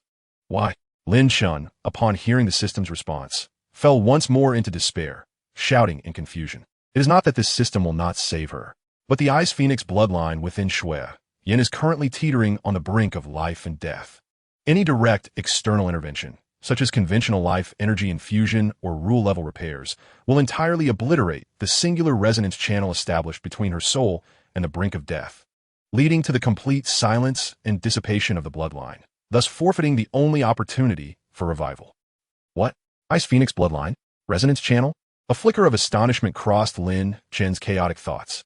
He had never heard Shuiyan mention such a formidable bloodline power. Indeed, the system seemed to anticipate his thoughts and continued to elucidate. Within Shuiyan lies a trace of the ancient Ice Phoenix bloodline, a fact unknown even to her, as this bloodline has remained in a state of deep dormancy. Conventional cultivation methods cannot awaken it. However, this fatal injury has inadvertently shattered the profound seal on her soul regarding this bloodline. At this moment, the core of the Ice Phoenix bloodline is in an exceedingly fragile state, attempting to establish a connection of rebirth with her lingering consciousness. This is the instinctive urge of the bloodline to seek survival, its sole path to revival. Any direct external force would be akin to violently shattering a chrysalis on the verge of emergence, only hastening its complete demise. Then what am I to do? Am I to merely watch her? Lin Chen's heart plummeted. Was he truly destined to witness Shui Yin traverse the gates of death? Fear not, host. This is not without solution. The system's voice offered Lin Chen a glimmer of hope. The only viable plan is to utilize a higher tier, more life-affirming source or symbiotic bloodline power as a catalyst to stimulate and stabilize the nearing activation of her Ice Phoenix bloodline, accelerating the rebirth process and providing her remaining consciousness with a robust anchor and energy source to guide her autonomous revival. As the host bears the ancestral dragon bloodline, the supreme essence of all beings, its core blood contains unparalleled vitality and rule power, naturally catalyzing and dominating the majority of top-tier bloodlines. Its activity and tier far exceed that of the Ice Phoenix bloodline in its current state. The host must forcibly detach the core essence blood containing the ancestral dragon source and infuse it into the target's heart core. This process will tremendously deplete the host's essence, accompanied by intense pain and the risk of boundary descent. The blood will serve as the spark to ignite and guide the rebirth flame of the Ice Phoenix bloodline, while the ancestral dragon bloodline's overwhelming vitality will provide the essential support for its reconstruction. This action bears immense risk, both for the host and Shui Yin. Yet, this is the optimal and only path that conforms to the rules of bloodline, autonomous evolution, and revival. Any forceful violation of this rule, even if revival is achieved, would equate to stifling her future potential. To awaken the bloodline, Lin Chen instantly grasped the system's profound intent. This was not merely about saving Shui Yin. It was a rare opportunity to ignite and catalyze the dormant Ice Phoenix bloodline within her, using his ancestral dragon essence as kindling, synchronizing her revival with the awakening of her bloodline, thus achieving a rebirth akin to a phoenix rising from the ashes. Simultaneously, this process would compel his own ancestral dragon bloodline to react under substantial strain, likely unleashing deeper powers during recovery. But Lin Chen was indifferent to his own fate. All he desired was to save Shui Yin. I care not for the risks, nor for my standing. Tell me how to proceed. I would trade my life for hers. Lin Chen's gaze transformed into one of unwavering determination, embodying a resolve to endure any suffering for the sake of his beloved. To save Shui Yin, what was the sacrifice of essence? What was the descent of boundaries? What did the agony of the heart even matter? A life for a life. He, Lin Chen, would willingly exchange his own for that of Shui Yin. Saints, heed my command, retreat. The protector of the sect, now aware of the internal situation, uttered in furious disbelief, brandishing a token that illuminated the barrier. The suffocating aura of the barrier vanished in an instant. Holy radiance, divine judgment. Upon witnessing this, Di Lingwei understood the opportunity had arrived. She raised her hands high, wielding the sacred sword, a colossal beam of divine light. Imbued with the will to purify all darkness and adjudicate all evil, descended fiercely upon the barrier. Crack! Boom! The impervious barrier, which had resisted even the tidal daw with ease, shattered like fragile glass under the annihilating properties of the Eye of Judgment and Di Lingyue's furious strike. First punctured by a beam of purple-gold light, then covered in a spiderweb of cracks, ultimately shattering with a thunderous roar. Fragments of the black barrier rained down like a torrential storm, swiftly dissolving in the sacred radiance. The scene within the barrier was finally laid bare before Di Lingyue's eyes. Her gaze swept across the battlefield, a vast pit littered with chaos and the remains of evil soul masters, the severely wounded Chu Xinghe, Yan Jin, and Mo Xian Baiyao, and others. Suddenly, her heart constricted painfully, her focus locking onto the center of the battlefield. Her most cherished disciple, Lin Chen, lay there drenched in blood. Staggering as he knelt, his eyes devoid of light. Linger slumped beside him, weeping to the brink of unconsciousness, while Su Qingge held her tightly. All gathered around, their faces etched with despair and sorrow. Di Lingyue's heart plummeted to the depths of despair, because at the center of the gathering was Shui Yin. Shui Yin! Di Lingyue's voice trembled with uncontainable urgency, her holy wings flaring as she dashed toward Lin Chen and Shui Yin. Chapter 122, Blood Essence Detachment, Phoenix Rebirth. Master! Master! Save Senior's sister. Quickly, save her. Linger lifted her head abruptly, spotting Di Lingyue as if seizing her last lifeline, her voice hoarse, laced with a cry of desperate pleading. Woo! Linger collapsed into Di Lingyue's embrace, weeping uncontrollably. Lingyue! Di Lingwe gently stroked Linger's head while casting her gaze toward Lin Chen. Yet at that moment, the sunny young man's eyes were merely hollow. There was not a glimmer of light. Di Lingwe's formidable spiritual power swept over Shui Yan's body instantly. Her expression grave to the utmost degree. The lingering aura of the blade was exceedingly malevolent and tyrannical, inflicting not only grievous harm upon the flesh, but also continuously eroding vitality and soul. Yet, it appeared there was still a flicker of life. Shui Yan, hold on. The voice of Di Lingwe resonated with profound, soothing power. Without hesitation, the holy sword in her grasp transformed into a scepter, radiating brilliance. A gentle yet vast holy light enveloped Shui Yan and Lin Chen, akin to a warm tide washing over them. Holy healing, return to the heavens. An overwhelming and pure surge of life energy, intermingled with the sanctifying force of purification, flowed ceaselessly into Shui Yan's body. Simultaneously, this power nourished the withered bodies and damaged meridians of Lin Chen and the others like a refreshing rain. Master, you can surely save senior sister Shui Yan, can't you? Linger gazed at the solemn-faced Di Lingwe with her tear-filled eyes. She understood that whatever burden caused her master such distress must be extraordinarily grave. Linger did not wish to impose upon Di Lingwe, yet she fervently hoped for her to utter the words, "Do not worry, everything will be fine." How Di Lingwe longed to say such a thing, but Shui Yan had already 1 foot in the gates of the underworld. Even if she could eliminate the malevolent soul force within her and mend her wounds, the likelihood of saving her was nearly impossible. A solitary tear cascaded down Di Lingwe's cheek. Linger, for my sake, Di Lingwe intended to comfort her, yet even the mighty female pope, revered across the continent, found herself at a loss for words. The glimmer of hope in Linger's eyes tugged at the hearts of Di Lingwe, all present, and even Linger herself, filling them with anguish. Shui Yan can live. Just then, a hoarse voice broke the tension. Turning to look, it was none other than Lin Chen. Junior brother, really? Do you have a way to save senior sister? Linger rushed into Lin Chen's embrace, her swollen eyes eliciting a surge of pain within him. Lin Chen gently wiped the tears from the corner of her eyes, displaying a relaxed smile, as was customary. Yes, truly, I will save your senior sister. I will bring her back. Lin Chen cast a glance at Di Lingwe, his resolute gaze causing her heart to constrict. Chenya, Di Lingwe was uncertain of Lin Chen's intentions, yet an ominous premonition loomed in her heart. Lingwe, cough cough, let me handle this. Lin Chen approached Shui Yan, caressing her delicate visage, a face once soft and unblemished, now rendered cold. I will not allow you to abandon me and Linger. As he spoke, Lin Chen's left hand transformed into a sharp, dark golden dragon claw, and without a moment's hesitation, he swiftly carved into his own chest, puncturing his heart. His actions were executed with such swiftness that those present could hardly react in time. Junior brother, the moment she regained her senses, Linger attempted to rush forward, but was instantly restrained by Di Lingwe. Master, let me go, let me go. Linger's spirit seemed to be struck heavily as she beheld the gushing blood from Lin Chen. Lin Chen, Su Qingge cried out in unison with Linger, while Biao seized her arm, preventing her from advancing. Let Lin Chen proceed. Though Di Lingwe felt profound sorrow, the severity of Lin Chen's determination made it clear that he must do this. Ugh!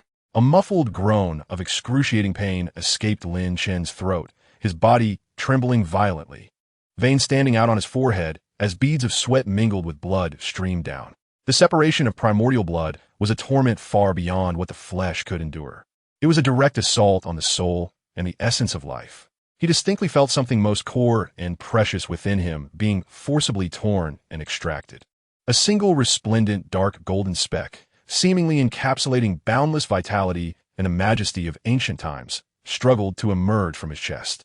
The instant this light appeared, the surrounding air seemed to stagnate, and an ancient, vast, supremely noble dragon's might surged uncontrollably outward. Linger, weeping, and Su Qingge, forlorn, felt an overwhelming tremor of reverence emanating from their very souls. Lin Chen's complexion turned ashen, his breath diminishing to the brink of collapse, appearing on the verge of crumbling. Yet, his hand, bearing the weighty dark golden essence of blood, remained steadfast as a rock. He gazed tenderly, yet resolutely, at Shui Yan's lifeless face, his fingers imbued with endless affection and hope, gently pointing towards her heart. Shui Yan, awaken, return to my side. The dark golden essence, like a burning star, slowly merged into Shuyan's chest. Buzz. In an instant, an unspeakable chill erupted from within Shuyan. However, this chill was not one of deathly stillness, but rather contained a kind of life akin to rebirth. A layer of crystal clear, magnificently deep blue ice crystals instantaneously enveloped Shuyan, cocooning her in a vast ice chrysalis. Upon the chrysalis, countless intricate patterns resembling phoenix feathers emerged, swirling and emanating an ancient, noble aura. Shuyan, you must awaken. Lin Chen, exhausted, leaned against the ice chrysalis, yearning to sense the essence of Shuyan within. Lin Chen, Dealing Yue's voice lost its authoritative and pure demeanor, leaving only the heart-wrenching pain and horror of witnessing a beloved one's self-sacrifice. She could acutely sense Lin Chen's life force plummeting like a torrent breaching a dam. What was being severed was not mere blood, but essence, the very foundation of life. This foolish child was wagering his future, perhaps even his life, for a flicker of hope. Host, you fool. The agony and consequences of separating primordial blood have already been warned against. Your essence is severely damaged, your foundation cracking. The activation of your ancestral dragon bloodline plunging below freezing point. This is nothing short of suicidal behavior. It matters not, as long as Shuyan can awaken. I care not what happens to me. In Lin Chen's heart, there seemed to be nothing else but the luminous, cold, emanating ice chrysalis beneath him. Consider this a partial success in your gamble. The system's tone softened ever so slightly. Shuyan has escaped the absolute brink of death. The Ice Phoenix's primordial bloodline has ignited the flames of rebirth under the catalysis of the ancestral dragon blood, entering a state of deep activation. The ice chrysalis is a core mechanism of her bloodline's self-protection and reconstruction. This process is irreversible. External forces must not be used to hasten it, lest the bloodline collapse.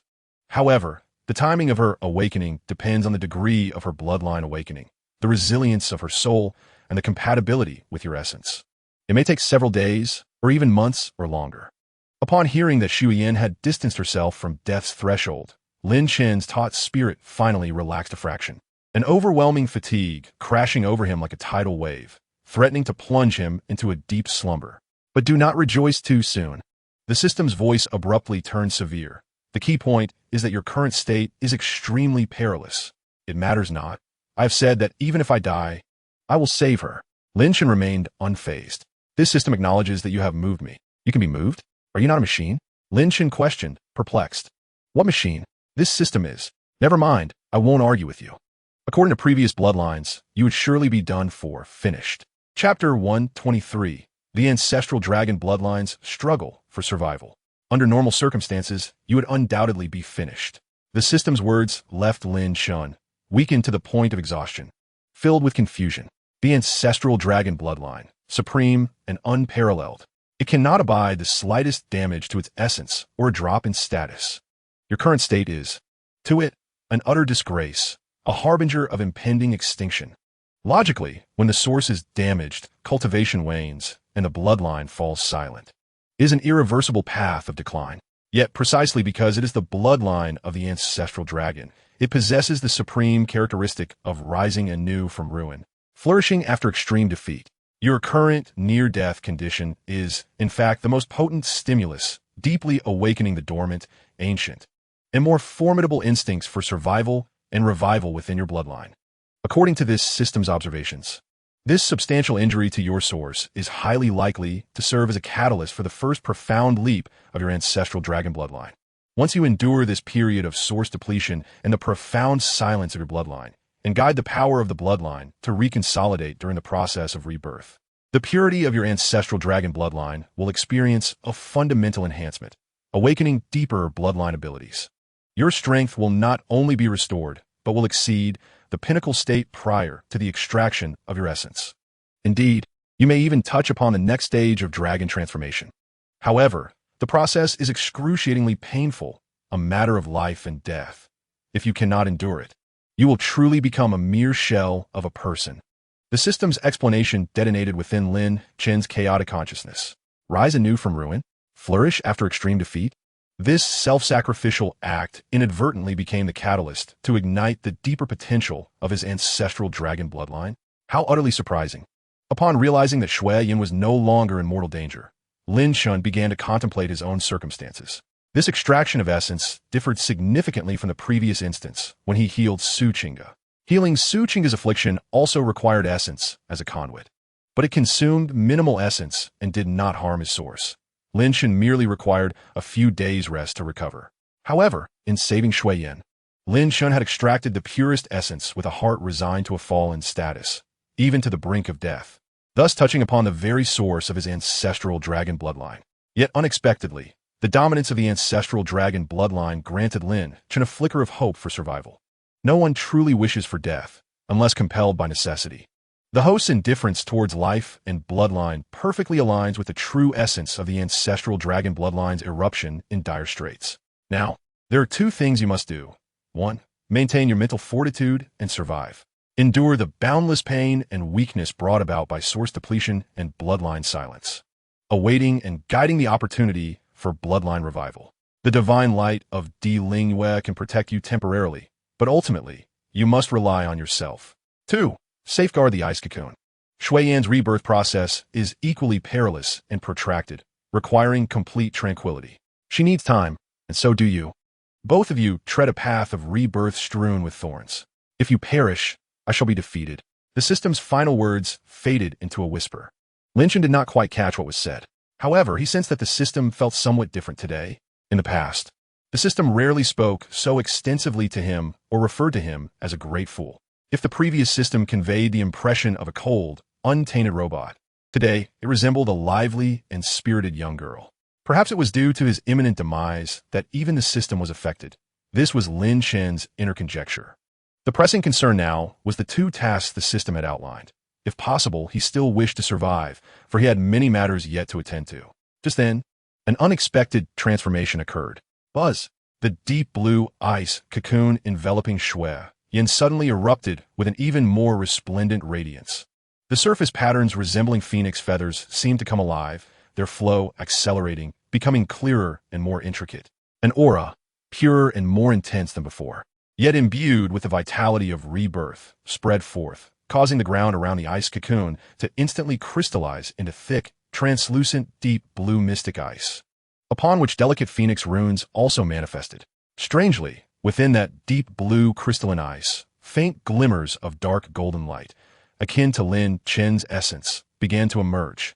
This light flowed like a living entity, gently coursing through the depths of the ice, mingling with the icy, phoenix-like power, presenting a peculiar state of fusion, as if weaving a sacred totem of ice and fire coexisting. The essence of the ice phoenix was transforming, ascending. Dealing Yue's gaze sharpened like lightning. She sensed this astonishing change. Moreover, Lin Chen's aura, though exceedingly faint, seemed to indicate that his bloodline power had ignited a flicker of hope within Di Lingyue's beautiful eyes. The buzzing did not cease. Instead, it transformed into a grand and profound resonance, reverberating throughout the expanse. The brilliance erupting from the deep blue ice cocoon encasing Shui Yan coalesced into a towering ice-blue beam of light, piercing the heavens. Within this beam, countless vivid and lifelike phantoms of phoenix feathers danced and swirled, their melodious cries penetrating both matter and soul, seemingly purging the remnants of darkness and filth. Simultaneously, Lin Chen, who lay beside the ice cocoon, felt his exceedingly waning aura ignited by this ice-blue beam. The ancestral dragon bloodline within him, dormant like dead ashes, was fiercely stimulated by the pure, icy vitality released from the ice phoenix's rebirth. Roar! A majestic yet agonizing dragon's roar, emanating from the depths of his bloodline, erupted from Lin Chen's parched throat. He howled towards the heavens, not by intent, but as a manifestation of the ancestral dragon bloodline's roar. It contained the unwavering resolve of a monarch's return. A similarly surging dark golden beam of light burst forth from his shattered chest, standing alongside the ice-blue beam. Soaring into the heavens, the ice-blue and dark gold beams were not clearly distinct. As they ascended into the air, their edges began to intertwine and merge. The phoenix feather phantoms within the ice-blue beam became tinged with wisps of dark golden radiance, resembling gilded embellishments, enhancing their noble sanctity. Meanwhile, within the dark golden beam, blurred shadows of ancestral dragon scales began to emerge, their edges crystallizing into tiny, deep blue ice shards, exuding a chilling majesty. The ultimate coldness and the domineering majesty of the dragon intertwined and enveloped the skies, one half rendered in profound ice blue, the other transformed into dignified dark gold. This phenomenon left Ling Er in such awe that she forgot to weep, her small mouth agape, her eyes reflecting the dual-hued brilliance painted across the sky. Suchinga, Chu Xinghe, and others were equally shaken, witnessing a spectacle of nature unheard of, triggered by the resonance of their bloodlines. Di Lingyue fixated on the merging core of light, her voice trembling with excitement. They are nurturing and propelling one another. Lin Chen's bloodline seems to be rekindling through Shui Yan's rebirth flames. Chapter 124, Guardian. Heaven bless my disciple. Di Lingyue silently chanted within, yet her gaze grew as cold and sharp as millennial-old ice. It must not be interrupted. Both Shui Yan's rebirth and Lin Chen's bloodline leap require an absolutely stable environment. This breathtaking phenomenon was enough to attract the attention of all powerful beings within 1,000 miles, especially those hidden in the shadows, the malevolent soul masters. Everyone, heightened vigilance. Di Lingyue's voice boomed like thunder, instantly overpowering the ambient buzzing, carrying an undeniable authority. This is a rebirth opportunity bestowed by the heavenly way, not to be desecrated in the slightest. Her staff transformed once more into a sacred sword as Di Lingyue plunged it fiercely into the ground. The ring of divine judgment ensnared the universe. Buzz! A colossal, solid holy light array erupted, centered around the dual pillars of ice and fire. Golden runes entwined like chains within the void, a formidable force of spatial confinement permeating the area, instantly suppressing the violent fluctuations of energy and dazzling light within the confines of the magic circle, striving to isolate the perceptions and energy shocks from the outside world. At the periphery of the formation, the chilling silhouette of the judgment eye subtly emerged, exuding an aura of warning and obliteration. After the protector fled in panic, the head of the Chu family led his faction to continue the pursuit of the remaining remnants, leaving only the powers of the Burning Sky Valley, the Spirit Melody sect, and the Poison sect in this realm. Such phenomena were indeed rare in the world. Yen Tianba stroked his smooth head, his eyes filled with incredulity. The other sect masters and elders exchanged glances, some displaying greedy expressions. However, the figure within the beam of light was not someone they could provoke. It would be tantamount to declaring war against Emperor Lingyue and the Hall of Light. Furthermore, these sects were allies of the Hall of Light itself. Unless the sect masters turned traitor in the heat of battle, no one would be foolish enough to entertain ulterior motives. Master, senior sister, and junior brother. At the edge of the formation, Linger's voice trembled with concern, finally voicing her apprehension. Will they be all right? Her large, watery eyes gazed upon the colossal pillars of ice and fire enveloped in holy light, yet she could still sense the vastness and peril within. Her small face was filled with fear, but more so with a deep-seated worry for her senior sister and Lin Chen's safety. Instinctively, she wanted to move closer, but was deterred by the powerful spatial confinement and the frigid aura of the judgment eye at the formation's edge. Emperor Lingyue hovered above the center of the formation, her sacred wings gently flapping, maintaining the holy judgment ring. Her mental energy acted like an invisible radar, meticulously monitoring everything inside and outside the circle. Do not fear, Linger. Emperor Lingyue's voice penetrated the formation, imbued with an extraordinary soothing power, resonating clearly in Linger's ears as well as in the hearts of all who were concerned. Your senior sister and junior brother are undergoing a transformation of utmost significance. This light is a divine opportunity bestowed by the heavenly Tao and a manifestation of their own awakening powers. With me here, no harm shall befall them. Her voice was resolute, brimming with unwavering confidence and authority. This served not only as comfort to Linger, but also as a warning to all those harboring nefarious intentions present. The Burning Sky Valley, follow my lead in retreating. We shall eradicate the remnants of the holy cult and fortify our defenses against any counterattack. After bowing respectfully to Emperor Lingyue, Yen Tianba called for the disciples within the valley to assemble. The disciples of the Burning Sky Valley swiftly gathered, transforming into trails of fire as they arranged themselves. Brother Lin, once you awaken, we shall indulge ourselves once more. Yen Ju gazed at the center of the formation, clasping his fists before following his father's lead to depart. The master of the Spirit Melody sect, with her beautiful eyes directed towards Emperor Lingyue, offered a distant salute, her voice clear and melodious. Sister Yu, rest assured, The spirit melody sect shall fulfill its duties as an ally, eradicating the remaining enemies and securing our rear. May the two young friends succeed in their rebirth. Her disciples followed suit, bowing in unison, and then, under her guidance, they silently retreated like ethereal wisps of cloud. Suchinga chose not to follow her master, but instead remained by Lin Chen's side. The poison sect also retreated under their master's leadership. Along the way, Zheng Kiki, her face etched with worry, asked Bai Yao, "Sister Bai Yao, do you think that guy can survive?" Bai Yao looked at Zheng Kiki with a hint of amusement, teasingly replying, "You seem genuinely concerned about Lin Chen. Could it be that you have taken a liking to him?" At this, Zheng Kiki panicked, hurriedly waving her hands, then pouting, "What are you talking about, Sister Yao? How could I possibly like that guy? If anything, it's you I admire. Your style has changed so much. Don't spread rumors about me." Within the arena of Holy Radiant City, only Emperor Lingwei, Linger, Su Qingge, and the numerous elders and disciples of the Hall of Light remained. After a brief exchange, the elders escorted Ling Qianjue and the others back to the temple, leaving only Linger and Su Qingge. Emperor Lingwei, facing the persistence of the two girls, felt somewhat helpless, but ultimately acquiesced to their request to remain. "Qingge, Linger, you may stay at the edge of the formation, but you must not step into the central area to avoid being affected by the rebirth energy. Should anything unusual occur, report to me immediately." "Understood." Both Su Qingge and Linger responded in unison. In the ensuing days, this place seemed to transform into a secluded sanctuary. Witnessing her senior sister on the brink of death and her junior brother self-mutilating to extract his essence, while their master single-handedly sustained the heavens. The immense shock shattered Linger's previous playful demeanor. She no longer clung to Su Qingge with incessant questions or slacked off due to the monotony of training. Instead, she quietly sat beside Su Qingge, drawing upon an unprecedented focus and determination to begin practicing the light secrets imparted by Emperor Lingwei.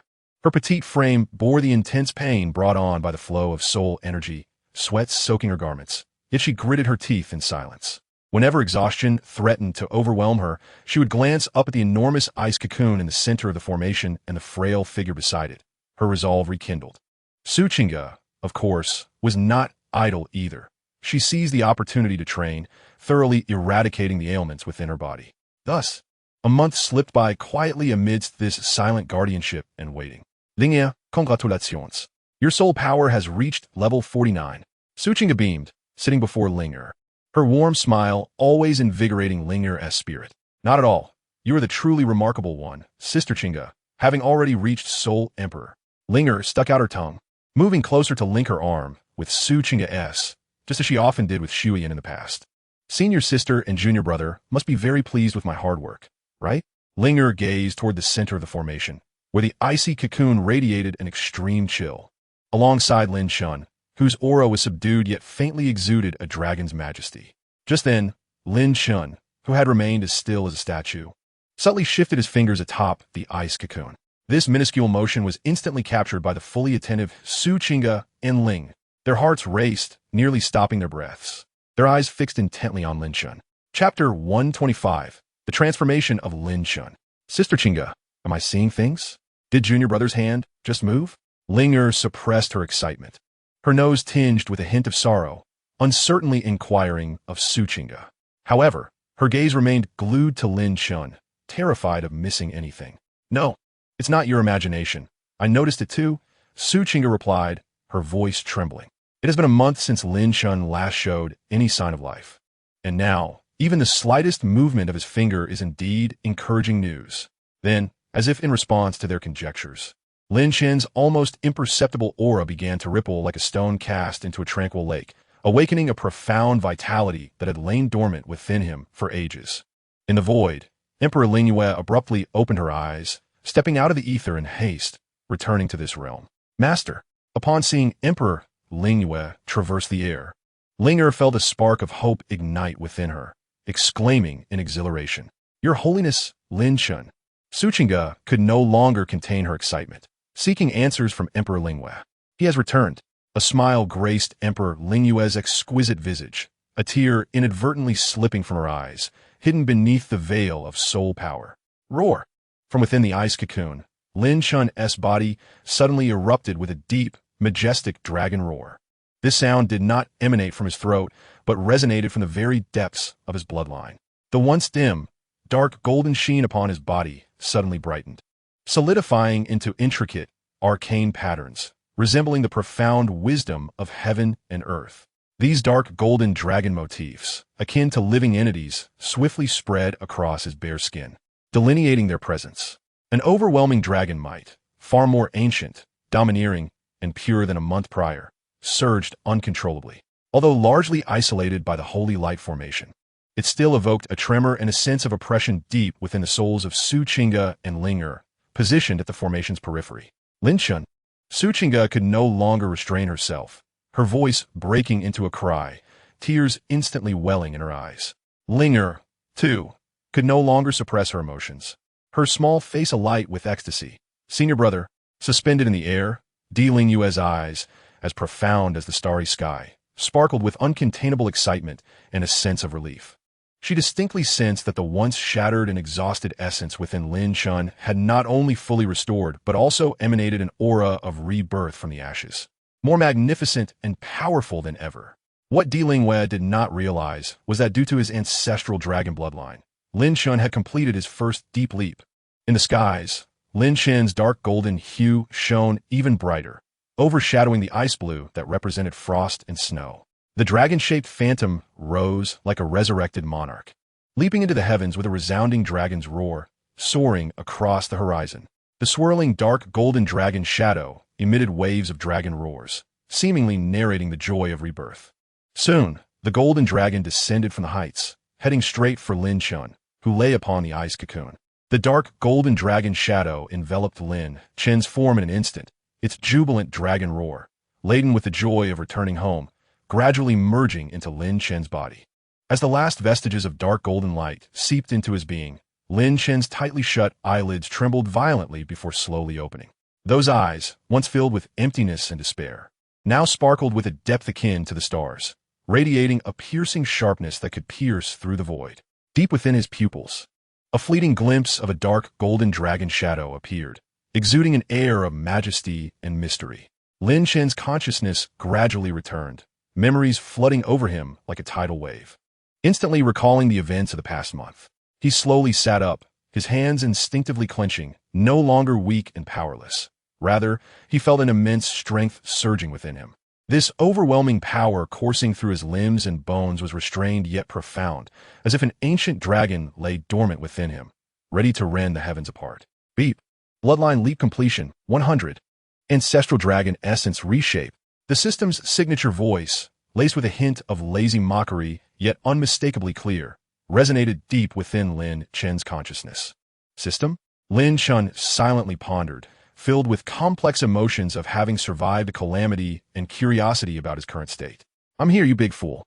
The system's voice carried a palpable sense of relief, though still tinged with sarcasm, yet the concern was unmistakable. Congratulations. Not only did you survive, but you also transformed your near-death experience into an evolution ticket. You successfully endured the first deep leap of the ancestral dragon bloodline. Lin Chen focused inward, sensing the earth-shattering changes within him. The once barren and fragmented Dantian, akin to a dried riverbed, had transformed into a vast and resplendent dark golden starry sea. Each star radiated an ancient, domineering, and vibrant dragon might, the profound and concentrated ancestral dragon power, to be referred to as soul power henceforth, surged like an ocean. A detailed data panel has been generated. Please check host. Subsequently, a long-awaited system information panel appeared before Lin Chen. Name, Lin Chen. Age, 18. Soul power level, 31. This leap has improved it. Soul rings are yet to be equipped, but suitable soul beasts have already been identified for the host. Bloodline, ancestral dragon bloodline, purity, 58. Cultivation method, ancestral dragon technique, god of light technique. Martial soul 1, ancestral dragon. Passive, new. Nirvana Heartfire, Dragon Might Universe Soul Suppression. Soul skills, Ancestral Dragon Poison Claw, 1,000 years. Ancestral Dragon Frozen Domain, 1,000 years. Martial Soul 2, Nine Heavens Godslaying Spear. Passive, Breaking Army, ignores 50 defense. Soul skills, Sun Piercer, 1,000 years. 1,000 armies break, 1,000 years. Martial Soul 3, Eye of the Celestial God.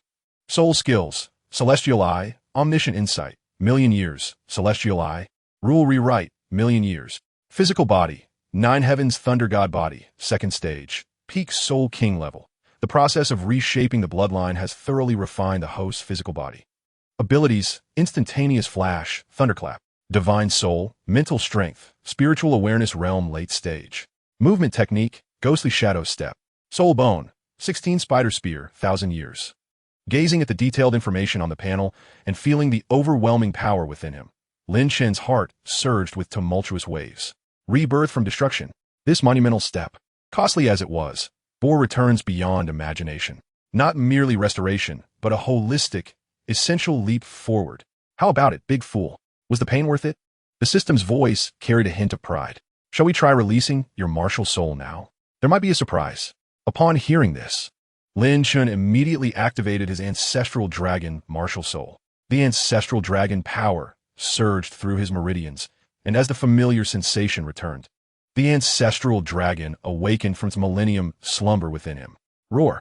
Accompanied by a resounding dragon's roar, a dark golden streak of light tore through the void, and the 6-meter-long ancestral dragon martial soul boldly coiled before Lin Chen. It was no longer a mere phantom, but a tangible primordial beast. Its dark golden scales shimmering with a razor-sharp gleam, its dragon horns formidable like blades cleaving through chaos. Most captivating were its vertical pupils, resembling molten gold, exuding the majesty of a ruler. Lin Chen raised his gaze, meeting the dragon's piercing eyes. Chapter 126. Nirvana Heartfire, I have returned. Lin Chen's profound gaze met the ancestral dragon martial soul's imposing vertical pupils. The bond between their souls grew ever closer, and Lin Chen could distinctly perceive the swirling intent within. I am you, and you are me. Break the shackles of destruction to reveal the true self. A smile graced Lin Chen's lips as he extended his right hand to stroke the forehead of the ancestral dragon. Old friend, let's once again traverse this world together. The ancestral dragon martial soul let out a long cry, transforming into a torrential wave that surged into Lin Chen's body. With a rip, his garments were instantly torn apart by the surging energy, and Lin Chen's physique underwent a rapid metamorphosis amidst the dark golden flames. The dragon scales covering his arms expanded from the size of a palm to that of a bowl, their edges sharp as divine weapons, with molten golden patterns flowing between the scales.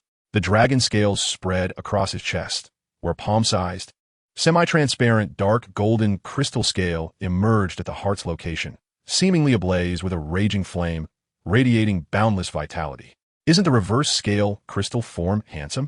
The system's voice chimed in again. Not only is it handsome, but it also possesses absolute defense for 0.5 seconds. Moreover, it contains the power of Nirvana Heartfire.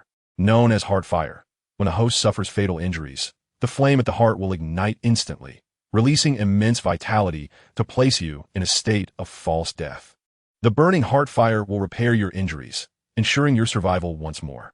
The energy of the Heartfire requires the conversion of ancestral dragon power, so the host should focus on cultivating the ancestral dragon technique in the future. Doesn't that mean I possess an immortal body? Lin Chen marveled at this incredible ability. What is the foolish host thinking? The current Heartfire merely enhances your probability of feigned death, and transforming the ancestral dragon's power into Heartfire is no simple feat. You must cultivate the ancestral dragon sutra to the next stage to even catch a glimpse of it. However, during this rebirth, the energy of the Heartfire has reached saturation, which means that before you master the transformation, you possess only one opportunity to save your life. Lin Chen felt a twinge of regret upon hearing this, but quickly accepted the reality. Otherwise, with his 3 rings granting him immortality, he would undoubtedly provoke 9 ring powerhouses daily, knowing he could not perish, merely to annoy others. But what is this dragon might, this world-shattering soul suppression? Lin Chen recalled the new skill displayed on his information panel and immediately unleashed it. In an instant, an overwhelming dragon might, infused with the will of the ancestral dragon, erupted from within Lin Chen, sweeping outward with tremendous force. Linger and Su Qingge, positioned at the edge of the holy light array, were instantaneously enveloped by this majestic dragon might. In that fleeting moment, both felt their souls and martial souls tremble uncontrollably. Initially filled with joy, Linger and Su Qingge found their legs involuntarily inclining to kneel and worship, and it was only when Lin Chen retracted this divine ability that they regained their composure. Gasping for breath. Strange, what is happening to me? Upon the activation of this skill, A vast dragon, might infused with the ancestral dragon's will, is released, forming a dual-layer domain of mental and spiritual suppression. Those with weak wills may be directly intimidated, leading to the shattering of their very souls. While equally ranked strong opponents may experience significant delays in action, energy turmoil, and the emergence of fear among other adverse effects. However, I believe it would be prudent for the host to retract this divine ability for now. Otherwise, indiscriminate release may prove unbearable for some. The system's prompt finally registered with Lin Chen, who then noticed that a holy light array had isolated himself and Shui Yan from the outside world. While Ling Er and Su Qingge were still panting at the array's edge, he opened his mouth, intending to speak, when suddenly, a faint yet unmistakably clear sound of shattering echoed through the silent array like a clap of thunder. Lin Chen's gaze instantly honed in on the enormous deep blue ice cocoon. Could it be? A spark of joy ignited within Lin Chen, a delight far more intense than that of acquiring a new ability. He beheld the surface of the ice cocoon, where a delicate crack began to spread like a web. Soon after, the second, third, and countless other cracks swiftly adorned the entire ice cocoon. Inside, the extraordinarily pure, frigid vitality, dormant for a month, erupted like a long-suppressed volcano. Boom! A dazzling, unapproachable, deep blue radiance surged skyward, instantly breaching the apex of the holy light array and piercing the heavens. A melodious, resonant cry, akin to a phoenix's song that could cleanse all worldly impurities, reverberated through the clouds. The ice cocoon erupted spectacularly, showering the sky with crystalline deep blue ice shards that sparkled like a rain of diamonds, refracting dreamlike halos under the sunlight and the ice blue glow. At the heart of that halo stood a breathtaking figure, slowly suspended in midair. It was Shui Yan, clad in the blood-stained dress. She now appeared immaculate, as if sculpted from ice crystals, devoid of any blemish. Her skin was as flawless as snow, translucent, seemingly harboring boundless chill. Her formerly raven-black hair had transformed into a cascading waterfall of ice blue, shimmering with ethereal light, moving as if stirred by an unseen breeze. Most astonishing were her eyes, now entirely metamorphosed into profound ice blue orbs, slowly opening like the core of ancient ice, cold, noble, and sacred. Within the depths of her pupils, a phantom of an ice phoenix flickered. She was enveloped in a delicate, swirling deep blue ice flame, emanating an extreme chill capable of freezing souls. Yet within that chill lay a powerful and sacred vitality born from rebirth. A pressure emanating from the bloodline of a top-tier divine beast naturally radiated outward. Though it lacked the domineering force of Lin Chen's ancestral dragon pressure, it possessed a more ethereal, piercing quality, imbued with an air of nobility that looked down upon all beings. Gradually, Shui Yan was gently lowered to the ground by that deep blue radiance. Her gaze, tinged with a hint of bewilderment from awakening, slowly swept across her surroundings. When her eyes met Lin Chen's, which sparkled with tears of joy and the elation of reunion, the chill in her ice blue irises melted away, transforming into a warmth and affection so profound it could dissolve millennia of frost. Lin Chen, her voice, ethereal yet laced with a chill, carried the weight of the deepest emotions. Lin Chen could no longer contain himself. In a flash, he appeared before Shui Yan, disregarding the ice flames that could freeze ordinary powerhouses, and embraced her tightly. Shui Yan, you have returned. You truly have returned. His voice trembled, hot tears cascading on her ice blue tresses. Shui Yan's body stiffened momentarily before relaxing completely, reciprocating the embrace, burying her face in his solid chest. Silent tears slipping from her ice blue eyes, transforming into crystalline droplets. In that instant, all chill and nobility melted away, solely for one person. Lin Chen's torn clothing revealed his warmth, which Shui Yan could vividly feel, alongside his euphoric excitement. Fool, I have returned. Shui Yan held tightly to the boy in her embrace, tears streaming down her face, yet a warm smile graced her features. Reminiscent of the moment she shielded Lin Chen from a fatal blow. Chapter 127. Reunion, the joy of transformation. Time seemed to freeze in that moment as they held each other closely, as if the entire world consisted solely of their heartbeats. Finally, after what felt like an eternity, they gradually released their embrace. Their gazes intertwined, the tears in their eyes flowed like two streams, unceasing. Yet, those tears did not obscure the joy deep within their hearts, a joy of reunion, a celebration of survival against all odds. Lin Chen's fingers trembled slightly as he gently caressed the tips of Shui Yan's ice blue hair, his voice quivering ever so slightly. I thought I would lose you forever. The words seemed to extract every ounce of strength from him, laboriously escaping his throat. Did Shui Yan not harbor the same thoughts? She feared not death for him. Rather, her greatest dread was the thought of never having the chance to accompany him on adventures across mountains and rivers again. Fool, I know everything you've done. Promise me. Never undertake such perilous acts again, she reproached gently, referring to Lin Chen's sacrifice of his blood to save her. Encased in a mist of ice, Shui Yan radiated a delicate chill, yet an invisible warmth seemed to resonate through their bloodlines, a harmony born from the fusion of ancestral dragon blood and ice phoenix essence. Does it hurt? Shui Yan suddenly raised her hand to touch the translucent dark golden scales on Lin Chen's heart, her fingertip brushing against the flickering heart fire pulsing beneath the scales. Upon awakening, she sensed the ancestral dragon blood flowing within her, recalling the resolute pain etched on Lin Chen's face as he shed his essence. Lin Chen grasped her wrist, placing her palm against his scale. This place was once empty, but now he gazed into Shui Yan's ice blue pupils, where dark golden dragon patterns reflected back, his smile tender. It has been filled by you. Shui Yan's ears flushed crimson, the ice mist pausing momentarily. She nearly chastised the sudden outpouring of affection, but was interrupted by a distant cry laced with tears, "Senior sister." The surrounding sacred light array dissipated, revealing the figures of Di Lingyue and her companions. Linger dashed forward like a cannonball, colliding into Shuyan's embrace. Sobbing, Linger buried herself in Shuyan's arms, the mingling sensations of cold and warmth intensifying her tears. I thought sister had transformed into a star and flown away. Wah! Silly Linger. Shuyan's eyes glistened with moisture as she conjured a crystalline ice lotus with her fingertips, tucking it into Linger's hair. Sister promised to be with you forever. How could she break her word? Lin Chen stood nearby, his face illuminated with joy. They had finally reunited. At that moment, he noticed Suchinga not far away.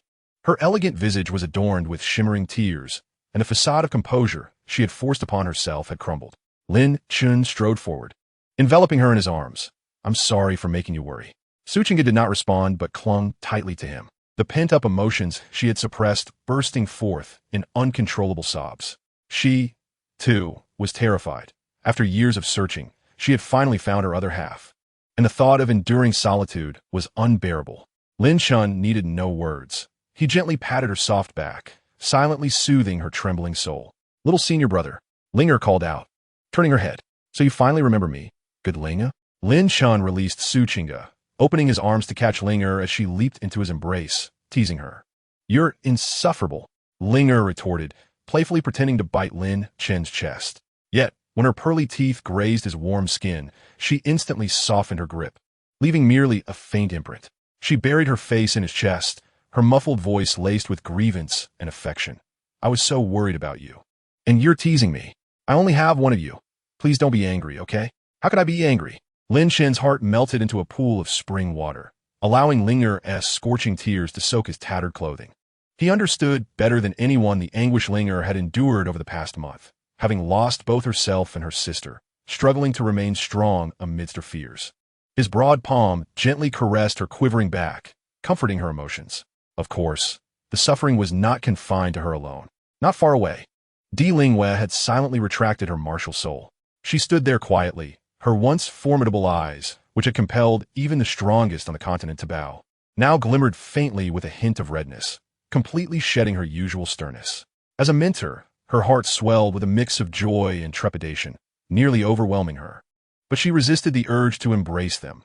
This moment of joy and warmth, having survived a calamity, rightfully belonged to these young souls. Once Lin Chen had patiently calmed Linger, whose sobs had subsided, he naturally took Shuyan's cool hand, and together they walked towards Di Lingyue. Master!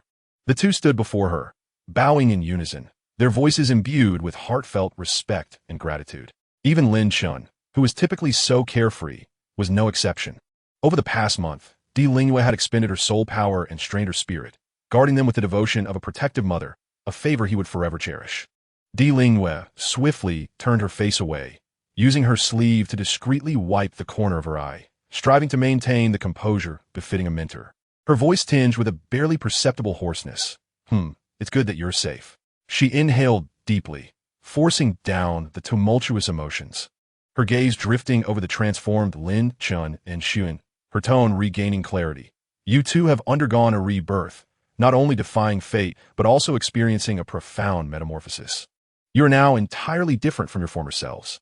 Her gaze settled on Xuan, her eyes revealing unhidden pride and a hint of reminiscence. Xuan, the Ice Phoenix bloodline slumbering within you has finally been fully awakened during this rebirth. A distant echo of the ancient presence I sensed when I accepted you as my direct disciple. Regrettably, despite my exhaustive search through ancient texts, I could not uncover the method to awaken it. Unexpectedly, her gaze shifted to Lin Chen, filled with astonishment. You, with your higher-tier bloodline, have become the crucial catalyst for her transformation into a phoenix. Truly, the heavens have favored you. I sensed it too, Xuan replied with a slight nod. The ethereal quality of her voice tinged with uncertainty. It seems my soul power has reached the realm of Soul King.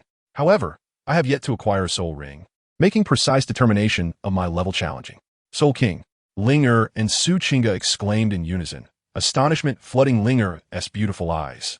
To think that just a month ago, both Xian and Linger were still in the soul sect realm, levels 44 and 45, and now one rebirth had catapulted them across a grand threshold? Di Lingwei appeared to have anticipated this, nodding. Do not worry about the soul rings. I will personally guide you in seeking them. For now, you must solidify your realm and adapt to this newfound power. From this point forward, your path of cultivation will truly be paved. The future is boundless. I thought I could surpass Sister this time through desperate training. Linger pouted, her face displaying a hint of disappointment, though her heart brimmed with joy at her sister's newfound strength. But I'm so happy that Sister has become so formidable. You, indeed, Di Lingwei chuckled, unable to suppress her amusement, extending a delicate finger to gently flick Linger's smooth forehead. This past month, your soul power has surged rapidly. Had you displayed this level of determination earlier, I would not have had to worry so much. Oh, Master, if you do that again, you'll truly be foolish. Linger covered her forehead, retreating behind Xuan like a startled rabbit, revealing only half of her adorable face. Little senior brother, Linger peered out from behind Xuan, redirecting the conversation to Lin Chen, her large eyes sparkling with even greater anticipation. What about you? How do you feel? What changes have occurred? Her question instantly drew the collective gaze of everyone upon Lin Chen. Di Lingwei, Xuan, and Su Qingge all regarded him with intense curiosity. Having witnessed the brutal separation of his essence and the cataclysmic transformation he underwent during his rebirth, what sort of metamorphosis would this extraordinary individual, who had endured such a profound rebirth, undergo? Me? Lin Chen felt somewhat bashful under their penetrating stares, scratching his head as his eyes flitted between Xuyan's smiling ice-blue gaze and Linger's expectant face, before breaking into a slightly mischievous grin, responding earnestly. Well, it seems like not much has changed.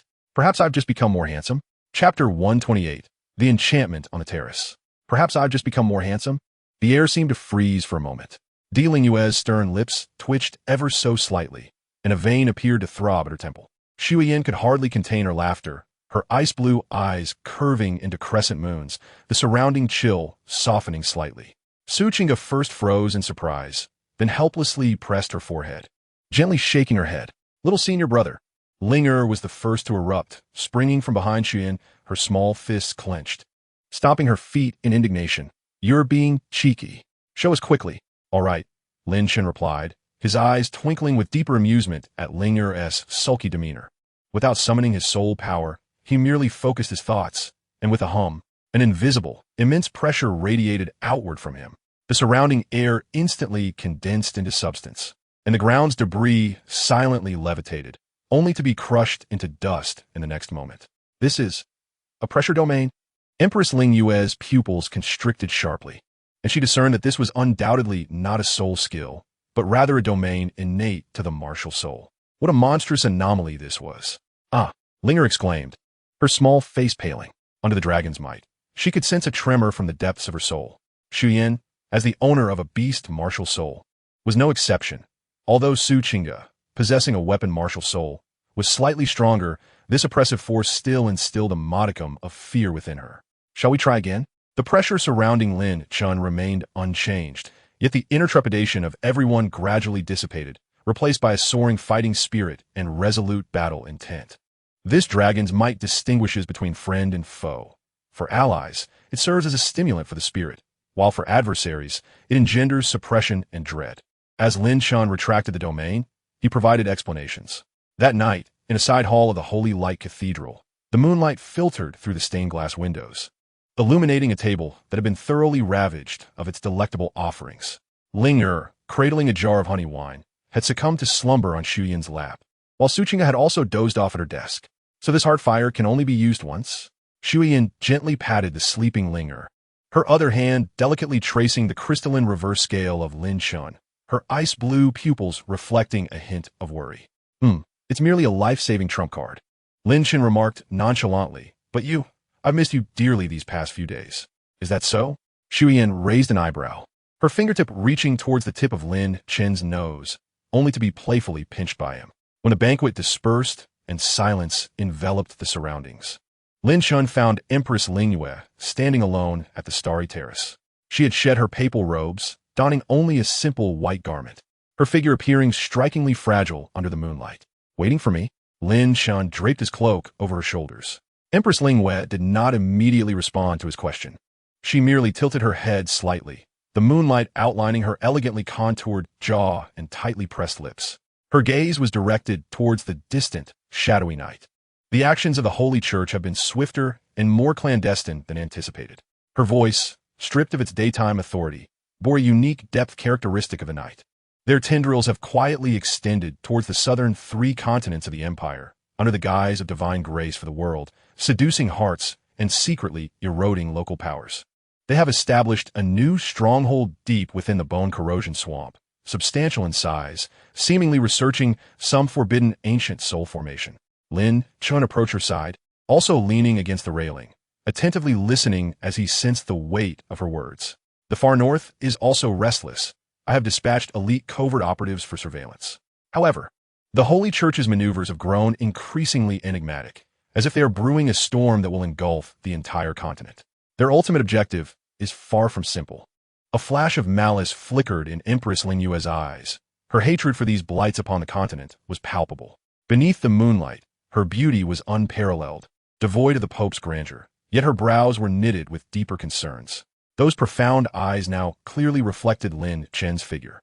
Speaking of you, she inquired, her tones softened yet imbued with an undeniable force, the elevation of your bloodline, the awakening of your domain, and even the condensation of that reverse scale harboring heartfire. Your gains this time are indeed substantial, yet you have been rather reckless.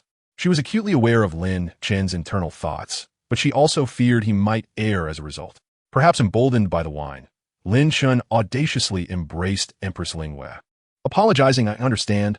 I've caused you worry. She grasped his wayward wrist, her grip gentle, her fingertips cool. That heart fire can only be used once. What is the cost? Lin Chen countered by holding her cool hand in his warm palm, conveying a reassuring strength. Fear not, Lingyue. For the first time in an intimate setting, he called her by name rather than a title. The cost is within my capacity to bear, even without this transformation, for the sake of protecting those I cherish. Taking this risk is worthwhile. His gaze was intense, locking onto her eyes, his resolve and affection laid bare.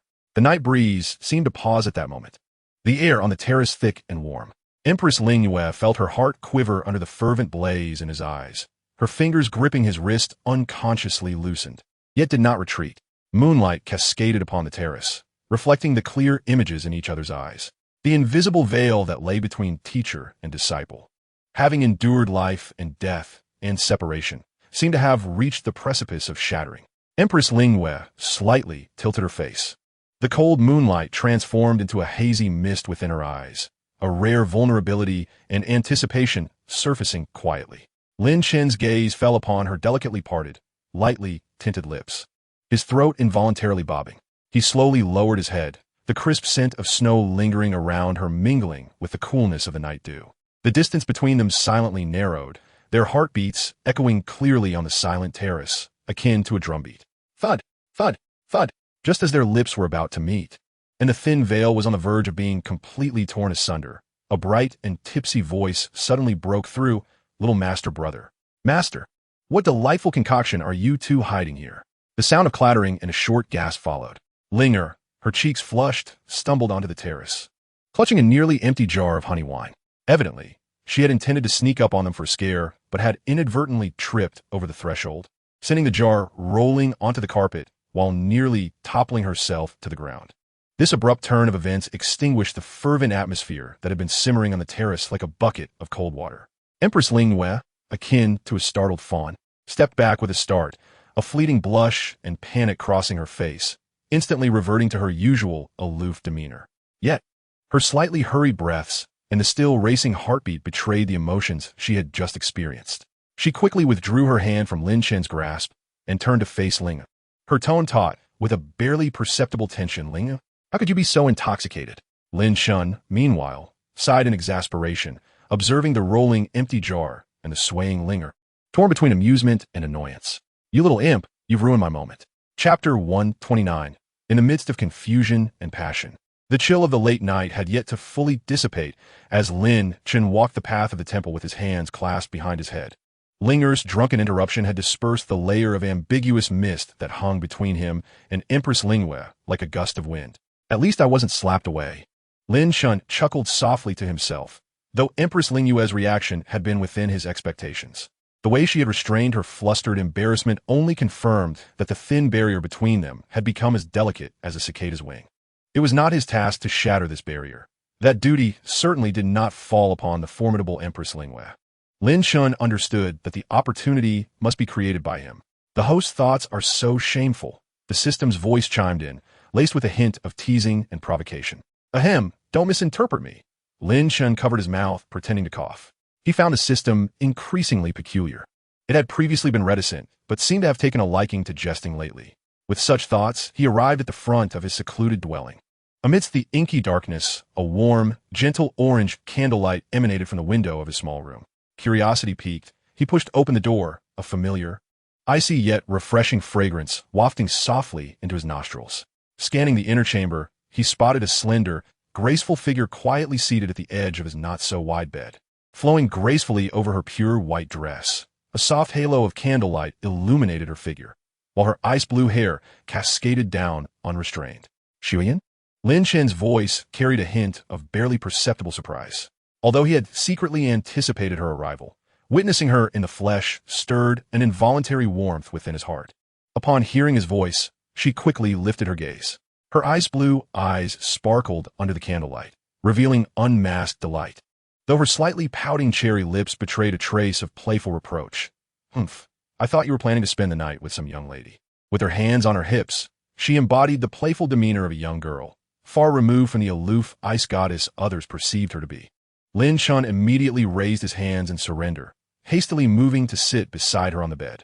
He naturally took her cool yet delicate hands in his, gently caressing the smooth skin with his fingertips, his voice dripping with tenderness. You've wronged me, my dear. I merely went to discuss matters with my master, and after Linger stumbled in drunkenly, I returned as soon as she settled down. He leaned in closer, his warm breath brushing against her ear. And you, gracing me with your presence late at night. What commands do you have? I'm all ears. Seeing his demeanor, the displeasure she had been trying to maintain instantly crumbled, and her lips involuntarily curved into an enchanting smile. You always so unserious. Her slender fingertips playfully poked at Lin Chen's sturdy chest. Then, she gracefully stood, flipping her wrist to reveal a bamboo basket in her hand. Turning her back to Lin Chen, she began to retrieve items from her spatial ring, arranging them on a nearby small table. A plate of steaming delicacies, a bowl of soft, fragrant congee, and several refreshing side dishes. Her movements were fluid, her waist swaying slightly as she worked, delineating a breathtaking silhouette that radiated an aura of gentle grace. I knew you were preoccupied with drinking last night, and you surely haven't had a proper meal. She spoke softly as she arranged the food, her tone laced with mild reproach yet unmistakable tenderness. I prepared something light for you, so eat while it's warm and soothe your stomach. Watching her busy figure, her delicate yet strong waist, her flowing ice-blue hair, and the unique blend of her cool fragrance with the warmth of the food filled the air, Lin Chen felt a sudden surge of warmth in his heart. An indescribable impulse ignited within him like a wildfire. It was not merely a craving for food, but a profound longing and possessiveness towards the person before him. Overcome with emotion, he stood up, not approaching the dining table, but instead silently drawing near from behind. Strong arms encircled Shu Yin's slender waist, pulling her tightly into his embrace. Ah, Shuyan gasped in surprise, her body momentarily stiffening. But in the next instant, feeling the familiar warmth radiating from him and the steady rhythm of his heartbeat, her rigidity melted away like spring snow, transforming into a soft pool of warmth. You, what's wrong? Calm down. She slightly turned her head, her ice-blue eyes filled with curiosity, yet more so with shyness and acquiescence. Lin Chen said nothing, burying his face deeply into her neck, greedily inhaling her scent that mingled with the chill of ice and snow. His warm lips tentatively brushed against her sensitive earlobe, and upon sensing her slight shiver, his kisses trailed down her neck, landing delicately at the edge of her exquisite collarbone. Ah! Shuyan's body completely melted into him, leaning back fully into his solid embrace. She closed her eyes, her breathing quickening and becoming heated, her fair skin blushing a captivating crimson, akin to peach blossoms suddenly blooming upon a snowy field. Tilting her head back slightly, soft, tantalizing moans escaped her lips, as if inviting him silently. At last, Lin Chen found her slightly parted cherry lips. Soon, the pent-up tide of emotion crashed through the dam of reason, their lips and tongues dancing fervently, fueled by a possessive intensity intertwined with profound tenderness. Shuyan turned to face him, responding with a mixture of shyness and fervor, her arms unknowingly wrapping around his neck. The temperature in the room soared, the air seemingly solidified, leaving only the sound of their intertwined breaths, the rustling of fabric, and the rapid heartbeat of two souls resonating in unison. Lin Chen's hands roamed restlessly, their heat radiating through the thin fabric, gliding along her delicate, undulating back, savoring the softness and warmth of her skin. Unbeknownst to them, Shuyan's dress had quietly slipped from her shoulders, revealing large expanses of skin as smooth as mutton fat jade, glowing enticingly under the dim light. Lin Chen's kisses left their mark there, both gentle and fervent. Shuyan's consciousness had long since blurred, relying solely on instinct to cling tightly to him, feeling the thrill he brought. The food on the table was forgotten in the corner, and the bed became their only world. The curtains hung low, veiling the room's enchanting glow, yet failing to muffle the suppressed gasps and murmurs, like the most captivating nocturne, quietly resonating in the depths of a tranquil sanctuary. Ice-blue hair intertwined with dark tresses upon the pillow, sweat and fragrance mingling, narrating the most primal and passionate emotions. Chapter 130. The journey begins, searching for the third soul ring. The first rays of morning sunlight pierced through the gaps in the window, gently illuminating the intertwined figures asleep upon the bed. Lin Chen awoke first, his consciousness still clouded, yet his senses were wholly captivated by the fragrant softness cradled in his arms. Shuyan rested her head on his arm, curled up within his embrace, utterly defenseless in her slumber. Her ice-blue hair fanned out around her, with a few strands playfully entwined on his chest, creating a delightful tickling sensation. Her stunning profile appeared especially serene and gentle in the morning light, the faint blush from last night's passion still lingering on her porcelain cheeks, reminiscent of a ripening peach. The thin silk blanket barely covered her waist, exposing a smooth, delicate back and breathtaking contours. This unreserved dependence and the complete relaxation of her sleeping visage stirred a deeper sense of yearning within Lin Chen than any moment from the previous night. He held his breath, fearing to disturb this rare and beautiful scene, his heart swelling with an unprecedented weight of satisfaction. Seemingly sensing his focused gaze, Shuyan's thick eyelashes fluttered, slowly opening her eyes. Her ice-blue orbs initially bore the haze of sleep, but upon recognizing his handsome face and their current state, a shy flush rapidly spread from her cheeks to her ears and even down her neck. She gasped, instinctively attempting to pull the blanket higher to cover herself, only to find Lin Chen's arm gently encircling her. "Good morning, my dear." Lin Chen lowered his head, planting a soft morning kiss on her smooth forehead. Shuyan's body momentarily stiffened again, only to completely relax, burying her face deeper into his neck and murmuring sleepily, "Good morning."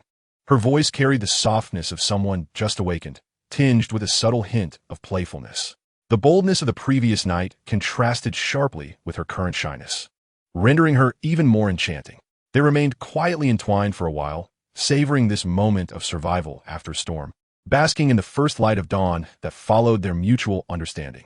It was only when the distant chime of the morning bell echoed through the temple that this tranquility was gently broken. Shuyan softly nudged Lin Chen. "It's time to get up." She sat up, the silken quilt slipping away, the spring light spilling in, Yet this time she did not hastily cover herself. Instead, she picked up the clothes scattered beside the bed, turning her back to him as she began to dress. She soon donned a white dress, regaining her usual ethereal demeanor, though her brows and eyes now sparkled with a hint of charm, as if nourished by spring's gentle warmth. Approaching the table, she noted that the food they had brought from last night had long since cooled. Silently, she gathered it up, then retrieved a neatly folded, fresh inner garment imbued with her unique aura of frost and snow, presenting it to Lin Chen. Change into this, it's new. She also produced a small jade vial containing a medicinal pill for fortifying his essence, advising him to be cautious on his journey. Lin Chen had informed her over dinner the previous evening of his intent to seek the third soul ring. Though Shui Yin wished to accompany him, Lin Chen had firmly declined, citing the perilous nature of his destination. Reluctantly, Shui Yin acquiesced, urging him to take care. Having experienced a life-and-death separation once, she did not wish for history to repeat itself. Lin Chen felt warmth in his heart as he obeyed her suggestion, changing into clothing that carried her scent, which felt exceptionally comfortable against his skin. The two exited the room together, preparing to have breakfast and bid farewell to the others. On their way to the dining hall, they encountered Ling Er and Su Qinggu walking together. At that moment, Ling Er appeared invigorated, seemingly having forgotten last night's inebriation. Upon seeing Lin Chen and Shui Yin together, particularly the unusual softness in Shui Yin's expression, her large eyes twinkled with curiosity and mischief. "Oh, junior brother, senior sister. Did you rest well last night? Senior sister, why do your lips look a bit swollen?" Her tone dripped with gossip. Beside her, Su Qinggu covered her mouth, stifling a laugh, her cheeks involuntarily flushing. Shui Yan's face turned crimson in an instant. Flustered, she stammered, "Ah, really? Perhaps a mosquito bit me." Lin Chen chuckled, ruffling Ling Er's hair. "You little rascal." In the dining hall, Di Lingyu was present, seated regally at the head table, her poise commanding respect, the authority of a pope unmistakable. Yet, as Lin Chen entered, her gaze lingered on him for a fleeting moment before swiftly averting, as if it were merely a casual glance. However, that glance contained a subtle softness, an elusive sorrow, and a tranquility swiftly concealed beneath her imposing demeanor. Lin Chen keenly sensed this and respectfully greeted, "Good morning, master." Di Lingyu nodded slightly, her voice as cold as ever. When do you plan to set off?" "I'll depart right after breakfast," Lin Chen replied, guiding Ling Er to their seats with a smile. "Very well, Shui Yin, Ling Er. Prepare yourselves, as I shall take you to acquire your fifth soul ring." Di Lingyu nodded, her gaze drifting between the two before finally resting on Ling Er. "In the next couple of days, you should be able to break through to level 50. "Yes," Ling Er responded, her voice tinged with reluctance and laziness. Yet her eyes sparkled with determination. Su Qinggu expressed her desire to accompany them, but Lin Chen remained resolute in his refusal, citing the inherent dangers of this venture, asserting that going alone would facilitate his actions. Concern etched on Su Qinggu's beautiful features. Shui Yin chimed in, "Lin Chen, let senior sister Qinggu accompany you. Having another person would ease our minds." Rubbing the back of his head, Lin Chen sighed. "All right, then we'll set off together shortly." He took Su Qinggu's delicate hand, and her eyes brightened with excitement as she nodded vigorously. "Ah, I also want to go with junior brother." Ling protested immediately. "No, you must stay with your master." Di Lingyu's response shattered Ling Er's hopes in an instant.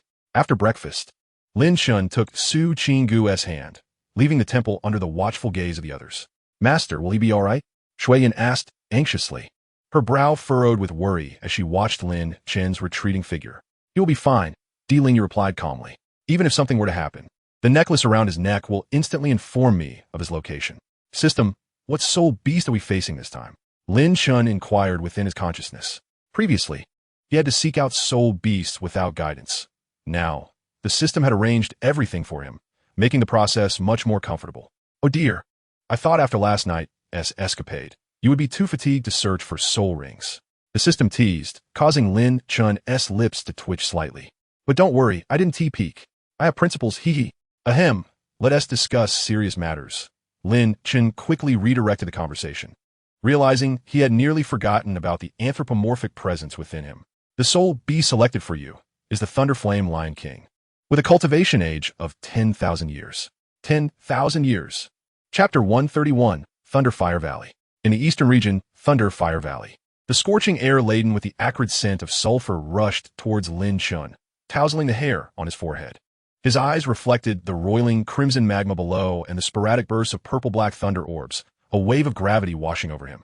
After days of arduous travel, Lin Chen and Su Qinggu had finally reached their destination, the roar of the magma river and the rumbling of thunder echoing in their ears. This was where his objective lay.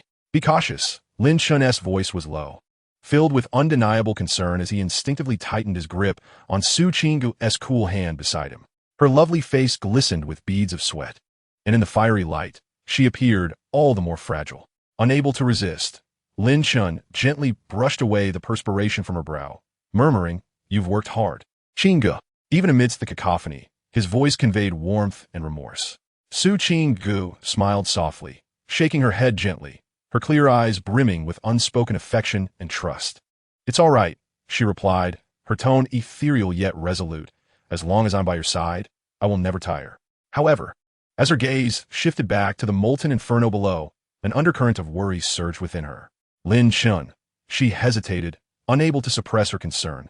"Are you really certain you can absorb a 10,000-year soul ring?" Even though Lin Chen had explained it during their journey, standing here, facing such peril, her anxiety resurfaced. A 10,000-year soul ring. That was territory only soul kings dare to tread, and Lin Chen was still merely a 3-ring soul master. While she had faith in Lin Chen's talent, it was precisely because of this that she feared losing him. A single misstep could lead to catastrophic consequences. Lin Chen took a deep breath, presenting a reassuring smile, patting the back of her hand. "Trust me, Qinggu." Yet internally, he was far from calm. The limit for the second soul ring was only 5,000 years. To challenge a 10,000-year ring at 3 rings? Even he felt a wave of apprehension. He immediately called out in his mind, "System, are you sure?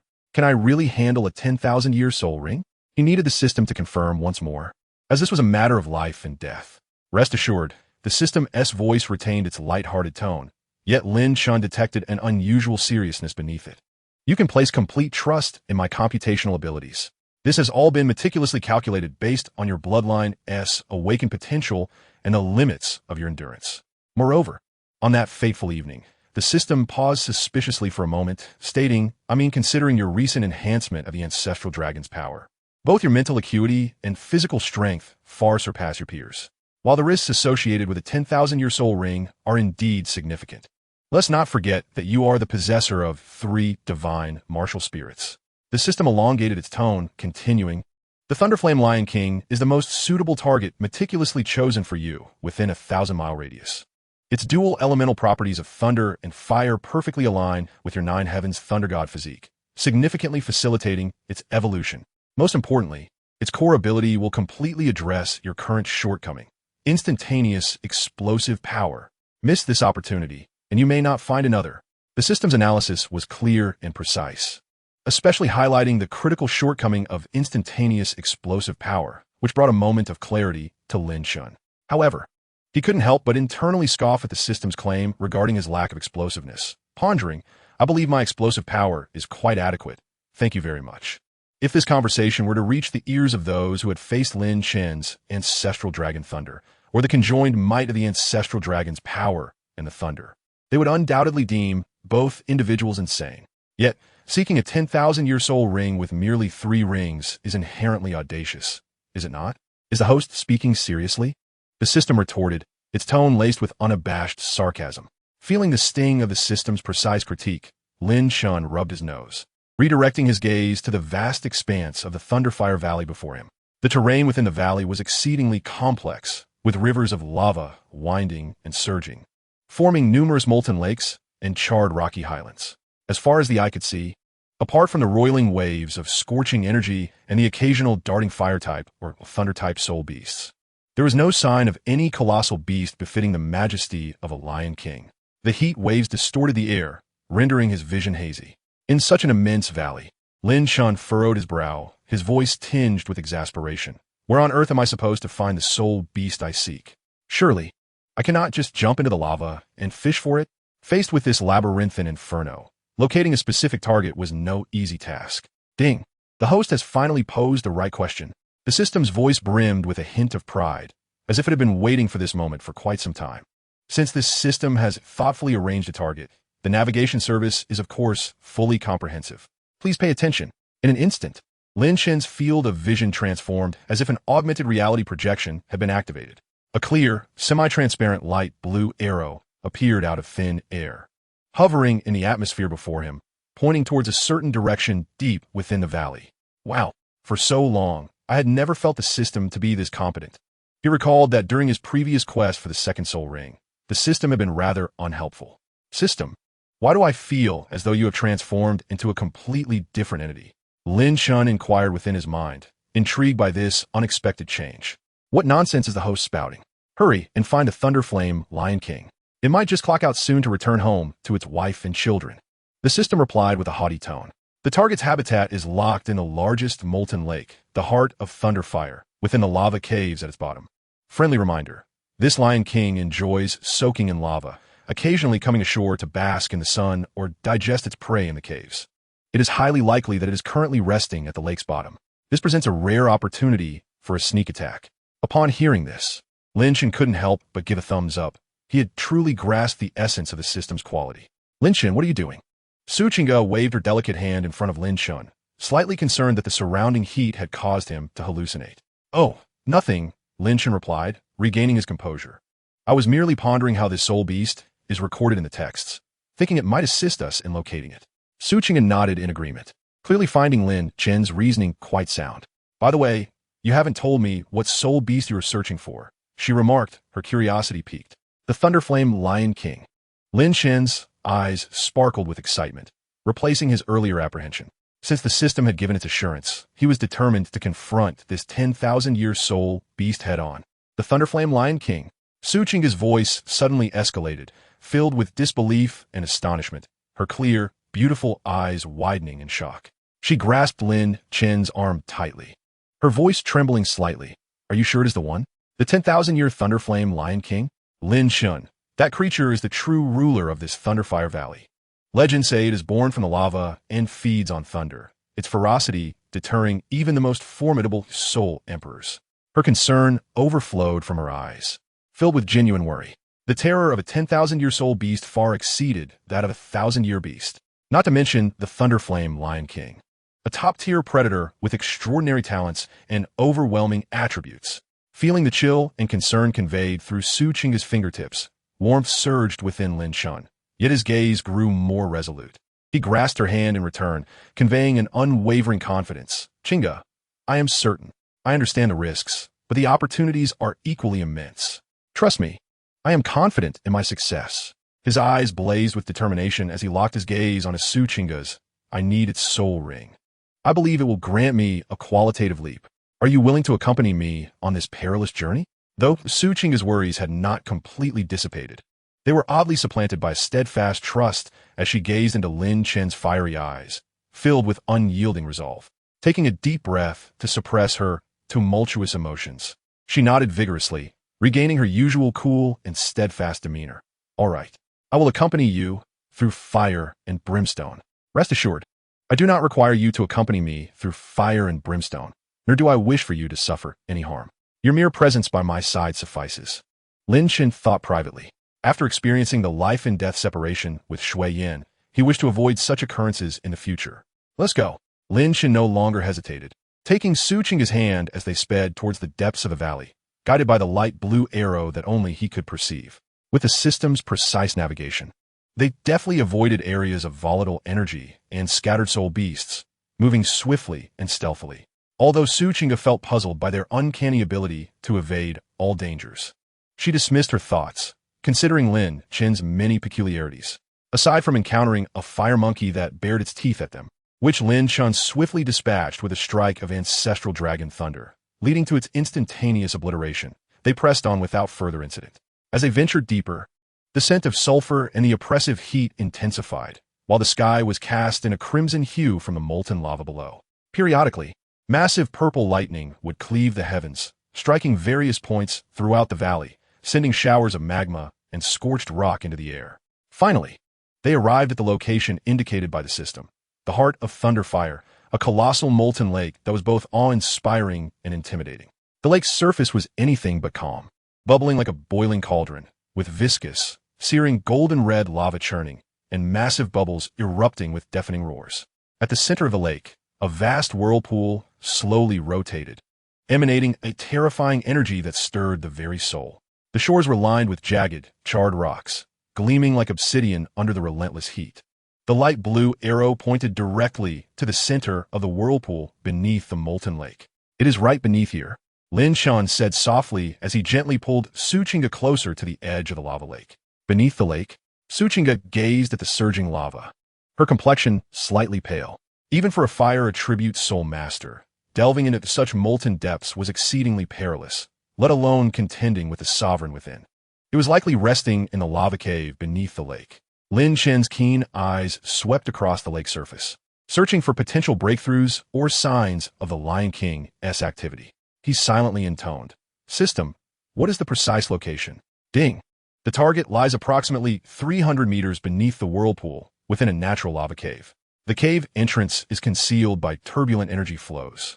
But this system has marked the optimal infiltration route for the host. Please take heed. The Lion King is currently in a deep slumber, its energy contained and breath faint, presenting a rare opportunity for a stealthy assault. In an instant, a winding, ethereal path emanating a gentle blue light appeared in Lin Chen's vision, intricately avoiding the most volatile areas and the churning bubbles, leading directly to the lake's center vortex. "Chinga, you stay on shore to provide support. Once I lure it out, we will work together to subdue it." Lin Chen decided swiftly. He could not allow Suchinga to venture into the lava. "But, trust me," Lin Chen interrupted her, his gaze resolute. He would not permit Suchinga to risk herself in the molten depths. Seeing the determination in Lin Chen's eyes, Suchinga understood this was the optimal strategy. She nodded firmly, instantly unleashing her 9 heavens chime spirit, a soft glow enveloping her. The sound of the zither wafting in the air as her second soul ring flickered. With a resounding call, a heart shield mirror formed before Lin Chen's chest. A soul skill of Suchinga S, the one as heart shield. "Be careful," Suchinga urged, her brow furrowed with concern. "I will ensure the mission is accomplished." Lin Chen no longer hesitated, taking a deep breath as the ancestral dragon's power and thunderous might surged within him. An overlay of dark golden dragon scales instantly cloaked his form, fine arcs of dark gold electricity dancing between the scales. 9 heavens thunder god body, activate. His voice thundered, and Lin Chen's aura became dense and domineering. Without further ado, he leaped forth, akin to a dark golden dragon, flawlessly following the blue ethereal path marked by the system, silently submerging into the rolling crimson gold lava. The heat was searing. An unimaginable warmth enveloped him instantly.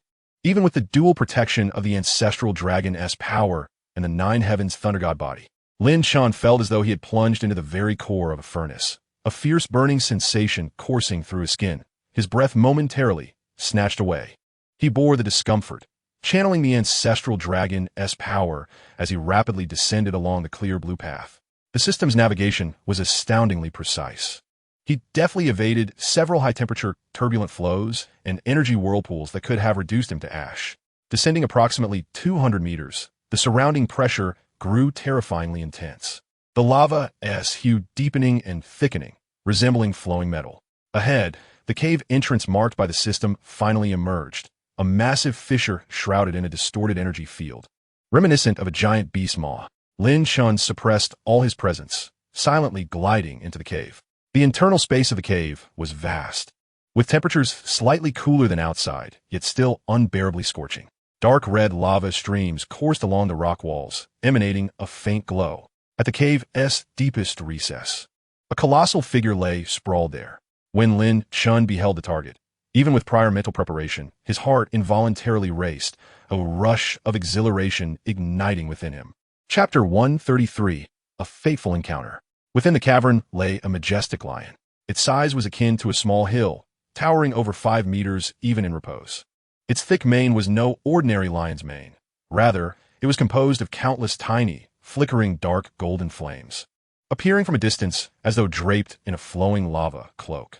Interspersed among the fiery mane were stout, purple, thunderous strands, crackling with dangerous arcs of electricity. Its head was massive and regal, its jaws slightly parted, revealing gleaming white fangs, each lengthy breath releasing a stream of air mingled with sparks and tiny electric currents. Most striking were the 2 fiery crimson runes above its tightly shut eyes, along with a naturally formed diamond-shaped crystal at its forehead. seemingly concentrated with the essence of thunder and flame, flickering in tandem with its breath. Merely gazing at it, one could sense the destructive force capable of incinerating all. A thunderous might. What a magnificent Lion King, exuding an aura of dominance. With such appearance and presence, it was worthy of being my third soul ring. Lin Chen thought with fervent excitement. The system had not deceived him. This Thunderflame Lion King was a perfect match for his needs in both attributes and potential. Now, host, do not revel too soon. Take advantage of its slumber to strike at the source crystal upon its forehead with your most formidable technique. If luck is on your side, you may be able to defeat it in one blow. However, should fortune falter, be prepared for a hasty retreat. Fortune favors the bold, and the timid perish. Having reached the lair, retreating is not an option. Lin Chen's gaze sharpened, revealing a chilling intent to kill. A probing attack? Unthinkable. Against such a formidable beast, waiting for it to awaken before striking? That would be courting death. Dragon might, universe, subduing soul. A surge of primordial, unparalleled dragon might descended like an invisible hammer, striking deep into the soul of the slumbering Lion King. This was Lin Chen's most potent mental assault against soul beasts. At the moment the dragon might erupted, the heavenly eye activated, rewriting the rules. A glimmer flashed in the vertical eye at his forehead as Lin Chen resolutely unleashed his trump card. First soul skill, sun piercing. Simultaneously, the dark golden thunder coiling around the nine heavens god-slaying spear roared like a waking beast, poised for action. Lin Chen gripped the spear tightly, channeling every ounce of his power. The raging ancestral dragon might, the surging nine heavens thunder, and the unparalleled sharpness contained within the spear, pouring it all in without reserve. Buzz. The spear emitted a deafening hum under the immense strain. The dark golden lightning dazzling to the extreme, the power concentrated at the spear's tip, reaching a critical point, radiating a heart-stopping aura of destruction. The heavenly eye at his forehead flickered furiously, the omniscient insight fully operational, locking onto every trace of energy flow surrounding the Lion King. Anticipating any possible movement. Thunder shadow, instant shift. Lin Chen's figure vanished from sight, only to reappear before the Lion King's colossal head like a specter. The spear tip transformed into a dark golden thunderbolt that tore through space, imbued with an unstoppable momentum, ruthlessly thrusting towards the pulsating core crystal of thunderfire. Every action flowed seamlessly. A muffled yet excruciatingly piercing sound resonated as Lin Chen's sun-piercing thunder spear, embodying all his peak power, accurately penetrated the Lion King's forehead crystal. A thunderous roar erupted, reverberating through the entire cave, imbued with sheer agony and boundless fury, akin to millions of thunderclaps exploding simultaneously in his ears. The entire lava cave trembled violently, the rock walls fracturing, immense boulders crashing down, enveloped in scalding lava like a torrential waterfall. The Lion King's massive form abruptly sprung from its slumber, its tightly shut eyes snapping open, pupils filled entirely with blazing lava and furious purple lightning. The excruciating pain and overwhelming rage instantly shattered its rationality. This is bad. What a mess. Lin Chen's heart skipped a beat.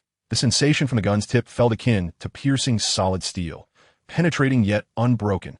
That primordial crystal was extraordinarily resilient, its surface fracturing into a spiderweb pattern, while the furious ancestral dragon's thunder raged within like a venomous serpent, relentlessly burrowing deeper as devastating power rebelled within the beast's skull. Yet this creature did not perish.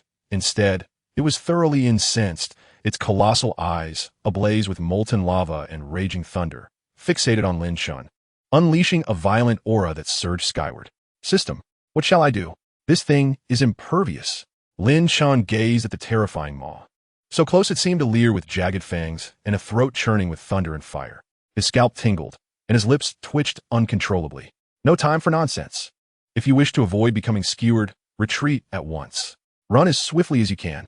With a start, Lin Chen's feet felt as if they were equipped with springs, propelling him forward with reckless abandon. He left behind only a few distorted afterimages of lightning, as he darted toward the cave's entrance like a startled rabbit. Not daring to look back, the ancestral dragon's power enveloped him instantly, forming a dim golden shield. As he plunged headfirst into the scalding, viscous lava, using both hands and feet to desperately swim towards the crimson lake above, a symbol of salvation. Behind him roared the thunderous Lion King, its furious bellow nearly shattering his very soul. The monstrous sound churned the lava, creating a vast and tumultuous whirlpool. Although Lin Chen's feeble dragon might briefly cause the lion to hesitate, upon realizing that this audacious insect had dared to poke its forehead and was attempting to flee, all hesitation was incinerated by an inferno of wrath. Disturbing my slumber, injuring my essence, I shall rend you asunder, devour you whole. The colossal body of the Thunder Flame Lion King swung violently, like a blood-red arrow released from a bow, crashing through the thick lava in a savage pursuit of Lin Chen. Wherever it passed, the magma was displaced, leaving behind a searing vacuum corridor. Lin Chen felt as if his back were being seared by branding iron. The overwhelming intent to kill and the intense heat nearly pierced through his protective aura. Clenching his teeth, he exerted every ounce of strength in his strokes, his mind consumed by a singular thought. Faster, just a bit faster. He needed to reach the shore, for only there could he hope to confront this mad lion. By the edge of the lava lake, Su Qingge had been fixated on the surface, ever prepared to assist Lin Chen. Yet, she fervently hoped for his safe return, reassuring herself with a confident smile, "I've got this." In the next moment, Su Qingge suddenly sensed the entire lava lake boiling, the roiling molten rock seemingly heralding something. Something is about to emerge. She murmured, "Boom, bang." With two closely connected sounds, a man and a lion burst forth from the magma, soaring into the sky before Su Qingge's astonished gaze. Chapter 134. The Ferocious Thunder Flame Lion King. Roar. The deafening roar, imbued with the power of thunder and fire, obliterated the viscous lava. Lin Chen shot up from the lake like a cannonball, his body encased in a dim golden dragon scale aura, the scalding magma cascading off him in steaming torrents. He landed awkwardly, rolling to dissipate the force, yet his gaze remained sharp as an eagle, fixated on the erupting volcano behind him. In swift succession, an even larger, more ferocious figure erupted from the magma. The Thunderflame Lion King's massive form struck the ground with tremendous force, causing the entire valley to tremble. Scalding lava cascaded from its molten mane, and its enormous eyes, burning with lava and ferocious thunder, swiftly locked onto the newly stabilized Lin Chen. It truly could not comprehend how it had been so insulted within its own domain, in its very home. Roar. The terrifying roar of the lion surged forth like a tangible wave, scorching the air into distortion, cracking and charring the ground beneath its hooves. Lin Chen. Su Qingge's exclamation was laced with incredulous shock. Although she had mentally prepared herself, witnessing this colossal beast, an avatar of calamity, exceeded all expectations. The rampant essence of thunder and fire left her own soul power momentarily stagnant. "Don't just stand there. Qingge, assist me." Lin Chen's voice rang out sharply amidst the lion's roar, urgent and demanding. Distracted. "Its primordial crystal is cracked, but not shattered. Create an opportunity for me." Without need for further words, Su Qingge suppressed the tumult within her heart in an instant. She understood that hesitation now would spell doom. Her delicate fingers pressed down firmly on the suspended Qinxian Huantai lute before her. Clang! The clear and resonant notes of the lute suddenly erupted, clashing sharply against the lion's roar. No longer a gentle and soothing melody, the music transformed into a battle hymn, imbued with a chilling intent to kill and a powerful mental strike, manifesting as visible pale green sound waves that surged towards the frenzied thunder flame Lion King. Third soul skill, shattering clouds. As the sound waves passed, the air emitted a tortured, rending sound under the burden. This was not a physical attack, but a direct resonance against the soul and the core of energy. Roar. The Thunderflame Lion King was about to spring toward Lin Chen when a violent sonic wave struck like countless invisible steel needles, brutally piercing its already chaotic consciousness.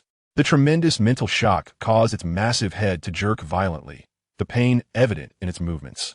The flickering light of thunder and fire upon its body also trembled, as though disrupted by an unseen force. Now is the moment. Lin Chen's eyes shone with a fierce determination. There was no room for hesitation, for he understood that opportunities were fleeting. Shadow of thunder, instant flash. His form blurred once more, leaving behind several distorted afterimages in the high temperature. Lin Chen did not retreat.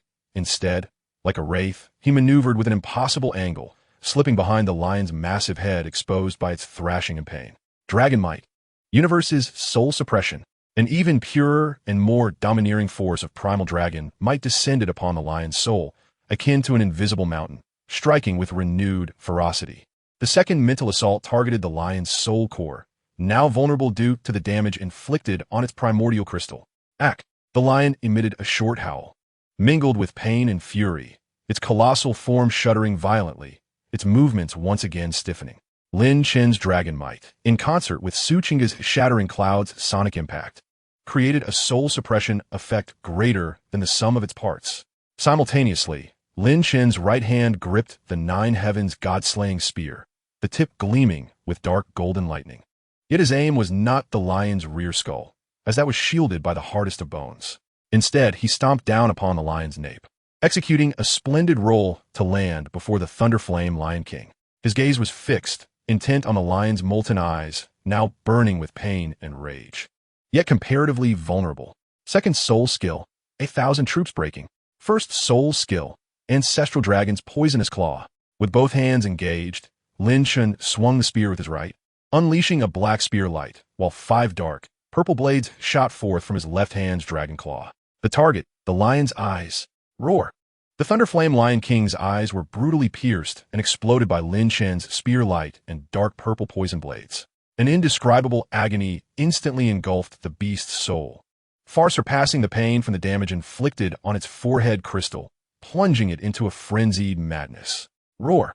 The thunderous roar, steeped in endless suffering and rage, erupted from its massive body, thrashing wildly like an uncontrollable volcano. The tumultuous force of raging thunder and fire spiraled out of control, as crimson molten fireballs and frenzied purple thunderbolts cascaded like an apocalyptic meteor shower, indiscriminately shooting forth in all directions. Boom! Boom! The valley was instantly transformed into a hellish inferno. The resilient rock walls were shattered to smithereens. Colossal boulders entwined with scalding magma flew in every direction, and the surface of the lava lake erupted into towering waves. The excruciating pain and the violent clash of energies caused visible cracks to spread and deepen across the crystalline surface. This beast had completely lost its mind. Lin Chen crossed his arms defensively, his forearms enveloped in dark golden ancestral dragon scales, bracing himself against an oncoming molten thunderball. The tremendous impact sent his blood surging, and he skidded backward, leaving deep charred marks on the ground. The defensive power of the ancestral dragon scales was astonishing, yet the relentless bombardment increased his burden manifold. He dared not pause for a moment, his gaze darting towards Su Qingge, whose delicate face was etched with terror as she deftly evaded the onslaught. Qingge! Lin Chen called out sharply, activating the thunder shadow, his figure vanishing in an instant, reappearing like a wraith before Su Qingge. He forcefully stamped his right foot onto the searing ground, the second purple spirit ring shimmering. Second spirit ability, Ancestral Dragon's Frozen Domain. Activate! A circle of exquisite ice blue light radiated outward from where Lin Chen stood. It clashed violently with the searing thunder and fire that had long pervaded the valley, unleashing a bone-chilling cold that swept through the area. The moisture in the air crystallized instantly, and the overheated rock surfaces emitted a hissing sound as they were rapidly coated in a thick layer of frost. Within this strange domain where ice and fire intertwined, a ferocious blizzard of ice and snow materialized, forming a massive icy shield that stood between Lin Chen and Su Qingge. Several thunder and fire energy spheres hurtled toward the ice storm. Boom! Boom! The ice shards and fragments of thunder fire exploded violently. The ice storm rocked fiercely, partially disintegrated by the raging thunder and fire, yet ultimately managed to deflect the deadly assault. Meanwhile, amid the thunderous dragon roars, 3 colossal frost dragons, fully formed, coiled majestically above the domain. Their bodies glistened with a crystalline sheen, emanating an aura of terrifying cold that could freeze souls. The massive dragon forms danced in the air, their heads held high, the cold dragon eyes fixed intently on the frenzied Thunderflame Lion King below, thrashing in agony. The frost dragons circled above the boiling lava lake, where extreme cold clashed violently with intense heat, producing a continuous, ear-splitting hissing sound that conjured a billowing white mist. The temperature in the entire valley fluctuated violently, causing many soul beasts that sensed the anomaly to gaze in shock at the core area, intimidated by the terrifying spectacle of ice and fire. Chapter 135, United Against the Foe. The 3 frost dragons, radiant and exuding a chilling aura capable of freezing souls, soared majestically within the ancestral dragon's frozen domain. The extremes of cold and heat clashed fiercely in this space, producing a cacophony of sharp hissing sounds that made one's teeth ache. As dense white mist enveloped a vast portion of the valley, shrouding the utterly deranged Thunderflame Lion King, the frost dragons were not mere automatons. Their cold eyes locked onto the massive figure of the Lion King, partially obscured in the mist, radiating violent thunderfire energy. Lin Chen's gaze was as icy as steel. His spear aimed at the blinded Thunderflame Lion King. He commanded, "Go!" At his mental command, the three dragons unleashed a thunderous roar that reverberated through the valley. Swirling snow and piercing cold rushing towards the heart of the mist. The Thunderflame Lion King. Roar. Although the Lion King's vision was lost, its perception as a millennium-old soul beast remained formidable. It distinctly sensed the terrifying chill descending from above, capable of freezing its very essence. Even more alarming was the aura of the dragons, akin to the oppressive presence of a superior being, weighing down upon it, hindering its combat prowess. However, as the danger approached, it could no longer afford to hesitate. Its remaining massive jaws opened wide, desperately channeling the residual thunderfire energy within. The crimson lava and frenzied purple lightning compressed and fused deep within its throat, forming an energy sphere larger and more terrifying than any previous attack. It aimed to obliterate the very domain that dared to freeze it, along with the three ice dragons and those two insufferable insects. Yet, just as the Thunderflame Lion King was about to unleash this annihilating strike, Suchinga's melody suddenly soared to a piercing pitch, breaking through the chaos. Fifth Spirit Ability. Song of the Nine Heavens. As the fifth spirit ring beneath Suchinga flickered, the resonant strains of her melody were propelled to their utmost limit. The pale blue sound waves transformed from mere ripples into countless high-velocity, air-splitting sonic drills, piercing through the spatial distance, forcefully penetrating the Lion King's unguarded soul amidst its agony and fury. The energy-gathering motion was forcibly interrupted. Its soul felt as though it were being pierced and stirred by 1,000 steel needles simultaneously. The Thunderflame Lion King let out a howl of anguish, its colossal head jerking back uncontrollably. The energy sphere was about to unleash trembled violently in its mouth, nearly spiraling out of control. Its movements became mortally rigid. 15 seconds. Well done, Chinga. Lin Chen marveled once more at the overwhelming power of Suchinga's fifth spirit ability. 15 seconds was ample time to turn the tide. In that critical moment, the frost dragons had already descended, instead of crashing into the Lion King's resilient body, covered in molten thunderfire mane. The three dragons opened their massive jaws simultaneously, targeting the Lion King's enormous head, which was thrown back in agony, fully exposed in their sight. Especially the cracked and flickering core crystal, pulsating dangerously close to losing control. They unleashed 3 breaths of absolute zero, infused with the domain's ultimate chill. Whoosh! The 3 streams of ghostly blue-cold air converged instantaneously, freezing the high-temperature air into solid crystalline powder in their wake. The frigid breaths accurately struck the Lion King's core crystal, which was pulsating violently. The extreme heat and extreme cold experienced a direct and violent clash. Time seemed to freeze in that moment. The already cracked core crystal, filled with spiderweb-like fissures and energy at the brink of chaos, had endured Lin Chen's initial ambush. The piercing pain of its blinded eyes and the repeated assaults of the soul sound waves, only to now face the frontal onslaught of the opposing extreme cold breath. The elemental forces of ice and fire, starkly contrasting in nature, engaged in a cataclysmic annihilation reaction within the confined space of the crystal. Crack! Crack! The heart-stopping sound of shattering resonated intensely as the pre-existing fissures on the crystal's surface expanded wildly, deepening. Countless blinding lights erupted from the cracks, the chaotic thunderfire energy spilling forth uncontrollably. The roar of the Thunderflame Lion King abruptly ceased, morphing into a whimper filled with profound agony and terror. Its massive form convulsed violently, all movement halting as if an unseen force had seized its throat. It sensed the source of its power collapsing. Now it was the moment. The final blow. Lin Chen's roar exploded through the air as he channeled all his strength, the profound power of the ancestral dragon, and the surging thunder of the 9 heavens into the spear he wielded, the sky-slaying spear. Buzz!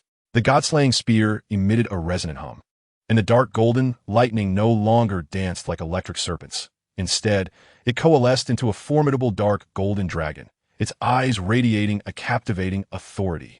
The brilliance of the thunder was so blinding that Su Qingge could not help but squint.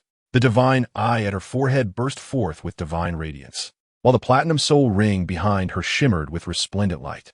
The myriad insights reached their zenith, projecting a crystal that lay at the brink of collapse. The energy node of the Thunder Flame Lion King clearly reflected in Lin Chen's consciousness. At the core of the crystal, the most fragile and chaotic point, on the verge of explosion, magnified infinitely in Lin Chen's gaze. The heavenly eye, rewriting the rules. God-slaying, piercing the sun. Lin Chen's figure fused with the spear, transforming into a streak of dark golden thunder that tore through the icy mist and white smoke. The speed surpassed all limits, racing towards the already faltering Thunder Flame Lion King. With a muffled thud, this time, the sound of penetration was deep and resonant, as if piercing a certain solid yet fragile core. The tip of the god-slaying spear, gathering all of Lin Chen's power and will, accurately pierced into the cracked, glaringly bright source crystal at the core of the Lion King's collapse. There was no earth-shattering explosion, only a crisp, cold-shattering sound bang. That diamond-shaped crystal, representing the Thunder Flame Lion King's millennia of cultivation and life essence, finally shattered completely under the dual onslaught of internal and external destructive forces. The massive body of the Thunder Flame Lion King, wildly convulsing in agony, suddenly stiffened as if stripped of all bones and soul. Its great maw slightly opened, but no sound escaped. The hollow sockets, flowing with cooling lava, saw the last flicker of ferocity extinguished, leaving only endless silence and frozen bewilderment. The flickering lightning flames upon its body dimmed instantly, extinguished. The once majestic mane, akin to a lava cloak, lost all luster, becoming dull and rigid. Boom! The colossal body, deprived of all support, crashed heavily onto the ground, where ice and fire intertwined, leaving chaos in its wake. Chapter 136, The Unheard 10,000-Year Soul Ring. Su Qingge's fingertip trembled slightly as it hovered over a broken string of her zither, her complexion as pale as snow. The exertion from her all-out nine heavens, soul-settling melody, and the tension to maintain her focus had nearly left her exhausted. She gazed at the colossal beast collapsed amidst the icy and fiery ruins, her eyes filled with a mixture of shock and bewilderment, having survived a calamity. Had they succeeded? Lin Chen, in the form of a soul master, had truly vanquished this terrifying 10,000-year beast. As she looked towards the tall figure standing proudly before the beast's carcass, admiration sparkled in her beautiful eyes.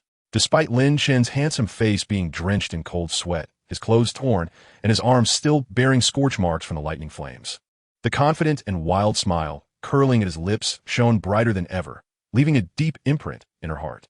Lin Chen stood before the thunderous carcass of the Lion King, his chest heaving violently, yet his gaze burned with volcanic excitement and ecstasy. They had succeeded. To have slain such a powerful beast, one with perfectly matched attributes, was an incredible feat. His focus was locked onto the space above the Lion King's body. There, an indescribable, immense energy began to gather frantically. The air seemed to solidify, and an unseen pressure caused even Su Qingge, who had just endured a fierce battle and was depleted of soul power, to feel a sense of suffocation, instinctively taking a step back. Hum! The space emitted a low, resonant hum. A soul ring slowly coalesced into form. It was not the pitch-black hue one might expect, but instead exhibited an unprecedented appearance. The dark soul ring structure was dense and solid, resembling a tangible circle, radiating an unsettling energy wave. Upon its surface, fine, flickering patterns of dark golden flames danced, each line seemingly containing the primal flames that could incinerate all things. Intertwined with these burning flame patterns were robust arcs of purple lightning, writhing as if alive. These arcs were not static. They continuously erupted, flickered, perished, and were reborn on the surface of the ring, emitting a chilling sound that sent shivers down the spine. Lightning and fire, two wildly potent forces, achieved perfect symbiosis and fusion upon this soul ring. As soon as this lightning-fire soul ring appeared, the residual thunder and lava energy in the valley seemed irresistibly drawn towards it, converging with fervor. Congratulations, host. You have acquired the 10,000-year Thunder Flame Lion King's Source Soul Ring. Its quality far exceeds that of ordinary 10,000-year soul rings, containing the unparalleled destructive power of both lightning and fire attributes. You executed magnificently. The system's voice resonated with excitement and unabashed admiration. Lin Chen gazed at this soul ring that defied comprehension, and even with his steadfast resolve, his eyes brimmed with astonishment and confusion. System. Shouldn't a 10,000-year soul ring be pure black? What about these golden fire and purple lightning patterns? Hehe, host, you're unaware. The system's voice carried a hint of pride. This Thunderflame Lion King is no ordinary lion. It is a hybrid born from the legendary Fire Dragon King and a bloodline of supremely fierce Thunder Sky Lion. Though it appears as a lion, true dragon blood flows through its veins, extremely pure fire dragon blood. It is precisely for this reason that your ancestral dragon martial spirit exerts such immense suppression over it, allowing it to exhibit only about 70% of its usual strength. Otherwise, with the dominance of the dragon blood within it and its millennia of cultivation, you would have little chance of victory in its full state.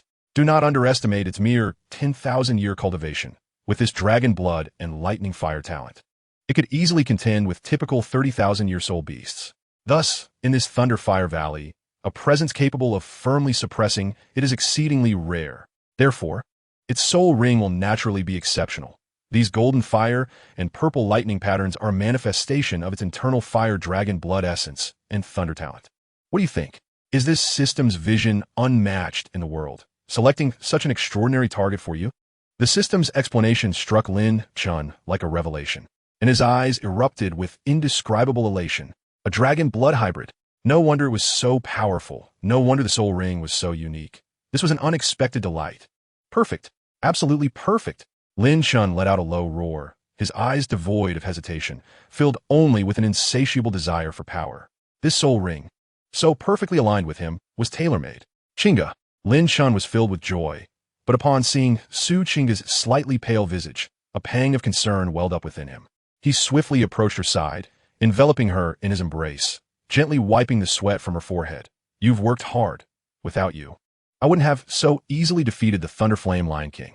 Su Chinga's strong control had greatly aided Lin Chen. Otherwise, his situation would have been dire. It's all right. I'm Yufine. Su Chinga rested her head on Lin Chen's chest, feeling much comforted by being able to assist him. You should absorb the soul ring quickly. And you? Worry was etched on Lin Chen's face. I'm fine, just a bit drained of soul power, don't worry. Su Chinga pressed her lips softly against Lin Chen's cheek, soothing his heart. Lin Chen nodded, no longer hesitating. He immediately settled into a cross-legged position before the colossal beast carcass.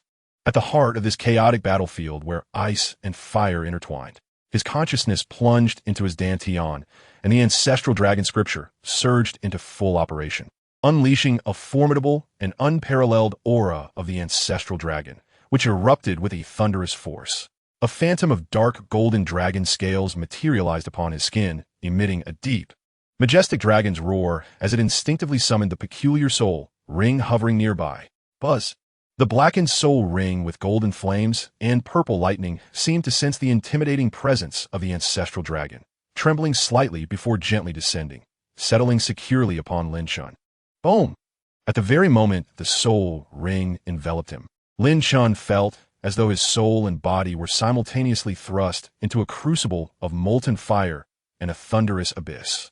An unprecedented torrent of energy, mingling the searing dragon flames capable of incinerating the 8 realms with the violent thunder that could tear the heavens asunder. Interspersed with a strand of pure and domineering dragon blood essence, surged recklessly into his limbs and bones.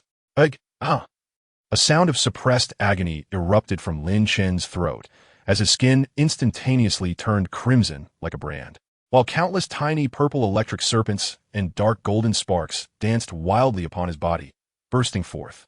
His meridians groaned under the onslaught of the tempestuous dragon blood and thunder fire energy, as if they were on the verge of fracturing in every moment.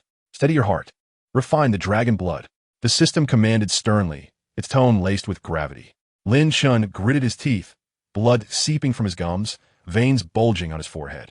He cast aside all distractions and pushed the ancestral dragon scripture to an unprecedented limit.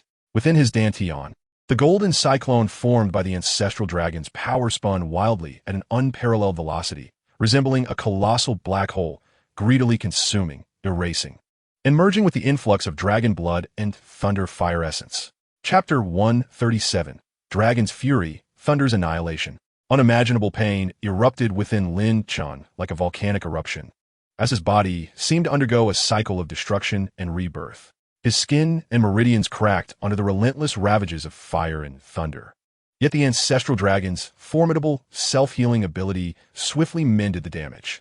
His bones cracked audibly, blood coursed through his veins like molten gold, each heartbeat resonating clearly.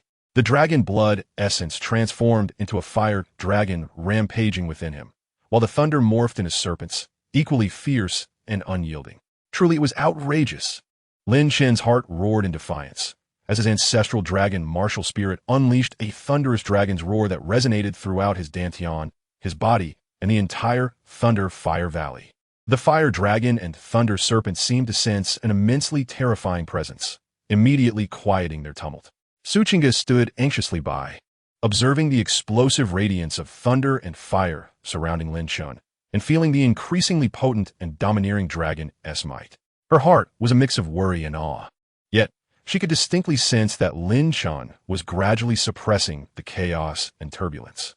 Time slipped away, and the rampant radiance of thunder and fire, along with the essence of dragon blood, began to gradually recede and calm. The dark golden dragon scale phantom enveloping Lin Chen became denser and more substantial, with intricate dark golden flame patterns and pulsating purple lightning veins subtly emerging on each scale, exuding an ancient and noble aura. As the last vestige of the violent dragon blood and thunder fire essence was completely refined and seamlessly integrated into the ancestral dragon's power, Lin Chen's tightly shut eyes suddenly flew open. Roar! A sound more resonant and majestic than before, as if it were a roar from the primordial wilderness, erupted from within him. An aura far more powerful, imbued with the might of heavenly thunder and the supreme authority of the dragon, surged forth, sweeping across the entire valley, causing even the fragments of rock on the valley walls to tremble and fall. The unique blackened soul ring with golden flames and purple lightning beneath his feet stabilized completely. The profound black seemed to mimic the cosmic backdrop, as dark golden flame patterns and arcs of purple lightning flowed upon it, emanating a heart-stopping wave of destruction. His soul power level soared to level 32, akin to a rocket, after absorbing this Millennium Soul ring infused with dragon blood. Congratulations, host! You have successfully absorbed the Millennium Thunderflame Lion King, Dragon Blood variant, Soul Ring. You have acquired your third soul skill. The ancestral dragon bloodline has been nourished by pure dragon blood essence, resulting in a significant enhancement. The system's notification sounded like a stimulant coursing through Lin Chen's body and mind. Name, Lin Chen. Age, 18. Soul power level, 32. Bloodline, ancestral dragon bloodline, purity 60. Technique, ancestral dragon art, divine light technique. Martial spirit 1, ancestral dragon. Passive, new. Nirvana heartfire, dragon might resounding across the cosmos. Soul skills, ancestral dragon toxic claw, 1000 year. Ancestral dragon frozen domain, 1000 year. Dragon's fury thunder's annihilation, 10,000 year. Martial spirit 2, 9 heavens god-slaying spear. Passive, breaking army, ignores 50 defense. Soul skills, sun piercer, 1000 year. 1000 armies break 1000 year. Martial spirit 3, heavenly eye. Soul skills, heavenly eye, omni insight, million year. Heavenly eye, rule rewrite, million year. Physical body, 9 heavens thunder god body, second stage, peak soul, king level. Abilities, instant flash, thunderous might. Divine soul, mental strength, late stage, spirit awareness. Body technique, ghost shadow misdirection step. Soul bone, 16 spider spear, 1000 year. Lin Chen slowly rose to his feet, his bones emitting a series of crisp cracks. Wonderful. You have succeeded. Suchinga exclaimed as she rushed towards Lin Chen, genuinely elated for him, simultaneously overwhelmed with astonishment. A 3-ring Millennium Soul Ring. What divine talent was this? Yet, when she recalled that such a prodigious young man was her own partner, her eyes sparkled with admiration. Lin Chen felt the unceasing surge of the purer and more potent ancestral dragon power coursing through him, a sense of unprecedented strength enveloping his entire being. He fixed his gaze upon a massive, pitch-black rock wall several dozen meters away, forged from lava and rendered exceptionally hard through repeated smelting. Chinga, watch closely. Lin Chen's voice was calm. Upon hearing this, Suchinga immediately focused her mind, her beautiful eyes fixed intently on Lin Chen, brimming with anticipation. She could sense the transformative aura radiating from Lin Chen, a manifestation of dominance and destructive pressure emanating from the depths of his bloodline. With a thought, the unique blackened soul ring with golden flames and purple lightning beneath his feet suddenly erupted with brilliance. The profound black seemed to transform into an abyss that absorbed all light, the dark golden flame patterns and roaming arcs of purple lightning instantly becoming remarkably animated, as if they had come to life. Third soul skill, Dragon's Fury thunders annihilation. As Lin Chen's voice resonated with power, he made no exaggerated gestures. He simply raised his right hand, finger splayed, palm facing upward. Buzz! An invisible, heart-stopping force field suddenly expanded from the center of Lin Chen's palm, making the air feel thick and heavy, distorting the very light around it. Then, before Su Qing's astonished gaze, a deeply profound black sphere silently appeared above Lin Chen's palm. This sphere, no larger than a fist, was not stationary. It rotated slowly at an excruciatingly languid pace. Simultaneously, this orb emanated an irresistible gravitational pull. Sizzle, whoosh. In the valley, the domineering elements of thunder and flame surged forth as if summoned by an unseen force, converging gradually upon the black sphere nestled in Lin Chen's palm. The fierce thunder element and the wild flames became nourishment for that enigmatic orb. Within Su Qing's perception, the black sphere resembled a voracious cosmic black hole, ravenously devouring all stray thunder and fire energy surrounding it. As the energy continued to flow in, the black sphere itself did not enlarge, yet its rotational velocity quietly accelerated, emanating an increasingly terrifying gravitational field. The darkness at its core was so profound it sent shivers through the very essence of one's soul. Upon reaching a critical point of accumulated energy, the rapidly spinning black singularity core suddenly ignited with a blinding purplish-red radiance, shattering the pure darkness and transforming the entire sphere into a core of destructive energy intertwined with purple and red, a chaotic dance of thunder and fire. It ceased its rotation, manifesting instead as an unstable orb imbued with the power to annihilate worlds. At the moment the energy sphere took shape, Lin Chen's figure abruptly vanished from his original location. Thunder shadow, instantaneous movement. In the next instant, he appeared like a phantom before the massive black rock wall. Without any prior indication, without unnecessary gestures, Lin Chen raised his right hand, cradling the purplish-red thunderfire energy sphere, and thrust it directly towards the formidable rock face just inches away. Boom! With a deafening explosion that resonated through the heavens. The hard black wall was instantaneously engulfed by a cascade of purplish-red light. The ferocious thunder dragon and the dark golden dragon flames savagely tore apart everything they touched. That rock wall, hardened by centuries of molten lava, comparable to steel, vanished as though bitten by a colossal beast, leaving no trace behind. The entire valley quaked violently under the impact. A tremendous shockwave, accompanied by searing gusts of heat, swept forth, causing Su Qing's skirt to flutter and her hair to dance wildly. She was compelled to harness her soul power to maintain her balance. Her delicate face etched with profound shock and daze. Lin Chen's silhouette gradually emerged from the brilliant explosion, standing at the edge of the shattered rock wall, slowly retracting his right hand, which still seemed to retain a trace of the violent energy's warmth. He gazed upon this magnificent spectacle, feeling the significant drain of his ancestral dragon power within, his eyes shimmering with excitement and satisfaction at wielding such power. This offensive capability was nothing short of extraordinary. Lin Chen's voice brimmed with unrestrained astonishment and joy. What do you think? Is this system's foresight not remarkably astute? Such explosive power is truly delightful, isn't it? The system's voice rang out in Lin Chen's mind. Delighted indeed, I adore you, dear system. Now, when I encounter Ling Hu Shuo, I can easily peel away his skin. Lin Chen replied with confidence. Oh, come now, host, who said anything about love? Hold on. This skill can be employed not just at close range, but has other applications as well, you know? Oh, the system's words piqued Lin Chen's curiosity and intrigue. You still refuse to acknowledge your own foolishness. You already know that combining thunder with soul techniques is possible. Yet you remain unaware that soul techniques are merely manifestations of soul power utilization and control. Lin Chen, being exceptionally astute, felt a flicker of enlightenment as the system's nudging illuminated his understanding. Are you suggesting I can throw it? Bingo! The host is not particularly dim after all. What I mean is, besides throwing it, you can also control it to explode mid-air. Just imagine a meteor shower of thunder and fire. How splendid it would be. Truly, the system is clever, or perhaps a bit mischievous. Lin Chen merely gave a thumbs up. What do you mean by mischievous? This is simply being clever. With a smile, Lin Chen exited his consciousness space, turning to find Su Chinga's mouth agape, as if she could fit a large orange inside it. Chinga? Seeing her astonished demeanor, Lin Chen couldn't help but chuckle softly. Only then did Su Chinga seem to awaken from her stupor, hastening to Lin Chen's side. Gazing at the remnants still radiating terrifying heat and a sense of annihilation, she turned to the man beside her, her voice trembling with admiration. Is this the power of your Millennium Soul Ring? It's just too terrifying.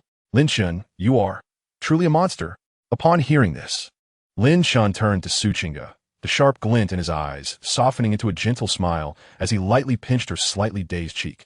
What? Are you afraid? Not all.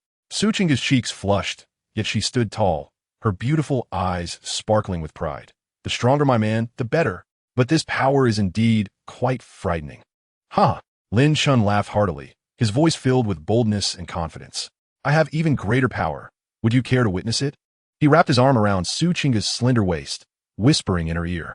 At first, Su Chinga was puzzled by Lin Chen's words. But upon seeing the mischievous glint in his eyes, her face instantly flushed with a rosy hue. With a playful punch to his solid chest, she chided, "You naughty boy." Lin Chen erupted in laughter once more, his gaze shifting back to the colossal corpse of the Thunder Flame, Lion King. This is merely the beginning, Chinga. The gifts of the Thunderfire Valley are far from over. His eyes grew deep and sharp. Let us go. It is time to collect our next treasure. He referred, of course, to the corpse of the Thunder Flame Lion King, for he intended to retrieve its remains. The rosy hue on Su Chinga's face had not fully faded, and she shot Lin Chen an exasperated glance. Yet, deep within her beautiful eyes lay a hint of sweetness. Upon hearing Lin Chen mention the next treasure, she immediately shed her girlish demeanor, her expression turning earnest and expectant. The corpse of a Millennium Soul beast was, in itself, a colossal treasure trove. Precious materials, powerful soul rings, and a legendary, exceedingly rare soul bones awaited them. The two walked side by side toward the fallen Thunder Flame Lion King, which resembled a small mountain. As they drew closer, the residual aura, a mixture of violent thunder fire and dragon blood pressure, intensified. Even in death, this body still exuded a chilling residual power. On the massive lion's head, at the center where Lin Chen's god-killing spear had pierced, was now a charred, deep hole, its edges still bearing crystalline remnants. Be cautious. Although it is dead, the residual thunderfire energy within may not have fully subsided, Lin Chen warned, simultaneously releasing a faint aura of his ancestral dragon martial spirit, enveloping both himself and Su Chinga in an invisible pressure that dissipated the chaotic energy emanating from the corpse. Su Chinga nodded, her nine heavens pendant kun floating beside her, her fingers lightly brushing the strings, ever ready to respond to any unforeseen circumstances. Their first focus was the Lion King's most striking mane. Upon closer inspection, they discovered it was not true fur, but rather composed of solidified, dark golden lava crystals interspersed with purple crystalline clusters that still retained a pure, thunderous power, albeit inactive. Each crystalline cluster resembled the finest thunder attribute gemstones. These lava crystals and thunder clusters were top-tier forging materials, containing the pure essence of thunder fire, worth a fortune. Su Chinga's eyes sparkled with excitement as she cautiously wrapped them in her soul power, beginning to collect them. Lin Chen also lent a hand, enveloping his palm with ancestral dragon power, effortlessly detaching the sturdy clusters. Then came the resilient lion hide and the heart brimming with vigorous life force. Each item was invaluable. Just as they were about to address the spine of the Lion King's massive body, Lin Chen suddenly paused. His brow furrowed slightly as he keenly sensed an exceedingly subtle yet extraordinarily pure surge of energy emanating from a specific location just beneath the heart of the Lion King's corpse. This fluctuation was distinct from the energy of the materials encountered earlier. It was more restrained, deeper, akin to a dormant volcano, imbued with a unique resonance. Ding! High concentration of dragon blood essence and thunderfire elemental convergence detected at the left forelimb scapula of the thunderfire Lion King. The system's voice conveyed an unmistakable thrill. Host, quickly excavate that area. There is something substantial. Lin Chen, upon hearing this, transformed his right hand into a claw. Its sharp talons aimed at the left arm of the Thunderfire Lion King. Chapter 139. Fusion of the left arm bone. Host, excavate that location. There is something substantial. Lin Chen's heart raced like thunder. The object capable of eliciting such excitement from the system was undoubtedly significant. He turned to Qingge and instructed, Qingge, please step back a little. Though puzzled, Su Qingge, noticing Lin Chen's concerned expression, immediately complied and retreated a few steps.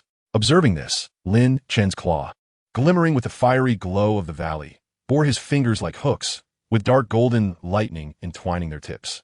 He aimed for the position indicated by the system, the base of the Lion King's left forelimb, and struck down with great force. With a tearing sound that resonated as the resilient muscles and fascia of the Lion King succumbed beneath the ancestral dragon's claw. A massive scapula covered in dark red fascia was laid bare before him. The subtle yet pure energy fluctuation emanated from deep within the scapula, and as the covering was stripped away, the fluctuation grew increasingly vivid and intense. Lin Chen carefully wielded the power of lightning at his fingertips, transforming it into the most delicate surgical tool to excise the fascia and flesh clinging to the surface of the scapula. As he proceeded with the cleaning, the true form of the scapula gradually became discernible. At its center, the enormous, dark golden scapula was embedded with a peculiar bone, roughly the size of a palm. This bone exhibited a profound dark purple hue, resembling the purest jade, its surface smooth and warm, yet subtly coursing with intricate dark golden flame patterns. Its shape was irregular, resembling a naturally formed, diminutive amalgamation of a Lion King's diamond-shaped crystal from its forehead and a certain dragon's claw bone, its edges gracefully curved, exuding a sense of power. An overwhelming, pure energy, infused with the fury of thunder, the intensity of flames, and a hint of noble draconic majesty, radiated incessantly from this small bone. The moment it was exposed to the air, the residual thunder fire elements surged to life. It was a soul bone indeed, and a 10,000-year soul bone at that. Goodness! Su Qingge's exclamation, filled with incredulous joy, echoed throughout the valley. She covered her mouth, her beautiful eyes wide with astonishment as she beheld the extraordinary bone extracted from the Lion King's scapula, her heart racing as if it might leap from her chest. A 10,000-year soul bone, a treasure coveted by countless soul masters, rare and priceless, its value surpassing even that of a 10,000-year soul ring. Lin Chen's breathing became labored, his gaze fixed fervently on the dark purple soul bone resting in his palm. 10,000-year Thunderfire Lion King left arm soul bone. The system's voice brimmed with excitement. Moreover, it is an exceedingly rare soul bone, infused with its Thunderfire essence and dragon blood essence. Host, you have truly stumbled upon extraordinary fortune. The quality of this soul bone is indeed remarkable, beyond the system's expectations. The soul skills it harbors will undoubtedly be earth-shattering. Hurry, extract it. Lin Chen took a deep breath, forcibly suppressing the tumultuous waves of exhilaration within. He turned to Su Qingge, his gaze fervent and resolute. Qingge, provide me protection. I must immediately fuse with it. All right. Su Qingge nodded earnestly, her delicate face devoid of any frivolity, her demeanor serious. She quickly distanced herself, sitting cross-legged, with the 9 heavens ringing zither floating before her. With her slender fingers, she gently caressed the zither strings, producing melodious and ethereal notes that flowed forth. The soft azure sound waves enveloped Lin Chen's vicinity like a warm spring, creating a relatively stable mental environment for him. No longer hesitating, Lin Chen settled himself in front of the Lion King's colossal corpse, carefully cradling the dark purple soul bone that radiated a terrifying aura in his right hand. He closed his eyes, directing his spirit into his dantian, activating the ancestral dragon scripture to its utmost capacity. The pure, substantial power of the ancestral dragon surged forth like a reawakened leviathan from the meridians of his right arm, imbued with the overwhelming might of a primordial dragon, gradually infusing into the dark purple soul bone. Buzz! The moment the soul bone came into contact with the ancestral dragon's power, it appeared to be completely activated. It erupted with blinding purple-golden radiance, the deep dark purple lightning and the internal dark golden flame patterns becoming dazzlingly bright. An energy far more ferocious than before, tenfold, 100-fold, recklessly surged back into his left arm, propelled by Lin Chen's infusion of ancestral dragon power. Lin Chen let out a suppressed cry of agony. His entire left arm transformed into a tapestry of intertwined purple gold and dark red. The surface of his skin erupted with countless minute purple lightning serpents and dark golden sparks. Crackling and leaping, muscles, bones, and meridians groaned under the relentless onslaught of the thunderfire essence and dragon blood essence, producing a sound that sent shivers down the spine. This torment surpassed the intensity of absorbing a soul ring, penetrating deeper into his very marrow. The thunderfire essence was madly reshaping and reconstructing the structure of his arm, while the dragon blood essence forcefully integrated with his blood, vying for dominance over the ancestral dragon bloodline. Lin Chen's forehead throbbed with bulging veins, cold sweat cascading down like a waterfall, instantly soaking his tattered garments. He gritted his teeth, blood seeping from his gums, his body trembling uncontrollably. The divine eye in the center of his brow radiated a ghostly glow, the myriad phenomena perception reaching its pinnacle, frantically analyzing and guiding the destructive energy torrent, preventing it from spiraling out of control and obliterating his arm or even his entire body. Lin Chen's heart roared. The ancestral dragon martial soul behind him emitted a deafening roar. A purer, more tyrannical ancestral dragon power surged from his dantian like a torrent, transforming into a majestic, dark, golden ancestral dragon phantom that charged fiercely along his left arm's meridians to confront the rampaging thunderfire torrent and dragon blood essence. Boom! The two equally formidable forces clashed and merged violently within Lin Chen's right arm. The ancestral dragon power, as if a supreme monarch, forcibly suppressed, obliterated, and devoured the violent will within the thunderfire essence, while greedily absorbing the pure dragon blood essence, melding it into itself. The bones of his right arm crackled like a barrage of exploding beans. Each crack signified that the bones were becoming increasingly resilient under the refining of the thunderfire, while the nourishment of the dragon blood rendered them denser. The dark golden dragon scale phantom enveloping his arm grew unprecedentedly solid and weighty, each scale distinctly imprinted with intricate purple lightning patterns and dark golden flame runes. His skin was continuously torn by the frenzied energy, charred, yet swiftly healing and regenerating under the powerful, self-healing capabilities of the ancestral dragon and the nourishing effects of the pure dragon blood, becoming more resilient and faintly shimmering with a metallic luster. This process was painfully protracted. Su Qinggu watched in trepidation as the thunderfire radiance on Lin Chen's right arm erupted and healed repeatedly, sensing the increasingly terrifying and restrained aura of destruction. Her heart filled with concern and awe. Chapter 140, The Burning Domain. Time passed excruciatingly slowly amidst the agonizing pain and the tumultuous energy's turmoil. For Lin Chen, each second felt akin to tumbling within molten lava.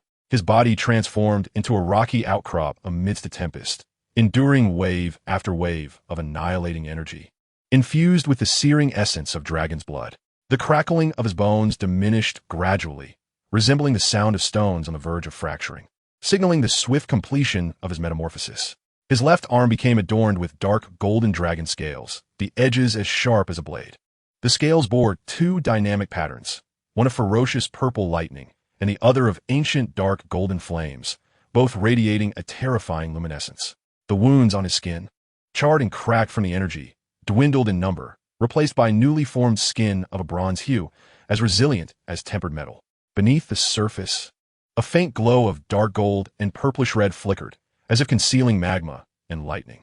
Tiny electric serpents and sparks danced amidst the seams of his scales. Ultimately, the last vestige of stubborn, unruly thunderfire energy within him was utterly crushed and absorbed by the more ancient and potent power of the ancestral dragon that resided deep within his bloodline.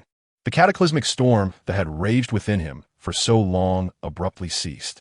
Subsequently, all ferocious energy swiftly calmed, settling into every corner of his being.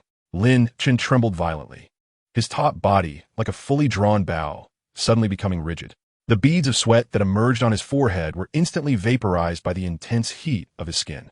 He released his clenched jaw, exhaling a long breath imbued with the scent of sulfur and blood, the warm air distorting in the heated atmosphere.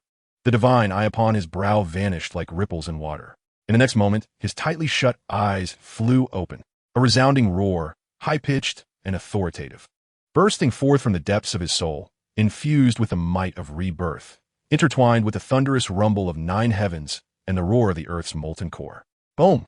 A presence far more ferocious than during the fusion of his soul ring erupted from him, akin to a volcanic eruption. Centered around him, a visible shockwave rapidly radiated outward. This was not mere air pressure, but the destructive aura of dark purple lightning and dark golden flames intermingling. The air sizzled and twisted, creating vast vacuums in its wake. Puff! Suchinga, who had been prepared, was still struck as if by a colossal hammer, letting out a muffled groan as her feet sank into the molten ground, her protective soul power flashing violently. The nine heavens ringing zither before her emitted a series of mournful tremors, her beautiful face instantly paling, her eyes wide with shock. This was the power of a 10,000-year soul bone. It was simply unfathomable. She struggled to find words to describe it. It was not merely terrifying, but something that could fundamentally alter one's perception. The overwhelming pressure that enveloped the world gradually subsided, akin to an ancient behemoth withdrawing its claws. Lin Chen gazed down at his left arm, which had undergone a complete transformation. The muscular contours were smooth and taut, brimming with the strength to crush steel, while beneath the bronze skin, dark golden scales and purplish-red patterns flickered and flowed. His fingers were long and powerful, their tips sporadically flickering with tiny bolts of electricity and golden sparks, emanating a chilling aura of destruction. With a mere thought, he channeled the heavy, earth-like ancestral dragon power deep within his bloodline into his left arm, awakening a peculiar soul bone that had fused completely with his bones, as if it were destined to be there. Buzz! A deep, pure violet light, infused with the core energy of lightning, erupted from beneath the skin of his left arm. Within this violet glow, dark golden flame runes burned fiercely, akin to a scorching brand. An invisible yet heavy force field, as overwhelming as a mountain and as searing as the Earth's core, opened without warning. Domain. A realm centered around Lin Chen's left arm, with a radius of 15 meters, over which he held absolute dominion. Left arm soul bone technique, burning domain. The instant the domain enveloped, Suchinga felt as though she had plunged into a furnace. The air grew scorching and viscous, resembling liquid metal. Each breath felt like inhaling hot coals, searing her lungs, while the omnipresent elements of lightning and destructive flames stirred like awakened hornets, thrumming with excitement and roaring with fervor. Their sole sovereign was Lin Chen, the emperor of thunder and fire within this realm, where his word held absolute authority. Lin Chen's icy gaze swept across the edge of the burning domain, landing on a half-human-high boulder, charred black by the molten lake. With a mere thought, he commanded it. Ziz! Puff! There was no process, no warning. The space around the boulder collapsed and twisted inward. It was as if an invisible hand had gripped it fiercely, and a fist-sized energy sphere, pulsating with blinding purple lightning and flowing dark golden lava, appeared out of thin air. Immediately after, a muffled thud resounded. It was not an explosion, but a sound so deep it seemed to swallow itself. The hard stone, along with the surrounding space, was instantaneously crushed, disintegrated, and reduced to its fundamental particles by the formless power of thunder and fire. So swift that the eye could scarcely follow, all that remained was a deep, smooth-edged black pit, several feet deep. The high temperature warped the air like molten glass. Instantaneous, within the domain, wherever he wished to obliterate, it vanished without a trace. This was merely the foundational ability of the burning domain, pinpoint annihilation. Lin Chen's eyes glinted with ferocity as he swiftly raised his left arm, entwined with lightning and fire runes, fingers curled like claws, directing them towards the chaotic rocky area by the molten lake within the domain, and clenched his fist. Burning domain, tidal wave of thunder and fire. Boom! The entire burning domain erupted into a frenzy. All the volatile elements of thunder and fire surged uncontrollably. Puff, puff, puff, puff, puff. It was as if the slumbering dragon of thunder and fire beneath the earth had awakened, unleashing massive, ferocious purple lightning serpents, roaring with destruction as they tore through the ground and air. Simultaneously, thick, dark golden pillars of unquenchable dragon flames, like fiery arms reaching from the depths of hell, surged forth, accompanied by waves of scorching heat that sought to incinerate everything. The electric serpents and fire pillars materialized from every corner of the domain, roaring and howling. Their sole target the spot where Lin Chen's fingers hovered. Like countless frenzied dragons, they surged forth with the intent to crush and incinerate everything in their path. Boom! Boom, boom, boom, boom. The incessant explosions echoed as if space itself were lamenting in agony. The designated area was instantaneously engulfed by an unbounded sea of purple lightning and golden flames. The ground tore apart like paper, melting away, while the fireproof dark rocks by the molten lake had no chance to resist, vanishing silently like snow under the sun, a blinding light, capable of scorching the eyes. Accompanied by the shockwave of annihilation, surged forth furiously. The entire valley trembled and groaned violently. Even the encompassing light barrier of the burning domain warped and twisted like a soap bubble in a tempest, as if it were on the verge of bursting. This was the advanced form of the burning domain, an all-encompassing storm of destruction that unleashed relentless, indiscriminate attacks within its range, capable of reducing iron fortresses to ashes. The allure of AoE. Chapter 141. The Path of the Gun? Suchinga gazed at Lin Chen's left arm, flowing with purple-gold magical patterns and exuding an aura of destruction, then looked at the bottomless pit, its edges still flickering with lightning and flames. Her beautiful eyes filled with shock that lingered long after. She prided herself as a daughter of heaven, having encountered numerous formidable soul masters and soul skills. Yet, the devastating might displayed by Lin Chen after merging with the soul bone had completely shattered her perception of power. This level of destruction, she murmured, her voice laced with a hint of incredulity. Could this truly be the strength possessed by a soul sovereign? She felt her worldview being refreshed and reshaped time and again by the man before her. However, she had forgotten that Lin Chen's power could never be gauged merely by the superficial rank of his soul power. The ancestral dragon's strength inherently surpassed that of ordinary soul power, and combined with Lin Chen's 3 divine martial souls, discerning his true capabilities became an arduous task. Even if I cannot defeat Linghu Shuo, I can still take a piece of him with me, he asserted nonchalantly, imbued with absolute confidence. This confidence was not born of arrogance, but rather from the accumulation of breakthroughs and mastery over his powers. Suchinga was momentarily taken aback. Then she smiled with a sense of relief. Indeed, this young man before her was a miracle that defied all conventions. A soul sovereign? That was merely a label he could shatter at any moment. The shock within her heart gradually gave way to a deeper sense of pride and anticipation. Her man was destined to ascend to heights unreachable by others. Lin Chen felt a newfound agility coursing through him after the fusion of the soul bone. His left arm, now imbued with explosive power, resonated with the ancestral dragon's force within him, which surged with the essence of thunder and fire, filling him with an unprecedented sense of fulfillment. Yet, he was not content to rest on his laurels.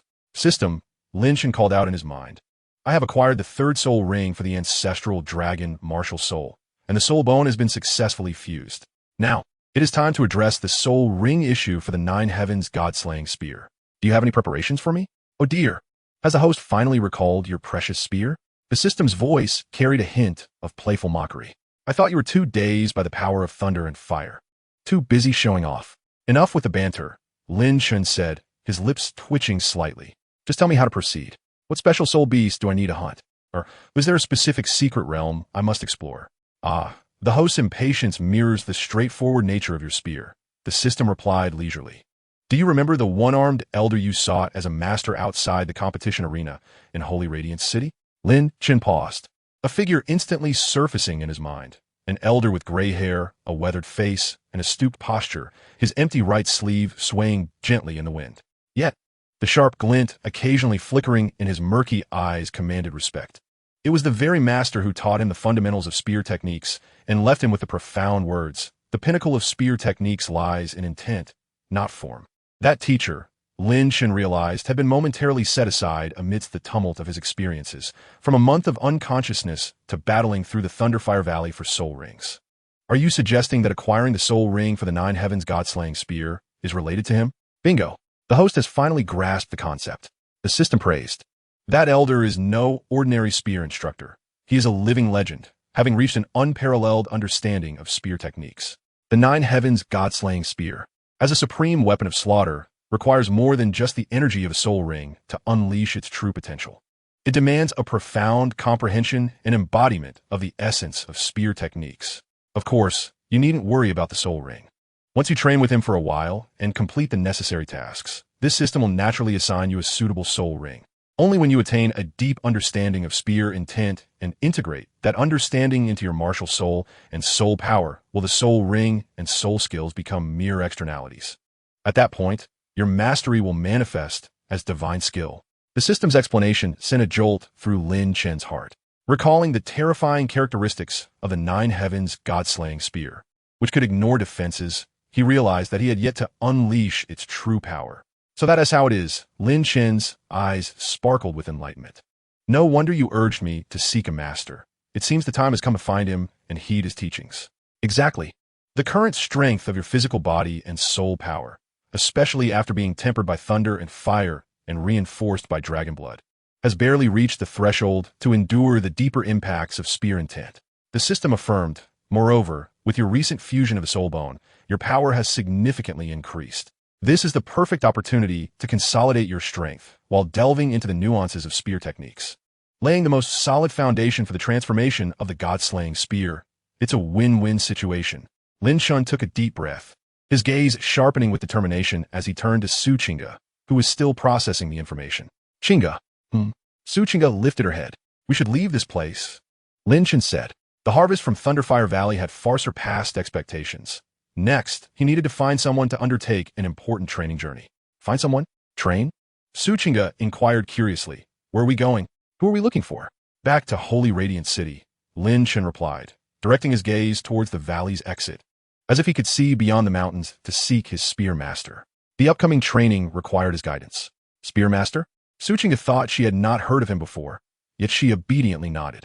All right, wherever you go, I shall follow.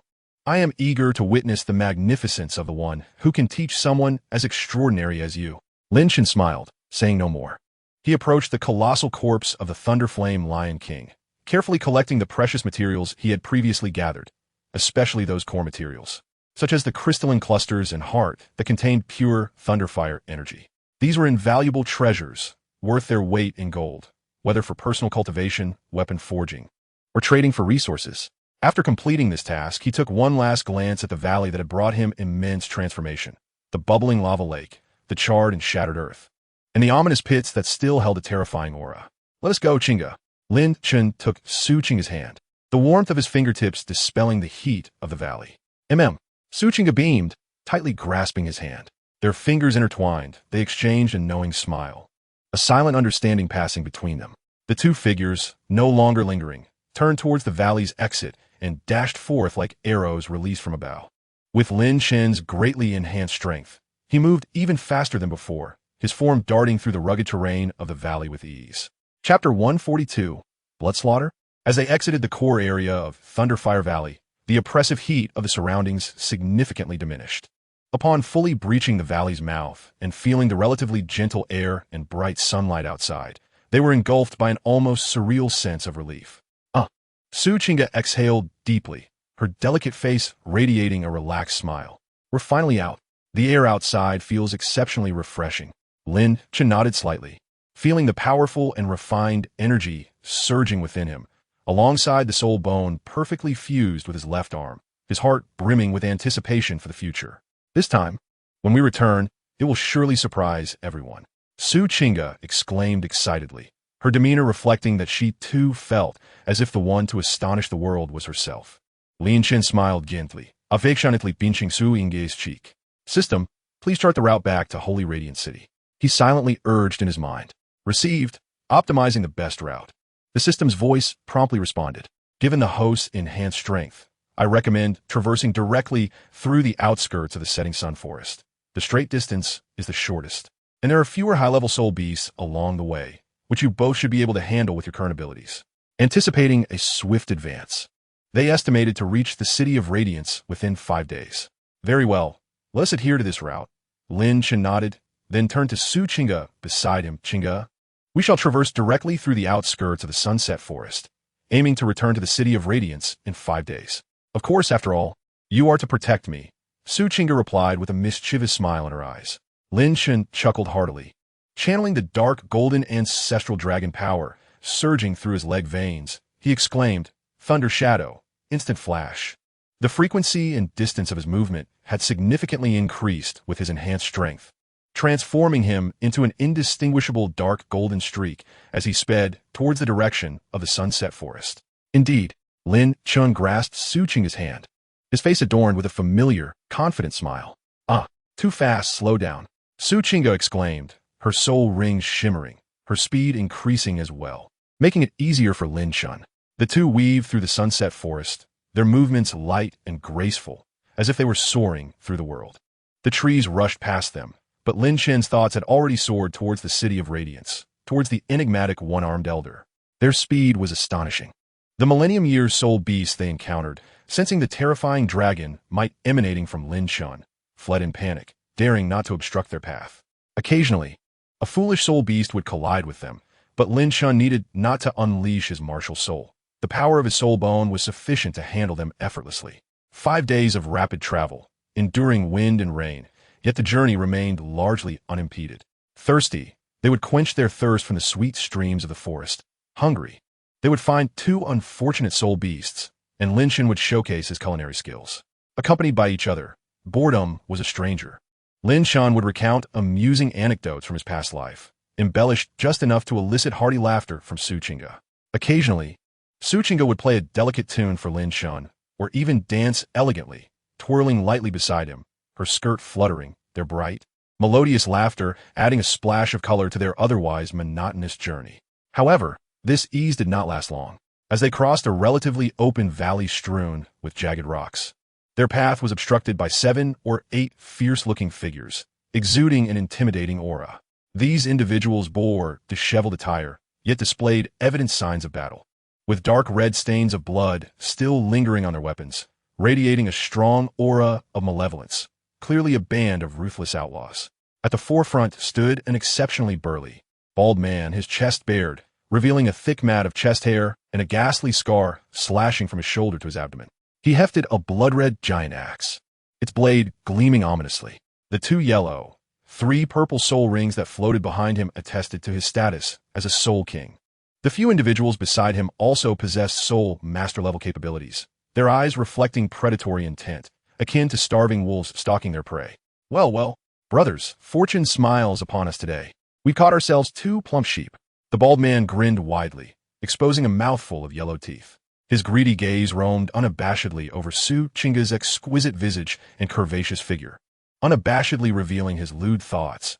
"This little lady is absolutely stunning. More captivating than all the women I've ever had combined." "Ha ha ha ha. Ha, the boss has a good eye," chimed in a tall, scar-faced soul master beside him, licking his lips with a similarly depraved glint in his eyes. "This pretty boy looks tender and delicate. Let us butcher him for the dogs, but this little beauty, we ought to take our time with her." "Exactly. The boss can enjoy first. The rest of us will just savor the broth." The other henchmen echoed, their profane words unbearable to hear, their gazes fixated on Su Qing as though they wished to devour her whole. In an instant, the smile vanished from Su Qing's face, replaced by an icy coldness and revulsion. Her beautiful eyes glinted with menace as her fingers hovered over the strings of her 9 heavens Huanpei. Lin Chen's gaze turned frigid, akin to ancient ice. He stepped forward, shielding Su Qing behind him, his calm eyes sweeping over the band of marauding dogs, his voice devoid of emotion. "Step aside." Su Qing gazed at the man's back before her, inexplicably feeling a profound sense of security rising within her. "Step aside?" The bald man seemed to find this notion utterly ludicrous, taking a step forward with his massive axe, the ground trembling slightly beneath him. The Soul King's imposing aura crashing down upon Lin Chen. "Kid, you must be unaware of my notorious name, Blood Butcher, right? In this territory, my word is law. If you know what's good for you, leave behind all your valuables, and hand over this little beauty, and perhaps I might let you keep your corpse intact. Otherwise..." He grinned menacingly, pointing his gigantic blood-red axe towards Lin Chen, the blade shimmering ominously. "I'll chop you into pieces and feed you to the dogs. As for this little beauty, I'll tire of her before selling her in the most wretched brothel." Upon hearing the name Blood Butcher, even Su Qing's expression tightened. She had heard of this infamous figure, a notorious bandit chief active on the fringes of the Sunset Forest, known for his ruthlessness and drenched in blood. It was said that even Soul King escorts hired by small merchant caravans had fallen to his hands. Lin Chen bekkarafull så vinge urget, tugging at his arm with concern. Yet, Lin Chen merely responded with a warm smile, gently pulling her into an embrace. He turned to face the hulking men before him, suddenly smiling. If you wish to lay a hand on my woman, we shall see if your lives are worth enough. Chapter 143. The Might of the Burning Domain. Upon hearing Lin Chen's words and meeting his nonchalant gaze as if he regarded them as inconsequential, Blood Butcher's rage surged.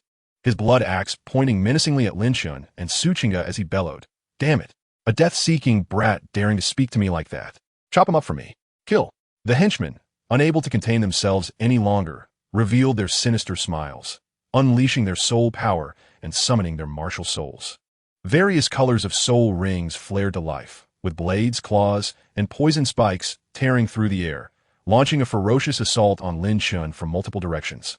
These desperate outlaws disregarded any notions of fair combat, opting instead for a group ambush.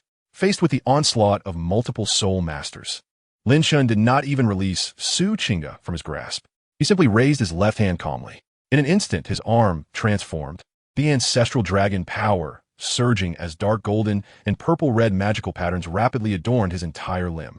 With his fingers slightly splayed, a surge of invisible yet searing power erupted from Lin Chen, enveloping the area in a fiery wave. The Burning Domain. This domain instantly covered a radius of 15 meters, ensnaring the oncoming soul master ruffians, the advancing Blood Butcher, and even the ground beneath their feet. The scar-faced soul master at the forefront felt his sinister smile freeze in an instant. He felt as though he had collided with a wall of molten iron, red-hot and viscous like glue.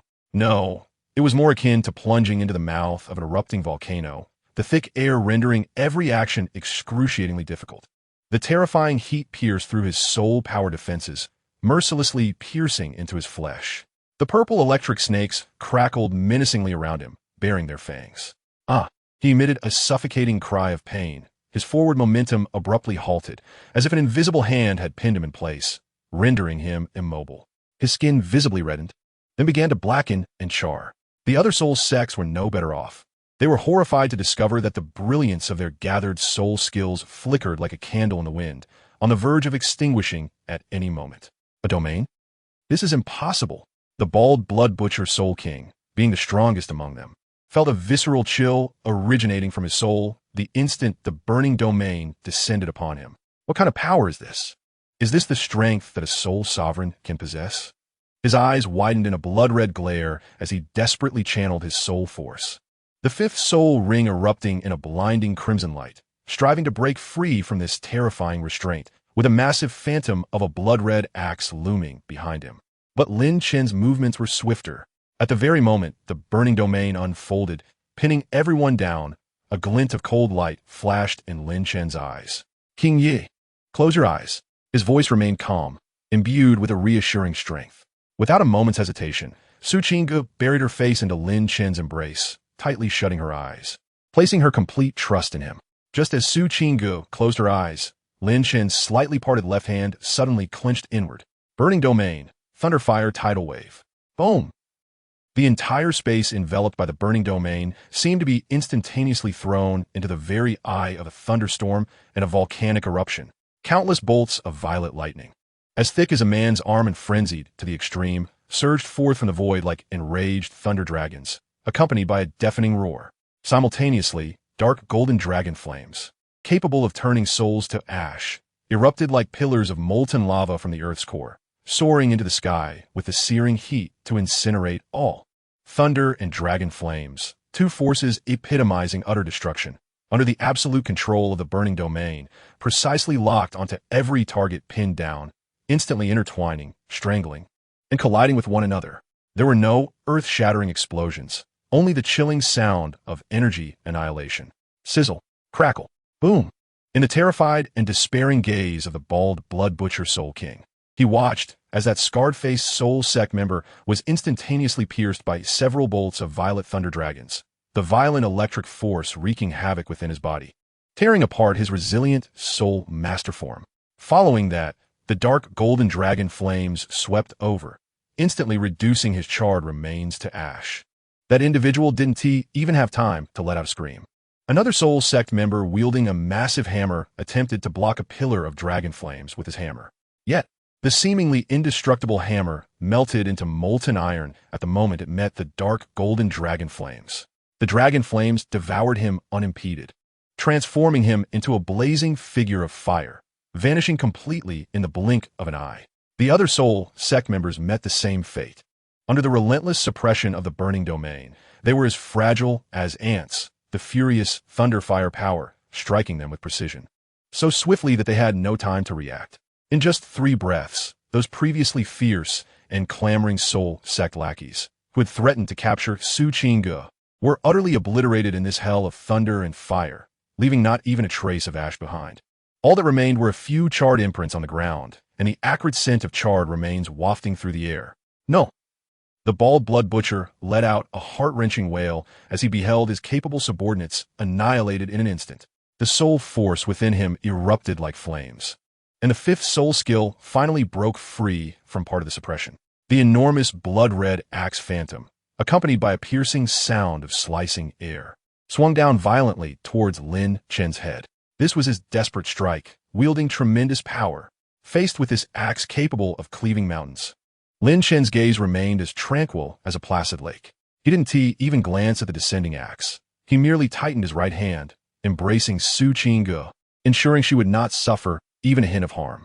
Simultaneously, his left hand, having just completed its strangulation, casually grasped the air in the direction of the blood butcher's charge. Burning domain, targeted annihilation. Buzz! The energy field of the burning domain enveloping the blood butcher underwent an instantaneous transformation. An overwhelming pressure, potent enough to evoke despair, surged forth, precisely locking onto the blood butcher himself. The raging momentum of his charge came to an abrupt halt, as if an invisible hand had seized the blood-red axe phantom, drastically slowing its descent, the light flickering wildly. He felt as though he had fallen into a black hole. An irresistible force was pulling him, along with his gathered soul power, mercilessly towards the invisible point in Lin Chen's palm. The blood butcher, in terror, realized that his prideful Soul King power was shattering piece by piece under that domineering suction, like fragile glass. The rampaging thunderfire elements surged into his body through the suction, scorching his meridians, numbing his nerves, making him feel as if his bones were groaning under the strain. Lin Chen uttered coldly. The grasping left hand clenched into a fist. Boom! Chapter 144, Burning Fury. With the sound of an explosion, the blood butcher, the notorious bandit leader with the strength of a Soul King, felt the pressure encroaching upon him in horror and despair. The pressure escalated suddenly, and the blood butcher sensed as if an invisible iron hand had gripped him fiercely, the surrounding air collapsing in on itself. No, this is impossible. The chilling cries of despair had barely escaped his lips when he felt that powerful hand tighten suddenly, as if he had been thrown into a meat grinder, every inch of his body disintegrating. The speed was so swift that he had no time to contemplate. In the last fleeting moment of consciousness, he glanced at Lin Chen's calm demeanor, regret flooding his heart for having provoked such a harbinger of doom. Even in death, he could not comprehend why someone who seemed so delicate and fair-skinned, a mere soul sovereign, could possess such strength. With just a single grasp, the fearsome blood butcher, with the power of a Soul King, met his demise, leaving behind only the violently distorted high-temperature air and wisps of blue smoke. One must understand, he was not like those fifth-ring prodigies from the earlier tournament. Under ordinary circumstances, prodigies of comparable rank would perish horrifically if confronted by such desperate rogues. These individuals lived on the edge of a knife, and when they struck, it was always lethal. Lin Chen slowly retracted his hand, the purple lightning and fiery serpents dissipating quietly, the patterns on his skin fading, and the energy field of the burning domain vanished silently. All right, you can open your eyes now. He looked down at Su Qingge, who remained nestled in his embrace, her eyes tightly shut, and spoke gently. Su Qingge's long eyelashes fluttered slightly, gradually opening her eyes to gaze up at Lin Chen's calm and warm face, then surveying their surroundings. There was nothing, no severed limbs, no bloody scenes, only charred earth and a few craters. Su Qingge's beautiful eyes widened. Although she had believed in Lin Chen's victory, she had not anticipated such a clean and decisive triumph. It was essentially a slaughter. Looking at Lin Chen's left arm, she silently marveled at the power of the Millennium Soul Bone. Dare to covet you? This is their fate, Lin Chen stated matter-of-factly, smiling. Hearing this, Su Qingge smiled back, her heart brimming with a sense of security, tightening her grip on Lin Chen's hand. Gazing into the eyes of the youth before her, She felt not only love, but also pride and admiration. This was her man. Then, the two did not linger any longer and continued on their journey. After days of travel, braving the elements, when the silhouette of the magnificent city, renowned for its colossal white rocks, appeared on the horizon, smiles of relief broke out on their faces.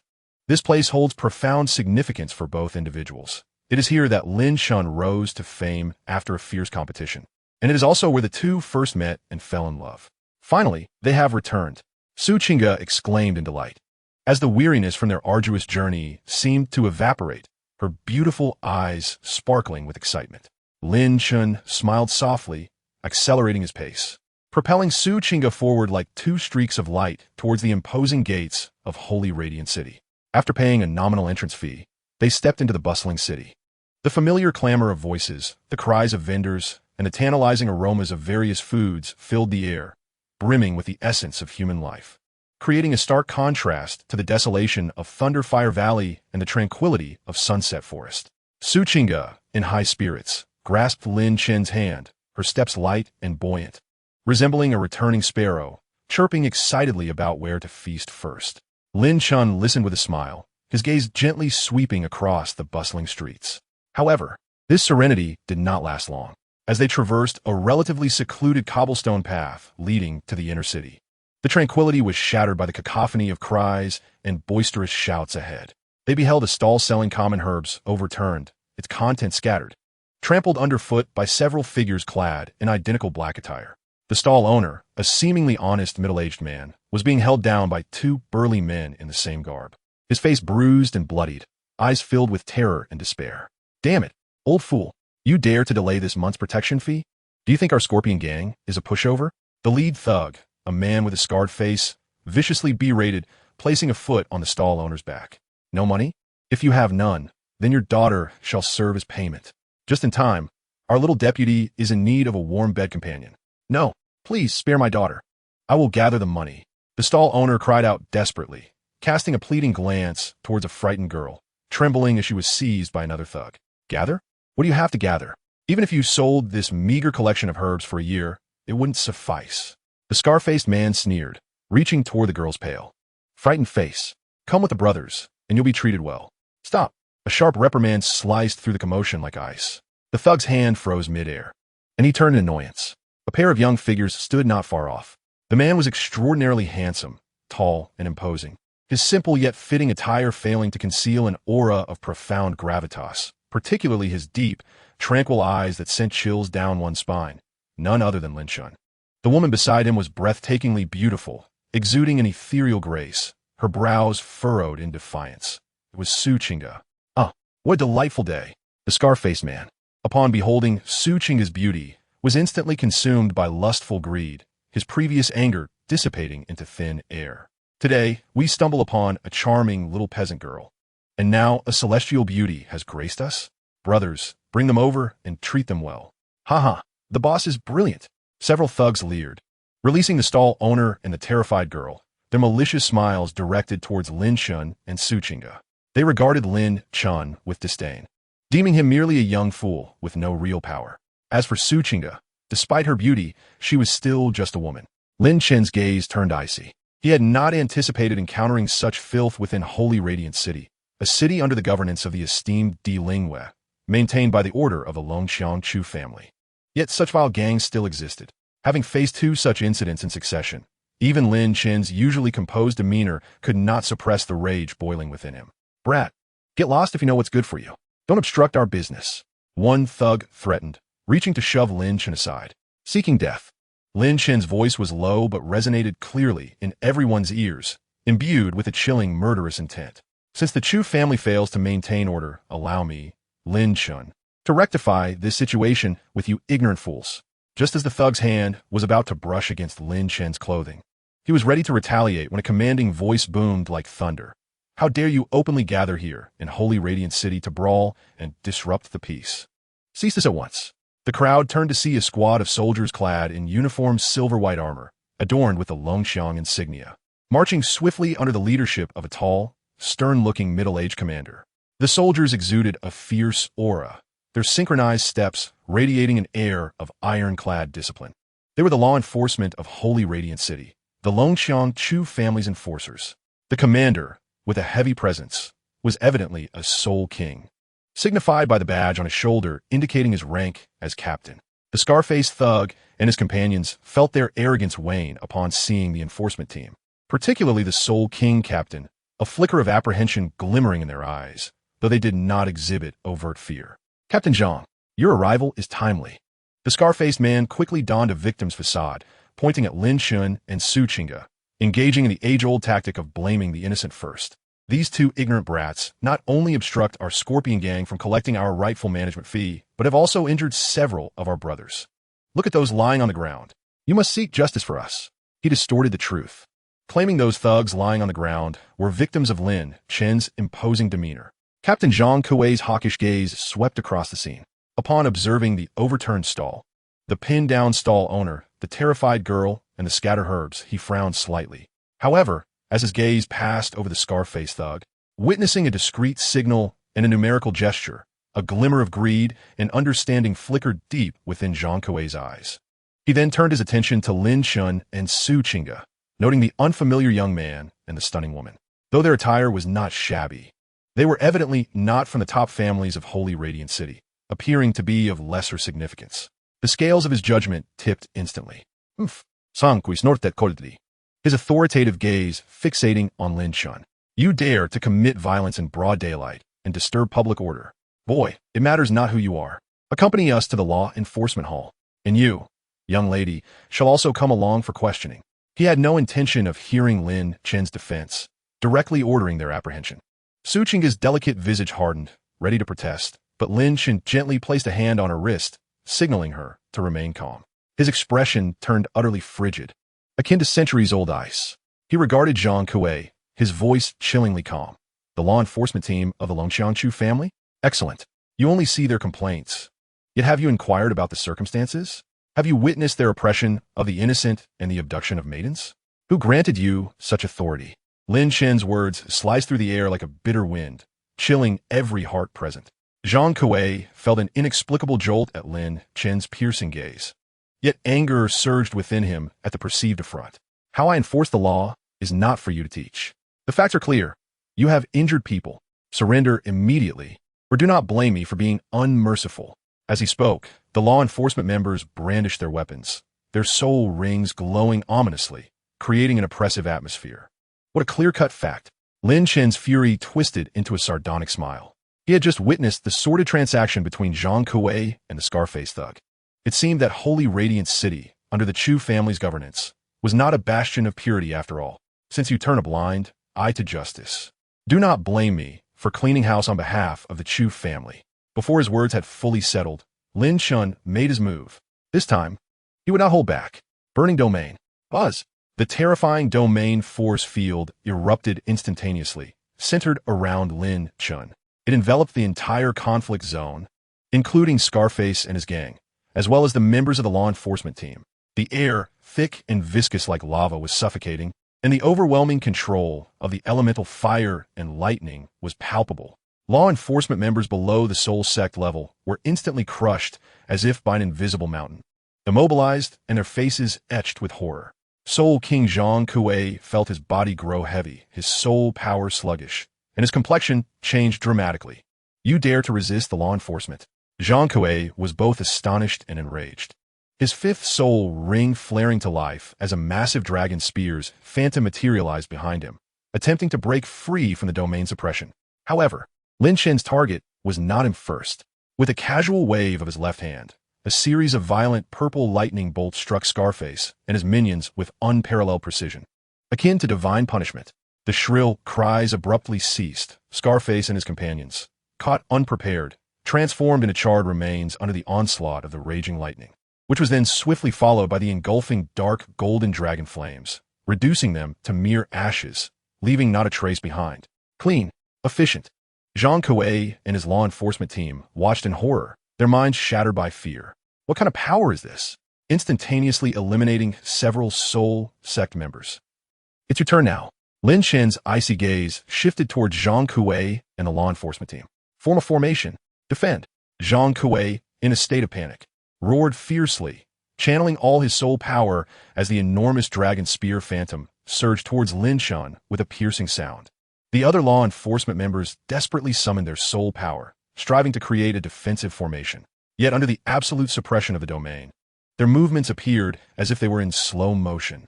Lin Chen's expression remained detached. He lifted his left arm, fingers aimed at the dragon spear phantom thrusting towards him, and clenched his fist violently. The domain imploded. Zhang Kuei felt an irresistible, terrifying force seize both his dragon spear phantom and himself instantaneously, the surrounding space collapsing inward. His proud fifth soul skill shattering piece by piece.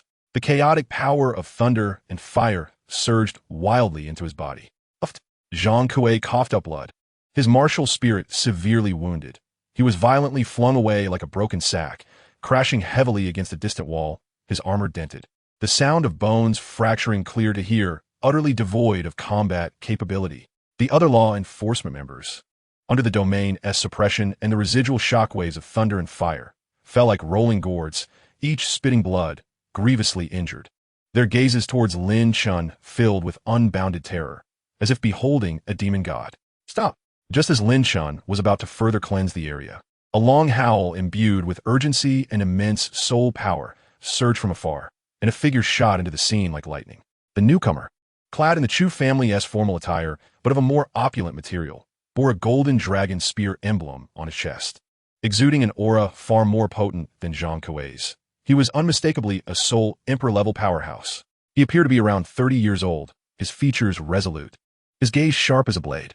However, upon witnessing the scene before him, his pupils constricted in shock, especially when he beheld the youth standing proudly amidst the chaos. His left arm entwined with an aura of destruction, and his icy gaze, the authority on his face momentarily froze, replaced by profound astonishment and disbelief. Lin Chen, the Holy Sun, he exclaimed, his voice trembling slightly. Chapter 146. The Ruthlessness of the Holy Sun. Lin Chen, the Holy Sun? The newcomer recognized Lin Chen's visage instantly, recalling the young prodigy who had gained renown across the continent mere months prior. This Chu family soul emperor was one of the disciples who had represented the Chu family at the Continental Youth Soul Master Competition, Chu Shuanglin. He had witnessed firsthand Lin Chen's astonishing performance on that illustrious stage, defeating all contenders and overshadowing even his family's century-long top talent, Chu Xinghe, to claim the undeniable championship. Moreover, as a core disciple, he understood the terrifying existence that stood behind Lin Chen, the Pope of the Radiant Temple, Emperor Lingwei. Holy Sun Lin, I was unaware of your esteemed presence, and the Chu family has failed to extend a proper welcome. Please forgive our shortcomings. Chu Shuanglin, snapping back to reality from his shock, hurriedly bowed deeply, a gesture of subservience as if before a superior, fearing he might displease this young holy son. His posture was so low, it resembled that of a servant before a monarch. Meanwhile, Zhang Ke, the law enforcement captain, was struck dumb by the sight of Chu Shuanglin, a soul emperor who usually stood high above, paying such respect to a mere youth, and hearing the thunderous proclamation of Holy Sun Lin. He felt as if he were plunged into an icy abyss. He finally comprehended the magnitude of the terrifying entity he had provoked, the Holy Sun of the Radiant Temple, the champion of the Continental Youth Soul Master Competition, the direct disciple under Emperor Lingwei. Each of these identities was enough to ensure his demise, and yet he had dared to accept bribes, shelter villains, and conspire to capture this esteemed individual. Odisona, Your Highness the Holy Sun, Sankui, gripped by fear, crawled to Lin Chen's feet, tears streaming down his face, his head banging against the hard stone path, producing dull thuds, his forehead quickly becoming a bloody mess. I was blind. I was blinded by greed, offending the Holy Sun. I beseech you to spare my insignificant life. I shall never dare again. Please, I implore you. His voice was filled with endless dread and regret. Lin Chen looked down from his elevated position at Zhang Kuei, who was prostrating at his feet, and coldly swept his gaze over the respectful Chu Shuanglin, a faint, frosty smile gracing his lips. He gradually retracted the domain force field, yet the chill in his eyes remained undiminished. People of the Chu family? Lin Chen's voice was not loud. It resonated with clarity like shattering ice, sending shivers through all present. You arrived just in time. Had you been a moment later, I would have thoroughly cleansed the filth of Holy Radiant City on behalf of my master and the Radiant Temple. Chu Shuanglin trembled at his words. lowering his head even further. Holy Son, please calm your anger.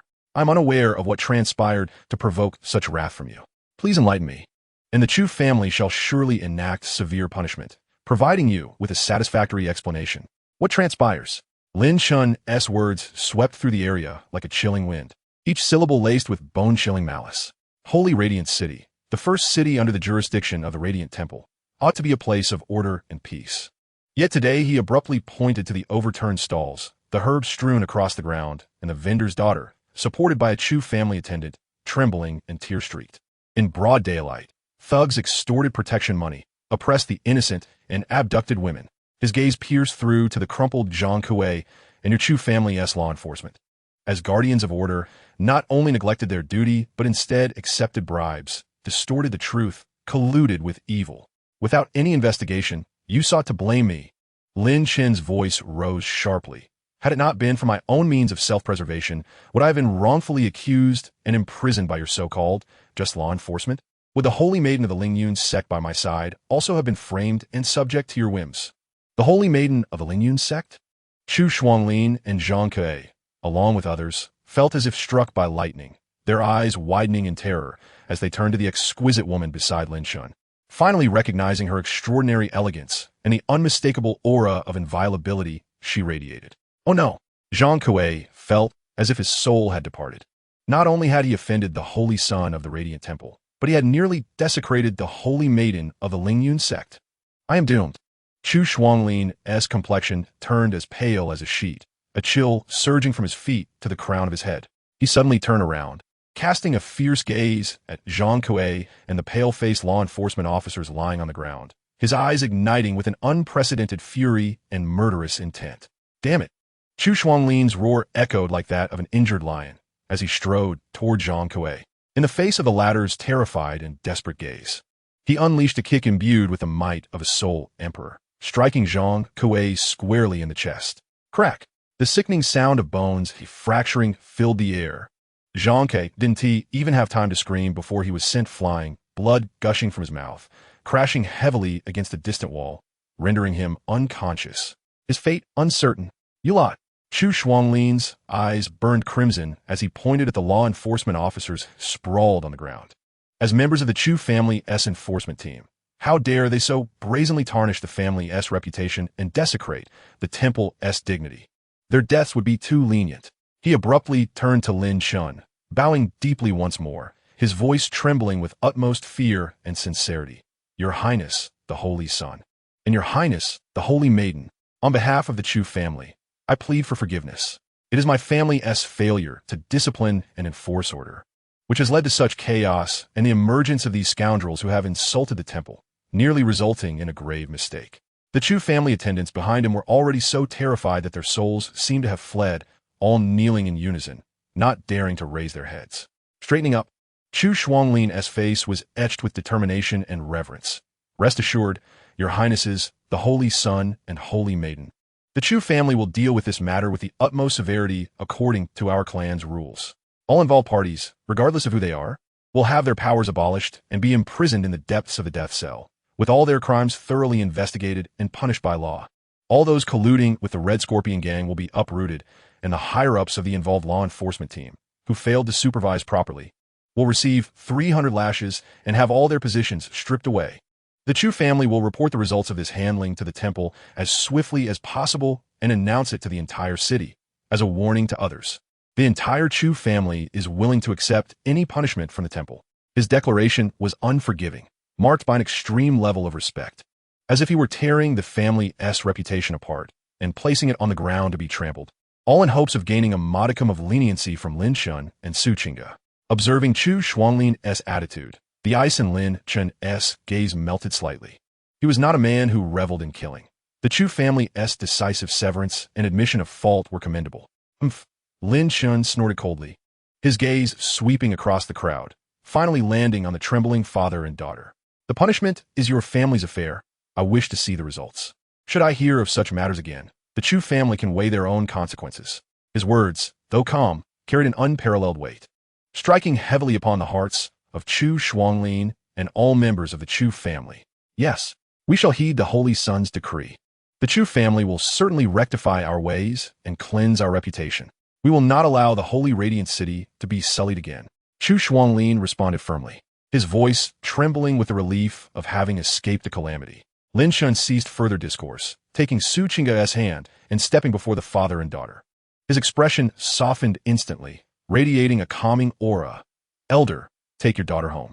No one will dare to bully you again. With a casual flick of his hand, he tossed a heavy pouch of coins into the vendor's grasp, compensating for their losses and fright. The vendor, cradling the pouch and feeling its weight far exceed their losses, looked at the young man before him, who resembled a deity descending from the heavens, even prompting the formidable Chu family to kneel in reverence, and was overwhelmed with emotion. Tears streaming down his face as he grasped his daughter and prepared to kneel in gratitude. Thank you, holy son. Your immense kindness, we shall never forget. Lin Chen gently supported them, smiling warmly. No need for such formality. Just return home. Under the watchful eyes of Chu Xuanlin and the many Chu family disciples, as well as the curious onlookers, Lin Chen and Su Qingga departed like divine lovers, their figures gradually fading from view at the end of the street. Chapter 147. Abandoning the Martial Soul. After the minor upheaval in Holy Radiant City, Lin Chen and Su Qingga made no further delays. The aftermath of the Chu family's cleansing would be managed by Chu Xuanlin, following the clues provided by the system and the places left by the elder. The two traversed through the bustling and noisy urban area, gradually stepping into the relatively secluded and somewhat dilapidated northwestern corner of Holy Radiant City. Here, the buildings were low and old, the streets narrow, and the air was filled with the scent of aged wood and faint herbs, starkly contrasting with the opulence of the inner city. Eventually, they halted before a rather inconspicuous and somewhat run-down small courtyard. The courtyard walls were mottled, the wooden door slightly ajar, and above the door hung an old wooden sign with nearly worn-off characters, barely decipherable as Zhonglu. Were it not for the system's precise location and the almost imperceptible, sharp aura that only a trained eye could detect, Lin Chen might have easily overlooked this unremarkable courtyard. This is the place, Lin Chen exclaimed with joy, inhaling deeply before gently pushing open the wooden door. The small courtyard was modest yet exceptionally tidy. There was a patch growing some unknown green vegetables, and a pile of neatly chopped firewood lay in the corner.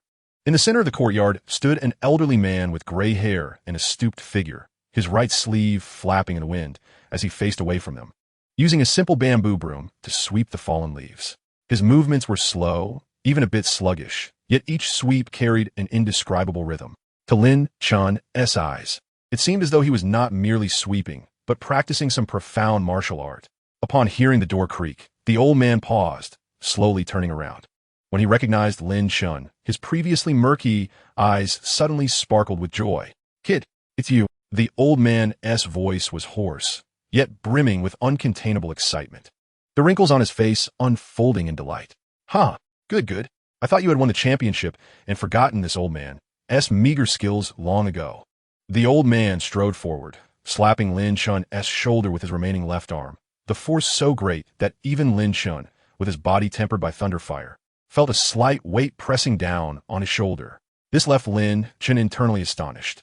"Teacher." Lin Chen respectfully bowed, a genuine smile gracing his face. "How could I forget the promise made with my teacher? I merely fell into a coma for over a month due to unforeseen circumstances, and upon waking, I had matters that required my attention, which delayed my visit. I beg for your forgiveness, teacher." He briefly mentioned the coma and training, omitting the dangers and gains from the Thunderfire Valley. "Oh, coma? Were you injured?" the old man inquired, his eyes flashing with keen interest as he scrutinized Lin Chen, particularly focusing on his left arm and the subtly radiating, well-concealed dragon's might and destruction aura. Soon, he revealed a knowing and meaningful smile. A stable and profound aura, fierce as a dragon and tiger. "It seems you have encountered a great opportunity. Splendid. His gaze shifted to Su Qingga beside Lin Chen, a glimmer of admiration and astonishment flickering in his eyes. "And this young lady is?" "I am Su Qingga, a junior who has come to pay respects to the elder." Su Qingga gracefully performed a curtsy, exuding an elegant demeanor. "Su Qingga, the girl from Ling Yun's sect with the innate 9 heavens Guqin? Excellent. A fine young lady. Truly deserving of this young man." The old man laughed heartily, appearing exceedingly pleased. "My surname is Yang. with a single character Jean. You may call me Elder Yang. There is no need for formalities. Elder Yang, Lin Chen, and Su Qingga chorused in unison. Come, let us sit inside. Yang Zhan warmly ushered them into the house. The interior was sparsely furnished, consisting of a table, a chair, and a bed, with a powerful calligraphy of spear adorning the wall, and nothing else, exuding a cleanliness that bordered on simplicity. Once seated, Yang Zhan poured each of them a cup of clear water, his gaze intensely fixed on Lin Chen. Speak, lad. What brings you here this time? He saw right through Lin Chen's intentions. Teacher, your insight is remarkable. Lin Chen spoke earnestly, expressing his profound sense of the vastness of the spear arts. He felt that his own knowledge barely scratched the surface. Despite enduring some trials after the grand competition, he found himself increasingly bewildered in the realm of the spear. Thus, he sought his teacher's guidance, yearning to discover the true path for the Nine Heavens God-slaying spear. The Nine Heavens God-slaying spear? Yang Zhan pondered the name for a moment before shaking his head slowly. It is indeed a fine name, exuding a formidable aura. But, young one, do you realize where your greatest flaw lies? Please enlighten me, Master, Lin Chen humbly inquired. Your flaw lies in your excessive reliance on it. Yang Zhan's tone suddenly turned grave, his remaining left arm pointing sternly at Lin Chen.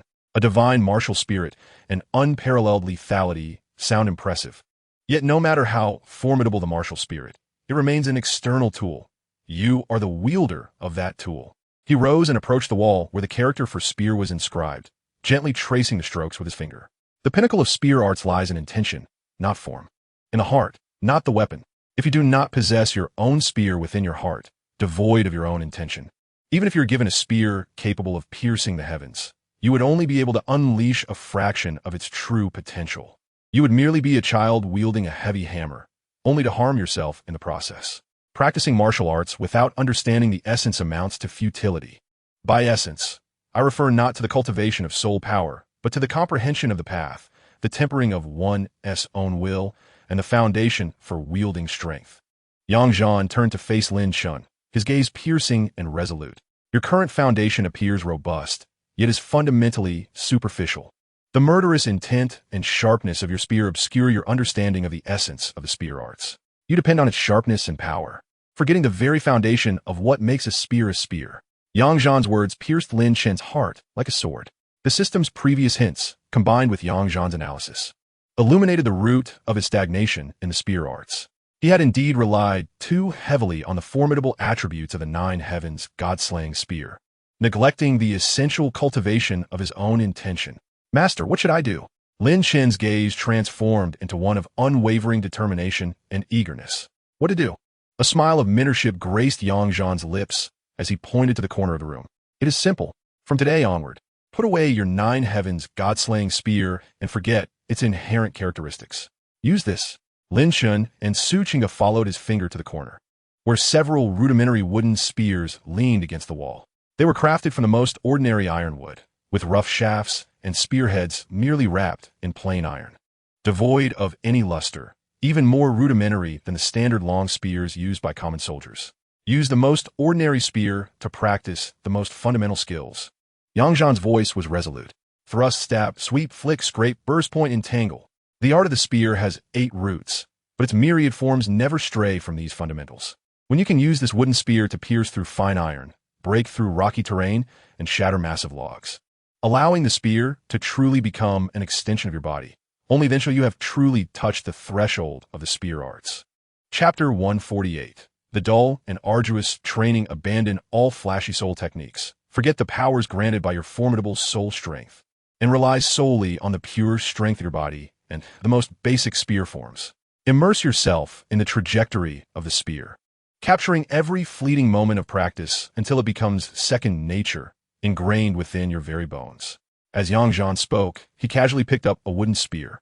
The moment he gripped it, his entire demeanor transformed. The hunch and air of weariness vanished, replaced by commanding aura reminiscent of a grandmaster. He did not employ any soul power, merely striking toward the boulder in the courtyard with a single thrust. This thrust bore no radiant glow of soul power, only a swift afterimage that moved with unparalleled speed. With a soft thud, the unassuming wooden spear's tip penetrated deeply into the hard boulder without any obstruction. More astonishingly, the surface of the boulder bore not a single crack. Lin Chen and Suchinga's pupils dilated in shock. This thrust, devoid of earth-shattering force, encapsulated a terrifying spear intent that returned to its essence, capable of piercing through all. It was a clear manifestation of mastery over power, rendering the one-armed elder inscrutable. Yang Zhan slowly withdrew the spear, leaving only a smooth, round hole in the boulder. Did you see that? Where the spear intent reaches, wood and stone are indistinguishable. He tossed the wooden spear to Lin Chen and returned to his languid demeanor. Young one, the road ahead is long. From tomorrow onward, you'll reside here. First, chop 3 loads of firewood for this old man. Then fill 10 water barrels from the old well 3 miles away. It must be full. As he spoke, he gestured towards the towering pile of firewood and the row of enormous water barrels in the courtyard. As for this young lady, Yang Zhan looked towards Suchinga, a hint of amusement in his eyes. With your melodious tunes, if you have nothing else to attend to, you may also practice here. Your music may provide unexpected benefits to his training. Upon hearing this, Suchinga's beautiful eyes brightened, and she immediately bowed gracefully. Thank you for your guidance, Elder Yang. Suchinga understands. Lin Chen gripped the rough, cold wooden spear, feeling its modest weight and the profound meaning behind Yang Zhan's words. He felt no disdain for its simplicity. Rather, he was filled with an unprecedented fighting spirit and anticipation. The next morning, as dawn broke, Yang Zhan's languid voice drifted from the house. Young one, the firewood is over there, and the axe is in the corner. Chop 3 loads, stack them neatly, and fetch 10 barrels of water from the old well 3 miles away. It must be full. Lin Chen gazed at the mountain-like pile of logs, each one robust and resilient, far from ordinary firewood. He then glanced at the 10 enormous water barrels standing in the courtyard and the old, chipped axe in the corner. Taking a deep breath, he picked up the axe, relying solely on his physical strength. Hey! The first swing sent sparks flying, the rough, axe handle vibrating painfully in his grip. The ironwood was extraordinarily hard. The blade barely penetrated the surface. This was a stark contrast to the ease he once felt when effortlessly splitting mountains and rocks with the aid of soul power. Host! The target wood detected is iron-heart wood, with a hardness comparable to fine iron, providing excellent training for pure physical strength. Elder Yang is truly thoughtful. The system chimed in with a hint of mischief. Please temporarily forget about the ancestral dragon's power, and consider yourself as an ordinary person with slightly greater strength. Lin Chen gritted his teeth, casting aside distracting thoughts, and swung the axe again. This time, he no longer pursued speed, but carefully felt the angle of the axe's descent, adjusting his force accordingly, engaging his core to drive his entire body's strength. Bang! Bang! Bang! The monotonous yet heavy sound of chopping echoed through the courtyard. Sweat quickly soaked his garments, and it wasn't long before his arm muscles began to ache and tremble. Nonetheless, Lin Chen persevered, driven by his exceptional willpower, swinging the axe again and again. An hour later, he had only chopped a little more than half a load of firewood. His palms sore and blistered from the rough handle, stinging painfully. Occasionally, Suchinga would come by Lin Chen's side, wiping the sweat from his brow with a handkerchief, her beautiful eyes betraying her concern. Fetching water proved to be even more grueling. The old well mentioned by Elder Yang was a good 3 miles away, accessible only by a rugged mountain path. The heavy wooden bucket, filled with water, pressed painfully against his shoulder.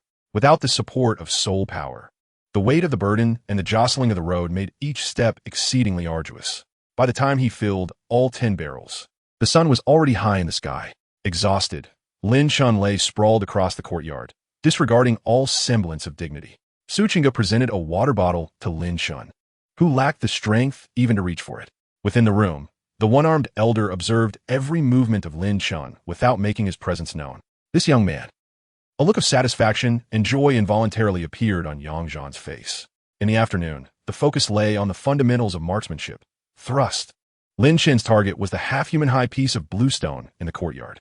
With shoulders lowered and elbows dropped, he drew power from the earth, originating from his waist and spine, flowing through his arms and wrists, culminating at the gun's tip. Intent leads to action. It was not merely the arms that pushed the weapon, but the entire body that propelled it forward. Yang Zhan seated himself on a dilapidated rattan chair beneath the eaves, squinting as he occasionally offered succinct yet pointed guidance. Lin Chen gripped the heavy ironwood spear and thrust it towards the bluestone. Crack! The spearhead struck the unyielding stone surface, leaving behind a mere white mark. The tremendous recoil sent a jolt through his arm, almost causing him to lose his grip on the weapon. Accustomed to the invincible sharpness of the nine heavens, slaughtering God's spear, and the immense force infused by soul power, Lin Chen found the lack of strength in this ordinary wooden spear profoundly disconcerting. Today's task demanded a staggering 10,000 thrusts. This was not merely a physical trial, but a grueling test of will.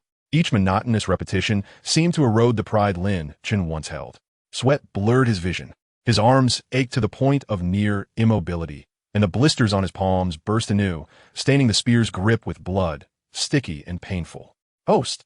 Pain is the imprint of physical memory. Old Yang's directive for you to abandon soul power is to allow you to reconstruct the most fundamental muscle memory and force perception. Every drop of sweat, every ounce of pain, serves as the cornerstone for refining your future spear intent. Persevere. The voice of the system took on a serious tone, devoid of jest, now infused with encouragement.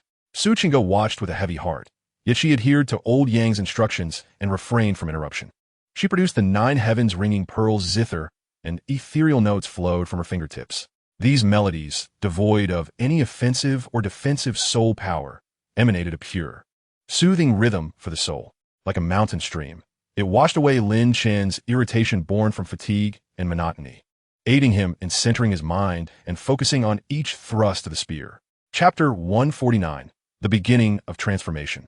Day after day, Lin Chen immersed himself wholly in this arduous and monotonous training. This experience profoundly reshaped his understanding since arriving in this world. Each of the three extraordinary martial souls possessed unparalleled characteristics, each capable of elevating Lin Chen to the pinnacle of existence with ease.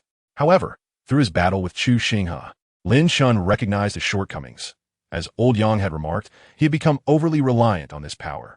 In terms of martial soul hierarchy, Chu Xinghe's sky-shattering dragon soul spear paled in comparison to his own nine heavens slaughtering God spear, and with Lin Chen's ancestral dragon exerting absolute dominance over dragon-type martial souls. It was this that led to his victory over Chu Xinghe. One could only fathom the depth of Chu Xinghe's understanding of the spear. Moreover, one could only speculate on the profound intricacies of the so-called spear path. The system did not bestow Lin Chen with powerful soul skills outright. Rather, it served as a reminder of what true strength entails. Lin Chen's choice lay in honing a path of his own within the sphere of spear mastery. Only in this manner could he, even on the day when his ancestral dragon power dwindled, carve a bloody path with but a wooden spear. Once, his fair and slender fingers were now adorned with layers of thick calluses. The muscles in his arms, forged through countless repetitions of slashing and thrusting, had become as resilient as tempered steel, solid yet imbued with latent strength. Each swing of the heavy ironwood spear constituted a dual test of both body and spirit. The act of chopping wood had transformed completely. Facing the ironwood, hard as steel, Lin Chen no longer needed to grit his teeth and swing the axe with sheer force.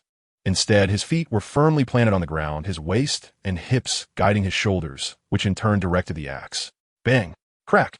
The dull thud of impact resonated alongside the crisp sound of splitting wood, as the stout log yielded, its cut surface smooth as a mirror. The arduous journey of fetching water over rocky paths was no longer an obstacle. With a heavy wooden barrel resting on his shoulder, Lin Chen's stride became exceptionally steady and powerful. With each step, he could distinctly sense the ground's undulations, skillfully dissipating the impact of the swinging bucket. Daily training transformed the once treacherous mountain path beneath his feet into a smooth thoroughfare, as the heavy burden was evenly distributed across his sturdy waist and legs, lending greater stability to Lin Chen's movements. This steadiness formed the very foundation of his spear techniques. Yet, the most profound transformation and deepest suffering remained in the relentless task of executing 10,000 thrusts each day. The initial days were pure physical torment and mental anguish. The heavy ironwood spear felt as if it bore the weight of 1,000 pounds. With each lift and thrust, the soreness in his arms penetrated to the very marrow, radiating from his shoulders to his fingertips. At some point, his palms had become chafed and bloodied, sweat mingling with the crimson fluid, staining the rough spear shaft in a sticky, dark red hue. Each tightening grip brought forth a searing pain. 10,000? What a despairing number, monotonous, repetitive, with no end in sight.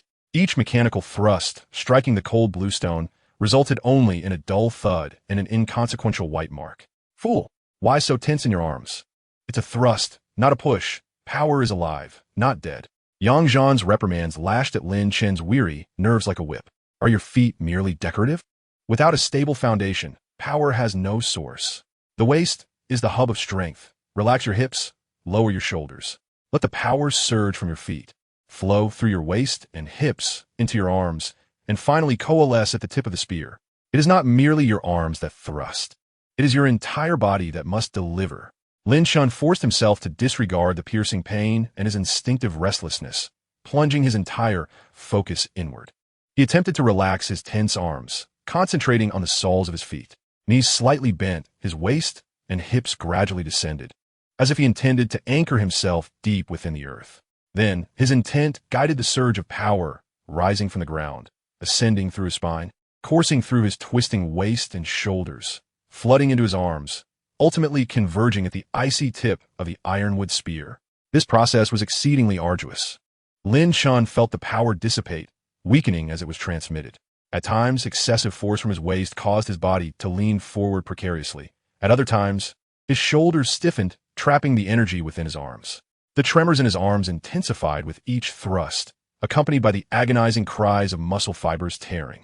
The zither's music from Suchinga resonated at just the right moment, shifting from tranquil and soothing to a unique, deep rhythm. The cadence seemed to assist him in untangling his chaotic breath, calming his restless spirit, forcefully redirecting his focus back to the trajectory of each thrust. Day after day, Lin Chen gradually lost track of time, forgotten purpose, and even the sensation of pain. His world had been reduced to the spear in his hands, his movements slowing, the preparatory time before each thrust elongating. In the midst of repeated failures, he utilized his body to memorize and correct the path of power transmission. His palms were worn raw, scabbing, then breaking open again, ultimately forming a thick, insensate layer of callus, merging seamlessly with the spear shaft. Thud! A sound more muffled than before.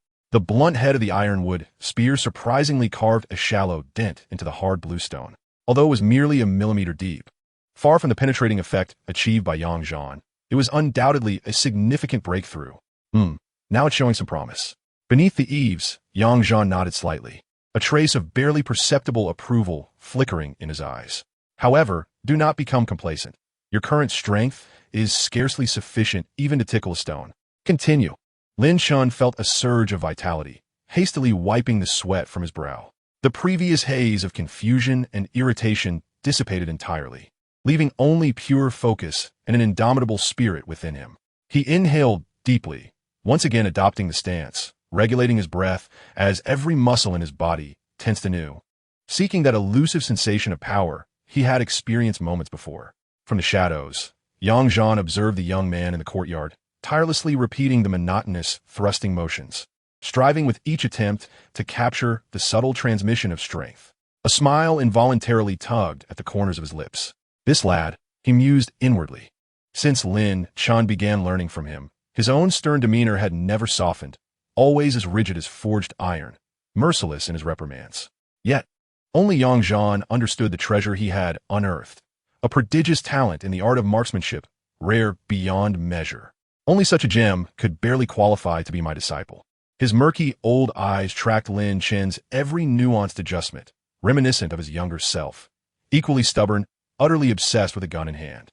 In a world where martial souls reigned supreme, everyone chased after formidable soul rings and skills. Yet he had chosen to embrace the cold ironwood spear, practicing thrusts, jabs, sweeps, and stabs in the open air, day after day, year after year, like a fool, stubbornly exploring the ethereal path of marksmanship.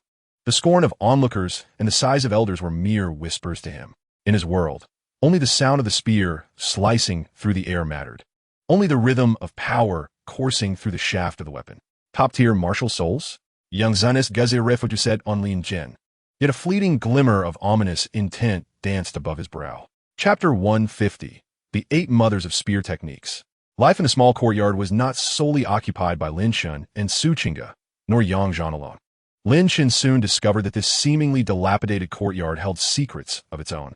Next door lived an old blacksmith, perpetually bare-chested and taciturn, known amongst the locals as Old Zhao. His forge was modest, equipped only with a furnace and an anvil, yet the heavy clang of his hammer bore an extraordinary rhythm. Sparks occasionally erupted from the flames, exuding an unimaginable heat that warped the very air. On one occasion, Lin Chen inadvertently glimpsed old Zhao seize a scrap of iron, and with just a few blows, he molded it into a gleaming dagger, the entire process devoid of any soul power. It was purely a terrifying display of raw physical strength and unparalleled forging skill, causing Lin Chen's eyelids to twitch in astonishment. At the rear of the courtyard lay a small medicinal garden, tended by a perpetually smiling, hunchbacked old man known as Old Sunday. His garden was filled with oddly shaped plants exuding peculiar fragrances, some of which were evidently highly poisonous. When Old Sun handled these toxic herbs, his movements were as gentle as caressing a lover's face. The plants that could kill soul beasts were remarkably docile in his grasp. Occasionally, he would toss Lin Chen some dark, pungent ointment, gesturing for him to apply it to his scraped palms and sore muscles. Strangely, while the ointment burned fiercely upon application, the next day the wounds would scab over, and the muscle soreness would significantly ease, showcasing astonishing recuperative powers. These two elders, who generally kept to themselves and appeared somewhat acquainted with Yang Zhan, exchanged little conversation. Lin Chen could distinctly sense that both men exuded an unfathomable aura, one that, while restrained, was no less formidable than Yang Zhan's. Both Lin Chen and Su Qingge were taken aback. This seemingly inconspicuous courtyard was indeed a hidden sanctuary of talent. As days passed, Lin Chen's progress became increasingly evident. He could now pierce the bluestone with his ironwood spear, creating holes an inch deep, and began rigorous training in the foundational spear techniques of the Eight Mothers, all demanding equally stringent standards. Thrust. Advance with a thrust. Maintain your momentum, strike like lightning, and retract like a nail. Yang Zhan elucidated the essence of the thrusting technique. With a shaky foundation, when the spear is thrust, the body must flow with it. Remember, the thrust is an extension of the whole body's forward momentum, not a disjointed action. Unbeknownst to him, Yang Zhan had acquired a slender bamboo stick, which he used to precisely strike Lin Chen's calves or back whenever his footing faltered or his body leaned too far forward, leaving a stinging pain in its wake. Retract the spear steadily. Maintain the contained force. Do not yank it back. Envision the spear embedding itself in the foe's body, and the sensation of resistance as you withdraw it. Lin Chen charged again and again, each time corrected by the bamboo stick's sharp sting. Sweep. The spear travels in an arc, rising from below, as gentle as a willow-esque caress, yet delivering power akin to a landslide. Lin Chen practiced sweeping the spear against the drooping willow branches in the air. The weight of the ironwood spear made achieving a grace akin to that of a willow exceedingly challenging. The wrist must be agile, not merely relying on brute strength to swing the spear. Yang Zhan demonstrated, his wrist flicking lightly, the heavy ironwood spear tracing a beautiful arc in his hand, gently brushing past the willow branches, causing the leaves to fall while the branch itself remained undisturbed. Have you grasped it? The strength lies in the wrist, not in the arms. It requires finesse, the smoothness of the arc's trajectory. When the trajectory is right, the power will naturally follow. Again, Lin Chen held his breath, concentrating on the minute movements of his wrist as he imitated Yang Zhan's technique. After numerous attempts, the ironwood spear shattered countless willow branches, clumsy and unsightly, leading to a searing ache in his wrist. Deflect. The spear draws a circle, whether left or right, dissipating force and overcoming rigidity with gentleness. Yang Zhan wielded a vine stick, relentlessly striking at Lin Chen. In such moments, Lin Chen could only use the ironwood spear to block and deflect. To clash head-on? Foolish. As the vine stick approached, the spear must follow its force, circle it, understand? Use the rotational force to divert it. Yang Zhan swung the vine stick at an awkward angle. Crack! It struck Lin Chen's arm, leaving a red mark. Too slow. Anticipate. Feel its trajectory. Deflecting is not blocking, it's guiding. Lin Chen focused intently, attempting to sense the path of the vine stick. The ironwood spear awkwardly traced circles, striving to dissipate the force of the vine stick. Sweep. The spear spun like a wheel, synchronizing his waist and legs, the force reaching the spear's tip, sweeping across in a wide arc. The target shifted to a circle of wooden stumps, each as thick as a bowl. Lin Chen needed to rotate his body while wielding the spear, aiming to strike multiple stumps simultaneously. His legs and waist must turn, the spear an extension of his arm. With the sweep originating from the body's rotation, Yang Zhan barked, not to swing your arm like a hammer. Plant your feet firmly, twist your waist, drive your hips, and only then let your arm wield the spear. The force must lash out like a whip. Lin Chen endeavored to rotate and generate power, yet his movements were stiff, the force failing to transmit smoothly. The ironwood spear struck the wooden stumps, often only managing to rattle one, the recoil leaving his arm numb. Too rigid. Relax. Your body must rotate like flowing water. Collapse. The spear body coiled like a spring, gathering strength to unleash a short, explosive force that could shatter stone. Lin Chen steadied himself, the spear tip pressed against a thick slab of bluestone, the shaft bending slightly, akin to a compressed spring. He needed to exert force instantaneously, shattering the stone. Conserve your strength. Let it sink into your dantian, contained yet explosive. Yang Zhan instructed, the eruption is not a push. It is an explosion. A momentary burst of power. The core of your abdomen must tighten instantly, the strength bursting forth from your spine, traveling through your arms, and finally reaching the spear tip.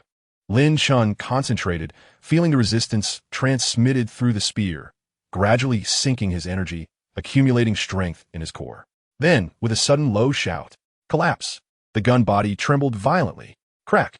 A spiderweb-like fissure appeared on the surface of the bluestone slab, yet it did not completely shatter. The moment of ignition was delayed. The force dissipated. Again, it must be swift, precise, and ruthless. Yang Zhan unleashed a torrent of scolding without mercy. Time and again, he gathered strength. Time and again, he erupted. Lin Chen felt as if his waist and abdomen had been repeatedly hammered like iron, an unbearable ache consuming him. With every failed explosion, the recoil sent his blood surging. Point. With a flick of his wrist, the gun shot forth like lightning, precise and rapid, piercing through the surface. Yang Zhan had suspended dozens of fluttering willow leaves in the courtyard, demanding that Lin Chen, while in motion, accurately strike at the center of the dancing leaves with the gun's tip. Quick, accurate, light. Yang Zhan's instructions were exceedingly succinct, wherever his eyes landed. The gun's tip should follow, akin to a dragonfly skimming the water's surface, a mere touch and retreat. This proved far more challenging than piercing the bluestone. The willow leaves danced unpredictably. The ironwood spear was heavy and the tip dull and rounded. To precisely strike the center of the fluttering leaves required extraordinary vision, speed, and an exquisite control of force. Lin Chen focused his mind, his gaze locked onto a falling willow leaf. With a flick of his wrist, the gun's tip darted forth like a bolt of electricity. Swish! The gun's tip grazed the edge of the leaf. Eyes on, hand on, intent on. The three harmonized as one. No hesitation. Time and again he failed, the tip of his gun brushing past the leaf. Lin Chen adjusted his breathing, cleared his thoughts, and poured all his concentration into his eyes and the tips of his wrists. He began to cease his deliberate pursuit of hitting the target, instead immersing himself in the sensation of the gun's tip gliding through the air, feeling the subtle tremors in his wrist. Suchinga's piano notes transformed into an ethereal melody, as if capable of cleansing the dust, rendering Lin Chen's spirit even clearer. Entwined, the gun body moved like a vine, wrapping and adhering, shifting between rigidity and flexibility, ensnaring the enemy invisibly. Yang Zhan picked up a vine once more. This time his strikes were even more cunning and rapid, akin to a serpent in a wild dance. Lin Chen's task was no longer to parry, but rather to entwine and adhere the ironwood spear to the vine, neutralizing its offensive. A balance of strength and gentleness. The force must not leak. The gun body must be alive, as agile as your own arm. Yang Zhan instructed while attacking. It was not a contest of brute force. It was about adhering and entangling. Feel its power, follow its momentum, and then guide it. Circular and effortless. This was the most challenging of all techniques. The ironwood spear was heavy and rigid. To achieve the fluidity of a vine's embrace was indeed a formidable task. The vine lashed out, and Lin Chen clumsily attempted to block it with the spear, either being knocked back or the vine bypassing to strike at his core. The spear is inanimate, but the wielder is alive. The wrist, forearm, and waist must all move, tracing circles, infinite circles. Lin Chen forced himself to relax his tense arms, his wrist drawing small circles, causing the spear to rotate, attempting to adhere to the vine. Initially, he continued to fail, each strike leaving him in pain. Yet he gritted his teeth and persisted, Yang Zhan's words echoing relentlessly in his mind. Chapter 151. The Bickering Trio of Elders. The relationships among the three elders gradually revealed themselves before Lin Chen. They seemed to share a profound camaraderie, yet their words were merciless. One day, Lin Chen was practicing the explosive technique, exerting force against a thick ironwood post in the courtyard. He sank his waist and steadied his stance, channeling strength through the spear, and suddenly thrust it forth. Boom! The post shook violently, with shavings flying, revealing a distinct crack. For Lin Chen, this was a significant advancement. TSK, old Yang. Your disciple has been practicing for nearly 2 months, and he struggles to break a wooden post. Surely, that title of gun saint is self-proclaimed? Old Zhao, the blacksmith next door, paused his hammering, casting a glance, and mockingly remarked in a deep voice. Oomph. Zhao Ironhead, you know nothing. This is about foundational skills. Do you think it's like you, simply swinging a broken hammer at iron blocks, relying solely on brute strength with no technique? Yang Zhan retorted fiercely, his beard bristling in indignation. Technique? When I swing my hammer, it matters not what technique you speak of. Everything turns to iron cakes. Old Zhao thumped his sturdy chest, producing a dull sound. 2 brutes. Elder Sun, by the medicinal garden, spoke slowly, his voice not loud, yet clearly reaching everyone's ears. Practicing martial arts without proper care will surely lead to ruin.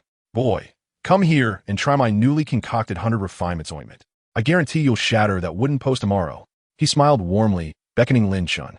Son the lame, don't use your poisons to harm my disciple. Yang Zan instantly grew wadi. Nonsense.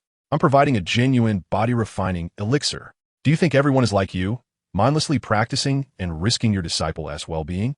Elder Sun shot back defiantly. You, the 3 elders, collectively nearing 300 years of age, engaged in a lively exchange as if they were 3 old children, eliciting a soft laugh from Su Qingge. Lin Chen found himself both amused and exasperated, yet accustomed to this atmosphere, aware that these 3 were all tough on the outside but soft-hearted within.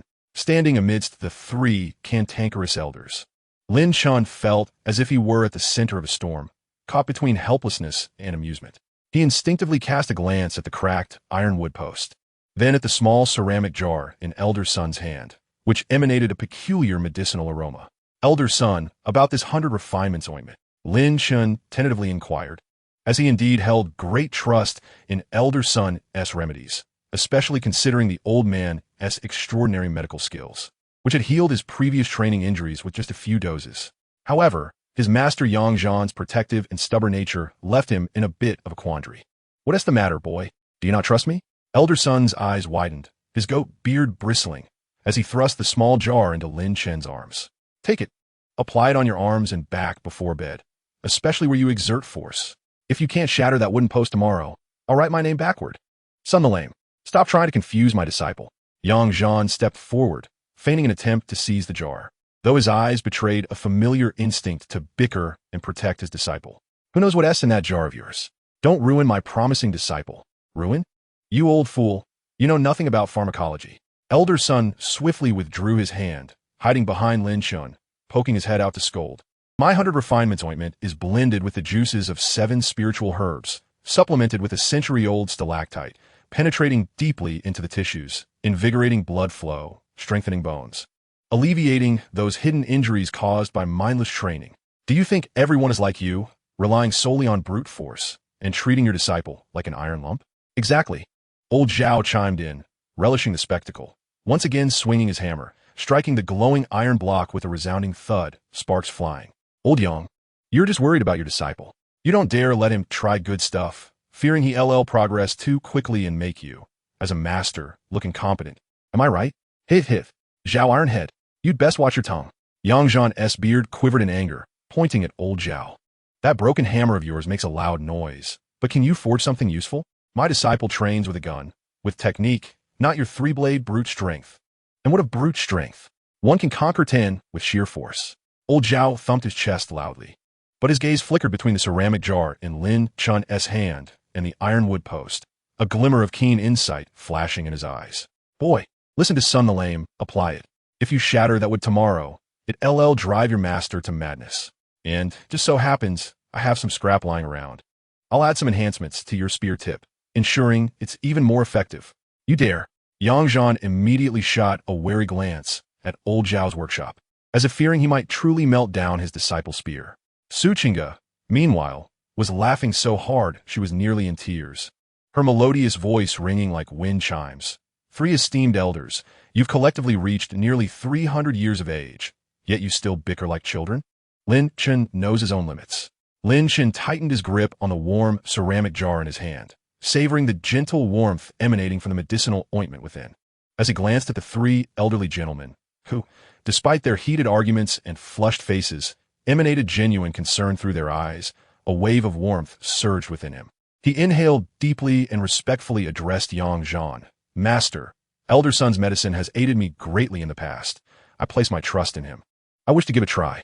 Yang Zhan scrutinized Lin Chen's resolute gaze, shot a disapproving glare at the smug Elder Sun and the chuckling old Zhao, and ultimately let out a heavy huff, turning his back while dismissively waving his hand.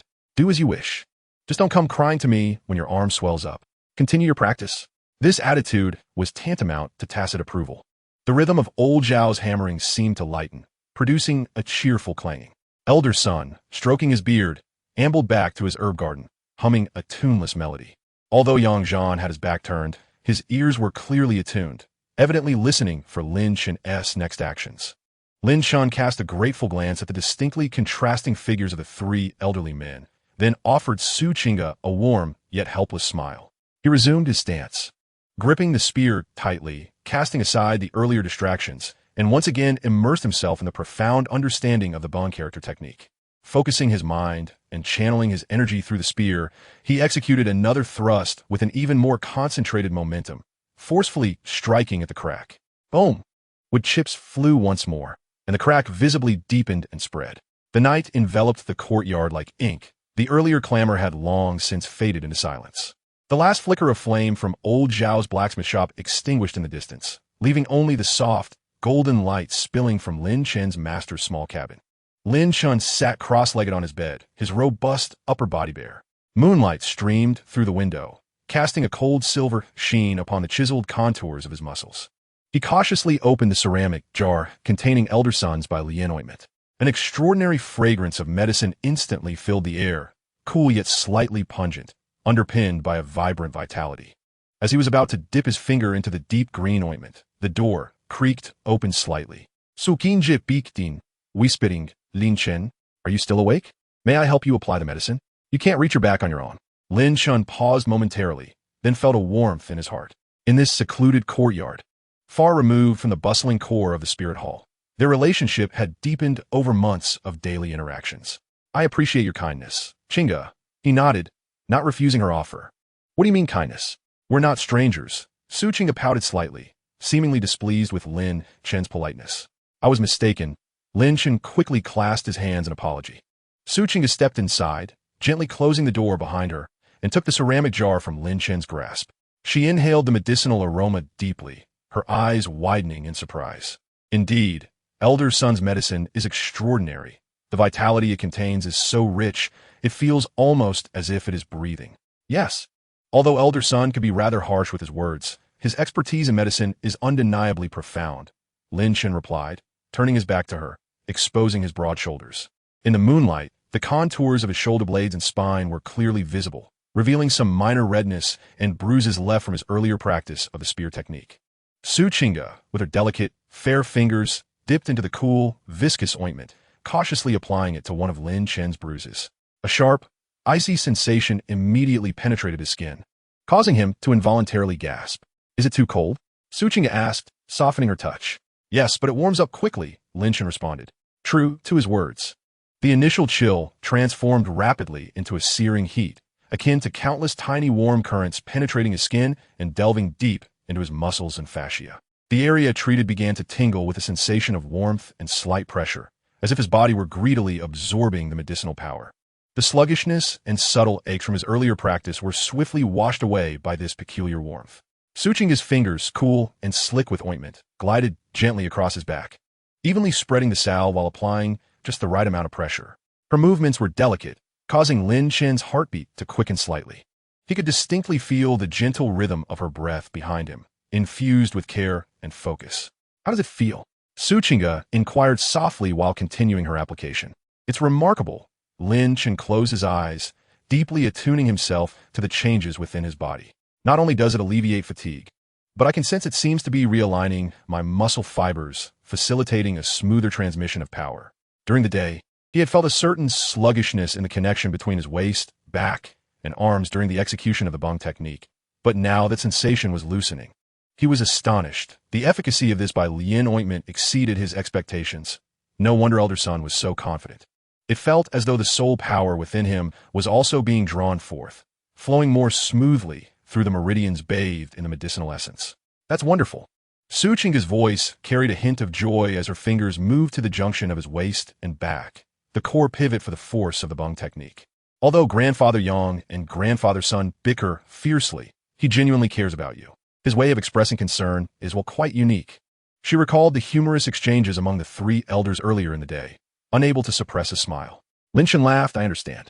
Master is merely concerned that my foundation may be unstable and that I might be too eager for success. Uncle Zhao and Elder Sun, despite their harsh words, genuinely wished to assist me. He paused, feeling the warm, tingling sensation from the ointment coursing through him, and thought to himself, I sought Master Yang to learn the essence of the technique. Though these past few months of basic spear practice may seem tedious, each thrust, stab, and bung has deepened my understanding of power. Especially with today's bung technique, combined with this by Lin ointment, I feel as though I am on the cusp of grasping the essence. He instinctively turned his focus inward, beyond the languid ancestral dragon and the sacredly radiant vertical pupil, to the spear soul, the 9 heavens god-slaying spear, exuding a fierce aura. It seemed as if a faint, barely perceptible momentum flowed through it, more refined than before. Meanwhile, the proficiency level of the basic spear technique, bung, in his system interface had significantly increased, nourished by the medicinal power and his recent enlightenment. Su Qingga adeptly ensured the ointment was evenly applied across his back, where it brought a wave of warm, tingling comfort. I believe in you, Lin Chen. Her voice was tender yet filled with unwavering trust. Your 9 heavens god-slaying spear is a divine weapon. Once you comprehend its true essence and pair it with the appropriate spirit rings, it will surely unleash earth-shattering power. After applying the ointment, Su Qingga withdrew her hand, securely closing the jar and placing it atop Lin Chen's bedside. Now let it absorb slowly. You should rest early and replenish your energy. She stood up, preparing to leave. Thank you, Qingga. Lin Chen turned to her, gazing at her with sincerity. In the moonlight, the young woman stood gracefully, her clear eyes reflecting genuine concern. Stop being so formal with me. Su Qingga crossed her arms, her delicate brows knitting slightly, playfully scolding him. Lin Chen remained silent, simply pulling her into an embrace, cherishing the warmth of her presence. Su Qingga nestled against Lin Chen's chest, feeling the strong heartbeat through the thin fabric, which brought her a profound sense of tranquility. All right, you should rest early. I need to return to my own training. I'll be a Soul Emperor soon, she declared, her cheeks slightly flushed. After a brief moment, she lifted her gaze to meet Lin Chen's eyes, and the typically gentle Su Qingga wore a childlike expression of pride. That sounds splendid. Once I master my marksmanship, I shall accompany you to procure your 6th spirit ring, Lin Chen remarked with a smile, gently brushing his fingers against Su Qingga's nose. Such an intimate gesture made Su Qingga blush profusely, prompting her to hastily exit Lin Chen's room. Inside, the fragrance of medicinal herbs lingered, and the warm, soothing sensation continued to flow through his limbs. Lin Chen inhaled deeply, as if the air still held a faint, delicate aroma from the girl. He refrained from channeling his spirit power, choosing instead to quietly savor the transformation within his body, feeling the vigorous life, force, and strength bestowed by the 100 refinements ointment. Simultaneously, he sensed the eager sharpness of his 9 heavens god-slaying gun martial soul stirring within him. His gaze drifted to the window, where, under the moonlight, the silhouette of a cracked ironwood post was faintly discernible. In tension, Lin Chen murmured to himself, a glimmer of sharpness flashing in his eyes like the edge of a blade.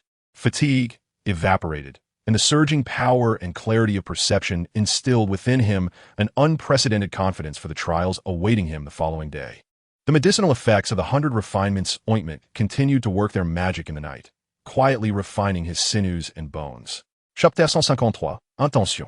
As dawn broke, the morning mist had yet to fully dissipate in the small courtyard, and the air was still imbued with the refreshing scent of damp foliage. Lin Chen stood in the courtyard before the cracked ironwood post, with his upper body bare, revealing the defined contours of his muscular physique illuminated by the cool morning light. The areas where he had applied the 100 refinements ointment glimmered with a jade-like luster.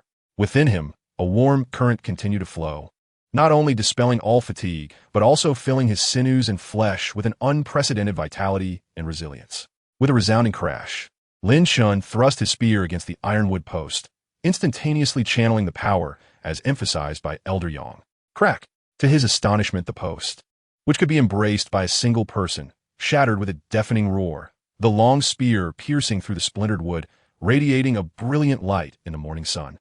I've truly succeeded, Lin Chen exclaimed, elated, silently praising the efficacy of the 100 refinements ointment. System, scan my physical condition, Lin Chen silently commanded. Ding. Scanning host status.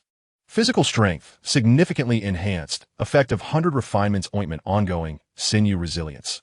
30, power transmission efficiency, 25. Spirit power status, abundant, level 32 spirit ancestor. Smooth operation of spirit power. Spear technique foundation, 8 mother spear techniques, thrust, jab, burst, flick, sweep, entwine, scour, point, mastery, preliminary proficiency. Special status, gun intention comprehension, budding stage, concentration. 1. Suggestion, host foundational spear techniques have reached perfection. A breakthrough is necessary to consolidate unique gun intention, thereby enabling the bearing of divine-level martial soul's might and acquiring a compatible spirit ring. Observing the concentration of gun intention at 1. Lin Chen understood the implications of the system's notifications. The torturous months of rigorous training had dissected the most fundamental spear techniques down to the minutest points of exertion. Repeated countless times, corrected, and internalized, ultimately pushing his foundation to the pinnacle of mastery. Yet, he still lacked that moment of enlightenment required to condense his unique gun intention. Kid, why are you just standing there? Yang Zhan's voice rang out, startling him. He had appeared under the eaves, arms crossed, his gaze piercing. Lin Chen took a deep breath, turning to respectfully salute Yang Zhan. Master, I was just contemplating. He hesitated, then candidly confessed. I feel as though I have reached the limits of my foundational spear techniques, yet the gun intention indicated by the system remains elusive. Upon hearing this, Yang Zhan's eyes glinted with a flicker of approval rather than disappointment. He approached Lin Chen, his gaze sweeping over the shattered ironwood post. Reach the limits? Huh, not even close. Yang Zhan's voice was low but carried a weighty significance. What do you think intention is? Is it merely flamboyant techniques? Is it the brilliance of explosive spirit power? Lin Chen was momentarily taken aback, humbly seeking guidance. Please enlighten me, master. Instead of answering directly, Yang Zhan pointed to an intact ironwood post. Tell me, what do you see in it? It is the target for my practice, Lin Chen replied. A target? Yang Zhan scoffed bleakly. Think again. In the eyes of the spear you wield, what is it? Lin Chen focused intently. The ironwood post stood solemnly, its dark surface marred by the countless spear marks he had left over the past 2 months, the deepest crack nearly penetrating a third of its bulk. It silently bore witness to his sweat and failures, chronicling his progress, echoing his master's sternness, Uncle Zhao's taunts, and old son's hopes. It was an obstacle, yet it was also a testament to all his efforts and toil over the past 2 months. It is my adversary, the barrier I must surmount. Lin Chen's eyes sparkled with intensity, an involuntary sharp aura emanating from him, causing his 9 heavens god-slaying gun martial soul to tremble gently. Exactly, Yang Zhan exclaimed with a thunderous voice that reverberated in Lin Chen's ears, dispelling the last remnants of his confusion. Gun intention is never conjured from thin air. It is birthed from the heart, expressed through the soul, solidified by will, and ultimately manifested through the spear. Yang Zhan's voice possessed an almost soul-piercing power. When your heart harbors the desire to vanquish foes, the spear possesses the edge to pierce armor. When your heart holds the intent to protect, the spear stands steadfast like a mountain.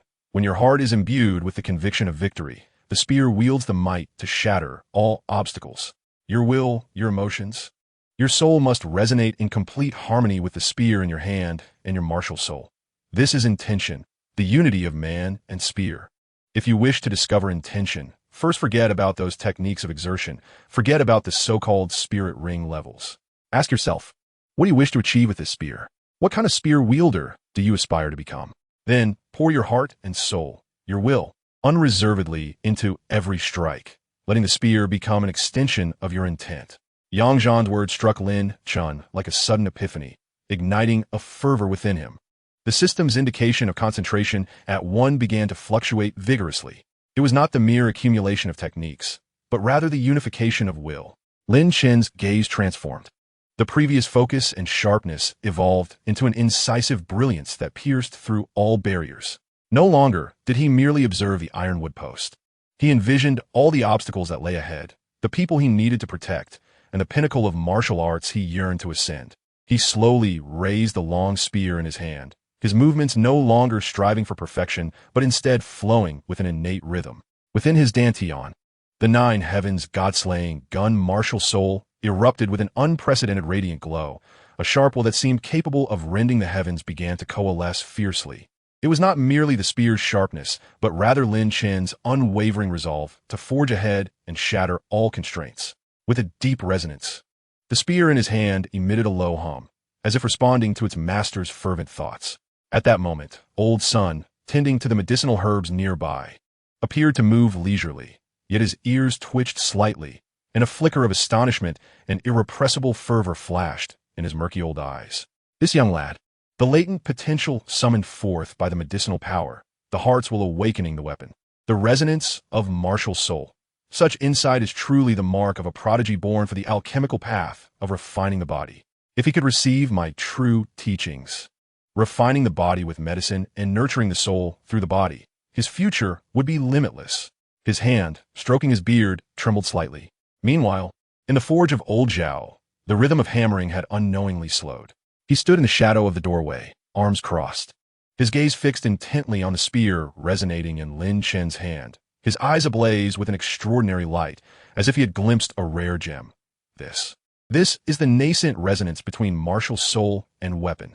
The old Master Yang's apprentice, with his sinewy physique and formidable strength, possesses an innate talent that resonates with the spirit of the weapon. If only he could learn the art of blacksmithing. No, the craft of weapon forging for me.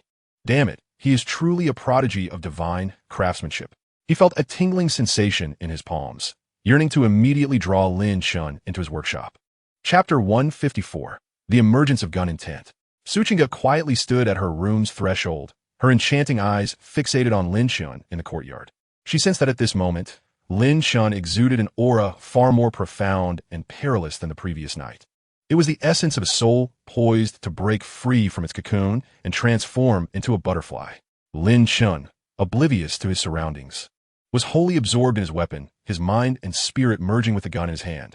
He lowered his waist, steadied himself, drawing strength from the earth, aligning it with his spine like a dragon soaring. All his power, all his will converged at the tip of the gun. There was no hesitation, no trial, only the purest, most resolute intent. Boom! An explosion far more terrifying than before erupted suddenly, shaking the courtyard and sending dust spiraling into the air. This time, Lin Chen's target was not the new wooden stake, but rather a sturdy bluestone block placed by Yang Zhan specifically for precision stabbing practice. The half-man-high bluestone block shattered under Lin Chen's strike, imbued with nascent gun intent, as if struck by an invisible giant hammer.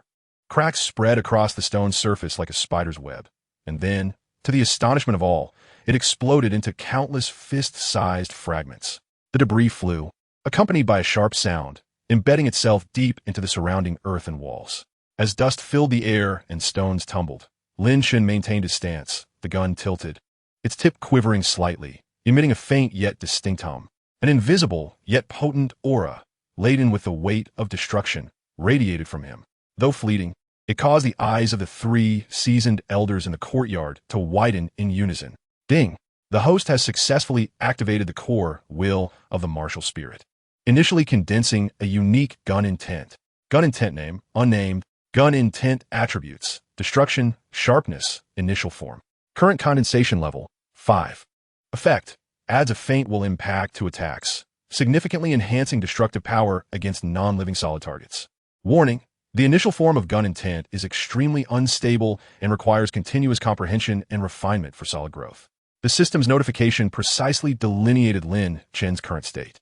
Yang Zhan gazed at the scattered stones, his expression as placid as ever, yet a flicker of satisfaction glimmered in his eyes. He slowly approached Lin Chen, disregarding the lingering dust. How do you feel? Yang Zhan's voice was low and resonant.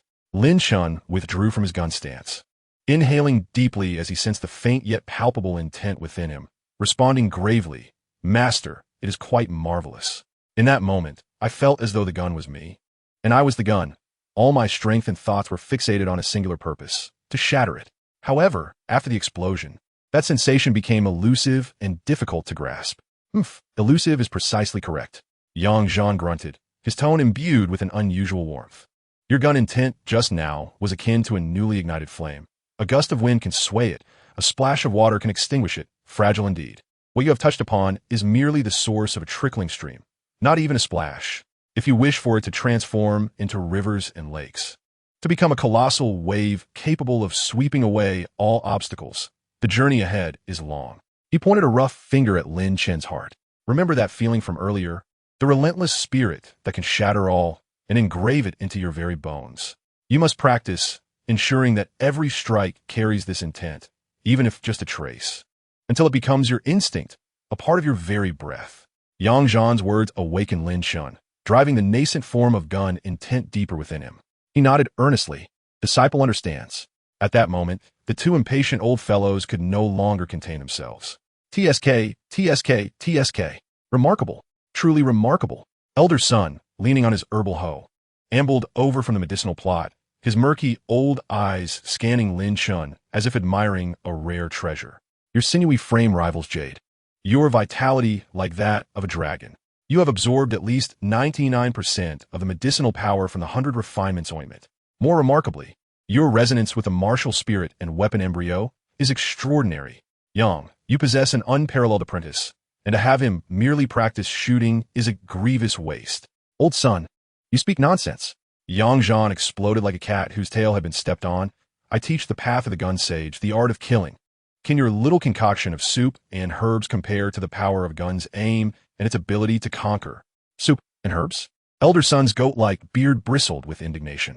You ignorant old fool. Without my 100 refinements ointment, could your precious apprentice have grass gun intent so swiftly? Could his sinews withstand your brutish methods? Practicing martial arts without proper nourishment is akin to self-destruction. Boy, come learn the way of medicine from me. Nurture your body with herbs, and carry wisdom within you. I guarantee your foundation will be solid, with boundless potential. It is 100 times better than your master's methods. 100 times better. Zhao Taitu, unable to restrain himself, chimed in. Listen to this old cripple. Yang Zhan immediately rallied his ally. Huh! Old Zhao has long been unable to contain himself. His robust figure fully emerged from the smithy, his gaze fixed intently on Lin Chen, particularly on his hands, gripping the gun, and his well-proportioned, explosive arms. Old Yang, while son's words may be a bit outrageous, there is some truth to them. Zhao Taitu, you, Yang Zhan glared. Calm down. Old Zhao waved his large hand, his voice deep and sonorous. However, if we are to discuss what is most suitable for this lad, it must be my craft. He pointed at the long gun in Lin Chen's hand, then thumped his muscular chest. This boy is a born craftsman. A gun, no matter how exquisite, remains a mere object. To unleash its true power, one must understand it. Kid, your martial spirit is a gun. Thus, you should learn the art of weapon forging. Become the furnace, perceive the metal, unify man and weapon, and the gun intent will emerge. That is the true path to transcendence. Nonsense. Unifying man and weapon? I see you wish to roast him in your furnace until he turns to charcoal. Yang Zhan retorted angrily. Gun intent resides in the heart, the soul, the will. What does blacksmithing have to do with it? Can your hammer forge intent? Indeed it can. Old Zhao's neck stiffened. 100 refinements yield steel. Was also forged. Through countless trials, the heart, and will become as enduring as iron. Is that not superior to your idle chatter? I teach by example. I impart knowledge through combat. My medicinal path solidifies the foundation. My crafting reaches the very essence. The three elders, collectively nearing 300 years of age, surrounded Lin Chen, their spittle flying as they engaged in a heated quarrel, unearthing each other's secrets and embarrassing tales, utterly devoid of the demeanor of transcendent beings, resembling three mischievous children fighting over candy. Chapter 155, Taking on Apprentices, Forging. Su Qingge watched in astonishment, covering her mouth, suppressing laughter. Master, Elder Zhao, that elder son. Lin Chen found himself caught in the middle, both amused and exasperated. He could feel the unabashed admiration and yearning in the elder's words, warming his heart, yet leaving him somewhat overwhelmed. Just then, elder son's eyes twinkled as if a thought had struck him. He ceased his bickering and slowly produced an aged jade gourd from his bosom. As soon as the gourd stopper was removed, an indescribably rich aroma of wine wafted through the air as if it had captured the essence of myriad herbs and the sediment of time. Merely inhaling, it invigorated one's spirit, causing the soul's energy to stir with newfound vitality. Enough with the noise. grumbled Old Sun, huffing irritably as he deliberately waved the gourd beneath Yang Zhan's nose. I've just procured some essence of herbs for brewing. I initially intended to share it with Old Zhao for a taste, and perhaps request a new medicinal pestle from him. Alas, it seems certain individuals are not keen on indulging. The intoxicating fragrance, dense and irresistible, seemed to stroke Yang Zhan's heartstrings with an invisible hand. Renowned as the gun saint, his greatest passion lay in the libations of life, particularly those concocted by the limping old man, which were truly the finest of the fine. Yang Zhan's throat involuntarily bobbed as his gaze fixated on the jade gourd, his earlier fury instantly frozen in time, replaced by an expression rife with inner turmoil. On one side lay the matter of his treasured disciple's allegiance. On the other, the world-renowned elixir he so ardently desired. This old cripple was exceedingly cunning. Old Zhao, catching a whiff of the wine, brightened noticeably. However, upon meeting Old Sun's gaze, he quickly discerned the old fellow's intentions, chuckling to himself as he crossed his arms. Eager to observe the unfolding drama, Old Sun feigned the intention to replace the gourd's stopper. Ah, never mind, it appears I have overestimated my charm. This wine shall remain for my own enjoyment. Wait, Yang Zhan exclaimed almost instinctively, his voice laced with an urgency he hadn't even realized. His face flushed. He cleared his throat, attempting to regain composure as his eyes darted away from Lin Chen and avoided Old Sun's teasing gaze. Lin Chen. Although Old Sun can be quite chatty and his methods of medicine may be somewhat unconventional. No, I mean he has some skill. Old Zhao, while a bit haphazard in his craft, you might find it worthwhile to seek his counsel from time to time. His words stumbled forth awkwardly, but conveyed the message with crystal clarity. He had relented. Old Sun and Old Zhao exchanged knowing glances, a glimmer of triumph dancing in their eyes. Now that's more like it. Old Sun's demeanor shifted instantly, his face breaking into a beaming smile as he thrust the gourd into Yang Zhan's hands. Come now, taste this. It nourishes the meridians and sharpens the mind. Old Zhao chimed in, wrapping a heavy hand around Yang Zhan's shoulder. Exactly. Isolating oneself is not the way. Embracing the strengths of others is the true path. Young man, this afternoon, come to my forge and experience firsthand the essence of metal. Clutching the invaluable jade gourd, Yang Zhan savored the warmth radiating from it, along with the tantalizing aroma, as he glanced at his disciple, Lin Chen, who bore a mix of resignation and anticipation. Then at the two old friends grinning like crafty foxes. Ultimately, he could only let out a heavy huff, tacitly agreeing to this arrangement. He uncorked the gourd and took a hearty swig. The rich, lingering flavor instantly dissipated the gloom in his heart, causing him to blissfully squint his eyes. He was well aware of the prowess of his two old friends. Both were masters of their crafts. Perhaps, as Zhao Taitu suggested, it was best to embrace the strengths of others. Yang Zhan could not hinder his disciple from learning valuable skills. To do so would be to imprison him within a cage of his own making, a notion Yang Zhan found utterly distasteful. Observing his master's expression of bittersweet pleasure, Lin Chen couldn't help but feel both amusement and gratitude upon witnessing the triumphant smiles of Old Sun and Old Zhao. At this moment, Su Qingge joined Lin Chen, looping her arm through his and stifling a giggle with her hand. The three grandpas are so joyful every day. It's truly enviable, she murmured with a light laugh. Though Lin Chen felt a sense of helplessness, he wholeheartedly agreed with Qingge's sentiment. The path of the gun was long and arduous, yet it seemed it would no longer be lonely. With a fiercely protective gun saint master, an unfathomable medicinal sage mentor, and a fiery-tempered artisan, the future of his cultivation promised to be ever more exhilarating. The afternoon sun blazed down, transforming Old Zhao's forge into an immense furnace. The air shimmered with heat, infused with the unique scent of metal, charcoal, and sweat. The rhythmic clang of hammer striking anvil resonated, sending vibrations through the air. Lin Chen stood at the entrance of the forge, feeling the searing wave of heat wash over him, his gaze drawn to the figure inside, bare-chested with bronze skin, muscles rippling, swinging a hammer larger than an average person's head as he struck a glowing red ingot of metal. Kid, what are you dawdling for? Get in here. If you can't handle the heat, go back to your embroidery. Old Zhao barked without turning, sending sparks flying with each powerful blow as the metal visibly deformed under his hammer's impact. Lin Chen took a deep breath of the sweltering air and strode inside. He had already donned rough cotton attire, yet sweat quickly soaked through his back. Ding! Side quest activated. The Artisan's Enlightenment. Quest objective. Under the guidance of Old Zhao, Artisan Zhao Taizhan initially master basic forging techniques, comprehend the properties of metal, and successfully forge a rough core for a soul guide. Completion. 0. Quest rewards. Mastery of basic forging, 10 affinity with metal. Unlock the first stage blueprint information for battle armor. This system kindly reminds you, battle armor is one of the ultimate individual armaments in the world of soul masters.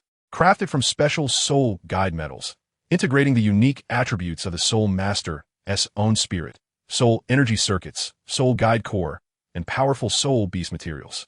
Once donned, it significantly enhances the soul master's attack, defense, speed, soul energy recovery, and soul skill potency while bestowing special abilities such as flight and energy shields, serving as a hallmark and trump card for top-tier soul masters. Custom tailoring exclusive battle armor for the Nine Heavens God-slaying spear spirit is an essential path for our dear foolish host to ascend to greatness. Battle armor. Lin Chen's heart raced. The succinct description on the system panel was enough to conjure visions of a powerful suit enveloping him. Streamlined and radiant with the glow of soul energy, akin to a second skin or a mobile fortress. Comprehensive enhancement. Granting extraordinary abilities, this was undoubtedly a power amplifier crafted just for him. What are you gawking at? Are your eyes about to fall into the furnace? Old Zhao halted his hammering, wiping sweat and soot from his brow, then pointed to a small, roaring furnace and a comparatively smaller hammer. That's yours. From today on, you'll work with this. He kicked a block of dark, fist-sized metal toward Lin Chen. This is ordinary iron? Lin Chen picked it up, feeling its weight. Ordinary? Old Zhao scoffed.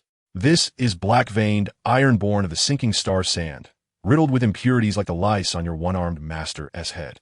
Tough enough to shatter a common hammer. Your task is to extract those impurities and forge it into an iron bar 1 foot long, half an inch wide, with even thickness. You'll only be considered an apprentice when you accomplish that. Chapter 156. The Entry into Forging and Medicine. Lin Chen gazed at the unremarkable yet extraordinarily heavy piece of iron in his hand, then at the glowing furnace and hefty hammer, sensing the raw and direct nature of the artisan's teaching. In the days that followed, Lin Chen felt as though he had plunged into a fiery inferno. He mimicked old Zhao's technique, lifting the glowing iron and placing it on the anvil, swinging the heavy hammer, attempting to replicate the seemingly simple yet rhythmically profound strikes of old Zhao. Too light. Have you not eaten? Where's your soul energy? Infuse your soul energy into it. It's not about smashing. It's about listening to the sound of the metal. Too heavy. Do you wish to flatten it into a disc?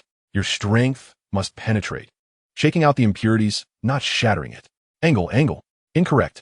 Did you grow your eyes on your backside? Old Zhao's roars and spittle were nearly as dense as the sparks that flew from the anvil. Lin Chen's arms quickly grew sore and swollen. His palms cracked from the vibrations, while sweat trickled into the wounds, igniting a fiery sting.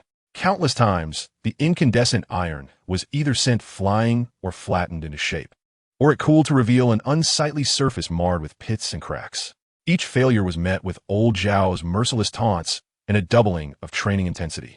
Yet Lin Chen gritted his teeth, silent and resolute. He harnessed the ancestral dragon's power to alleviate his muscle soreness, activating the eye of the celestial deity martial soul to closely observe the subtle changes in the internal patterns of the metal with every strike, attuning himself to the sensation of power transmission.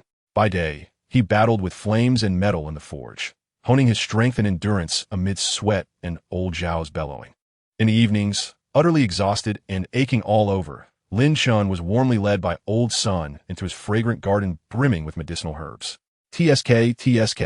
Zhao Taiatu's brute just knows how to abuse people, Old Sun lamented, shaking his head in sympathy as he looked at Lin Chen's blistered and bruised hands, and his skin slightly reddened from the heat.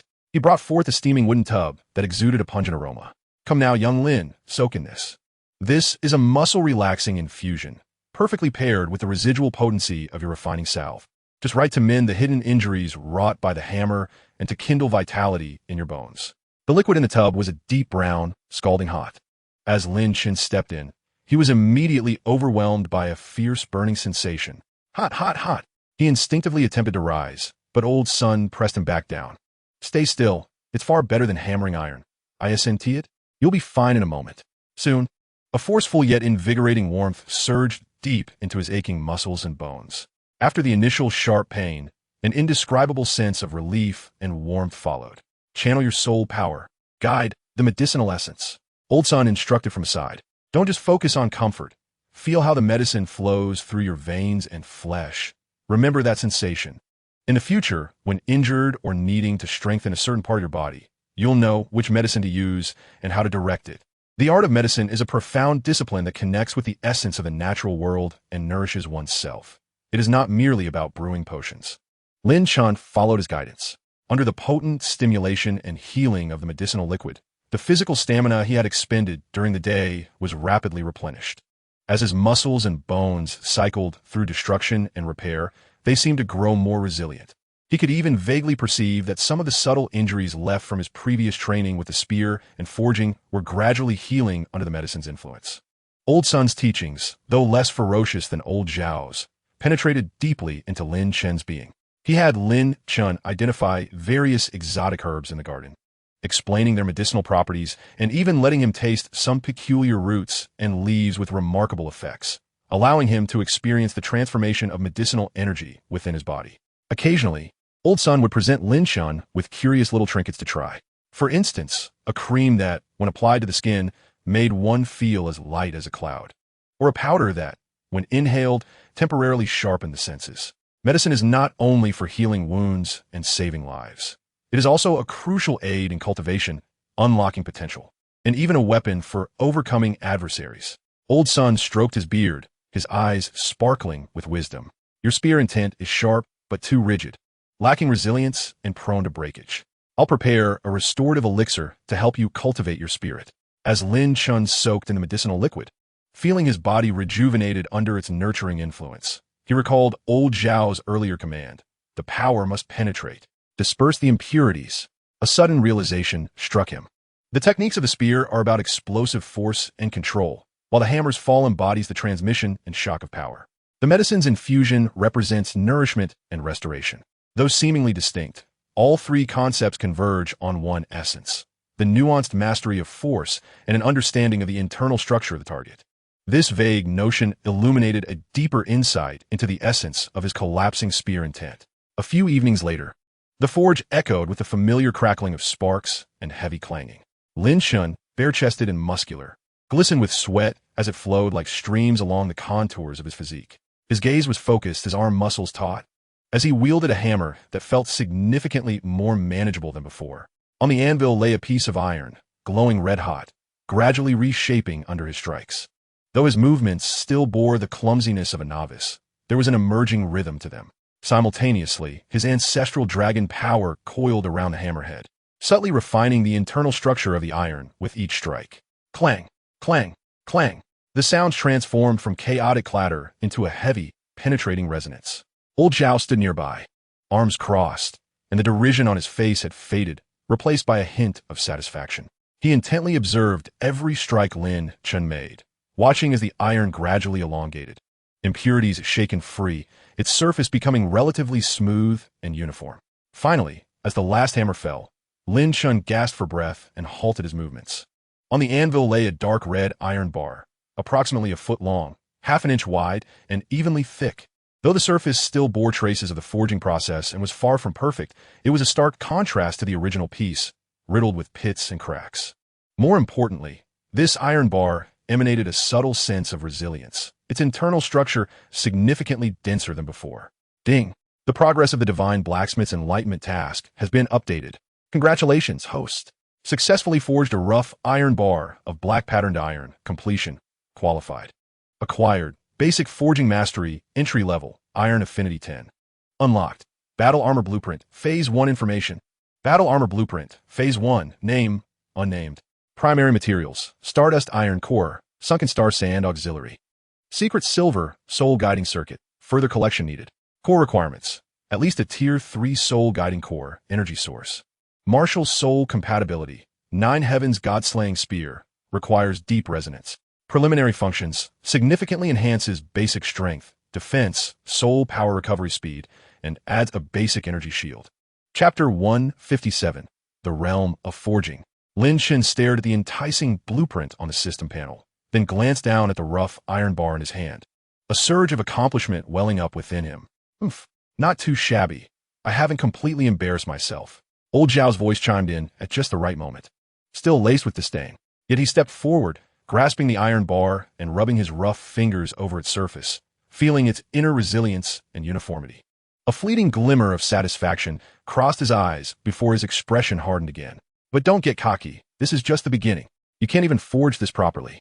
Starting tomorrow, you'll be making 1,000 layers. If you mess it up, don't even think about eating. Lin Chen grinned, unfazed by old Zhao's tough exterior. That night, immersed in old Sun's potent medicinal bath, his muscles hummed with comfort, and that hint of collapsing spear intent within him seemed to condense further. In the courtyard, the hushed conversations of 3 elderly men could be faintly heard. This lad has only been forging for a few days, and he's already exuding such depth. It's a bit uncanny. It's old Zhao. Don't let his gruffness fool you. He is probably overjoyed inside. One ought to consider whose elixir is underpinning this. For without my restorative concoction to mend hidden injuries and solidify the foundation, that frail frame of his would have long been shattered. Old Master Sun beamed with pride. While it is true that he possesses great comprehension, the crux lies in my adept instruction. Even the act of forging iron can evoke the essence of weaponry, which attests to the validity of my methods. Yang Zhan's voice bore a hint of barely concealed pride before he cautiously added, "But heed well, you 2 old codgers. His primary focus is weaponry. Whether it be forging iron or concocting potions, these are merely auxiliary skills. Do not presume to overshadow the main pursuit." Understood. Enough of your prattle. Old Zhao waved his hand impatiently. "Rest assured, I am fully aware of the situation," Old Master Sun replied leisurely. "However, each must rely on their own abilities." Listening to the 3 elderly men, whose ages cumulatively approached 3 centuries, bicker over their own merits, Lin Chen couldn't help but smile wryly, allowing himself to sink into the warm medicinal liquid. The next day, layer forge? Lin Chen pondered as he weighed a palm-sized piece of metallic material that shimmered with an unusual silver-gray hue, tossed over by old Zhao. It felt denser than the previous black-patterned iron, yet its texture exuded a certain warmth. Indeed, layered forge. Old Zhao crossed his arms, his eyes gleaming with the mischief of impending misfortune for Lin Chen. This is flowing silver sand. Its malleability is exceptional, yet its interior is as loose as sand. A single strike could cause it to collapse. To forge a qualified ingot, one must employ the layer technique, striking and compressing each layer with precision. Force must penetrate to solidify the core without fracturing or collapsing the surface. Every angle, strength, and impact point must be exact. A slight miscalculation could render all previous efforts futile. This is a rigorous practice in mastering the control of the hammer. Old Zhao exclaimed, his spittle flying as he seized a scrap of flowing silver sand and placed it on a small iron anvil. He inhaled deeply, wielding the massive hammer as if it were weightless, transforming it into a cascade of striking shadows. Clang, clang, clang, clang, clang. The rapid-fire sounds of hammering erupted, harmoniously blending into a prolonged, resonant tone. Under his hammer, the flowing silver sand seemed to come alive, rapidly extending and thinning, its surface polished to a mirror-like sheen, devoid of any signs of collapse or cracking, while the interior was being frantically compressed into density under the relentless strikes. In the blink of an eye, a loose material transformed into a gossamer thin, exceptionally resilient silver metal sheet. Do you see? This is the layered technique with exquisite control, unending continuity. Mastery requires unwavering diligence. Otherwise, it is but a distant dream. Old Zhao paused to admire his hammer's face, pride radiating from him. Lin Chen observed, captivated. This technique was nothing short of an art form in power control. Old Zhao, is there a hierarchy in forging? Nonsense. Old Zhao huffed, swelling with pride at imparting his secret knowledge. Do you think anyone can forge? Only those who reach a certain standard can truly be called a forger. Listen closely. The path of forging is vast and profound, broadly classified into 4 levels. He extended his rough fingers. First, 100 forgings, the foundation of foundations. Perfecting the craft of forging iron bars to its utmost, refining it into steel, purging the dross. At this stage, one is merely an apprentice blacksmith. Next, 1,000 forgings, akin to my layered technique, where control must be exquisitely precise, striking 1,000 times without damaging the material and guiding internal changes results in what is called 1,000 forging metal, of considerable value. This marks the entry into the realm of true forgers. Then comes spirit forging. Old Zhao's voice suddenly rose, tinged with reverence. This is a watershed moment. At this stage, Forging transcends mere hammering. It requires the perfect fusion of mental energy, soul force, and skill, drawing upon the power of heaven and earth to communicate with the metal, imbuing it with a touch of sentience. Spirit-forged metals can autonomously absorb the elemental forces of nature, demonstrating potential for growth. Those capable of such forging are exceedingly rare, revered as master forgers. Finally, there is soul forging. Old Zhao's gaze deepened, filled with yearning. This legendary realm utilizes one's own soul as a guide, the martial soul as a furnace, and the heavens and earth as an anvil. What is forged is no longer mere inanimate material. It possesses nascent intelligence, capable of resonating with its master's intentions. Soul-forged metals harbor the power of the soul, forming the foundation for divine artifacts. Few in this world have even approached this threshold. Such mastery is reserved for true artisans. As for what lies beyond, old Zhao hesitated, his eyes revealing confusion and reverence. It is said that above soul forging exists heavenly forging, a process that necessitates invoking the laws of heaven and earth, undergoing trials of divine tribulation. Only true deities or extraordinary beings favored by the heavens may ever touch it. As for me, I have only glimpsed its shadow in ancient texts. Whether it exists in this world remains an enigma. Beep. Forging system confirmed. 100 forging, 1000 forging, spirit forging, soul forging, heavenly forging. Current host level, entry level 100 forging, barely qualified. Objective, under the guidance of Master Zhao Taizhan, master the techniques of 1000 forging. Soul forging, heavenly forging. Lin Chen felt a surge of emotions, as though he glimpsed the celestial path of forging. Master Zhao, what is your current level? A hint of pride flickered across old Zhao's face before it faded into desolation. I have barely grazed the threshold of soul forging. I fear this life may hold little more for me.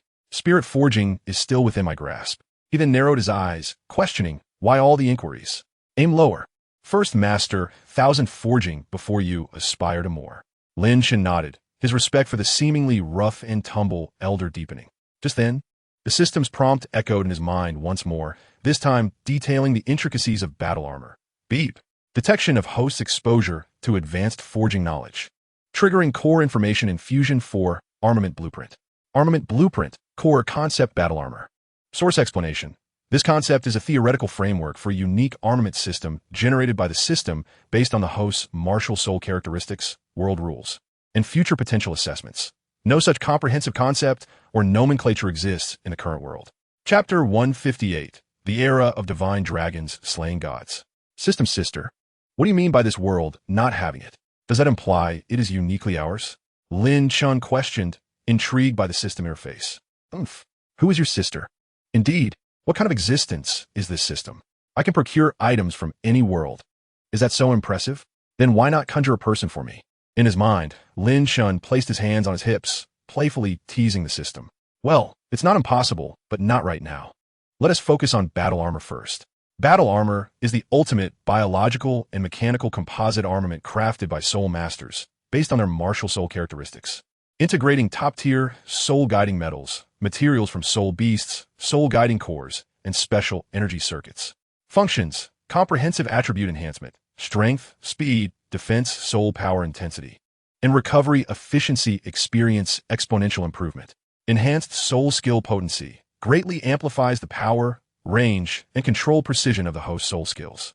Grants special abilities, such as flight, energy shields, environmental adaptability, invisibility, mental barriers, etc., depending on the battle armor design. Amplification of martial soul manifestations. Deeply enhances martial soul characteristics, potentially deriving external manifestations or domain abilities. Survival assurance. Provides formidable physical and energy defense, serving as the core reliance for top-tier soul masters on the battlefield. The system kindly advises, crafting a personalized battle armor for the host is essential for maximizing the potential of the 3 divine-level martial souls and is one of the system's core mission objectives. Following this, the grand blueprint envisioned by the system unfolded once more. Ultimate blueprint. Integration of armament for the era of god-slaying. Theoretical analysis. The host possesses 3 divine-level martial souls, Ancestral Dragon, 9 Heavens God-slaying Spear, Eye of the Celestial God, with boundless potential. The system predicts the ultimate path. Bespoke battle armors can be crafted for each of the 3 martial souls. Armor of the Ancestral Dragon, Armor of the God-slaying Spear, Armor of the Celestial God. Each set of battle armor will perfectly align with the corresponding martial soul characteristics, unleashing unparalleled power, and will require at least soul-forged core materials to support it. Ultimate objective. When the three paramount martial souls reach their zenith and the three battle armors attain perfection, the core must reach the pinnacle of soul forging and even touch upon heavenly forging. The host may, through special secret methods or sheer willpower, achieve the ultimate trinity fusion of the three battle armors. Fusion form, Epic of the Divine Dragon Slayer, provisional title. Fusion effects, theoretical extrapolation. Power exponentially multiplied. The forces of the three god-level martial souls and battle armors perfectly overlap, transcending singular limits. Ability integration and elevation.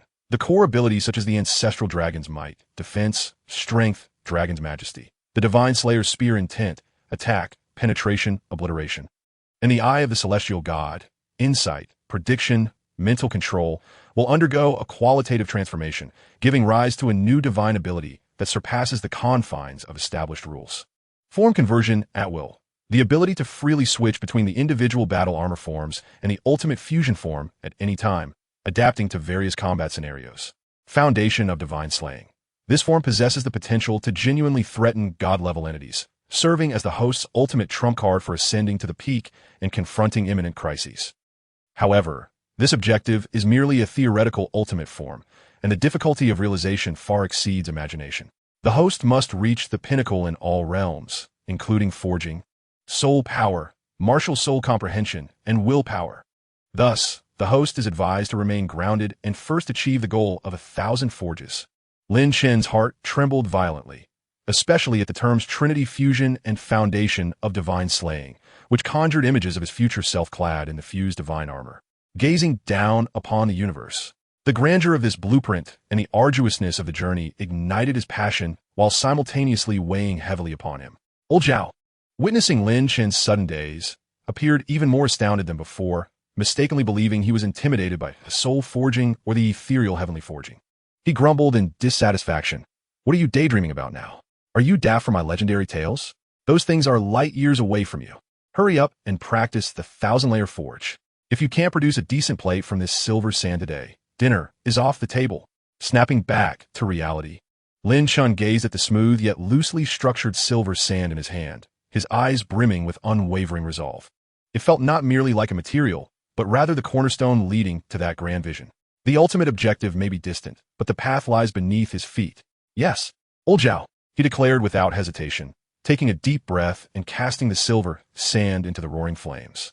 As the metal glowed incandescent, he retrieved it with tongs and placed it upon the anvil, summoning all of his focus. The Ancestral Dragon's might and mental prowess awakened as the Eye of the Celestial God quietly opened, allowing him to perceive the internal textures of the metal and even attempt to infuse a hint of obliterating intent into his hammering technique. Too light. Adjust the angle. Clang. With the second strike, the surface exhibited minor cracks. Too heavy. Again. Clang. Clang. Clang. Sweat poured down like rain, muscles ached, and his palms split. The stamina and strength required for the 1,000-layer forge were incomparable to the previous 100 forges of iron bars. In this respect, Lin Chen possessed a natural advantage. The Ancestral Dragon martial soul endowed him with extraordinary physical prowess, and combined with Old Yang's grueling training over the past few months, Lin Chen's strength was now beyond compare. Yet, it remained exhausting. Nevertheless, Lin Chen's gaze grew increasingly bright and focused. Each failure, analyzed through the insight of the Eye of the Celestial God, deepened his mastery over power and understanding of metal characteristics. Old Zhao's roars gradually subsided. He crossed his arms, and the impatience in his eyes was slowly replaced by astonishment. This boy, with his rhythm of hammering and his unwavering focus in attempting to fuse his will into the forging process, subtly revealed the shadow of breaking through the threshold of 1,000 forges, perhaps even something pure, especially that gaze, as if he were forging not merely a piece of metal. When Lin Chen, having exhausted his formidable Ancestral Dragon's might, finally paused, the silver sand on the anvil remained riddled with pits and cracks, its shape distorted. Yet again, he had failed. However, this time Old Zhao did not scold him. He picked up the failed piece, squeezed it firmly, and with a flick of his fingers, listened to the noticeably sturdier echo, casting a complex look at the weary, yet bright-eyed Lin Chen. Still a piece of junk. Old Zhao huffed. though his tone was less harsh, but it has a hint of layering now. You rascal, we continue tomorrow. I will teach you, no matter what. Deep within, he roared, this physique, this comprehension, this gaze. Damn it, a born talent for forging. Where did old Yang find such a monster? Old Zhao. Then I shall return tomorrow, Lin Chen replied, his fatigued face now infused with vigor and resolve. As he exited the workshop, Su Qingge was waiting there. Having arrived unbeknownst to him. You've worked hard. Su Qingge produced a silk scarf, gently wiping the beads of sweat from Lin Chen's forehead. Her tone tender yet filled with concern. You have been tirelessly turning every day. I truly fear you may wear yourself out. Lin Chen grasped Su Qingge's hand, pulling her into an embrace, and softly reassured her. Do not worry. I can endure. As long as I can grow stronger, what does a little hardship amount to? Su Qingge nestled against Lin Chen's chest, feeling the powerful rhythm of his heartbeat, while also sensing his unwavering determination to grow stronger.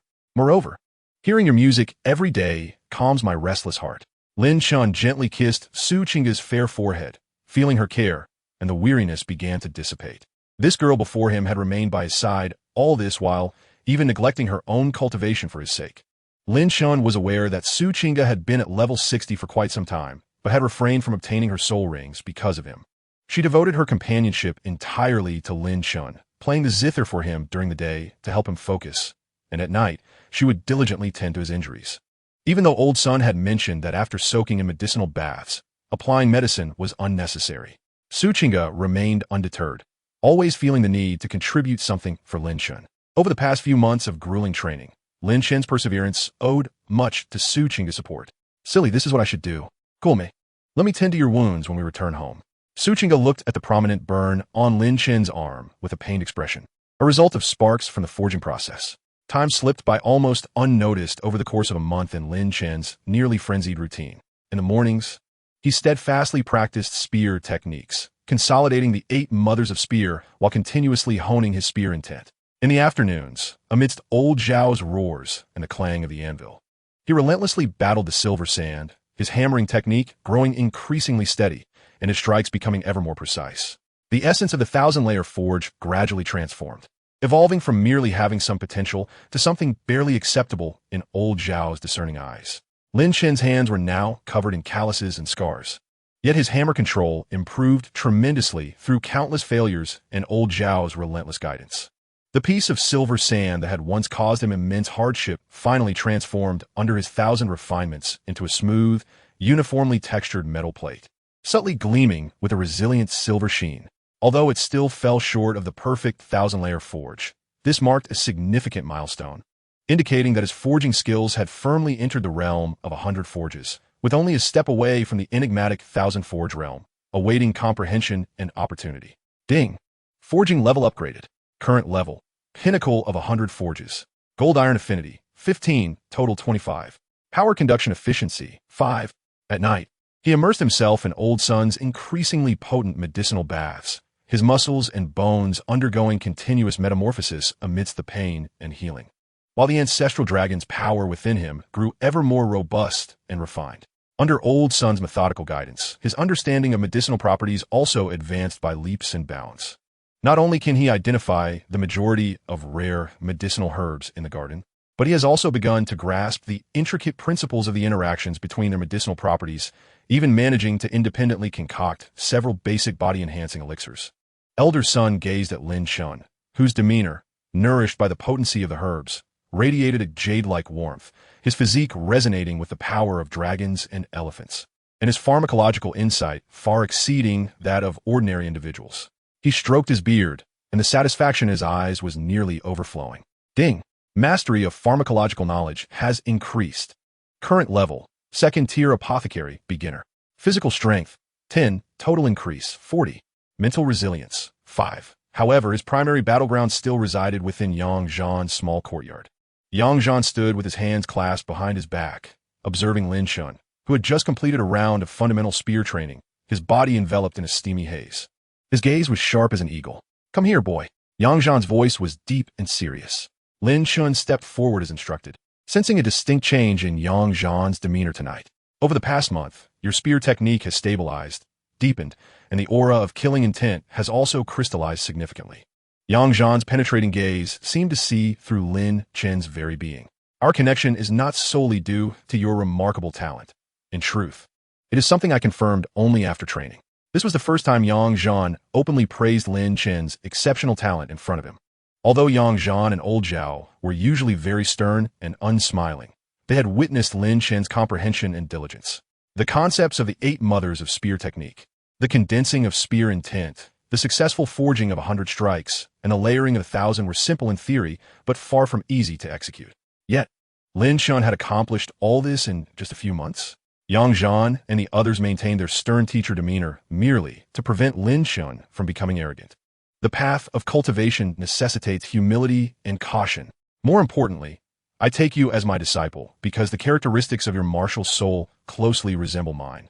Filled with pure killing intent and ferocity, you are the most likely successor to inherit my legacy. This was the first time Yang Zhan spoke on this matter since taking Lin Chen as his disciple. Closely resemble? What is your martial soul, master? Lin Chen was exceedingly curious about the martial soul of this one-armed spear saint before him. My martial soul is called the 7-kill spear. Boy, pay close attention. Today I shall impart to you a set of spear techniques. Yang Zhan's voice resonated with a solemn and lethal tone as he conjured a long spear, its dark body emanating an endless aura of ferocity. Merely standing there with the spear, a chilling atmosphere of slaughter pervaded the courtyard. The air itself seemed to stagnate like iron. The spear techniques I have comprehended throughout my life are named the 7 kills. Yang Zhan's eyes sparkled with intensity as his figure suddenly moved. First kill, breaking the formation.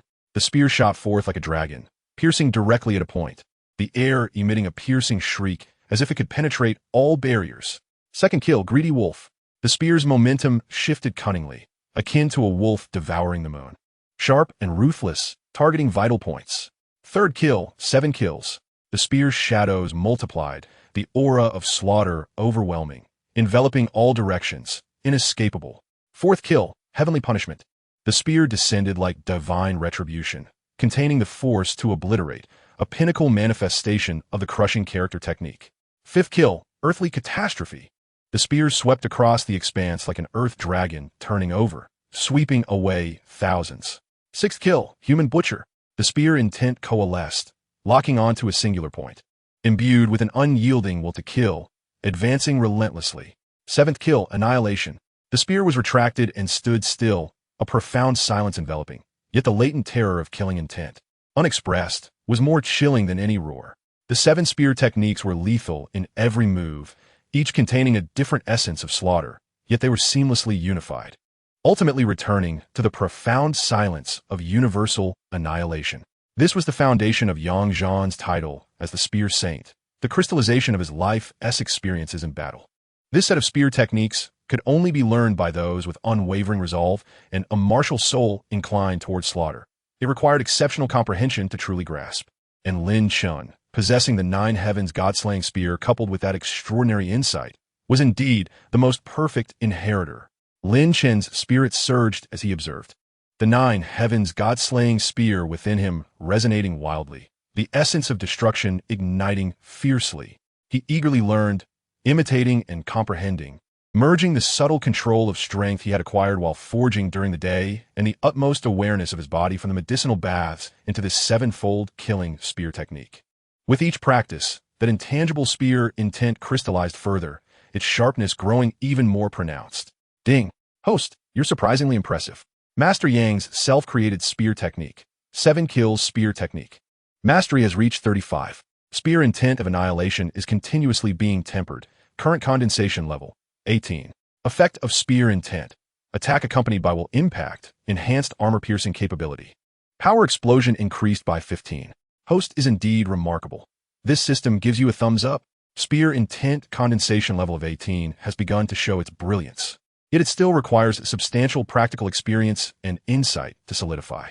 The 7 kills spear technique is heavily weighted in slaughter. One must guard their heart to avoid being devoured by the intent of killing. Chapter 160, Drawn Blade. In the Stardow Forest, a month of intense, comprehensive training had radically transformed Lin Chen's demeanor. Once exuding a sharp brilliance, he now exhibited a more restrained presence, akin to an unparalleled weapon concealed within its sheath. Once drawn, it would surely create a sensation. That evening, as Lin Chen concluded his spear training, the fierce spear intent around him gradually receded. Suking Chiprooched, cradling her 9 heavens ringing zither, standing gracefully with a hint of anticipation and barely noticeable tension in her beautiful eyes. Lin Chen, she spoke softly, her fingertips lightly brushing the strings of the zither, producing a melodious yet incomplete note that lacked the breakthrough opportunity. My soul power has been stuck at the 60-level threshold for quite some time. I believe it is time to acquire my 6th spirit ring. She paused, speaking earnestly. The characteristics of my martial soul require a spirit ring primarily of the mental attribute. A lifespan of approximately 15,000 years would be most suitable. Upon hearing this, Lin Chen's eyes sparkled with excitement. He felt the surging power of the ancestral dragon within him, having reached the pinnacle of level 34. The explosive force contained in his bones, and the system panel displaying an 18 in spear intent condensation. It was time to test the fruits of his month-long hellish training. Moreover, accompanying Chinga to obtain her spirit ring was a rightful obligation. All right, Lin Chen nodded decisively, his voice steady and powerful. I will accompany you. It is also time to stretch my muscles. Oof. Grown some wings, have you? Want to go wild? Yang Zhan appeared beneath the eaves, his expression inscrutable. Yet Lin Chen sensed the approval in his master's gaze as it swept over him. Master, Lin Chen bowed respectfully. Go. Yang Zhan interrupted, his tone flat. A fledgling must eventually leave the nest. Remember, as long as the spear is with you, your spear intent can only be honed more rapidly through genuine life and death combat. Don't embarrass me. His gaze shifted to Su Chinga as he added. Only in the core area of the Douluo Forest can you find superior soul beasts that meet your requirements. Be careful. Yes. Lin Chen felt warmth in his heart and responded earnestly. Kid. Old Zhao's booming voice echoed from the blacksmith shop as he tossed a palm-sized, dark, hammer-marked iron plate to Lin Chen, the piece heavy and cold to the touch. Take this. I just forged a tortoise shell plate. Though it's only been tempered 100 times, it's sturdy enough. At a critical moment, it can block a soul beast's claws. Don't let it end up feeding some beast before I manage to temper it 1,000 times. Lin Chen accepted the weighty shield, feeling its resilience, and smiled. Thank you.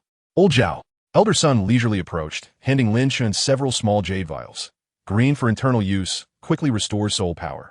Red for external application, stops bleeding and promotes healing. Can even save a life if bones are broken. Black. If you encounter something you can't defeat and can't shake off, just crush it and throw it. It will certainly make it feel sour for 3 days. A glint of mischief flashed in his eyes. Lin Chen solemnly accepted. Thank you, elder son. Su Chinga gazed at the 3 elderly men, their varied expressions of concern unmistakable, and felt a surge of emotion within her. With a graceful bow, she expressed her gratitude, saying, Thank you, dear grandfathers. Enough, enough. Off you go. Yang Zhan waved his hand impatiently, urging them to return swiftly. At the edge of the core region of the Douluo Forest, where ancient soul beasts roamed, Lin Chen and Su Chinga exchanged a glance, both recognizing the gravity of the moment reflected in each other's eyes. Yet more than that, a fervent fire of anticipation ignited within them. Lin Chen tightened his grip on the spear in his hand, feeling the resonant hum of the 9 heavens god-slaying spear, his martial soul, which yearned for battle, alongside the chilling sense of slaughter emanating from the essence of the weapon. Chinga, let's proceed. Lin Chen's gaze was sharp, the culmination of a month of arduous training transforming into a palpable battle intent. The primal atmosphere of the Douluo Forest enveloped them, ancient and unyielding. Towering trees obscured the sun, while vines coiled like serpents. The air was thick and humid, filled with the fragrance of flora and the earthy scent of loam. Deeper within lay the oppressive presence of numerous powerful soul beasts lying in wait. As Lin Chen and Su Chinga walked side by side, they both restrained their auras to the utmost. After a month of honing his skills, Lin Chen had become like tempered iron, steadfast and composed, his steps resonating harmoniously with the earth beneath him. Su Chinga moved like an ethereal orchid, cradling her 9 heavens zither, her mental energy unfurling like quicksilver, alert to the slightest disturbances around them. Their mission was to venture to the edge of the core area of the Douluo Forest in search of a spirit-type soul beast of approximately 15,000 years in age, one that matched their attributes. Days passed as they delved deeper, the presence of soul beasts around them growing increasingly formidable and perilous. The territorial instincts of the ancient soul beasts were strong, with roars and energy fluctuations emanating from the depths of the dense forest. Be careful, Su Chinga suddenly called out, pointing toward a dark swamp to their left. At the swamp's edge, The decaying layer of humus silently heaved, and a massive python, as thick as a barrel and covered in slick, dark green scales, lunged forth. It had no eyes. Its head bore a terrifying maw lined with spiral fangs. Drooling, putrid saliva that corroded the vegetation below. An ancient soul beast, the blind, corrosive python. It evidently regarded the two as prey. Its fetid breath laden with potent mental interference and physical corrosive poison, as its massive jaws snapped towards them. "I'll handle this." Lin Chen's expression hardened, showing no hesitation. Nor did he summon the power of the ancestor dragon or the eye of the divine. He stomped his left foot firmly against the ground, causing a slight tremor. Advancing instead of retreating, his right hand grasping the air. A resonant hum, as if echoing from the depths of the abyss, suddenly erupted. Not the explosion of soul power, but a pure and concentrated intent to kill. A spear materialized in Lin Chen's hand. The spear, entirely enveloped in a profound black hue, resembled a fearsome weapon that had slumbered for eons. The spear tip emanated an eerie darkness, seemingly capable of devouring all light. Its mere existence exuded a terrifying will to pierce souls and annihilate all beings. The Nine Heavens God-slaying spear was reborn after months of absence. However, unlike the chaotic and untamed ferocity it had exhibited months prior, this time it radiated a chilling, pure, and refined essence. The darkness at the spear's tip compressed all its ferocity and destructive intent to the utmost, harboring the power to obliterate the heavens and the earth. Lin Chen held the spear with unwavering steadiness. His muscular arm exuded explosive strength, yet was tempered with precise control honed through rigorous training. His gaze was as sharp as an eagle's, locking onto the vulnerable point deep within the maw of the corrosive python, a relatively weak spot. "Break the formation," Lin Chen called out, his voice low and decisive, initiating the first move of the 7 kills technique. The Nine Heavens God-slaying spear unleashed no blinding light of soul power, only a streak of black spear light. So swift it tore through the air, trailing a dark red line. The space around the spear seemed to warp slightly, the air expelled with a sharp, piercing crack. With precision and deadly intent, the condensed purpose of destruction merged seamlessly in this strike.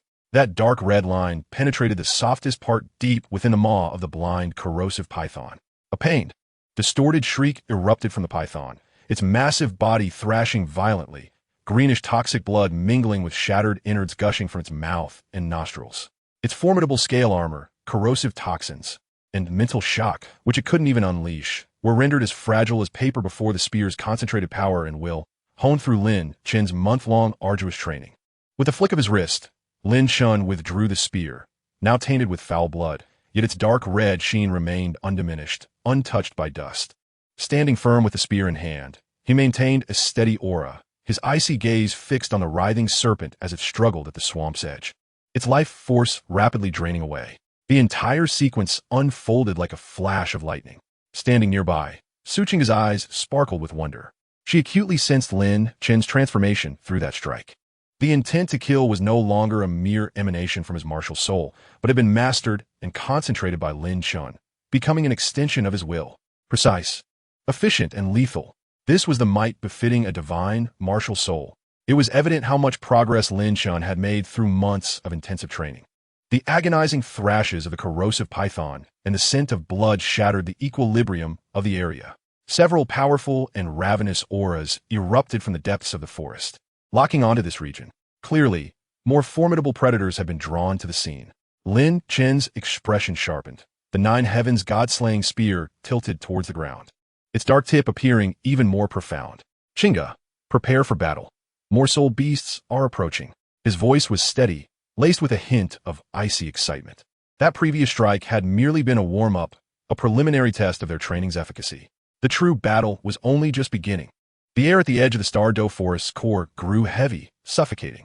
Lin Chen and Suqing had just dispatched the blind corrosive python, and the strong scent of blood ignited the ferocity of this death-laden expanse. Roars of various tones, all imbued with brutality and greed, shattered the forest silence. The ground trembled, trees snapped, and 3 colossal figures, shrouded in terrifying pressure, lunged at them from different directions. To the left was a beast, its body entirely encased in dark golden, thick scales resembling an enlarged pangolin, an ancient soul beast, the earth-shattering dragon-armored beast.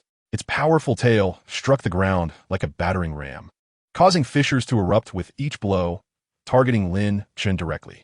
To the right, a shadow rushed as swiftly as a ghost, nearly gliding along the ground, leaving behind a trail of corrosive black smoke. The ancient soul beast, the shadow poison leopard.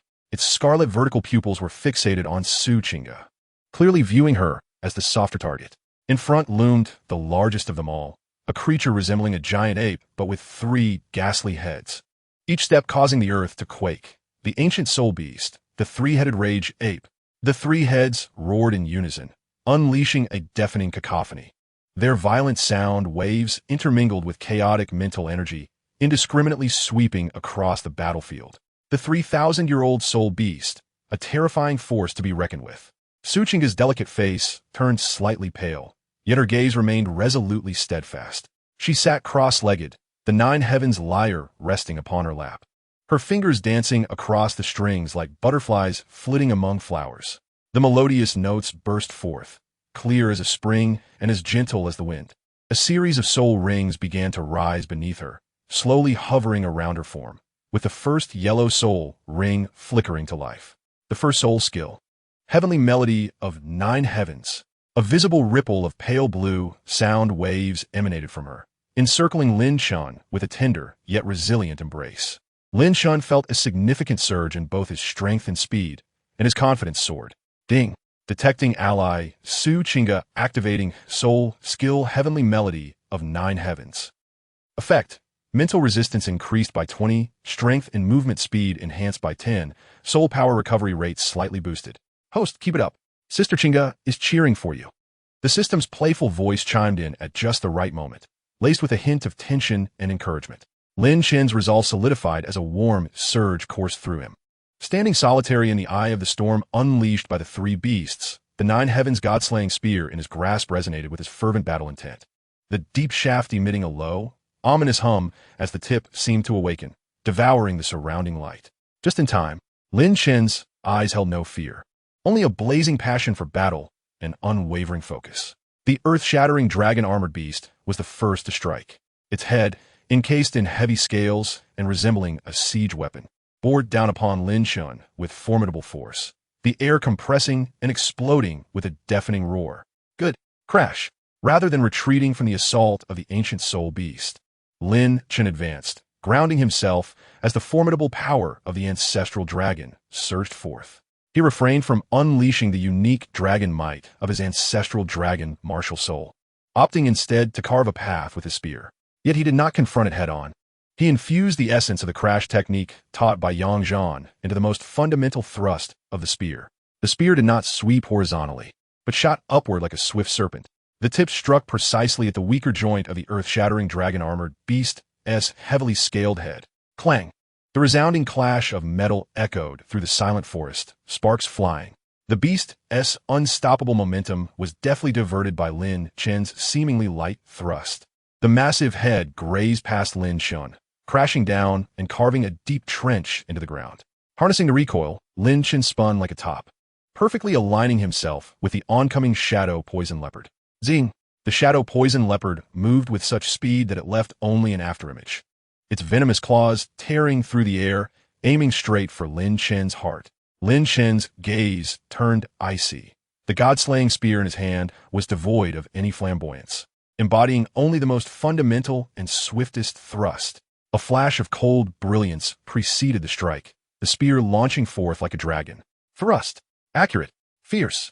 The thrust, imbued with the intent of destruction, struck first. The tip of the spear pierced the shadow poison leopard's outstretched paw with unerring precision, the noxious blood spraying forth, only to be instantly obliterated by the spear's inherent destructive force. Chapter 162. Mastery of Spear Techniques. Awoo! The shadow poison leopard howled in pain, retreating into the shadows in an instant. Just then, the terrifying sound waves and mental shockwaves from the 3-headed rage ape surged forth like a tsunami. The frenzied sound waves threatened to shatter the eardrums of both Lin Chen and Su Qingge, and the chaotic mental energy pierced like countless steel needles into their minds. Su Qingge's music suddenly soared, becoming frantic and impassioned, desperately resisting the pervasive mental assault. Lin Chen felt a slight heaviness in his head, but the mental fortitude honed through Elder Sun's medicinal baths combined with Su Chinga's augmentation, snapped him back to clarity. A fierce glint flashed in his eyes. Rather than retreating from the oncoming three-headed rage ape, he violently spun his spear. Flick, sweep. The essence of the basic spear techniques of flick and sweep was executed with unparalleled finesse, the spear moving gracefully like a swimming dragon, tracing a swift and expansive arc. The Nine Heavens God-slaying spear adeptly brushed aside the massive arm of the three-headed rage ape, dissipating a portion of its force. Following this, the spear swept broadly with a howling wind, delivering a powerful strike to the relatively vulnerable area behind its knee. Roar!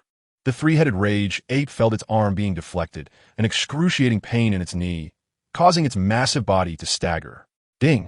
Spear intent coalescing, current concentration, 22. Host S mastery of basic spear techniques, crash, thrust, flick, sweep, has reached an exquisite level, and the 7-kill spear intent has begun to blend into the fundamental techniques. Truly impressive. The system's voice brimmed with excitement. This was music to Lin Chen's ears. He communicated with the system in his mind, yet his actions and perception remained as swift as ever. A golden opportunity, 7-kill greedy wolf. In the instant the three-headed rage ape staggered, Lin Chen's spear was already in motion. How could he let this fleeting gap go unnoticed? He approached the exposed flank of the three-headed rage ape with ghostly agility, his god-slaying spear transforming from robust to malevolently cunning in an instant. This was the second form of the 7-kill spear technique, greedy wolf. The spear's shadow struck like a venomous wolf seizing the moon, cunning and ruthless, aimed directly at the three-headed rage ape's relatively soft abdomen. Thrust, thrust, thrust. 3 lightning-fast thrusts, each finding its mark. The formidable penetrative power of the Nine Heavens God-slaying spear easily tore through the tough hide, leaving 3 gaping wounds down to the bone. The terrifying spear force, imbued with the will of destruction, surged violently within its body. How? The 3 heads of the three-headed rage ape simultaneously emitted anguished and furious roars, the agony driving it into a frenzy. Meanwhile, the earth-shattering dragon-armored beast regrouped, charging once more. The shadow poison leopard lurked in the shadows, poised to strike with lethal precision. The battle escalated to a fever pitch. Lin Chen moved like a butterfly flitting through flowers and a battlefield demon amidst the onslaught of the 3 ancient soul beasts, executing the foundational 8 techniques with extraordinary finesse. He targeted the shadow poison leopard's throat with piercing thrusts, forcing it to retreat. He employed thrusts to penetrate deeply, leaving marks at the joints of the earth-shattering dragon-armored beast. His strikes were cunningly executed from below, deflecting the three-headed rage ape's attacks and even drawing blood from its wrist. With a flick of the spear, he deftly redirected the collision trajectories of the earth-shattering dragon-armored beast and the shadow poison leopard, simultaneously countering and preparing to retaliate. The sweeping strikes acted like a whip, continually driving back the relentless harassment of the shadow poison leopard. The crashing thrusts erupted with raw power, clashing fiercely against the three-headed rage ape's massive fists. Precision strikes rained down like raindrops on banana leaves, targeting the wounds of the three-headed rage ape to exacerbate its injuries. Each move Lin Chen made, every block, every evasion, every counterattack, was executed with exquisite precision, showcasing his mastery over control of power. This was indeed the true essence of the spear. Lin Chen could finally sense the gap between himself and Chu Xinghe. In the face of the ancestral dragon's absolute dominance over dragon-type martial souls, and with the synergy of the 3 god-level martial souls, Lin Chen barely managed to contend with the spear techniques of the supremely skilled Chu Xinghe, revealing the true depth of his own strength. Now, the newly acquired 7 kills gun technique has transformed into his lethal fangs.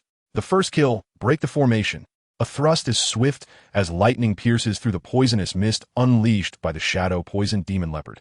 The second kill, greedy wolf, with cunning and deceptive maneuvers. He leaves traces of blood amidst the scales of the earth-shaking dragon armor beast. The third kill, 7 fiends, the gun's shadow looms, momentarily forcing back the frenzied assaults of the three-headed rage ape. The fourth kill, heaven's punishment, descending from above, imbued with the force to shatter mountains. It strikes fiercely at the shoulder of one of the three-headed rage ape's heads, the sound of splintering bone resounding clearly. Ding! Gun intent is coalescing, current concentration level, 27. The host's comprehension of the essence of destruction deepens. Mastery of the 7 kills gun technique increases to 42. Splendid. The gunplay flows like water, so magnificent that even this system is starstruck. The system's voice brimmed with excitement, its emotional value soaring to unprecedented heights. Sweat had thoroughly soaked Lin Chen's garments. His palms once again split open, blood staining the gun's grip. The consecutive bursts of high intensity had taken a tremendous toll on both the ancestral dragon's power and his stamina. Yet the radiance in Lin Chen's eyes grew ever more intense. Each brush with death, each exquisite application of gun techniques deepened his understanding of the gun, of killing, and of destruction. Roar! The three-headed rage ape was utterly incensed. Its central head suddenly opened its massive jaws, unleashing a concentrated dark red energy beam, radiating an aura of obliteration, hurtling toward Lin Chen. This was its innate soul skill, Rage Ape's obliteration wave. Concurrently, the earth-shaking dragon armor beast deployed its innate soul skill, its colossal forelimbs crashing down upon the ground. Earth Dragon Shockwave. Visible waves of earthy yellow ripples fanned out in a cone, upheaving the earth and shattering trees, effectively sealing off Lin Chen's escape route. The shadow-poisoned demon leopard silently emerged from the shadows behind Lin Chen, its venomous claws glimmering with a deadly radiance. Aimed directly at his back, the three soul beasts had begun to unleash their most formidable skills, creating a scenario that would spell doom for any ordinary individual. Lin Chen. Suchinga's melodic voice shifted, filled with urgency, as a solid azure, sound wave shield rapidly formed behind Lin Chen, attempting to block the shadow-poisoned demon leopard. Phoenix's heart shield. As the second soul ring flickered violently, a protective mirror gradually materialized before Lin Chen, capable of absorbing one lethal strike. Warning. High-energy triad assault detected. Danger level soaring. Hold on, host. The system's voice brimmed with unprecedented tension. In the face of this dire situation, Lin Chen's eyes shone not with despair, but with an unparalleled brilliance. All the pressure, all the insights, all the murderous intent coalesced to an extreme point at this moment. Come forth, 7 kills annihilation. Chapter 163. God-slaying annihilation's true essence. Come forth, 7 kills annihilation. Lin Chen did not evade. The ancestral dragon's power surged within him, the terrifying vitality, along with the obliterating gun intent, violently coursed into the Nine Heavens God-slaying gun in his grasp. Buzz. The Nine Heavens God-slaying gun in Lin Chen's hands emitted a chilling, terrifying hum. The gun's body shimmered with a profound black light, and the dark tip expanded instantaneously, transforming into a miniature black hole. A will of annihilation that brought all things to an end and returned to the void, erupted with a tremendous force. Lin Chen swung the long gun, his right foot forcefully stamping down on the hard ground, the formidable physique granted by the ancestral dragon enabling him to unleash a power far beyond the ordinary. The tremendous recoil propelled Lin Chen forward. He charged toward that devastating dark red beam, facing the upheaved earth, thrusting forth the spear that seemed capable of piercing the heavens and terminating all existence. In that moment, Lin Chen's divine eye radiated brilliantly. With the insight of all phenomena, he could clearly discern the very core of destruction, a point woven by 3 converging forces. Break for me. Boom. An indescribable roar erupted. The dark red obliteration beam, the swirling earthy shockwave, and the venomous shadow claws collided violently with the point of annihilation. In the next instant, a destructive energy storm erupted from the collision point, spreading out like a circular blade. The surrounding giant trees were severed as if they were mere decayed wood. The ground scraped bare. Su Chinga gasped, raising the Nine Heavens ringing zither before her to shield against the oncoming tempest. Thud, thud, thud. 3 muffled sounds resonated almost simultaneously. The massive jaws of the three-headed rage ape were blown apart, its colossal form staggering backward, emitting a wretched howl of agony. The earth-shaking dragon armor beast had its forelimb scales shattered, blood gushing, as the shockwave rebounded upon it. The shadow-poisoned demon leopard fared even worse. Having underestimated the overwhelming force, its stealthy claws, along with half of its forelimb, were reduced to mere ashes under the residual waves of annihilation. The shadow-poisoned demon leopard shrieked as it plunged into the shadows, its life or death uncertain. And at the center of the storm, Lin Chen knelt on one knee, propping the gun against the ground, gasping heavily. The teacher's gun techniques were indeed formidable. His complexion pale, a trickle of blood escaped from the corner of his mouth, and his right arm trembled slightly, the grip of the gun having completely torn open, exposing the bone beneath. This strike had nearly drained him of the majority of his ancestral dragon power and mental energy. With sheer force of will, he had clashed head-on against the lethal combined assault of 3 millennia-old soul beasts, inflicting heavy damage upon them. Such an achievement, if spoken of, would surely lead others, aside from those familiar with Lin Chen, to dismiss him as boasting. After all, Lin Chen's outward strength was merely that of a soul master. Ding, ding, ding. Gun intent has transcended. The concentration of obliteration intent has surpassed the critical threshold. Current concentration level, 30. Mastery of the 7 kills gun technique has increased to 55. Warning, ancestral dragon power and stamina severely depleted. Mental energy excessively consumed. Please recover promptly.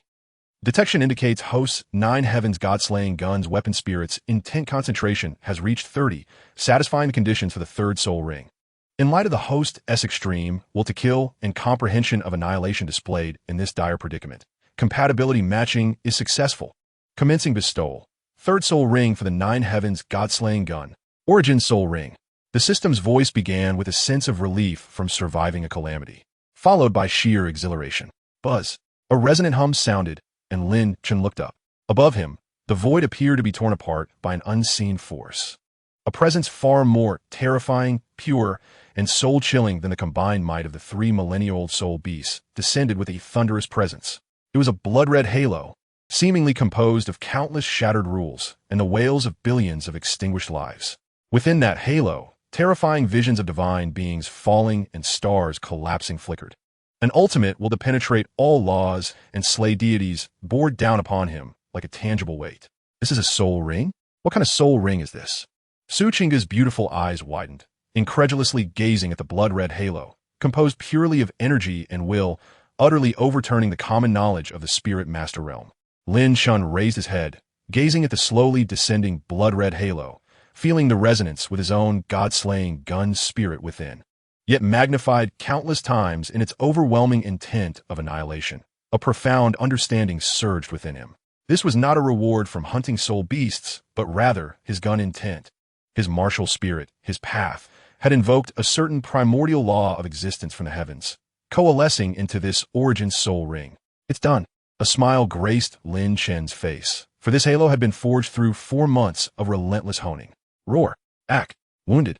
The 3 furious soul demons and the earth-shattering dragon-armored beast sensed the ultimate killing intent contained within the blood-red halo, which sent shivers through their very souls, unleashing a wail of sheer terror. The 2 soul beasts, forsaking their vengeance, turned tail and fled, crashing through countless trees, disappearing into the depths of the dense forest in an instant. Lin Chen paid no heed to the escaping soul beasts. His entire focus was captivated by the slowly descending blood-red soul ring. Struggling to rise, he released his grip on the spear that had supported him and opened his arms wide. Come forth. The blood-red halo seemed to possess a will of its own, responding to its master-esque call, accelerating suddenly with an intent to pierce through all, precisely encircling Lin Chen's head before violently contracting, merging into his very being. Boom! Lin Chen's body trembled violently, as if a billion fragments of shattered laws embodying the essence of annihilation surged into his limbs and bones. Merging thoroughly with the 9 heavens god-slaying, spear, martial soul, his consciousness was instantly drawn into a blood-red void, witnessing the grand spectacle of a divine realm collapsing, deities spilling blood, and stars extinguishing. An unprecedented sense of power, along with a deeper understanding of the laws of annihilation, flooded Lin Chen's mind. The 3rd soul ring of the 9 heavens god-slaying spear, origin soul ring, has been successfully granted. 3rd soul skill, true intent of annihilation. Effects 1. Touch of annihilation. Attacks carry the erosion of the annihilation law. Upon using the 3rd soul skill, the host's attacks become enchanted as if they were imbued with the power of the god-slaying spear. All damage inflicted on the target will additionally impose a lasting annihilation effect, continuously eroding their vitality and spiritual essence, causing irreparable damage and suppressing recovery capabilities. 2. Will annihilation. Attacks carry the impact of the intent of destruction, directly affecting the target's soul essence and dealing immense spiritual annihilation damage. This effect is particularly pronounced against spiritual entities and mental targets, with a significant probability of triggering will collapse, temporary disorientation, skill interruption, fear, etc. 3. God-slaying mark. When inflicting damage on a target, additional true damage based on the target's divine strength is applied, leaving a transient God-slaying mark upon the target, causing subsequent attacks by the host to carry a slight rule penetration effect. Ding. Host soul power level has increased. Current level, 35. Current condensation of spear intent collapse, 30. Congratulations, host. The third soul ring is remarkably impressive. The true intent of annihilation is the ultimate romance of the God-slaying spear. This system has high hopes for you. Chapter 164. Response of the Laws. Origin Soul Ring. Ding. Congratulations, host. The third soul ring is remarkably impressive. The true intent of annihilation is the ultimate romance of the nine heavens God-slaying spear. This system has high hopes for you. Lin Chen slowly opened his eyes.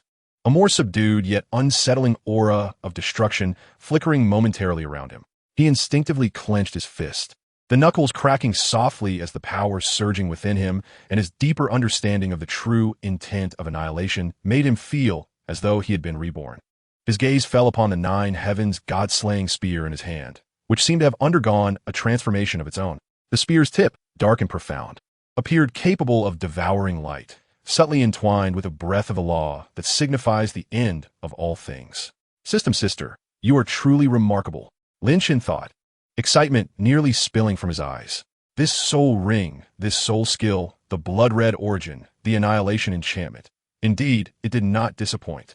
Reflecting on the system's earlier warnings about the importance of the God-slaying spear soul ring, he felt an immense sense of gratitude. These months of rigorous training had not been in vain. Of course, products from this system are always top-notch. Host, you must understand that the power and characteristics of this origin soul ring are directly linked to your depth of comprehension regarding spear intent. The combination of a nine heavens God-slaying spear with a will of collapse and annihilation is fundamental. This approach is far superior to scouring the world for soul beasts. Wouldn't you agree? Lin Chen nodded in agreement, yet another thought emerged. What about my ancestral dragon, martial soul? Why can't I undergo a similar transformation? TSK. Host, you're getting impatient again. Do you remember those treasure maps from the previous mission rewards? The system spoke with a hint of smugness, as if to say, I had already arranged this for you. Treasure maps? Lin Chen blinked in surprise, then suddenly recalled them. Recent events had unfolded in rapid succession. Competitions, unconsciousness, the blacksmith shop, medicinal baths, spear training. The ancient-looking maps had long since slipped his mind. You mean? Lin Chen's eyes sparkled with intrigue. The secrets of the heavens must not be revealed. First, let us resolve the current matter.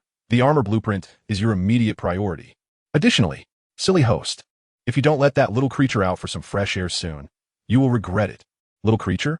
The system's reminder jolted Lin Chen, and he suddenly remembered. He instinctively gasped, opening his eyes wide, just in time to meet Su Qing's concerned gaze.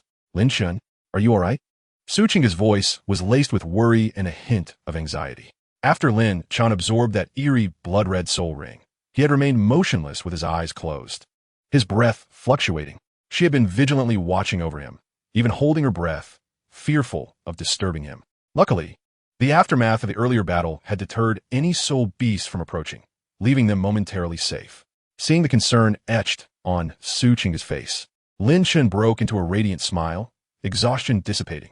I'm fine. Not just fine, I feel incredible. He stretched his limbs. The elusive sense of destruction that had evoked a tremor deep within Su Qing began to recede, yet the sharpness and confidence in his gaze intensified. Su Qing scrutinized Lin Chen closely. Although his clothing was tattered and his body bore the marks of combat, he emanated a spirit as sharp as a drawn sword. His essence radiant. Her apprehension finally eased, replaced with genuine pride. What you did just now was truly astonishing.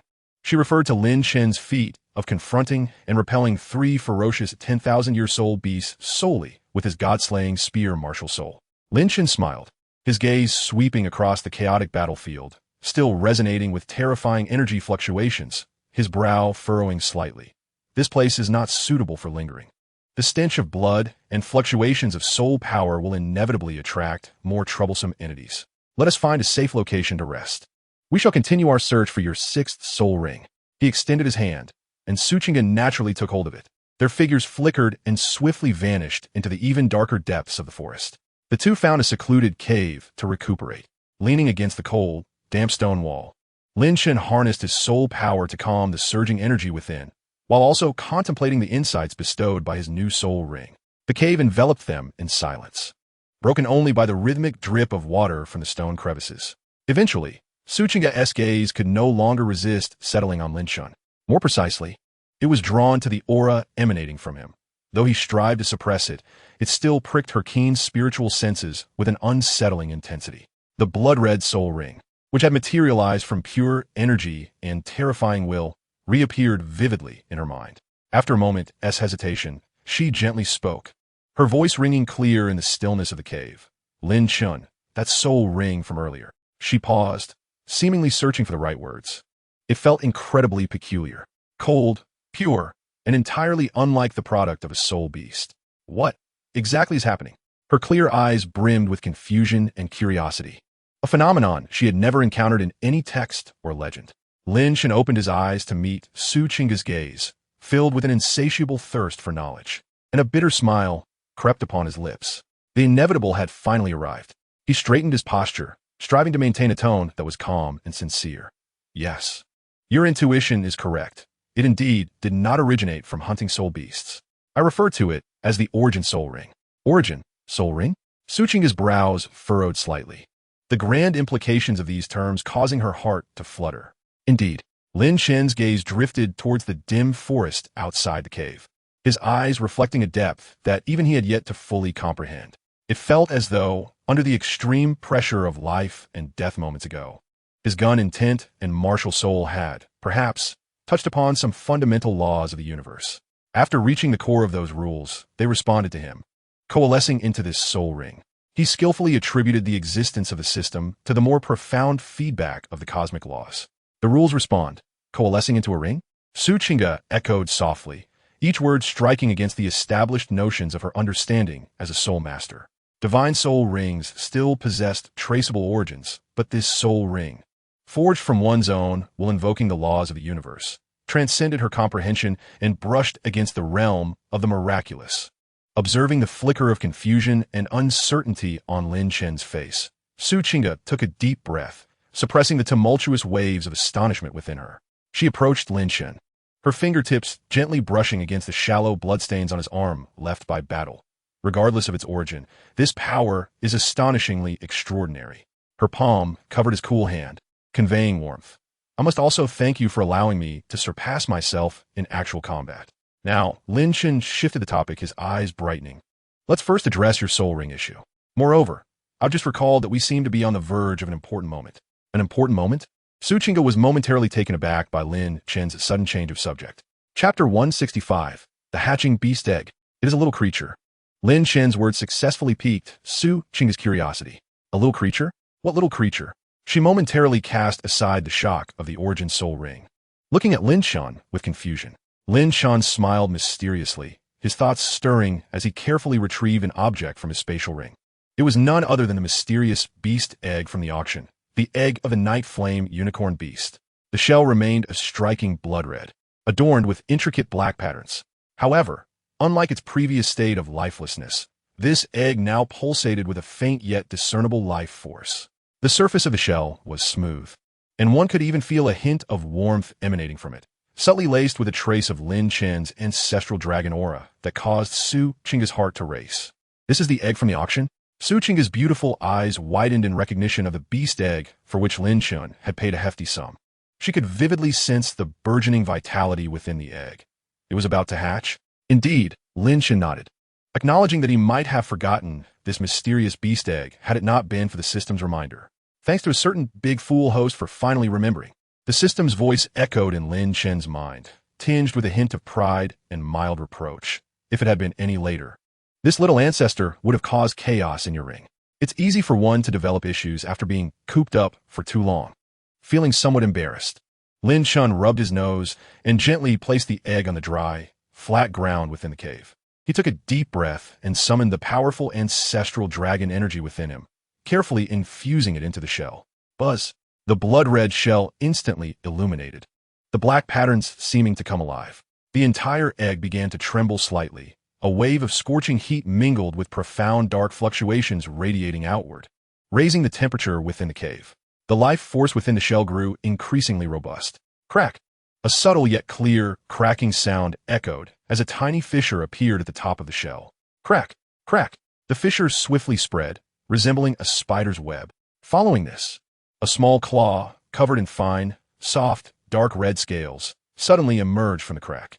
At the tip of the claw were several small, yet exceptionally sharp claws glinting with cold light.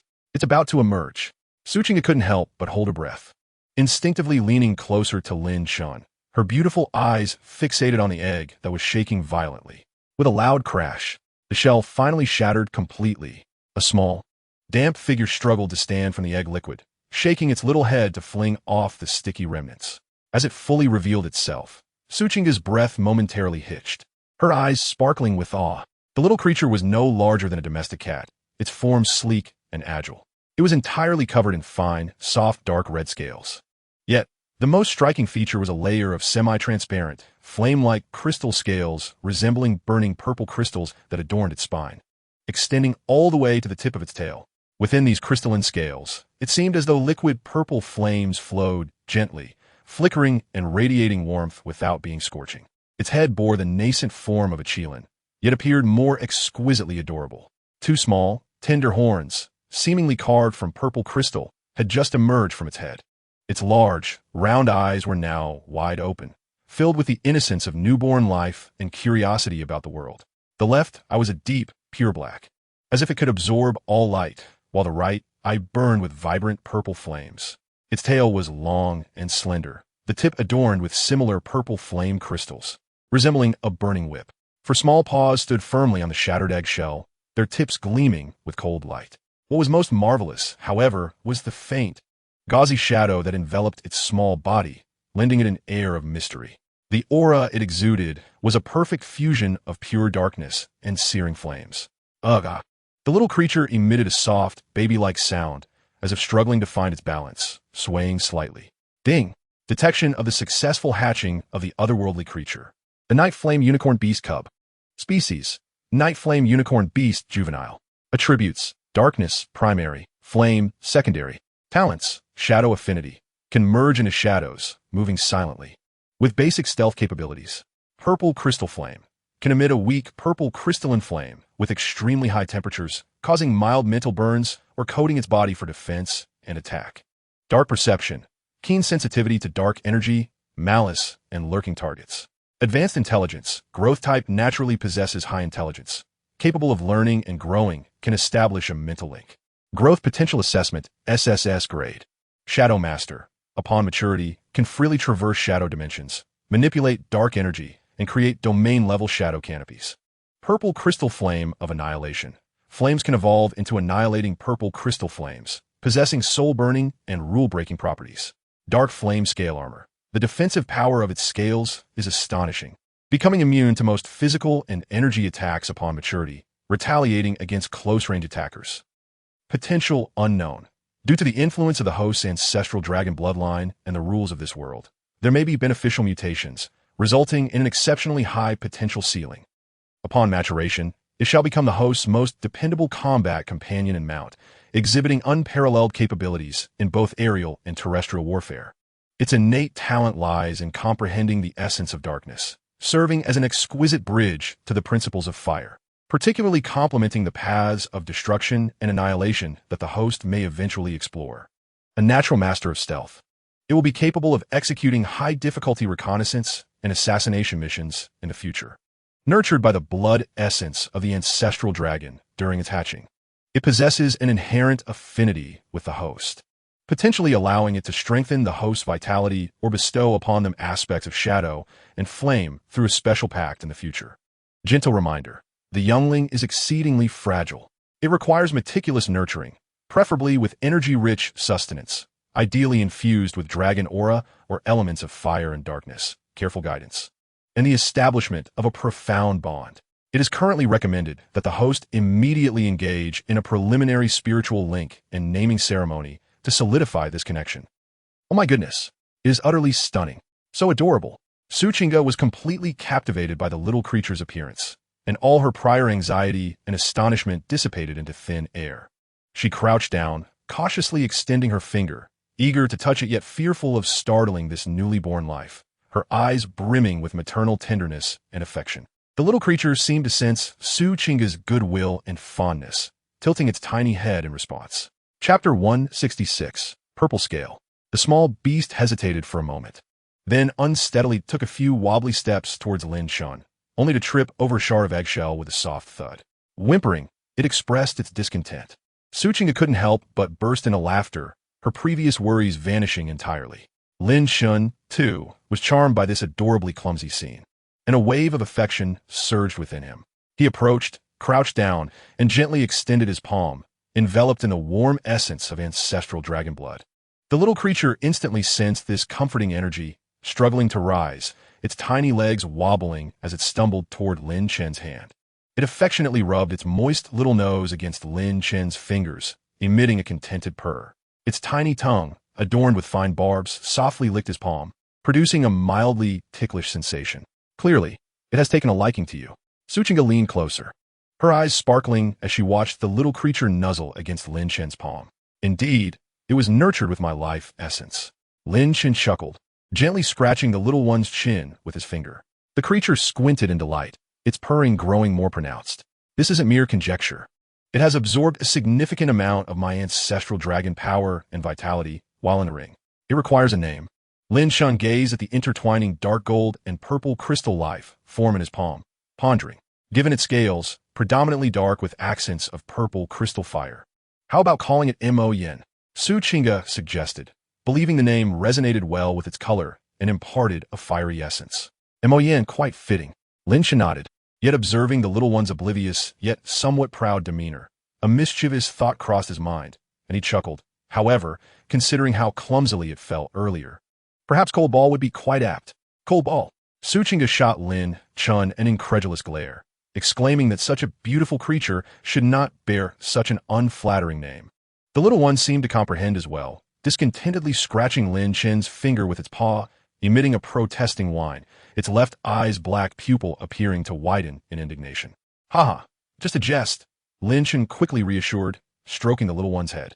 Well, its purple crystal scales are distinctive. Why not call it Zilin? Alternatively, we could consider Yi Huang, where Yi signifies darkness and Huang symbolizes the light of flame.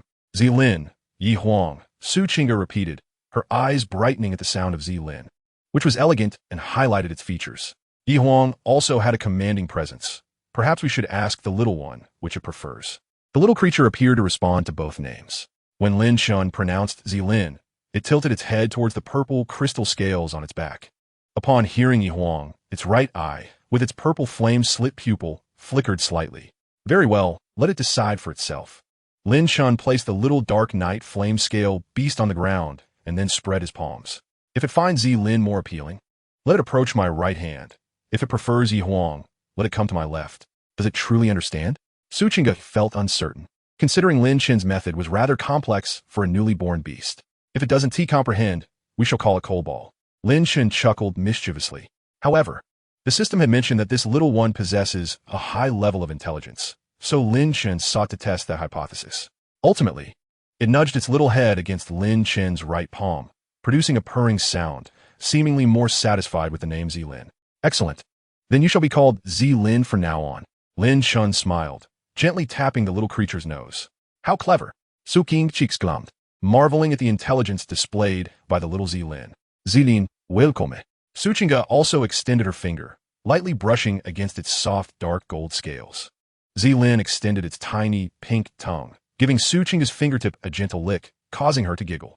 Observing this affectionate little creature nestled in his palm, with purple flames coursing beneath its dark gold scales, and glancing at the radiant smile of Su Chinga beside him, Lin Chen was filled with warmth. Having snuggled enough in Lin Chen's palm, the little Zilin yawned adorably, revealing its tiny mouth and delicate milk teeth, before curling up into a ball of dark gold and purple crystal, resting contentedly in Lin Chen's embrace while emitting soft, satisfied purrs, drifting into a deep slumber. It has fallen asleep. Su Chinga's voice was soft as if afraid of disturbing its dreams, her gaze fixed on Zilin's serene, sleeping face. Her eyes filled with uncontainable affection. Let it rest. It requires sleep after its birth. Lin Chen adjusted his position carefully, ensuring Zilin was comfortable. He felt the warmth of the small life in his arms and the faint yet pure essence of darkness and flame emanating from it. His heart brimming with curiosity and a sense of responsibility. Ding.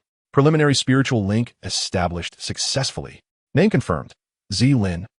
Binding relationship. Companion can evolve into a contracted battle pet. Status. Juvenile, extremely fragile, in deep sleep recovery. Recommendations for the host. Immediately provide high-energy liquid food, diluted soul beast blood, rich in fire and darkness attribute spirit fruit pulp, etc., to accelerate its growth and energy accumulation.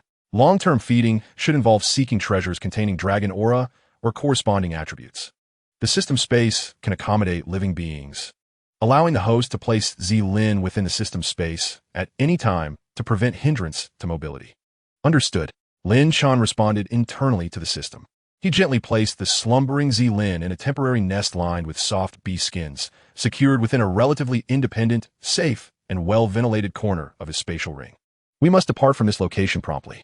Lin Chen rose, stretching his limbs. His injuries had largely healed thanks to Elder Sun's spiritual medicine and Su Chinga's melodic assistance, though some discomfort lingered in his internal organs. Having recuperated sufficiently and ensuring Lin's safety, we should hasten to obtain your soul ring, Chinga. The sooner we conclude, the sooner we can leave. This place is not suitable for prolonged stay. Su Chinga nodded, stowing away her 9 heavens ringed loot, her expression growing vigilant once more.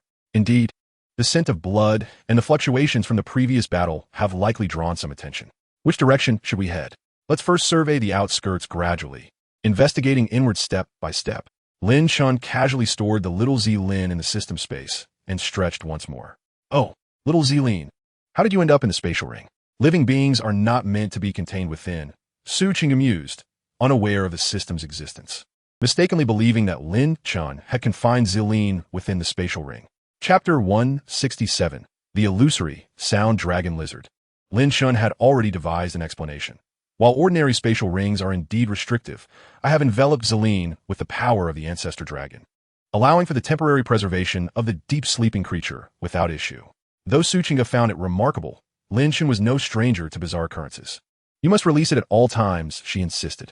Lin Chen nodded in agreement, sensing the genuine affection Su Chinga harbored for little Lin. In the ensuing days, they navigated cautiously along the perilous edges of the core zone. Lin Chen grew accustomed to the powers brought forth by the new soul ring. The sense of annihilation it evoked was akin to a relentless parasite, each activation accompanied by a disquieting feeling of finality. Simultaneously, the vision assistance from Lin Chen's celestial eye became essential in this treacherous environment. At last, amidst a grove adorned with peculiar luminescent moss, where the air seemed to whisper secrets, Su Chinga's mental energy abruptly surged. Found it. She pointed towards the shadow of a colossal, harp-shaped, glowing mushroom. There, a massive creature lay coiled. Its dark gold and deep blue scales cloaked a lithe body exceeding 7 meters, with a slender tail coiled upon the ground. Most striking was its head, devoid of eyes, featuring a pair of transparent, membranous ears resembling a giant tuning fork, and a diamond-shaped crystal at its forehead, radiating a mesmerizing multicolor. An invisible ripple of mental energy emanated from it, causing the surrounding light to shimmer and distort. The illusory, sound dragon lizard. Su Chinga's voice trembled with restrained excitement. It was approximately 16,000 years old. Its mental prowess was vast and pure, adept in illusions and sonic assaults, with formidable physical defenses and strength. With a mental focus at its core, it excelled in both offense and defense. In light of this, it was the perfect target. Lin Chen flexed his wrist, ready to engage. His gaze sharpened, a subtle warmth blossoming between his brows as the insight of all things quietly activated, instantly locking onto the creature's state. It was a meditation, its mental energy highly concentrated, a prime opportunity. He must act swiftly to prevent it from weaving its illusions. With their strategy swiftly established, Su Chinga unleashed her full mental interference to suppress its spell-casting source, while Lin Chen launched a sudden assault, aiming to deliver a decisive blow. Now, Su Chinga settled into a cross-legged position, the radiant strings of her instrument shimmering with ethereal light as her fifth soul ring ignited with a black luminescence. 9 heavens soul requiem. Her fingers transformed into phantoms, rapidly plucking the strings. The music shifted from melodious to urgent and heavy, imbued with an irresistible authority. An invisible, Powerful mental shockwave surged forth, disregarding physical defenses, striking precisely at the illusory sound dragon lizard's mental core, delivering a potent instant mental disorientation. Screech. The illusory sound dragon lizard was violently jolted from its meditation, unleashing a soul-rending shriek, its forehead crystal flashing with frenzied colors. Its mental fortitude was exceptionally robust, allowing it to resist a significant portion of the Nine Heavens Soul Requiem's 15-second disorientation effect, merely inducing less than a second of intense dizziness and spellcasting delay. Yet, that fleeting moment of delay was crucial for Suchinga. Flowing clouds and layered peaks. Without hesitation, her fourth soul ring glimmered to life as she swept her hands across the strings. A dense, spirit-interfering white mist rapidly enveloped her, swiftly shrouding the head region of the illusory sound dragon lizard. This mist not only obscured vision, but also muddled mental perceptions, rendering the already delayed creature's focus even more tenuous, effectively thwarting its attempts to unleash powerful illusions and sonic attacks. Now's the time. Lin Chen's figure darted forth like lightning, erupting with the unrestrained aura of the ancestor dragon, a primal draconic might descending upon the unsuspecting illusory sound dragon lizard, instilling a flicker of instinctual dread and hesitation deep within its soul. The power of the ancestor dragon surged through his veins, and the bloodthirsty hum of the Nine Heavens god-slaying spear resonated in his grasp. The crimson glow of his third soul ring pulsated within, the spear's tip exuding a dark, profound aura of annihilation. This was the essence of obliteration. Thousand armies break. The second soul ring of the god-slaying spear illuminated in vibrant brilliance. This instance of thousand armies break would not sweep broadly, but instead concentrate its penetrating and rending power into a singular point. Simultaneously, the intent of annihilation infused the spear's tip. Lin Chen transformed into a barely discernible scarlet blur, targeting the lizard's vulnerable neck. The air shrieked with a piercing wail as the weapon soared. The impending sense of doom compelled the illusory sound dragon lizard to wrench itself free from the ancestor dragon's oppressive influence, thrashing wildly. Its scaled tail, resembling a steel whip, lashed out towards Lin Chen with appalling force, while the crystal upon its forehead, driven by instinct, unleashed one final, concentrated, multicolored mental spike aimed directly at Lin Chen's consciousness. Oof. Lin Chen's eyes blazed with icy resolve. The insight of all things had already deciphered the trajectory of the mental spike, and his formidable mental energy diminished its potency significantly.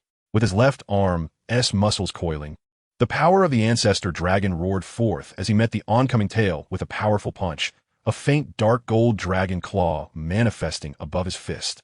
Ancestor Dragon Venomous Claw. The first soul skill of the ancestor dragon activated, combining power with corrosive toxicity, amplifying the terror of his already fearsome fist. Boom! Crack! The collision reverberated like thunder, as the tail's terrifying force shattered upon impact.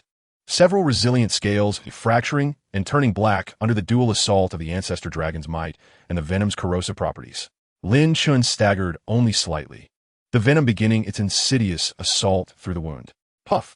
The dark red spear tip, infused with the rending power of thousand armies break and the conclusive intent of annihilation, plunged mercilessly into the lizard's neck, tearing through its resilient scales and flesh. A piercing, anguished wail erupted from the illusory sound dragon lizard, its grotesque head twisted in agony, dark golden blood gushing forth. Even more terrifying, an eerie, gray-black aura, reminiscent of a force that could extinguish all life, rapidly spread, voraciously consuming the lizard's flesh, energy, and even its essence. Simultaneously, a chilling void, an intent to obliterate all, surged through the wound, crashing into its soul. Coupled with the corrosive venom from the ancestor dragon's claw, a triple assault sent the lizard's massive body into violent convulsions, plunging it into profound agony and weakness. Chinga! Lin Chen called out sharply, retracting the spear with force. The essence of annihilation and venom had been implanted. The final strike belonged to her. Suchinga, understanding his intent, focused her gaze, her hands sweeping across the strings, her third soul ring illuminating with fervor, tearing the clouds and shattering the winds. Clang! Several crescent-shaped sound blades, sharpened to a tangible edge and vibrating with high-frequency rips, sliced through the air with a piercing resonance, precisely targeting the lizard's neck. now rendered fragile and defenseless by the effects of annihilation and venom. Puff, puff, puff. The sound blades sliced effortlessly through. The illusory sound dragon lizard's grotesque head, marked by the crystallized horror and pain, toppled with a thunderous crash. Its colossal body collapsed, convulsing a few times before succumbing to eternal silence.